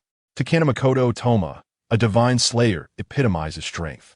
The Nick Tshg in Kyoto, a religious edifice erected in honor of Tokugawa Ieyasu as the guardian deity of Japan, discreetly houses the site and shrine dedicated to the vanquisher of dragons and serpents. The monkey god, the celestial monk of the Western Heaven Palace, has positioned the monkey god as the guardian of the underworld, forming an elaborate array. The mystical powers gathered from various shrines across Japan manifest as the divine energy of Tokugawa Ieyasu, binding the monkey god. Even if he temporarily breaks free from the seal to subdue dragons and serpents, he will ultimately return to this place to accept his confinement. This seal, known as the Baima One, is a culmination of ancient wisdom. The term ancient refers to the venerable relics that dwell in the shadowy realm. Initially, Susanoo, who secluded himself in the ethereal world, devised a scheme to deceive and seal the monkey god, preventing the awakening of the formidable steel from foreign deities, thereby aiding Japan in vanquishing dragons and serpents. The Western Heaven Palace is safeguarded by powerful barriers and sealing spells surrounding the shrine of the deity. According to the teachings of the Kyuzuka family, 3 conditions must be met to unravel the Baima One seal. First, a priestess possessing the ability to avert calamity. Second, a treasured blade capable of weakening the spell. And third, the divine essence of the monkey god's archnemesis, the dragon and serpent. In a lofty mountain near the Western Heaven Palace in Kyoto, Jiang Ling stands atop the peak, casually holding a starry lollipop. Without employing his superhuman stance, he is clad in leisure attire, which rustles in the brisk wind. To flaunt, I shall call you the mightiest. He casually crushes the lollipop and, wielding the plastic stick, uses his enhanced vision to aim at the sign atop the torii gate of Nikko Toshogu. With a swift flick of his wrist, accompanied by a sharp whoosh, the plastic stick erupts into a cloud of white mist, rapidly approaching its target. Without glancing at the outcome, Jiang Ling stretches his body, slightly bending his right leg. A deafening roar suddenly resounds as Jiang Ling's figure vanishes into the horizon. At Nikko Toshogu in Kyoto, Kanekyo of the Kyuzuka family, accompanied by members dedicated to guarding the Western Heaven Palace and a host of priestesses, awaits the arrival of the new king in silence. Although the Kyuzuka family harbors a deep-seated resentment towards the god-slaying intruders who brazenly invade their domain without a word, they find themselves unable to voice their grievances, forced to serve subserviently. If only this king would choose the island nation as his domain, Kanekyo muses inwardly, clad in ceremonial garb. Such a decision would allow this obscure mystical faction to carve out a unique place on the international stage. As Kanekyo indulges in his reverie, a sharp, piercing sound accompanied by a tumultuous gust of wind sweeps through the air. In the astonished gaze of the onlookers, an unidentified object strikes the sign atop the torii, shattering it into fragments. Who dares? A long-serving member of the Kyuzuka family exclaims in fury upon witnessing the desecration of their sacred shrine's monument, shouting into the empty sky. Silence. Kanekyo quickly reprimands his subordinates, realizing that such reckless audacity could only be attributed to the wildly unhinged god-slaying intruders. Sure enough, a whistling sound descends from above, raising a cloud of dust. Jiang Ling's imposing figure materializes before the crowd. Esteemed king, we at the Nine Laws Tomb Shrine are deeply honored by your imminent arrival. Soon, the doors of the shrine will open to facilitate a meeting between the divine and yourselves. Please bear with us a little longer. The young master of the Nine Laws Tomb respectfully awaits, while Jiang Ling casts a sidelong glance at him. There is no need, he states. I can sense his presence. You may take your leave. However, Kenyan of the Nine Laws Tomb hesitates, words caught in his throat. If you wish to court death, you may remain. When the conflict arises, I shall not spare a thought to protect you, Jiang Ling declares, turning his back to them and striding directly into the shrine. Hey! Kenyan bows respectfully to Jiang Ling's retreating figure, though a flicker of resentment glimmers in his downcast gaze. As he passes through the gates of the Toshogu Shrine, flanked by towering cedar trees and traversing another torii, he finds himself before the Toshogu Shrine itself. To the right lies the Rennoji Temple of Nikko, while to the left, deeper within, is the Fudoraisen Shrine. Thus, Jiang Ling leisurely ascends the stone steps toward the 5-story pagoda, crossing under the torii, and entering the famed Yonamen before progressing to the worship hall, then the main hall, and finally reaching the inner sanctum. However, midway through, he diverts toward a modest structure. The Toshogu Shrine, renowned for its opulence, was constructed at a cost equivalent to several billion modern yen, leaving an impression of dazzling gold, intricate carvings, and exquisite embellishments. Yet here stands a small, unadorned building, starkly contrasting with the grandeur of the pagoda and the main gate. The stable draws a derisive chuckle from Jiang Ling. Is the greatest impression of the Monkey King merely that of managing horses for the gods? He shifts his gaze toward another direction. Under the eaves of a humble dwelling, a family of monkeys is intricately carved, depicting various postures. Monkeys with closed eyes, sealed mouths, covered ears, seated, gazing skyward, and lying down. Together, a dozen monkeys are sculpted. 3 monkeys cover their eyes, mouth, and ears, a famous carving. Yet Jiang Ling finds little interest, moving directly into the expansive woods behind the stable. A passageway connecting the Futurazan Shrine and the Tashoga Shrine, where the Sarayu Shrine is hidden. Before long, Jiang Ling arrives at an ancient shrine.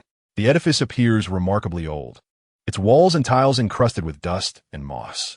Upon entering, he discovers a dilapidated shrine, neither grand nor spacious, reminiscent of the unadorned shrines often found along rural roads in Japan.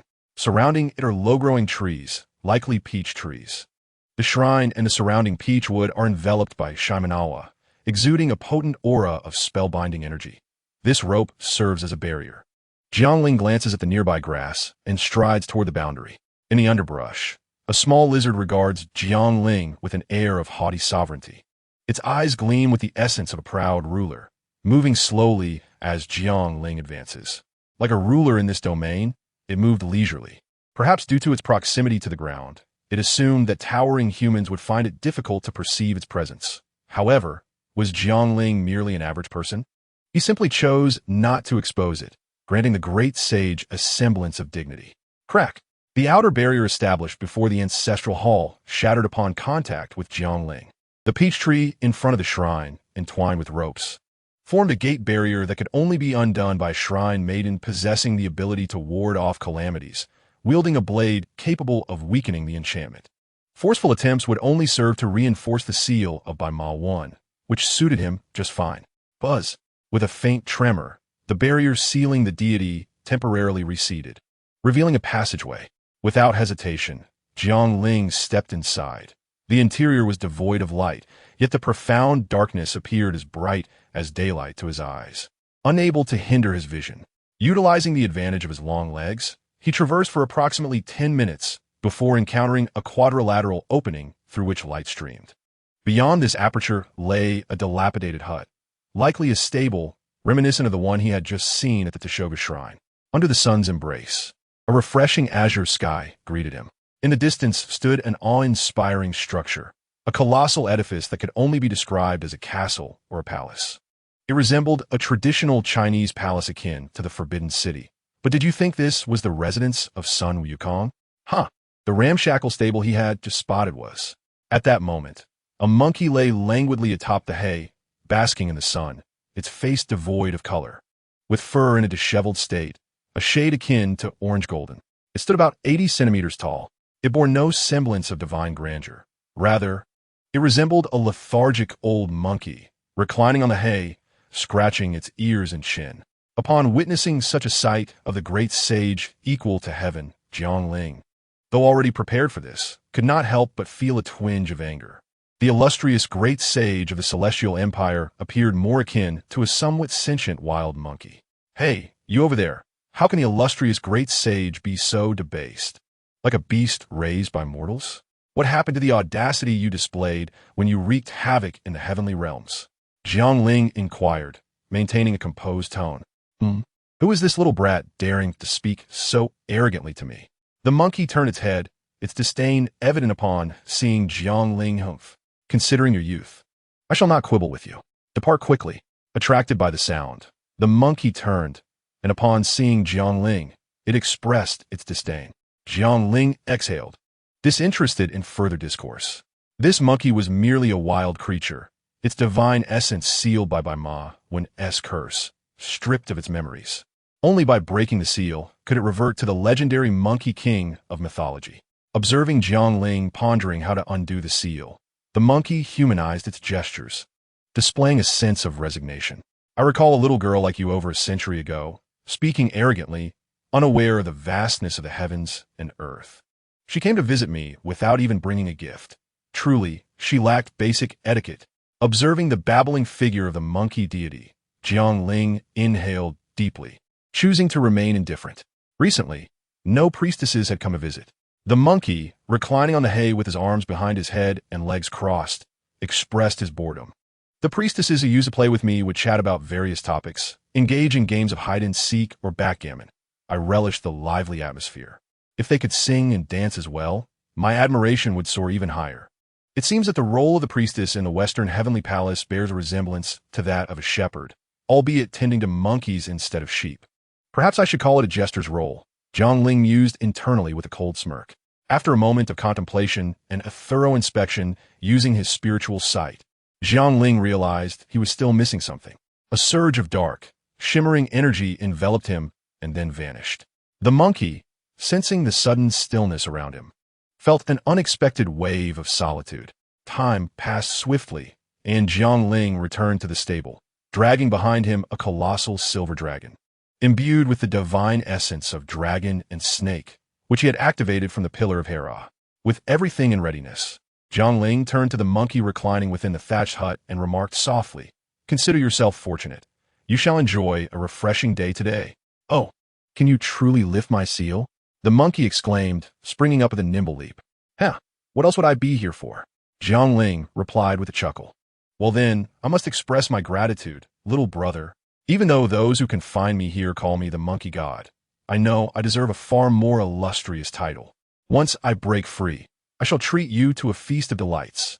The monkey's previously jovial expression turned serious, unfazed by the monkey's nonchalance regarding the day's significance.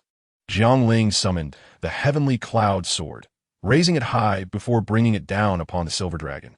The massive creature was severed in two, its blood cascading to the ground, revealing the divine essence of the Earth Mother. At that moment, the monkey god transformed into a stone monkey, his pupils igniting with a golden hue, as if ablaze with fervor. As the seal weakened, the stone monkey's primal instincts and ferocity began to resurface, exuding a palpable aura of wildness. Though unable to move, he began to hum a tune with a leisurely cadence. 500 years. The sands of time have turned to sea, the stubborn stone now cloaked in moss. Just one heart remains, yearning for freedom and ease. As the dragon's blood scattered in all directions, the imperceptible seal of the monkey deity began to unravel layer by layer. The previously petrified figure of the monkey expanded, an overwhelming divine power surging forth from him. He shot skyward like a blazing flame, crashing heavily upon the resplendent main hall of the TSHG shrine. Faced with this unstoppable force, the walls of the shrine shattered instantly, and its protective barriers dissolved into nothingness. Ultimately, the fiery figure ascended into the heavens, revealing a silhouette standing upon a cloud. Ah, has the awakening finally come? Jiang Ling gazed at the sky, squinting as he marveled at the monkey's current state. At that moment, the great sage, equal to heaven, had just broken free from his seal, appearing somewhat disheveled and unclothed. However, with the seal lifted, he reclaimed his divine persona, radiating immense power. Chapter 125. The essence I, old son, am not some trifling monkey deity. I am heaven itself, the great sage of heaven. I am the monkey king born of stone, possessing boundless powers and countless transformations. I have pilfered elixirs from the heavenly palace, indulged in wine, feasted on celestial peaches, and wreaked havoc. Reciting his incantation, he produced a long staff from his ear, adorned with gold hoops at both ends and a section of black iron in the middle. This was none other than the legendary Rui Jingubang, the magical staff from the East Sea. My surname is Sun. My name is Wukong. I am the great sage, equal to heaven, he proclaimed loudly to the world. Announcing his return, deceived by the cunning of a Japanese deity, he found himself in a rather pitiful state and realized he needed a new appearance. The golden-furred monkey glanced down at his body, appearing somewhat vexed as he scratched his head. Then he blew a puff of air onto himself, instantly transforming his appearance. Clad in a golden chainmail armor and adorned with a phoenix-winged crown of purple gold, his feet were shod in cloud-soled boots, and he wielded the Rui Jingubang. Indeed, as one is dressed, so too does one appear. The monkey, once in a disheveled state, now exuded an aura of valor and majesty, finally embodying the legendary great sage of myth. You, my young brother, should wait here for a moment while I create a ruckus. At this moment, the great sage, Harboring intense resentment towards the Japanese deity Susanoo, who had previously plotted against him, sought to exact his revenge upon the sacred grounds of Nikko Toshogu. Boom! He enlarged the Rui Jingu Bang to an immense size and swung it toward the towering mountains where the Nikko Toshogu was situated. In an instant, the resplendent shrine was reduced to dust, and the mountain crumbled, sending rocks and soil crashing down. The citizens of Kyoto felt the earth tremble violently, as if a great earthquake had struck, plunging the entire city into chaos. Flee! Quickly leave this place. The members of the Jufuzong family, who had intended to introduce Jiang Ling, were still nearby, their minds reeling in shock at the earth-shattering scene. As the great sage wreaked havoc above Kyoto, Jiang Ling's voice rang out from behind him. Now that you have regained your clarity, it is time for me to fulfill my promise. Oh, young brother, are you certain you wish to engage in combat with me? Would it not be wiser to wait patiently while I attend to my affairs before extending you a warm welcome? The great sage turned to Jiang Ling, casually twirling his staff. Haha, a warm welcome? I think not. Instead, I am far more eager to test my skills against the legendary great sage, who has spent centuries sealed away by the Japanese, reduced to a mere beast, after being embarrassed for so many years in Japan. How much of the mythical strength do you truly possess now? Jiang Ling replied, his face alight with mockery. Oh, how dare you speak so to me, old son? You have truly enraged me. The monkey, filled with fury, scratched his ears and cheeks, his expression transforming into that of a fearsome beast. Ruler of the Rakshasa, cease your words and receive a strike from me. The great sage, incensed by Jiang Ling's provocations, summoned his divine powers, wielding the Rui Jingu Bang and bringing it down upon him. This iron rod, weighing a staggering 13,500 pounds, danced in his grip with the swiftness of lightning, a murderous aura swirling around its tip, the gust it generated causing Jiang Ling's hair to flutter wildly. With an impassive countenance, Jiang Ling raised his right hand to meet the great sage's staff.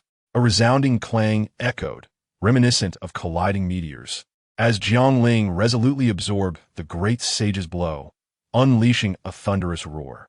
The collision birthed two opposing shockwaves, crashing together like waves against rocky shores, creating a frenzied tide of impact.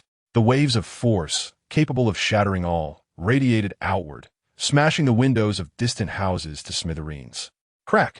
As the air provided no leverage, Jiang Ling was sent flying by the great sage's second strike, akin to a baseball hurled with all might by a pitcher. Crashing down upon the ground, the earth shattered beneath him, fissures of terror spreading throughout the city of Kyoto, the reverberations causing the entire city to tremble. Shards of glass scattered everywhere. Witnessing Jiang Ling being struck away by his blows, the monkey swiftly performed a somersault, vanishing into the sky, only to reappear on the distant horizon. Hee, little brother, return and hone your skills. For now, let old son settle the score. The great sage, standing upon a golden cloud, gazed down at the earth, his fiery eyes fixed on Jiang Ling's position, a grin adorning his face. Then, with a single hand forming a seal, he uttered a spell. As he pronounced the final word, a sudden transformation unfolded. The ground surrounding Jiang Ling became completely immobilized, petrification enveloping the earth, the surface he stood upon swiftly cloaked in gray stone. Ha ha ha! With the secret arts of a stone mountain cavern, I shall confine you. The monkey laughed heartily atop his cloud. Radiating from Jiang Ling, the petrification spread like ripples.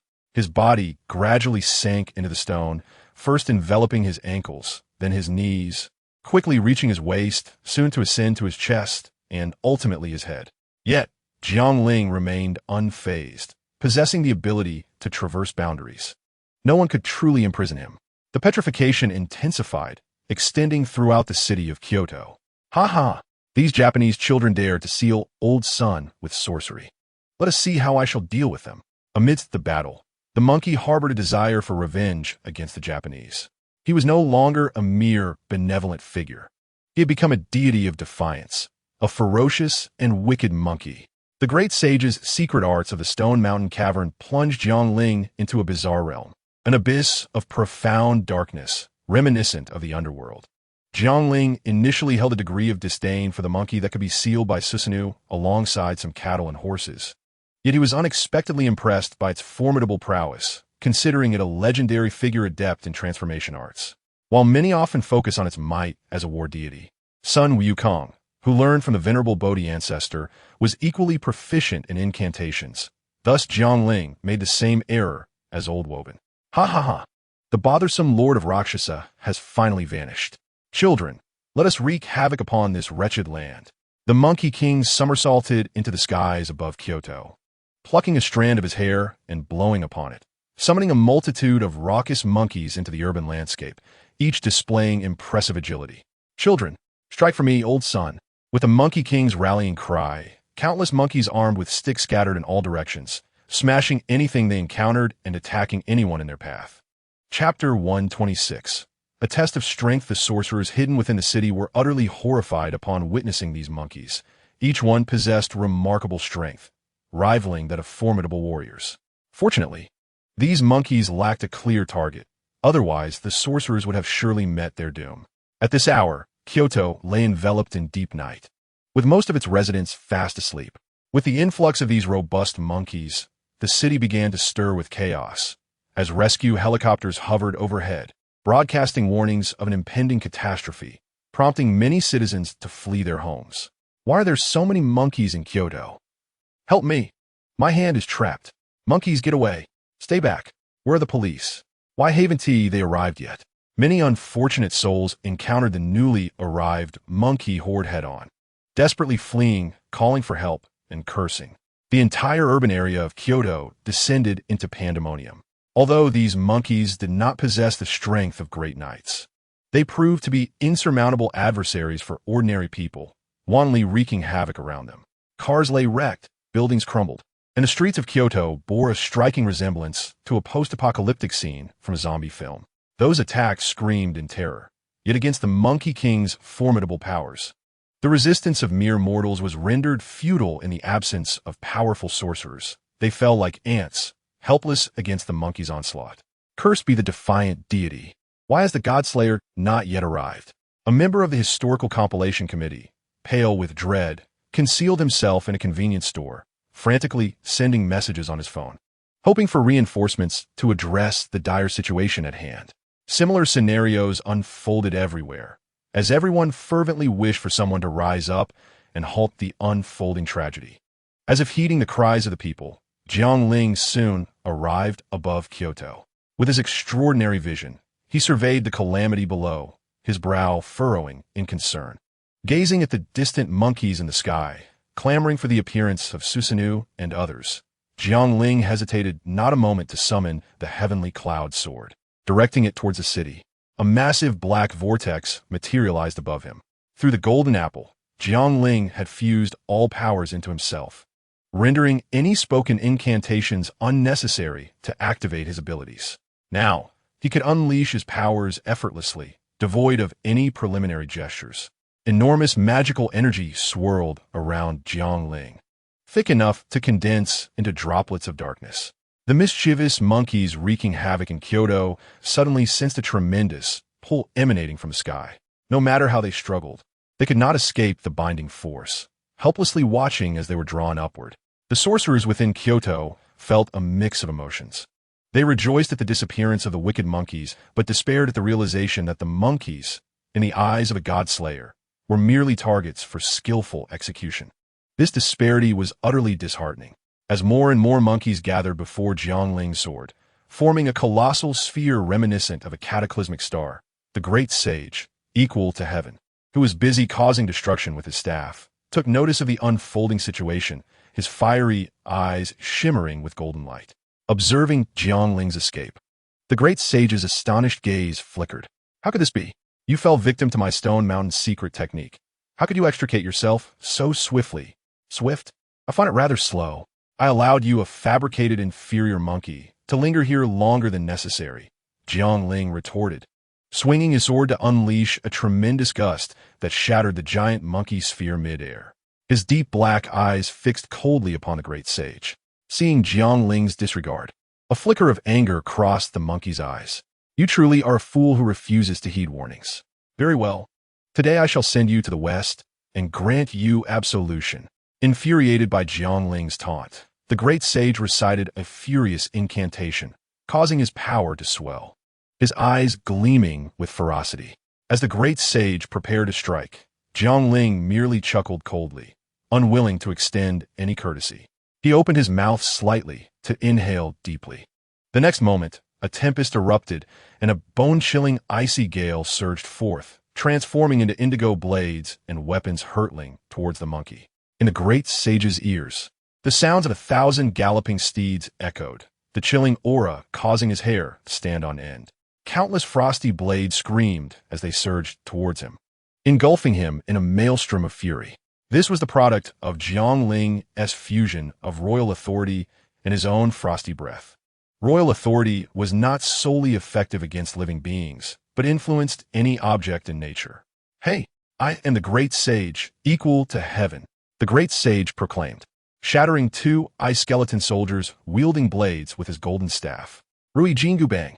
Grow, grow, grow!"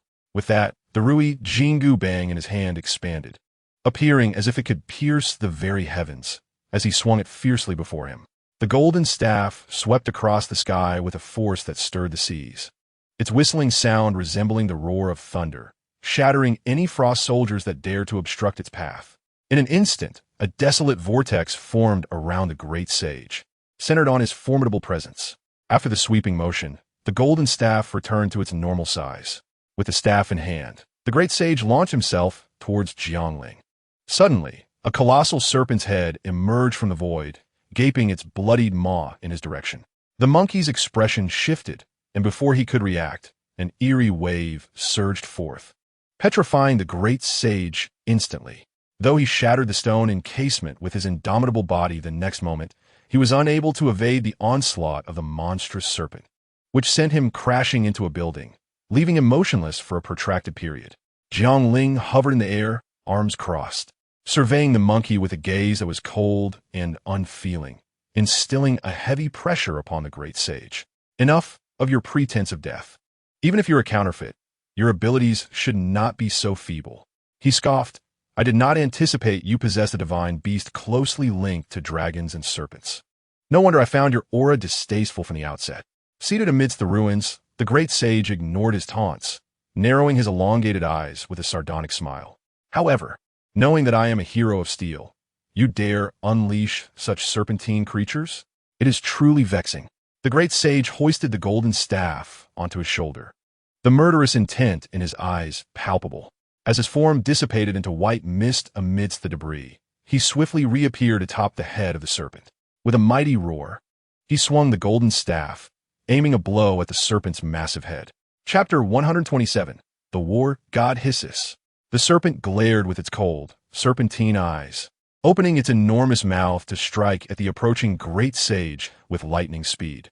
Undeterred by the fearsome beast, the great sage maintained his velocity, enlarging the golden staff in his grasp before delivering a heavy blow onto the serpent's body. Bang! The clash between the staff and the serpent produced a thunderous sound, cleaving the creature in two. Despite the serpent's formidable defenses and remarkable immortality, facing a deity of steel proved to be an insurmountable challenge, especially one as powerful as the great sage. Historically, the great sage's exploits as a figure of steel were not prominently noted. The most renowned heroes of steel, like Perseus, are celebrated for subduing dragons and serpents through sheer might, yet the great sage lacked such a connection to these creatures. Nonetheless, in the celestial realm, the concept of the dragon horse has existed since antiquity, signifying a profound relationship between dragons and horses. As the saying goes, when a heavenly horse descends, the dragon shall follow. In ancient times, dragons were depicted as horses adorned with horns. As epics progressed, they fused with serpents, symbols of the Earth Mother, acquiring scales and serpentine forms. In the West, they evolved to possess limbs and wings, while in the East, they underwent extreme shortening, culminating in the image of the Easter dragon.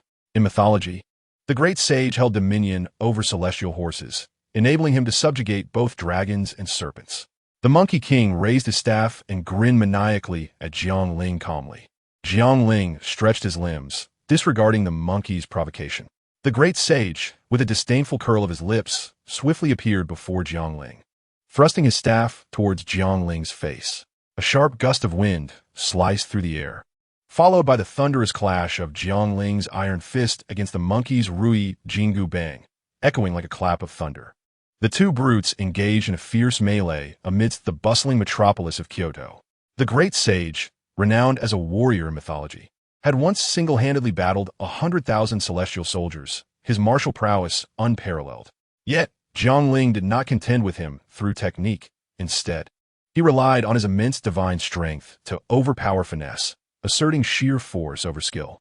As their weapons clashed, divine and curse energies collided. Each encounter caused buildings to tremble and the earth to quake. Both combatants possessed similar swiftness and indomitable physiques, each strike instilling fear in onlookers. The clang of metal against flesh resonated as the staff met Jiang Ling's fist, the terrifying curse energy clashing with the monkey's divine might, sending tremors throughout Kyoto. Deep fissures spread across the city, countless structures crumbling. Help me! Is this divine retribution upon the island nation? Is it the end of the world? The anguished cries of citizens, still trapped within the chaos, echoed faintly. With each thunderous collision of fists and staff, the area disintegrated. Time became irrelevant as, following another violent clash, Jiang Ling delivered a sweeping kick that sent the monkey sprawling to the ground.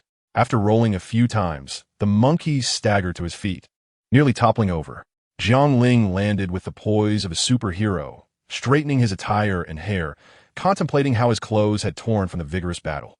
He mused that perhaps a superhero costume would have been more practical for such a fight. In stark contrast to Jiang Ling's pristine condition, the monkey appeared battered and bruised. His golden chainmail had been shattered by Jiang Ling's blows, and even his invulnerable form was now bloodied and gruesome. The Slayer of Gods. I did not expect you to possess such strength at a young age. You truly impress me, the great sage said, leaning on his staff. Tell me your name. Though I am but a shadow of my former self, the fact that you can contend with my fierce and violent avatar speaks volumes of your prowess. The monkey attempted to salvage his dignity with praise. Jiang Ling, however, remained silent, merely listening to the monkey's boasts. Noticing Jiang Ling's lack of desire to respond, the great sage erupted into hearty laughter, straightening his stooped form, his eyes ablaze with fervent combativeness. It has been an eternity since such reckless battles were fought. It feels like a distant memory. Young Godslayer, I must express my gratitude once more. Come forth. My power lies here. Take it freely. Observing the righteous demeanor of the great sage equal to heaven, Jiang Ling felt a flicker of doubt, but ultimately resolved to place his trust in him. After all, he is a deity of their own. However, a glint of cunning flashed in the sage's eyes. Before Jiang Ling could grasp the situation, the great sage swiftly recited an incantation, and his form began to enlarge dramatically. Youngster, let me impart a lesson to you. Ha ha ha. Never trust your enemies. At that moment, the great sage's height surpassed 1,000 meters, his head brushing against the clouds in the clear night sky. He extended his right hand, grasping the Rui Jingu Bang, a staff as colossal as a celestial pillar, and swung it fiercely towards Jiang Ling. Jiang Ling's expression shifted. He had never witnessed such a breathtaking spectacle, one that would outshine even the finest Hollywood special effects. Boom! The diminutive Jiang Ling was sent flying by the sage's strike, crashing into the towering buildings of Kyoto, only to burst through them with a cacophony of sound. How was that, little ghost? The great sage, reveling in his triumph, swung the staff again, and with a thunderous roar, the enormous Jingu Bang landed where Jiang Ling had come to a halt. Kyoto, once a global metropolis, lay in ruins.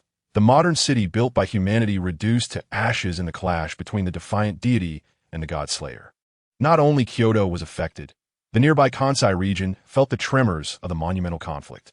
The feeble sorceries of the island nation stood powerless against the whims of the deity, leaving no room for resistance. Should this relentless battle continue, the entire island might be engulfed in devastation. Disregarding the martial code, I shall trust you one last time. I am but a dog. Jiang Ling's eyes blazed with volcanic fury as he hoisted the great sage's Jingu Bang and soared skyward. The great sage's expression shifted to one of surprise, yet he did not relinquish his grip on the staff. Consequently, Jiang Ling ascended, dragging the massive form of the great sage through the sound barrier and into the clouds, gradually escaping the Earth's gravitational pull and entering outer space. Chapter 128. Rui Jingu Bang, a Superman Unbound. Jiang Ling then positioned his right hand behind him, bent his left leg slightly, and with a spin, hurled the monkey into the vastness of space. Whoosh! The sun's radiant energy bestowed upon Jiang Ling boundless strength.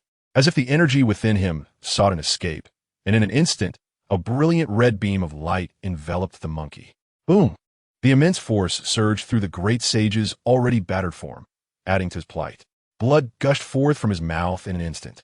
As the great sage gazed at the distant, furious Jiang Ling, a sinister grin spreading across his face. The crimson blood, staining his teeth, lent him an exceptionally fierce appearance, and his grip on the golden staff loosened slightly. Unbeknownst to Jiang Ling, who was oblivious to this scene, he extended his right hand towards the sun. Under his precise control, the scattered flames of the solar fire converged, unleashing countless fiery beams from the heavens that enveloped the great sage, illuminating the void of space with their brilliance. The onlookers on the ground were captivated by this awe-inspiring spectacle in the sky. The force of destruction was undeniably magnificent. Hot, hot, hot. This flame is truly remarkable. No wonder they call him the Godslayer. Ha ha ha. As the god of steel, he despised nothing more than the searing temperatures capable of melting iron. The terrifying celestial fire consumed the great sage. The invincible, immortal steel was melted away, losing its original form, and the great sage turned to ashes beneath that intense heat. This figure, who had battled valiantly under Jiang Ling's command for an extended duration, ultimately returned to the mythos that belonged to him amid the flames of annihilation. Perhaps, for him, it was also a form of liberation. Jiang Ling floated over, retrieving the Rui Jingu Bang, the staff that had not returned to myth with the great sage. He examined it closely, feeling an inexplicable fondness for it.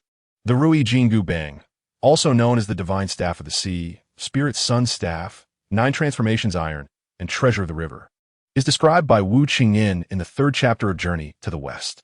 This treasure measures over 2 zhang in length, and is as thick as A. Inscribed upon it is a line of characters indicating that it weighs 13,500 pounds, a metal weapon capable of transformation, used by Yu to measure the depths of the sea during his water control efforts. The staff has 2 golden hoops on either end, with a segment of black iron in the middle. Adjacent to the hoops is an engraved line that reads, Rui Jingu Bang, weighing 13,500 pounds, is a unique and precious treasure. Jiang Ling swung the staff in the void of space several times, nodding in satisfaction. In his childhood discussions about the great sage, the most vivid memory was always of his golden staff. Who among them had not fantasized about wielding the Rui Jingu Bang to vanquish monsters? This staff is not only aesthetically exquisite, but also remarkably versatile, capable of expanding and contracting, growing thicker or thinner, able to traverse the heavens and seas, and even fit into one's ear. Its contributions in subduing demons and vanquishing evil were indispensable. A single strike could shake the earth. Now, having acquired the authentic article, Jiang Ling, though not particularly adept at using it like his previous weapons, had at least enriched his arsenal, had he not? Throughout the lengthy journey of his life, he hoped to one day possess a personal treasury akin to that of the illustrious Golden Glimmer. After storing the Rui Jingu Bang within his magical cube and surveying the surroundings for any other treasures left behind, Jiang Ling shifted his focus to the newfound powers he had obtained. First among them was Law of Heaven and Earth, towering like 10,000 jaw. With a head as formidable as Mount Tai, a waist akin to steep ridges, eyes flashing like lightning, a mouth resembling a blood basin, and teeth sharp as swords and halberds, reaching up to the 33 heavens and descending to the 18 layers of hell. In the classic tale Journey to the West, the phrase heavenly law and earthly phenomena is invoked by Sun Wukong on 2 notable occasions. The first instance occurs during his duel with Erlang Shun, where both combatants transform into towering giants, one wielding the Rui Jingu Bang and the other brandishing the 3-edged blade. Their battle, a fierce contest lasting 300 rounds, leaves both parties in a stalemate, shaking the very earth and instilling terror in the hearts of the 72 Demon Kings. The second occurrence unfolds during his confrontation with the Bull Demon King, where Sun Wukong employs this formidable technique against the Bull Demon's true form, the Great White Bull. Their clash is nothing short of earth-shattering, inciting fear among the deities who witness it. This extraordinary ability stands as one of the most potent techniques in the Monkey King's arsenal, rarely utilized unless faced with adversaries of equal caliber, such as Erlang Shun or the Bull Demon King. Additionally, we have the Great Immortal Technique, which serves as the foundation of Sun Wukong's cultivation. In his pursuit of immortality, he sought the guidance of the Bodhi Patriarch, dedicating 3 years to mastering the essence of the technique. Through this practice, he attained celestial status, achieving a harmonious existence with the cosmos, becoming immune to ailments, and transcending the cycle of reincarnation, thus potentially granting him eternal life. However, this profound knowledge comes at a cost, for it is a path that transcends the natural order, challenging the very fabric of creation, a journey that may draw the ire of ethereal beings. Feeling the immense power within him, Jiang Ling let out a hearty laugh, his form rapidly expanding until he surpassed a height of 1,000 meters, his head towering like Mount Tai and his waist resembling lofty ridges. Standing amidst the stars like a titan whose every movement could sway the celestial rivers. After this exhilarating experiment, Jiang Ling returned to his normal stature and soared towards Earth. As for the great immortal technique, it merely raises further questions about Jiang Ling's already extensive lifespan, hinting that, barring unforeseen circumstances, he may very well witness the universe's twilight. As the inky night passed, the dawn's light illuminated the land. In the office of the Historical Compilation Committee, Kinyin of the Nine Laws tomb gazed at the intelligence report with a somber expression, his hands trembling uncontrollably.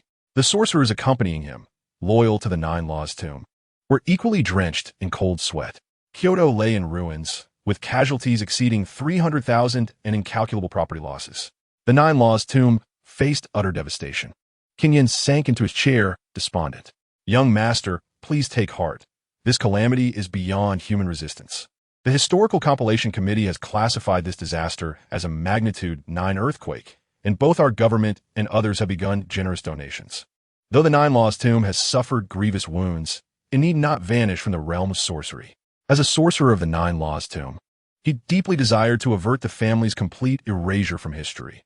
Thus he fervently conveyed all he knew to counsel his young master. But what of it? With such catastrophic losses, and the absence of the monkey true monarch, the Nine Laws tomb may very well find itself excluded from the four great families. Kinyin despondently slumped in silence, remaining motionless for an extended period. Upon returning to the hotel, having refreshed himself with a bath and donned a new outfit, Jiang Ling was preparing to depart from this world when he was suddenly interrupted by a rhythmic knocking at the door. Raising an eyebrow, he utilized his ability to see through the door, revealing the reverent figure of Gonku Dongma waiting outside. Chapter 129. Homecoming, the Omnipotent Hero. What is it? Jiang Ling inquired directly upon opening the door to Gonku Dongma. Your Majesty, Gonku Dongma replied, bowing deeply. I am here to sincerely extend an invitation from Lady Saigong Xin of the Historical Compilation Committee for you to visit Kanto. He dared not show any disrespect towards Jiang Ling. Those known as demon lords were extraordinary beings that transcended the ordinary. The devastated land of Kyoto beneath their feet and the obliterated Tokyo stood as testament to this fact. Jiang Ling observed Gonku Dongma's 90-degree bow in silence, the weight of the atmosphere causing sweat to bead on Dongma's forehead. After a lengthy pause, Jiang Ling averted his gaze and spoke coolly. There is nothing in Kanto that piques my interest. You may leave. It was a jest to think he would venture to Kanto when he was finally returning home after such a long absence. Yes, Your Majesty, Gonku Dongma responded, bowing once more before promptly departing. He had approached this endeavor with a tentative spirit. Success would be splendid, yet failure bore no significant loss. In Tokyo's Ginza district, a place renowned alongside the Champs, Lis Es in Paris and Fifth Avenue in New York, lies one of the world's most vibrant centers. Here, one could witness the confluence of modernity and history, with towering skyscrapers juxtaposed against the oldest edifices of the nation. Alas, most of these structures have been reduced to rubble by the skirmishes instigated by Jiang Ling, a truly sorrowful tale. Fortunately, amidst this once valuable expanse of Ginza, a residence established during the Edo period miraculously survived the calamity. It belonged to the Saigong family, one of the four great clans that lead the Japanese sorcery community. While all of Japan mourned the devastation wrought by the earthquake in Kyoto, Saigong Xin sat in quiet anticipation indoors, awaiting news from Gonku Dongma. After an indeterminate time, a notification chimed from the phone resting on the table. Taking a deep breath, Saigong Xin steadied herself to answer. How did it go? I deeply apologize, but the new king did not accept our invitation. Is that so? Although Saigong Xin had anticipated this outcome, a twinge of disappointment lingered. She had aspired to present the entirety of the Saigong clan as a tribute, hoping to align with the new king and thereby usurp the other three great families, establishing her own clan as the singular superpower of the nation. Through numerous trials, Saigong Xin had come to profoundly recognize the terror of the Godslayer. The Yamato people of Japan have, since ancient times, held a belief in animism, viewing all things as imbued with spirit and believing that wherever they tread, deities are present. Even a blade of grass or a flower can embody divinity. It is precisely due to this belief that the archipelago has birthed a pantheon of over 8 million deities. Yet, despite possessing such an extensive array of gods, the land has never given rise to a Godslayer of its own throughout history. The devastation wrought upon Kyoto and Tokyo has sounded a clarion call within Sayaka Miyako's heart. Although the Miyako family appears to bask in glory within the archipelago, they find themselves devoid of any means to resist against the overwhelming powers of the unyielding gods and Godslayers. Thus, Sayaka Miyako seeks a Godslayer to safeguard the vast legacy of her family, and to elevate a God-slaying demon lord as a leader within the realm of sorcery in the archipelago. Whether symbolic or practical, such an alliance would undoubtedly yield more advantages than disadvantages for the ruling families of the land. However, the calculations are thwarted by the unpredictability of adversaries. Frankly, Sayaka Miyako struggles to comprehend how a world-renowned Godslayer could lack a territory of their own. Does this truly make sense? Nevertheless, the absence of a Godslayer is not insurmountable. After hanging up the phone, Sayaka Miyako's resolve solidified. The Kyuhu family has been directly excluded, while the Saikyuan family, stripped of its Susanoo, is rendered as benign as a toothless tiger. Among the 4 great families, only one remains as a contender. The Miyako family is destined to forge a glorious future. The deeper the night, the more the stars shine with resplendent beauty, akin to jewels glimmering against the dark canvas of the sky. A deep blue and white villa bathes in the moonlight, exuding a sense of classical elegance. However, in stark contrast to the orderly arrangement of furniture, the interior has been turned into disarray. A group of figures, clad entirely in black, rummages through the villa in search of valuables. They have been observing this dwelling for quite some time, noting the absence of signs of habitation. After meticulous scrutiny, they have chosen tonight as the opportune moment to act. To their dismay, however, they discover that the villa harbors few treasures, leaving them somewhat disheartened. Yet, who could have anticipated that the owner of this abode is a man capable of carrying a pocket dimension? As they struggle to unearth anything of worth, a young black man outside in a second-hand pickup truck, keeping watch for them, is engulfed in an abyss of terror. Just moments ago, he was idly smoking and reminiscing about a previous encounter with a girlfriend when a tall figure suddenly materialized in the passenger seat. A powerful arm gripped his shoulder, sending a jolt of fear coursing through him. Jiang Ling, unceremonious in his approach, withdrew a .29 revolver from his armory within the dimensional space and pressed it against the young man's temple, effortlessly extracting the desired information. As he surmised, it was merely a group of unemployed individuals seeking some cash for a bit of laundry detergent. Nothing particularly remarkable. However, instead of seeking help elsewhere, they had the misfortune of arriving at Jiang Ling's residence just as he returned home. One must admit that their luck had plummeted to such depths that even the Almighty would find it unbearable. Consequently, Jiang Ling had no choice but to escort them to meet their maker, while the young African-American man cautiously fixated on the revolver in Jiang Ling's grasp. The latter's other hand, firmly gripping his shoulder, swiftly twisted his neck with brutal efficiency. The use of a firearm was entirely unnecessary.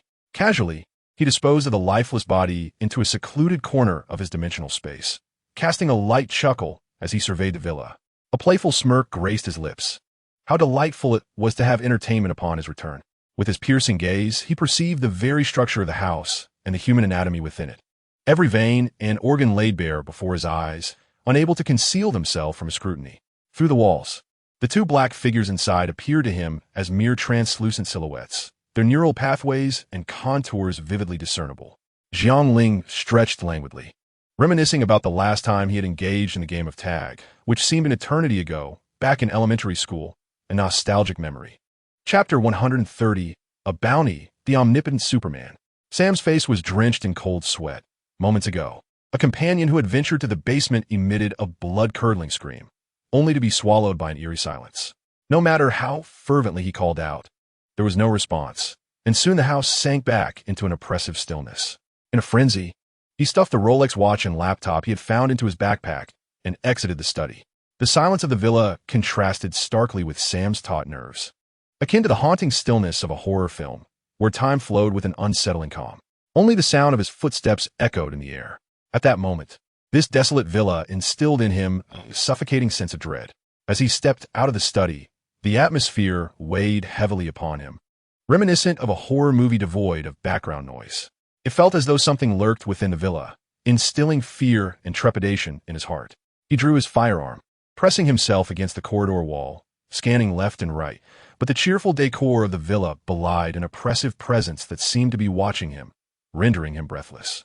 His face clouded with anxiety, he descended from the third floor, passing Jiang Ling's room, only to notice the door ajar, a faint white figure barely visible in the darkness.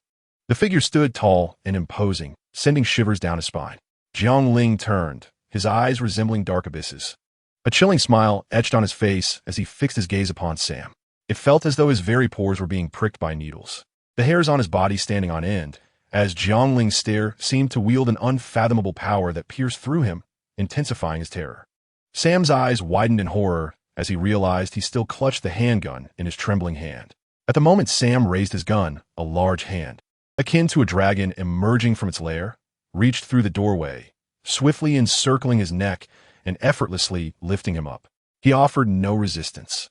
Under Jiang Ling's thumb pressing against his throat, his head tilted, and before the fear on his face could dissipate, the signs of life had already vanished. Disposing of the corpse into the cube space, Jiang Ling dusted off his hands, his gaze sweeping over the chaotic room, and he scratched his head in mild frustration. At such a time, a considerate maid would be most welcome. Transitioning from a life of luxury to one of simplicity is a daunting task, and having grown accustomed to the carefree existence of Godslayer, he found no desire to tidy up the mess himself. Alas, what a sin! Deciding to hire a housekeeper the next day, Jiang Ling glanced at the disarray and resolutely chose to abandon the effort. After illuminating all the rooms with his phone, he settled comfortably into the sofa, engaging in a contemplative stare at the LCD television. Truth be told, the world of the Godslayer was the one he had inhabited the longest among the various realms, not solely due to the ease of acquiring abilities, but also for the sheer enjoyment it offered.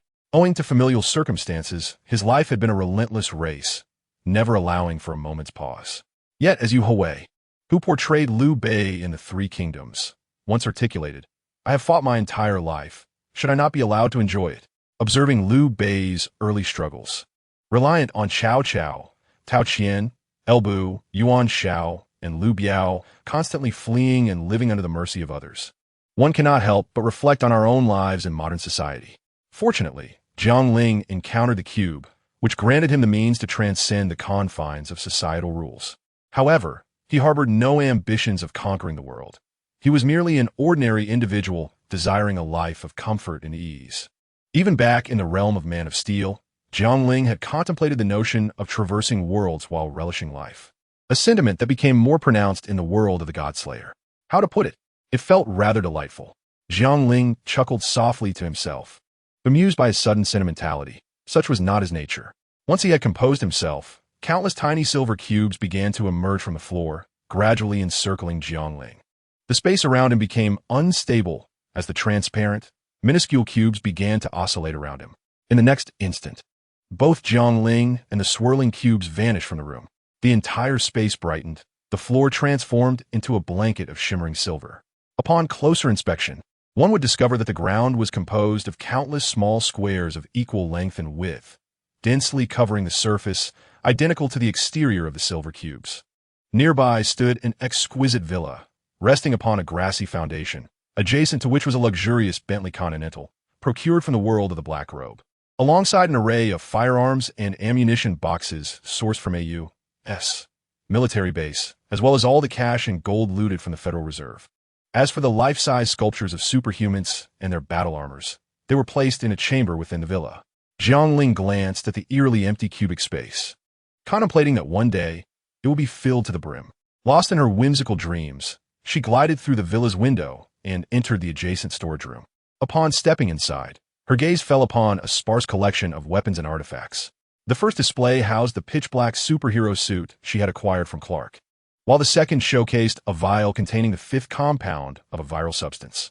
The third was the Grim Reaper's scythe, a drop from Athena, and the fourth was the Rui Jingu Bang, the magical staff of the great sage equal to heaven. Following these were a golden sword, the Amano Murakumo sword, the fate-cutting blade, the bird mark, and the golden apple. The latter items were not exactly equipment. They were manifestations of Jiang Ling's authority. Yet she placed them in the storage room, feeling it lacked substance.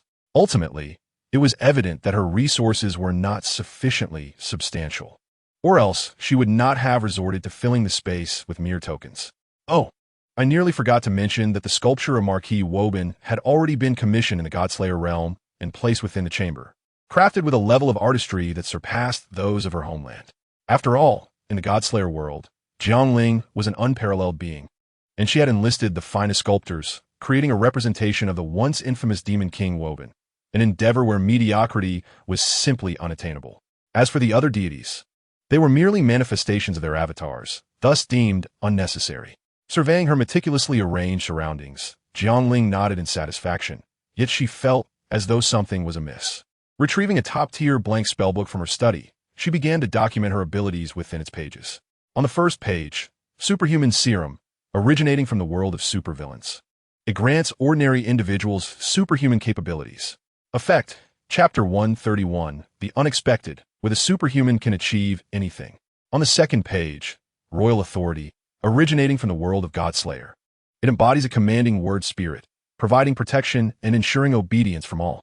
On the third page, Camel's Hoofprint, originating from Godslayer, it significantly enhances the power of explosive kicks, granting divine-level kicking techniques. On the fourth page, Undefeated Warrior, originating from Godslayer. It offers insight into the essence of deities and the ability to wield the golden sword that seals divine powers.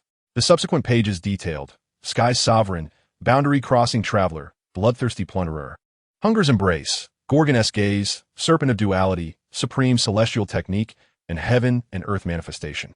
Once all was inscribed, Jiang Ling closed the spellbook and placed it upon the final display before exiting the storage room.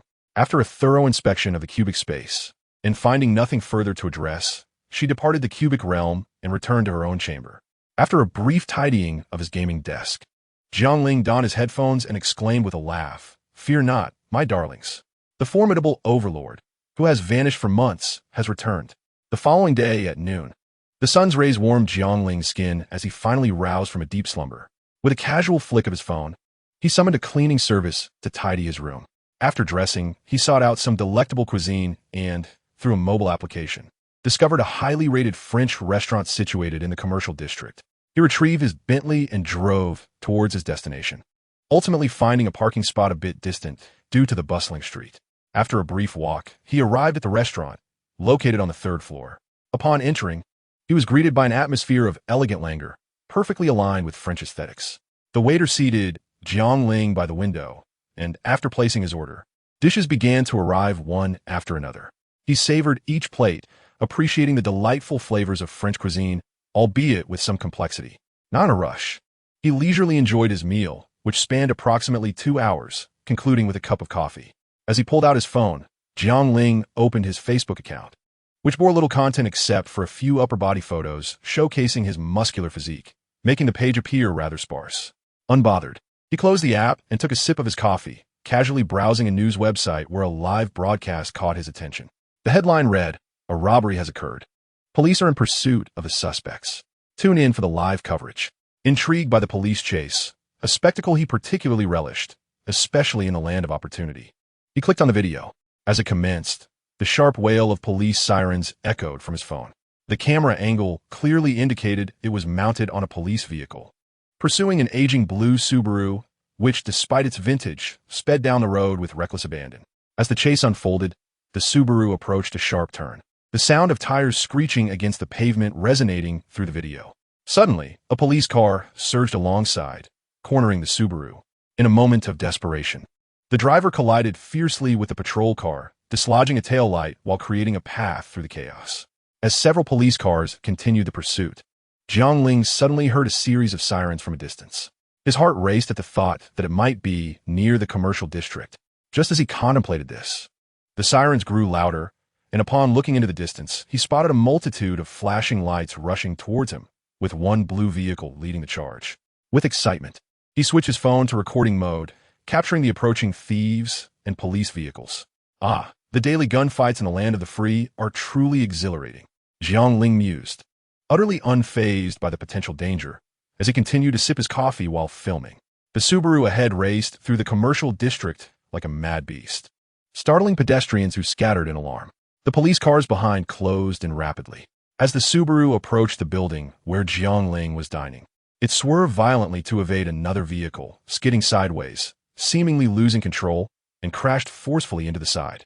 With a thunderous roar, the Subaru collided with a yellow box against the wall, shattering it instantly. The front of the car crumpled, smoke billowing from the wreckage. Four police cars screeched to a halt nearby, officers leaping out to take cover behind their doors, guns drawn, as one shouted, "Drop your weapon and exit the vehicle, or we will use force." Jiang Ling raised an eyebrow, foreseeing the impending chaos. Sure enough, in the next moment, a colossal fireball erupted from where the Subaru had been. In his line of sight, the car disintegrated spectacularly, parts soaring into the sky, and the surrounding officers were hurled into the air by the immense shockwave, twisting and turning mid-flight. Even the police cars on the ground were lifted off the pavement, let alone the officers. This moment unfolded with astonishing speed, yet to Jiang Ling, everything seemed to slow down. The flames rolled toward him in a languid motion. What a fierce explosion! He leisurely finished his coffee, placed several green bills on the table, and walked out with his phone in hand. Just as he exited, time resumed its normal pace, and the tremendous shockwave reached the glass window where he had been seated, shattering the restaurant in an instant. The building shook violently before collapsing with a resounding crash. Pipes exploded, unleashing a force comparable to a missile as flames engulfed the structure, resulting in its swift demise. Not only did the building Jiang Ling occupied crumble, but two neighboring structures also fell to the ground in the explosion's wake. Screams filled the air as countless people fled in terror, debris raining down like a torrential storm, injuring many on the street and creating utter chaos. The police and fire departments were inundated with frantic calls. And where was Jiang Ling? Not far off, observing the spectacle. Wait a moment, Jiang Ling furrowed his brow, turning his gaze toward a nearby ruin. His enhanced vision pierced through the debris, revealing a scene within. A bloodied woman clutched her daughter, who was not yet 10, tightly beneath a wooden dining table against the wall. Chapter 132, A Moment of Compassion. Jiang Ling surmised that in the instant of the explosion, this mother had miraculously pulled her daughter beneath the table, escaping the catastrophic collapse of the building.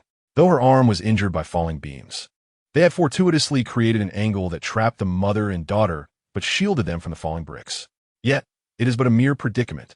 Ensnared tightly within a crevice, surrounded by dust, utterly devoid of the ability to breathe. If no one comes to their aid, it will not be long before they perish within. It must be said, today is their fortunate day, for Jiang Ling happens to be present. Although he is not a virtuous man, now that he has witnessed their plight, he shall not withhold the strength he possesses. He casually retrieved a mask from the surroundings and donned it upon his visage. With a swift movement, Jiang Ling teleported to the adjacent area, effortlessly lifting objects far exceeding his own size and placing them aside, indifferent to the spectacular nature of his actions. The police pursued the suspect, inadvertently rupturing a gas pipeline, which resulted in an explosion that razed several buildings in the commercial district, causing a catastrophic disaster. As more officers dared to intervene, fire trucks arrived to extinguish the flames. At that moment, the natural gas pipeline continued to blaze fiercely. Though the pipeline is equipped with automatic valves that close when a leak is detected and pressure diminishes, the segments are distanced from one another, spanning over 1,000 kilometers. Even if it does not endanger adjacent pipelines, the gas within this particular segment can sustain a fire for an extended duration. Meanwhile, most police officers were occupied with maintaining order at the scene and assisting the injured on the periphery, while firefighters battled the blaze. Some keen-eyed onlookers quickly noticed Jiang Ling's astonishing actions. Look quickly. What is that person doing? Oh my God, he just lifted a solid beam. Is this a dream? Who on earth is that individual? Did he capture this on video? Unperturbed by the unfolding spectacle, Jiang Ling cast aside a massive stone wall, and beneath the rubble, he glimpsed an outstretched arm, evidently belonging to a man. In the beam of his flashlight, he discerned a thick layer of golden hair. Jiang Ling recalled the guests seated at the adjacent table, an American middle-aged man who had dined with a young and beautiful girl, their interaction filled with laughter and flirtation. He pondered the fate of that girl, likely buried beneath the debris. Jiang Ling had once read reports about gas leaks leading to the collapse of buildings. Yet he had not anticipated the explosion's sheer magnitude. Beneath a solid wooden table, a middle-aged woman began to feel lightheaded, her vision blurring. She despaired, realizing that even though she had been fortunate enough to escape the blast, she might succumb to asphyxiation. Oh God, who will save them? As the woman harbored such thoughts, she suddenly heard a cracking sound that made her heart race. Peering up, she observed dust and debris falling from the beam that supported their confined space. No. The woman's heart echoed a cry of despair. This supporting structure was gravely unstable. It was uncertain how much longer the beam could sustain its weight. Given the circumstances, a collapse was imminent, and should that occur, tons of debris would descend upon them, making survival nearly impossible. "Mommy, are we going to die?" The little girl raised her dirty head, speaking in a daze. "No, it cannot be.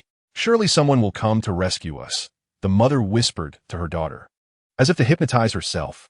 Suddenly, with a crash, the overhead beam shifted downwards a few centimeters, sending small stones and dust cascading down.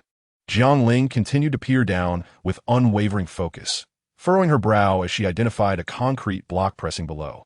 She positioned herself sideways and pulled it out, glancing at the overhead beam without hesitation as she extended her hand. A sliver of light filtered in from the side. The mother leaned out, squinting her eyes to look upwards, and beheld a tall, imposing figure effortlessly lifting the immense beam, as if embodying a deity from ancient tales. "God!" Jiang Ling exclaimed as she swiftly pulled the two out, vanishing in an instant to the other side, where she handed the mother and daughter to the stunned rescuers. Overwhelmed by the cacophony of sirens and the clamor of voices, the mother wept tears of joy, repeatedly expressing her gratitude to God. Who is God? What connection do I have with him? Jiang Ling couldn't help but scoff inwardly. Suddenly, she heard a rustle and turned her gaze to another group of rescuers who had also discovered a survivor, one who was fortunate enough to have sustained only minor injuries. "Do not worry, we will get you out right away.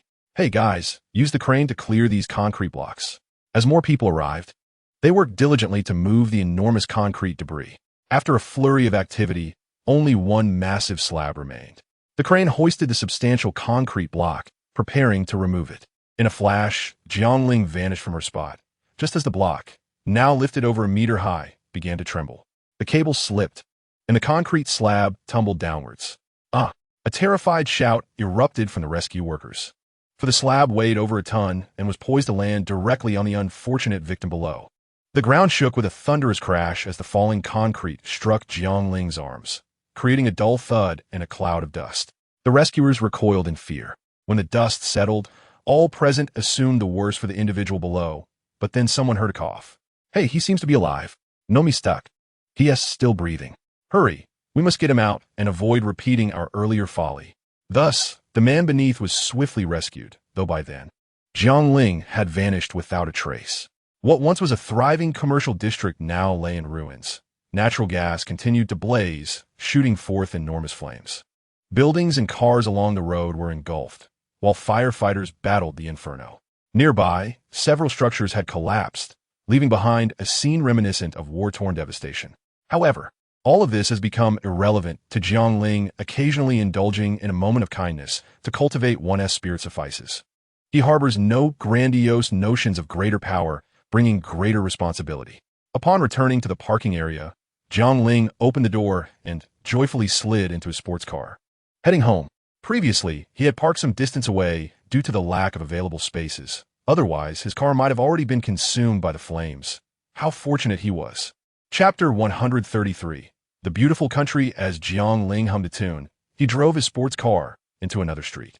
Unbeknownst to him, the explosion had likely affected the nearby high-voltage power lines, plunging the entire street into darkness, illuminated only by the occasional sweep of headlights. Yet, this had little impact on Jiang Ling. Suddenly, a shop window on the roadside shattered, and a group of masked individuals rushed inside.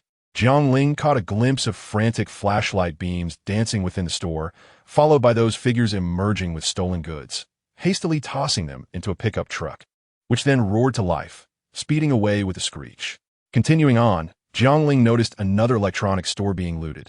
A series of gunshots rang out from within, and soon, a group of thieves fled the scene, quickly jumping into their vehicles. Moments later, a portly middle-aged man emerged, brandishing a shotgun, and fired 2 shots at the retreating cars. Wailing sirens echoed in the distance as a police car approached, swiftly passing by Jiang Ling without stopping, leaving him to wonder what incident had unfolded there. In the beautiful country, a power outage heralds chaos. He recalled the infamous blackout in New York, during which statistics revealed that opportunistic looters raided over 1,000 stores, committing hundreds of robberies and acts of arson. Hence, it is wise to refrain from venturing into the beautiful country indiscriminately. It is far too free. Suddenly, a car sped towards him, its headlights glaring and causing Jiang Ling to frown. The vehicle swerved erratically, seemingly uncertain of its destination, while a police car, lights flashing, pursued closely behind. As the cars drew nearer, Jiang Ling abruptly swerved to the side, opting to accelerate instead of braking, propelling himself onto the crosswalk. At that moment, the fleeing vehicle barreled past Jiang Ling's original path, crashing violently into a nearby fire hydrant, which burst forth in a fountain of water. The runaway car then rolled and collided with a large tree, coming to a halt. The police car skidded to a stop beside them, and two officers emerged, guns drawn, aiming at the car, now lying against the tree. One officer shouted, "Crawl out and do not attempt to resist. I have my eyes on you." Just then, a loud explosion erupted as the car suddenly ignited, causing the officers to retreat hastily. The car door flung open, and a figure scrambled out, desperately crawling on the ground. It was evident that he had sustained a leg injury, as he writhed in pain while attempting to move forward. "Remain still, do not move." The police advanced, apprehending the suspect, securing him with handcuffs, and subsequently dragging him away from the engulfed vehicle, placing him at the roadside several dozen meters away. Inside the car, my friend Frank was still trapped. The man with the fractured leg cried out in anguish. Observing the flames consuming the vehicle, the American police refrained from approaching. In this land, the safety of law enforcement takes precedence.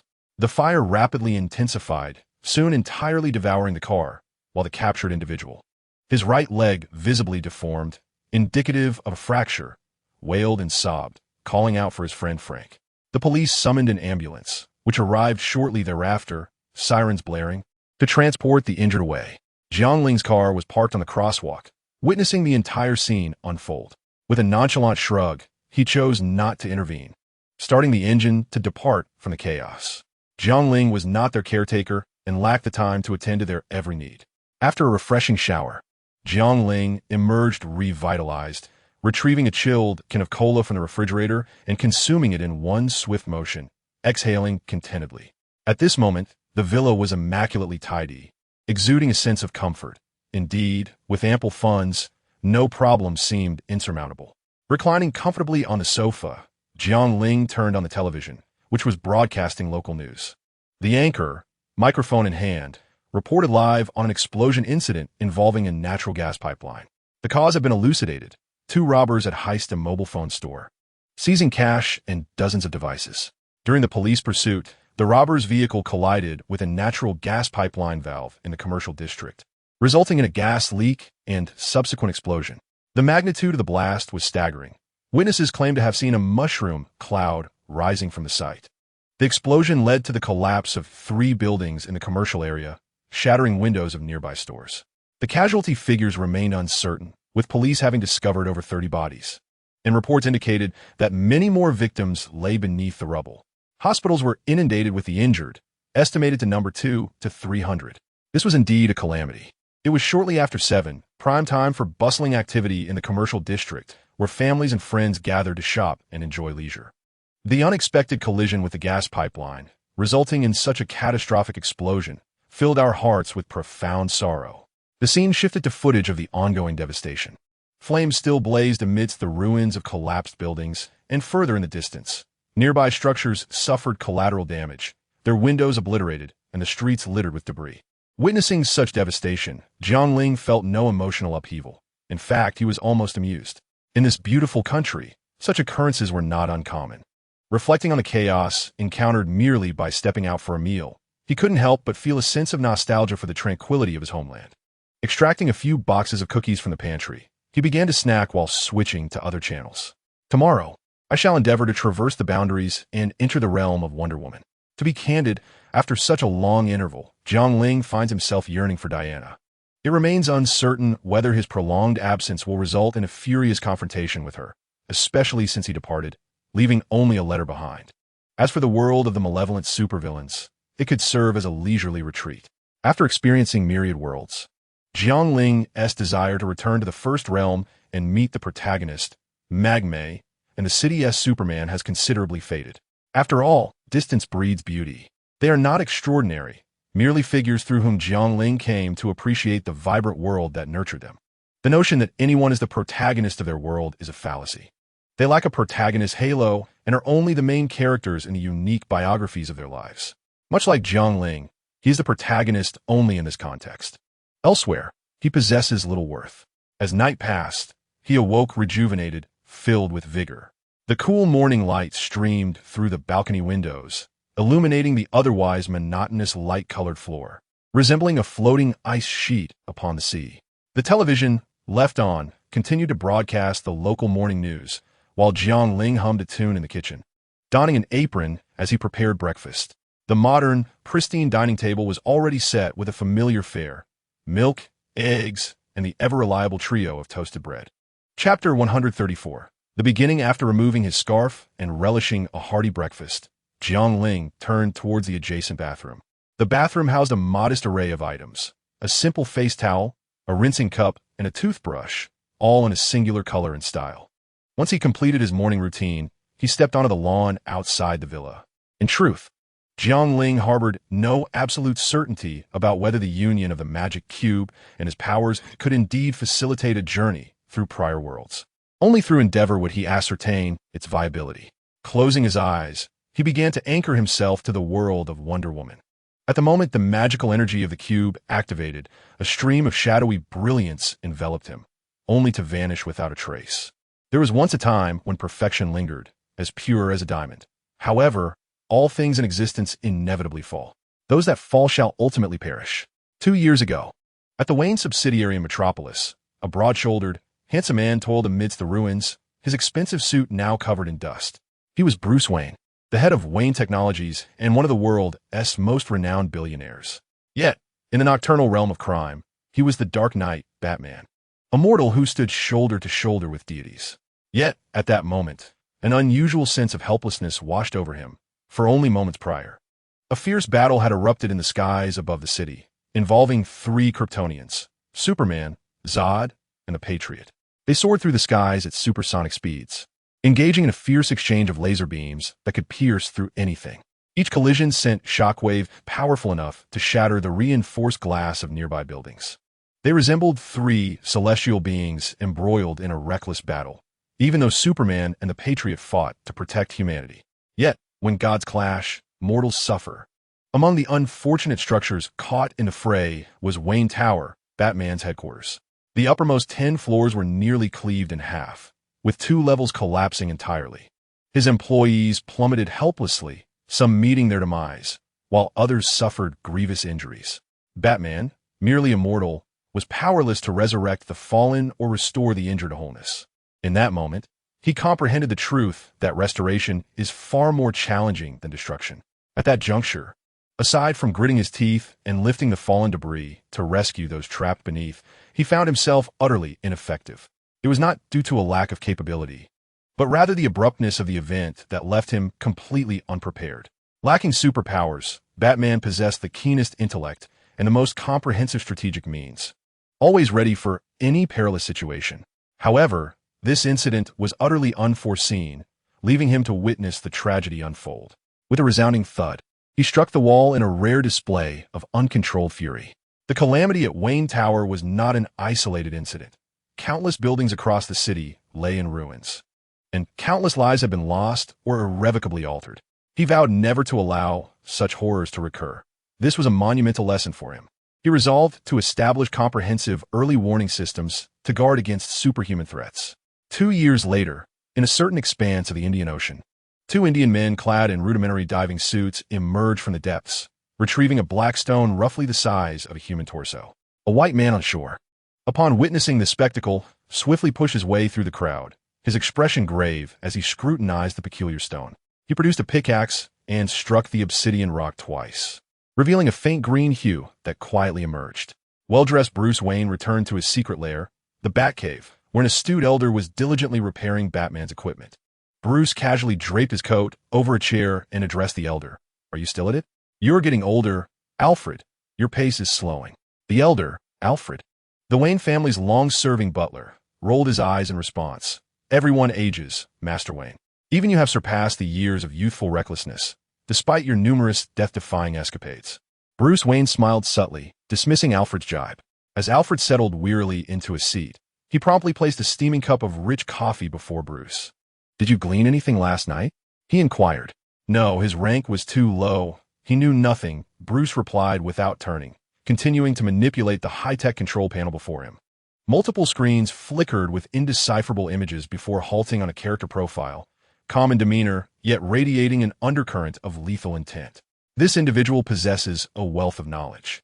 Anatoly Nikitic, a Russian, operates a mercenary enterprise that spans the globe, with its stronghold located in Gotham Harbor, where he engages in the trade of arms and human trafficking. Although he may not be widely recognized, he is one of Batman's many adversaries, known as the KGB Beast. In the comics, his character is depicted as a mechanized assassin of the Soviet KGB, a relentless executioner of missions. He is proficient in the use of nearly all weaponry and is a master of hand-to-hand combat. Batman has encountered him on several occasions, even uncovering a dark chapter of their history wherein Batman trapped the KGB Beast in the sewers, leaving him to starve. However, the portrayal of the KGB Beast in the films diverges from this narrative, and Batman has yet to confront him in his previous life. Thus, your theory suggests that this Portuguese individual is, in fact, a Russian? Alfred inquired, standing beside Master Wayne, supporting the display screen with curiosity. No, my theory posits that this Russian could lead me to that person, Master Wayne replied, his brow furrowed in contemplation as he scrutinized the screen. Alfred sighed, observing Bruce Wayne's demeanor. Master Wayne, I must candidly express that it has been quite some time since I've seen such a troubled expression on your face. Why do you concern yourself with him? You have no confirmation of his existence. He could merely be a figment of imagination. Does a mere phantom contemplate smuggling a dirty bomb into Gotham? Master Wayne retorted swiftly, his expression betraying the untruth of his claim. Alfred paused, having raised Bruce since childhood. He instantly discerned that Bruce was concealing something. Yet, he chose not to press further, concluding it was likely inconsequential. He feigned levity, saying, well, this certainly appears to be a high-risk individual. However, had he known that Bruce was intending to conceal a plan targeting Superman, his thoughts would have been markedly different. Alfred took a sip of coffee and casually placed a newspaper before Bruce, which featured an article about a lowly criminal punished by Batman the previous day, bearing a bat-shaped brand upon his chest. Those marked with such a symbol often meet a grim fate within the prison system. Chapter 135. Unexpected, your demeanor has shifted, Alfred remarked solemnly. Bruce's gaze darkened as he raised the coffee cup to his lips, only to set it back down upon the table. We are criminals, Alfred. We have always been criminals. Nothing has changed. In Dawn of Justice and the subsequent Justice League, both Zack Snyder's versions, Master Wayne has abandoned any principles against killing, burdened as he is with numerous scars. The most evident reminder lies within the Batcave, where a Robin suit emblazoned with the words, "You are a joke, Batman," serves as a perpetual testament to the Joker's handiwork. In The Dark Knight Returns, this very suit is prominently displayed in the Batcave, a constant reminder that the vendetta against Batman's familial adversary remains unresolved.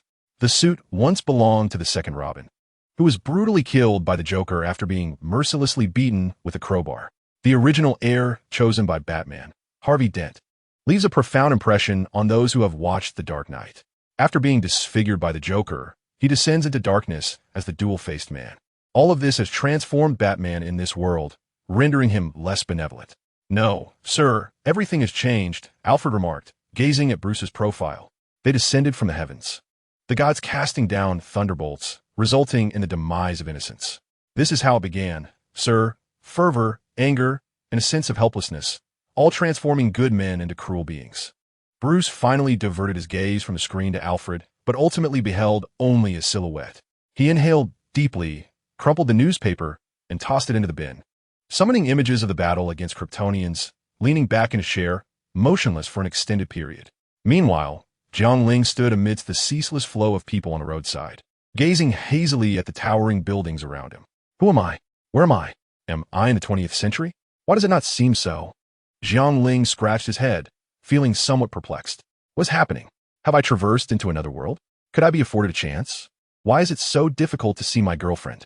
Casually extracting a wad of dollars from the void, he stuffed them into his pocket, disregarding the astonished gazes around him. Jiang Ling turned his head, surveying his surroundings. The area was bustling. Directly opposite him stood a shopping mall, where a large advertisement screen continuously showcased promotions for Sony headphones. Additionally, the vicinity was dotted with numerous shops and signs, with both buildings and foot traffic densely packed. I should find a place to thoroughly understand the backdrop of this world, Jiang Ling contemplated. 10 minutes later, he found himself standing before an ice cream shop, a cone in hand, his expression peculiar as he regarded the phone he had just liberated from a thug. A war against Kryptonians? Gotham's vigilante Batman? Metropolis's invincible Superman? Where am I? Have I returned to the world of Superman? Jiang Ling found himself caught between laughter and tears. Was this a success or failure? Well, my journey to Wonder Woman's world was also unexpected. As he continued to peruse information rapidly, a striking headline captured his attention. The vanished patriotic man, patriotic man? No, that can't be right. This character seems out of place in this world. He mused internally, swiftly clicking to delve deeper. Before him unfolded several striking battle scenes. And upon closer inspection, he realized, good heavens, that's me. To his astonishment, a moniker he had casually uttered had been embraced by the masses, inducing a slight embarrassment. Albeit only a smidgen. Jiang Ling chuckled and pressed on. Why did the patriotic man, who fought alongside Superman, vanish into obscurity after gaining fame, while Superman's reputation only soared? Was it due to the patriotic man's reluctance to seek the limelight, or could it be that differences arose between them, leading to the patriotic man's covert demise at Superman's hands? It is because my father has ventured into another realm, the foolish editor. Jiang Ling silently scoffed. Am I to be killed by Superman? Why not say I perished in the embrace of a woman, which would be far more plausible? Losing all desire to continue reading, Jiang Ling casually tossed his phone into the void. What urgently demanded his attention was a visit to England to see Diana. Due to the discrepancies in the timelines, Jiang Ling faced a considerable dilemma. He was unsure if the Diana in this timeline was indeed his beloved Diana. If not, it would be exceedingly distressing. He could only pinpoint this world's Jiang Ling's intention to reclaim his Diana unless he resorted to the cube, exploring each parallel universe one by one, with the odds of success being exceedingly slim. If it were indeed her, the outcome would be more favorable, yet the thought was still troubling, for it would imply that Jiang Ling had left her waiting for over a century. How would Diana react upon seeing him again? The mere contemplation sent shivers down his spine. Sighing deeply, Jiang Ling raked his fingers through his hair, resigning himself to fate. If death awaited, so be it. He must bear the consequences of his own actions, even if it meant weeping silently. Finding a secluded spot, Jiang Ling took off, launching himself into the air with a plume of smoke trailing behind him. I do not intend to adhere to the setting of Wonder Woman 1984, Warner Brothers. Seeks profit at any cost, resulting in absurdities. In that narrative, Wonder Woman, weary from the war and disillusioned with humanity, concealed her identity for over a century in England as an artifact restorer, only re-emerging with the advent of Doomsday. However, in Wonder Woman 1984, she abruptly transforms into Wonder Woman, actively engaging in American society, which is utterly nonsensical, so implausible that it defies reconciliation. I have chosen to disregard it entirely and adopt Zack Snyder's interpretation. Metropolis, LexCorp, a tall, statuesque, and strikingly beautiful secretary with flowing hair approached Lex Luthor, who was engrossed in a game of basketball, accompanied by two senators publicly advocating for Superman's obligation to serve humanity. At this moment, Luthor sported his long, flowing locks. One must commend Snyder for his attention to detail. Initially, Luthor was depicted with red hair in the early 1940s comics, but due to printing limitations, he appeared bald in newspapers. The long hair portrayal in the film draws inspiration from the death of Superman, where Luthor is similarly depicted. Oh, I was unaware of your arrival, Luthor remarked, turning with a charming three-point shot, smiling at the two senators. Isn't that the individual from the sign? A well-dressed male senator inquired, extending his right hand towards Luthor. Don't take it literally. Luthor playfully tossed his hair, jovially shaking the senator's hand. My father named the company after himself. He is the true Lex before the corporation. With that, Luthor beamed at the female senator, extending his hand. Hello, how do you do?